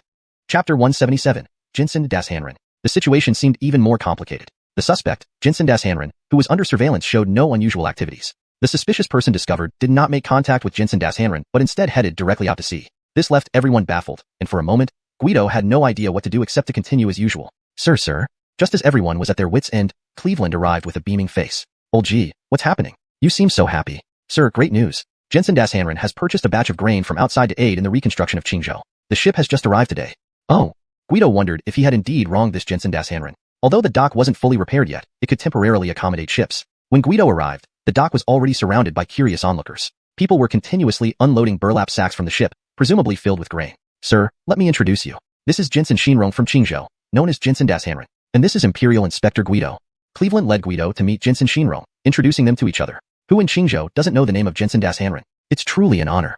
Though Guido suspected him, there was no evidence, so there was no need to openly confront him. I ask for your forgiveness, sir. I should have visited you earlier, but I've been too busy arranging the purchase of grain to help the people of Qingzhou through this difficult time. Please understand. Indeed, Jensen das Hanren's appearance lived up to his reputation as a philanthropist, kind-looking and graceful in every gesture and word. Look at how well-spoken he is. You can't find fault in his words. Lord Jensen, we are all working for the people of Qingzhou. There is nothing to forgive. I should be the one leading the people and the court in thanking you. Guido's words made Cleveland look at him differently, thinking Guido had completely trusted Jensen das Hanren. Cleveland's face lit up with joy. Sir, please, since we've met, allow me to invite you to dinner. Would you do me the honor? Why not? Thank you, Lord Jensen. Jensen Shinrong had only intended to be polite. He was just an ordinary citizen, while the other party was an imperial inspector. Normally, such invitations would be declined after formalities. But this inspector seemed unconventional. Since he accepted the invitation, Jinsen Shinrong quietly instructed his servant, who then left ahead. Please, sir. Please, Lord Jinsen. At Jinsen's residence. Jinsen's mansion differed from other wealthy estates. While others built in bustling areas, Jinsen's residence stood in a remote corner of Qingzhou City, near the city gate, an area that would typically be a slum. Why did you choose to build your residence here, Lord Jinsen? Even before entering, Guido felt something odd and asked casually. Sir, I grew up poor. Even now that I am wealthy, I prefer to live among common people. Hawkinsic food and shelter are enough for me. The bustling city center isn't my dream. This answer made others view Jinsen Shinrong even more highly, admiring his noble character and humility. But Guido still felt something was off, though he couldn't pinpoint what it was. The exterior of Jinsen's mansion looked simple, but inside, it revealed its grandeur with pavilions, fish ponds, and artificial hills, all showcasing opulence. Yet, right before entering, Jinsen Shinrong mentioned being content with basic shelter. Did different people interpret basic shelter differently? Please, sir. Jinsen Shinrong gestured politely. In the center of the vast courtyard stood a pavilion. Though winter had set in, charcoal braziers in the corners kept it warm. Bring the dishes. Yes, sir. As servants served the dishes, Guido was astonished. Outside, Qingzhou's people struggled to eat, but within this walled compound, they enjoyed the latest dishes from the capital, including some from Guja restaurant, not entirely authentic but still proving Jinsen Shinrong's lavish lifestyle. The opulent interior and luxurious dining far exceeded many noble residences in the capital. Please, Zhou sir, Ji sir. Thank you, Lord Jinsen. Guido discreetly observed Cleveland, who appeared excited and inexperienced. It was clear this was likely his first invitation. Despite the scarcity in Qingzhou, this table was laden with poultry, fish, rare vegetables from the capital, revealing Jinsen Shinrong's indulgent nature. Guido didn't detest such individuals since they had earned their wealth, but he was almost certain Jinsen Shinrong was involved in the destruction incident. I raise a toast to both of you. Jinsen Shinrong seemed oblivious to any issues, toasting Guido and Cleveland. Before long, Cleveland was drunk, likely due to his frugal lifestyle and poor tolerance. Sir, thank you for your tireless efforts in rebuilding Qingzhou. A small gift in appreciation. As Cleveland drifted into sleep, Jinsen Shinrong had him escorted to a guest room, then placed a pre-prepared gift in front of Guido, surprising him. Guido slightly opened the box and saw gold coins, instantly recognizing the implications. What does this mean, Lord Jinsen? I may be young, but I aim to serve the people sincerely. Do you think I'm corrupt? Guido's stern tone startled Jinsen Shinrong. Was he dealing with someone tough? Not again. Guido hugged the box to his chest, causing Jinsen Shinrong to pause before raising his glass in laughter. Yes, sir. Forgive my rudeness. You have worked hard. Here's another toast to you. Seeing Guido accept the gift, Jinsen Shinrong felt relieved. The atmosphere became more congenial. After a satisfying meal, Jinsen Shinrong arranged 2 carriages to send Guido and Cleveland back. Lord Jinsen, no need to see us off. Safe travels, sir. Cleveland slept like a log, and Guido was also drunk. Only Jinsen Shinrong maintained a false benevolent smile, waving goodbye. As Guido entered the carriage and closed the curtain, the intoxication vanished from his face. Chapter 178. Encounter with the White Skull Pirate Gang again. Sir, have you discovered anything? Mark had been waiting for Guido at the post station all night. This Jinsen Shinrong is definitely up to no good. If Guido initially had only suspicions, now he was almost certain that Jinsen Shinrong was the mastermind behind everything. Oh, what did you find, sir? Do you remember when we were at the docks today, and Jinsen Shinrong said he just wanted to live an ordinary life? But in reality, whether it's his house or his lifestyle, it's incredibly extravagant. If Jinsen Shinrong is so hypocritical, there must be a problem. From the beginning, Mark had been aligned with Guido, harboring suspicions about Jinsen Shinrong. Hearing Guido's words now, he became even more convinced that Jinsen Shinrong was problematic. Sir, why don't I sneak into his residence tonight to investigate? Amy, who was standing by, offered her services. Guido was frustrated by the lack of evidence, so Amy suggested risking herself to enter the Jinsen household and see if she could uncover anything useful. No way. I can't let you take such a risk. Absolutely not. Sir, you know my skills. Please trust me. Amy saw Guido hesitating but was determined to help him. However, Guido firmly refused to let her go. No way. Just stop it. Let's discuss something else. After discussing for a while, they still couldn't come up with a good plan and dispersed. Once everyone was asleep, Amy dressed in black and left the post station. She evaded the night patrol guards on her way to the Jinsen residence. With no one around, Amy swiftly jumped over the high wall of the Jinsen residence and landed silently inside. Most of the lights in the Jinsen residence were already out, suggesting that the servants had gone to sleep. However, Amy noticed something suspicious. A countryside landlord with night patrols carrying knives. So, this Jinsen residence does indeed have secrets, Amy muttered to herself. She began searching under the cover of darkness. Soon, she found her target. A single room in the entire residence still lit up. Just as Amy approached the window, she heard voices from inside. She gently poked a hole in the paper window and saw Jinsen Shinrong speaking with a scar-faced man who looked menacing. You were told to destroy the drying field and the dock, yet they are still being constructed. Why? The scar-faced man seemed to have a deep-seated grudge against Qingzhou's drying field and docks. Leader, it's not that I didn't want to destroy them. As you know, I've already arranged for it last time, but the Imperial Envoy sent people to start construction again after a few days. Jinsen Shinrong felt wronged, knowing he was loved by everyone in Qingzhou, yet he felt like a mere lackey in front of this man. I don't care. I will report everything truthfully to the Grand Leader. By the way, he also wants you to prepare for receiving the next batch of goods. And don't tell me you're not planning to pay for the last shipment. No, leader, you misunderstood. Due to the disaster in Qingzhou and the complications from the Imperial Envoy, I haven't been able to get to it yet. Please say a good word for me to the Grand Leader. As he spoke, Jensen Shinrong handed over a money bag to the other man. The scar-faced man accepted it without hesitation, opened the bag right away, and upon seeing the large silver ingots inside, instantly put on a smile. Sure thing. Mr. Jensen has been cooperating with us White Skulls for years, and I trust you. But the Grand Leader needs money to buy ships urgently, so please hurry. It's hard for me to report otherwise. Yes, I will do my best to deliver the money soon. Good, then I'll take my leave. Seeing the other party leaving, Amy quickly hid back in the shadows. The conversation shocked Amy. White Skull pirates. Weren't they part of the 7 warlords of the sea, Oliver? It seems things are more complicated and dangerous than I thought. Realizing this, Amy hurriedly left the Jensen residence and returned to the post station to inform Guido. At the post station, when Guido woke up, he was startled to see someone lying next to him. He immediately searched for something to defend himself, but his commotion woke the person next to him. It was Amy. Why are you here, Amy? You scared me. Why aren't you sleeping in your own room? Guido exhaled deeply and began teasing her, noticing she was in black clothes. Then it dawned on him. She must have sneaked into the Jensen residence last night. Did you go to the Jensen residence last night? Yes, sir. Why didn't you listen to me? It's too dangerous. If anything happened to you, what would I do? Initially just concerned as friends, Guido's words made Amy blush like a shy young woman. I just wanted to find evidence to help you. Did you encounter any danger? No, but I did hear something important. Amy recounted everything she overheard last night at the Jensen residence, and Guido's expression turned serious. Given this, everything makes sense now. Jensen Shinrong has been getting rich by collaborating with the White Skull pirate gang, helping them fence stolen goods. Building his residence in such a remote area was surely to facilitate contact with the pirates. Why did he sabotage our dock and drying field, though? He probably feared that Qingzhou's development might disrupt their operations. They chose Qingzhou because it was poor and remote, making it less likely to be discovered. Little did they expect that the disaster brought me here to rebuild the city, which threw off their plans. Ah, I see. Amy, once a pirate herself, instantly grasped the crux of the matter. Get Mark for me. Guido instructed a guard. Sir, so early. You too. Shouldn't you be a bit cautious? Awoken abruptly, Mark saw Guido and Amy together and couldn't help but wonder. Hashtag chapter 179. I have a plan. Please don't misunderstand. I, a grown man, am not afraid of losing out. Lainey is a young woman who will still need to marry in the future. Guido pursed his lips. Sorry, ha, it's just a habit. Upon hearing Guido's words, Mark realized he might have overreacted and quickly apologized. It's okay. We're all working for our superiors. Compared to the two men, Lainey was much more magnanimous and did not mind at all. Lainey infiltrated the Jensen residence last night. Oh, so you found something out? Mark guessed that there must be some intelligence, otherwise, he wouldn't have been called here so early in the morning. Yes, this good man Jensen is indeed not a good person. He's actually colluding with the White Skull pirate gang to help them fence their loot. What? The White Skull pirate gang? The mention of the White Skull pirate gang made Mark recall something, and fear flashed across his face. So, Old Sue, you also know about the White Skull pirate gang? In this era, the reputation of mountain bandits far exceeded that of pirates because ordinary people rarely ventured into the sea. However, Mark's expression clearly showed that he knew about this pirate gang. Before joining the Heston's residence, I was merely a poor scholar who failed the imperial exams multiple times, leaving me feeling lost about my future. But my physical hunger urged me on even more. At that time, I had no money and practically begged my way to survive. Finally, I collapsed in a fishing village, where I was fortunate enough to be saved by an old fisherman. He didn't disdain or drive away someone he thought was a beggar. Instead, he taught me how to fish. Back then, I even considered becoming a fisherman, thinking it would be a peaceful life.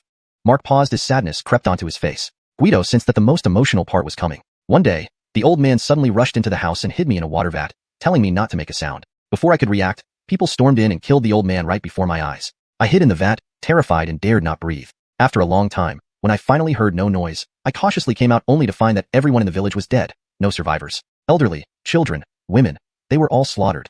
As Mark narrated, painful memories resurfaced, and tears began to blur his vision. I clearly heard them say they were from the White Skull pirate gang. Everyone has hidden chapters in their past. Some are beautiful, while others are filled with pain and regret. Rest assured, Old Sue, the White Skull pirates are also my enemies. One day, I will destroy them.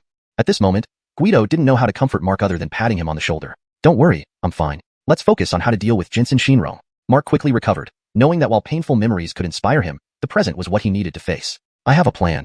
Guido had already conceived a strategy in his mind. Lainey and Mark listened intently. Why don't we turn their strategy against them? Jensen Shinrong is waiting for an opportunity to transact with the pirates. The only thing stopping him now is our presence. Let's pretend to leave town so he has no qualms. Then, we can secretly observe and strike when they least expect it. Great idea, sir. Let's do it as you suggest.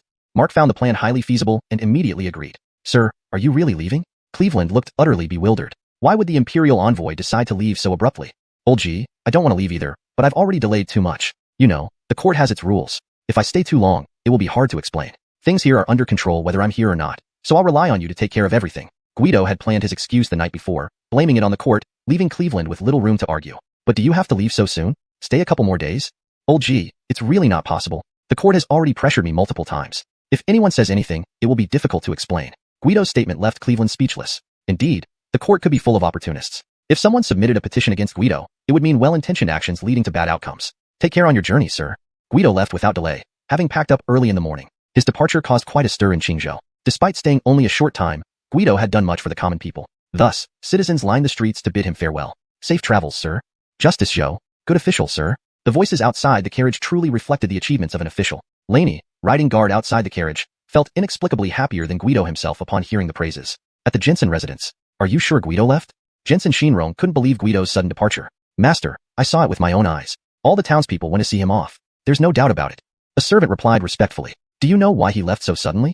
Apparently, the capital thinks Guido stayed too long in Qingzhou, fearing impeachment, so he left after bidding farewell to Magistrate Ji. This was likely Guido's excuse, now believed by everyone as a forced departure.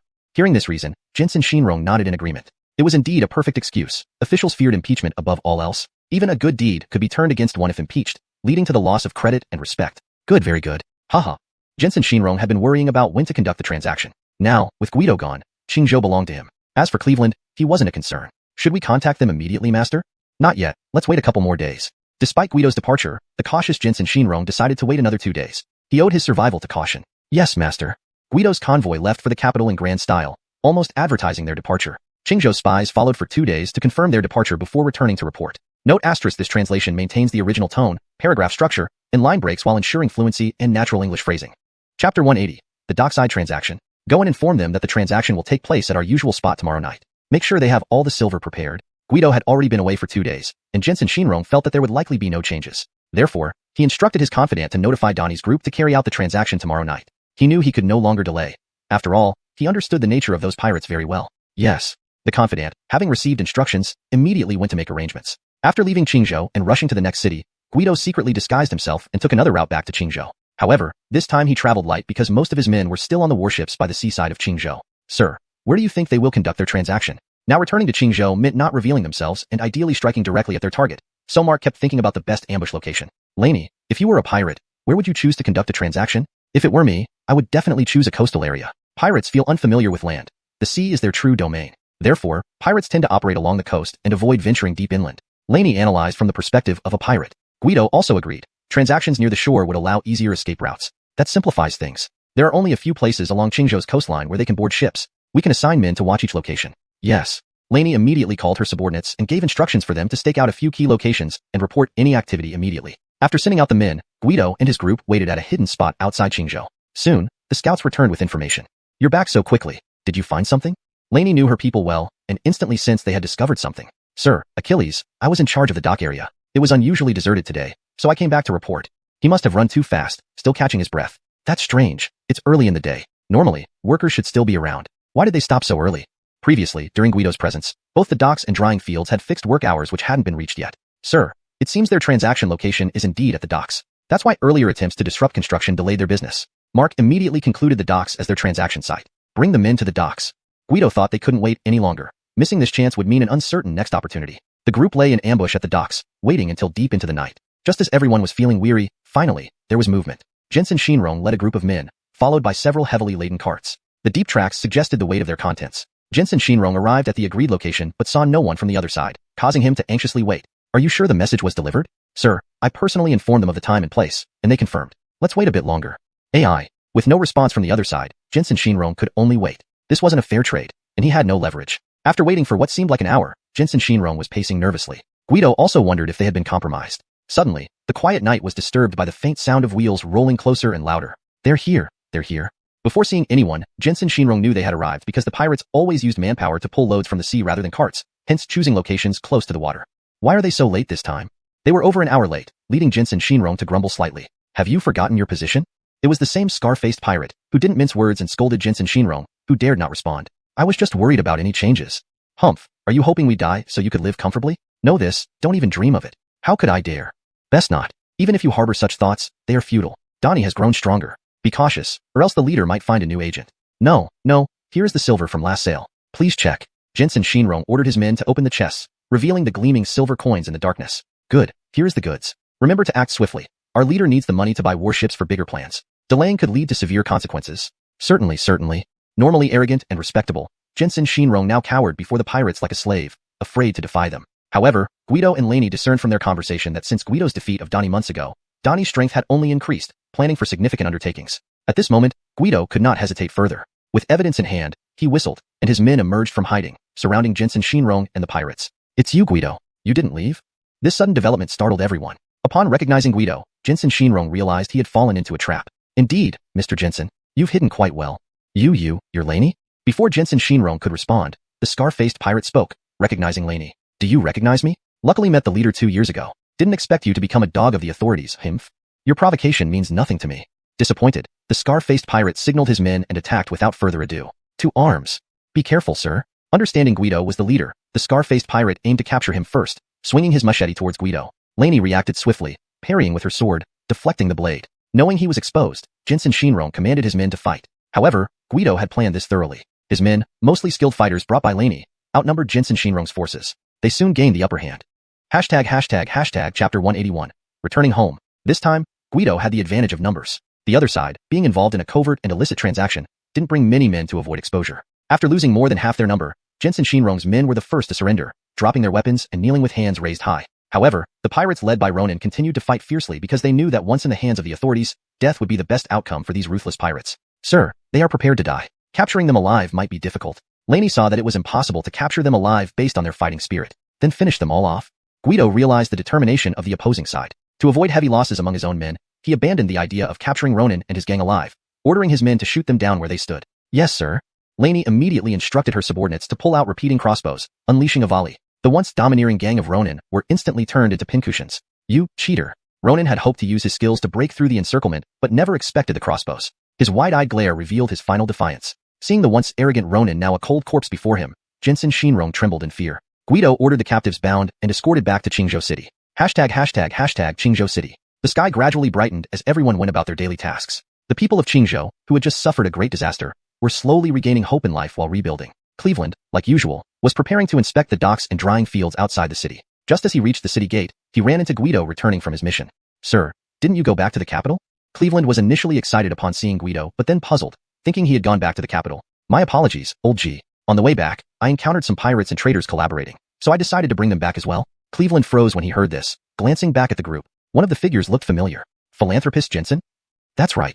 For years, Jensen Shinrong has colluded with pirates, helping them launder loot and aiding their crimes. He was captured on the spot. The pirates resisted and have been executed. Cleveland looked again. Several carts held over a dozen pirate corpses riddled with arrows. It felt as if the sky had fallen. The Jensen, philanthropist, he had always protected was actually in league with pirates. That same day, Guido held a public trial in Qingzhou, listing dozens of charges. Only then did the citizens see the true face of the former benefactor, sparking immediate outrage. Jensen Shinrong was subsequently sent back to the capital under escort, and his property in Qingzhou was confiscated, including the money and goods exchanged during the illegal transaction. Guido was astonished by the amount, realizing the lucrative nature of piracy. Old G, I've kept some of the seized money for you.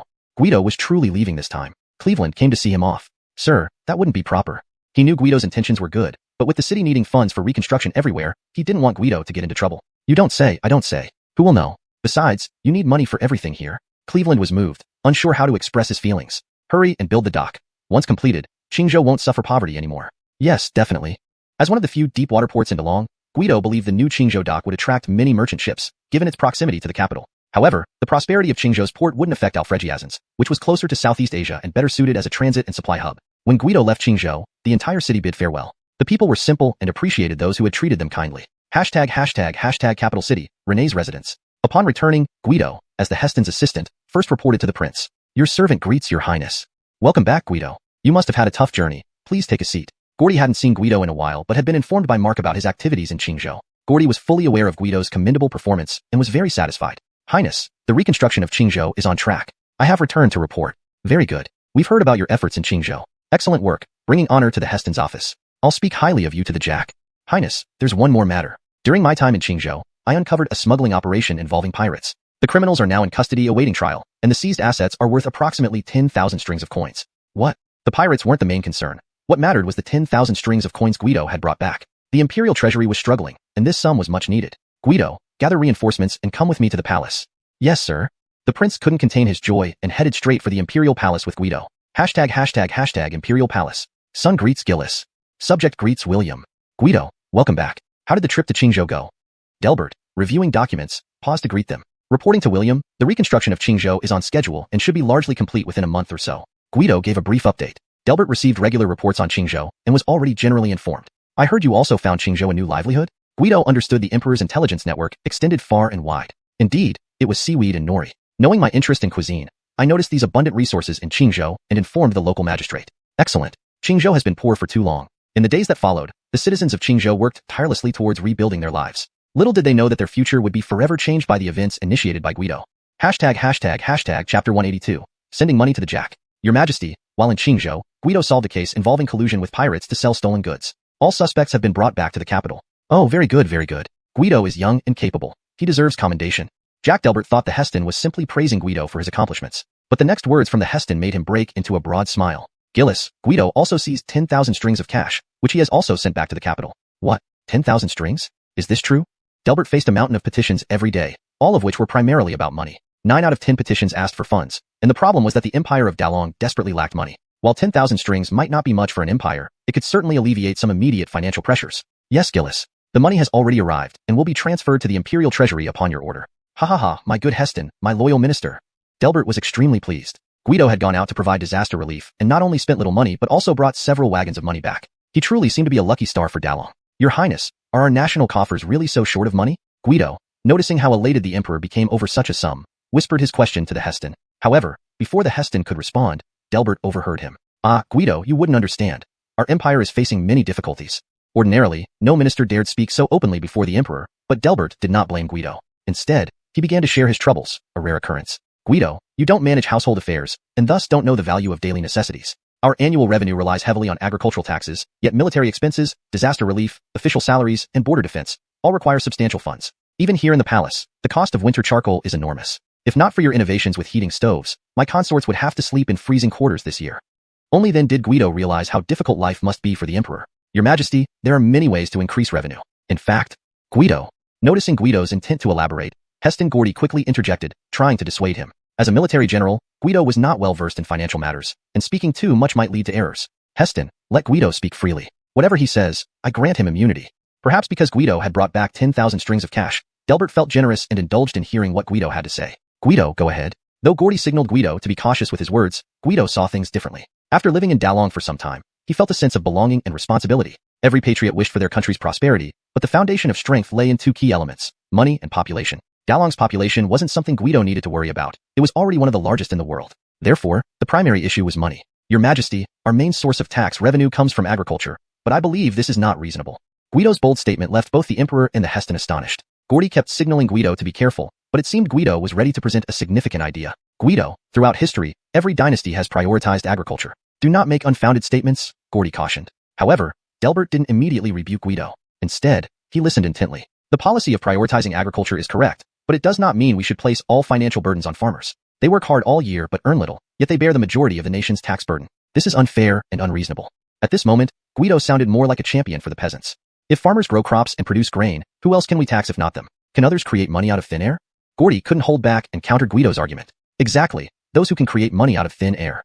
Guido's response puzzled both father and son. What nonsense are you talking? Kirks, farmers, artisans, and merchants. Scholars govern the state and rank first. Farmers, essential for food production, rank second. Artisans, crucial for tools and implements, rank third. Merchants merely facilitate trade and depend on others for their existence, thus ranking last. Except for farmers, the other three groups do not produce tangible wealth. How can we tax them?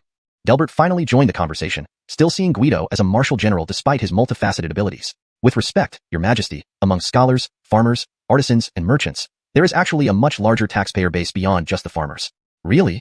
With only 4 categories, neither Delbert nor Gordy could fathom who this larger taxpayer base could be. Kirks? No, they mainly aspire to serve as officials. Artisans? Unlikely, as they barely make ends meet. Merchants?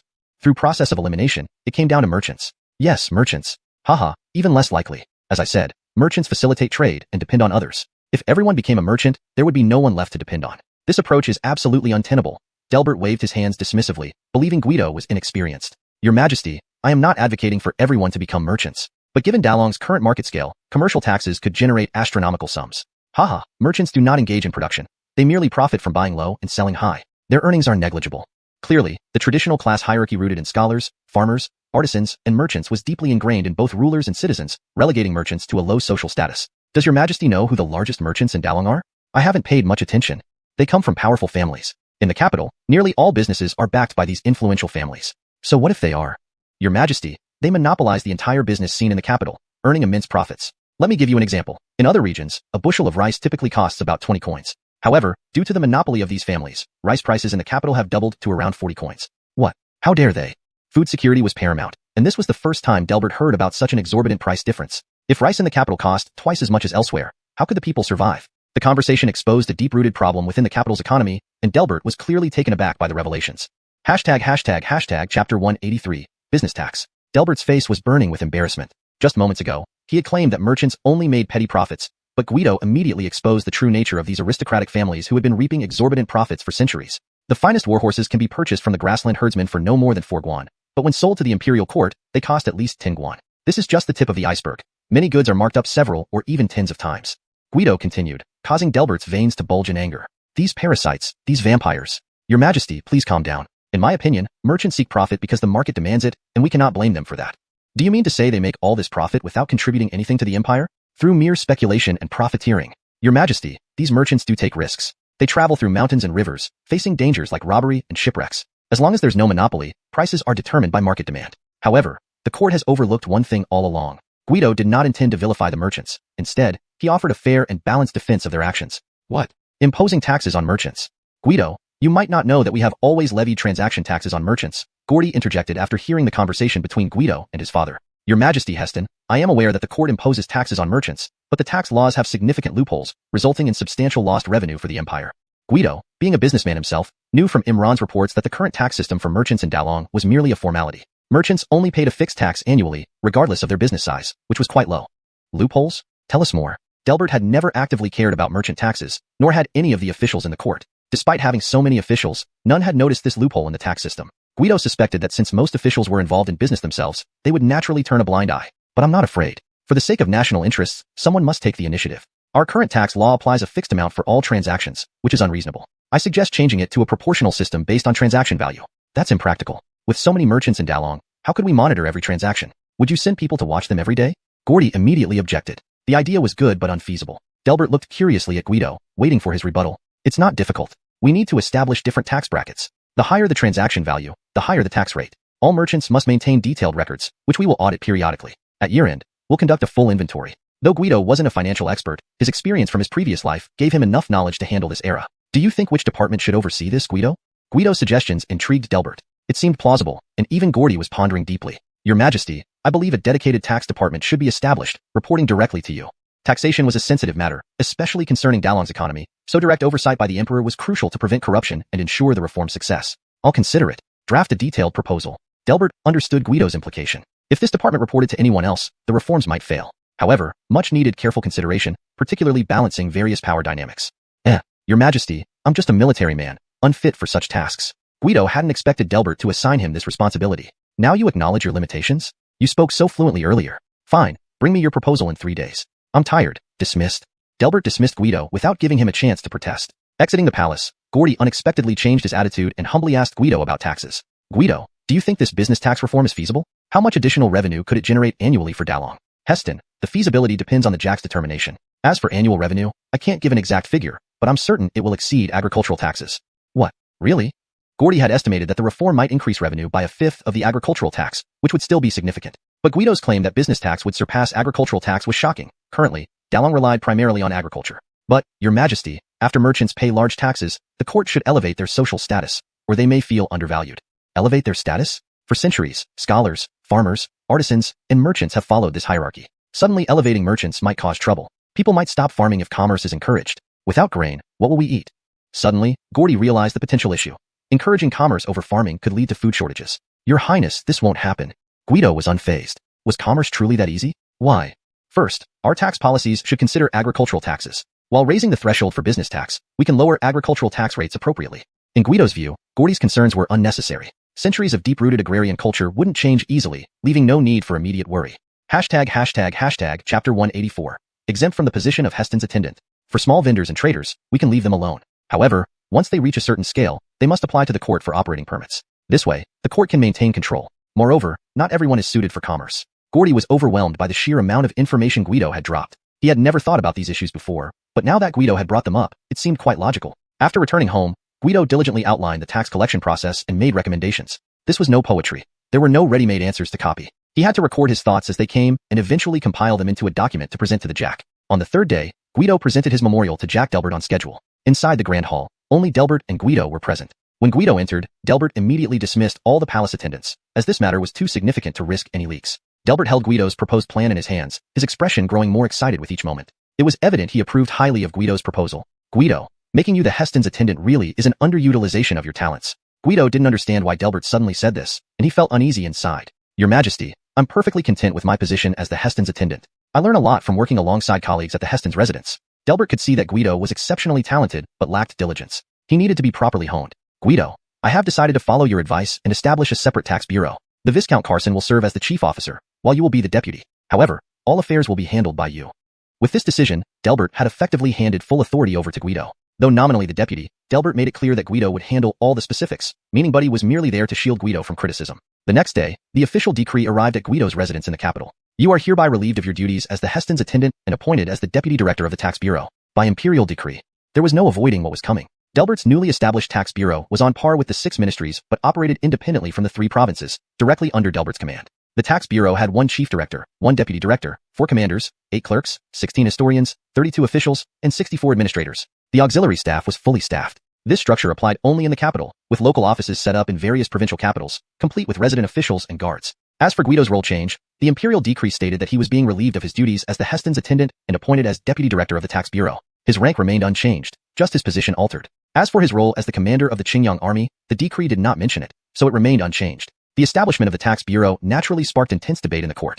However, this time Delbert was determined, in reality, mostly out of fear of financial instability. Regardless of who protested, he countered firmly, and soon the ministers realized the situation was unchangeable. They decided to wait and see what the tax bureau would do before responding accordingly. On the first day of the tax bureau's operations, Delbert allocated the finest mansion in the capital for its headquarters. When entering, the guards required Guido to show his identification token. Guido inwardly sighed in relief that he had brought it. Please enter, sir. The guard was clearly startled when he saw Guido's deputy director token, amazed that the second in command of the tax bureau was so young. Upon entering, Guido found several people already there. They were transferred from other ministries and departments or directly recruited from the reserve officers, but none of them had aristocratic backgrounds. This was the only requirement Guido had insisted upon. Hey, new guy, come over here and line up. Be careful, or you'll get it when director and deputy director arrive. As Guido looked around, a man, seemingly older than him, called out to him. Clearly mistaking him for a junior official due to his youthful appearance, Guido quietly stood among them, even positioning himself at the very back. The officers chattered about their past frustrations, expressing their resolve to work hard in the tax bureau to repay the emperor's trust. Oh. Guido did not reveal his true identity but obediently lined up at the back. With direct oversight from the emperor, all officials felt like they had finally risen to prominence. About half an hour later, Director Buddy arrived. Buddy was one of the original veterans who had fought with Delbert and enjoyed his trust. Lately, Buddy rarely involved himself in court matters, but Delbert's personal invitation persuaded him to take on the role of tax bureau director. Are all personnel present?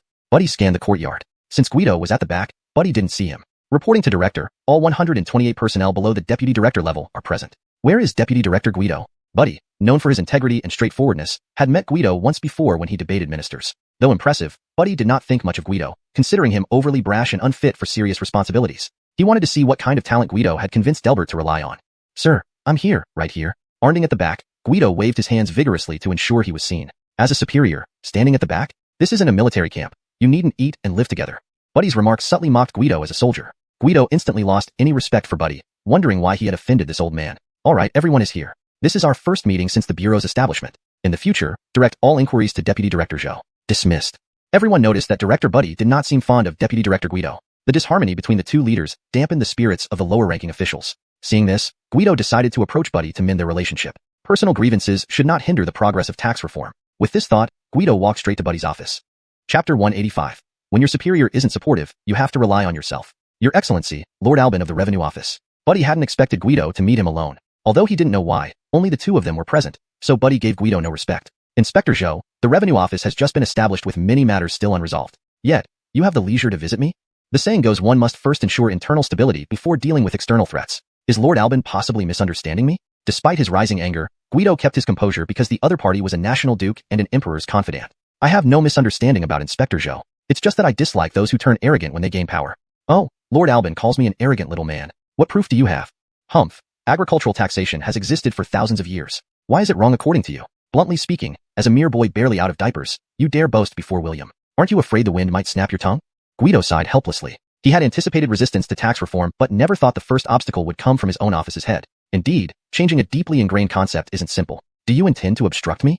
To this obstinate official, Guido wasn't polite. William appointed me here, so I won't hinder your tax reforms. But don't expect any support from me either. With Buddy's words, Guido felt assured. As long as there were no underhanded tactics, their mutual dislike was tolerable. Without further ado, Guido turned and left, leaving Buddy even more displeased. Humph, disrespectful brat. For the first few days, Guido trained and re-educated his revenue office staff. First, he needed to convince them of the benefits to the empire and the immorality of tax evasion, equating it to treason, to better implement future plans. The entire court watched closely. However, after several inactive days, people dropped their guard, dismissing it as the emperor's whimsical idea. Life continued as usual. In the palace, why haven't you made any moves since the revenue office was established? Today, Guido visited the emperor voluntarily. Before he could speak, Delbert spoke up. Your Majesty, these past days, I've been training officials at the revenue office. The new tax laws will be announced soon. Today, I need some assistance for the work ahead. What assistance do you need? I require soldiers, 100 loyal, well-trained men who follow orders without question. Initially, Delbert thought he misunderstood but realized Guido intended to use both soft and hard approaches. This young man showed promise. Very well. Send for Augustus. Yes, Your Majesty. Soon, a broad-shouldered, heavily armored man appeared before Delbert. Minister Augustus, Your Majesty. This man perfectly matched the ancient descriptions of heroic warriors, his voice resonant and strong. Guido, this is Augustus, son of Duke Esmond, and currently in charge of the Imperial Guard. Delbert's introduction sufficed. Esmond and the Emperor were close, so his son was entirely trustworthy. Guido also liked his first impression. I am Guido. Ah, Minister Zhou, I heard you once led 300 cavalry against 30,000 enemies without fear. Hearing Guido's self-introduction, the man's serious face revealed admiration. Even Guido hadn't expected his heroic battle to be remembered far away in the capital. Cameron, from now on, lead 100 elite soldiers and follow Guido's commands. Yes, Your Majesty. Though his father was Duke Esmond, Augustus preferred practicing martial arts over socializing, shunning the typical second-generation elites. Nevertheless, he greatly admired Guido for leading 300 men into enemy lines to rescue the prince, a feat known through his father which engraved Guido's name in Augustus's heart. The next day, the revenue office sent notices to all shops in the capital, requiring them to register for business licenses within 3 days or risk closure for illegal operations. Many shopkeepers nodded respectfully but scoffed afterward. Adrian, should we get that license? Forget it. These guys are wielding chicken feathers as if they're imperial decrees. Ignore them. These officials are creating trouble for nothing. Our boss said not to mind them. They can't last long. These revenue officials have started moving? Yes, sir. They are informing everyone to get licenses within 3 days or face closure. Himph, arrogant fools. Let's see who dares shut my store. Tell everyone to ignore them. While appearing calm, tension simmered beneath as various factions prepared to challenge the revenue office. Meanwhile, Guido drank wine with Augustus in a tavern. Cameron, we're similar in age. Shall we address each other as brothers? AI, little brother greets big brother. As a fan, Augustus admired Guido even more after researching his background. Cameron, what do you think of this tax reform? To win his support, Guido wanted Augustus to understand the importance of tax reform. Brother, I may not understand taxes, but I trust you have the empire's best interests at heart. How did you come to that conclusion? Just based on how you dared to rescue the prince with only 300 men. Who else would risk so much unless they truly love their country? Guido had prepared many arguments, but none were necessary. Augustus's unwavering faith in his idol touched him deeply. Chapter 186, Arndorf. Sir, 3 days have passed, and not a single business has come to register for a business license. Sir, it's all the talk below that our tax bureau won't last long. Since the deputy minister was out of commission, Guido had taken full responsibility for everything at the tax bureau. No worries. Continue sending notices to businesses in the capital to get their licenses. As for those who didn't come for the first batch, I will deal with them. The capital had many businesses, so the tax bureau had divided them into batches for notification. Guido had never expected them to comply peacefully. This first batch was meant to serve as an example. Cameron. Yes, sir. Seal all these shops according to this list. If anyone resists, arrest them on charges of obstructing official duties and throw them in jail. Yes, sir. Augustus immediately gathered people with seals and started sealing each store according to the list, causing chaos throughout the capital. You dare to seal our shop? Hold it. Do you know who our owner is? Grab them. The first shop met fierce resistance. Doing business in the capital, who didn't have some background, who would surrender willingly to a low-ranking official like Guido. Seeing that the guards were really sealing the shops, the manager even called the staff to resist. Smack scram. Seeing his subordinate struggling, Augustus stepped in and slapped the manager hard. A warrior like Augustus. His slap sent the manager spinning and collapsing unconscious. Damn, you don't want to live? Resisting? Lock them all up. Augustus drew his saber, holding it menacingly in front of him. The threatening look made everyone quiet down instantly. Shop workers trembled, dropping their weapons instinctively. Many others from nearby shops were also watching. Seeing this scene, they rushed back to inform their managers. What? Hengi Wangxiang is sealed? That's Clay Darren's shop. They dared? Yes, sir. I saw it happen. The manager tried to resist, but was slapped unconscious by the leading officer. Who led the operation? It was Angus's eldest son, Augustus. F***CK, it's him. Let me inform the boss. Had it been someone else leading, the managers might have resisted further. But hearing it was Augustus, they immediately backed off. Esmond was notorious as a devil king, whose mistakes wouldn't even be questioned by the emperor. His son, Augustus, perfectly inherited this trait, being utterly fearless. On the first day of Augustus's operation, 12 stores were sealed and over 100 people arrested and jailed. This shocked both the citizens and officials of the capital. That very day, many forces behind the sealed shops started petitioning to impeach the tax bureau. Guido's superior, Buddy, summoned him for a private meeting. Your extreme methods have caused widespread dissatisfaction. They've petitioned to the emperor to impeach you. Wait, sir, these petitions are not against me personally, but against the tax bureau. You're the head here.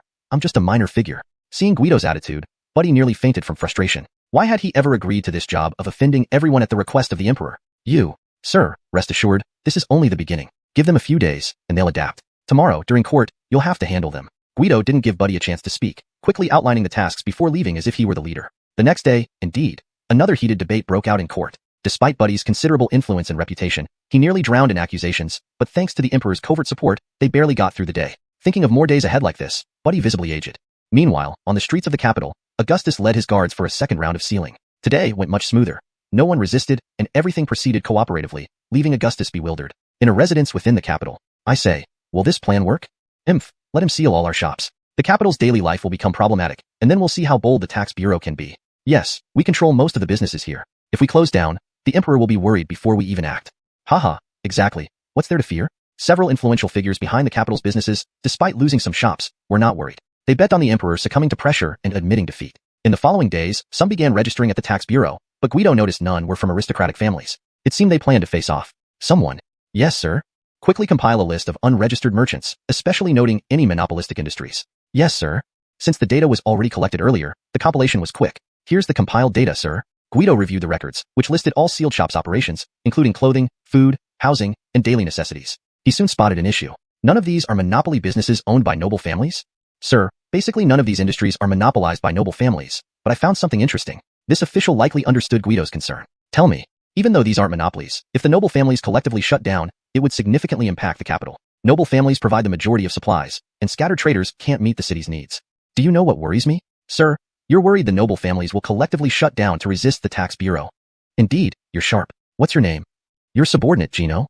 Chapter 187, Dueling with the Aristocratic Families. After gathering all necessary information, Guido once again entered the palace to report to the Jack. The tax reform was now set in stone and could not afford any room for error. Imperial Palace. Guido, the ministers have been very dissatisfied with you lately, Lars remarked as soon as they met. Over the past few days, he had been bombarded by complaints from the ministers about Guido's aggressive approach to the tax reform, despite his own support for it. Your Majesty, starting anything new is never easy. It's only natural for them to resist since we're making them pay taxes. You seem pretty calm about it. Lars originally intended to use this opportunity to reprimand Guido, but ended up laughing at Zhou's unperturbed response. I nearly starved to death back then. I can endure these difficulties, Guido replied, recalling the hardships he endured after his arrival in this world. What brings you here today? Your Majesty, I have a plan that can implement the tax reform while weakening the aristocratic family's influence. Oh, tell me more. Currently, the aristocratic families are engaging in passive resistance, deliberately closing their shops, hoping to force our hand. However, I have a solution that will make them beg to reopen.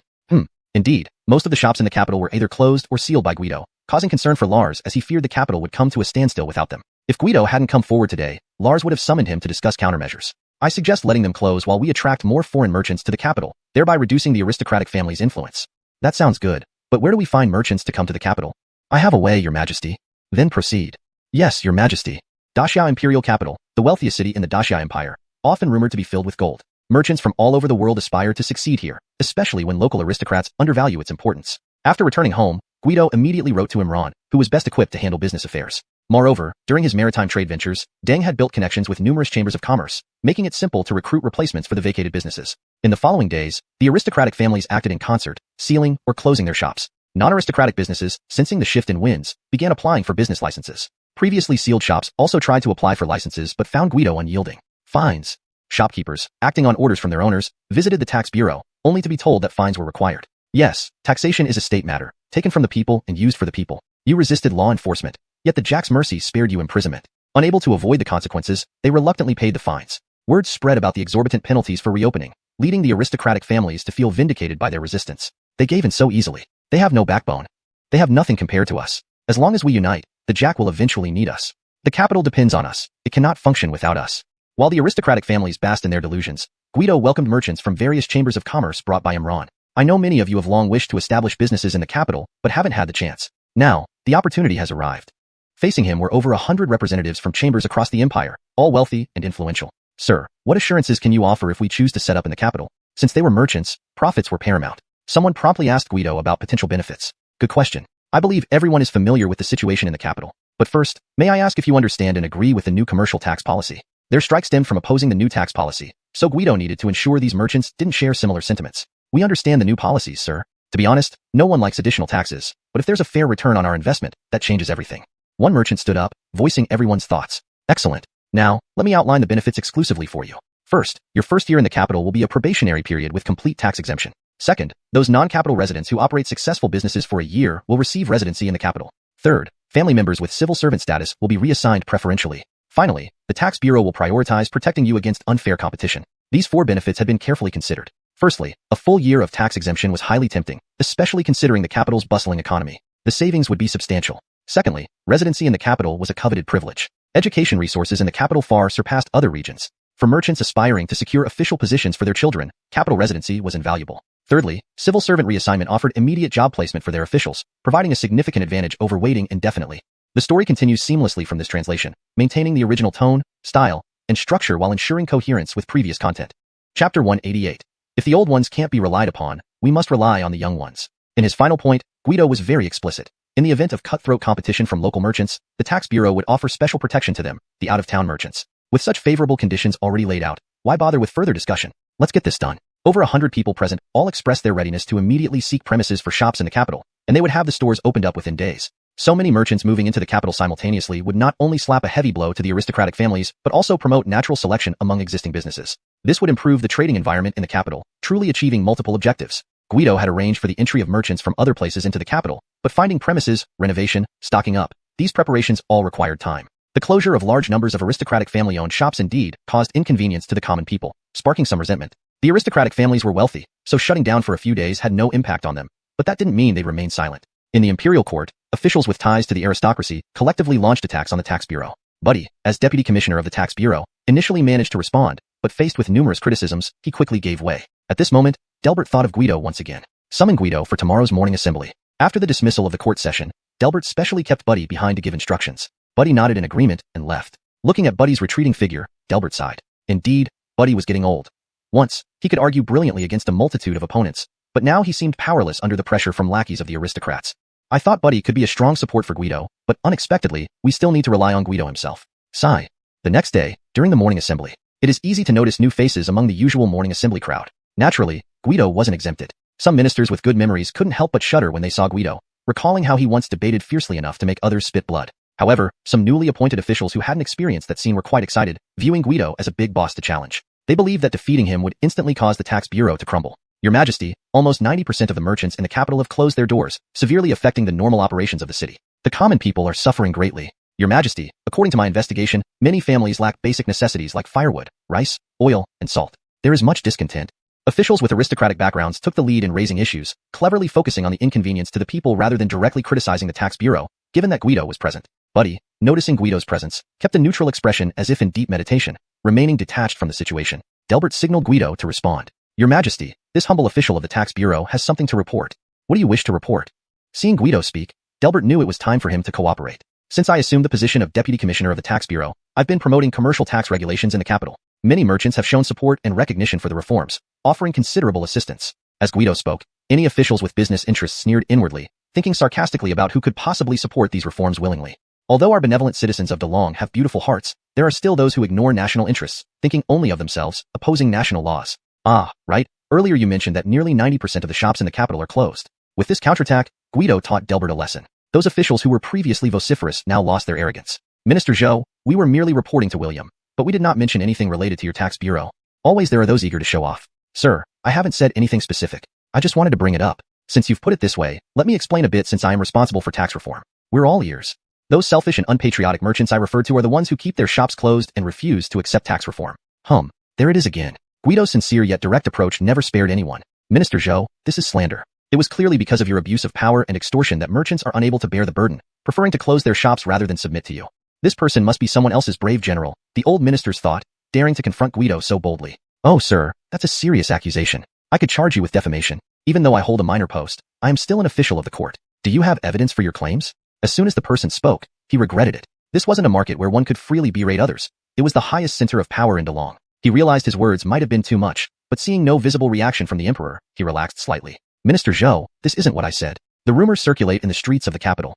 Bold indeed. As a court official, you heard defamatory rumors about the Dailong government and did nothing to stop them. Instead, you supported the malicious propaganda. What intentions do you have? Your Majesty, I suspect this person might be a spy sent by the Empire to infiltrate us. Please review him carefully.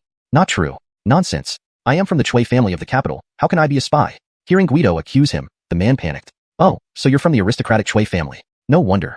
Guido's words sparked whispers among the officials, glancing at the Chui family official from time to time. While everyone knew each other's backgrounds, they usually maintained tacit understanding without explicitly pointing fingers. But this fool, in his haste, inadvertently revealed his connection. Hunt, why is your family's shop closed? Do you have issues with the commercial tax reform issued by the court?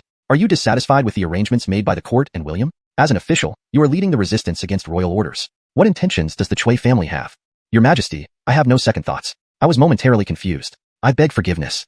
What was originally his personal issue suddenly became a family matter. Just a collateral member of the Chui family, he couldn't offend either the emperor or his own clan. All he could do now was kowtow and admit his fault.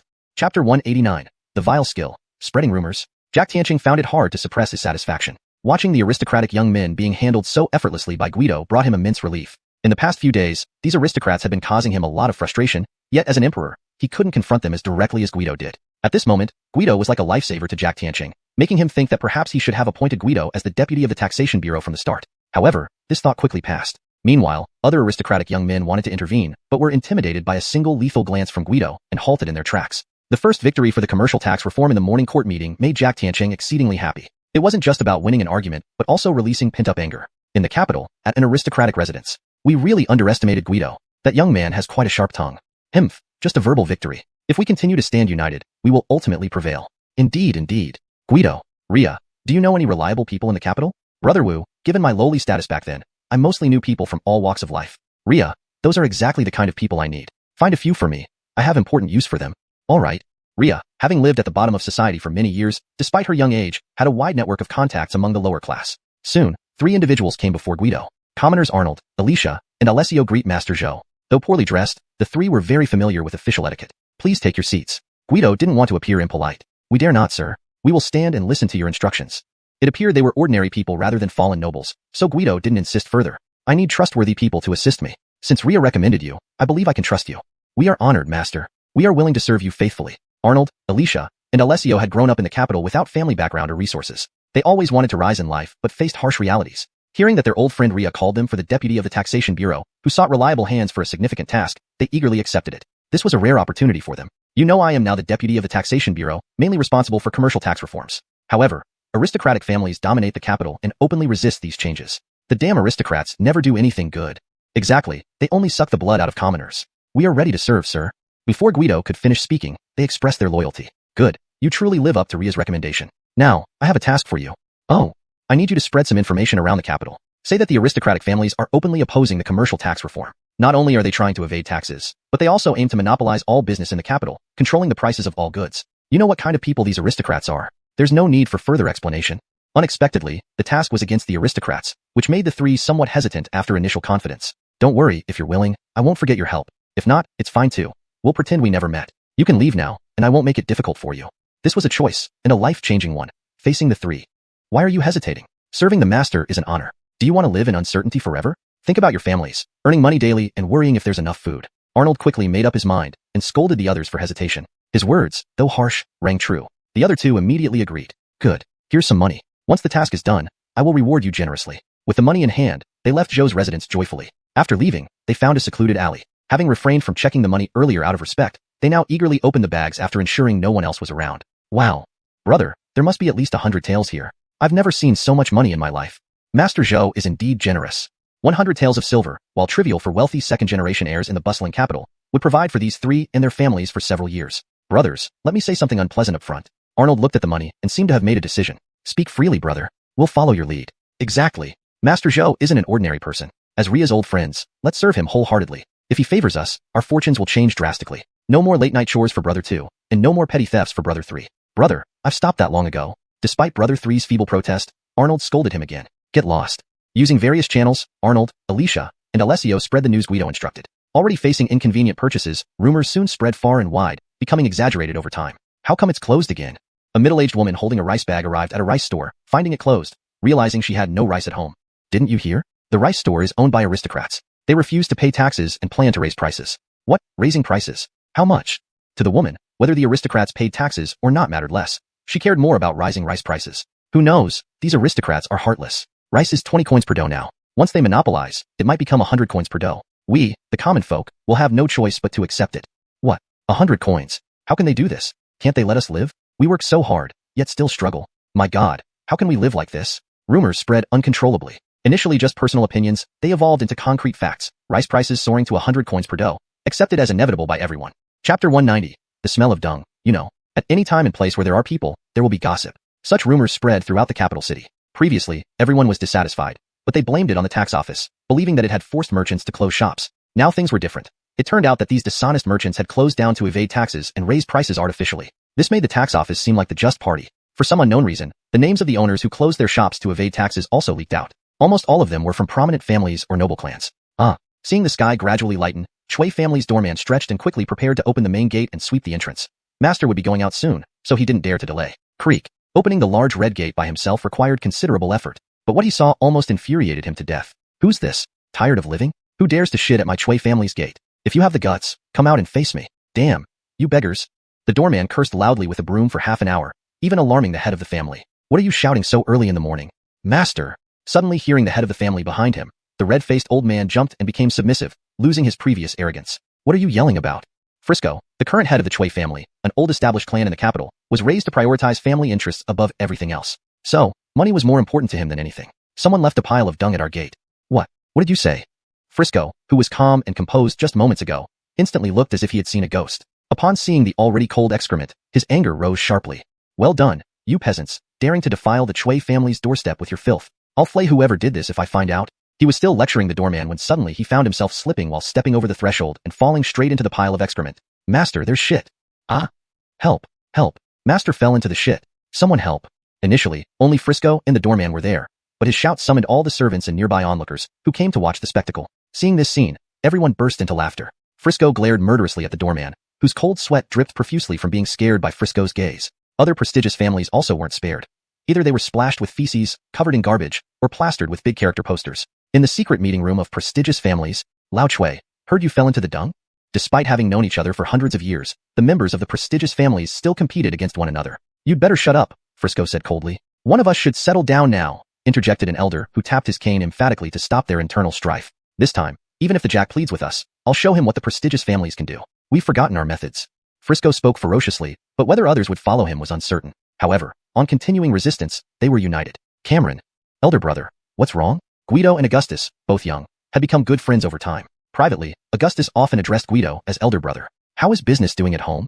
Guido knew the Liu family had several general stores in the capital. Previously, lacking commercial skills and capital to compete with prestigious families, their business was not thriving. However, after Guido's kelp and seaweed became wildly popular in the capital and sales rights ended up with Carson, their business skyrocketed due to recent closures of prestigious family shops. Thanks to their closures, the thresholds of our few shops are nearly worn out from traffic. By the way, elder brother, Gillis wants to invite you for drinks soon. Why would Carson invite me? Gillis says our business wouldn't have been so successful without you. That's flattering. Carson responded to the nation's call, obtained licenses diligently, and supported tax reform. People support him because he supports the state. Elder brother, though it's coincidental, you really helped us with the kelp and seaweed business. Since Carson looks favorably upon me, I'll visit him next time. Guido planned to stay in the capital for a while, so building relationships with influential figures was wise, especially given Augustus's father. He decided to visit Carson once the matter concluded. By the way, Cameron, starting tomorrow, lead your men to patrol these streets, preventing any malicious damage. Understood. Augustus examined the map with marked positions. Tomorrow, foreign merchants will open collectively, and I fear the prestigious families may act recklessly. I see. Got it, elder brother, rest assured. Augustus realized this was the final counterattack of the tax reform. Buddy visited Guido recently, giving him full authority over the tax office. Although Guido didn't know why, at least he didn't fear internal conflict and could focus entirely on external matters. Tomorrow, once foreign shops opened, the prestigious family shops would be nearly doomed, dealing a severe blow to them. Early next morning, the sky was clear and the weather perfect, as if heaven was cheering Guido on. While prestigious families enjoyed lavish breakfasts and the emperor held his morning court, distracted, Guido sat in the tax office, seemingly waiting for something. This translation captures the essence and maintains the original tone and style of the text, ensuring the storyline and logic are coherent. It also adheres to the specified paragraph structure and line breaks. Chapter 191. The aristocratic families bowed down. The auspicious hour had arrived, and as if on cue, the capital city was filled with the sound of gongs and drums. Dragon dances and lion dances were performed, creating an atmosphere of festivity. Even from within the tax bureau, Guido could hear the clamor and smiled faintly to himself. It's a done deal. According to Guido's calculations, Imran had organized these foreign merchants to choose this auspicious day collectively to inaugurate their businesses, creating this impressive display and grand opening. Even the aristocratic family patriarchs heard the commotion from within their homes. What's going on outside? It's so lively, yet it's not a festival. Report to Lord, many shops suddenly opened on the streets. What? Originally relaxed, the patriarchs were suddenly alarmed by the news of numerous new shops opening simultaneously. After living for so long, they knew all too well that they had been outmaneuvered. How clever. I see why the Jack wasn't worried. He was waiting for us. Investigate the backgrounds of these shops. Let's see who in the capital dares to oppose our families.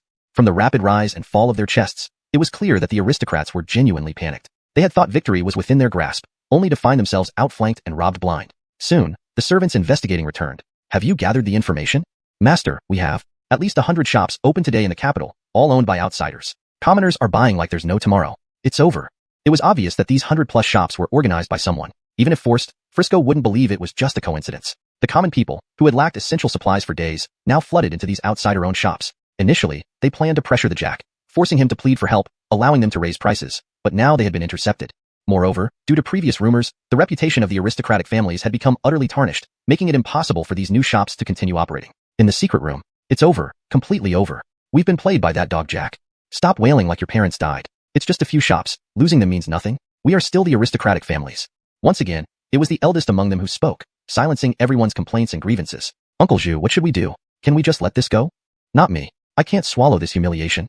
Who said we're letting it go? A wise man avenges in 10 years, not 10 minutes. That's why our families have lasted centuries. We know how to endure. Don't lose heart over this minor setback. As family leaders, show some backbone. Morgan, the oldest among the current patriarchs of the aristocratic families, remained calm as he scolded those present, bringing them back to their senses. Indeed, the endurance and resilience that had allowed these families to survive for so long would not be abandoned now. Defeat is defeat. We will close our shops and show the Jack that while we may lose the battle, we won't lose our pride. Focus on other aspects of the family's operations for now. There will be plenty of time and opportunities ahead. Yes. The elder patriarch decisively settled the matter.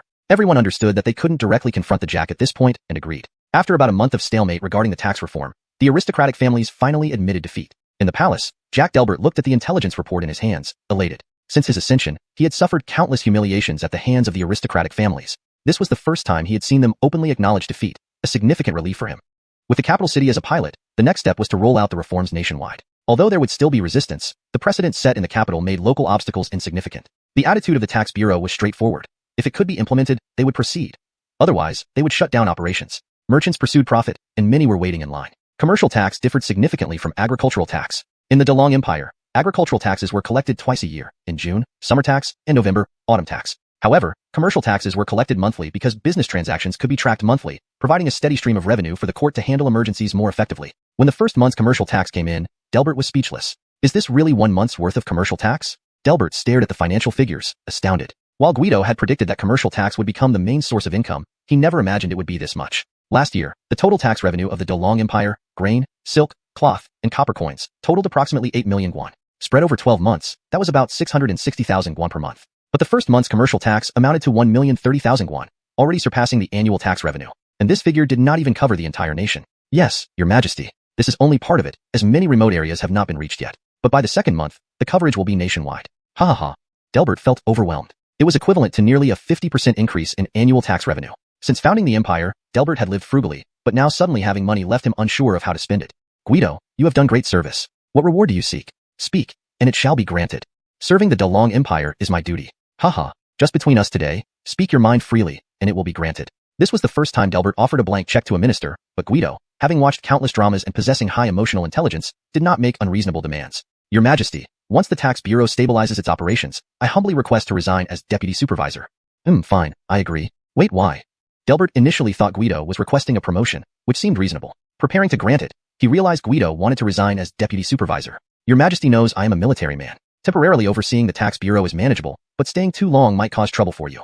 Though Guido spoke diplomatically, it reminded Delbert that the tax bureau would wield considerable power in the future. Not trusting Guido was not the issue. He was simply too young. Placing him in such a position now could harm him. This translation maintains the original tone and style while ensuring natural English phrasing. The paragraph structure and line breaks are kept intact, preserving the original narrative flow. Chapter 192, Guido's Retirement. Guido's decision to resign from his position as deputy supervisor of the tax bureau was purely out of laziness. The job in tax administration left no room for idleness, and encountering someone like Buddy, who was completely hands-off, made Guido even less motivated to work. After all, he himself wanted to be a hands-off manager. However, in Delbert's eyes, Guido's resignation from the tax bureau was an act of considering the greater good. This made Delbert look at Guido with even more respect and feel increasingly guilty. Guido, you have suffered enough. I promise not to let you down.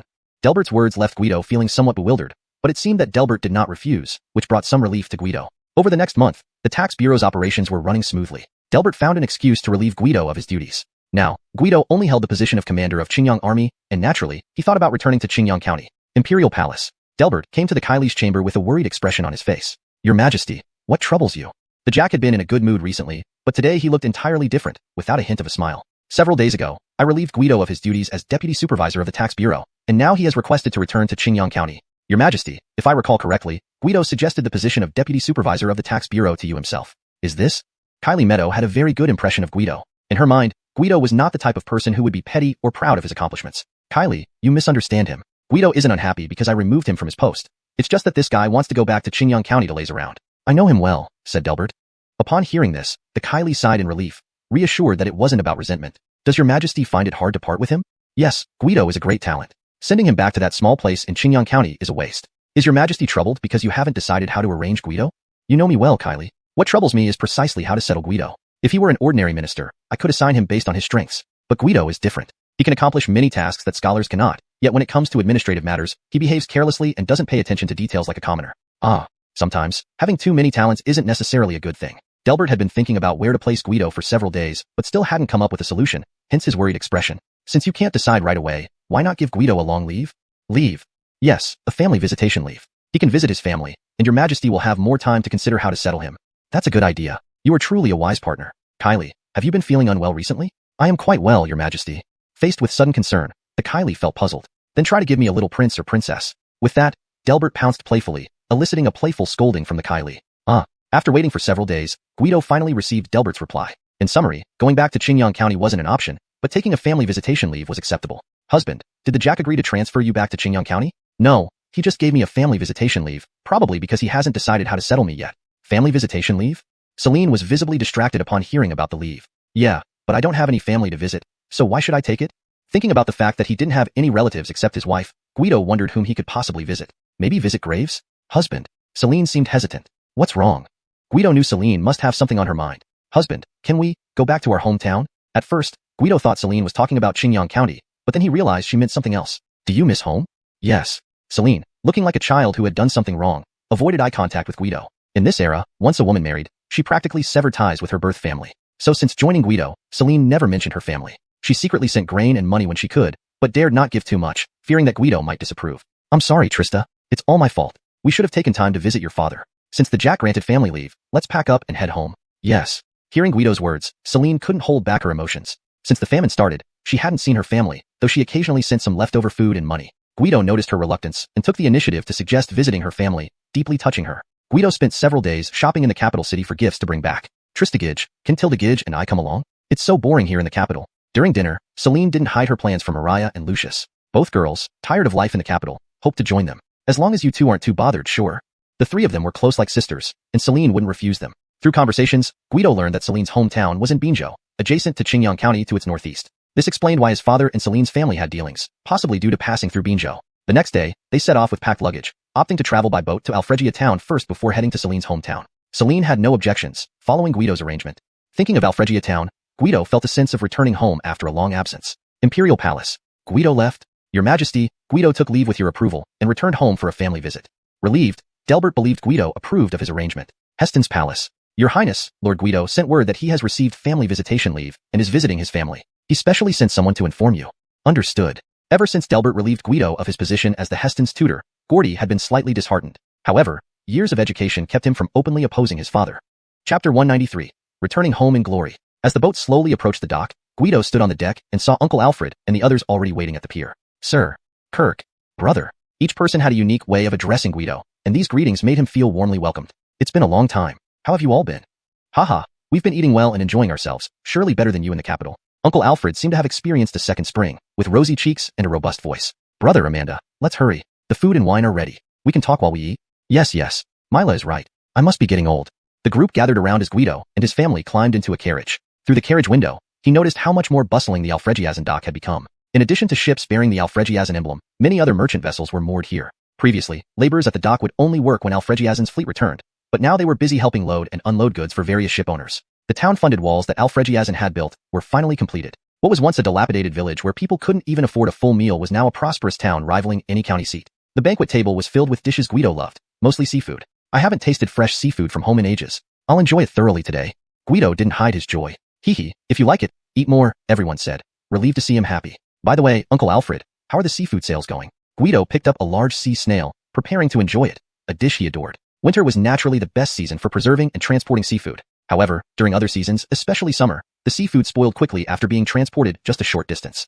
Guido realized the challenge immediately. Transportation during warmer weather was the main issue. Not a problem. During suitable seasons, we should insulate the containers and add more ice blocks. Guido raised his glass in a toast, and everyone followed suit.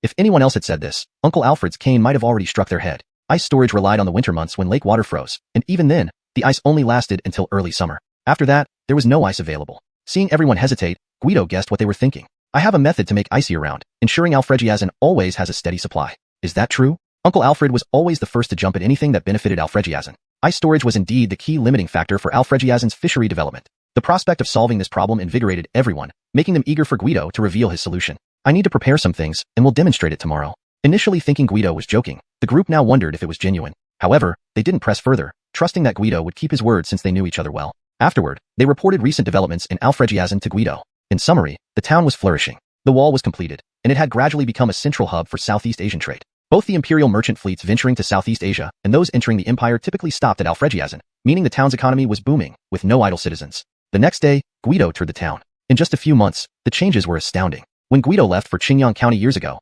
Alfregiazin was nothing like this. Staying for a few days, Guido set out on his journey to visit his father-in-law. His main task was to pay respects. Trista, how many people live in your hometown? My grandmother, parents, 2 younger brothers, and 2 younger sisters were all alive when I left. It explained why Trista, as the eldest, had left home during a famine to seek refuge with Guido.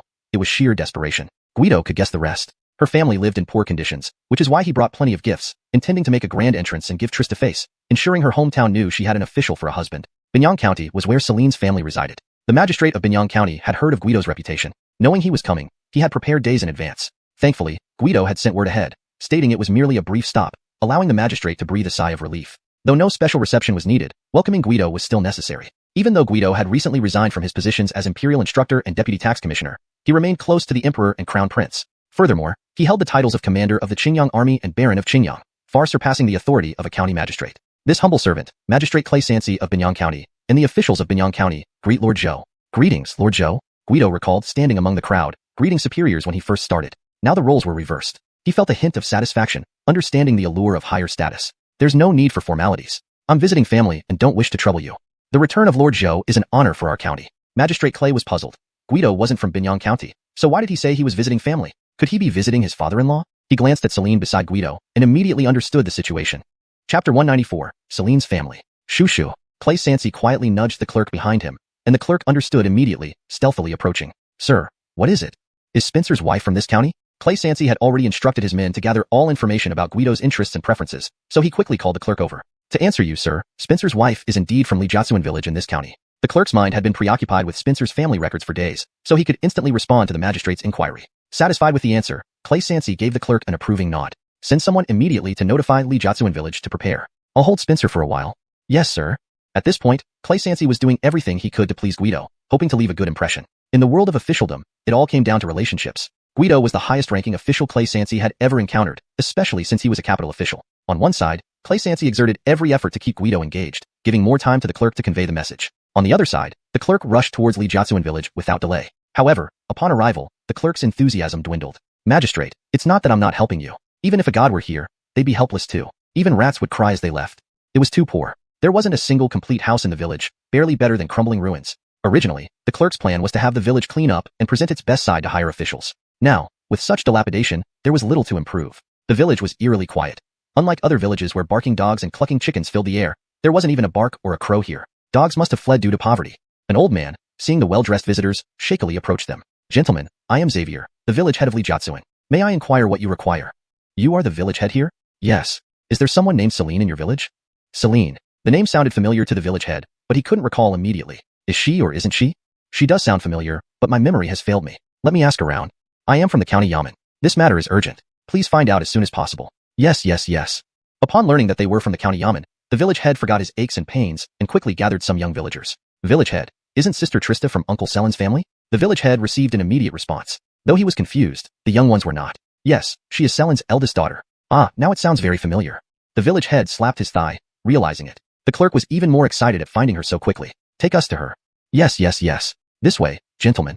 The old man led the group as fast as he could, though this fastest speed seemed painfully slow to the clerk. Frustrated, veins bulging on his forehead, he ordered a constable to carry the old man. Slow. We're here. The clerk was exasperated that even being carried, the old man still panted heavily, but they finally arrived. Selin's family, a grand official has come. Reaching the door, the village head shouted loudly. Inside a waist-high bamboo fence, an old woman was weaving a basket-like item, with 2 young girls assisting. Village head. Hearing the village head's voice, the old woman hurriedly stood and opened the gate to welcome them. Is this Celine's mother-in-law's home? Who are you? I am the clerk of Binzhou County, sent by the magistrate to find Celine's family. Is this her home? Realizing that the old woman might be the mother-in-law of Spencer, the clerk was courteous. Our daughter is called Celine, but she isn't any Mrs. Are you Mrs. Celine's mother? I am Celine's mother. Oh, congratulations, honored lady. Spencer is currently in the county and will come to visit you shortly. Spencer? I don't know any Spencer. The old woman was more puzzled. Was this person crazy, calling people Mrs. and Sir? My apologies. Allow me to introduce. Spencer is Mrs. Celine's husband, commander of Qingyang Army, Baron of Qingyang County. What? Overwhelmed with surprise, the old woman fainted. Quinlan-in-law. Millie. Chaos ensued, but the clerk, experienced in such matters, pinched the old woman's philtrum, reviving her. Robin, go call your father and 2 brothers from the fields. Tell them your elder sister has returned. Okay. Robin, thinking her mother had fainted because their home was bullied, ran off without remembering her elder sister's return. Arnding on the field ridge, she screamed. Gillis brothers, people have come to our home, and mother fainted. She asked you to hurry back. Robin forgot all about her elder sister's return. Upon hearing this, the old man assumed they were being bullied and rushed back with his sons, wielding hoes ready to fight. Seeing a crowd around his frail wife and child, he roared. Thieves, release them. If you have guts, face me. He prepared to fight, but was stopped by the village head. Foolish man. This is the county clerk. Are you mad? Despite his age, the village head held considerable influence, calming them down. Hmph, clerks shouldn't bully honest people. Though the old man ceased, his eldest son was still indignant. Haha, no wonder you're Mrs. Celine's family. Indeed, you have spirit. No misunderstandings here. I'm here to inform you that Mrs. Celine and her husband, Spencer, are coming. Prepare to greet them. What Mrs. and Sir? The old man reacted just like the old woman earlier, forcing the clerk to explain again. Chapter 195, The Lee Family Part 2. The Lee family had already donned their best attire, but to the clerk's eyes, they were still wearing patched-up rags. Gillis, is it true that Opal really married an official? Back then, you said she was betrothed in childhood, and we didn't believe it? The eldest son only now recalled how his father used to boast about Opal's betrothal to an official. Everyone disbelieved it back then, yet it turned out to be true. I didn't know either. I thought they were just being polite, joking around. Who would have thought that Opal would actually go and find them? Selin instantly remembered the past event where he unintentionally saved an official. The official insisted on arranging a child betrothal, and Selin, knowing his status, dismissed it as a joke. But it seemed the 2 kids did indeed end up together. You said Opal married an official. These years, she hasn't sent us much. Slap. Before the second son could finish his sentence, the old man knew exactly what he was implying and slapped him across the face. Gillis, why did you hit me? Second one, if you speak such nonsense again, I'll beat you to death next time. Damn, even before seeing her, you're thinking of asking for money. Is this how I raised you? Selin's slap wasn't an act. The second son's cheek immediately swelled up. The old woman didn't intervene. Instead, she watched with satisfaction. Gillis, I was wrong. The second son rubbed his burning cheek, the slap bringing him back to his senses. He quickly admitted his mistake. Seeing his son recognize his error, Selin softened but still felt the need to reaffirm something important. Let me tell you, your Opal married well because she's fortunate. We are her family and mustn't disgrace her. Officials have many rules, not like common folk. We mustn't make her suffer in her husband's home because of us, do you hear? Yes, Gillis. Selin's words earned a nod of approval from the clerk beside him. It was impressive how a common farmer could display such understanding. While the family waited nervously, Guido's procession had already reached the village entrance. Claysancy, the magistrate, also understood official protocol well. Seeing Guido's visiting procession, primarily comprising carriages and servants, he proactively arranged for local officers to escort them. The procession, accompanied by gongs and drums, brought an unprecedented excitement to Lee Village. A grand carriage stopped at Selin's doorstep. The Lee family, filled with anticipation, awaited the arrival. First out was a young man, presumably the Lee family's new son-in-law. Then, he extended his hand into the carriage, assisting a lady who looked like a celestial being to alight. Gillis, Quinlan, brother, sister. Though Selin heard the calls, he hesitated to respond, doubting if this heavenly beauty was really his daughter. Sybil. Her mother reacted first, her voice filled with longing. Sister. Sybil. As the family reunited, Guido chose not to intrude. Gillis, Quinlan, I'm unworthy of making both of you suffer. As long as you're well, everything is fine. Relatives cried and shared stories for a long while before calming down. Gillis, Quinlan, this is my husband, Guido. Before Guido arrived, the clerk had introduced him in detail to the Lee family. Former Crown Prince Washma, Vice Supervisor of the Tax Office, current commander of Qingyang Military, and holder of the title of Baron of Qingyang County. However, Selin, being a simple farmer, found it hard to comprehend Guido's rank despite the lengthy explanation. Finally, the eldest son asked a question that clarified things. Sir, is my brother-in-law's rank higher than the county magistrate? The county magistrate can only smile politely in front of Sir Zhou, who has close ties with William and the Heston. Now it made sense, but the family was thoroughly intimidated by the idea of someone close to the Jack and Heston. Meeting you, my venerable father-in-law. Guido greeted Celine's parents respectfully, surprising them with his humility, contrary to their expectation of arrogance from officials. Son-in-law, daughter, let's go inside and sit down. Celine's mother, noticing everyone standing at the door, hurriedly invited them in. Celine scolded himself for being absent-minded and instructed the other children to bring chairs. Yes, you've been standing so long. Go get the chairs. Yes, Gillis. With no room indoors, Celine's mother made everyone sit in the courtyard, quickly serving 2 bowls of water. Villagers crowded the yard. Sybil, you must be hungry after such a long journey. Quinlan will prepare something. Husband, kill the chicken. Quinlan, didn't you keep that chicken to lay eggs for money? The youngest sister innocently looked at her mother, wondering why today her father would slaughter the cherished hen. Sir, there's no need for such trouble. Trista and I came to visit you too. How can we make you bear expenses? Today, Trista and I will treat everyone to thank all for taking care of her over the years. No one in the village should miss out. Ah, wonderful. Villagers outside cheered upon hearing Guido's offer. Truly, officials were different. They would save them another meal. This won't do. How can you and Trista bear such expenses? Celine tried to object, but it was too late as servants began unloading goods from the carriages. White rice caught everyone's eye. Is this to make white rice porridge? What a generous gesture, fitting for a high-ranking official. The Laulis are wealthy now. Whispers and speculations spread as people imagined the fragrance of white rice porridge. I can't remember the last time I ate white rice. Really? Have you ever tasted white rice porridge? You liar. I ate it several times in Qingyang County during the famine last year. Oh, you mean the disaster relief porridge in Qingyang County. Hearing the rebuttal, the villager hastened to defend himself.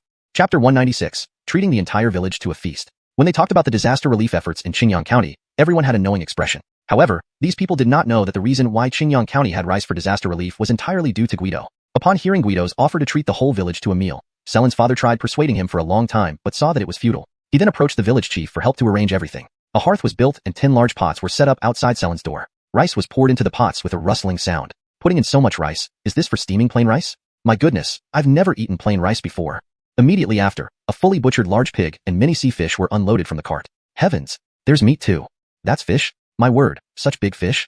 The fish were brought by Guido from his hometown, and being sea fish, they were naturally much bigger than freshwater fish. The villagers had never seen such large fish before and were quite amazed. Initially thinking a bowl of white congee would be sufficient, the sight of meat, fish, and plain rice instantly ignited everyone's enthusiasm. Uncle, congratulations on finding such a good son-in-law. Old too, your family has finally made it. Auntie, your Trista truly has come of age. Relatives and neighbors all gathered around Celine's family, eyes filled with envy. Ordinary folk didn't fuss over dining etiquette. They simply served themselves generous portions of plain rice along with stewed meat and fish. With this combination of meat and broth soaked into the rice, nothing could be more delicious. This smells too good. I remember when the county's clay landlord's daughter got married a few years ago, there wasn't much meat either. What are you talking about? That miser Clay wouldn't serve anything good. The air was filled with the aroma of cooked rice and stewing meat, making everyone's stomachs rumble. Dinner time. Everyone held their own bowls, crowding forward. If it weren't for the village chief maintaining order, the pots might have been carried away. Hundreds of people each holding a large bowl squatted in the corners, eating silently. How much will this cost you? Seeing his son-in-law treating the entire village, Celine felt he had regained face, but he also worried about how much money Guido was spending. Gillis-in-law, please don't worry. Since I'm back, I've decided to demolish the old house and build a new courtyard. Build a courtyard? How can we accept that? Don't worry. Trista is now my wife, and you two are naturally my family. We're one family, not outsiders. Hearing Guido say this, Celine couldn't help but feel pleased, thoroughly satisfied with this son-in-law. Gillis-in-law, what is the main source of income in our village? It seems like people aren't doing too well. Helping someone by teaching them how to fish was better than just giving them fish. Guido naturally intended to take care of his father-in-law, but he also thought about helping his fellow villagers as much as possible. After all, his in-laws would still live in the village, and he didn't want to cause jealousy among the villagers. Our village mainly relies on farming. Is there no other way to make a living? Farming? Citizens of the Dalong Empire all relied on farming, but merely farming wasn't enough to become wealthy. During the rainy season, there are mushrooms on the mountain. The eldest son recalled the mushrooms on the mountain, unsure if it counted as a livelihood, and mentioned it. You child, adults are talking, what are you interrupting for? Celine scolded his elder son, fearing he might offend Guido. It's fine, mushrooms? How abundant are they? Very abundant, but they spoil quickly. Gillis-in-law, Quinlan-in-law, Trista and I are here to visit our family, so we'll be staying for some time. If there's an opportunity, I'll look into it. Good, but where will you stay?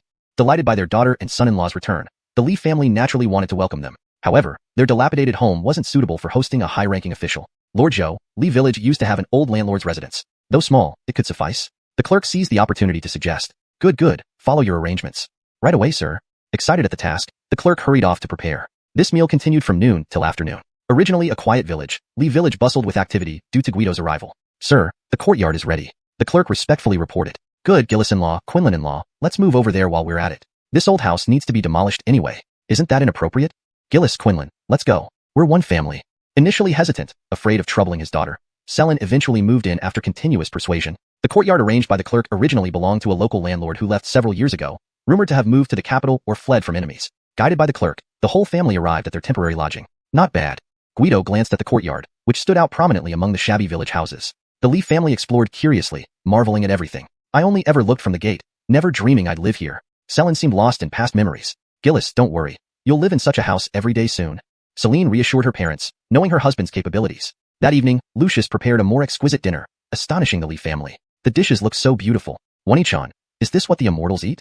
Celine burst into laughter at her little sister's comment. Sis, we'll eat like this every day, you'll get your fill. Wonderful. Wani-chan is the best. The family gathered around the table, enjoying a warm and lively dinner. Celine's eyes brimmed with gratitude towards Guido. Without this man, her family's life would never be what it is today. Son-in-law, I offer you a cup of wine to thank you. Gillis-in-law, Trista and I are married. Please don't treat me as an outsider. As long as I'm here, we'll all have a good life. Yes, very good. Chapter 197. The Little Girl Picking Mushrooms. The next morning dawned gray and overcast. Rain had started the previous night and ceased just as day broke, but looking at the sky, it was clear that the rain would soon return. Indeed, before noon, the raindrops began to fall again. The whole village, shrouded in mist from the moisture, looked hazy. Good rain. In Lee family village, everyone hopes for the rain. Selin took a small stool and sat under the eaves, watching the rain with a smile rather than a frown on his face. Oh, Gillis-in-law, what's so good about this? Once the rain stops, mushrooms will grow all over these mountains behind us. Although we can't transport them far, we can still carry them to nearby villages and sell some to make ends meet. Only then did Guido realize what they had talked about yesterday. Apart from farming, the main income here came from mushrooms. But due to their short shelf life, mushrooms couldn't be transported far and would rot in the village. To Guido, it was like sitting on a gold mine yet starving. It's time for breakfast. Celine had prepared breakfast with Lucius. Gillis, Quinlan, I'll call the younger siblings. Himph, you've spoiled them. It's already this late, and they're still in bed. Hearing that his children were still sleeping, Selin felt embarrassed in front of his son-in-law on the first day. They can sleep in today. There's no farm work because of the rain. His wife interjected quickly, realizing he was getting upset. Children often love to sleep in. I did the same when I was young. Guido didn't think much of it. As his mother-in-law said, there was nothing urgent, so a bit more sleep wouldn't hurt. Well, since Guido had spoken, Selin could hardly object further, merely waving for his wife to wake up the kids. Within moments, everyone was present. Is this breakfast?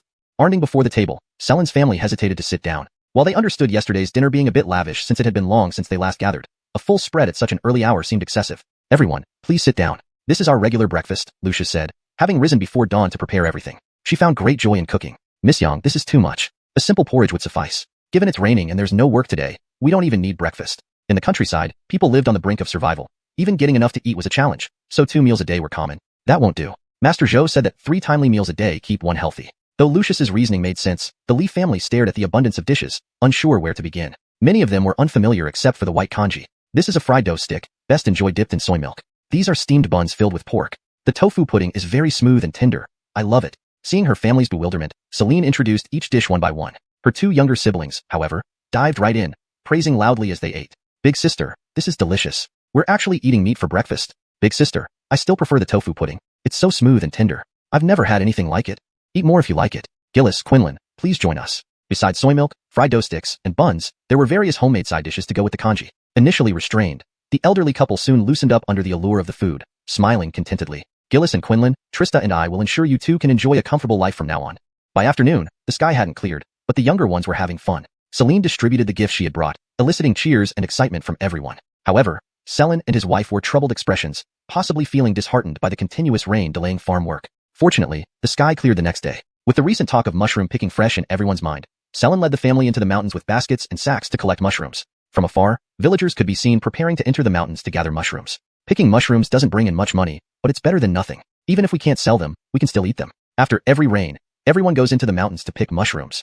Previously, Guido had only seen mushroom picking on social media, finding it quite enjoyable. Now experiencing it firsthand was new to him. To Guido, the mountain was just a mountain, but for Selin's family, they knew exactly where to find mushrooms. Beneath thick pine needles, dead leaves, and rotten logs lay numerous varieties of mushrooms. Guido knew many were poisonous, so he followed Celine closely, learning about mushrooms, what was edible, what wasn't, what tasted good, and what didn't, from her and Selin. In just a short while, they encountered several fellow villagers who had also come to pick mushrooms, all enjoying a fruitful harvest. You really have a lot of mushrooms here. Guido marveled at the abundance of mushrooms. Hearing from his father-in-law that they couldn't be transported far and therefore wasted was genuinely painful. Yes, our place is peculiar. It rains often, and mushrooms grow plentifully. They grow year-round, most abundantly in summer and autumn. They thrive in damp places like forests, grassy slopes, fields, and around decaying wood or manure. Having dealt with mushrooms for decades, Selen spoke knowledgeably about them. Clearly, the path to prosperity for Lee Family Village must revolve around mushrooms. Guido's mind raced with ideas. In his previous life, he had learned a lot about mushrooms. The primary issue was the extremely short shelf life of fresh mushrooms and the limited transportation capacity of this era. If this problem could be solved, transporting mushrooms to wealthy regions like the capital or Kadenin would multiply their value. But how can I solve this? Furrowing his brow, Guido knew he needed to figure out the solution, especially since he couldn't distinguish between toxic and non-toxic mushrooms himself. Chapter 198. The Path to Wealth for Lee Family Village. After a brief stroll in the mountains, everyone returned with their baskets and bags brimming with all sorts of mushrooms. Among them were a few types Guido recognized from his past life. For lunch, while Lucius was still in charge of cooking, Guido's mother-in-law personally prepared several local mushroom dishes. Son-in-law, try this dish. It's our local specialty, chicken stewed with mushrooms. In the old days when we were poor, we couldn't afford chicken, so we used frogs caught from the fields as a substitute, just to satisfy our craving. But today, it's genuine chicken. Guido instantly recognized the name, but saw that the dish was indeed just what it claimed to be, chicken stewed with mushrooms. Although it wasn't exactly like the chicken stewed with mushrooms he remembered from his past life, the golden broth was mouth-wateringly tempting. As the saying goes, a son-in-law is half a son, and Guido's mother-in-law found him perfect in every way, serving him a bowl of soup with her own hands. Thank you, Quinlan-in-law. Go ahead, drink it while it's hot. Guido blew lightly on the soup before taking a small sip, finding it surprisingly fresh and delicious. Delicious, really fresh. If you like it, have more. Seeing Guido enjoy it, his mother-in-law was delighted. At that moment, Guido recalled something. In his previous life, when making soup, many places also added various mushrooms. He remembered people seemed to prefer using dried mushrooms. Dried mushrooms were not only easier to store long-term, but were also rumored to be more flavorful than fresh ones. However, whether this was true or not remained uncertain. What was certain was that dried mushrooms lasted much longer than fresh ones. With this thought, Guido finished the soup in one go. Too hot. He had forgotten the broth was still steaming hot and ended up spitting it out. Take your time, dear. Be careful with the soup. Celine fanned him gently with her small hands. I've got an idea, Gillis-in-law. I think I know how to preserve the mushrooms.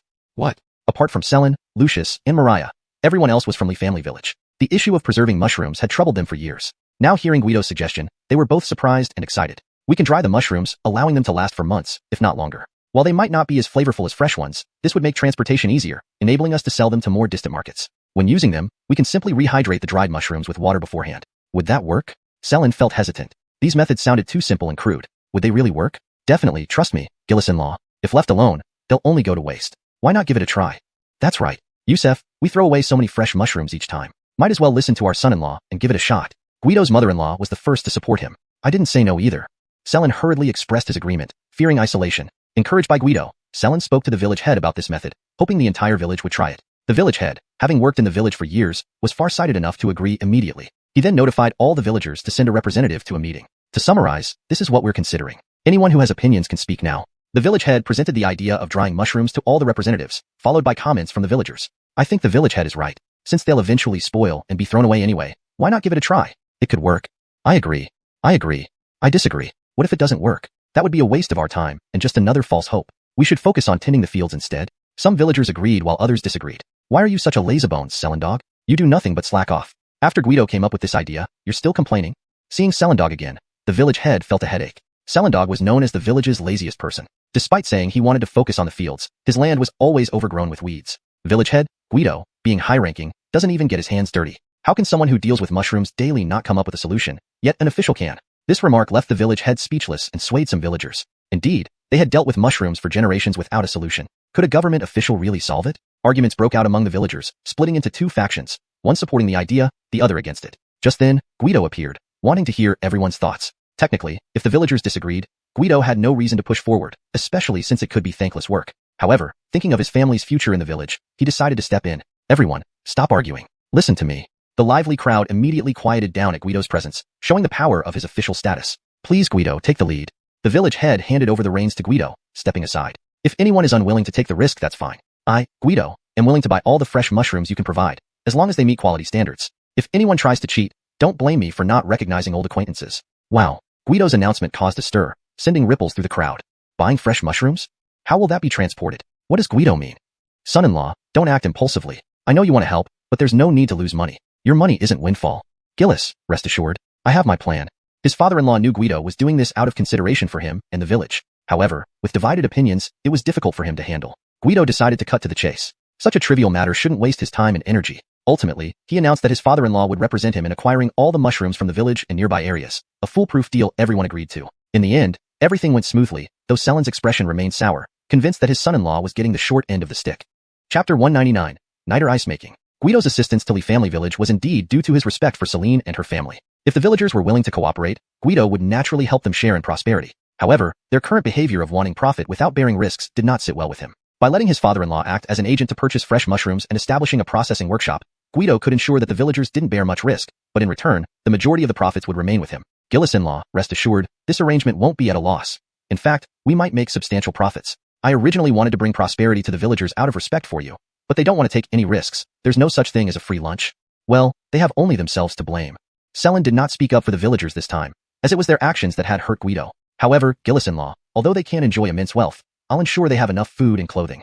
Hearing this, Celine felt slightly relieved. Although he was disappointed by the villagers' behavior, they were still fellow villagers he had lived alongside for decades. Guido had promised to build new houses for his in-laws, and soon a construction team from Alfred Family Town arrived at Li Family Village. Your Excellency. Armed up, do you know what needs to be done? Yes, Mayor Alfred has already given instructions. Alright, start work then. My only requirement is high quality. Rest assured, Your Excellency, it's our duty. The construction team was told by Old Master Alfred that after the city wall project was completed, he retained some of the most capable workers. They usually handled repairs around Alfred Family Town. This ensured that if Guido ever returned and needed expansion work, suitable manpower would always be available.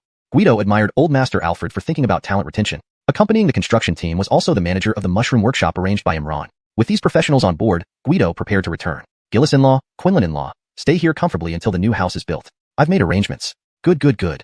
These silver coins are for you, Gillis-in-law. Let me know if you need more. Staying temporarily in the old house wasn't an issue, but when Guido offered a bundle of silver coins, Celine refused immediately. Gillis-in-law, we're family now. It's impolite to be so formal. Son-in-law, accepting money too easily isn't a good habit. If I accept your money today, what will happen tomorrow? Will my children keep asking you for money? That's not helping. It's harming them for life. Guido was once again deeply moved by his father-in-law, a farmer who had dealt with the land all his life yet spoke with profound wisdom. Gillis-in-law, I've learned from you.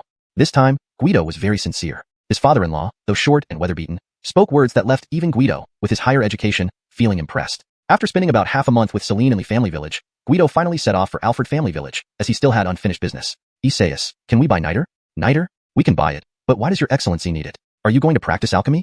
Alchemy? What kind of alchemy? Are you sure it's not for alchemy? For heaven's sake, do I look like a charlatan? You scared me. I thought you were buying niter for alchemy. In this era, niter was mainly used by Taoist alchemists or for medical purposes. Imran assumed Guido wanted it for alchemy when he heard he needed niter. Taoist alchemists were popular among the elite during this period, claiming to provide immortality or enlightenment. Many officials, and even emperors in previous dynasties were deceived by them. Imran was initially alarmed, but breathed a sigh of relief, realizing it was a misunderstanding. You almost scared me to death. I'm a steadfast materialist, a loyal follower of science. How can superstitions like immortality trick me? So may I ask why you need niter? Despite his reassurance, Imran still had his doubts. Guido had planned a surprise, but he knew if he didn't explain, Imran wouldn't proceed confidently. Didn't I mention making ice before? Yes, you did. Is the niter related to that?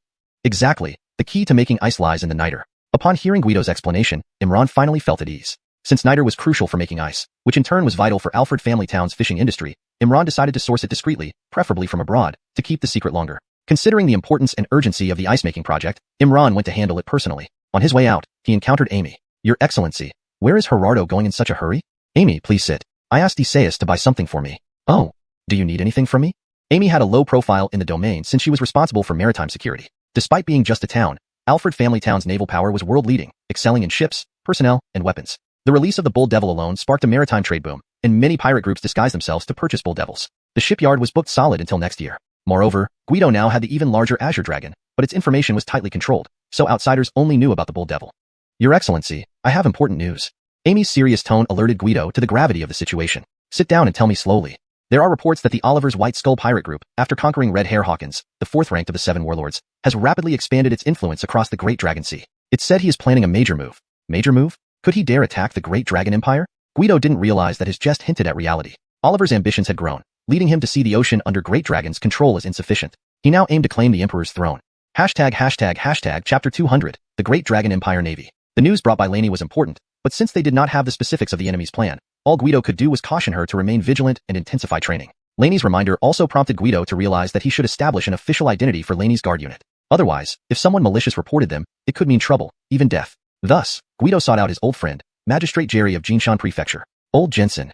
Ah, this isn't Washmajo? This humble official greets you.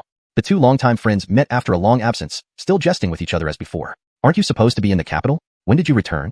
Over half a month ago. I've relinquished my tax duties and intended to transfer back to Qingyang County, but William didn't agree. So, I took a family leave and returned. You're quite influential now. They say even the Heston treats you with great respect. What can I say? Gold will shine wherever it is. Ha, typical of you. Still boasting as ever. Tisk, it's just the truth. Imph, don't think I don't know you. You never come unless you need something. What is it this time? Hee, I want to expand our navy. Any ideas? Guido was entirely open with Jerry. How do you propose establishing a navy? Navy. Fine, call it a navy. The hometown has reported that the Donny pirates, who previously clashed with Alfredson town, have grown immensely powerful, controlling much of the coastal areas around the Great Dragon Empire. Rumors suggest they are planning something big, likely involving Alfredson town. You fear retaliation? Initially, Jerry thought Guido was unsatisfied with the current Qingyang military structure but realized there was more to the matter.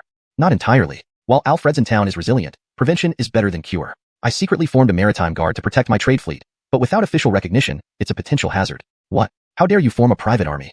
They're not an army. They're a guard to protect legal assets. Don't get cheeky with me. Do you realize how serious it is? If reported, you might lose your head, or worse, be exterminated. That's why I'm here. I need your help to legalize their status. Do you think I'm a miracle worker? Can I simply create a military unit at will?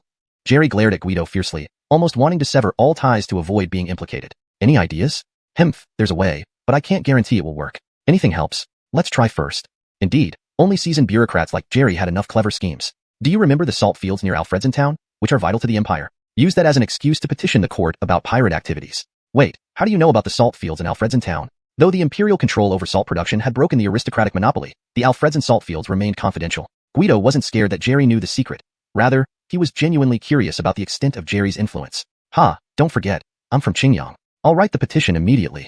Guido naturally didn't press when Jerry refused to elaborate. He believed Jerry wouldn't betray him despite his mysterious power. Back in Alfredson town, Guido organized his thoughts and began writing. He emphasized the importance of the salt fields and the threats posed by powerful pirates, requesting permission to form a naval force to protect the area. Originally intending to send the petition directly to Jack Delbert, Guido reconsidered and delivered it to Heston Gordy, hoping for his support given their former relationship. Heston, a petition from Lord Zhou. Gordy, unsure of which Zhou official it was, took the petition and saw Guido's signature. Guido should still be on family leave. After reading the petition, Gordy pondered and then headed to the palace. Imperial Palace. Eminent one, the Heston seeks an audience. A eunuch stood at the door reporting. Oh, just finished court. Why is he back? Summon him. Jack Delbert, reviewing documents at his desk, wondered why the prince had returned so soon. Your imperial son greets your majesty. Why have you returned? In reply to your majesty, I received a petition from Guido and came to forward it. Oh, Guido indeed brings tranquility during his absence. Uncertain if it was praise or criticism, Delbert seemed mostly amused, recognizing Guido's significance. The eunuch took the petition from the prince and handed it to the emperor. The petition was brief, and Delbert quickly finished reading it. He paused before turning to the prince. Heston, what are your thoughts? Sure enough, whenever uncertain, Jack would use such questions as a test. I believe the salt fields are crucial for the Great Dragon Empire. Although we can rebuild elsewhere if pirates destroy them in Alfredson, avoiding conflict isn't a solution. We must uphold our prestige. Allowing pirates to chase us around would be a mockery. The prince added hastily upon seeing Delbert's unyielding expression. Moreover, ocean trade has skyrocketed, and heavy taxes on merchants necessitate establishing a navy to secure our seas. Only then did Delbert relax his brows. The Heston speaks wisely. Our empire spans vast lands and seas. We will not tolerate anyone threatening our sovereignty. Thank you, your majesty. Summon a decree. Yes, your majesty. Appoint Guido, commander of Qingyang military, as commander of the Great Dragon Empire Navy, tasked to establish it with a full strength of 3,000 personnel. Equipment and ships shall be approved by the Ministry of War. With these words, the establishment of the Great Dragon Empire Navy was set in motion. Hashtag Chapter 201. The formation of the Navy. Guido had submitted his petition to establish a navy several days ago and had yet to receive any news. However, there was news regarding Imran's purchase of saltpeter. Sir, we've managed to buy the saltpeter. Imran was fortunate enough to find a merchant in Patinan who had stockpiled a large amount of saltpeter for reasons unknown. This stockpile had been sitting for several years, and it just so happened that Imran encountered them. Both parties were delighted and quickly reached an agreement. How much did you buy? The entire fleet is loaded with saltpeter. Wonderful. Bring me Justin and the others. Guido intended to use the saltpeter to make ice, which would be a long-term need for Alfred family town, so the more they had, the better. Yes, sir. While waiting for Justin and the others, Guido ordered a few barrels of fresh water to be brought in. Soon after, the key members of Alfred family town arrived one by one. Brother, you want to make ice? When did you learn magic? Even before Mila entered the room, his voice could be heard from outside. Shut up, whisper. You don't want everyone to know, do you? Justin's cane hit Mila on the head from behind, scolding him to shut up. This secret should not be announced loudly. Lainey also arrived shortly afterward, completing the gathering of the core members of Alfred family town. However, as the three newcomers entered, they saw Imran staring blankly at a bucket of water in disbelief. Old ding, what's wrong with you? Mila patted Imran on the back, but he received no response. Imran continued to stare intently at the bucket of water, prompting Mila to look curiously as well, wondering what could captivate Imran so much. Is this ice? When Mila finally saw the solid ice in the bucket, his voice trembled slightly. What? Let me see. In this weather, Ice was impossible. The only explanation was that Guido had created it. Did you do this? Everyone watched as Guido placed a bucket of ice right in front of them, leaving even Justin in disbelief. Yes, I'll show you again. Guido pointed to a few other barrels filled with water, then tossed the saltpeter into them, causing white smoke to rise from the buckets. Is this sorcery? Brother, you really can perform magic? This is incredible. After living alongside Guido for so long, they never knew he possessed such skills. Everyone was stunned. They stood there, dumbfounded, watching as the white smoke gradually dissipated, revealing the water turning into ice. Is this truly magic? Brother, you have to teach me this. Contrary to the amazement shown by Justin and Mila, Imran wore a thoughtful expression. Sir, what you put in was saltpeter, right? Yes, it's actually very simple. Just mix saltpeter with water. So amazing. It turns out that so-called magic can be this simple. Lainey was initially startled too, but once she saw Guido adding something to the water, she realized this wasn't real magic. Keep this a secret. We must maintain our advantage. Of course, everyone regarded Alfred Family Town as their home and would naturally avoid doing anything detrimental to it. Justin, I entrust the task of making ice to you. Don't worry. Only if I die will anyone learn the secret. Given that the others had their own important duties, Guido entrusted this task to Justin, knowing he enjoyed working for the town. Hearing Guido entrust such an important task to him, Justin was overjoyed. He had always feared that Guido would think he was too old to contribute, but clearly, Guido still trusted him. Just as everyone was still reveling in the success of solving the ice problem, a messenger arrived from the capital. What's going on? Alfred Family Town was remote, usually beyond the attention of high-ranking officials in the capital, so everyone was curious. It's about the Navy. There's been a decision. Only Guido knew that this visit was likely for him. Navy? The term Navy was most familiar to Lainey, as Guido had mentioned it many times to her. The formation of the Navy meant that she and her group of brothers would finally have an official identity. Thus, she felt both anxious and excited. Commander Guido, receive the imperial decree. The eunuch who delivered the decree was not Riggs. Guido guessed that Riggs was now too senior to handle such errands. Your servant receives the decree. By order of Jack Dalong, Commander Guido is appointed as the commander of the Dalong Empire Navy, with an initial expansion of 3,000 troops. Military supplies will be approved and purchased by the Ministry of War. So decreed. Your servant receives the decree and gives thanks.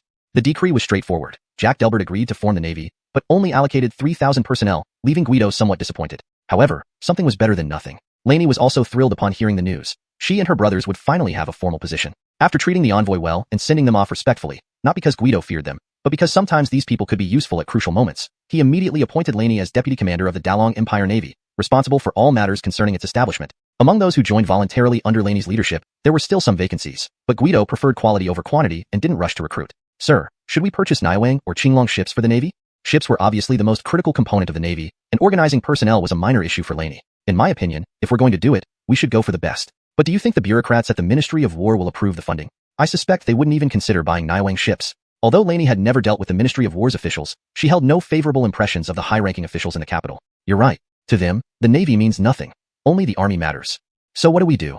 Without ships, daily training was impossible, which troubled Lainey. Use our existing ships for daily drills. Once the Qinglong-class ships are ready, all will be assigned to you. I'll also give you some Niawang ships. I'll try to secure funding from the Ministry of War. Though Guido knew the Ministry of War wouldn't allocate much funding to the Navy, he decided to visit them personally when he returned to the capital.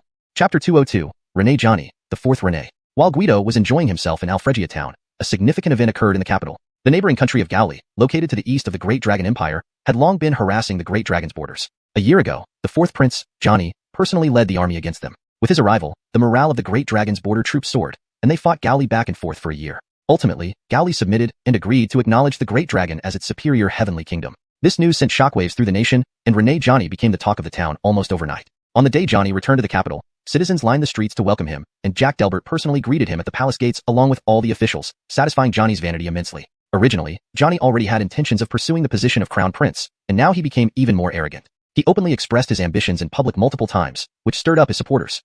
Jinshan Prefecture. After hearing the news, Jerry specially invited Guido to discuss the current situation in the capital. After all, Guido would soon be returning to the capital, and it was important not to get into unnecessary trouble. Why did William personally go out to welcome the fourth prince? Wasn't that overkill? Guido wondered why so much effort was made for merely subduing a small country like Gaoli instead of annexing it. You don't understand. In previous dynasties, the court had dispatched troops multiple times, but all ended in failure. Although Gaoli's territory is far smaller than ours, its unique geographical location, being surrounded by sea on three sides, allowed them to concentrate their forces to defend their only vulnerable route. Moreover, Gaoli has longer winters, which were unfavorable for our long-term campaigns. These were the reasons for the repeated failures. Jerry patiently explained to Guido why Delbert celebrated so grandly. The son succeeded where previous attempts failed. Naturally, this pleased him. But didn't William consider how the crown prince feels? The fourth prince already harbored designs on the crown prince position, and now he and his cronies will become even more rampant. Unfortunately, we are mere ministers and can't interfere in the royal family's internal affairs. Matters of the imperial family affect the future of the Great Dragon, Guido remarked seriously. Jerry was surprised. This was the first time he saw Guido so serious about state affairs. Usually, Guido would avoid or procrastinate on such matters. What happened today? What's gotten into you?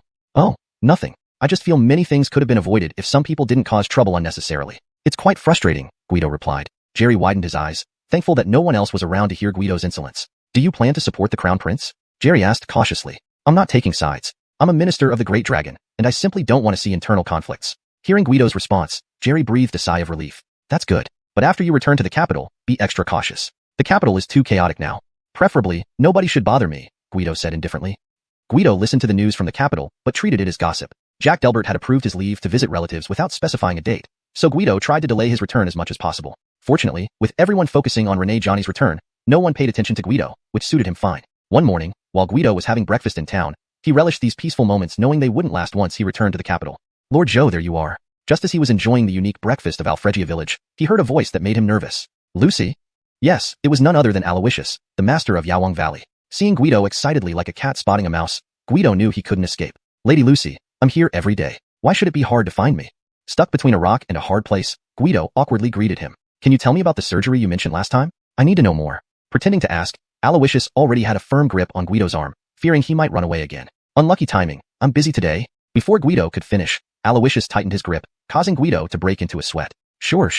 Great. Let's go to the medical room I prepared. This incident traced back to when Guido casually mentioned modern surgical practices to Aloysius. Initially dismissive, Aloysius grew increasingly intrigued and insisted on learning more. Realizing his indiscretion, Guido started avoiding him. Today, Aloysius brought Guido to the operating room he prepared. Lord Zhou, I arranged this room based on your description, but I still have questions. You mentioned sterilization. What does that mean? Aloysius asked earnestly. Whenever it came to medicine, he humbly sought knowledge. There are microorganisms invisible to the naked eye. Microorganisms? Do you mean ghosts or spirits? Startled, Guido clarified, not at all. They're just very tiny organisms that exist around us, in the air and water. Oh. Nodding, Aloysius listened as Guido continued. When a person gets injured, these tiny organisms can easily attach to the wound, leading to infections. Thus, before suturing, we must kill these microorganisms to prevent further infection. Aloysius believed that the technique Guido described must have existed in the past but was lost or forgotten over time. Chapter 203, Surgery. For several days, Guido was pulled into a deep study of surgery by Aloysius. Guido managed to get by with his limited knowledge. Fortunately, Aloysius's insight into medicine was exceptional, and he often grasped new concepts quickly. Aloysius had become completely immersed in the world of surgery. On Guido's advice, he had started experimenting on small animals. However, several failed experiments left him surprised and even doubting his medical abilities. Aloysius, who never drank, was consuming alcohol today. Lucy, what's wrong? Sir, do you think I lack the talent for medicine? Who said that? If you don't have a talent for medicine, then probably no one in this world can call themselves a doctor. But why did none of the surgeries you taught me succeed? This was the core issue. Tell me more about it. Previously, Guido was forced to discuss medicine with Aloysius, but this time, he was genuinely moved by Aloysius's dedication. Although Guido himself was not an expert, he wanted to help. After suturing, the small animals initially seemed normal. But after a few days, their wounds would become inflamed, red, swollen, and sometimes suppurative or necrotic. Can you show me your operating room? Guido already had a rough idea of what the problem might be, but he wanted to ensure his judgment before making a conclusion. He decided to visit the operating room. The operating room remained unchanged. Let me see your tools. Sure. Aloysius opened a box from a corner of the operating room, and Guido was shocked. You use these for surgery? Yes. Is there a problem? Faced with Aloysius's sincere question, Guido was momentarily speechless. After all, this couldn't be blamed on Aloysius. It was his own fault for not explaining things clearly enough. The box contained miniaturized versions of swords, spears, halberds, axes, and hooks, items that made it hard to imagine they were surgical instruments. You use these for surgery? Yes, I specifically asked the village blacksmith Caden to forge them. Is this not appropriate? If Aloysius hadn't mentioned it, Guido would have thought these were a set of poultry-killing tools. Moreover, sterilization procedures had apparently not been followed, which explained why the experimental animals died. Lucy, let's pause your experiments for a few days. I need to prepare something. All right. Guido decided to personally handle the preparations, much to Aloysius's delight. After leaving the operating room, Guido went straight to the distillery. Sir, why are you here in person? Tad, the manager of Alfregia village's distillery, had arrived during a famine and been appointed as the distillery's manager due to his previous experience. I need some assistance. Can you make some alcohol for me? Alcohol? What's that? Tad had worked in distilleries for years, but had never heard of alcohol. Highly concentrated liquor. Seeing Tad's confused look, Guido gave a brief explanation. Our Alfred Luchon liquor is already the purest on the market, Tad said. That's not enough. I need a higher concentration. How do we increase the concentration? Distill it multiple times. You don't need much, just make a small batch. I'll come back in a couple of days. Yes, sir. Distilling it a few more times was relatively simple and could be done the same day. Leaving the distillery, Guido went directly to Caden Ironsmith's workshop. Sir, it's been a while. Well, whenever I need something forged, you're always my first choice. Caden Ironsmith was overjoyed at Guido's polite words.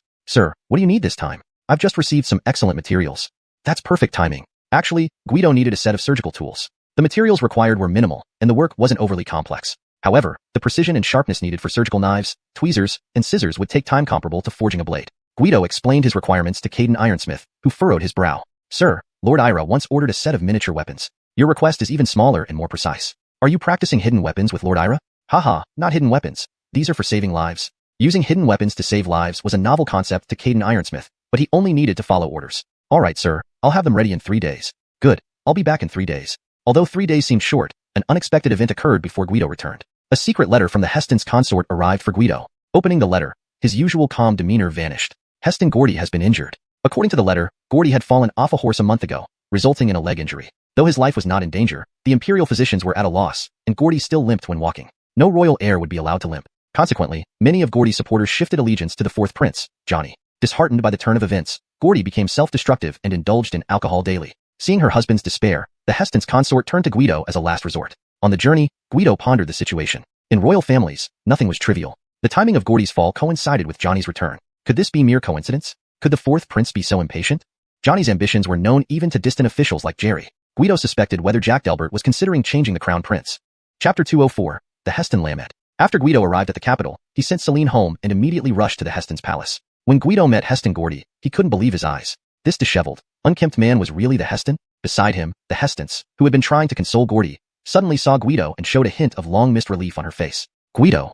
Hestons. Please persuade the Heston. He gets drunk every day and doesn't handle state affairs. State affairs, huh? What good is it for me, a cripple, to deal with state affairs? It turned out that Gordy had noticed Guido's arrival, but didn't speak up until the Heston's words prompted his self-deprecating response. Heston, you shouldn't be like this. Everyone is concerned about you. Concerned? Why should they be concerned about me because I'm a cripple? Needing their pity? Now, Gillis can rightfully give the position of Heston to my fourth brother, and I can live as a leisurely prince.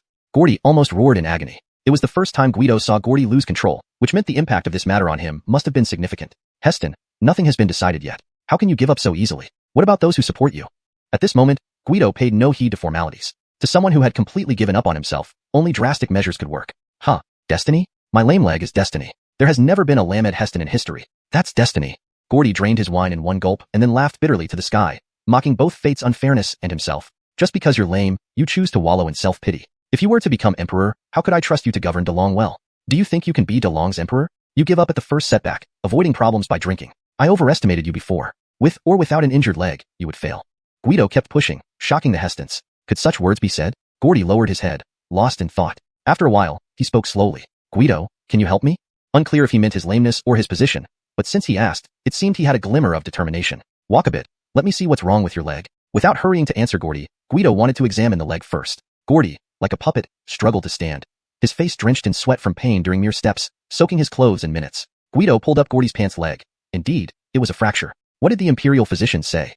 The physicians said His Highness fell off his horse and injured his bones. Only rest is advised. Full recovery is unlikely. The Hestons grew more heartbroken. A perfect man ruined just by riding. Now Lamed. I remember you being skilled at riding. Why did you fall off? I don't know. Fourth brother invited us to hunt in the hunting ground. We spotted a deer and pursued it. My horse suddenly went wild and threw me off. I landed hard on a rock and passed out from the pain. When I woke up, my leg was ruined. Guido increasingly suspected fourth Rene Johnny, but knew he couldn't involve himself in royal politics. Guido, I remember you are knowledgeable in medicine. Can His Highness' leg be saved? What mattered most to the couple was the possibility of saving the leg. It's worth a try. Although Guido didn't guarantee success, the 4 words, worth a try, gave them hope. Guido, whatever you need, please let me know. All I need is a quiet room and some assistance. Give me a few days. Agreed. Guido immediately arranged for people to fetch Otman and bring medical supplies. During the wait, Gordy ordered secrecy, but rumors still spread. At fourth Rene's palace. Who is this Guido? Guido caused quite a stir when in the capital. Since the fourth Rene was elsewhere, he wasn't familiar. He is the former Heston's groom, replied a servant. A Heston's groom defies me? Since his return, everyone flattered and praised him. No one dared oppose him. Now, out of nowhere, this Guido supposedly cured Gordy's leg, clearly challenging him. Can he truly heal the leg? My lord, I've spoken to the imperial physicians. They say only gods can restore him. I suspect Guido only wants to win the Heston's favor. Ignorant boy. Spread this news of Guido curing the Heston. My lord, why? They said the physicians can't cure the Heston. Announcing Guido's supposed cure builds false hope. Eventually, when it fails, the disappointment will be even greater for the Heston. Wise indeed, your highness. I'll do it. In the imperial palace. How is the Heston lately? Jack Delbert, sitting at his desk, lost in worry over Gordy's condition, heard rumors of Guido returning and possibly curing Gordy's leg. This lifted the Heston's spirits back to handling daily tasks. What? The eunuch's report startled Delbert. Guido returned secretly and might heal Gordy. Hearing this, Delbert felt relieved. More importantly, the Heston regained confidence, something Delbert hoped for. Prepare the carriage for the Heston's palace. Yes, your majesty. Chapter 205, Fainting out of fear. Guido was at the Heston's mansion, researching the crown prince's condition. For several days, he had been observing Gordy's leg. Honestly speaking, he had no confidence in curing Gordy's leg condition at all. He only said he could treat it back then to help Gordy regain some confidence. Now Guido could only wait for Aloysius to arrive and see what could be done. As Zhou was a professional in medicine, William has arrived. This sudden announcement made everyone in the Heston's residence tense. After the crown prince broke his leg, the emperor had only come once that day and hadn't visited again since. With rumors circulating about the crown prince's position after the return of the fourth Rene, the emperor's behavior became even more puzzling. But today, the emperor's sudden visit gave people at the Heston's mansion a glimmer of hope. Greetings, your majesty. Hestons, you are exempt from formalities. Thank you, Gillish Jack. How has the crown prince been lately? Your majesty, Guido comes every day to accompany the crown prince. Lately, he has improved a lot. He no longer drinks alcohol, eats regularly, and is much more cheerful. In front of Delbert, the Hestons did not hide anything, knowing very well that everything in the Heston's mansion was already known by Delbert. Oh, really? That's good. Show me then. Yes, your majesty. At that moment, the crown prince and Guido were in the back courtyard. Guido was examining Gordy's leg, deep in thought. When Delbert arrived, he saw this scene and stopped the eunuch who was about to announce his presence. What? Is there an issue? Gordy felt a bit uneasy seeing Guido staring silently at his leg for so long. No, I'm just thinking about the treatment plan. You've been back for several days now. When will you start treating me? I can't wait any longer. I can't do it alone. I found a helper. Once he arrives, we'll proceed. Guido waved his hand, signaling Gordy to be patient. Is there anyone better than you in the world? Delbert had heard legends about Guido in Alfred Village and initially regarded him as a renowned physician. The imperial doctors had already stated they could not cure the crown prince's leg, yet Guido still claimed there was hope, which strengthened his reputation as a divine doctor. I said I only have superficial knowledge, Guido admitted honestly, but to Gordy and Delbert, it came across as humility and a disinterest in fame. Seeing it was time, Delbert cleared his throat, and the eunuch immediately understood. William has arrived. Upon hearing the unexpected voice, both men noticed Delbert was right in front of them and hurriedly bowed. Greetings, your majesty. Please rise. Heston, please sit down. Recently, I've been busy with official duties and haven't had time to visit you. You don't blame your father, do you? Focusing on the country's welfare is a model we should all follow. How can minor matters concerning my son delay your important affairs? Watching this exchange, Guido could only think that Oscar owed both of them an Oscar award for their acting skills and micro-expressions. Hollywood royalty would take a back seat to this. Guido, I hear you can cure the crown prince's leg. Any valuable herbs you need, just say. My treasury is at your disposal. Now, Guido knew if he couldn't cure the leg, he would become a historic culprit. Your majesty, I will do my best. Guido knew further explanations were futile at this point. I'm curious. The imperial doctors have said there's no hope for the crown prince's leg. How do you plan to treat it? Pure curiosity, no other intentions. Indeed, Delbert had no hidden agenda. He genuinely wanted to know how Guido planned to treat an injury the imperial doctors couldn't fix. Both Gordy and the Hestons were also very curious and eagerly awaited Guido's response. The crown prince's leg appears to be a result of bone injury leading to a fracture. Yes, the imperial doctors said the same. Because the imperial doctors concluded it was a bone injury, recovery was possible but wouldn't allow normal walking afterward, only limping. A fact hard for both Gordy and Delbert to accept. The heir of the Daolong Empire becoming crippled. If this news spread, neighboring countries would mock them endlessly. Since it's a bone injury, we must treat the bone. I've researched a technique called surgery. Surgery? Just the name struck awe into their hearts. Correct. Using a sharp blade to separate the injured skin and muscles, then correcting and fixing the broken bones, finally stitching the skin back together. Thud. The Hestons has fainted. Someone quick. Before Guido finished, the Hestons had fainted, while Delbert and Gordy looked like they were barely holding back their own reactions. Servants scrambled to help the Hestons back to her room, reporting shortly that she was fine, just shocked. Guido, this sounds too fantastical. Really going through with it? After a long pause, Delbert couldn't contain his question. This method was unprecedented. Your Majesty, I can't guarantee it will work, but it's worth a try. Without trying, the Crown Prince's life will remain like this. If we try, there's a chance of success. That's true. Guido makes sense. Even without courage to try, how can one face greater challenges? Heston, you must try. If Delbert weren't his father, Gordy would have retorted. Just saying try wasn't easy. Who'd want blades cutting them? Gillis Jack speaks truly. After staying a while longer, Delbert left. Was what you said earlier true? As soon as Delbert departed, Gordy grabbed Guido, a hint of unease on his face. What part of true don't you understand? About the foot, using a sharp blade. Of course, why would I joke? Afraid? Guido suddenly felt like teasing the Crown Prince. Not afraid at all, just asking. As the Crown Prince, Gordy naturally wouldn't admit fear. But when Guido left, Gordy collapsed onto a stone bench, feeling like his life was on a countdown. Chapter 206, finally encountering a plot twist. Aloysius's ship had finally arrived, and Guido personally went to the dock to greet him. Thank you for your hard work. Did you bring everything? The tools you asked Caden Blacksmith to forge are truly exquisite. I never imagined surgical instruments would be like this. Do you like them? They're yours as a gift. Really? Thank you so much. Upon meeting, Aloysius incessantly praised the set of surgical instruments, his intentions quite obvious. But originally, Guido intended to give these instruments to Aloysius. Upon hearing Guido was so generous, Aloysius laughed heartily in the street. What about the alcohol? Did you bring it? I did. This stuff can really kill those invisible bacteria you mentioned? Of course. How amazing. Not only did Aloysius come himself, but he also brought an assistant specifically. All right, let me introduce you to my personal disciple, Jaden. Miss Ian has come to see Lord Zhou. Jaden looked around 16, with an impish demeanor that reminded Guido of Huang Rong. You're too kind, too kind. How did I not know you have such a lovely disciple? There are many things you don't know. Aloysius's suspicious demeanor made Guido somewhat uncomfortable, making him feel like a lecherous bandit. Guido had arranged a carriage, planning to take everyone to a tavern for a fine meal, since he was the one who invited them here. On the way, Aloysius remained stoic, showing no interest in the outside world, while Jaden gazed at the bustling streets through the carriage window, feeling joy, envy, and melancholy in turns. Guido had already informed Logan to reserve a private room, and naturally, Logan agreed. However, when Guido arrived at the tavern, he saw Logan standing at the entrance, looking troubled. Well, look at this. The sun rises from the west today. You're personally welcoming me. Seeing Guido still joking, Logan pulled him aside anxiously. René Lejeune is here. He's dining here too? Yes. And he's using the room I reserved? Yes. I'm sorry for that. No worries, I understand. Are there other seats available? Just now, the guests in the nearby private room finished eating, so I kept it for you.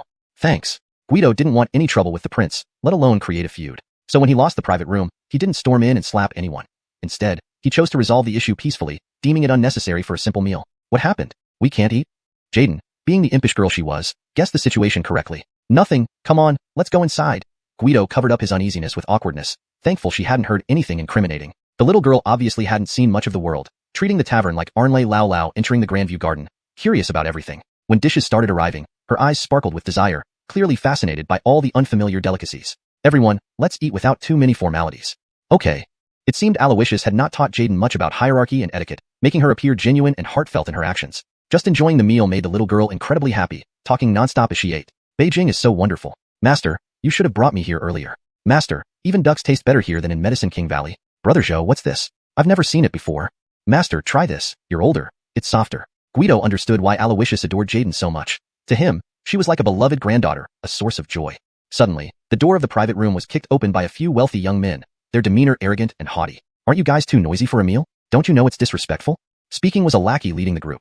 The main figure, surrounded by others, was a well-dressed man whose looks were appealing, but whom Guido felt exuded a sinister aura. He also seemed familiar. Startled by the intruders, Jaden hid behind Aloysius, who watched nervously, afraid to make a move. Logan rushed to the scene upon hearing the news, intending to mediate but stopped short when Guido slapped the lackey across the face. Everyone froze. Smack. Brother, you shouldn't do that without knowing their background.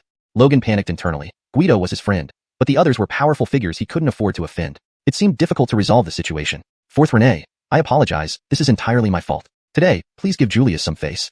Now Guido realized the man was Fourth René Lejeune, but mentioning Julius only inflamed Lejeune's anger, and he slapped Logan, nearly knocking him over. My face isn't so cheap. After slapping Logan, Lejeune disdainfully shook his hand, showing indifference. Logan swallowed his anger, understanding the Fourth René's power could crush him. With another slap, Guido sent Lejeune's arrogance tumbling. Bam! Everyone rubbed their eyes, suspecting they'd misseen. Even the usually composed Fourth René showed visible veins on his forehead, enraged by Guido's second slap. Are you crazy, Guido? Only Logan remained calm, knowing Guido was retaliating on his behalf. Though moved, he had to stop Guido from escalating matters. Chapter 207. The first clash with the Fourth René. You are Guido? Good. You've got guts. Do you know who I am? Johnny's usually calm face showed a hint of shock. Hadn't his identity been obvious enough that the other party still dared to act? Yes, I know. I have seen His Highness the Fourth René. This was extremely perfunctory. Guido didn't even bend his waist. Truly worthy of being the Crown Prince's dog. Indeed very bold. Even though you are the fourth prince, by insulting an imperial official like this, I will certainly report your exact words to Her Majesty the Kylie. Why you? Too shameless. Johnny had never encountered someone who, after offending him, actually dared to go tattle to an authority figure. Johnny feared no one but Jack Delbert and Kylie Meadow, especially Kylie Meadow. Kylie Meadow, as Empress, managed the entire harem strictly. Because of her, Jack Delbert's palace remained peaceful without petty squabbles or intrigues. If Guido really reported to the Kylie, Johnny would undoubtedly receive punishment. It wasn't that the Kylie's reprimand was severe, but losing face publicly would make it hard for him to maintain his status in the capital. Good. An intense confrontation was expected, but unexpectedly, Johnny simply left 3 goods behind before departing with a group of young lords. Are you alright?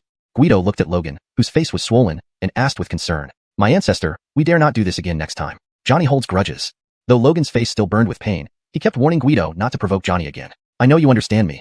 I'm usually low-key and won't initiate trouble. Rest assured. But Guido thought inwardly that if the other party provoked first, it couldn't be blamed on him. Although he was low profile, he wouldn't let anyone insult or trample over him, especially not those close to him. He would seek revenge by any means necessary. Aloysius and Jaden looked at Guido differently now. Aloysius admired him while Jaden had a mix of admiration and mystery. After Johnny's disturbance, they had no appetite for food.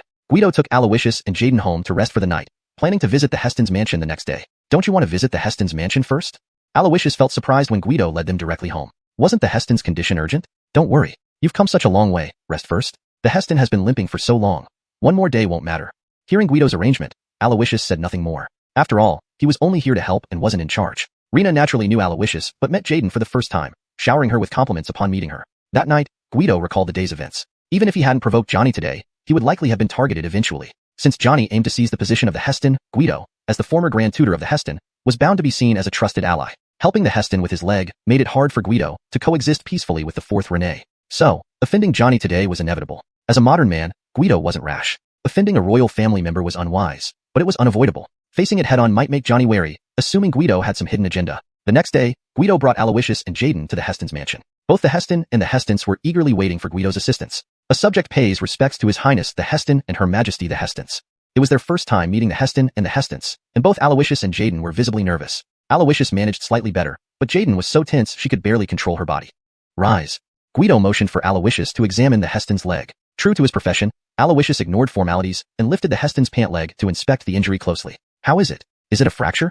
Yes, definitely a fracture. So, when shall we proceed? The animal tests failed last time. It's okay. We have alcohol and new tools prepared this time. It should work.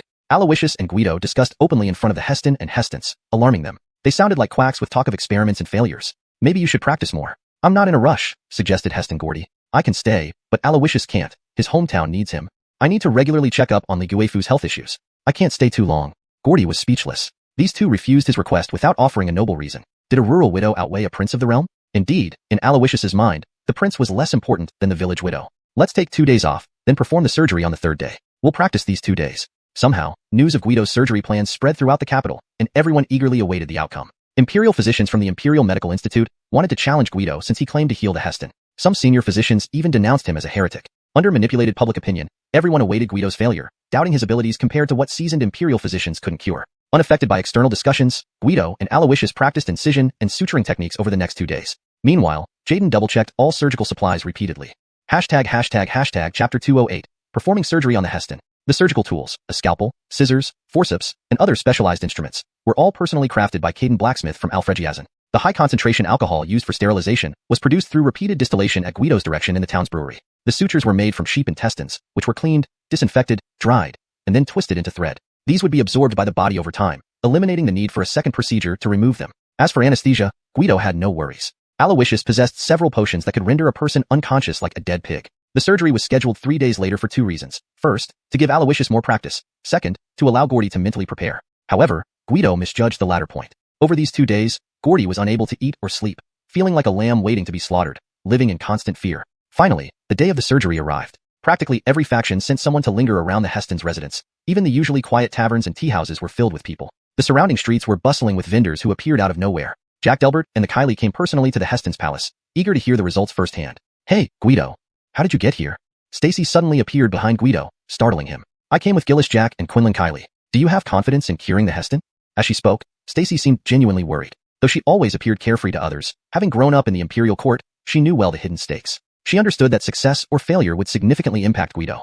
I'll do my best. Why don't I just tell Gillis now that you can't treat it? It's better to receive some reprimand then. Stacy's concern both moved and unsettled Guido. It's too late now. And do you want your Heston brother to be crippled for life? Hearing this, Stacy suppressed her earlier impulse, silently praying instead. Your Majesty, you may rise. Guido, what are your chances? 50%. This was everyone's biggest concern, but Guido's response left them both hopeful and anxious. 50% wasn't bad, but it wasn't great either. At that moment, Gordy lay on the operating table, less nervous now that the day had arrived. Heston, drink this medicine. You won't feel any pain during the surgery.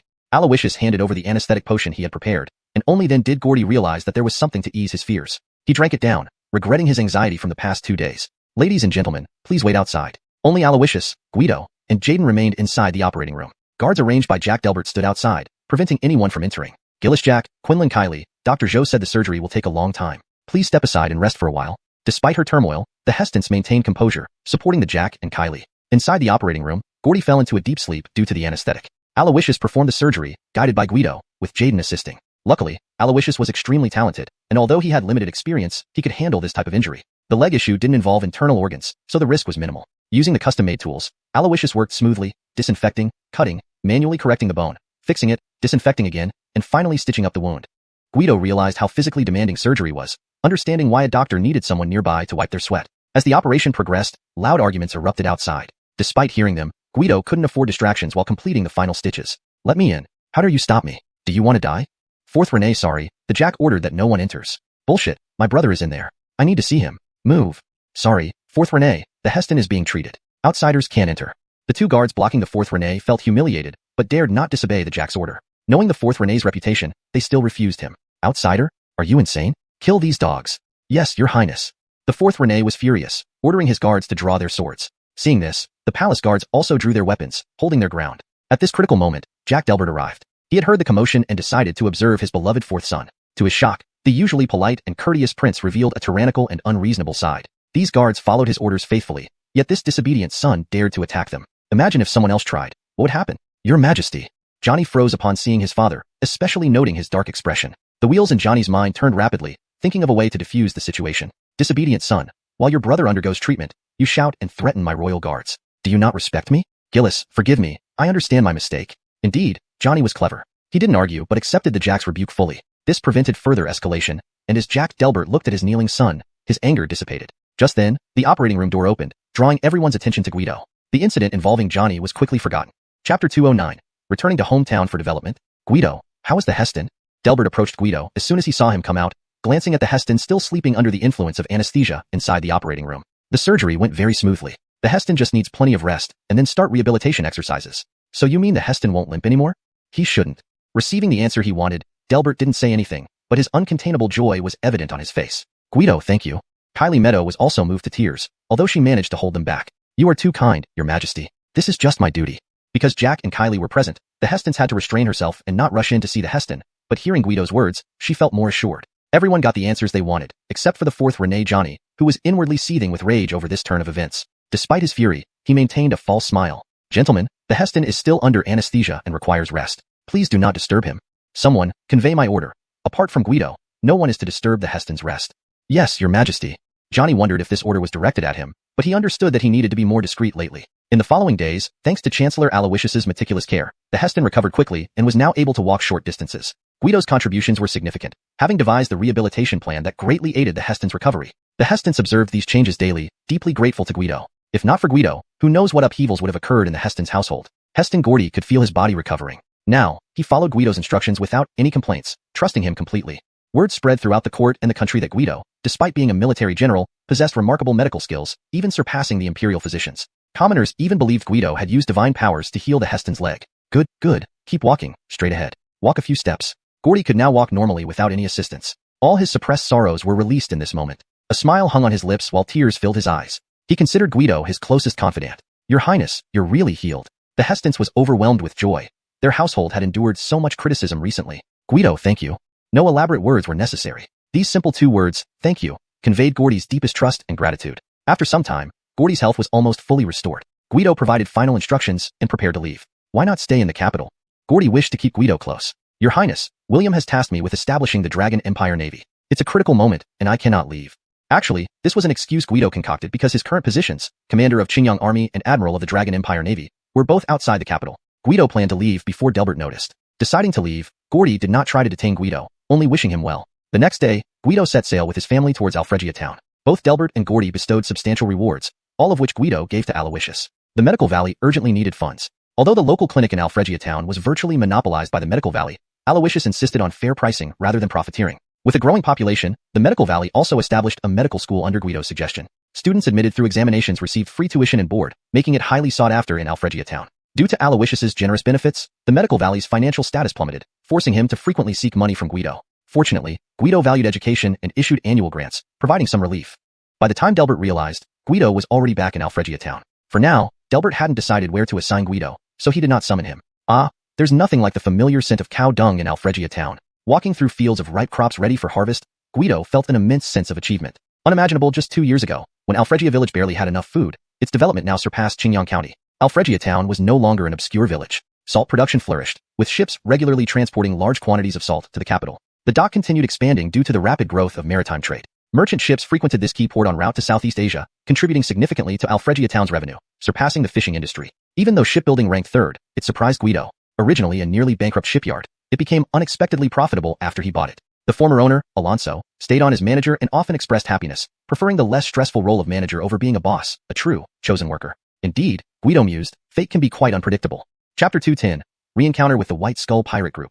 Guido returned to Alfred Family Town, and what he was most concerned about was the newly established navy. Betsy, how is the situation with the navy now? The current pier in Alfred Family Town is already somewhat overloaded just from the trading vessels that dock here. Therefore, Guido took this opportunity of expansion to choose a hidden coastline and specially construct a military pier for the navy. The pier was still under construction, but the naval command had already been completed on the shore. Reporting to your excellency, the navy has reached full capacity with 3,000 men, all skilled sailors. We currently have 5 Azure Dragon-class ships and 20 Bull Demon King-class ships, totaling 25 warships. Even though Betsy is the deputy commander, she personally oversees all matters big and small within the navy, so she is well versed with all its affairs. Why are there so few warships? Guido remembered telling Betsy that the navy should be at the highest configuration. Your excellency, our shipyard simply cannot keep up with the orders. Except for the Azure Dragon, the rest of the Bull Demon King-class ships were squeezed out by Gerardo and the shipyard. Guido recalled recently telling Alonso to expand the shipyard's production capacity. Could it be that this boy only gave lip service? Betsy, you focus on training and try to enhance the navy's combat capabilities as soon as possible. You don't need to worry about the ships. Thank you, your excellency. After discovering traces of the White Skull Pirate Group in Qingzhou, Guido had been worried. According to Betsy, their leader Oliver would not let go after being continuously defeated. This was also why Guido wanted to establish the navy. Leaving the naval command, Guido headed straight to the shipyard. Alonso. Guido searched everywhere for Alonso in the shipyard. Excellency, I'm right here. Having circled the place without seeing Alonso, his voice finally came from an Azure Dragon ship under construction. What are you doing here? Why are you dressed like this? At this moment, Alonso looked nothing like a shop owner, wearing short clothing, covered in sawdust, holding hammers and chisels. Oh, excellency, what else could I be doing? Just continuing my old trade. Shortage of hands and too many orders. I can only get involved myself. Originally angry at Alonso, seeing his pitiful state, Guido's anger subsided. Didn't I tell you to hire more people? Why did you have to do it yourself? There aren't enough experienced shipbuilders around, but we have far too many orders. Show me the ledger. When Guido last visited, he estimated the output based on the orders. It hasn't been long. Guido held the ledger showing the shipyard's production and delivery records, along with the queued orders. The orders have multiplied several times over. No wonder Alonso has been extremely busy. Is the age of exploration here? Many buyers in the ledger used aliases, but Guido couldn't refuse paying customers. As for where these ships end up, it wasn't his concern. Hiring more people, apprentices included. Yes, excellency. This suggestion hit home for Alonso. As a shipyard manager, working alongside everyone, his pampered body couldn't withstand such work anymore. If it weren't for repaying Guido's earlier trust, he might have resigned. After hiring, allocate a group specifically for building naval ships. Yes, excellency. Next month, while Betsy was training the navy at sea, they suddenly encountered an attack from the White Skull pirates. Thanks to crossbows and sturdy ships, they won. However, Betsy discovered alarming news. What, they have heavy crossbows too? Yes, although there were only a few, I clearly saw them. Technology advances. Heavy crossbows aren't that complex, and someone determined could easily replicate them. Alfred Family Town's advantage at sea might be slipping. Betsy, closely monitor the White Skulls. Yes. With the enemy lurking in shadows, a confrontation with the White Skull pirate group was inevitable. Guido could only rely on Betsy's network for intelligence. In the meantime, Guido planned to develop a superweapon. Once successful, it would dominate both land and sea, nearly impossible to replicate. Yes, the cannon, king of warfare. At the White Skull pirate lair, now dominating much of the Longhai region, the White Skull pirate strength had increased several folds. This was Oliver's confidence for toppling the Longhai regime. Leader, one of our men encountered Alfred Family Town's fleet. How did it go? The person Oliver resented most was Guido, so hearing news about Alfred Family Town always piqued his interest. Our brothers were dispersed. Worthless. The enemy is too strong. Word is Alfred Family Town has established a navy specializing in maritime combat. Our brothers encountered them. Oliver knew his men wouldn't lie. Hearing this, his plans to target Guido paused. Leader, let's prioritize our goals. Once we seize power, Guido will be easy to capture. His strategist guessed Oliver's thoughts and offered encouragement. True to form, Oliver climbed the ladder given to him. Neil, what shall we do now? I have a plan to resolve our current predicament. In a pretentious manner, the strategist fanned himself. Teach me, Neil. Indeed, despite being a recent addition, the strategist had aided Oliver significantly, securing his position. Chapter 211. The 4th Renee's Navy. Since Alfregia Town is in the southwest, why don't we simply avoid them? We can operate along the eastern coast using hit-and-run tactics. Send small squads to raid coastal villages. If government troops arrive, we'll fight if we can win, and retreat to see if we can't. Once the troops leave, we will repeat this, keeping the Dalong authorities busy. After all, apart from Guido, Dalong has no other navy. If Guido were here, he would certainly commend this military strategist for his talent. This tactic had a touch of his own ancestor's spirit. Good. Oliver was very pleased with this plan. It wouldn't incur significant losses on his side, and would allow him to plunder more wealth along the coast. Meanwhile, as Guido was instructing Laney to strengthen maritime patrols, unbeknownst to him, Oliver had already abandoned the idea of engaging Guido. Imperial Palace, Morning Court. A report to your majesty. Recently, numerous pirates have been attacking our coastal regions, terrorizing and plundering our people. This has caused panic among the populace. I request your majesty's decree to quell this disorder. The most serious recent issue was undoubtedly the pirate attacks along the coast. This matter was far-reaching, affecting almost the entire eastern coastline of Dalong. Whenever local authorities received news of an attack and rushed to the scene, the pirates were long gone, repeating this pattern without fail. The local authorities were powerless to stop it. What are your suggestions, my lords? Jack Lars was already aware of the pirate situation. Petitions from the coastal regions had piled up on his desk. A report to your majesty. According to my investigations, these pirates used to rob passing merchant ships at sea, but have recently begun raiding coastal villages. To resolve this thoroughly, we must deploy a capable naval force for a campaign against them, said a general who stepped forward to offer advice. Jack Lars found this argument reasonable. In that case, which of you nobles is willing to lead the expedition? Typically, generals would vie for such military assignments. However, since most of Dalong's elite were land warriors, few felt confident about a naval battle. As a result, no one stepped forward eagerly. Gillis, I volunteer to lead a new naval force to suppress the pirates. Rene Johnny had been sidelined by the Emperor after clashing with the Heston's residents. This was a golden opportunity, so he volunteered himself. Very well, you are indeed my son. Jack Lars looked at his proactive son and forgot the recent unpleasantness. Beside him, the Heston showed no visible emotion, merely observing the proceedings coolly. Since Guido healed his leg, the Heston had been cleaning house within his residence, uncovering numerous spies from various factions. No wonder his every move and activity within the Heston's residence had been known to outsiders. After this incident, the Heston had matured significantly, echoing Guido's words, never harm others, but always be cautious. When Rene Johnny offered to take on the pirates, Gordy understood his intention, to gain reputation and support within the military. However, Gordy did not oppose this. He had heard from Guido about the pirates' ferocity. Although they could not match Dalong's army on land, they were formidable at sea and not easily defeated by Johnny. Jack Lars immediately decreed that Johnny would command the Imperial Navy, providing him priority access to resources and allowing him to select his troops freely. For a moment, Rene Johnny became the center of attention. Previously, when Guido had approached the Ministry of War for funds to buy ships, the officials ignored him and only provided a token sum, not even enough to purchase one ship like the Alfred Wayming. Guido had lost his temper then and vowed never to seek help from these bureaucrats again. Now Guido's navy was funded entirely by his own pocket. Of course, using his own money was fine for personal matters, but if the court ordered anything, he would simply send out a few sampans. After all, the Ministry of War knew how much money they had given him initially. Now it was Rene Johnny's turn, and the Ministry of War officials approached him enthusiastically with ship design blueprints. Your Highness, here are our existing ship designs. Please review.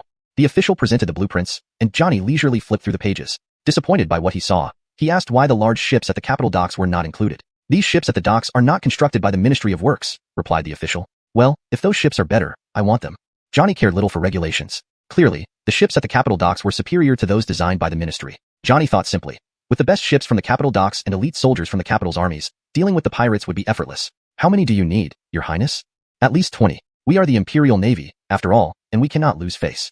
The official sweated profusely at this request. 20 ships? They knew where to buy Alfred Wayming-class ships and their prices, but did not have the funds. When Guido's navy had sought funding, they lacked powerful backing and were dismissed after multiple rejections. This time, however, it was the fourth Rene. The Minister of War welcomed him warmly, and these lower-ranking officials dared not offend him, only promising to find a solution. Ministry of War. What can we do?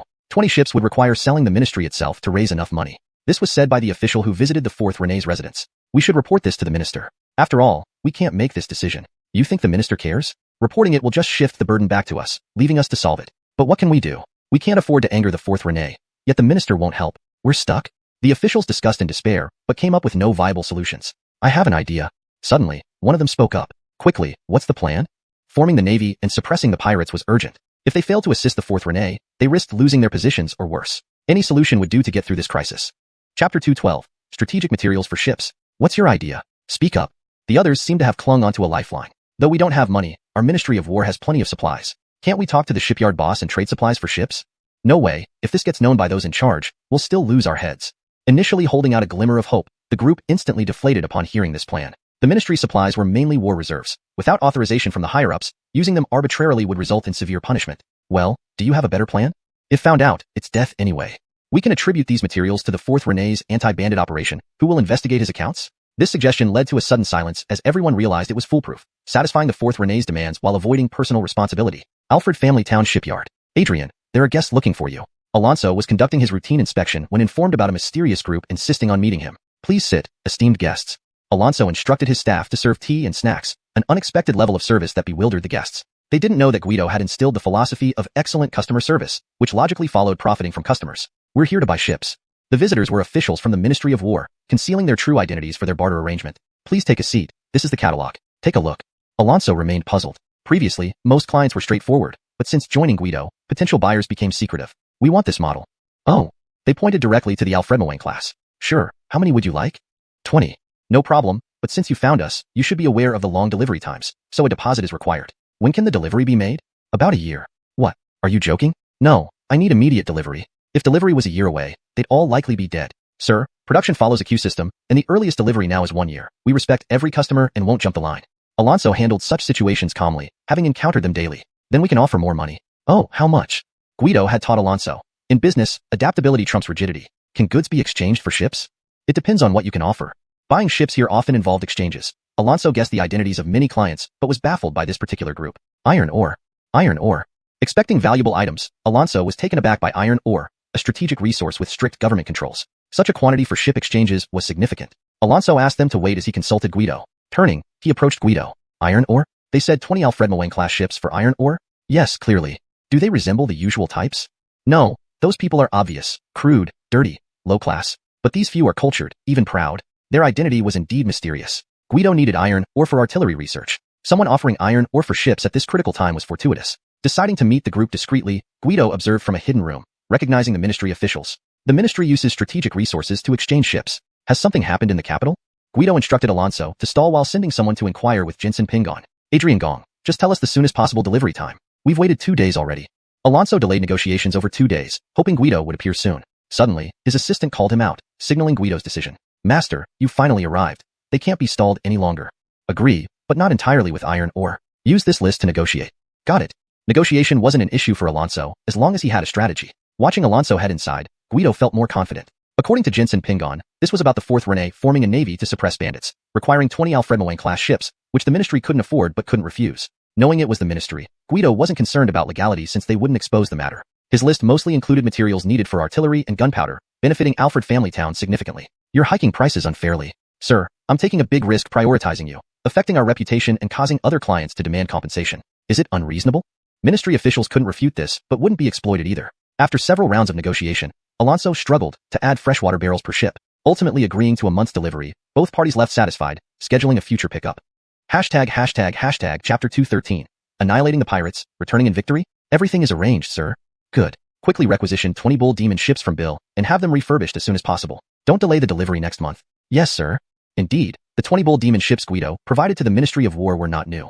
Guido didn't actually have any new ships to give, but even though they were refurbished old ships, it made no difference. As for the strategic supplies, the other party would arrange for their delivery as quickly as possible. They also wanted to complete this transaction sooner rather than later, or they would face significant trouble. So Guido was now waiting for the supplies to arrive, so he could proceed with the development of cannons. In the capital, recently, all conversations revolved around Rene Johnny. With the Jack's edict, Johnny had been busy traveling between various military camps, selecting robust men to expand his navy. This was Johnny's first time wielding military power since returning from Galigua, and the flames of ambition once again burned within him. Like Guido's naval structure, both fleets were composed of 3,000 soldiers, with very similar names.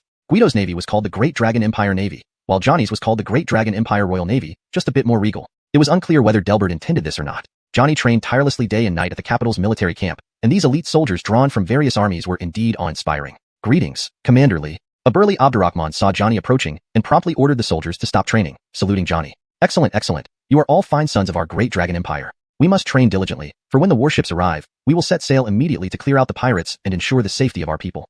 Clear the pirates, protect us. Clear the pirates, protect us. A month later, 20 bull demon ships suddenly appeared at the capital's docks, marking the second time such a large number of warships had gathered in the capital since Guido's departure. The arrival of so many warships drew crowds of onlookers. Johnny did not prevent this, but arranged for guards to maintain order. He wanted the citizens to see his capabilities and sing praises for him.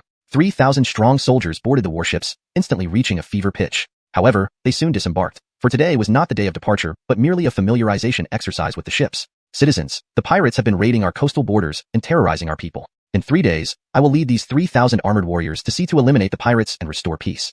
4th Rene, 4th Rene, 4th Rene. Emotions of the common folk could be easily swayed, especially by a prince. For a moment, the 4th Rene became the hero in the hearts of the capital's citizens. With pirate attacks well known, the public admired his timely intervention. However, some generals were secretly concerned. Unquestionably, the 4th Rene's 3,000 soldiers were elite, but they were skilled in land combat. Their performance in naval battles remained uncertain. Furthermore, without adequate ship-human coordination after receiving the vessels, immediately embarking on an expedition violated military principles.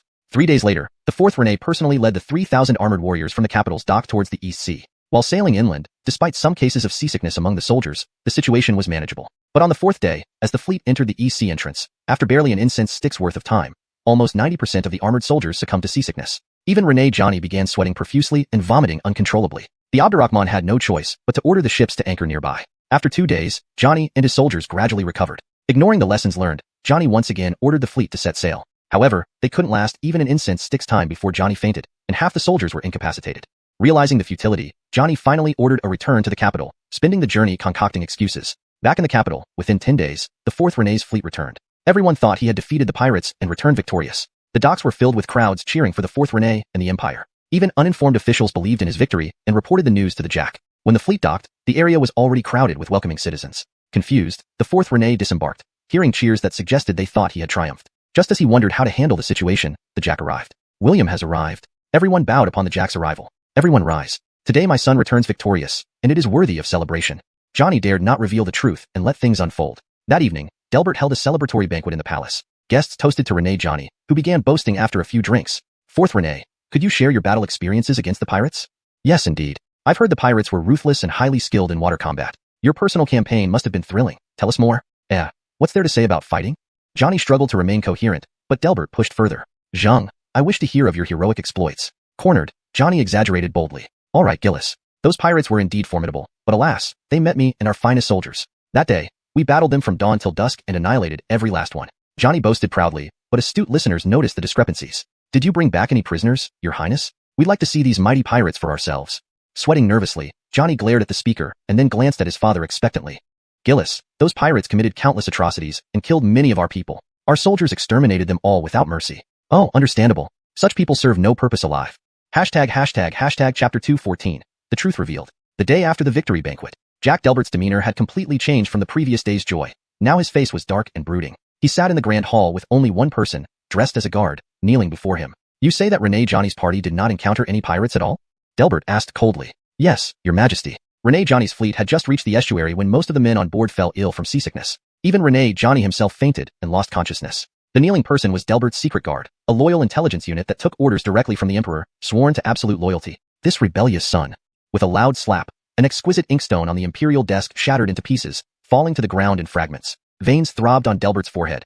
He had never imagined that his own son would dare to deceive him and the entire nation. So, it means he has been lying from the very beginning. The secret guard naturally knew who he referred to but dared not comment. Gathering intelligence was their duty, but how to handle and judge the matter was beyond their purview. Delbert also realized that this question was unnecessary since everything was already clear. Go, summon that rebellious son. Yes, Your Majesty.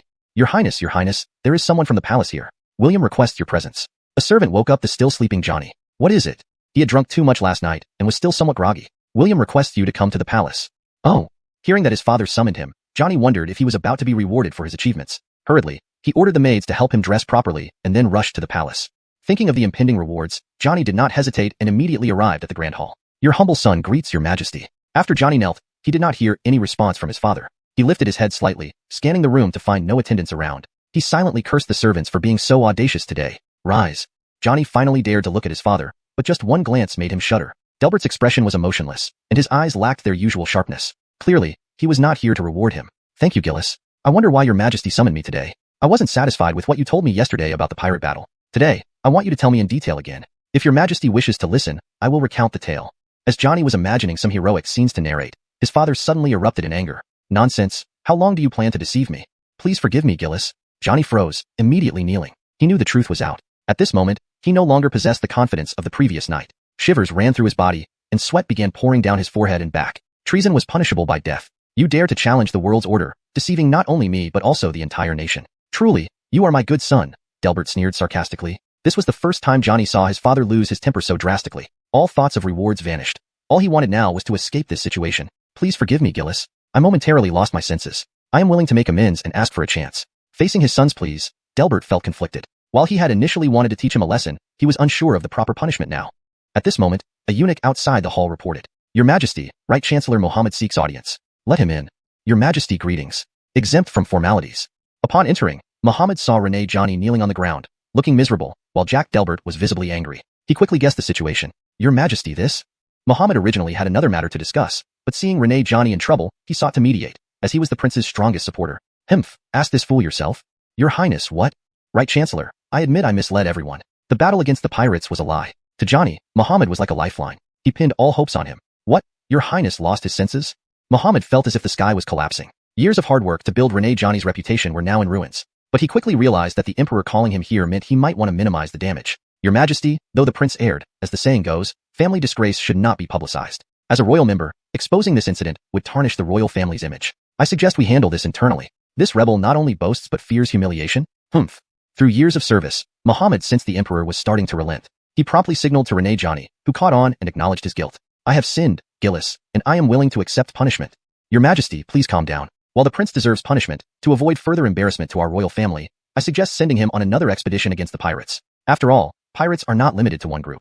Delbert fell silent, considering this suggestion. Indeed, if this incident became public, it would ruin the royal family's reputation. The only way to cover up the lie was to let Johnny fight real pirates. Humph, Johnny. You shall lead an army to combat the pirates again in 1 month. This debt I will settle with you upon your return. Thank you, Gillis. Thank you, Gillis. Johnny practically fled the palace and hid in a carriage, waiting for Muhammad to emerge. It wasn't until dusk that Muhammad finally left the palace. Right, Chancellor, please take care on your journey. Seeing Muhammad's carriage pass by, Johnny quickly called out, Your Highness, you're bold enough to wait here so openly. Inside the carriage, Muhammad hadn't seen Johnny waiting and was annoyed by his impudence. Thank you, Right Chancellor, for speaking up for me. Your Highness need not thank me. I only did my duty. Next, please focus on preparation. Do not mess up again next month. Rest assured, Right Chancellor. I've learned my lesson. Can Johnny fall twice in the same spot? Johnny might have forgotten that he had indeed suffered seasickness twice. Chapter 215. A mere band of pirates. After leaving the palace, Johnny immediately set about rejuvenating the navy. He dismissed all the former naval personnel and returned them to their hometowns. Then, he recruited 3,000 men from the less favored water army. Moreover, the training grounds were no longer on land but in lakes. The water army, although not as combat-ready as the Imperial Guards, have better skills in the water. Johnny felt proud of his wise decision, and his attendant offered flattery. Your Highness is truly brilliant. Our Great Long's water army can easily deal with a few pirates even if they are not at their best. Ha ha ha, well said. Over this month, Johnny spent every day training with the water army on the lake. Uninformed citizens admired this fourth prince even more. However, soon after, news arrived that pirates were attacking coastal areas again, causing a stir in the capital. Weren't the pirates eliminated by the fourth prince? How did pirates appear again? What's going on? Unaware citizens and officials were confused. The situation was unclear. Not long after Rene Johnny returned from suppressing bandits, pirates reappeared. Soon, another piece of news circulated. The pirates suppressed last time, and this time are different groups. I heard the leaders are 2 brothers. Last time it was the younger brother. This time it's the elder brother seeking revenge. What? Gillis and Son pirate gangs? Upon hearing this news, previous suspicions towards the fourth prince vanished instantly. In the Right Chancellor's mansion, Chancellor, the message has spread. Any unfavorable rumors about the fourth prince have mostly been quelled. A servant knelt before Muhammad and reported, This Johnny truly gives me a headache. Indeed, the latter news was orchestrated by Right Chancellor Muhammad, who aimed to clear Johnny's name. As Johnny's most significant supporter, Muhammad had always strategized behind the scenes. Over the years, he watched Johnny's reputation gradually surpass that of Heston Gordy, especially after returning from Gowley. Johnny's popularity once exceeded that of the Crown Prince. But Johnny's shortcomings also became apparent, youthful impatience and recklessness without strategy. Before gaining influence, Johnny's greatest strength among the princes was obedience. However, George noticed Johnny becoming disobedient recently. He even fabricated a grand lie about eliminating pirates without consulting Muhammad, which gave him more headaches. However, once aboard the ship, there was no turning back, so Muhammad decided to support Johnny through thick and thin. With Muhammad's help, the reappearance of pirates allowed Johnny to smoothly lead the navy once again. This time, Johnny made thorough preparations, reorganized the troops using the internal lake navy, and followed naval officers' advice to prepare numerous bows and arrows for remote attacks first, followed by close combat. Choosing an auspicious day, Johnny departed amidst the cheers of the citizens of the capital. However, Delbert did not come to see him off this time. Heston Gordy accompanied the emperor for the farewell. As the fleet slowly sailed away from the port, the smile on Gordy's face turned cold. After seeing Guido's village-level navy and comparing it to his fourth brother's water army, he found it subpar. Since Johnny's return, many incidents happened. After Gordy recovered, he secretly investigated. Though he found no concrete evidence, everything pointed to Johnny. Initially, Gordy couldn't believe his fourth brother could do such things until Guido casually hinted, saving Gordy from a potential fatal mistake. Gordy had changed inwardly. Once pure-hearted, he now decided to be merciless toward his enemies. After Johnny sailed smoothly out to sea this time, he didn't experience seasickness. However, the entire fleet hadn't spotted any pirates since setting sail, making Johnny, who was eager for achievements, increasingly restless. In this vast ocean, where have these pirates hidden themselves?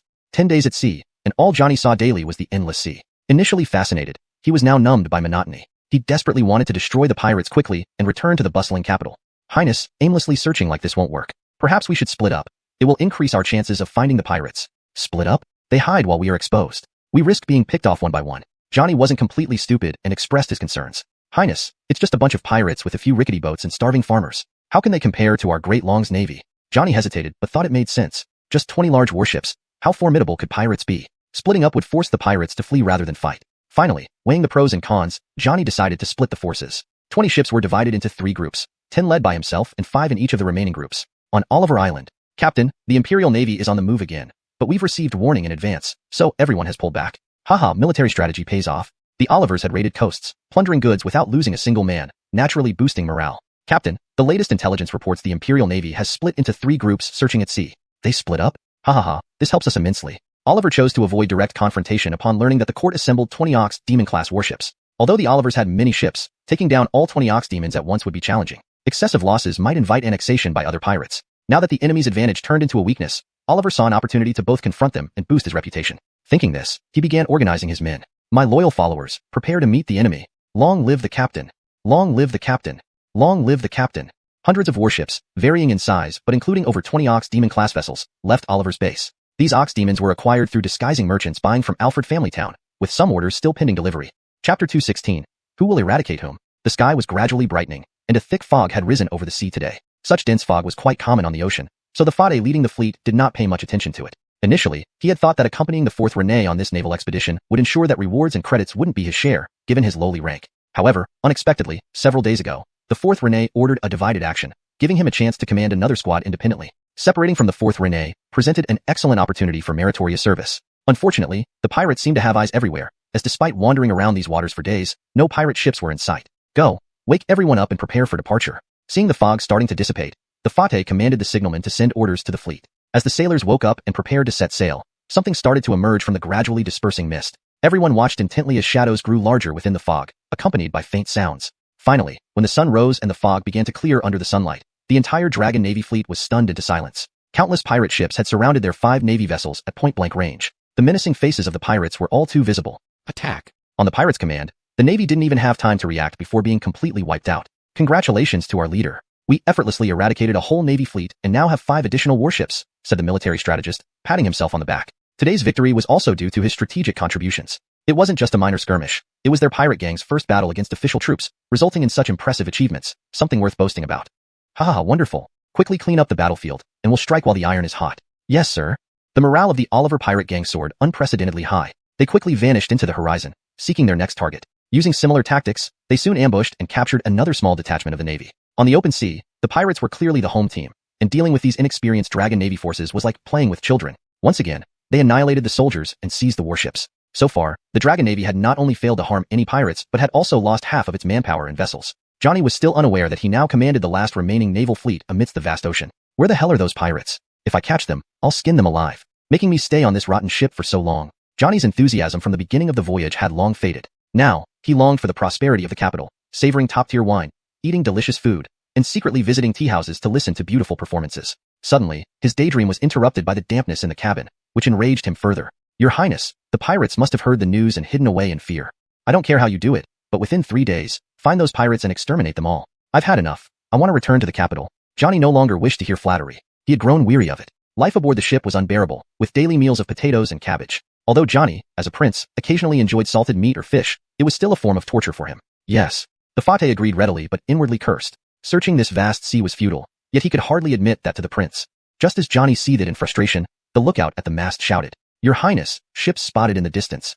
Due to the great distance, the lookout could only vaguely see distant vessels. Can you identify if they are pirates? Hearing there were ships, Johnny became immediately interested. Your Highness, they bear the skull flag. Every Navy ship had a lookout selected for their sharp vision, capable of spotting objects far beyond normal human eyesight. Although not as effective as a telescope, their keen eyes served them well. Haha, this couldn't have come at a better time. Full speed ahead, prepare for battle. Let's go kill some pirates. Johnny's words resonated with the Navy. They too were eager for a fight, though as mere soldiers, they dared not express their frustrations freely lest they face punishment. 10 warships arranged themselves into formation and charged toward the pirates. But as they approached, something felt off. There weren't just 1 or 2 pirate ships. 2, 5, 10, 20, 30, countless. If these ships were in the sky, Johnny would describe it as a scene where darkness blotted out the sun. Indeed, countless pirate ships awaited, ready for the Dragon Navy to fall into their trap. Retreat. Retreat quickly.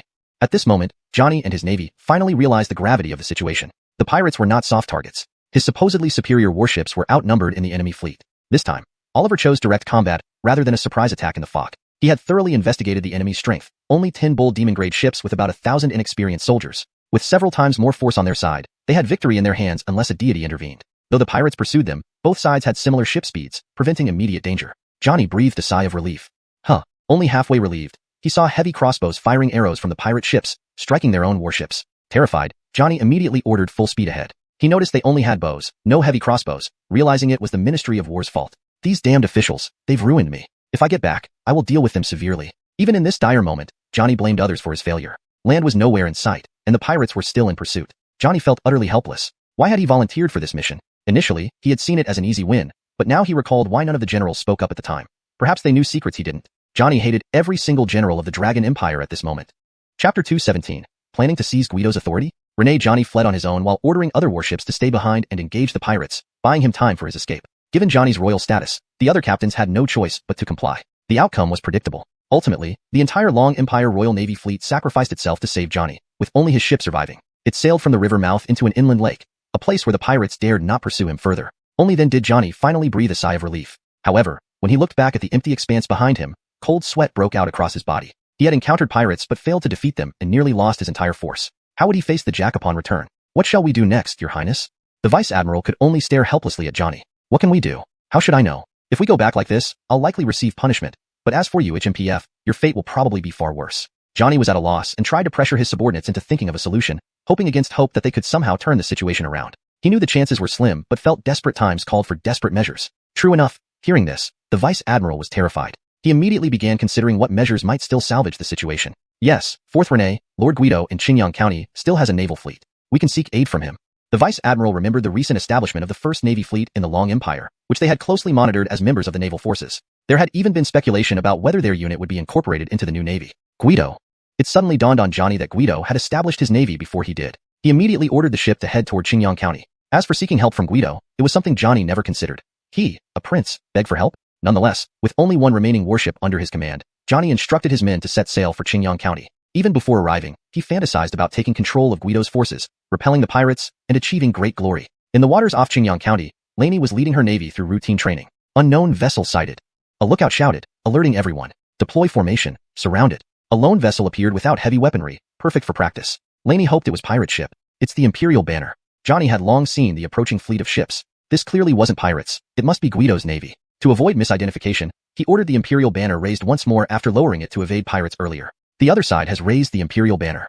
Seeing the flag, Lainey knew any conflict was off the table. We are part of the Long Empire Royal Navy. This is our commander, 4th Rene Johnny. We have come specifically to see Commander Guido. Please inform him.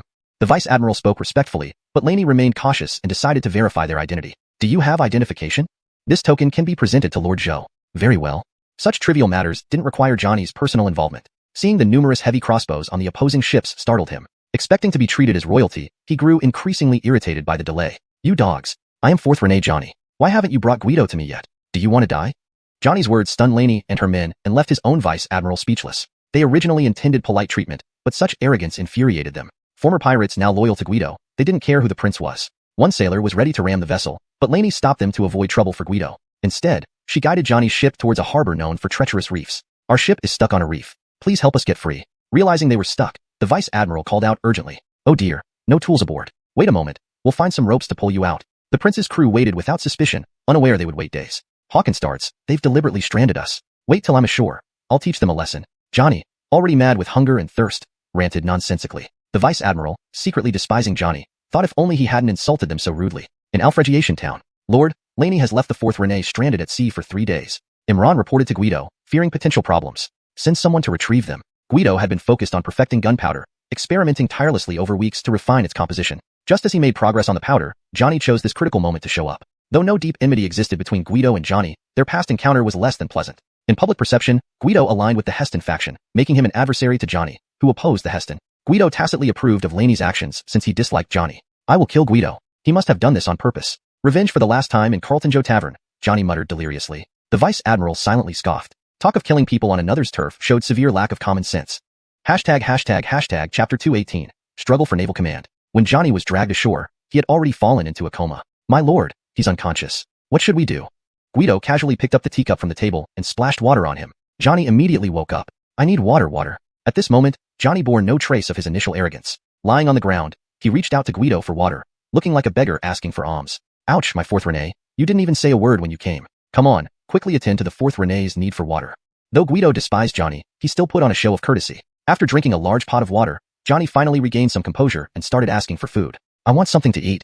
Quickly, cook a bowl of noodles for the 4th Rene, a large bowl. Guido enthusiastically ordered the servants to prepare a large bowl of noodles, hoping that his warmth would win Johnny over. Johnny wasn't in the mood to argue with Guido at all. Getting a bowl of noodles after meeting Guido was already a fortunate outcome. After these few days, he realized that Guido was different from other officials. The prince's identity held no sway over him. Before long, The servants brought a large bowl of noodles to Johnny. Fourth Rene, please sit down and eat without any hesitation. I specially asked the servants to cook it according to my taste, though I'm not sure if it will suit yours. Johnny saw the bright red noodles for the first time. All the noodles he had eaten before were clear broth. Without thinking much, Johnny stuffed a large chopstick full of noodles into his mouth. The moment the noodles touched his tongue, an unprecedented spicy sensation made him spit them out entirely. Ah, too spicy, too spicy. Water, water. Hurry, bring water for the fourth Rene. Turns out His Highness doesn't like spicy food. Why didn't you tell us earlier? Damn, it's as if I should have said so earlier. Inside Johnny's head, 10,000 horses were galloping furiously. Judging by this situation, he no longer hoped to seize military power from Guido. For now, his only option was to write a letter to his father, admitting defeat and then using his father's decree to obtain Guido's naval command. Why do you think Johnny came back here? After arranging Johnny, Guido left and gathered his closest confidants to discuss the current situation. Brother, I heard Johnny was ordered to suppress pirates in the East Sea, but now he's here. The East Sea has nothing to do with us. Hearing Mila's words, this was precisely what Guido was worried about. It was unlikely that Johnny traveled such a long distance just to pass through or coincidentally arrive. My lord, it seems Johnny only has one warship. It looks like the battle with the pirates has been decided. I suspect he's here for your navy. What? Laney's words startled everyone awake. That's right. He bought 20 ships from us, but now only one is left, and it's damaged. It's easy to imagine what happened to the other 19. Afraid of punishment, he came here to scheme against our navy. Guido elaborated on his thoughts, and everyone was shocked. We can't let this bastard off easily. He thinks he can get everything he wants. Milo was the first to oppose, followed by the others shouting in agreement. Guido naturally wouldn't agree either. However, he couldn't directly expel Johnny since he was still a prince. Keep an eye on him and report any developments immediately. Yes. There was no alternative, so they could only do this for now. Guido planned to inform Heston Gordy about the situation. Although he himself had no intention of aligning with any faction, the Crown Prince was indeed far better than Johnny, so this could be considered a favor in passing. However, Guido hadn't expected Johnny to send a letter to the capital before his own message was dispatched. My lord, the fourth Rene Johnny sent someone to the capital to deliver a letter. Do you know who it's addressed to? From what the caretakers say, it appears to be for William. After hearing this, Guido began pondering the situation. Logically, Johnny should fear his father knowing about this, yet he now sent a letter to the emperor, who knew what was written in it. Realizing this, Guido instructed his subordinates to send his letter to the crown prince in the capital via water routes to reach there faster. Capital, Heston's residence. Guido's letter arrived in the capital before Johnny's. Gordy now knew Johnny was with Guido. Combining the information from his own sources, Gordy deduced Johnny's entire story. After considering for a while, he went to the palace. Palace, your obedient son greets your majesty. You are dismissed. How is the crown prince's health recently? Seeing his son return to his former refined and gentle self, walking normally, Jack Delbert felt extremely pleased. Gillis, your obedient son's health is now fine. Thank you for your concern. That's good, that's good. What brings you here today? Gillis, I received a secret report from Guido stating that the fourth brother suffered a defeat and is now in Qingyang County. Concerned for my brother's safety, I humbly request permission to replace him and bring him home. Gordy had learned to speak prudently. He didn't make accusations or complaints, but merely expressed his concern for his brother and his willingness to handle the pirate issue. However, Delbert remained silent. Gordy looked up and saw Delbert's face as cold as ice. Was the news delivered by Guido? Delbert's tone was completely different from the earlier concerned tone. Yes. Since the news came from Guido, it was likely accurate. Delbert now wanted to know how much of the Royal Navy, which was built with great investment, was left. Just then, a eunuch reported outside the door that there was a confidential report from the fourth Rene. Let him in.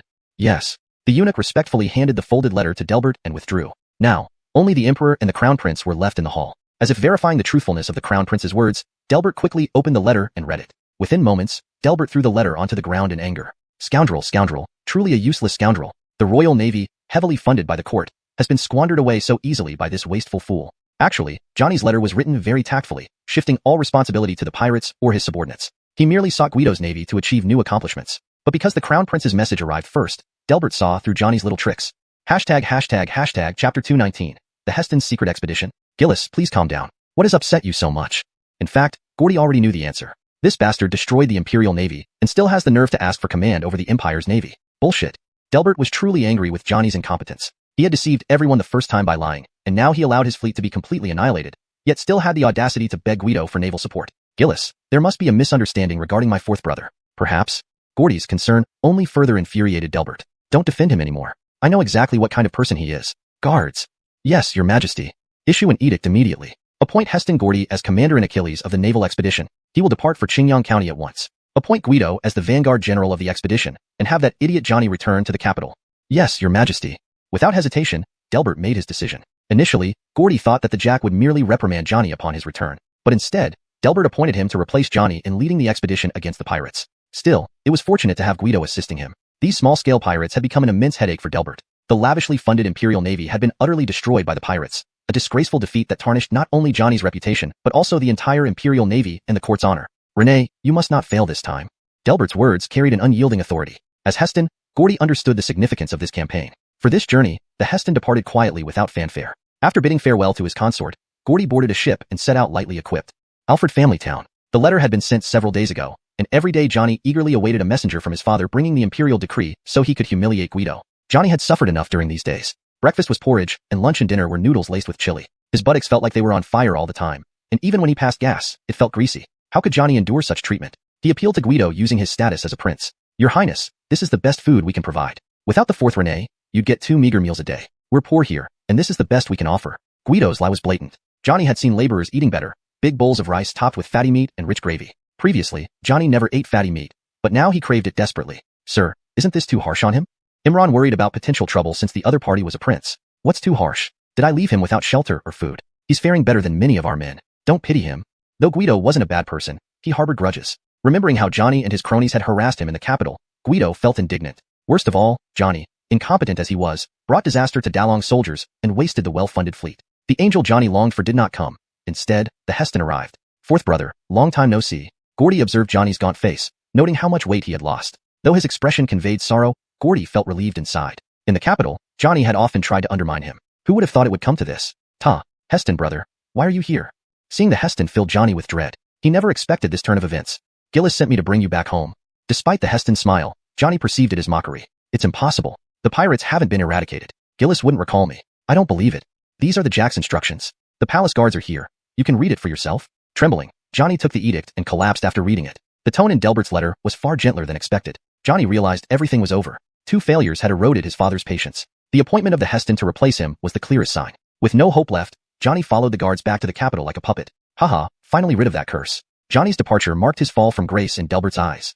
Guido, this is the Jack's secret order. Besides Johnny, Delbert had given Guido a secret directive, essentially instructing him to fully assist the Heston in eliminating the pirates. Due to Johnny's previous failures, Delbert demanded absolute success this time. Your Highness, rest assured, I will do my utmost to assist you. Excellent, Guido. With your promise, I am confident. Just as Gordy was brimming with enthusiasm, Guido poured cold water on his plans. Since you are now the commander, I suggest you review the Imperial Navy's configuration list. Oh, show it to me. Gordy wanted to assess the Navy's strength, assuming Guido's forces were superior to Johnny's. Here it is, Your Highness. Gordy browsed the list, his frown deepening. Guido, this doesn't seem right. Hawkins on his knowledge of Guido. The figures in the list seemed off. Where do you see the problem, Your Highness? The personnel count is full at 3,000, but you have no ships except broken sampans. The weapons are a hodgepodge, barely reaching 3,000 sets. Are you joking? Your Highness, this is the complete inventory. That's all the Ministry of War provided. Guido feigned innocence. While Guido wasn't deliberately deceiving Gordy, the items listed were indeed provided by the Ministry of War. Initially, Guido sought funds from them, but they dismissed the Navy entirely, leaving him frustrated. He eventually resigned himself to waiting for the Navy's pivotal moment before settling scores. Gordy cursed the Ministry of War inwardly. It seemed the very bureaucracy he needed to rely on might sabotage his comeback. Translation completed while maintaining paragraph structure and line breaks as requested. Chapter 220. Debts must be repaid. Guido, can we really defeat the pirates with just these resources? Your Highness, don't joke. I know exactly what we're up against, and let me explain the true strength of the pirates we face. Please enlighten me. Gordy naturally wanted to understand his opponent's strength. As they say, knowing both oneself and one's enemy leads to victory. Our adversary is the White Skull Pirates, one of the 7 warlords of the sea. Their leader is called Che. Guido briefed Gordy for at least half an hour. Already low in morale, Gordy became even more concerned after learning about the White Skull Pirates' strength. I didn't expect our opponents to be so formidable. It seems everyone has underestimated the pirates. In the court, Gordy had already been relatively attentive to the pirates, but after hearing Guido's account, he realized he had also underestimated them. The Oliver pirate crew was merely mid-tier among the 7 warlords, yet could wreak havoc along the coast. Imagine how powerful the top-ranked pirate crews must be. Your Highness, now we can only rely on you to seek support from the court. Don't worry. Even a clever housewife can't cook without rice. I will speak to the Ministry of War immediately. With the Crown Prince's intervention, it was believed that some support would be provided. Due to Gordy's presence, the Navy's original warships were all hidden, so training had to take place on land. This left Gordy anxious, especially since Delbert had ordered him to return victorious or not at all. 3 daily edicts were sent from Alfred Family Town to the Ministry of War in the capital. Similarly, upon receiving Rene Gordy's letter, Jack Delbert learned of the state of Guido's navy. Immediately, he summoned the Minister of War into the palace, scolded him harshly, and ordered him to gather funds for the Imperial Navy. Ministry of War. Summon everyone. Upon returning to the ministry, Claes angrily instructed that everyone be called. The conference hall soon filled up. Everyone noticed Claes' anger and tried to keep a low profile, though no one knew the reason behind it. Who was responsible for Guido's Imperial Navy affairs? Claes scanned the room before asking this question. The seasoned officials knew that today's anger likely stemmed from Guido's navy. Sir, it was handled by Group 2. The Ministry of War had several divisions handling different matters. Guido's navy formation was managed by Group 2, so others breathed a sigh of relief. realizing it wasn't their responsibility. Take a look.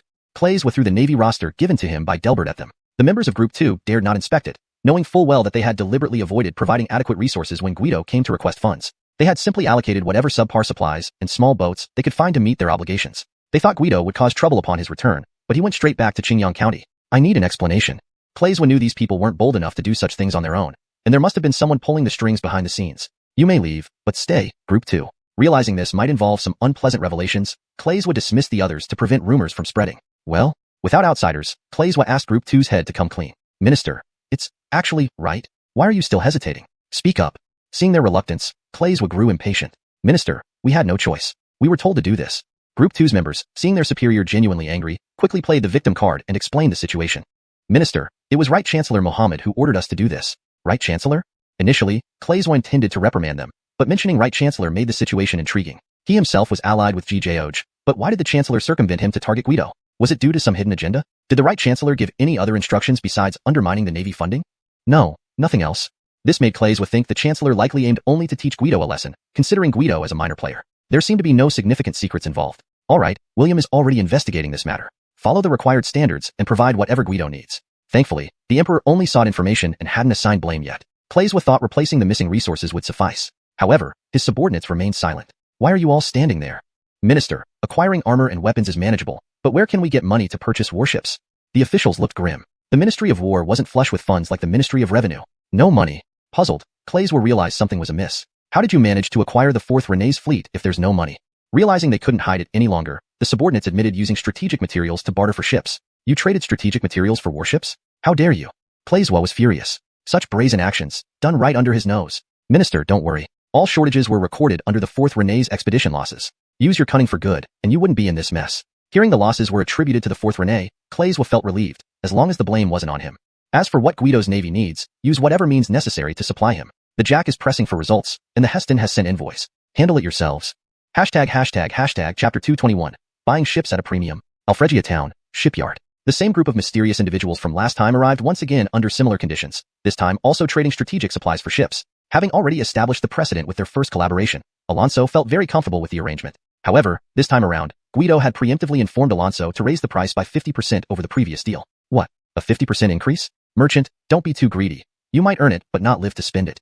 The Ministry of War's representatives were taken aback initially, then they threatened him coldly. Customers, I am not raising the price unfairly. If you order and wait according to the schedule, there is no extra charge. But every time you want an immediate delivery, and you are regular customers after all, our orders are backed up too far. To get an immediate delivery, we need to compensate previous customers who agree to reschedule, which naturally costs more.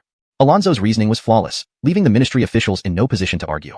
And even at a 50% increase, it's only because you're long-term clients. Others wouldn't get their hands on the ships even if they offered that much more. The seasoned Alonso easily silenced the officials, forcing them to reluctantly accept the increased premium for immediate delivery. The men left the shipyard dejected. How should we handle these supplies this time? One of them suddenly realized they hadn't addressed the shortfall yet. Why don't we just attribute it to anti-bandit operations? Are you mad? This time, the Heston and Guido are leading the troops. Do you think they're as gullible as the 4th Rene? Someone suggested the same old tactic, only to be sternly rebuffed. This time they were dealing with the Heston and Guido, who wouldn't fall for such tactics, especially Guido, known for his sharpness and unwillingness to take losses. What do we do? If the deficit is discovered, it's a capital offense. With no good options, someone began to panic. Don't panic. Just spread the expenses across other projects. It'll be fine. Seeing everyone starting to lose composure, one person stepped forward, calming the rest down. Guido, the Ministry of War has already negotiated with the shipyard. We will have the ships soon. That's great. With the ships, we can finally establish a real navy. Seeing the Heston's excitement, Guido pretended to go along, knowing full well that the shipyard was under his control. Guido, I've noticed you seem particularly interested in the navy. Is there something I'm missing?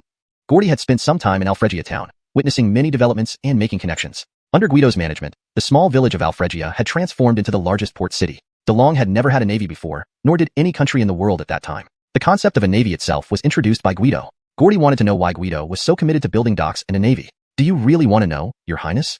Regardless of how Guido tried to deny it now, he and the Heston were already seen as a team by the public. I'm all ears. Gordy immediately adopted an eager, humble demeanor. Doesn't it feel like the land we live on is vast? Well, just our DeLong Empire's territory alone spans thousands of miles. That's without counting other nations. But what if I told you that land only makes up 30% of our world? How does that make you feel? What? Only 30%? Are you serious, Guido? This statement truly shook Gordy's worldview. In this world, not just Gordy but everyone lacked a concrete understanding of the sea's magnitude. They knew the ocean was vast, but no one knew just how vast until Guido provided a specific figure far beyond their comprehension. Guido, I finally understand why you're so focused on developing the sea and establishing a navy. Despite Guido's laid-back nature, Gordy trusted him implicitly, so he didn't doubt Guido's words. The ocean is a vast treasure trove unexplored by humans. I hope DeLong can lead the world in exploring it. There were already many capable people on land, and DeLong didn't lack talent. Guido aspired to help DeLong dominate the world by becoming a maritime superpower, akin to how Braden Bull once ruled the seas. Guido, if I ever reach that position, I will fully support you. Hearing Guido's vision, Gordy agreed wholeheartedly, even voicing what seemed like treasonous words. Over the next few days, the ships gradually arrived, and Gordy personally inspected each warship. These ships don't look very new, do they? Gordy spotted the issue right away. Ah, really? Let me see. Oh, every ship goes out to sea for trials. It's normal. Oh, I see. After walking a couple of steps, Gordy noticed another discrepancy. Guido, why do these ships have heavy crossbows when I remember Johnny's ships don't have them? As the Heston, the Ministry of War treats you differently from the 4th Renee.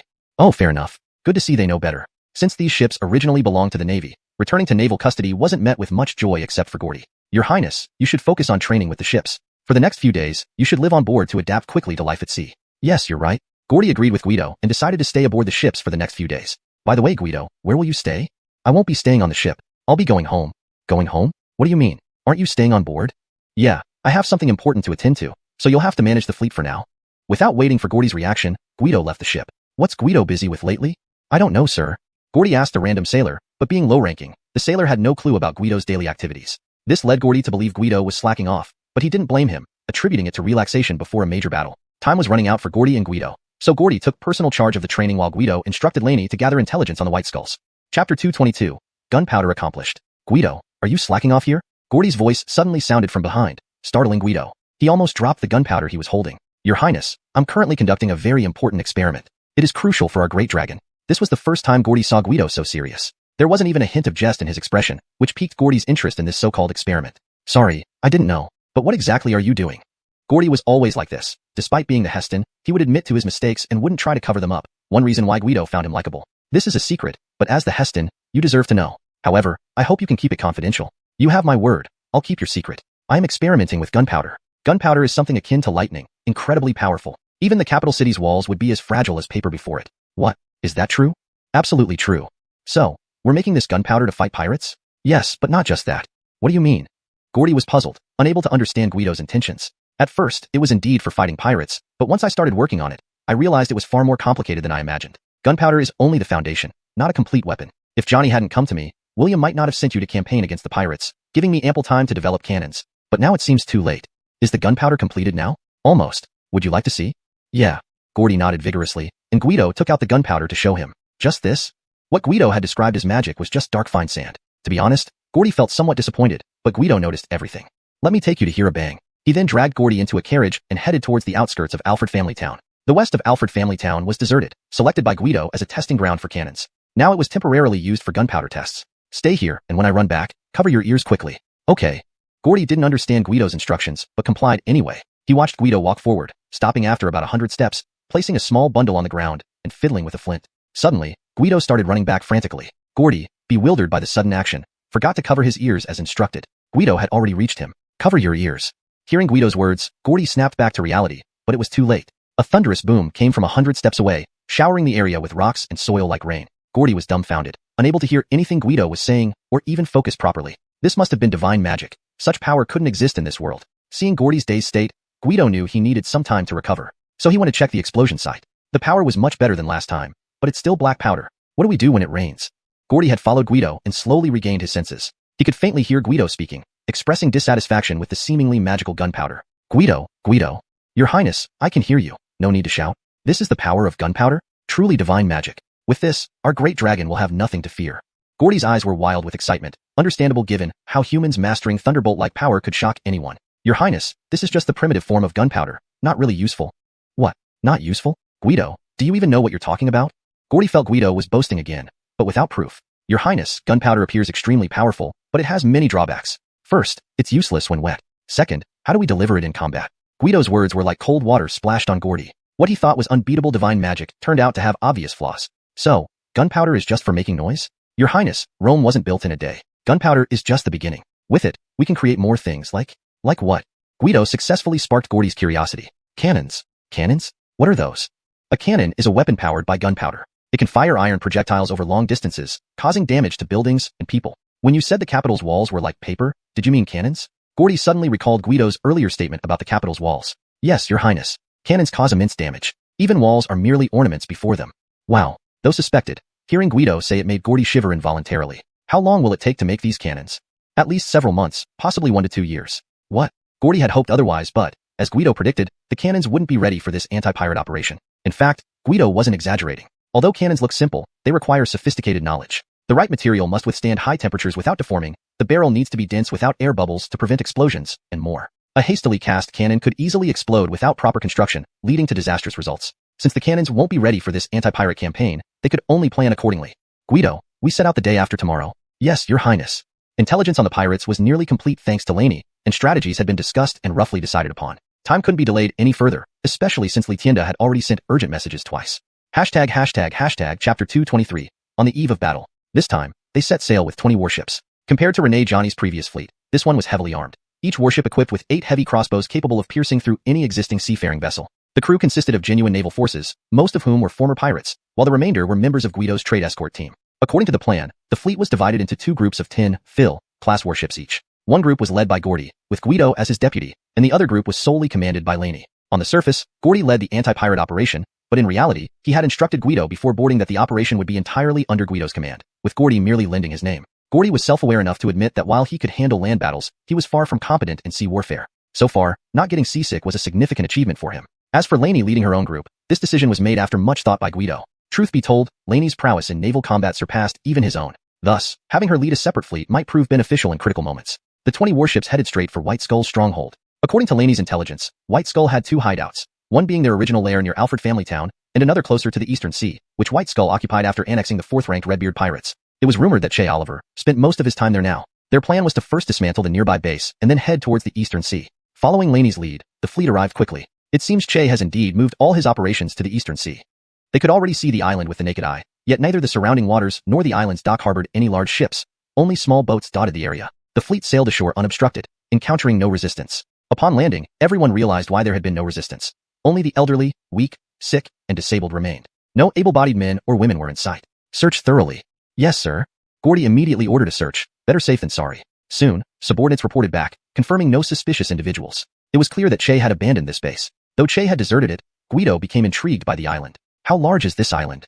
Since landing, they couldn't see the opposite side of the island. Send someone to investigate the island's size immediately. Guido dispatched a small squad in pairs, instructing them to return once they reached the island's edge. What began as mere curiosity turned into a discovery of immense proportions. Initially expecting the explorers to return quickly, Guido ended up waiting for several days. Several days later, Guido, did something happen to those people? These people are in pairs, heading in different directions. It's highly unlikely they all encountered trouble simultaneously. Faced with Gordy's concern, Guido believed it was improbable. Let's wait a little longer. Though Guido said this, he too had some doubts. If no mishap occurred, these explorers' extended absence suggested the island's size was far beyond what he imagined. Another day passed, and the scouts started returning one by one. We traveled east, non-stop, and took 3 days to reach the end. We went south and also spent 3 days. A batch sent north still hadn't returned, leading Guido to wonder if they'd encountered trouble. Shall we wait more? A few more days won't hurt. All right. Gordy took advantage of this time to adjust, feeling slightly uneasy despite no longer suffering from seasickness, having lived on land for so long. 2 more days passed, and finally, the northern explorers returned. We followed the northern route, and it took us 5 days to reach the end. Guido had a rough estimate now. The island was nearly the size of Cheong Island, an unexpected delight so close to Dalong. Any signs of other people on the island? No signs of human activity throughout our journey. With all explorers accounted for, Guido ordered the fleet to continue its journey towards the Eastern Sea, leaving further plans for this island until their return. While Guido investigated Che received intelligence about Guido's activities. Upon learning his old base had been visited by Guido, Che remained unfazed, as it was an area he had already abandoned. The original Lair's island was too vast, unsuitable for pirates who never intended to build settlements but found it difficult to defend due to its size. After annexing Redbeard's territory, Che discovered a smaller but more strategically advantageous island, easier to defend. He relocated all able-bodied men and women there, leaving the elderly and women to fend for themselves. In the world of pirates, the survival of the fittest ruled. Achilles, Dalong's navy is heading this way. At their current speed, they should reach us tomorrow. Scouts constantly updated them on the navy's progress. Advisor, what do we do? I have 2 strategies. Please advise.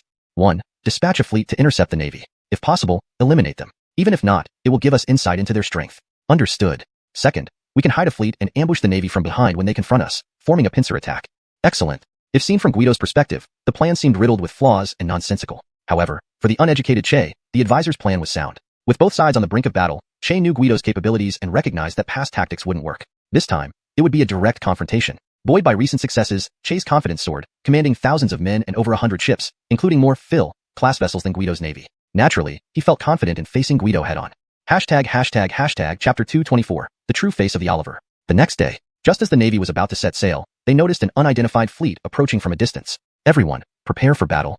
A loud bronze bell echoed across the sea, and all sailors immediately took their battle stations upon hearing it. Both fleets raised their banners, confirming that these were indeed their intended enemies. Flagman, have Laney take his fleet and circle around from the left flank. When we get close, we'll move in from the right. Yes, sir. The flagman received Guido's order and promptly signaled it out. The pirates had more ships than Guido's fleet, but they varied greatly in size and quality. Guido knew this was just a probing force. If you want to test me, then let's see what you're made of. The Navy's Bull Demon King warships, with their superior propulsion and defensive armor, were far beyond anything the pirates could muster. After dividing into flanking formations, Guido's fleet maintained the range within the heavy crossbows' firing distance and unleashed a barrage of arrows. Some of the smaller pirate ships were instantly shattered, their remains floating on the surface. Those who survived the first wave fled in terror, but they couldn't outrun the Navy.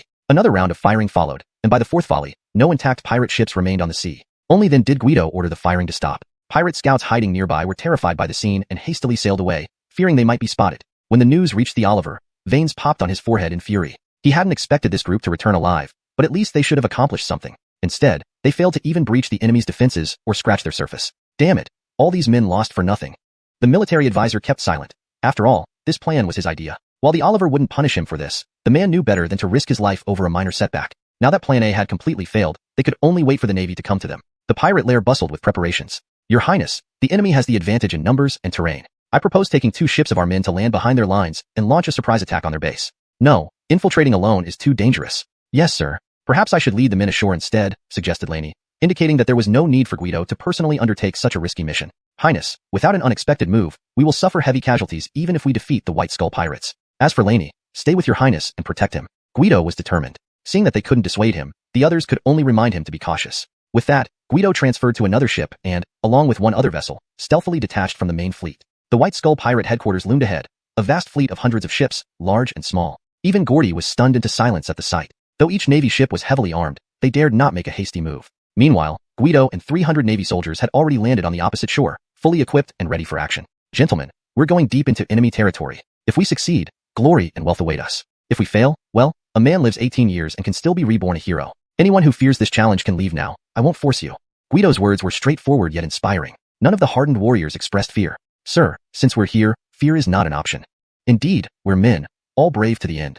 Good, then let's move out.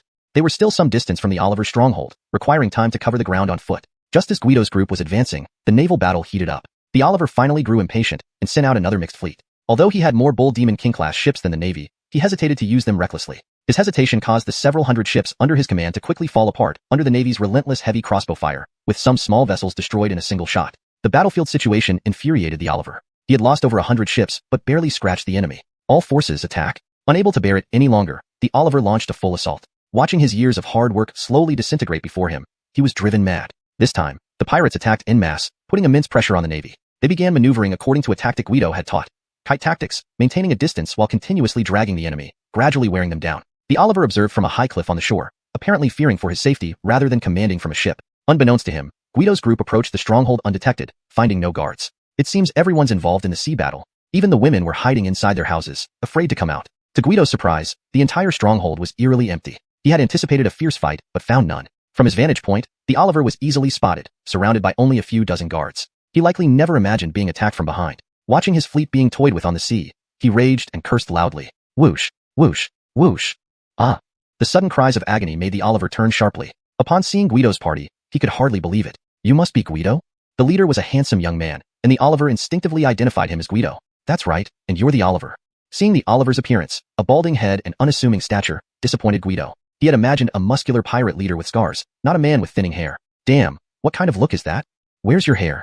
Go to hell, don't talk about my hair. Guido's words struck a nerve. The Oliver drew his sword but was immediately incapacitated when Guido's guards hit him in the knees with repeating crossbows. Aya, it hurts, oh god, it kills me. Seriously? For a notorious pirate chief, you sure scream like a girl. And why are you bald? Why do you think pirates can't feel pain? I've been bald since childhood. What can I do? The confrontation escalated, revealing the unexpected vulnerability of the once feared Oliver. Chapter 225, a dramatic conclusion. The capture of Che was incredibly dramatic. No one in the Navy had anticipated such an outcome. When Guido held Che at knife point on the cliff and blew the horn, all eyes were drawn to them. The pirates, seeing their leader captured, were taken aback, while the Navy officers wore triumphant smiles. Many pirates immediately surrendered by raising white flags, but more scattered and fled, as many of them had been conscripted rather than being loyal to Che. Che, have always been shrewd. Falling into your hands is not unjust, Che said with a mix of resignation and pride. Don't flatter yourself. You illiterate fool. Did you ever study? I'm a legitimate graduate of FBI, MPV, USV, SUV. How dare you compare yourself to me, hell no? Guido retorted without giving Che any face. Che's face turned red with embarrassment, but he lacked the courage to say anything heroic like a man can be killed but never disgraced. On the sea, ships continued to chase each other, but now the situation was reversed. Pirates who were previously chasing the Navy were now fleeing in all directions, pursued by the Navy. By dusk, the battle slowly came to an end. Despite the Navy's best efforts, some pirates managed to escape, but most either surrendered or went down with their ships, feeding the sharks. Gordy was busy collecting spoils of war from the sea, while Guido kept Che under pressure, interrogating him about the location of his hidden treasure. Naturally, Che would not reveal it easily, maintaining an appearance of readiness for death. Humph, you want my treasure? No way. Kill me then, Che sneered. Okay, Guido replied simply, drawing his saber and swinging it toward Che. Che, merely posing before, was genuinely terrified by Guido's unexpected action. Wait, I'll talk, just ask me twice. Che pleaded. I don't want to waste time. Anyway, it's not far from here. It'll just take longer, Guido replied indifferently. Humph, the treasure is at my residence. There's a secret chamber there, Che finally confessed. Guido understood now that this person shouldn't be underestimated. He played by no rules. Following Che's directions, Guido indeed found the hidden chamber. Even for someone like Guido, who had seen much wealth, the treasures inside were astonishing. No wonder everyone wants to be a bandit. It's so easy to get rich, Guido remarked. Humph, people are too attached to material things, Che commented sarcastically, making Guido lose his temper. You illiterate bastard, still talking back? Do you even know what you're saying? Guido slapped Che across the face while scolding him. Che wanted to retort but feared another slap, so he merely glared at Guido angrily. Guido and Gordy spent 3 days tallying up all the spoils of war. They had nearly 2,000 pirate captives, 86 seized warships including over 20 Phil-class ships, and countless riches. As for the women on the island, most were abducted. Guido suggested they be released, and Gordy agreed. They provided travel expenses for those who wished to return home, and for those who preferred to start anew, Guido offered them refuge in Alfregia town. This offer ensured that almost no one spoke of returning home, as being abducted by pirates made it difficult for families to accept them. It was better to begin afresh elsewhere. The Navy triumphantly returned to the capital. When Gordy led the Navy into the bustling docks of the capital, the scene was chaotic with over 100 vessels unable to find berths. Crowds gathered around to watch the spectacle. This time, Jack Delbert personally greeted Rene Gordy's victorious return with a grand ceremony. Compared to Johnny's earlier failed mission, this return was much more impressive. 128 pirate ships destroyed, over 3,000 enemies killed, 86 warships captured, and the pirate leader Che captured alive. Please review, Your Majesty, Gordy reported solemnly. Immediately, Che was brought forward for the Emperor to see. Just like Guido, Jack Delbert looked disappointed at first glance. Che, the legendary pirate chief, looked unremarkable. Che could tell what the Emperor was thinking. If not for being gagged, he might have made some sarcastic remarks. Jack Delbert waved dismissively, signaling the guards to take Che away, visibly irritated. Gillis, we also confiscated assets worth approximately 6 million guan, Gordy whispered as they approached, causing Jack Delbert to exclaim aloud, drawing everyone's attention. What? Realizing his mistake, Jack Delbert quickly waved his hand, dismissing the incident and resumed whispering to Gordy. Truly 6 million guan? Mostly gold, silver, and jewels. At least 6 million guan, conservatively estimated. I feared the ministers would hear and seize it.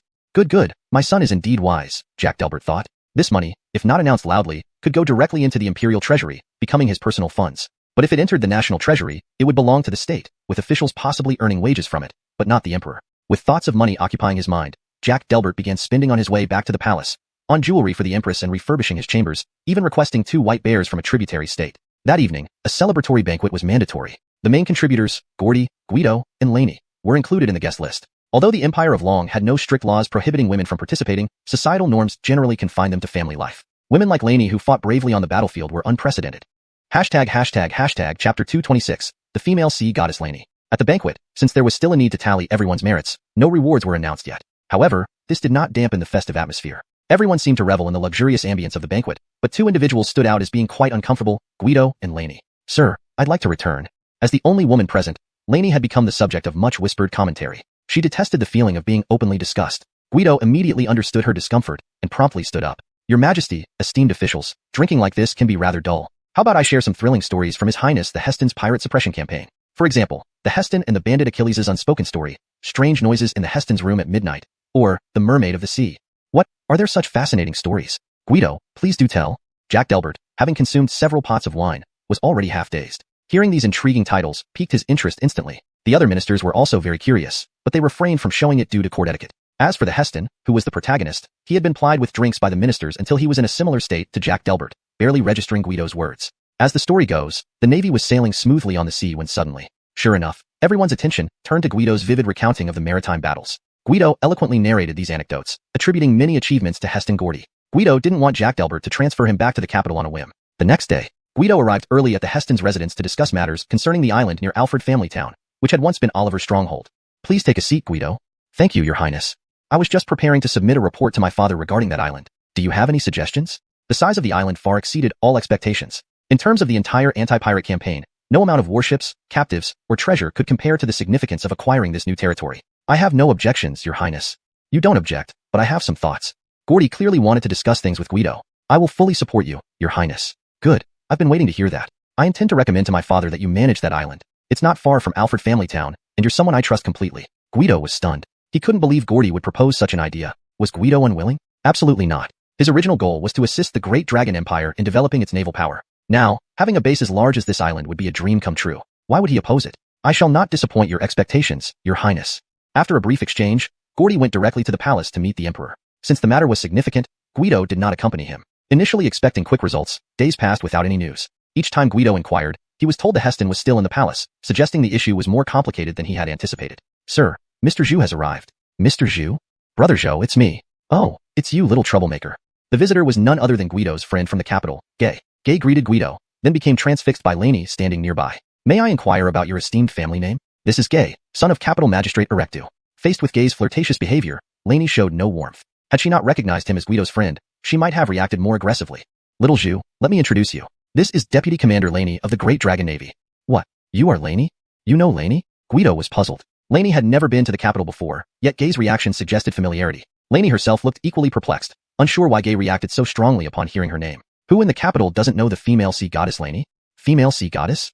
It turned out Laney had a nickname. Guido grew even more confused. Deputy Commander Laney of the Great Dragon Navy, known as the female sea goddess, our Great Dragon's foremost female warrior. Not only is she strikingly beautiful, but she's also incredibly powerful, a goddess admired by every man in the capital. Guido marveled at Laney's popularity. Even she blushed slightly. Suddenly, the imperial envoy arrived with an edict. Surprisingly, it was read by Heston Gordy. Your subjects, receive the imperial edict.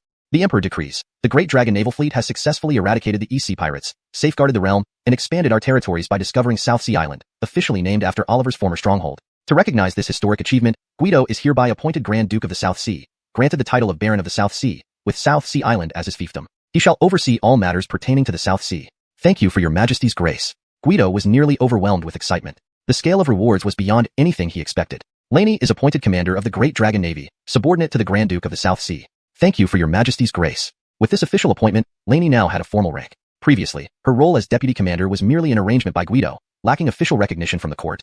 After the edict was read, Guido approached Gordy with concern. Your Highness, does this reward seem a bit excessive?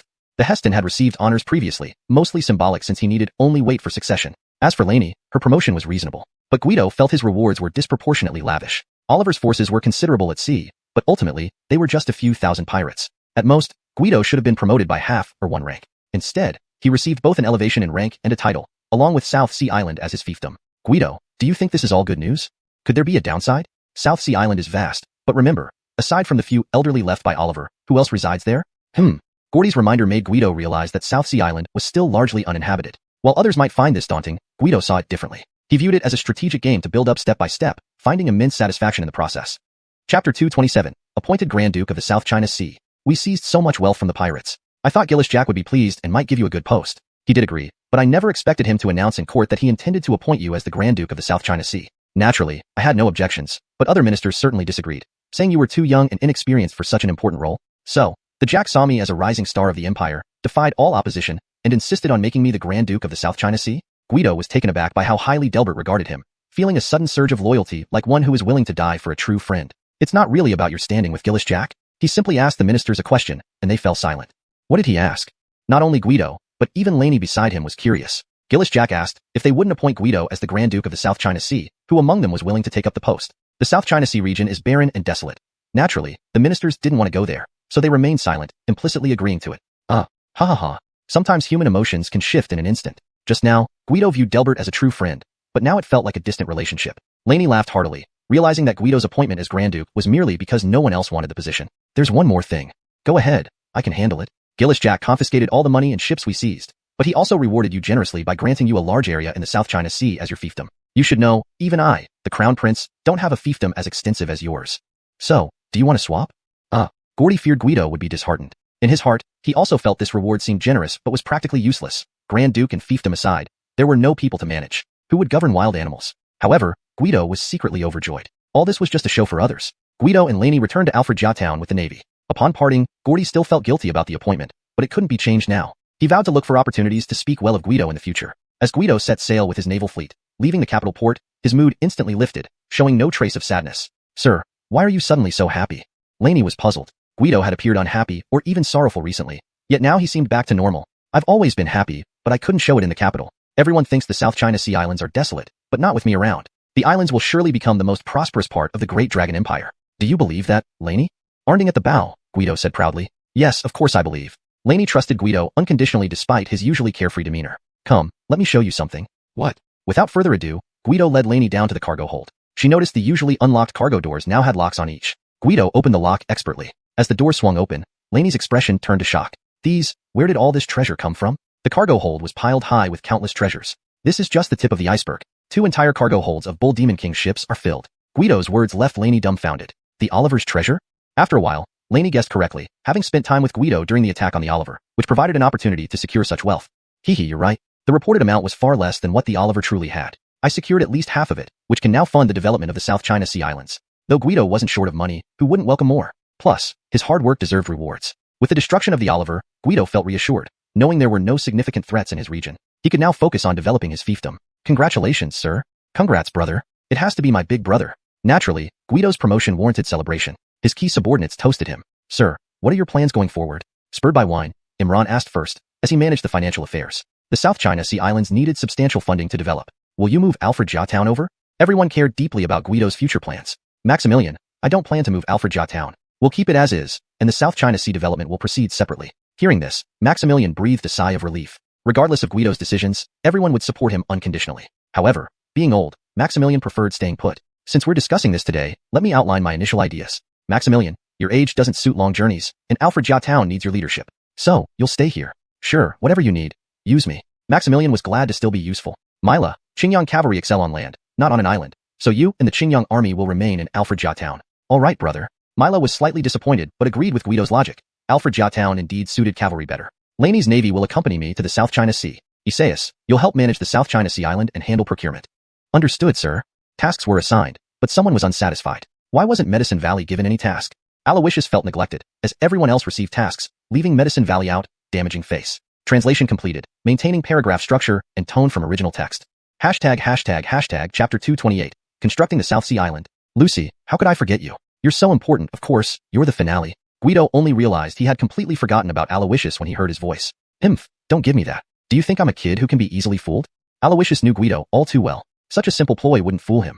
Listen to you. I really didn't lie to you. This construction on South Sea Island can't do without the Medicine King Valley. That place is uninhabited, full of snakes, insects, and all kinds of toxic creatures. Without your people, our construction project would never get off the ground. Truly? More real than gold. Since you put it that way, I'll send Jaden with some people to join you. What, Jaden is going? When Guido heard that Aloysius was sending his disciple Jaden, he felt a bit uneasy. Why? Don't underestimate Jaden. She has inherited my true skills in medicine. I didn't mean to look down on little Jaden. It's fine if she comes. Guido knew arguing wouldn't change anything. Although Jaden was somewhat eccentric, she did inherit Aloysius's genuine medical expertise. The next day, Guido called Imran over separately. Isaias, I now have an initial plan to build a city in the South Sea. So we need a large number of various types of workers. Indeed, the South Sea currently lacked laborers most of all. Sir, are we directly building a city now? When the city is finished, there will be no one to fill it. Imran believed that as long as they paid wages, they could find plenty of workers. He was just worried that Guido's pace might be too fast. Without governing any population, directly building a city went against previous practices. Don't worry. When the city is built, people will naturally come. In the past, new settlements were established by exiling serious criminals to remote areas. Over time, the population gradually increased, forming villages and towns which eventually grew into cities. Guido's direct approach of building a city was indeed different and riskier. However, Guido wasn't worried at all. As a modern person, he had many ways to attract people. So he wasn't concerned about the population issue. Since Sir has a plan, then leave the recruitment to me. Isaias, since the South Sea is now my fiefdom and I'm also the Grand Governor of the South Sea, I hereby appoint you as the Achilles Administrator, Grade 8, to oversee all construction efforts. Thank you, sir.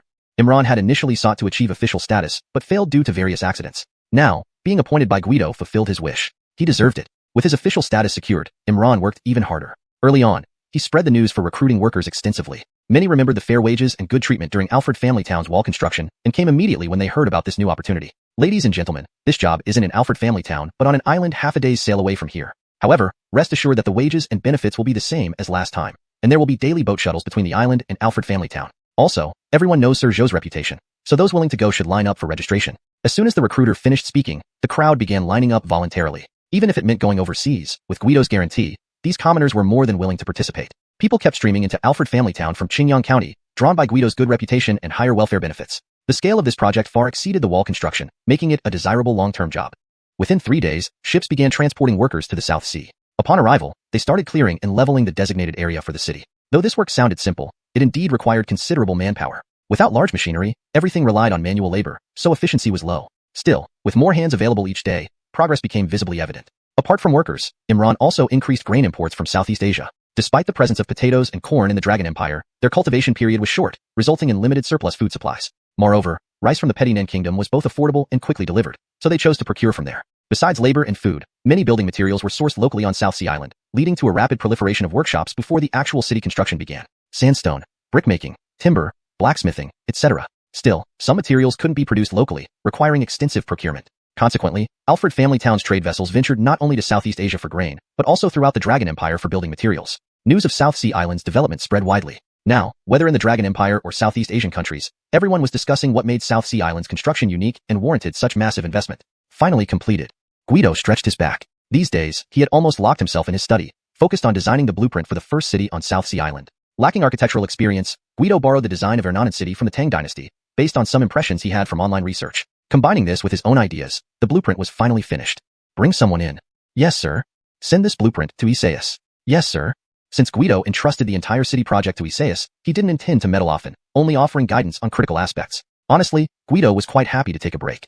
Chapter 229, Rubber Trees. Guido was currently splitting his time between Alfregia Town and Nanhai Island, as the island wasn't fully developed yet. His family remained in Alfregia Town for now. He came to Nanhai Island primarily to check on overall progress and provide suggestions for improvements. Each time Guido visited Nanhai Island, he would tour the construction site and then take a walk around the island. During his last anti-bandit operation, he found Nanhai Island exceptionally beautiful. It had a strong tropical ambience with its azure seas, golden sands, and lush coconut groves. Such scenery would command a high price for viewing and enjoying in the future. However, Guido was enjoying not just the tranquility but also looking ahead, planning for Nanhai Island's future. With such a large island, it was crucial to develop some economic industries. Guido made some preliminary plans. Nanhai Island would have its own shipyard. Future large vessels like the Qinglong or even larger ones would be built here, while Alfregia Town would handle ship construction below the Alfred Wang level. Since there were now 2 bases, Guido didn't plan to put all his eggs in one basket. Marine fishing and trade transit must also be vigorously developed. Although this would overlap with Alfregia Town's activities, the vast Great Dragon Empire could not be served by Alfregia Town alone. Nanhai Island's future scale in terms of population, area, and economy would undoubtedly surpass the small town of Alfregia. Therefore, relying solely on these industries wouldn't be enough. This was what Guido was now contemplating, finding more economic avenues. With a solid economic base, local economic benefits would attract more people, creating a positive cycle. Riding his horse with several guards nearby, Guido aimlessly roamed around, hoping to find some inspiration. He had thought about unique island-specific economic industries beforehand and jotted them down to avoid forgetting. Pirates usually relied on 3 main economic sectors: agriculture, fishing, and tourism. Fishing had limitations due to current storage technology. Agriculture, being the most fundamental industry of the era, was essential, especially given Nanhai's climate, which allowed for faster crop maturation and higher planting frequency. Tourism was the final sector. In Guido's original time, this would be straightforward, with tourists flocking voluntarily, making it a pillar of island economies. However, due to limited transportation and average income in this era, developing tourism might be challenging. Nonetheless, Guido wouldn't give up easily. Let's rest for a bit. Yes, sir. After an exhausting morning ride on the hot island, even the horses were tired. The weather here was significantly hotter than inland. I need to relieve myself, a guard whispered to a companion and prepared to head into the nearby woods. Be careful, sir said there are snakes in the forest. Don't worry. This exchange was mostly playful. Sir, would you like some coconut water? The guard skillfully fetched a few coconuts from nearby trees, opened them with portable hole punchers they carried, and handed one to Guido first. Before everyone arrived on the island, Guido had compiled a handbook of precautions based on his knowledge to ensure everyone's safety. This included survival tips specific to the uninhabited island environment. For instance, coconuts contained drinkable water that was naturally sweet but difficult to open. So, Guido designed a simple hole puncher and included instructions in the book. Now, when thirsty, the islanders would simply pick coconuts for refreshment. Note: I replaced Dui Sursheng with precautions to better fit the context and flow in English. These coconuts are really delicious. I wish I could bring some back for my wife and kids to try. These guards were veterans of the Qingyang army. While Alfregia Town was coastal, it didn't have coconut trees for unknown reasons. Hehe, next time during your leave, you can bring some back. But they're heavy, so you probably won't manage many. The adults are right, they're too heavy. If only they were lighter. As he spoke casually, Guido recalled that in his previous life, vendors removed coconut outer layers to make them smaller and lighter, thus fitting more per shipment. That's a good idea. Guido noted the coconut trading idea. Though not a major industry, shipping coconuts out could also promote Nanhai's name. Damn, that tree is peeing too. The guard who went to urinate returned, still muttering under his breath. What tree is peeing? Has it turned into a spirit? It's true. See for yourselves, it's white pea. Huh. Others laughed heartily, but Guido furrowed his brow, thinking of white liquid. Is it white and creamy, almost like milk? Yeah, exactly. You see, Sir knows I'm not lying. Finally, someone believed him. The guard was visibly excited. Where? Take me there. Guido was more excited. If it was what he suspected, Nanhai would gain a new economic industry, and the era would benefit from new products. The guard led them back. Indeed, milky white sap dripped from many trees. Guido touched and smelled it, confirming it was rubber. Haha. Guido suddenly laughed loudly, confusing the guards. Had he been enchanted by the tree? Sir, you're being charmed by the tree spirit. Go to hell. You're the one charmed. These aren't spirits but rubber trees, very valuable. Rubber trees had significant economic value. While tires were often associated with rubber, even in this era without cars, there were plenty of horse-drawn carriages. Guido disliked riding in them because wooden wheels were extremely uncomfortable. With rubber, the experience would drastically improve. Moreover, rubber had diverse applications, from seals and pillows to countless everyday items. Its utility was overlooked only because it wasn't common knowledge. Thus, finding rubber trees meant a new economic boon for Nanhai Island. Chapter 230.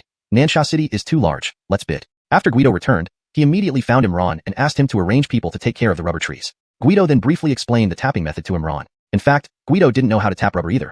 He had only seen it in his past life and could only give a rough description. The specifics would have to be figured out by the workers themselves. Sir, as you said, we currently lack the workshops and technology to process the rubber. How do we handle what we collect now? Just store them in barrels for now. Imran always had a keen insight and brought up the key issue directly. This was why Guido considered him an indispensable assistant who could think independently and often find solutions on his own. All right. Although there were many people working on the construction site, there was still a significant labor shortage because Nansha Island required too many workers. The most urgent projects now were the harbor and city construction. Other supporting facilities had not yet started due to the lack of manpower. A month later, the progress on Nansha Island was far below expectations. Imran quickly consulted Guido for a solution. Sir, the progress is less than half of what we expected. This can't go on. Isaias, have you analyzed the reasons behind this? It's mainly due to the shortage of manpower and materials. Although we're recruiting workers everywhere, the gap is too large. On the material side, although we are using local production to save costs, the output simply cannot keep up with the construction pace. Guido knew that all these issues couldn't be blamed on Imran. If someone else were in charge, things might be even worse. Guido had simply been overly optimistic. Now, he needed to think of ways to remedy the situation. I've got an idea. Isaias, notify the chambers of commerce and shops we've interacted with. Tell them I have a promising project for cooperation. Sir, are you planning to use their resources? No, this is a win-win situation. I plan to subcontract some construction projects to them. Sir, while they show respect to us, they won't part with their money easily without seeing detailed plans.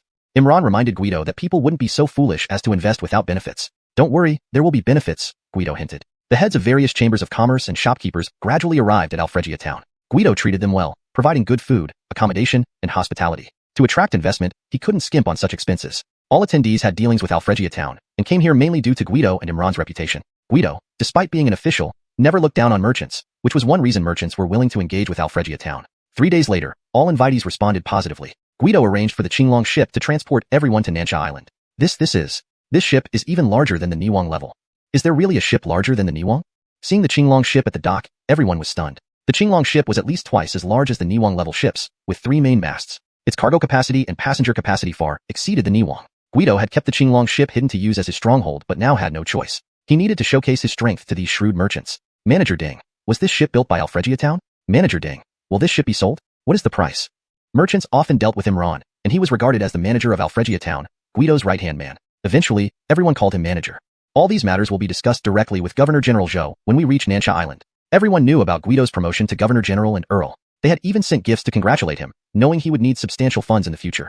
Nansha Island. After landing, the island still appeared desolate, though the scenery was pleasant. The meeting was held in a temporary pavilion within the construction site. Welcome everyone to attend the first Nansha Business Conference amidst your busy schedules. To legitimize this sponsorship event, Guido gave it an impressive name. Nansha Business Conference? What does that mean? I don't know, but it sounds so grand and formal. When did merchants start attending such formal conferences?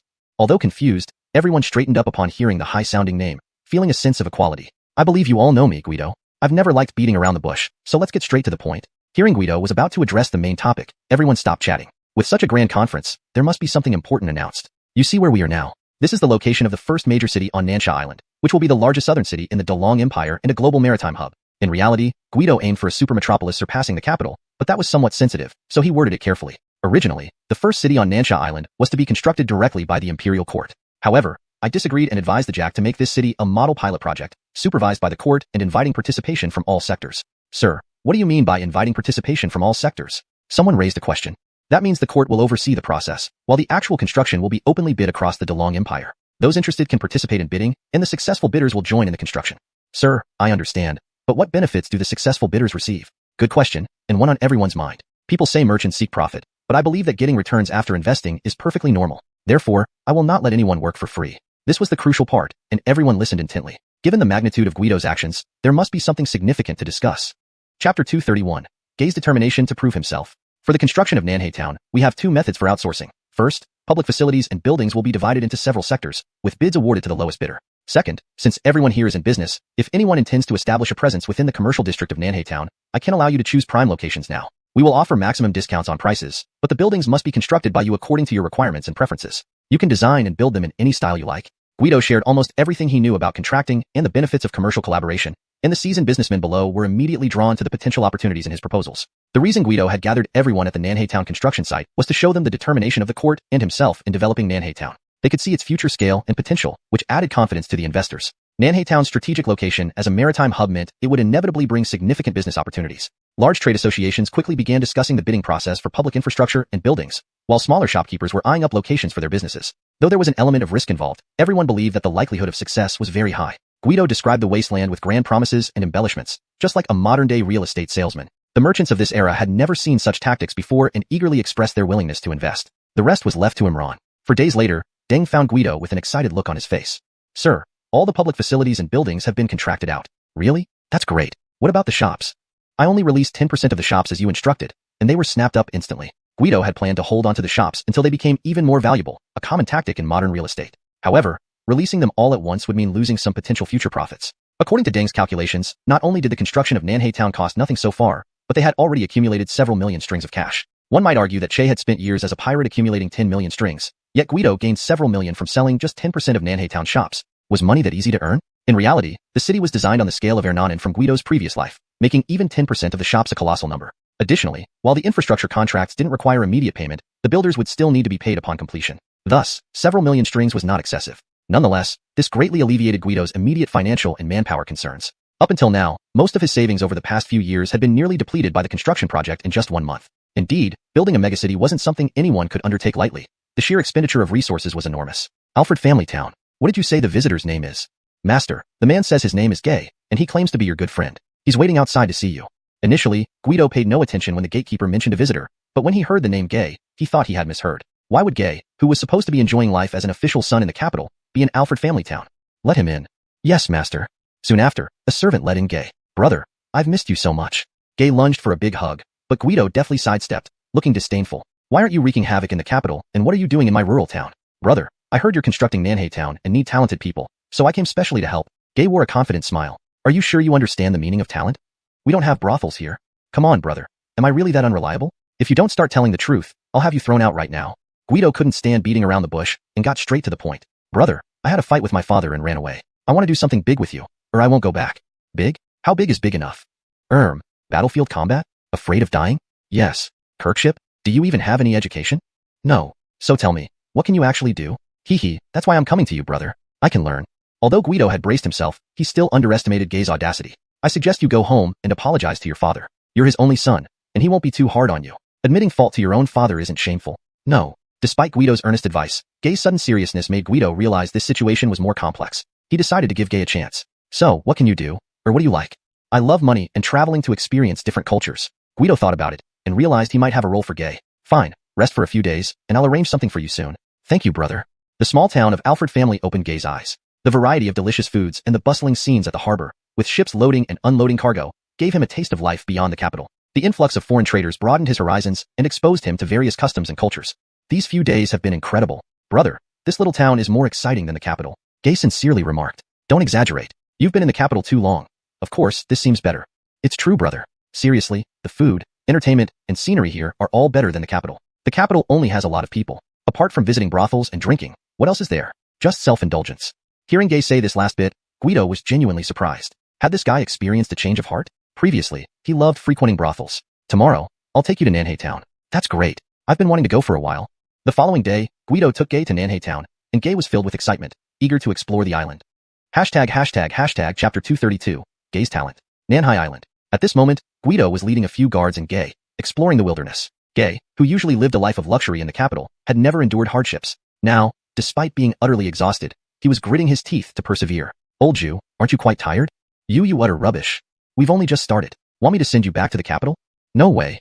Gay, already on the brink of exhaustion, regained determination at the mention of returning to the capital. Guido said nothing. Although he had plans for Gay, he still wanted to test him. They had a good relationship, but Guido wasn't sure if Gay was merely acting out or truly determined to achieve something. That's why they were on this expedition. Brother, what are we actually doing in this desolate place? Despite Gay's firm stance, he kept grumbling. Nanhai Island is uninhabited. We need to fully understand the entire island and see if there are any resources we can use. But what kind of resources could be found in such a barren place? Old Zhou, you don't get it. The wilderness can be a treasure trove. Sometimes the most inconspicuous things might be valuable. Who knows, maybe this place has rich mineral deposits or forest resources. Oh, and we also need to determine if there are any dangers on the island so that we can prepare defenses and clean up accordingly. Got it. Actually, Guido wasn't doing all this work himself. Given the size of the island, it would be impossible for him alone. Therefore, since landing, many exploration teams had been dispatched to cover the entire island, recording its features and coordinates to facilitate future development. From the first day, Gay continuously complained but followed the exploration team through the wilderness for 3 days. Though he still griped, he gritted his teeth and persevered. Isaias, please sit down and have a cup of tea. Thank you, Lord. Guido specially invited Imran because he saw how much responsibility Isaias had recently taken on, overseeing maritime trade, managing the fief's funds, and overseeing the construction of Nanhai City. Guido felt a bit guilty about it. I see you have a lot on your plate lately. Is it manageable? Are you too busy? Thank you for your concern, my lord. There's no hardship when working for the fief. Isaias, I want to discuss something with you. Please go ahead, my lord. You're currently handling matters in Nanhai. I think you should focus more on managing the fief's funds and the construction of Nanhai City. Maritime trade has stabilized both in terms of routes and connections, so I plan to have someone else take over. Imran didn't expect this topic from Guido. Indeed, with him being on Nanhai Island, he had no time for maritime trade. Now hearing Guido, it did seem like a problem. Old Zhou, this is Imran, the head of Nanhai, responsible for the fief's finances and maritime trade. Seeing Imran agree with his suggestion, Guido quickly called in Gay. Isaias, this is my good friend Gay. His father is the Achilles judge of the capital, Erectuo. Greetings, Lord Ding. Gay was quite respectful. Despite his father's high rank compared to Imran's, Gay knew better than to forget etiquette. A friend of my lord is a friend of mine. No need to be formal. We're close in age. Call me by my name. That wouldn't be proper. You're an official, and I'm a civilian. Old Zhou, it's fine. Isaias is family. We're brothers and friends in private. Since both were Guido's trusted men, there was no need for formalities. Seeing Guido say this, Gay nodded in agreement. Old Zhou, I'm thinking of handing over maritime trade to you. What do you think? Maritime trade? Clearly, Gay didn't know much about it. Trade across the sea with other countries. Across the sea with other countries? On a large scale? Each transaction involves a fleet and tens of thousands of strings of cash. Imran, familiar with maritime trade, gave the precise figure. Tens of thousands of strings? Gay's monthly allowance was at most 10 strings of cash. Handling transactions worth tens of thousands intimidated him. Afraid? Seeing Gay freeze, Guido decided to push him. After these days of interaction, Guido knew Gay wouldn't return to the capital, so this was his only path forward. Afraid? Let's do it. Something sparked in Gay's mind, dispelling his fear. I hope you're not just talking. This concerns the future and economic lifeline of Nanhai. Because you're my brother, I'm entrusting this to you. I trust you'll do well. Don't worry, brother. I won't let you down.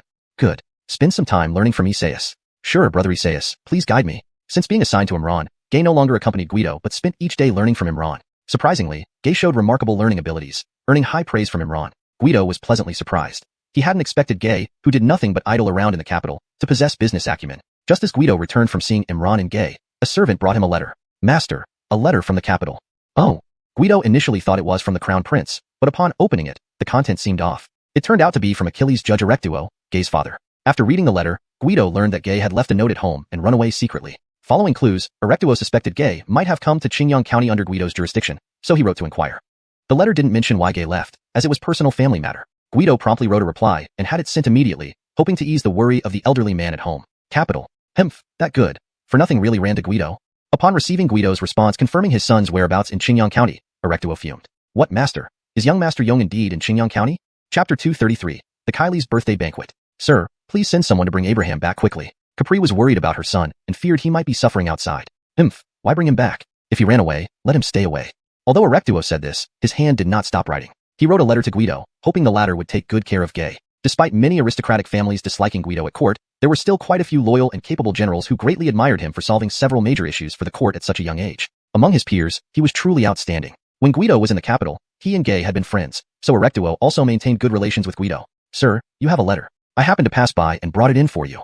Imran would return to Alfred family town periodically to update Guido on the situation. Oh, thank you. The letter was from Gay's family. After reading it, Guido smiled slightly. Good news, sir? Nothing much, just a letter from Gay's father. It seems they had a fight. His father knows that his son is with me and asked me to take care of him. You should take good care of him too, Isaias. Hee, rest assured, sir. As the two were chatting, another servant delivered a letter. This one from the capital as well. Sir, another letter from the capital has arrived. You sure have many friends in the capital. Guido was puzzled. He didn't have many acquaintances there, yet he received 2 letters from the capital in one day. Even Guido was very curious about who these letters were from. The Kylie's birthday. It was a letter from the Heston informing Guido that the Kylie's birthday was coming up. In the past, the court had little money except for the Jack's birthday, which might have a few symbolic banquets. Others did not receive such treatment. As the leader of the harem, the Kylie was used to living frugally and certainly did not celebrate her birthday. However, things were different this year. With tax reform, the court now had significant monthly commercial taxes. Moreover, the Heston's anti-piracy campaign brought in 6 million strings of coins for the court. Although Delbert wanted to keep it all in his personal vault, he was foiled when the ministers discovered his plan. Still, he managed to quietly stash a few 100,000 strings into his vault. Seeing that most of the money was gone, the ministers turned a blind eye. Thus, Delbert now resembled a nouveau riche. Having made the harem suffer for years, he felt the need to compensate them properly, especially with the Kylie's birthday coinciding. He decided to host a grand celebration. Is this from the palace? It's from the Heston, giving advance notice so we can prepare. What could we prepare but gifts? With the Kylie's birthday, we should prepare a proper gift. We can't be stingy. After all, Sir now represents the South Sea region. Guido receiving an invitation to the Kylie's birthday was a sign that he had a place in the imperial family's esteem. Imran suggested preparing a generous gift since, as the administrator of the South Sea, they couldn't appear too frugal. We should indeed prepare a good gift, but the South Sea needs funds everywhere, so we're not exactly flush. Imran knew Guido always tried to get something for nothing. Guido was excellent in every aspect, except for being rather stingy with gifts. Other officials would happily give their entire houses to the Kylie, but Guido was thinking economically and effectively. What do you think we should send, sir? Not yet, there's still plenty of time. Such royal events usually give a month's notice, so Guido still had ample time to prepare. Gay had been studying under Imran for some time, and understood the basics of trade. However, Imran didn't have much time to teach Gay individually, so he assigned 2 experienced sailors from the fleet to assist Gay.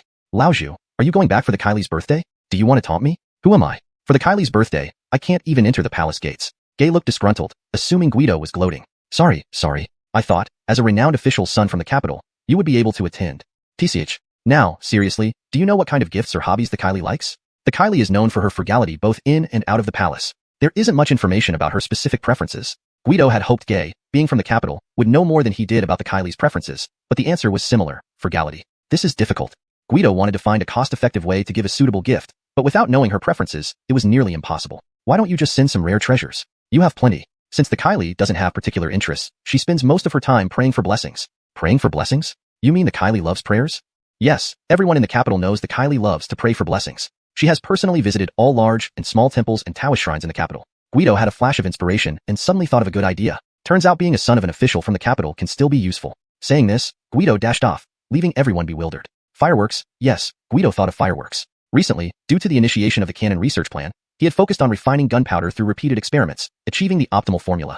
Though busy with the construction in the South Sea, he could spare some time to create fireworks. Plus, making fireworks would save on gift expenses and might become a popular product unique to his territory. Without hesitation, Guido locked himself in the temporary laboratory in Alfred Family Town and started experimenting. When he was a child, everyone played with firecrackers, removing the gunpowder and laying it on the ground, then lighting it. This would cause rapid burning and an explosion, accompanied by a bang.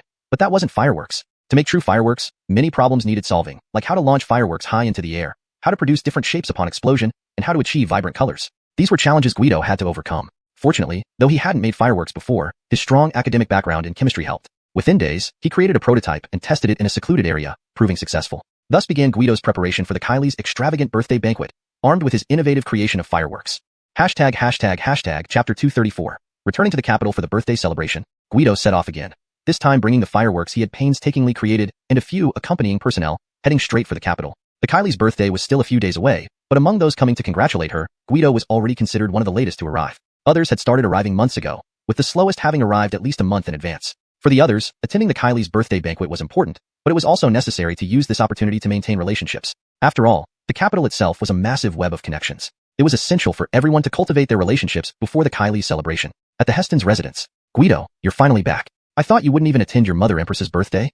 Gordy had been eagerly waiting for Guido for quite some time. Other officials from distant regions had long since arrived in the capital, but Guido remained absent. Your Highness Jess, how could I dare not attend the Kylie's birthday? I just took a bit more time preparing the gift. Oh, so you did put effort into it. Hearing Guido say this, it was understandable. Moreover, it showed that Guido had put a lot of thought into it, which brought some comfort to Gordy. Oh, what kind of treasures did Guido prepare this time? Can we see them?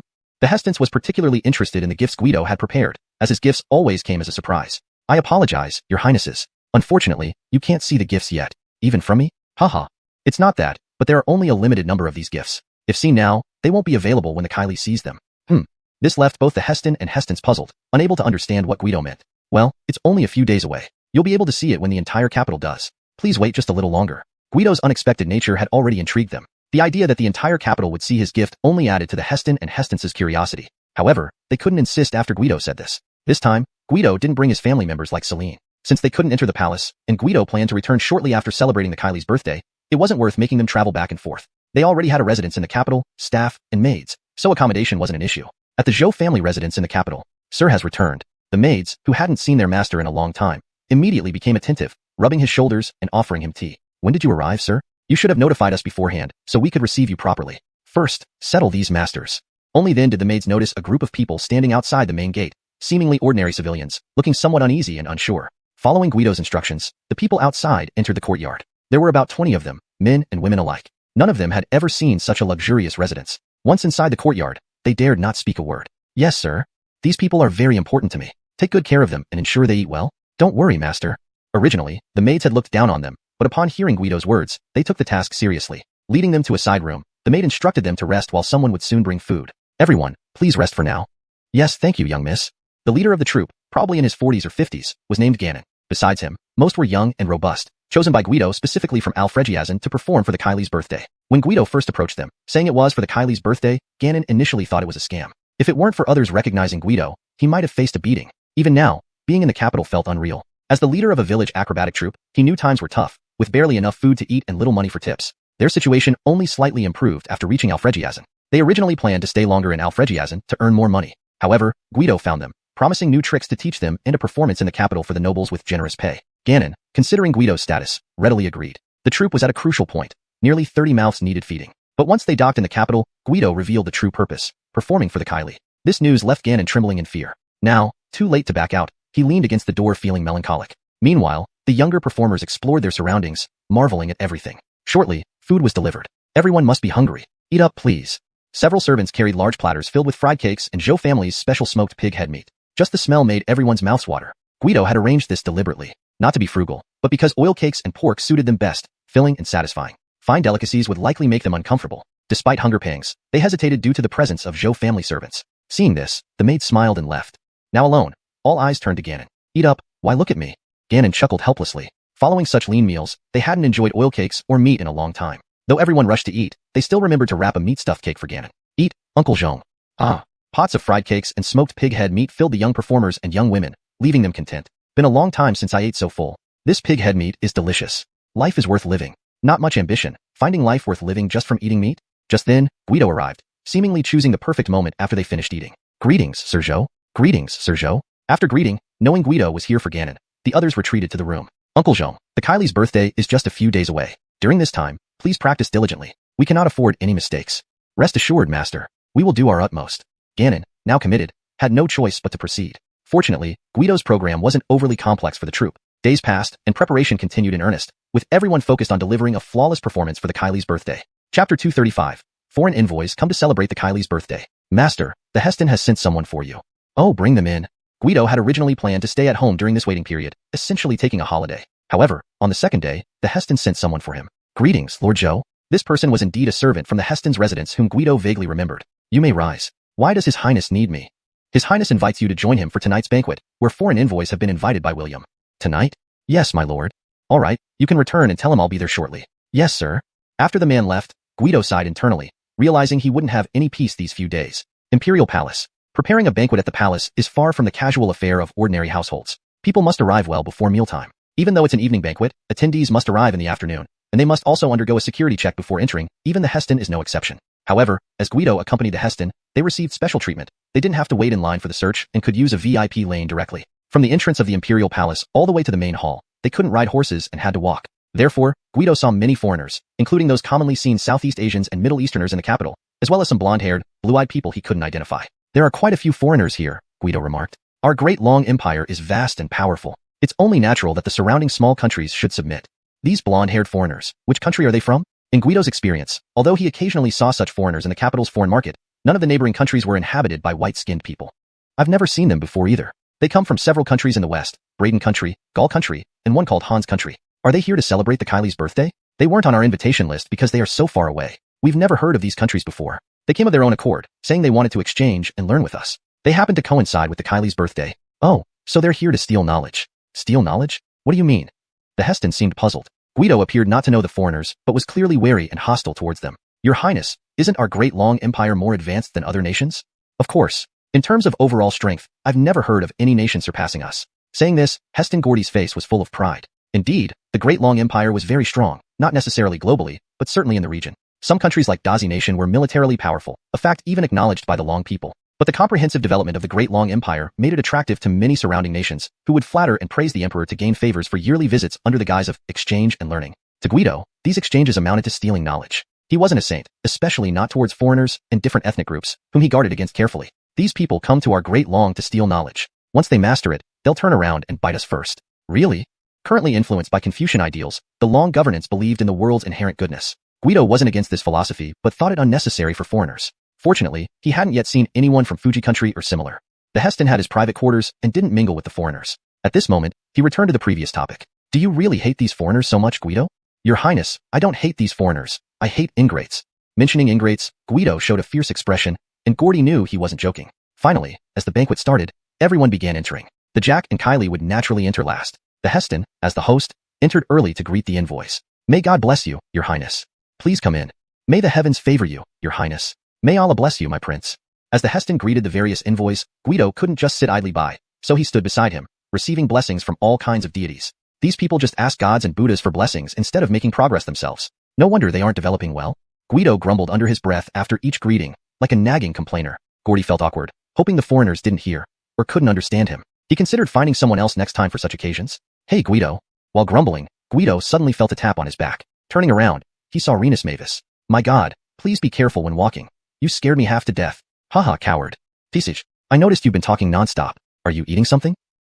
The Heston couldn't help laughing aloud upon hearing this, realizing how often Guido's mouth moved. Not eating anything. I'm hungry. Hungry? Here, eat this. Renus Mavis pulled out a pastry from somewhere and gave it to Guido. Being familiar with each other, Guido took it without refusal, eating it quickly. Hey, sister, what about me? Oh, sorry, brother, there's only one piece. Mavis suddenly realized her brother had been standing beside them, turning red with embarrassment. Gordy now understood that his sister might have developed feelings for Guido. However, Guido was already married, and a princess couldn't become a concubine, so their relationship had little chance of developing. AI. Thinking about this, Gordy sighed inwardly, hoping his sister wouldn't get too involved. He'd find a suitable time to remind Guido. Guido, look at those blonde, blue-eyed people. They're so strange looking, but they seem very polite. Before the banquet began, Renus Mavis, unfamiliar with most guests, stayed close to the Heston and Guido. She couldn't help looking at the fair-skinned foreigners out of curiosity. Hashtag chapter 236, a petty game to fool everyone. Guido was already displeased with these people, and now hearing Stacy say that these blonde-haired individuals were polite only made him even more uncomfortable. Humph, you've only seen their surface. Once you truly understand them, you won't speak like this. Guido snorted at Stacy's view. In terms of disgusting behavior, the blonde-haired and those living trivial lives could match each other. Have you been there? How can you be so clear? Then tell me about it, Stacy retorted, restarting her argumentative mode. Not bathing is normal for them. At night, they pour the filth from the toilet directly onto the streets. Unlucky ones get drenched in it. Actually, there were even more shocking things, like recent cases of incest, but these were inappropriate to mention in front of Stacy. Nevertheless, what he said was enough to change her earlier impression. The look of affection in her eyes turned into disgust, and she didn't even realize she hadn't doubted Guido's words at all. The emperor hadn't arrived yet, and the banquet hadn't officially started, so foreign envoys surrounded Gordy while Guido, as a minor eunuch, was ignored. The Jack arrives. With the sharp voice of the eunuch, everyone immediately returned to their positions to respectfully welcome the Jack and Kylie. Pay respects to William and Her Majesty the Kylie. All officials are exempted from formalities. Thank your Majesty. Everyone has waited long enough. Please take your seats. Thank your Majesty.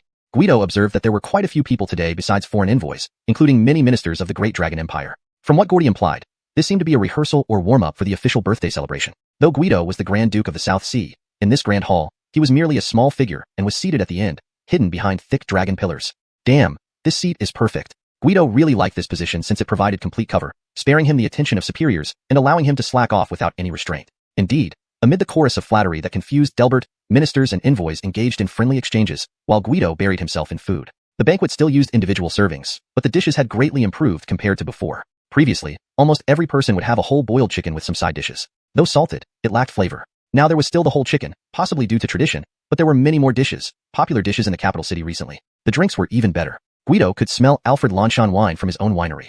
This wine was now being sold at sky-high prices in the market, and even the palace had little in reserve. If it weren't for the Kylie birthday, Delbert wouldn't have taken it out. Great Jack of the Great Dragon Empire, I'm Augustine, an envoy from Braden Country. It's an honor to attend this dinner. Hearing about the vastness and wealth of the Great Dragon Empire, I propose a small game, hoping to challenge the talented individuals here and add excitement to the Kylie birthday. Augustine smiled gentlemanly while speaking in perfect Great Dragonese, making everyone believe it was indeed a small game. That's fine. What game do you suggest? Yes, very simple. Please observe this small mechanism composed of 6 wooden sticks. I call it the Braden lock. Whoever can solve it wins. Of course, the winner will receive a prize, a bag of gems. What if no one can open it? A calm observer noted that rewards always came with punishments. Failure is nothing much. The loser just needs to admit their stupidity. None present were commoners. They instantly understood the true intention behind this blonde man's trick. Those who would compete were top figures from various countries. If they failed and admitted stupidity, it would also represent their nations. No one could afford such disgrace. At this point, everyone realized how despicable Augustine was. After Augustine spoke, no one stepped forward for a long time. Clearly, everyone felt immense pressure. Doesn't anyone have the courage to try? The provocation worked. Someone from a Southeast Asian country immediately stood up, took the Braden lock from Augustine, and began fiddling with it. Humph. How difficult can such a small thing be? He continued manipulating it, but despite its small size, no matter how he tried, he couldn't unlock it. Sweat began to trickle down his forehead and hands. Aya! He stopped, shouting in frustration. I give up. Giving up is good. Then admit you're as dull as a pig. The opponent, West, gritted his teeth in hatred, but dared not move because the rules were clearly set beforehand. I'll go. Another large man stood up, obviously a martial artist, muscles bulging, which was quite intimidating. The crowd cheered up. Brute force could overcome technique. Could a few wooden sticks be that strong? He snatched the Braden lock and applied force. Expecting to break it easily, he found the lock too small for his hands to grip normally, preventing effective force application. Frustrated, he scratched his head. The previous contestant had a good relationship with the large man, who wanted to help relieve the humiliation. However, neither cleverness nor strength worked. The large man hammered the ground in anger, but had to concede defeat helplessly. Haha, who else wants to try? Augustine's arrogance was evident, but no one knew how to counter. Finally, Augustine glanced towards the great dragon's side. Delbert couldn't stand this indignity and gave a signal to his courtiers. Experienced ministers had seen many storms. They remained indifferent regardless of the emperor's gesture, staying stable as old dogs. However, younger ministers couldn't sit still. Where there's a royal order, there's a minister's duty. They volunteered to compete for the country, but not everyone was qualified. After a brief exchange of glances among senior officials, they selected a Jericho. I'll try. This man was a top scholar, undeniably capable. After years of experience in the bureaucracy, his overall strength was considerable. Augustine didn't seem worried at all that the Braden lock would be opened. He laughed and handed over the item. Unlike the previous two, this time he carefully examined it, searching for a breakthrough. Chapter 237. This is called the Liu Ban lock. Braden's lock seemed full of vulnerabilities yet inexplicably unbreakable, ultimately ending in failure. Your Majesty, I cannot unlock it. Everyone was shocked. This person's wisdom couldn't even open it. Haha, it seems there's not a single smart person here. Anyone could hear the mockery in Jace's voice. Inside the grand hall, everyone's face turned ashen, especially the people of DeLong. This was their territory, and now they were being toyed with and ridiculed by a blonde foreigner. Delbert scanned the hall once more and noticed a figure mostly obscured in a distant corner, hands trembling intensely. Who is this person that weeps so loyally for his country? That corner belonged to none other than Guido, who was at that moment enjoying a roasted chicken, gobbling it up with great gusto. Due to the angle, Delbert mistook his actions for grieving. Your Highness, seated there should be South Sea Grand Governor Guido. A eunuch checked the list he carried and reported. Guido? Yes, Guido must have a way. Upon hearing Guido's name, Delbert perked up. Guido had peculiar skills. Perhaps he really could solve it. Thinking this, Delbert loudly called out his name. Guido! Guido! Guido, lost in his meal, suddenly heard someone call him. He looked up, spotted the jack, and quickly wiped the grease off his face with his sleeve. This crude gesture earned him disdainful looks from those around him. Your Majesty, your subject is here. Can you solve it? What thing? Guido had been eating, unaware of what was happening until Delbert asked. This gentleman? Before Delbert could speak, Jace eagerly prepared to introduce the puzzle, but hesitated on how to address this young man. This is South Sea Grand Governor Guido of our Great Dragon Empire, Hamilton promptly added. Guido gave Jace a slight bow as a greeting. Jace and the foreign envoys were surprised to learn that this youth was a Grand Governor. Some had mistaken him for a eunuch when he greeted the Crown Prince earlier. Grand Governor Zhou, this Braden's lock. No one has managed to open it yet. Before Jace finished, Guido snatched it over, barely glanced at it, and casually pulled out a wooden stick. The Braden's lock that stumped everyone scattered into pieces. Guh! Oh my god. Everyone was stunned. What couldn't be opened by either skill or force moments ago was now easily undone by this young man. All of the DeLong officials looked incredulous, and Delbert applauded gleefully, while Gordy hid his joy. Guido's success reflected positively on him as the Crown Prince. It's impossible, absolutely impossible. It must be luck. Jace was frantic. Only he had managed to solve this thing so far. Stop yelling. This is called the Liu Ban lock or Bagua lock. No, Braden's lock. You only fool the uneducated. These words caused some embarrassment among those present. Guido knew this puzzle well. He remembered as a child, his family was poor, and a village carpenter had given him a Liu Ban lock, which filled his entire childhood. You lie, it's from our Braden nation. After Guido revealed its true name, Jace felt uneasy but still didn't believe it was coincidence. The Luban lock, also known as the Bagua lock, legend has it that the craftsman Luban made this 6-stick puzzle to test his son's intelligence. What? This is just a toy. Such a difficult object is merely a toy. The Great Dragon Empire is this advanced? Just a father's gift to his child? Not just foreigners, even the Dailong citizens were baffled. It was something from their own country, yet they never knew. You lie. If it's from the Great Dragon Empire, why couldn't you solve it? Jace was making his last stand, finding solace in questioning their unfamiliarity. Oh, that's common. It's a toy for the poor. Who among the grown-ups here would play with it? Don't look at me. I was poor as a child. You. Luban locks come in many varieties. The most common has 6 sticks, then 9. Depending on the joinery, they can form multiple configurations like 6 joineries, 7 knots, or 8 hooks. You surely have others. Take them out. Jace indeed had other locks, even more complex ones, serving as his final backup. Reluctantly, he pulled them out. Seeing the additional variations, the crowd believed Guido's claim even more. Guido took the locks from Jace and effortlessly solved them. Defeated, Jace handed over the gem bag, head bowed, returning silently to his place. The happiest was Delbert, praised by all. Heh, these are just toys for children. Nothing much, ha ha ha. Despite saying this, everyone could tell how pleased Delbert was. Guido returned to his meal, having played with 2 toys and received a bag of gems. Hee, today's meal was worth it. Although there was this minor episode, the banquet's atmosphere remained pleasant, with laughter filling the air. Early next morning, Guido was woken up. Sir, get up quick, someone from the palace is here, including the crown prince. The maid served Guido as she informed him. Oh, what do they want? Can a person sleep properly? After the late-night banquet, being woken up early naturally put him in a bad mood. My sir, please lower your voice. The maid jumped at his disrespectful tone, realizing her lord spoke without much thought. Chapter 237. This is called a Luban lock. Brayden's lock appeared to have vulnerabilities everywhere, but was also unsolvable in every aspect, ultimately ending in failure. Your Majesty, I cannot unlock it. Everyone was greatly shocked. This person's wisdom couldn't even open it. Haha, it seems there isn't a single intelligent person here today. Anyone could hear the mocking tone in Augustine's voice. Inside the grand hall, everyone's face turned green with envy, especially the Great Dragon Empire citizens. After all, this was their territory, yet they were now being toyed with and ridiculed by a foreigner. Delbert scanned the grand hall again and noticed a figure half hidden in the corner, whose hands were trembling intensely. Who is this person that has started to cry? Truly a loyal patriot. That corner wasn't occupied by anyone else but Guido, who was currently enjoying a roasted chicken. Due to the angle, Delbert mistook his enthusiastic eating for sorrowful tears. Your Highness, sitting in that position should be the Grand Commander of Nanhua, Guido. A nearby eunuch took out a list, glanced at it, and promptly reported. Guido? Indeed, Guido must have a way. Hearing Guido's name, Delbert instantly became hopeful. Guido had peculiar skills, and he might just be able to solve the puzzle. With this thought, Delbert loudly called out Guido's name. Guido! Guido, who was engrossed in eating, suddenly heard someone call his name. Looking up and identifying the source as the Emperor, he quickly wiped the oil off his face with his sleeve. This crude action drew disdainful looks from those around him. Your Majesty, I am here. Can you solve it? What thing? Guido hadn't paid attention to what was happening because he was preoccupied with eating. Only after Delbert asked did he finally understand. This gentleman. Before Delbert could speak, Augustine interrupted impatiently, trying to introduce the item but unsure how to address the young man before him. This is Grand Commander Guido of our Great Dragon Empire in Nanhua. The eunuch named Sadaisi, a favorite of the Emperor, quickly filled in. Guido gave a symbolic salute to Augustine as a greeting. Augustine and the other foreign envoys looked surprised upon hearing this, not expecting the young man to be a Grand Commander. Some people who greeted the prince earlier even mistook Guido for a eunuch. Grand Commander Zhou, we are talking about the Brayden's lock in my hand. Until now, no one has been able to open it. Before Augustine finished speaking, Guido snatched the lock, didn't even look at it, and casually pulled out a wooden stick. The Brayden's lock, which stumped everyone, scattered onto the ground. Oh my god. Everyone was shocked. Something that neither skill nor brute force could open was easily solved by this young man. At this moment, everyone on the Great Dragon side also wore an astonished expression. Delbert applauded in delight, and Gordy, the crown prince, barely concealed his joy, basking in the glory brought by Guido's feat. It's impossible, absolutely impossible. It must be luck. Augustine, beside himself with rage, found it hard to accept that no one else except him could solve it until now. Don't shout anymore. This thing is called a Luban lock, or Bagua lock. Calling it Brayden's lock only deceives the uneducated. These words left everyone slightly embarrassed. Guido knew the Luban lock inside out. He recalled that as a child, his family was poor, and he didn't have many toys. Once, a village carpenter gave him a Luban lock, which became a significant part of his childhood. You're lying. This is from our Brayden country. Augustine panicked when Guido revealed the true name of the item, but still refused to believe it, thinking it was merely a coincidence. The Luban lock, commonly known as Bagua lock. According to legend, the craftsman Luban created this 6-piece disassembly toy to test his son's intelligence. What? This is actually a toy. Something so difficult is merely a toy. The Great Dragon Empire has reached such an extent that it's just a toy made by a father for his child? Not only foreigners but also Great Dragon citizens were puzzled, wondering why they didn't know this was their own country's creation. You're lying. If it's from your Great Dragon Empire, why couldn't you solve it earlier? Why didn't you recognize it?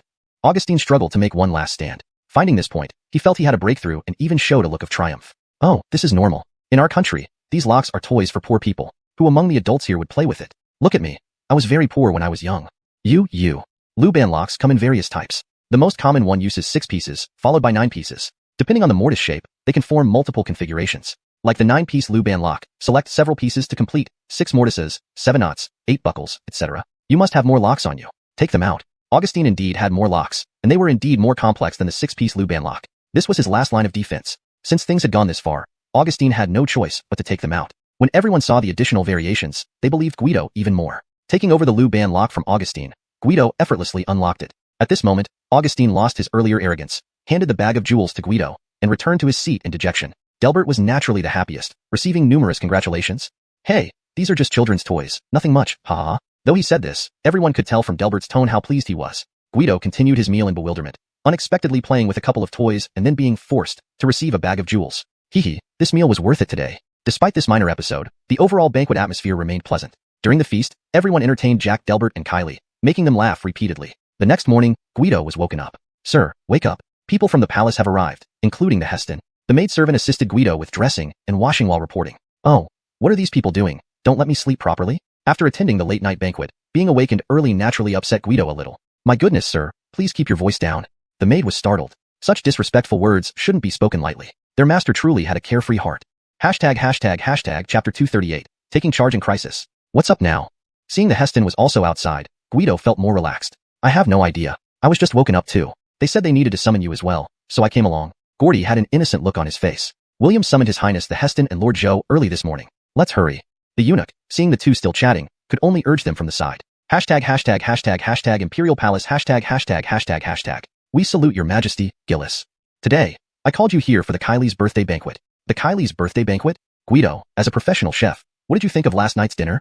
If Delbert were addressing any other minister, that minister would likely feel insulted because chefs had a low status in this era. Additionally, since chefs often killed animals, scholars despise their profession. However, Guido, being from a modern era, had none of these biases. Delbert cherished Guido differently due to his carefree nature. Well, I can't say much about other things, but I feel it wasn't lively enough. Oh, tell me your thoughts. Delbert had summoned Guido because he wanted this birthday celebration to be perfect. Yesterday's dinner was just a warm-up, and he hoped Guido could offer some useful suggestions, which he did. Firstly, the Kylie's birthday should be lively. Do you think small tables for each person will create a festive atmosphere? Why do common families gather around one big table when they eat? That's a good point. Huxley, write it down. Use large round tables for the banquet. Yes, sir. Huxley had been waiting with paper and pen for quite some time. Another thing is that the seating arrangement yesterday wasn't ideal. Not ideal? What's wrong with it? The hall, though magnificent, blocked out the moonlight and the night scenery, not to mention the citizens' prayers for the Kylie. Good. Huxley, move the banquet to the Tildehui Hall. Yes, sir. Guido had visited Tildehui Hall before, and it left a deep impression. Delbert chose Tildehui Hall because its windows and doors could open fully, offering a better view of the surroundings. Its name, Tildehui, symbolizes appreciating springtime and sunlight. More importantly, next to Tildehui Hall stood Jiaxing Tower, the highest building in the palace. It would be the best spot for fireworks during the celebration. They continued discussing details of the banquet, and eventually, Delbert entrusted the preparation of the Kylie's birthday banquet to the Heston, Gordy, and Guido, one focusing on internal affairs, the other on external ones. Gordy handled guest reception while Guido took charge of the menu and entertainment programs. Though arrangements were made, Guido was responsible for supervising and dealing with any emergencies. Countdown to the Kylie's birthday banquet. With just a couple of days left, Guido was busily coordinating all the intricate details for the Kylie's birthday banquet, as it was a special event decreed by the Jack. On the contrary, the Heston Gordy had a relatively easier task, mainly standing at the entrance of the hall with a smile. The day before the birthday celebration, to avoid misunderstanding by the military camps in the capital during the fireworks show, Guido needed to notify them in advance. Among the military officials, Gray was the only one who could help and whom Guido had a decent relationship with. ###Gu residence ###. My, isn't this rare? You've been back in the capital for quite some time, yet you visit me today, even bringing gifts. Knowing you, there must be something you need. Gray sat in his chair, eyeing Guido teasingly. His assumptions were correct. As expected, you've guessed right. I do need your help. By referring to himself as Shagon, a lower-ranking official, Guido signified that this was an official matter, making it difficult for Gray to dismiss him casually. What's the official business? Tomorrow is the Kylie's birthday banquet. I have a surprise gift for William and the Kylie, but it might cause some commotion. So, I want to inform the capital's military camps in advance. Do I really have that much influence over the military camps? Gray wasn't unwilling to help, but he was upset that Guido hadn't visited him sooner after returning to the capital. If you don't want to help, that's fine. I won't disturb you. As Guido turned to leave, Gray was left stunned. So easily? Is this how one asks for favors? I'll tell the Heston then. The surprise might not happen. Each word Guido muttered reached Gray's ears. He recalled the Jack assigning the banquet preparations to the Heston and Guido. The Heston was his son-in-law, so logically, he couldn't refuse. Wait, I'll help. Every time Gray tried to outsmart Guido, he ended up losing. A seasoned battlefield veteran, yet Guido always got the upper hand. Guido was indeed cunning. Thank you, sir. But I alone may not be enough. You should find Angus. He has equal authority in the military. Together, we can handle this perfectly. But I'm not very familiar with Angus. Don't worry. Solving his crisis with your seaweed business, plus my recommendation, will ensure his cooperation. Go quickly. Time is limited. Thank you. Leaving Gu's residence, Guido hurried to Angus's residence. Angus's residence. Knocking on the tightly shut gate, Guido announced, "This is Grand Governor Guido from Nansha. I need to see Angus urgently." "Please wait a moment while I inform him," replied the gatekeeper politely. A few moments later, thunderous laughter echoed from inside. Note: this translation maintains the structure and tone of the original text while ensuring fluency and coherence in English.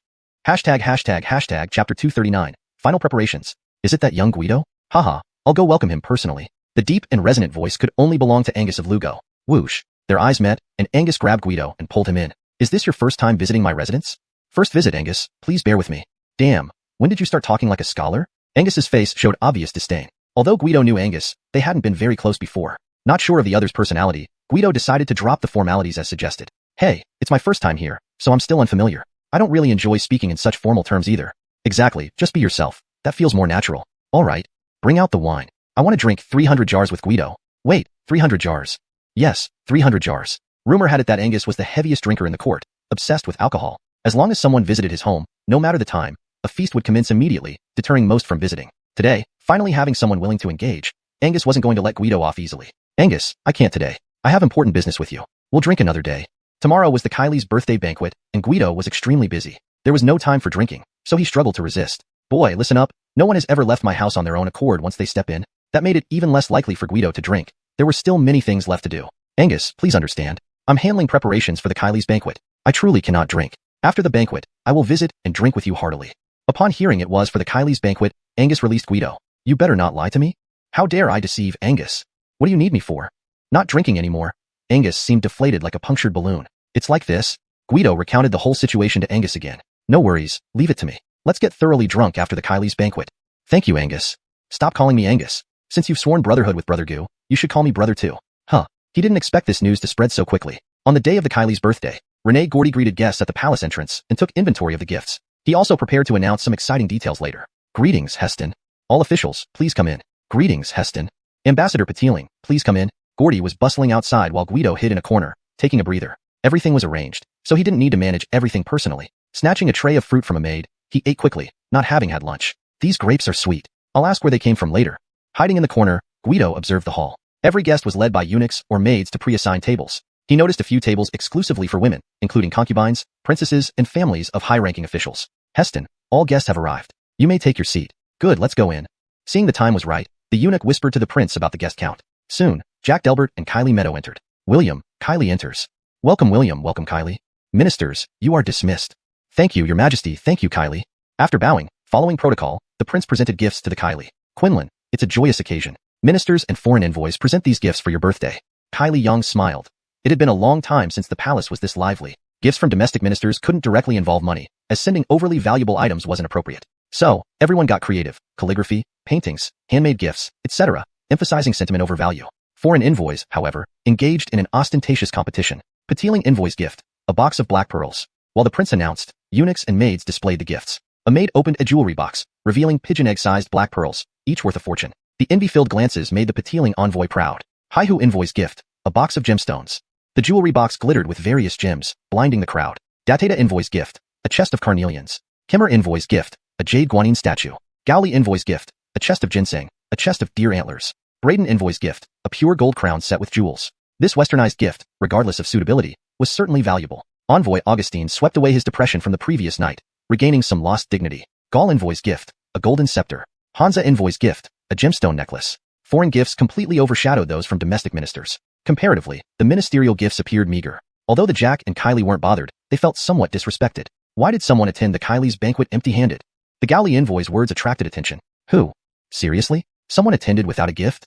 Who is so disrespectful, ignoring the Kylie? Everyone wondered, including Guido, who scanned the hall. Nanhai Grand Governor Zhou, what mysterious gift did you bring for the Kylie? Well, this turned into a personal affair. Guido glanced at the Gowli envoy, noticing his slender face and narrow eyes. They hadn't met before, and Guido hadn't offended him. All eyes turned to Guido due to the Gowli envoy statement. Some looked worried, some happy, but most were watching the drama unfold.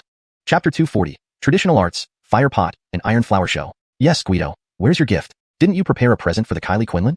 Johnny popped up from somewhere, and Guido immediately understood. Johnny had somehow subdued Philippe using unknown means in the past. He was punished by the Jack multiple times because of Guido, but now it was obvious that Philippe was standing up to protect his master. Indeed, Envoy Philippe is like a worm in my gut. Why do you assume I sent a mysterious grand gift to Her Majesty the Kylie Dowager? You. Initially wanting to trick Guido, Johnny didn't expect to be insulted in return. Just as he was about to react, he saw how many people were watching. Sir Zhou, really or not? Is this just a trick? Fourth brother, show some respect. Guido has indeed prepared a special gift for our mother. It's just not convenient to reveal it now. The Heston couldn't help but step in to ease Guido's situation. Though Guido had informed the Heston beforehand, he still wasn't entirely confident. With the Heston's assurance, everyone backed off from continuing this topic. Next came the entertainment segment. Today being the Kylie Dowager's birthday banquet, everything revolved around her. Everyone tried their best to amuse her. Before the main event started, someone suggested poetry recitation to set the mood. Poetry was one of the Empire's strengths, and everyone there heartily agreed. Everyone took turns performing on stage, hoping to impress the Jack and Kylie Dowager. Foreign envoys mostly just watched, their eyes filled with envy and longing. Learning was what they truly desired from the Empire's side. Its strength and prosperity made them admire and approach it for insight. One more verse for the Kylie Dowager's amusement, said an envoy from Philippe. What's his name again? This repeated mischief began making Guido form opinions. Sounds like chicken. Ah yes, Gananji, responded another. Though Gordy handled the guests, too many people made immediate recall difficult. Great name, Gananji, literally, song chicken. Everyone turned to mock, a mere Philippe trying to compose poems before the great dragon's poets. A clear case of asking for trouble. Wonderful. Envoy Song knows poetry? Only a little. Composed a piece especially for the Kylie Dowager.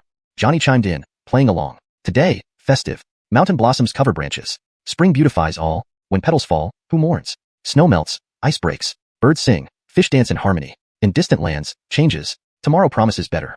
Everyone was stunned. The Philippe envoy's poem actually surpassed the earlier performances. The faces of those who'd competed earlier burned with embarrassment. Even Jack Delbert and senior officials showed disbelief. Pardon the poor attempt, let us continue. Continue? Who dared now? Clearly, Gananji was well prepared, leaving others hesitant. An outsider stealing the limelight irked Guido. I'll add another verse.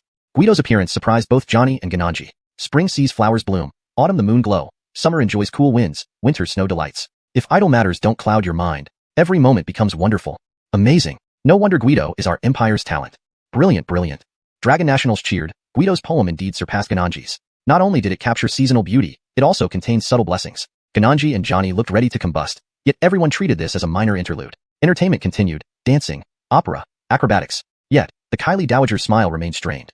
Your Majesty, are you displeased? Jack Delbert noticed her forced joy, understandably so since such performances were not uncommon in the palace, and she had little interest in them. Oh no. Trying not to disappoint her husband, the Kylie plastered a forced grin. Summon Guido. Yes, sire. A eunuch hurriedly found Guido. Sire requests you, sir. Acknowledged. Being summoned unexpectedly, Guido rose, wiped his mouth clean, and jogged over to Delbert. Some observers noted this exchange, reassessing Guido's influence. Guido, the Kylie is unhappy. Quickly devise a solution. Even the Jack was unreasonable when it came to his wife's mood. Give me a moment, sire. Timing seemed right. Guido quickly brought Ganon's troop to the large open space near the hall's entrance surrounded by artificial lakes. As guests finished eating, attention shifted outside. Naked upper bodies glistened, as men handled glowing coals. Ladies and gentlemen, behold the special fire performance from Nanhai Island, Fire Pot and Iron Flower Show. Musicians played rhythmic music, and half the lanterns were dimmed for dramatic effect. A dark-cloaked envoy appeared, holding 2 sticks alight at both ends. All eyes were on him, curious about the performance. Heston glanced nervously at Guido, fearing another misstep, but seeing Guido's calm expression, he knew his concerns were unwarranted. Following the music, the cloaked figure shook the burning sticks, then began spinning them. A mesmerizing scene unfolded. Simple coals turned into dazzling fireworks. Renus Mavis stared in awe, glancing at Guido thoughtfully. Chapter 241. A fireworks show that shook the imperial capital. The fiery pots soared into the sky like dancing phoenixes, trailing long streams of flames that cut through the pitch-black night. The music reached its climax as numerous sparks burst forth and scattered in every direction. Is this iron flowers? How incredible! Unbelievable! In the dim light, pairs of burly men could be seen. One man would throw a molten chunk of iron high into the air while the other struck it forcefully with a thick wooden board, sending a shower of sparkling stars flying in all directions. The Kylie, who had remained unmoved throughout the evening, could no longer contain her excitement. It's so beautiful. These 4 words were enough to bring immense joy to the Jack at her side. The entire performance lasted for a full incense stick's time, yet everyone was still not satisfied. That's all? I wish I could see it again. Particularly the women of the court adored such visual spectacles. Hemph, mere child's play, Gananji muttered, clearly jealous of Guido's display. Johnny glared darkly. He had prepared lavish gifts specifically to gain praise from his father and mother, but under the dazzling displays by the various envoy groups, his gifts seemed lackluster. Guido's show received accolades from both his parents, filling him with envy and resentment. Why did it end already? As the fiery pots and iron flowers came to an end, the Kylie gradually calmed down. Jack Delbert said slightly reproachfully, Your Majesty Kylie, please look up at the sky. The sky? It's just black, there's nothing. Indeed, The sky was completely dark, and no one knew what Guido had planned next. Just as people started questioning, a loud boom suddenly echoed through the dark sky, followed by 2 more booms in quick succession. Then, colorful fireworks erupted in mid-air, stunning the entire capital. On the streets of the capital, thanks to the military personnel Guido had arranged in advance to maintain order, potential accidents were avoided. At the birthday banquet, everyone was speechless with shock. Is it divine magic? Your Majesty Kylie, these are fireworks. Setting off fireworks symbolizes wishing blessings upon your majesties and praying for prosperity for our great dragon empire. Good. The normally composed Kylie couldn't help but utter 3 enthusiastic approvals, signaling Guido's success. Her happiness naturally made the Jack happy as well. On the streets of the capital, is this a divine miracle? The deities have appeared. Citizens knelt down in reverence until soldiers explained and reassured them that these fireworks were set off to pray for the Kylie's well-being and were human-made, not divine intervention. This night was destined to be recorded in history books. Foreign envoys were particularly impressed. Has the great dragon empire reached such heights? Have they truly mastered celestial powers? Divine abilities? Ancient people often associated anything beyond their comprehension with ghosts and spirits. Being foreigners, Guido did not arrange for explanations, thinking it better to leave them amazed. The fireworks display lasted half an hour, a duration later referred to as the descent of deities. Even though many knew it was man-made, they preferred to believe that it was the work of gods protecting the great dragon empire. At the 4th Renee's residence, I don't believe it. Guido must have harnessed divine power. He must have. Johnny, recalling how he had repeatedly provoked Guido, felt that if Guido indeed controlled such fearsome and mysterious forces, then he was merely an ant before him. Overwhelmed by fear, Johnny lost his breath and fell into a trance. In the palace, he saw everyone as wrongdoers and begged for forgiveness on his knees. Servants called for imperial physicians, who could only diagnose him as being overly frightened and in need of rest. The day after the Kylie's birthday celebration, news spread that the 4th Renee was gravely ill, though the specifics remained unknown. The only certainty was that he was secluding himself, seeing no one. Guido became the biggest hero of the banquet, and since the Heston had co-hosted it with Guido, he also gained recognition. Not only did Jack Delbert praise Guido extensively, but even the usually reticent Kylie frequently praised him to others. Initially planning to leave after the celebration, Guido became a sought-after figure among the officials and nobles of the capital due to his outstanding performance. Sometimes, circumstances forced him to respond. Guido found himself busy entertaining invitations. One day, as Guido exited the palace, he encountered Lord Liu of Lugo outside the gate. Well, isn't this Lord Zhou? You've been quite busy lately. Hearing the sarcastic tone, Guido knew he couldn't avoid this encounter. Brother, you shouldn't say that. Allow me to treat you. Let's head to my residence and drink till we're thoroughly drunk. He had promised Esmond a drinking session earlier, and Esmond never forgot such engagements. Fine, have someone call my brother. Yes, immediately brother, rest assured. Esmond nodded contentedly. At the residence of Linus, who held the title of National Duke. During the Kylie's birthday celebrations, the officials of the capital had been exceptionally cautious and busy. Now, finally over, Linus wanted some rest but was rudely interrupted. Who has summoned your lord? My lord was intercepted by Lord Liu of Lugo on the way back and asked to invite National Julius to join for drinks. Tell them I'm ill. Linus, despite being friends with Esmond, wasn't in the mood for drinking right now. Yes, sir. Wait, National Duke, what do you need? Ah, so be it. I'll go. Initially intending to feign illness, Linus reconsidered, realizing Esmond would use this as an excuse to bother him. Better to endure this once and be done with it. At Guido's residence. Elder brother, why are you late? Guido said we can't start without you. Drink 3 bowls as punishment. When Linus arrived, Esmond and Guido were already seated, and the table was laden with dishes. Seeing he had to drink 3 bowls as a penalty, Linus didn't mind too much until he noticed the Alfred Lonshan wine on the table. With this, elder brother, aren't you joking? We're here at Guido's, who drinks water mixed with fermented rice. While Esmond had profited from seaweed trading, his wife controlled the finances, allowing him to indulge occasionally in Alfred Lonshan, but not daily due to its cost. Thus, visiting Guido's place felt like a festival to Esmond, who eagerly ordered servants to bring several jars of Alfred Lonshan, shocking Guido. This was genuine distilled liquor, not a sweet drink. Elder brother, shall we switch to smaller cups? Good wine deserves to be savored. Right, elder brother knows best. At this moment, Guido ignored rank formalities. Calling Esmond elder brother might gain favor and perhaps persuade him to use smaller cups. Chapter 242. Eldest brother, third brother, second brother. Third brother, you're truly fortunate. Your sister-in-law doesn't restrict you. You can do whatever you want. After a few rounds of drinks, all 3 were slightly tipsy, even though Guido and Gray used small cups while Esmond drank from a bowl. Second brother, aren't you also living a happy life with a harmonious family? As a national duke, Esmond had achieved status and wealth. His wife came from a prominent family, and they had 2 sons and a daughter. His life seemed complete. Guido couldn't understand what could possibly be troubling him. Ah, how would you know the hunger of a starving man? With so many mouths to feed at home, your sister-in-law hasn't bought new clothes in years. Really? Second brother, you're a national duke? As a duchess, not buying new clothes for years seemed exaggerated to Guido. Don't believe me? Asked eldest brother. Knowing Guido wouldn't believe him, Esmond turned to Gray for support. Seeing Guido and Esmond look at him, Gray took a sip and slowly explained.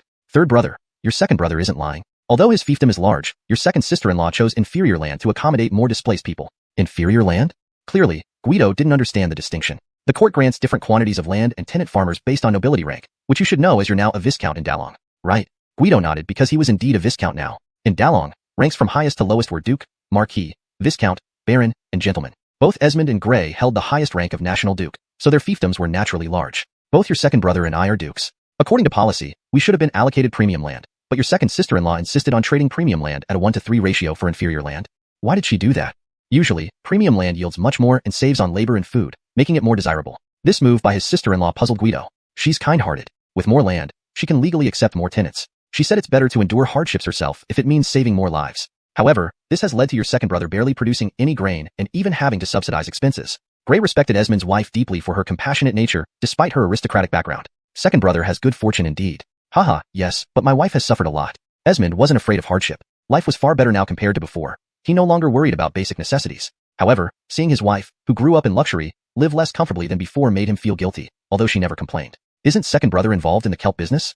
Guido suddenly recalled that the kelp trade in the capital was handled by Esmond. Logically, this should have improved his financial situation. It's thanks to your kelp, which brought in substantial income and filled some past debts, but my eldest son Cameron is marrying a princess in a few months, and our granaries remain empty. Esmond felt embarrassed. A duke in such a state was unprecedented. Second brother, since we've gotten to this point, I must offer something. Otherwise, it'd make me seem too uncaring. Oh, younger brother, if you have any ideas, please help. My second brother has been laughed at quite a bit these past years. Grey eagerly joined in, having often wanted to assist Esmond. Apart from his fiefdom, he only owned a few taverns, which only became profitable after Guido revitalized them. Second brother, let me speak to our hometown suppliers. All the dried seafood will be sold through you. How does that sound? That's great. Esmond might not fully grasp the implications, but Grey understood. Guido's supply included luxurious items like abalone, sea cucumber, shark fin, and bird's nest, all high-end delicacies or gifts for the nobility. These were highly sought-after commodities in the capital, snapped up as soon as ships arrived. These ingredients sustained Grey's signature dishes in his taverns. Without Guido's connections, even a duke like Grey would struggle to secure them. Giving this profitable venture to Esmond was practically giving him money. Thank you, third brother. Cheers, cheers. Grey merely shook his head. Once Esmond realized the value of this business, he wouldn't take it so lightly. The next day, Guido woke up with no recollection of what happened last night, except what the servants told him. Last night, Master got drunk. Julius pretended to be drunk and ran off, leaving only Angus, who finished another jar before leaving somewhat melancholy. Do you think he was genuinely troubled, or just didn't drink enough? This was crucial for Guido. Definitely not enough. He looked ready to eat the wine jar. Alright, Guido resolved to avoid Esmond in the future. His drinking capacity was superhuman. Getting into drinking contests with Esmond risked dying from overdrinking, an embarrassing fate for a time traveler. Drunk from the previous night, Guido still had a headache and decided to rest for 2 days before returning, knowing he'd be busy after that. Closing the door, he had the servants bring a recliner and steeped a pot of tea, then lay down. The servants, used to this, continued their work without disturbing him. Soon, Guido fell asleep. In a half-daze, Guido heard a woman sobbing softly. Opening his eyes lazily, he found Mavis sitting beside him, crying. Why are you crying? Fortunately, they were alone in the residence. If they were on the street or in the palace, Guido bullying a princess would certainly be blamed on him. Denver requested a marriage alliance with Gillis. They want you to marry? Yes. Guido immediately stood up, furious. His anger was intense, surprising even Mavis. She'd never seen him so enraged. Chapter 243. I am a warrior. Although Guido was angry, he did not rashly go directly to the palace, but first arrived at the Hestons' residence. Your Highness, this subject pays respects. Guido, I thought you had returned to your fief. Previously, Guido had said he would return to his fief immediately after the Kylie Dowager's birthday banquet, so the Heston always assumed Guido had left the capital. If he knew Guido hadn't gone yet, he would certainly have sought him out any time. This subject had planned to leave, but upon hearing something important just before departure, I specifically came to seek confirmation from your Highness. Why don't you sit and talk? Thank you, your Highness, no need to sit. May I ask, has Gowley proposed a matrimonial alliance with our great dragon? Guido's expression today seemed off, but Gordy didn't notice it right away. Oh, you mean that? Yes, there is such a matter. So what does the court think? The senior officials are currently discussing with William. Since our dynasty is newly established and this is the first time we've encountered this, if following the precedent of previous dynasties, it might be possible to solidify relations between the two countries through marriage. Indeed, in Guido's timeline, successive dynasties often used matrimonial alliances to consolidate political power or achieve other goals. However, there was only one dynasty that made Guido stand in solemn respect. A dynasty that never arranged marriages, paid tributes, ceded territory, or submitted. This was their slogan, igniting the fervor of countless Chinese people. As a person who had been transported through time, Guido aimed to ensure the Great Dragon also became such a dynasty. Moreover, Stacy did not know through what channel she found out this person might be himself, and combined with the Heston's implication, it meant the court was likely to agree to the marriage alliance. Guido didn't explain anything to the Heston.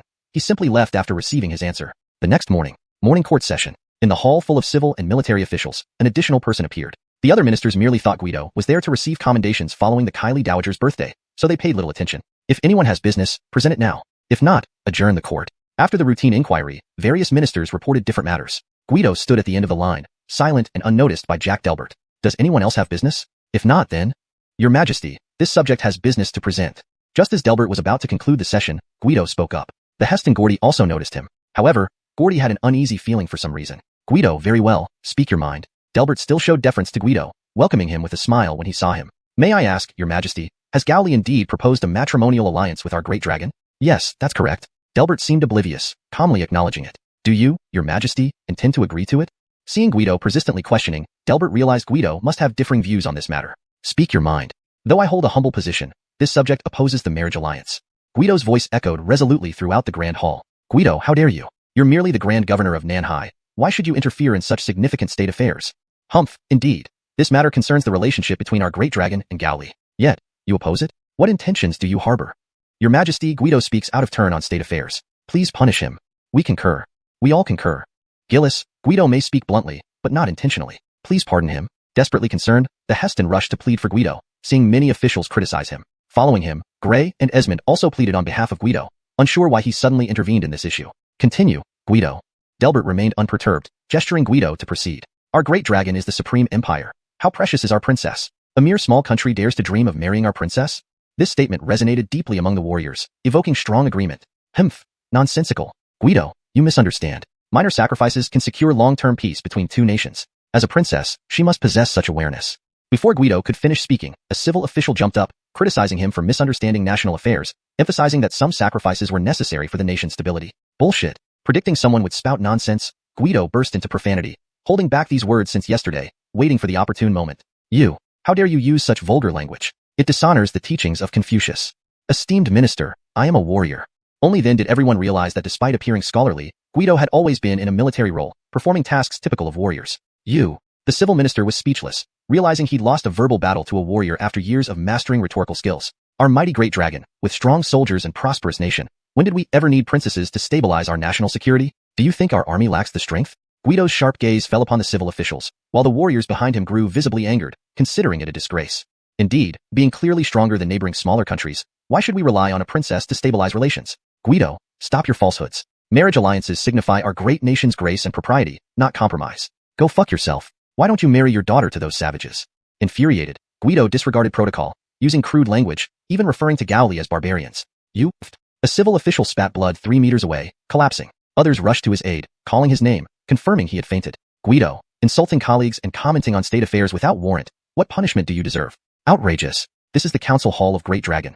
How can you behave like this? Civil officials united in condemning Guido, causing unrest among warriors who sided with Guido's stance. Now under pressure, warriors joined the verbal fray. After adjournment, shall we settle this outside the palace gate? Esmond stepped forward. Guido was now his brother-in-arms, and he wouldn't let him down. You weak scholars fear challenges. A scholar is good for nothing. Both sides started cursing, leaving Jack Delbert speechless, wondering how a dignified court session turned into a chaotic marketplace. Silence. Delbert roared, instantly silencing both sides. Please forgive us, Your Majesty. They all knelt en masse except Guido, who stood proudly among them, a lone hero. Chapter 244. The Son of Heaven guards the national gates. Delbert had already been convinced by Guido, but now that the civil and military officials were divided into two factions and in dispute, as the emperor, he needed to weigh the options. Your Majesty, I have one last thing to say. Seeing that Delbert was still hesitant, Guido decided to make a final appeal. Speak. The Great Long Empire may be newly established, but it was personally fought for by His Imperial Majesty and the Jack Emeritus on horseback. In just over a decade, there are already people who cannot stand up straight. Of course, the two Jacks faced formidable enemies each time, risking life and limb, never retreating even an inch. Guido's words not only flattered Delbert, but also left the civil officials with no room to argue. Arguing at this point would be slapping the face of the current and former emperors. Hearing Guido praise him and the Jack Emeritus so highly, Delbert's previously angry expression instantly softened. We shall not seek peace through marriage, nor pay indemnities, nor cede territory, nor offer tribute. The Son of Heaven guards the national gates. The ruler will die defending the state. Boom. This statement was explosive, sparking heated discussions among the officials, especially the military officers, whose blood boiled as they yearned to immediately confront the enemy. Excellent. No peace through marriage, no indemnities, no territorial concessions, no tribute. The Son of Heaven guards the national gates. The ruler will die defending the state. From now on, this will be the guiding principle of our great long empire. Anyone who mentions seeking peace through marriage will be executed. Goodness gracious. After a day-long debate, one sentence settled everything, achieving unexpectedly positive results. Delbert's decision was firm, and his strong stance along with Guido's speech reminded everyone that the current emperor was also the founder of the empire, having personally secured the vast territory. Peace had lasted too long, and everyone seemed to have forgotten that their emperor had once been a ruthless general. In the hall, only Delbert and Gray remained. Xin Yuan, the great long empire has only been established for over a decade, yet the ministers have already lost their vigor. How can you expect me to feel reassured? Delbert was still troubled by the morning's events, but not about the marriage proposal. Instead, He was troubled by the issues revealed through it. Guido was right. When had he, Delbert, ever compromised? More terrifyingly, both he and his court believed it was reasonable until Guido's passionate speech woke him up completely. How can I resort to marrying off my daughter to achieve peace? I really look down on myself. Your Majesty, this is our fault. Gray quickly admitted his mistake, knowing what these former comrades were concerned about. However, even he had been blinded by comfort, lowering his guard. If not for Guido's scolding that morning, the shame of seeking peace through marriage might have become unavoidable. Guido is a talented person. We old fellows must find ways to support him well. Your Majesty speaks wisely. Delbert praised Guido, which naturally made Gray happy. Publicly, Guido was an exceptional talent, excelling both in civil and military matters, surpassing the civilian officials in martial prowess and the military officers in wisdom. Privately, Guido was a good brother. In the future, you old fellows should take care to guide him well. It has only been a few years since the founding of Great Long, but decay has already set in. It's time to inject some fresh blood. Yes, Your Majesty. We will do our best to guide Guido. Seeing Gray's response, Delbert nodded in satisfaction. Among all the officials, he had kept only Gray because Guido had few friends in the court. Gray was one, and Esmond was another. But Esmond was too impulsive for such matters, leaving only Gray. As rulers and subjects, Guido's performance in interpersonal relations also pleased Delbert, as Guido never formed cliques or took sides. This made Delbert very reassured. Guido had publicly stated that he supported no faction and only swore loyalty to the Great Long Jack and the Great Long Empire, which was the most satisfying aspect for Delbert. At the palace gate, Guido walked behind everyone, with Heston Gordy beside him. Why didn't you discuss this with me beforehand? If William had disagreed, it would have implicated you. As the Crown Prince, it wasn't appropriate for you to be involved. Guido's words touched the Crown Prince. He had considered the Crown Prince's position, but out of pride, Gordy still said, "She's my sister too." All right, next time, I'll definitely consult you first. Speaking of which, we have something to discuss right now. What is it? Should we find an opportunity to eliminate the fourth Renee? Hearing this, Gordy rolled his eyes. Knowing Guido, he understood it was a joke. If anyone else had said this, they would have been arrested on the spot. I should go back. Gordy waved his hand, drawing the curtains of his carriage shut, urging the driver to return home quickly. When Guido returned to his residence, a servant informed him someone was waiting. Guido entered the main hall, where a young woman he did not recognize was waiting, dressed in attire typical of a palace attendant. Who are you?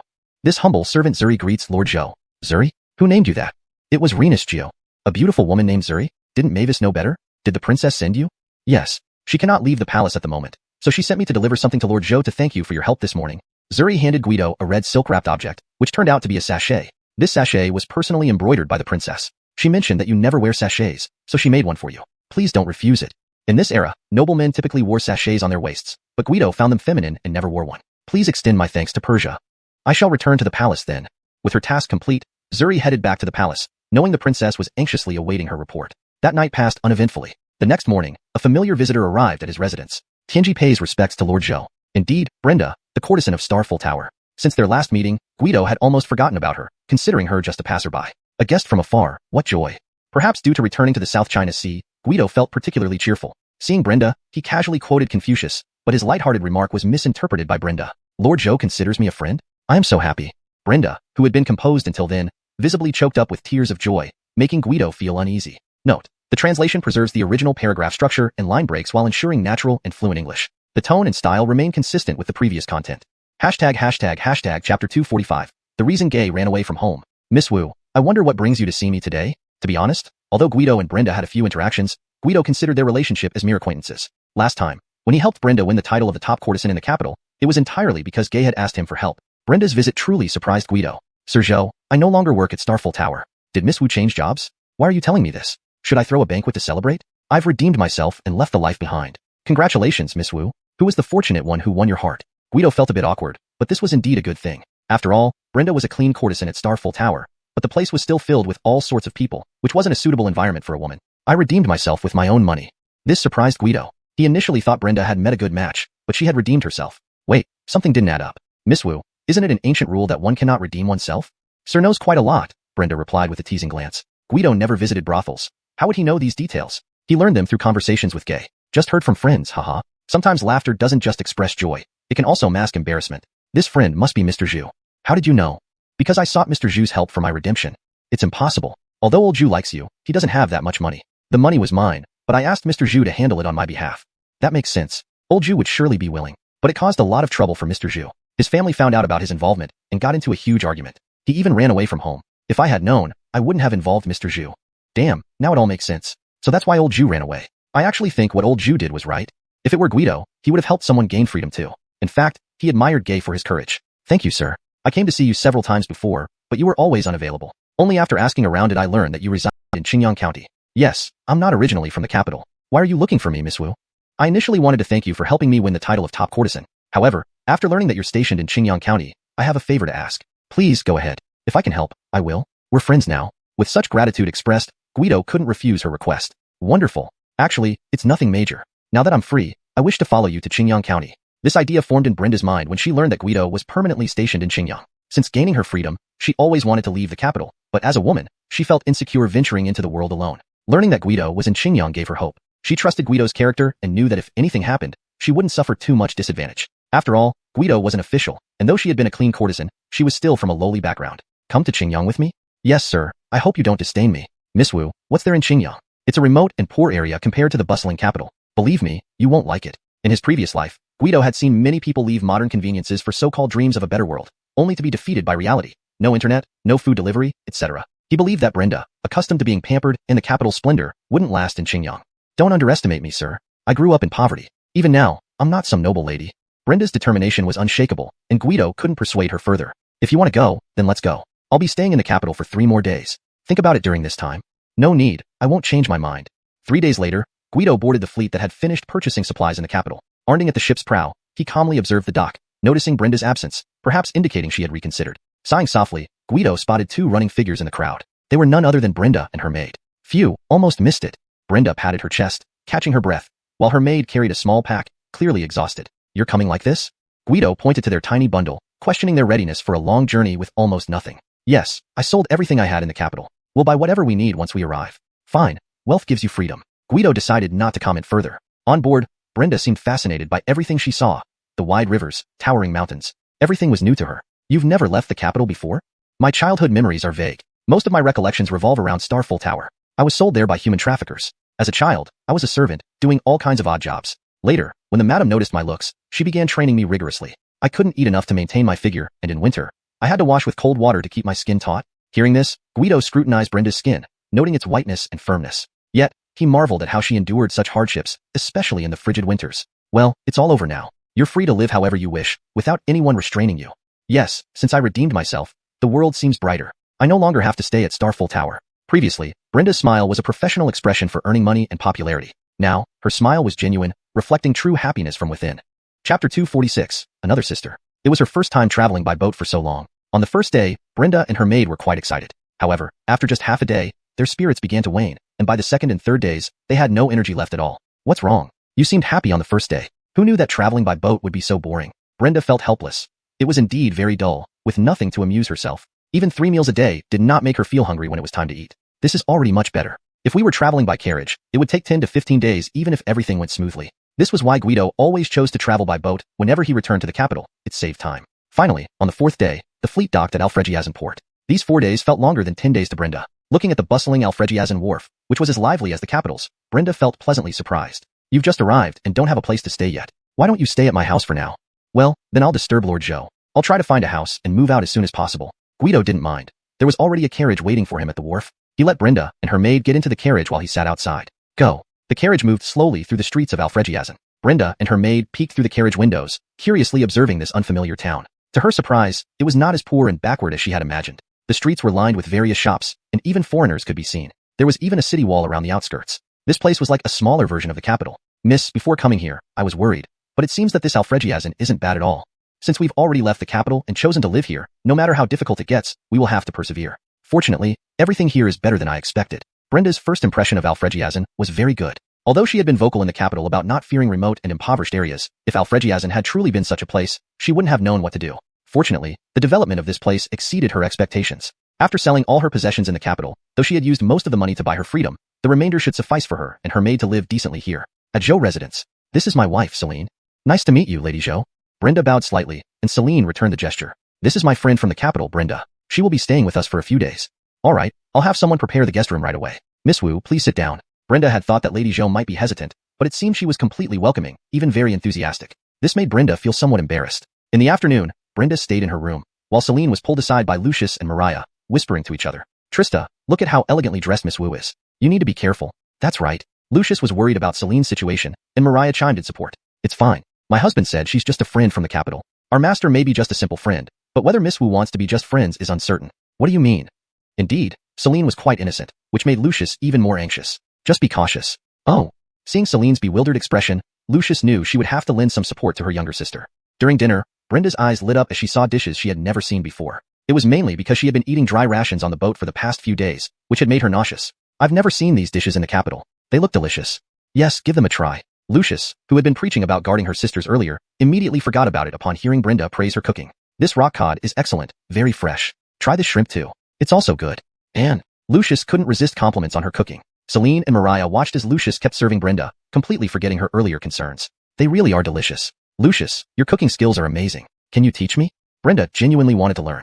Since leaving the capital, she had become an independent person who had to rely on herself. There were many things she wanted to do, including learning the domestic skills a regular woman should know. Sure. You want to learn? Yes, I want to learn. Fine. The three women alliance met an early demise. Celine hadn't intended anything special. Actually, the current situation wasn't bad at all. During her stay at the Zhou residence, Brenda shared her past with everyone. She had expected them to change their attitudes and look down on her for being a courtesan, but unexpectedly, the women not only did not disdain her but felt even more sympathy for her because of her past, deepening their feelings towards her. Even the plan to find her a house was halted by Celine. You don't need to move out. Living alone as a woman can be dangerous. Stay here safely. My husband won't mind. Celine was right. Guido was a man and would have no objections. Only someone as sweet and naive as Celine would think of inviting a stranger into their home. But despite Celine's strong invitation, Brenda was considerate enough not to impose indefinitely. She deeply appreciated Celine's kindness, but knowing her background, she had no right to stay at someone else's house without contributing. Lucius noticed this and looked at Brenda with newfound respect. Fortunately, Brenda found a house on the same street as the Zhou family. The previous owner, having earned some money from small trades, now wanted a larger residence and was eager to sell his modest home. Given its proximity to the Zhou residence, though a bit small, it was suitable for her and her maid. Brenda bought it on the spot. When they returned to the Zhou residence to pack her belongings, the four women embraced and cried, reluctant to part. But when they learned that the new house was on the same street, they were immediately overjoyed. I still think living here would be better. No problem, we're close by, so we can visit daily. Right, we'll have another sister now. With exactly 4 of them, they could even play mahjong together. Chapter 247, Wild Men on Nanhai Island. Today was Gay's first time venturing out to sea for trade, and Guido specially arranged a farewell feast for him, inviting Brenda to join as well. After all, it was thanks to Gay's help that Brenda had been able to leave Starlight Building smoothly. Brenda had also been looking for an opportunity to thank him, but she never imagined that the runaway Gay would be here with Guido. The once wealthy young master now looked completely different. Master Zhou. Miss Wu, why are you here too? Both were surprised by this encounter. Gay was puzzled by Brenda's presence in Alfregia town instead of the capital, while Brenda was taken aback by Gay's dramatic transformation. His formerly plump figure and fair complexion were now replaced by a lean, sun-tanned body, making him appear healthier and more spirited. Haha, it's good to get out. Leaving the capital isn't necessarily a bad thing. In the past, Gay had lived a pampered life in the capital, never considering leaving it or thinking about how he would survive outside his family. But now in Alfregia town, he was doing just fine and even found a purpose in life. Yes, everyone wants to go to the capital, not realizing that the outside world is the real one. The capital is merely a stage for the wealthy. Years at Starlight Building had exposed Brenda to countless people and the seedy underbelly of society. Behind the glittering facade of the capital lay more darkness than light. I heard from Lord Zhou that you're heading out to sea? Yes, I finally found something I can do, thanks to Brother Zhou. I will not let him down in supporting maritime trade. Just return safely. Guido only wished for his safe return. Gay was sent to Petinan country, the earliest trading partner of Alfregia town, where relationships and merchants were already very familiar. There was virtually no danger involved, and the shipping route had been carefully optimized over repeated voyages. May Brother Zhou have smooth sailing. Brenda raised her cup to offer blessings. Seeing Brenda again brought closure to Gay. Though he harbored feelings for her, his family could not accept someone of her background. Meeting her this time allowed him to put this unattainable dream to rest. The fleet set off, comprising over 10 ships known as Alfred Wang, loaded with goods from Dalong, accompanied by merchant ships numbering around 100. Such was the scale of every major international trade expedition. Large merchant associations sent large fleets, while smaller independent traders risked everything on a single ship. Success meant prosperity, failure spelled ruin. Today was Guido's routine day to inspect the progress of the Nanhai construction project. After preparing to set sail, he was halted by news from Nanhai. Lord, they discovered other people on Nanhai Island. A visibly anxious messenger from Imran delivered the report. What? Are they remnants of White Skull? That's impossible. All the elderly, sick, and weak were handed over to Magistrate Jerry of Jinshan. Could there be stragglers? Recalling the situation, Guido didn't think so. If anyone had escaped, they wouldn't dare show themselves. According to Lord Deng's analysis, these people aren't from White Skull. They resemble wild men. Wild men? Nanhai Island had wild men? Initial reconnaissance hadn't detected any signs of human activity. These wild men must have come from somewhere else. Guido was concerned about their numbers, intentions, and potential threats. Fetch Laney and Mila. Yes, sir. Servants quickly went to find them. They soon arrived breathlessly. Brother, you said there are wild men on Nanhai? Finally, we can prove ourselves, boomed Mila from a distance. Imran reports wild men sightings, but we don't know if they are hostile or their numbers. To ensure safety, each of you will take half the Qingyang Army and Navy forces to Nanhai immediately. Yes, sir. Mila will accompany me to Nanhai Island. Laney stays to guard Alfregia town. Yes, sir. Considering the situation was unlikely to occur at sea, Guido decided to bring Mila, who had more experience in land combat. A combined force of 3,000 embarked for Nanhai Island. At the Nanhai docks, Imran felt relieved upon seeing reinforcements led by Guido. Over the past few days, several incidents involving wild men attacking locals had occurred without causing fatalities. Still, the instability created panic, disrupting daily activities. Guido's arrival bolstered Imran's confidence. Isaias, provide me with all the information you have. Yes, Lord. A few days ago, someone reported grain theft, leading me to suspect an insider. We surveilled the grain storage but found the thieves weren't our own. Their appearance wasn't typical of Dalong residents. Are you sure they're not white skull remnants? At first, I thought so too, but their attire is primitive, barely covering their bodies, and they speak an unknown language. That explained Imran's certainty. Such descriptions suggested wild men. Do you know their numbers and intent? While we've clashed a few times, they haven't harmed anyone, only stealing food. Have you located their hideout? We lack professional trackers and lost their trail after several attempts. Imran had planned meticulously, but his staff were mainly craftsmen, not trackers. Guido couldn't fault him. Well, Mila, you understand the situation. Your task is to locate their base without alarming them. Try initiating talks rather than conflict. Yes, sir. Though confused by Guido's instruction to avoid conflict, Mila complied. If they were indeed wild men, Guido aimed to attempt communication, valuing mutual understanding despite prioritizing Dalong's interests. Chapter 248, The Tribe's Choice. In a primeval forest somewhere in the South China Sea. Leader, I think we should talk to the people from Dalong. There's no need for us to keep stealing grain. A young man with dark skin was earnestly trying to persuade the tribal leader. Arturo, don't delude yourself into thinking the Dalong people will help us. Didn't you already talk to them before? What did it get us? Deception.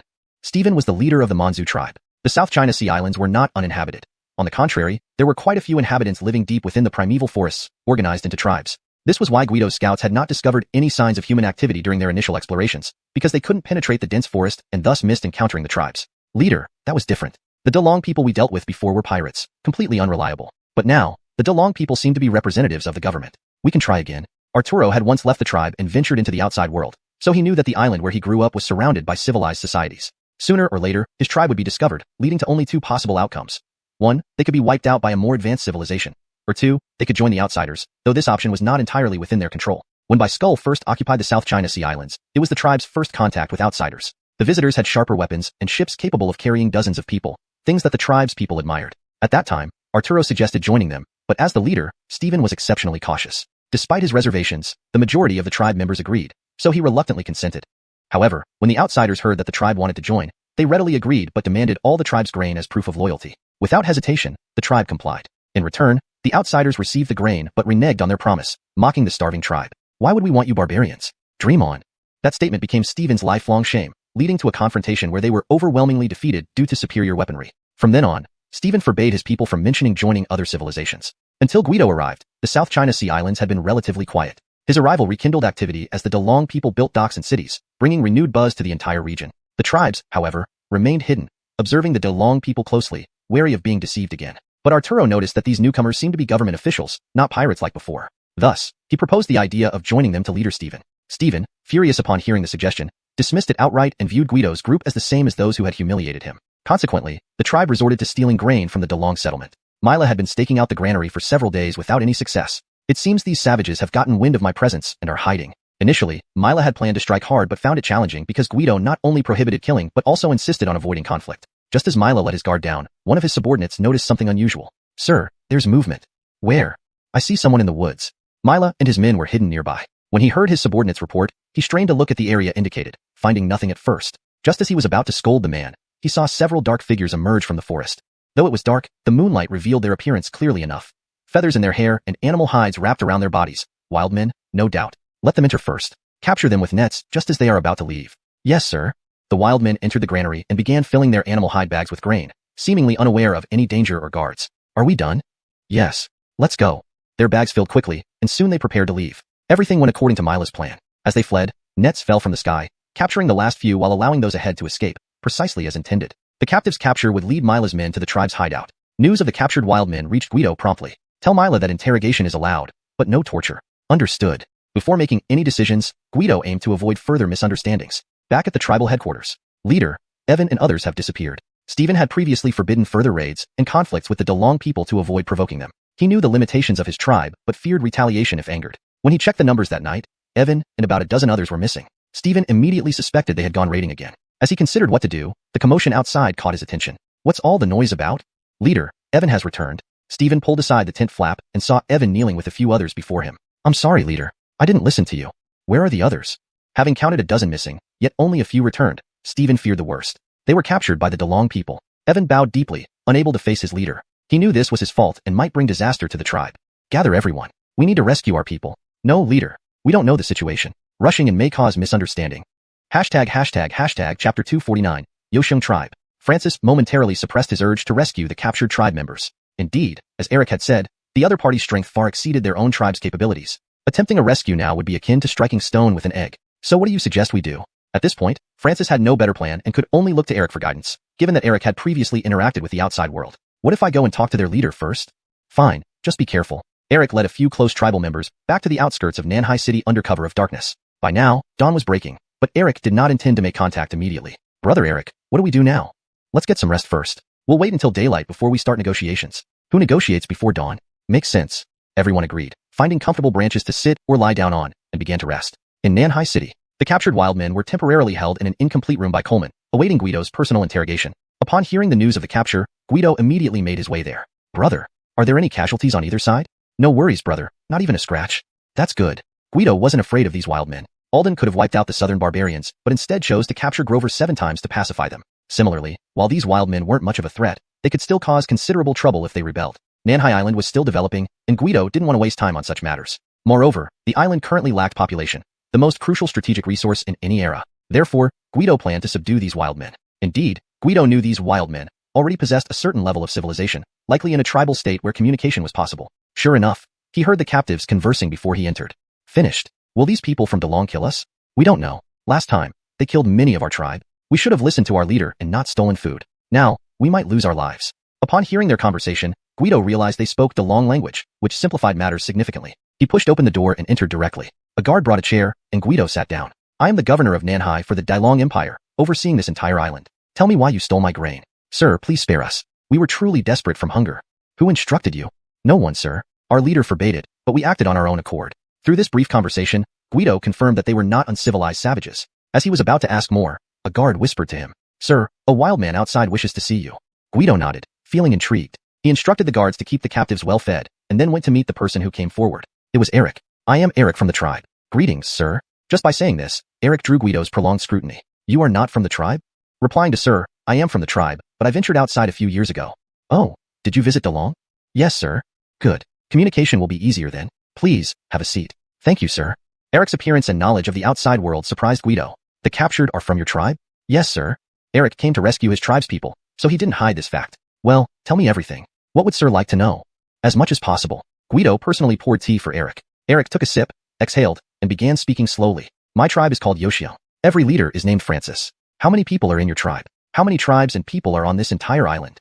Guido was sure the island wasn't limited to the Yosheng tribe alone. He urgently needed to know how many tribes existed and whether they posed a threat to Nanhai City. Our Yosheng tribe is medium-sized, with a few hundred members. As for the entire island, I haven't a clear count, but over the years, I've seen or heard of several dozen tribes. Some have thousands, others only a few dozen. Though uncertain of the exact number of tribes, this answer aligned with Guido's expectations. Why did your Yosheng tribe steal our grain? There were DeLong people on this island before. They were numerous and built a village by the seaside, quite powerful. I suggested that our leader engage with them, as it could benefit us, given their superiority in all aspects. You have good foresight, but you might have contacted the wrong people. The ones you met were probably from the White Skull Pirate Gang. Yes, but we didn't know that at the time. Our leader followed my advice and met with them. They accepted us but demanded grain as a sign of loyalty. After receiving the grain, they betrayed us and harmed many of our people. Pirates lack credibility, but we are the government, different from them.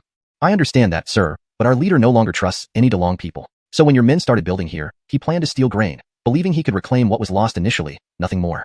Ha, your leader has principles. Guido felt both amused and frustrated, realizing he was blamed for the pirates' actions. In truth, our grain supply is sufficient. The leader ordered no further contact with DeLong people, but last night, some disobeyed and sneaked out. The leader is very angry. So you're here to negotiate the release of your people? Please show mercy. I can release them, but what about the grain you stole? The ones who tricked you weren't me. We'll return all the grain to you. The grain belongs to me anyway. Fair enough. Eric hadn't expected such clarity from Guido, leaving him momentarily unsure of what to do next. Chapter 250. Our people are enemies. What conditions does the Lord have? Arturo had seen the outside world and thus knew that the Lord in front of him had a hidden agenda. Arturo, after talking with you for so long, I believe you are an intelligent person. So I will be direct with you. Guido thought carefully about how to treat these tribal people. Now, he only needed a spokesperson or an example for other tribes to see. Please continue, my lord. The current situation held no advantages for Arturo or the entire tribe, so he could only accept the other party's proposal, praying silently that it wouldn't be too extreme. For the tribe, I offer 3 options. First, join us and become citizens of Dailong. We guarantee you the rights and treatment afforded to our citizens. Lord, what is the second option? The second option is I allow your continued existence and set up a trading post with you, maintaining trade relations. You can exchange furs and prey for iron tools, salt, liquor, etc. However, you won't receive citizenship or the benefits thereof. All members must register and comply with Dalong laws. The second option was clearly inferior to the first and still required submission to Dalong's management without granting citizenship status. However, many free-spirited tribal people might choose this, as it allowed them to live on in their tribal form. My lord, what is the third option? I believe you won't like the third option. If you don't choose the first two, then you will be considered enemies of Dalong. What do we do to enemies? Arturo immediately understood. Offering the first two options already exceeded his expectations. He desired equality, and the Lord had given it. My lord, I personally agree with your conditions, but I am not the chief of the tribe. Please allow me to report back to the chief. No problem. To show sincerity, you can take the captives back with you. Thank you, my lord. Guido's gesture indeed earned Arturo's favor. Temporary prison. Will we be hanged? Or decapitated? The captives discussed their potential fates when the door opened, and several guards approached them. Is it execution time? No last meal? We just stole some grain. It's not a capital offense, right? Help. From start to finish, the guards didn't say a word, while the captives frightened themselves with their imaginations. Lord Arturo? The captives were led out of the cell to see their tribal hero, Arturo. Even Lord Arturo was captured. Arturo was the wisest in the Yoshong tribe. Seeing him here crushed the captives' last hope. Don't worry, you are being released. Can we ask for a more ruthless executioner next time for a swift end? Wait, did you say we are being released?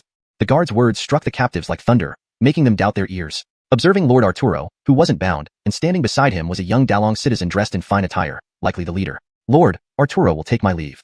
I await good news. Watching Arturo leave, Guido was unsure if it would work, but Arturo seemed clever enough. He planted a seed of possibility. Without expending any resources, Arturo brought his clansmen back, receiving a hero's welcome in the tribe. The chief of the Yoshong tribe, Patexiong, patted Arturo's shoulder approvingly. Arturo, how did you manage this? Achilles, may we speak privately? Upon hearing this, the chief realized it was significant. With others watching, they moved into his tent. Achilles, I met the highest-ranking Dalong official on the island. Oh, what did he say?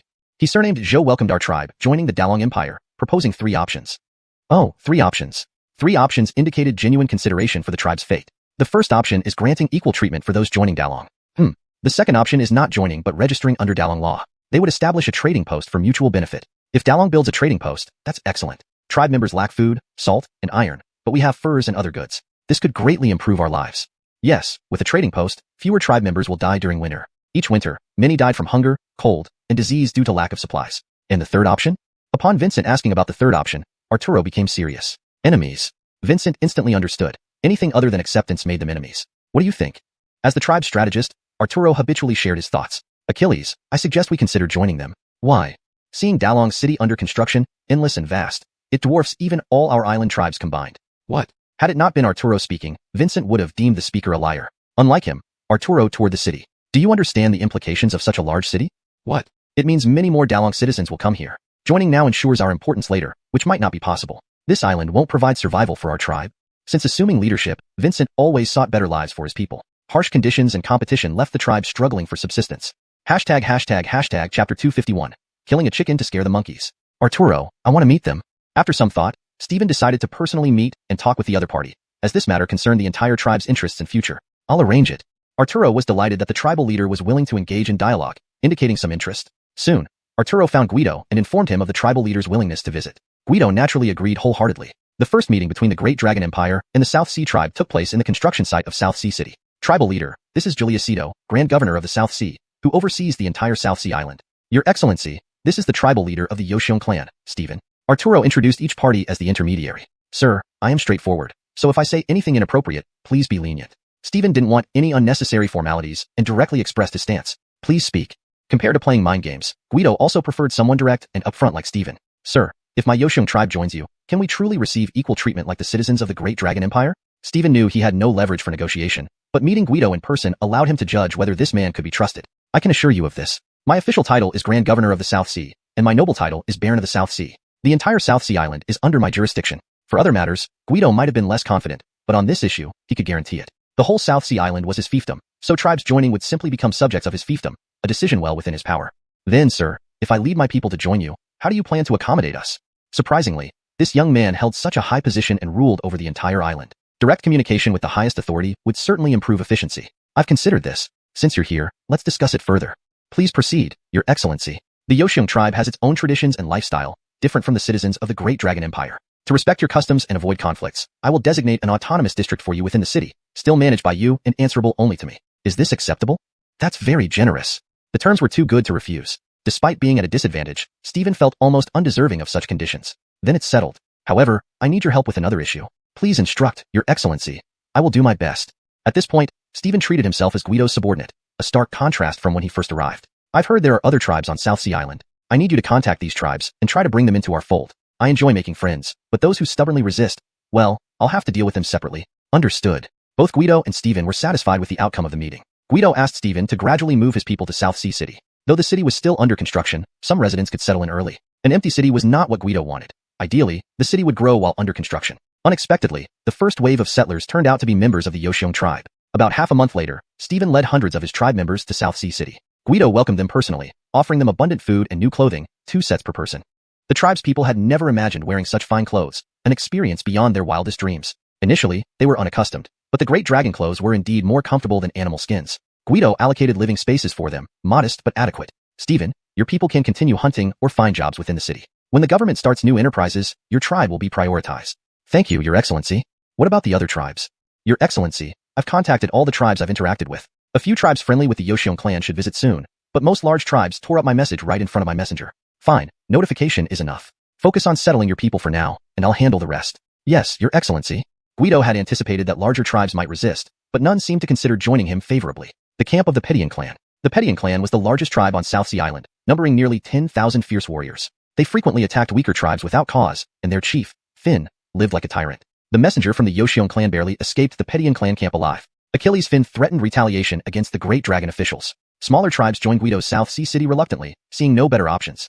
Larger tribes, however, waited and observed. Achilles Finn vowed revenge, knowing the tribes of South Sea Island feared his temper, ferocious, narrow-minded, and vengeful. Although South Sea City had many people, Finn knew most were construction workers, unable to fight. While his clan had thousands ready for battle, Guido received the news. With most tribes still undecided, he needed a decisive victory to establish his authority. This battle must be a resounding triumph. So, Guido moved the artillery research and prototypes from Alfregia town to South Sea Island, to aid future research and deter hostile tribes. Sir, the Petian clan is gathering forces and moving toward us. For Stephen, obtaining this intelligence was easy. Now aligned with Guido, he felt compelled to assist in defeating the Petian clan's assault. While Guido's odds looked slim, Stephen believed a strong defense was possible. Hashtag Chapter 252. Unifying the South Sea Island. The Ana tribe almost emptied their nest, mobilizing nearly 8,000 people to march grandly towards South Sea City, an unprecedented feat in the history of the South Sea tribes. However, Guido never took the Ana tribe's assault seriously from beginning to end. A mere 8,000 men were more than enough for his 3,000 troops, but to make an example out of them, Guido prepared to use his cannons. These cannons were also intended as a warning to other indecisive tribes. If he could crush the Ana tribe with overwhelming force, the other tribes would likely rally to Guido immediately. The cannons had not yet been mass-produced, but there were already over 20 experimental models. This battle against the Ana tribe would serve as a test of their reliability. 8,000 people stood outside South Sea City, making a ruckus, while the chieftain Berkeley sat atop an extravagantly large chariot. Guido noticed that Berkeley was not wearing animal skins but instead a yellow outfit, whether intentional or unintentional. But none of this mattered to Guido. After today, Berkeley would cease to exist. Guido only had Mila's 1,500 Qingyang soldiers, which couldn't compare in numbers to the 8,000 Ana warriors. Yet the disciplined, uniformed Qingyang army was vastly superior to the haphazardly clad tribal warriors. In the distance, there were scattered tribal members, undoubtedly spies sent by other tribes to observe the situation. Guido, I am the chieftain of the Ana tribe. You are still young. It is a pity if you die. If you leave South Sea Island on your own, I promise not to send troops after you.